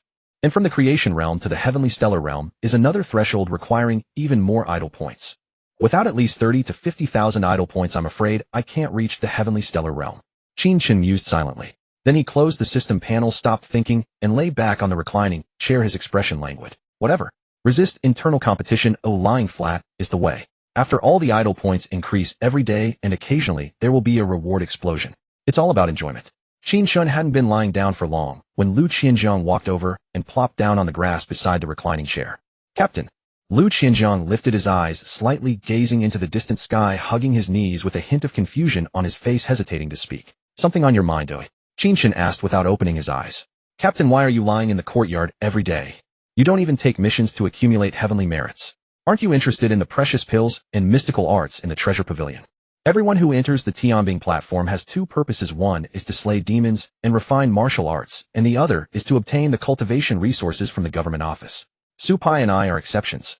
Lu Qianzhong hesitated for a moment, and then said, but you lie in the courtyard every day minding nothing. Then why did you come to the Tianbing platform? If you just wanted a place to sleep, you needn't have come to the Tianbing platform. As for Su Pai and me, our families arranged for us to join the Tianbing platform to keep us from idling around all day. And you are the consort of the elder princess, not a person who loafs around. Clearly your strength is not low. You are far more formidable than the average bronze hammer heavenly guard. Among peers you are unmatched. That night you even unleashed astonishing combat power. Captain, if you're worried that we won't follow your orders, you don't need to think that way. We did have some minor grudges against your arrival before. But that was in the past. Now we 6 all acknowledge you as the captain of the 9th squad, and we obey your every command. If there are any Tianbing platform missions, I will be the first to charge. You don't have to worry about having no one to use. Qin Chen silently listened to Lu Qianzhong's words, slowly opened his eyes and glanced at Lu Qianzhong from the corner of his eye. He saw that Lu Qianzhong's expression was serious, his gaze burning. Qin Chen smiled slightly and teased, those demons are ruthless. With only my cultivation at the creation realm, are you sending me to die? That night when I killed the Fengyan twins, it was just luck. Luck isn't something that comes every time. Lu Qianzhong frowned and fell into silence. He felt that Qin Chen's words made some sense. If he encountered a powerful great demon, his creation realm cultivation would indeed be insufficient. Moreover, that secret technique that temporarily boosts cultivation comes at a considerable cost and cannot be used frequently. Qin Chen looked up at the clear blue sky, intending to teach Lu Qianzhong a lesson. He smiled lightly and said, although I lie in the courtyard every day not caring about external affairs and look like an insignificant waste among peers, my combat power is not weak. This is called playing the pig to catch the tiger. Playing the pig to catch the tiger doesn't mean you actually become a pig, it's to catch the tiger, to show weakness to the enemy and deliver a fatal blow. Hearing this, Lu Qianzhong frowned, his mind shaken, lost in thought. Playing the pig to catch the tiger. Show weakness to the enemy, one move, one kill. Lu Qianzhong was silent for a moment, then his eyes suddenly lit up. Feign sweetness and backstab someone. Qin Chen was stunned and looked at Lu Qianzhong with surprise. Damn, this kid's mind is quick.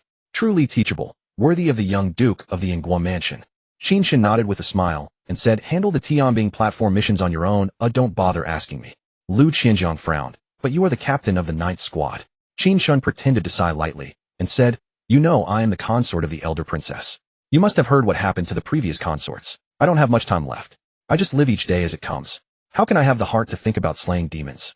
I just want to quietly enjoy the remaining time. Don't bother me. Okay. Hearing this, Lu Qianzhong's heart tightened.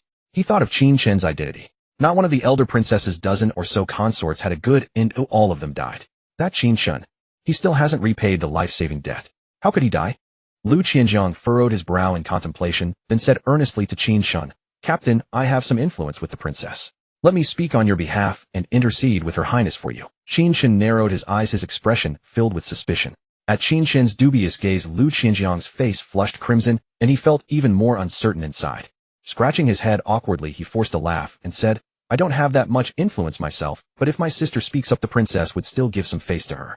My sister is Lu Hongyu, commander of the Tianwu Guard, and she's a close confidant of the princess. Qin Chen furrowed his brow slightly, his expression growing peculiar. No, I was just looking for an excuse to get you to leave me alone. How did you end up climbing right up the pole? And you even dragged Lu Hongyu into this. Can you man up for once? Don't always rely on a woman to back you up. Qin Chen couldn't help but complain internally, pretending to yawn as he said, Let's discuss this later. I'm a bit tired. With that, Qin Chen closed his eyes and fell silent. He was too weary to continue bickering with Lu Qianjiang, worried the matter would only become more tangled. Seeing Qin Chen shut his eyes, Lu Qianjiang closed his mouth as well, falling quiet, though he cast Qin Chen one profound glance. Captain, you saved my life before. I will never stand by and do nothing. Even if it means kneeling for 3 days and 3 nights, I will beg my sister to speak on your behalf. Lu Qianjiang's eyes burned with intensity as he thought to himself. He rose to his feet, brushed off his clothes, and strode toward the side hall. The setting sun hung low on the horizon, its radiant clouds painting the vast evening sky in breathtaking splendor. What a magnificent sight! After finishing his duties at the Tianbing platform, Qin Chen returned to the princess's residence and sat alone on the stone bench in the courtyard outside his bedroom, lost in deep contemplation. This world truly lacks ways to pass the time, especially at night. Though the night is precisely when the brothels sing their songs, I cannot go. The great sage cannot vanquish demons possessing extraordinary abilities, yet having no place to unleash them. I wonder when I can visit Yunming Pavilion again. Another day of longing for Yunming Pavilion. Qin Chen couldn't help but sigh deeply in his heart, growing increasingly fascinated by Yunming Pavilion. At that moment, a crisp voice rang out.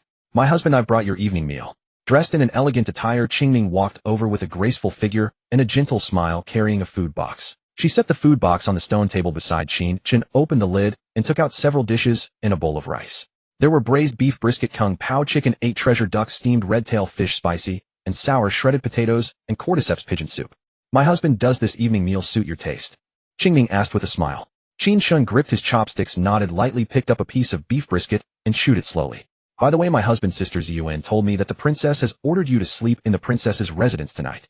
Just as Qin Chen swallowed the beef brisket, Qingming's words reached his ears, and his eyes immediately brightened. Going to the princess's residence to sleep?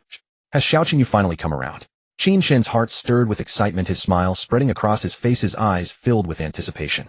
Qingming, go prepare some hot water. I want to take a bath. Qin Chen instructed Qingming, thinking he should first clean himself up. Qingming nodded and departed with a response. Qin Chen was in high spirits, feeling his appetite surge. In a few swift movements, he finished the bowl of rice, and nearly half the dishes on the table were gone. Night fell gradually, the darkness deepening. After bathing, Qin Chen walked alone to the princess's residence, his handsome face beaming with warmth, quite pleased with himself. Greetings, my husband. The 2 women at the courtyard gate saw Qin Chen, and both clasped their hands at their waists, bowing respectfully. Qin Chen nodded lightly in acknowledgement. The 2 women did not block Qin Chen's path, allowing him to walk into the princess's residence courtyard. In the distance, the elegant brocade pavilion was bright with candles inside and out, yet eerily silent. Filled with anticipation, Qin Chen strode forward, pushed the door open, and a delicate fragrance wafted toward him. A night passed. Qin Chen walked out of the brocade pavilion with a dark expression, his brow furrowed, tightly, fists clenched, feeling quite resentful inside. Did my husband sleep well last night? Just as Qin Chen walked out of the princess's residence courtyard gate, a composed voice reached his ears. Qin Chen looked at the purple-robed woman before him, her face stern, and asked coldly, Where is the princess? The princess was not in the brocade pavilion last night. He had waited in vain for an entire night. Ziyuan looked at Qin Chen and said, The princess went to the national master's residence yesterday. She intended to return before nightfall, but the national master strongly urged her to stay. So the princess stayed overnight at the national master's residence and has not yet returned. Qin Chen let out a cold laugh and walked past Ziyuan, his expression gloomy. The moment he heard this, he knew Xiaoqinyu was playing tricks again. What do you mean she intended to return before nightfall? Making excuses about the national master urging her to stay. I say she never planned to come back at all. My husband, the princess, said that since you also stayed overnight at the princess's residence, shouldn't you go climb the battle tower? Ziyuan called out as she watched Qin Chen's departing figure. Qin Chen's footsteps halted, and the fire in his heart immediately flared up. Fine. Xiaoqinyu, you want to play games with me like this? Avoiding me like this and pulling such tricks? Next time you beg me, I won't even set foot inside.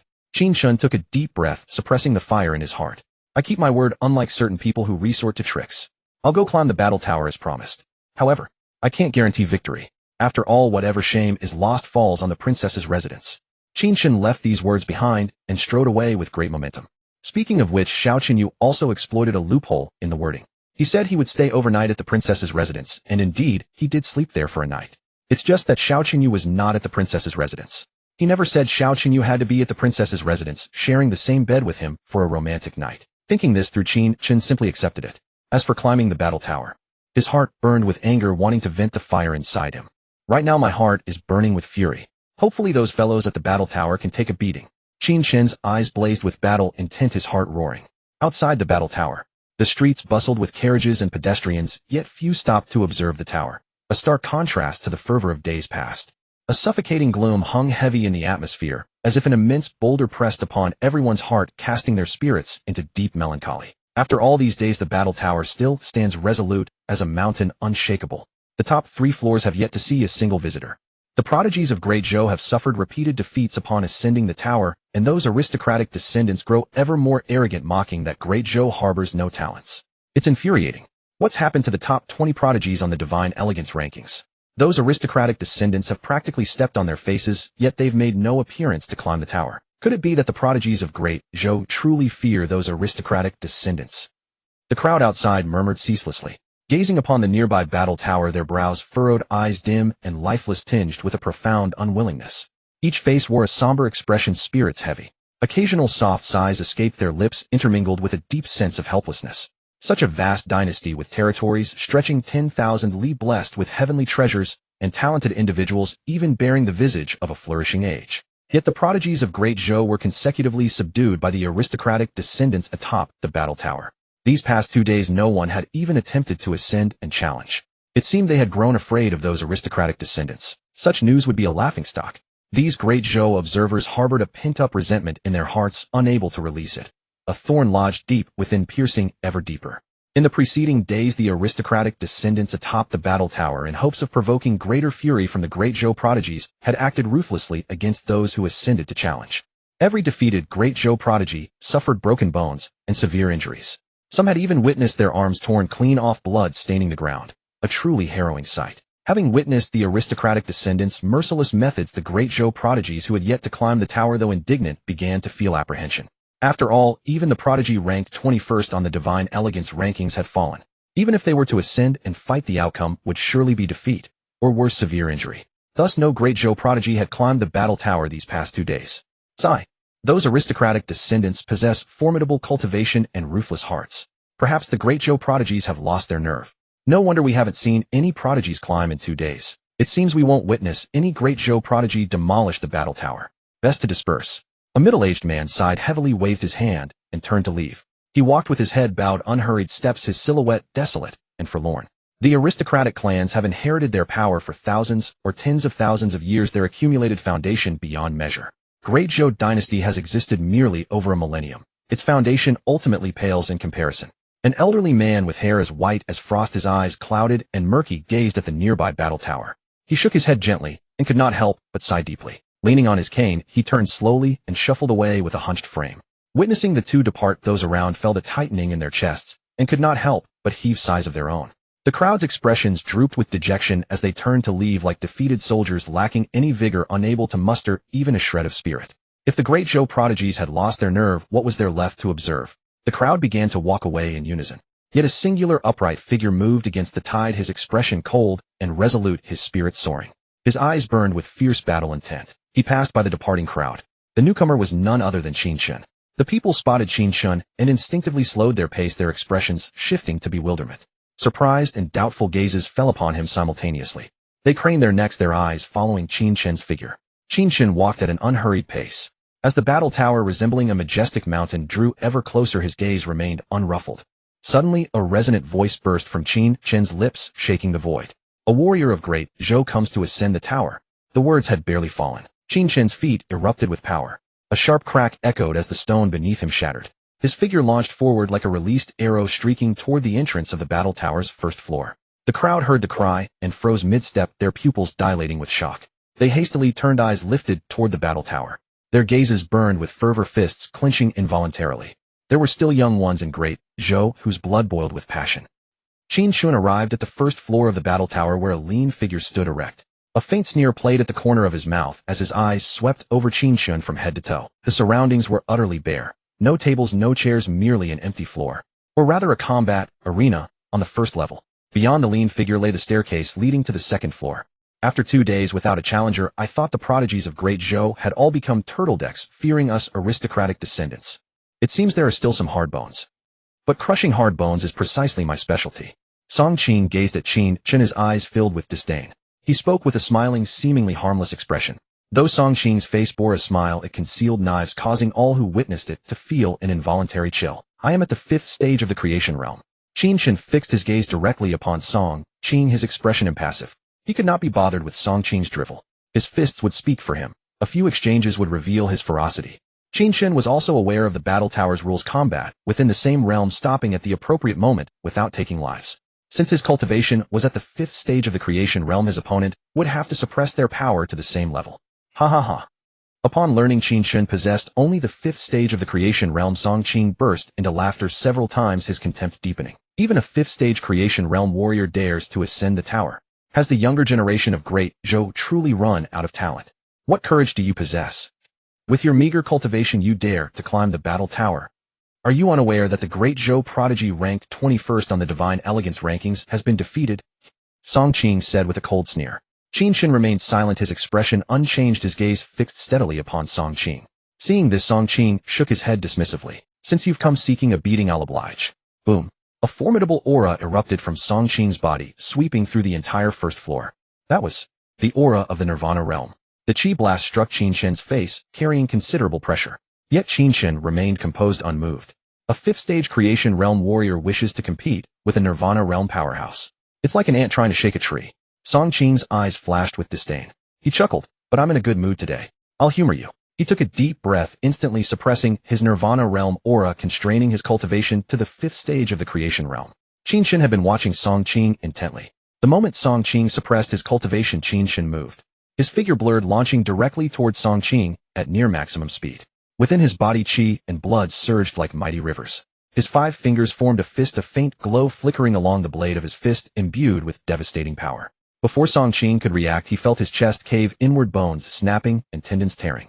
A maddening, splitting pain surged through his mind, causing his lips to twitch uncontrollably. Qin Chen's fist struck true directly at his heart. Though Song Qing was inherently a Nirvana realm powerhouse with a robustly tempered body, Qin Chen had channeled almost the full might of his Imperial Dao physique. Under that single punch, an unknown number of Song Qing's ribs shattered. The chi and blood within him roiled violently. He spat a mouthful of old blood, his body hurtling backward. Qin Chen's figure flickered, materializing behind Song Qing. He swung a vicious kick, a gust of wind howling along with it, striking Song Qing's lower back with full force. Song Qing shrieked, his body convulsing violently. It felt as though a massive iron rod had slammed into his back, skin splitting and bone shattering. The overwhelming leg force sent him hurtling forward.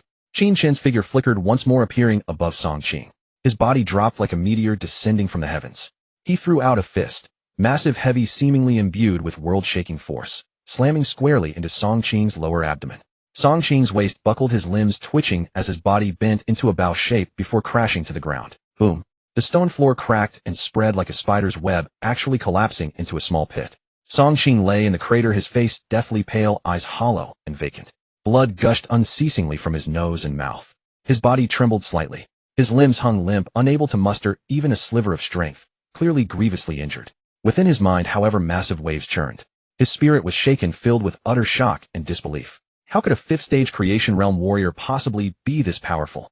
All of this transpired within the span of a lightning flash. Within the same realm, Qin Chen was absolutely invincible. Qin Chen walked slowly to Song Qing's side, his gaze lowering to glance at the blood-soaked face beneath him.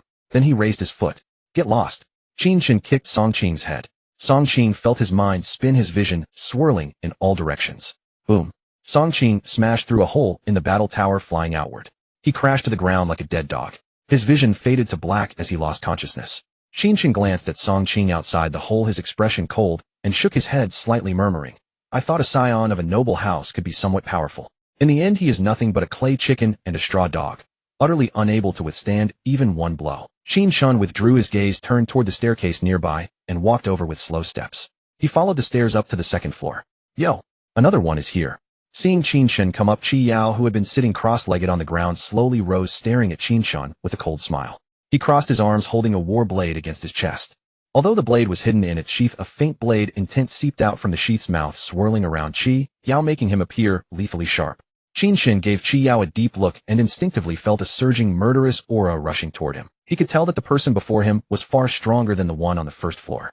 However, no matter how strong he was, he could not surpass Qin Chen. I am at the fifth heaven of the creation realm. Qin Chen looked at Qi Yao, no trace of fear in his eyes, and said expressionlessly. Qi Yao could not help frowning, somewhat astonished, and took a serious look at Qin Chen. So indeed, the fifth heaven of the creation realm. Song Qin couldn't even defeat you. He's too weak. With such strength, how can Song Qin count as one of the twin prodigies of the Song family?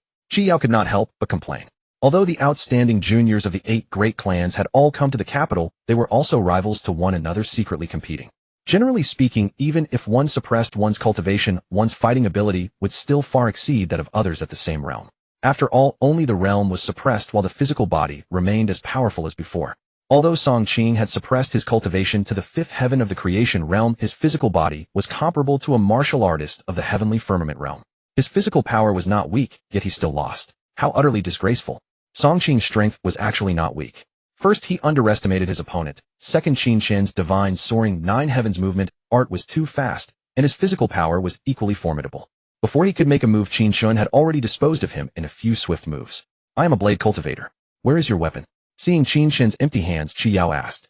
Qin Chen shook his head and said gravely, I don't use weapons.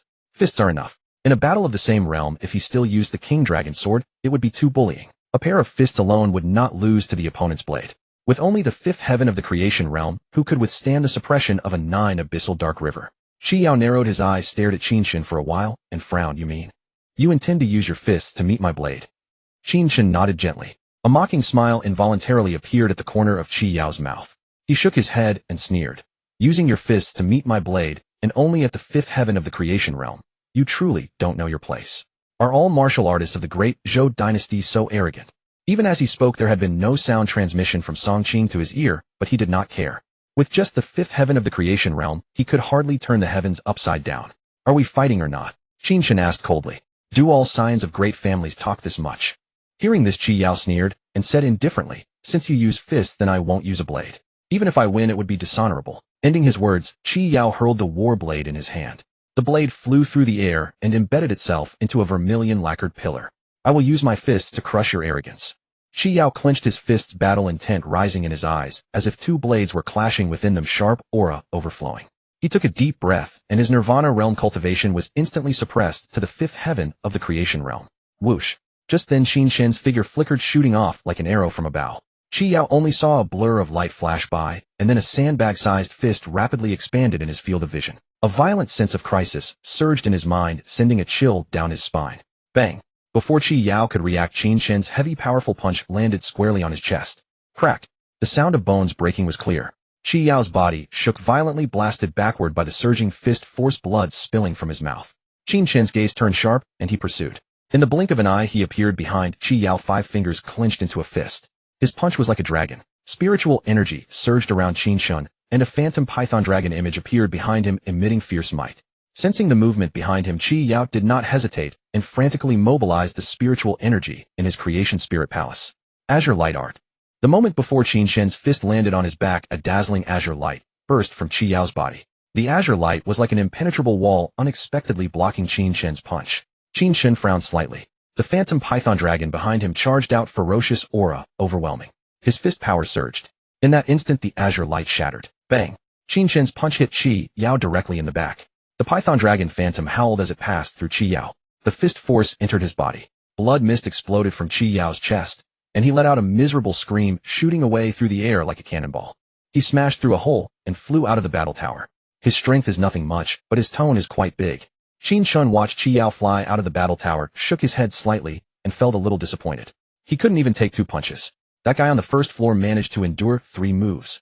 With a sudden thud, Qi Yao fell like a plummeting stone, face planting into the dirt, and skidding half a zhang on the ground before coming to a halt. A trail of blood half a zhang long was left on the stone slabs. His internal energies surged, a torrent of heat rushing up from his throat, spilling uncontrollably from the corners of his mouth, staining the earth crimson. His eyes were tightly shut. He had already fallen unconscious. The crowd outside the building saw this, the corners of their eyes twitching involuntarily, expressions of shock and inner turmoil spreading across their faces. That young man climbing the tower was merciless indeed. Two geniuses from aristocratic families had been beaten unconscious, clearly suffering severe injuries. The onlookers felt both surprise and delight, their tightly furrowed brows gradually relaxing a little. After days of humiliation, they could finally hold their heads high. Previously, it was always the prodigies of the great Zhou who were battered and bloodied. This was the first time they had seen the aristocratic geniuses reduced to such a sorry state. Which floor do you think that prodigy will stop at? Judging by the injuries of those two, that young man's cultivation must be quite formidable. In my opinion, he can at least reach the 8th floor. The 8th floor is too high, the 5th is his limit. Though I wish our great Zhou prodigy could conquer the battle tower, he is not among the top 20 of the divine excellence list, and his face is unfamiliar. His combat prowess is far from the best. The crowd fixed their gazes on the battle tower, their eyes shimmering with anticipation, yet their hearts were gripped with concern for Qin Chen. Qi Yao. A middle-aged man flashed over and landed beside Qi Yao, his expression grave. He frowned deeply, his eyes lowered, staring at Qi Yao's pale face and blood-streaked mouth, his heart trembling violently. This man was the guardian elder behind Qi Yao. He instantly recognized that Qi Yao was severely injured, quickly bent down and fed him a pill. Simultaneously, he circulated spiritual energy to help Qi Yao dissolve the medicine's power. As the energy entered his body, the middle-aged man gained a clear understanding of Qi Yao's injuries, his frown deepening and his face darkening. Qi Yao was wounded so gravely his heart meridians were almost shattered. His meridians are chaotic and his qi and blood are flowing in reverse. The middle-aged man looked up at the battle tower, a deep coldness flickering in his eyes, murderous intent hidden. He murmured, "That great Zhou prodigy has a vicious hand." Then he shifted his gaze to the side. There Song Qing sat cross-legged on the ground, his head drooping, while a powerful cultivator behind him was healing his wounds. Although Qi Yao had only taken 2 punches from Qin Chen, his injuries were far more severe than Song Qing's. In the battle tower on the 3rd floor, Qin Chen stood straight as a sturdy pine, facing a stoutly built youth. The youth had dark skin, bulging muscles, and his right shoulder and arm were bare, exposed to the air, exuding an aura of raw power. A practitioner of the body-tempering path, Qin Chen murmured, eyeing the stout youth. That set of rippling muscles clearly hasn't been neglected. I wonder how it compares to my own physical strength. Pei Zhan, hearing this, frowned and gave Qin Chen a peculiar look. Was the kid scared out of his wits? With that lean frame, he looked frail and weak, nowhere near Pei Zhan's own build. And he dared to speak such arrogant words. How could he? Comparing your physical strength. 1 punch from me, and you'll be done for. Pei Zhan raised his right hand, clenching his fist tightly, the joints crackling. A martial artist of the body-tempering path, possessed formidable physique, unmatched flesh, and astonishing strength. I'm afraid your fists aren't hard enough, Qin Chen said with a faint curve of his lips. I'm at the 5th level of the creation realm. 5th level of the creation realm. Pei Zhan's heart jolted, and he gave Qin Chen a deeper look, surprised that the latter was only at that level. Yet Song Qing and Qi Yao had both fallen to this man. Clearly this person's strength was not to be underestimated. Pei Zhan's gaze toward Qin Chen now held a measure of respect, and he became fully alert. A youth who could consecutively defeat 2 aristocratic geniuses could not be a nobody. Pei Zhan stared at Qin Chen, his battle intent rising, but a frown creased his brow. Doubts began to stir in his mind. What's wrong with Song Qing and Qi Yao? Why haven't they transmitted any messages?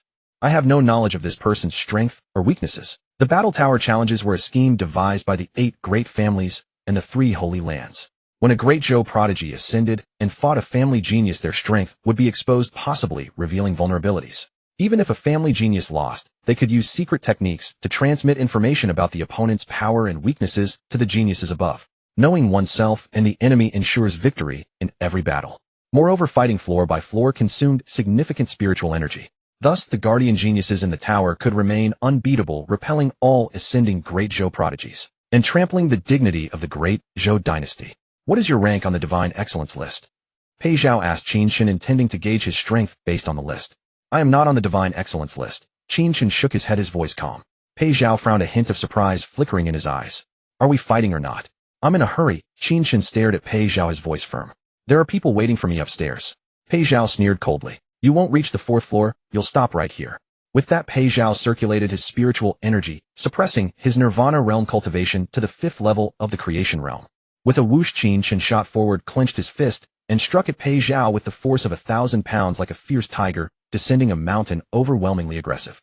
Fighting a body-tempering martial artist in physical combat. Overreaching yourself. Pei Zhao snorted, his battle intent blazing like wildfire. He stomped the ground, his figure hurtling forward, and swung his fist to meet Qin Chen's.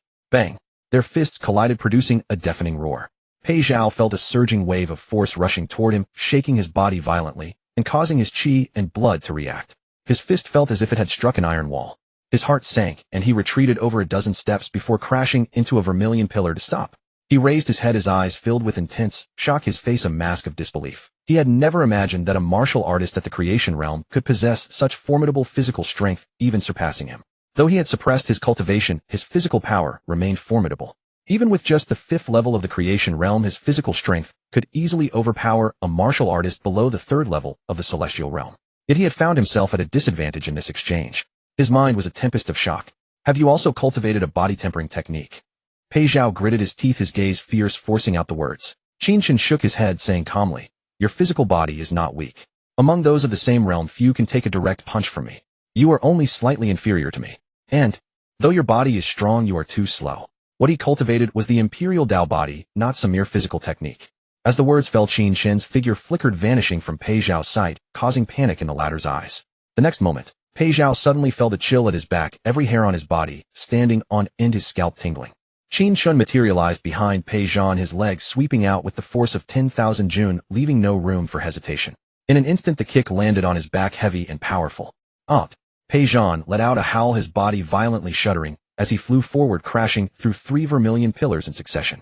Qin Chen narrowed his eyes, locking onto Pei Zhao's figure. He shifted his feet lightly, his form flickering as he pursued him. Divine travel of 9 heavens. One step traverses 9 heavens. Though Qin Chen's current cultivation was insufficient to truly cross 9 heavens, in a single step his movement technique was unparalleled, nearly reaching the pinnacle of speed. Earlier, when Qin Chen had exchanged a punch with Pei Zhao head-on, he had not employed divine travel of 9 heavens, wishing to test the raw strength of a body-refining martial artist. Even though Pei Zhao's body was formidable, Qin Chen was not the least bit intimidated. After all, within the same realm, he was the pinnacle of invincibility. Before Pei Zhao could steady himself, Qin Chen appeared beside him, spinning 360 degrees in the air, and delivered a fierce crescent moon kick hurtling toward Pei Zhao's head. Pei Zhao felt a gust of wind rushing toward him, and hastily raised his arms, crossing them in front of him. Bang! With a dull thud, Qin Chen's kick landed on Pei Zhao's arms. Pei Zhao's arms throbbed with pain, the corners of his mouth twitching. Meanwhile, his body plummeted downward. Another bang echoed. The floorboards trembled violently, cracks spreading like a spiderweb. Fortunately, the floor was far sturdier than the surrounding walls, preventing it from being shattered. After all, the battle pavilion itself contained no small amount of power. Pei Zhao lay on the ground, feeling as if every bone in his body was about to fall apart, his head spinning. That fellow's physical strength was absurdly monstrous. And that ghostly movement technique. Was he truly only at the 5th heaven of the creation realm? Pei Zhao's mind quaked. He could not believe that a martial artist at the 5th heaven of the creation realm could unleash such combat prowess. Even when he himself had walked the path of body refinement at the 5th heaven of the creation realm, his physical strength had not been this formidable. Again, before Pei Zhao could rise, a low voice rang in his ears. Qin Chen raised his fist and smashed it down swift as thunder. Pei Zhao's mouth involuntarily twitched, a hint of gravity surfacing in his eyes, his face darkening. This fellow always aimed for the back and the head, truly ruthless. Without hesitation, Pei Zhao frantically mobilized the spiritual energy within his creation's spiritual palace, forming a hand seal with one hand, while meeting Qin Chen's fist with the other. 100 battle golden body art. In an instant, Pei Zhao's body was tinged with a mystical golden hue, transforming into a golden body. Bang! Fist and palm clashed, the dull sound deafening. Pei Zhao did not collapse. As before, he forcibly withstood Qin Chen's heavy punch. Qin Chen felt as if he had struck the hardest steel, the impact jarring his fist. After Pei Zhao executed the 100 battle golden body art, his body became a golden form, virtually indestructible. His physical strength had also increased considerably. Get lost! Pei Zhao roared, blood aura erupting from his body, surging like a mighty river, and an earth-shattering force burst from his palm. Qin Chen's arm trembled, his body flying backwards, spinning in midair to land steadily. Pei Zhao sprang up with a carp-like motion, his eyes locked on Qin Chen, and shot forward like a bolt wrapped in wild, violent power, his momentum astonishing. In an instant, Pei Zhao closed in on Qin Chen, both arms striking out, fists raining down. 100 battle Saint Fist. Pei Zhao swung his fists wildly at Qin Chen, producing countless fist shadows that seemed to blot out the sky. The fist intent surged, shaking the void. The surrounding walls and vermilion pillars were cracked by the impact, but they quickly healed. In moments, Qin Chen's figure was riddled with holes, yet no blood spurted. Pei Zhao paused, his eyes narrowing, and stopped his fists. That figure gradually became illusory. An afterimage. Pei Zhao's heart jolted. Then his mind trembled violently, and he sensed something amiss, a chill running down his back. The figure before him was an afterimage. Where was the person?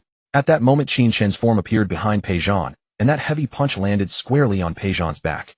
Duong!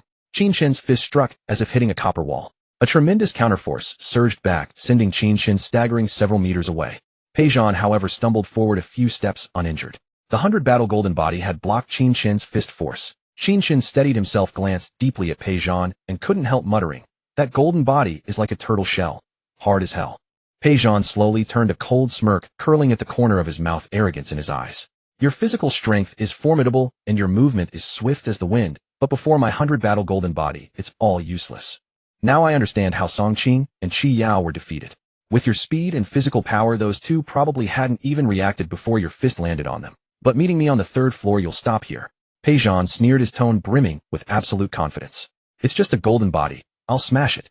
Qin Chen met Pei Zhan's gaze, his eyes seeming to clash with two invisible swords stirring a sharp edge.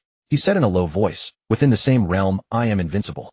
With that, Qin Chen shot forward the small Saint Palace in his dantian wildly, surging with torrents of spiritual energy. Arrogant nonsense.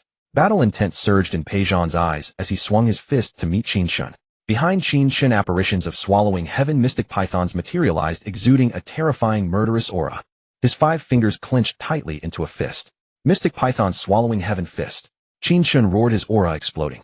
The swallowing heaven mystic pythons behind him merged into a single python, which bent down, coiled around Qin Chen's right arm, and hurtled forward.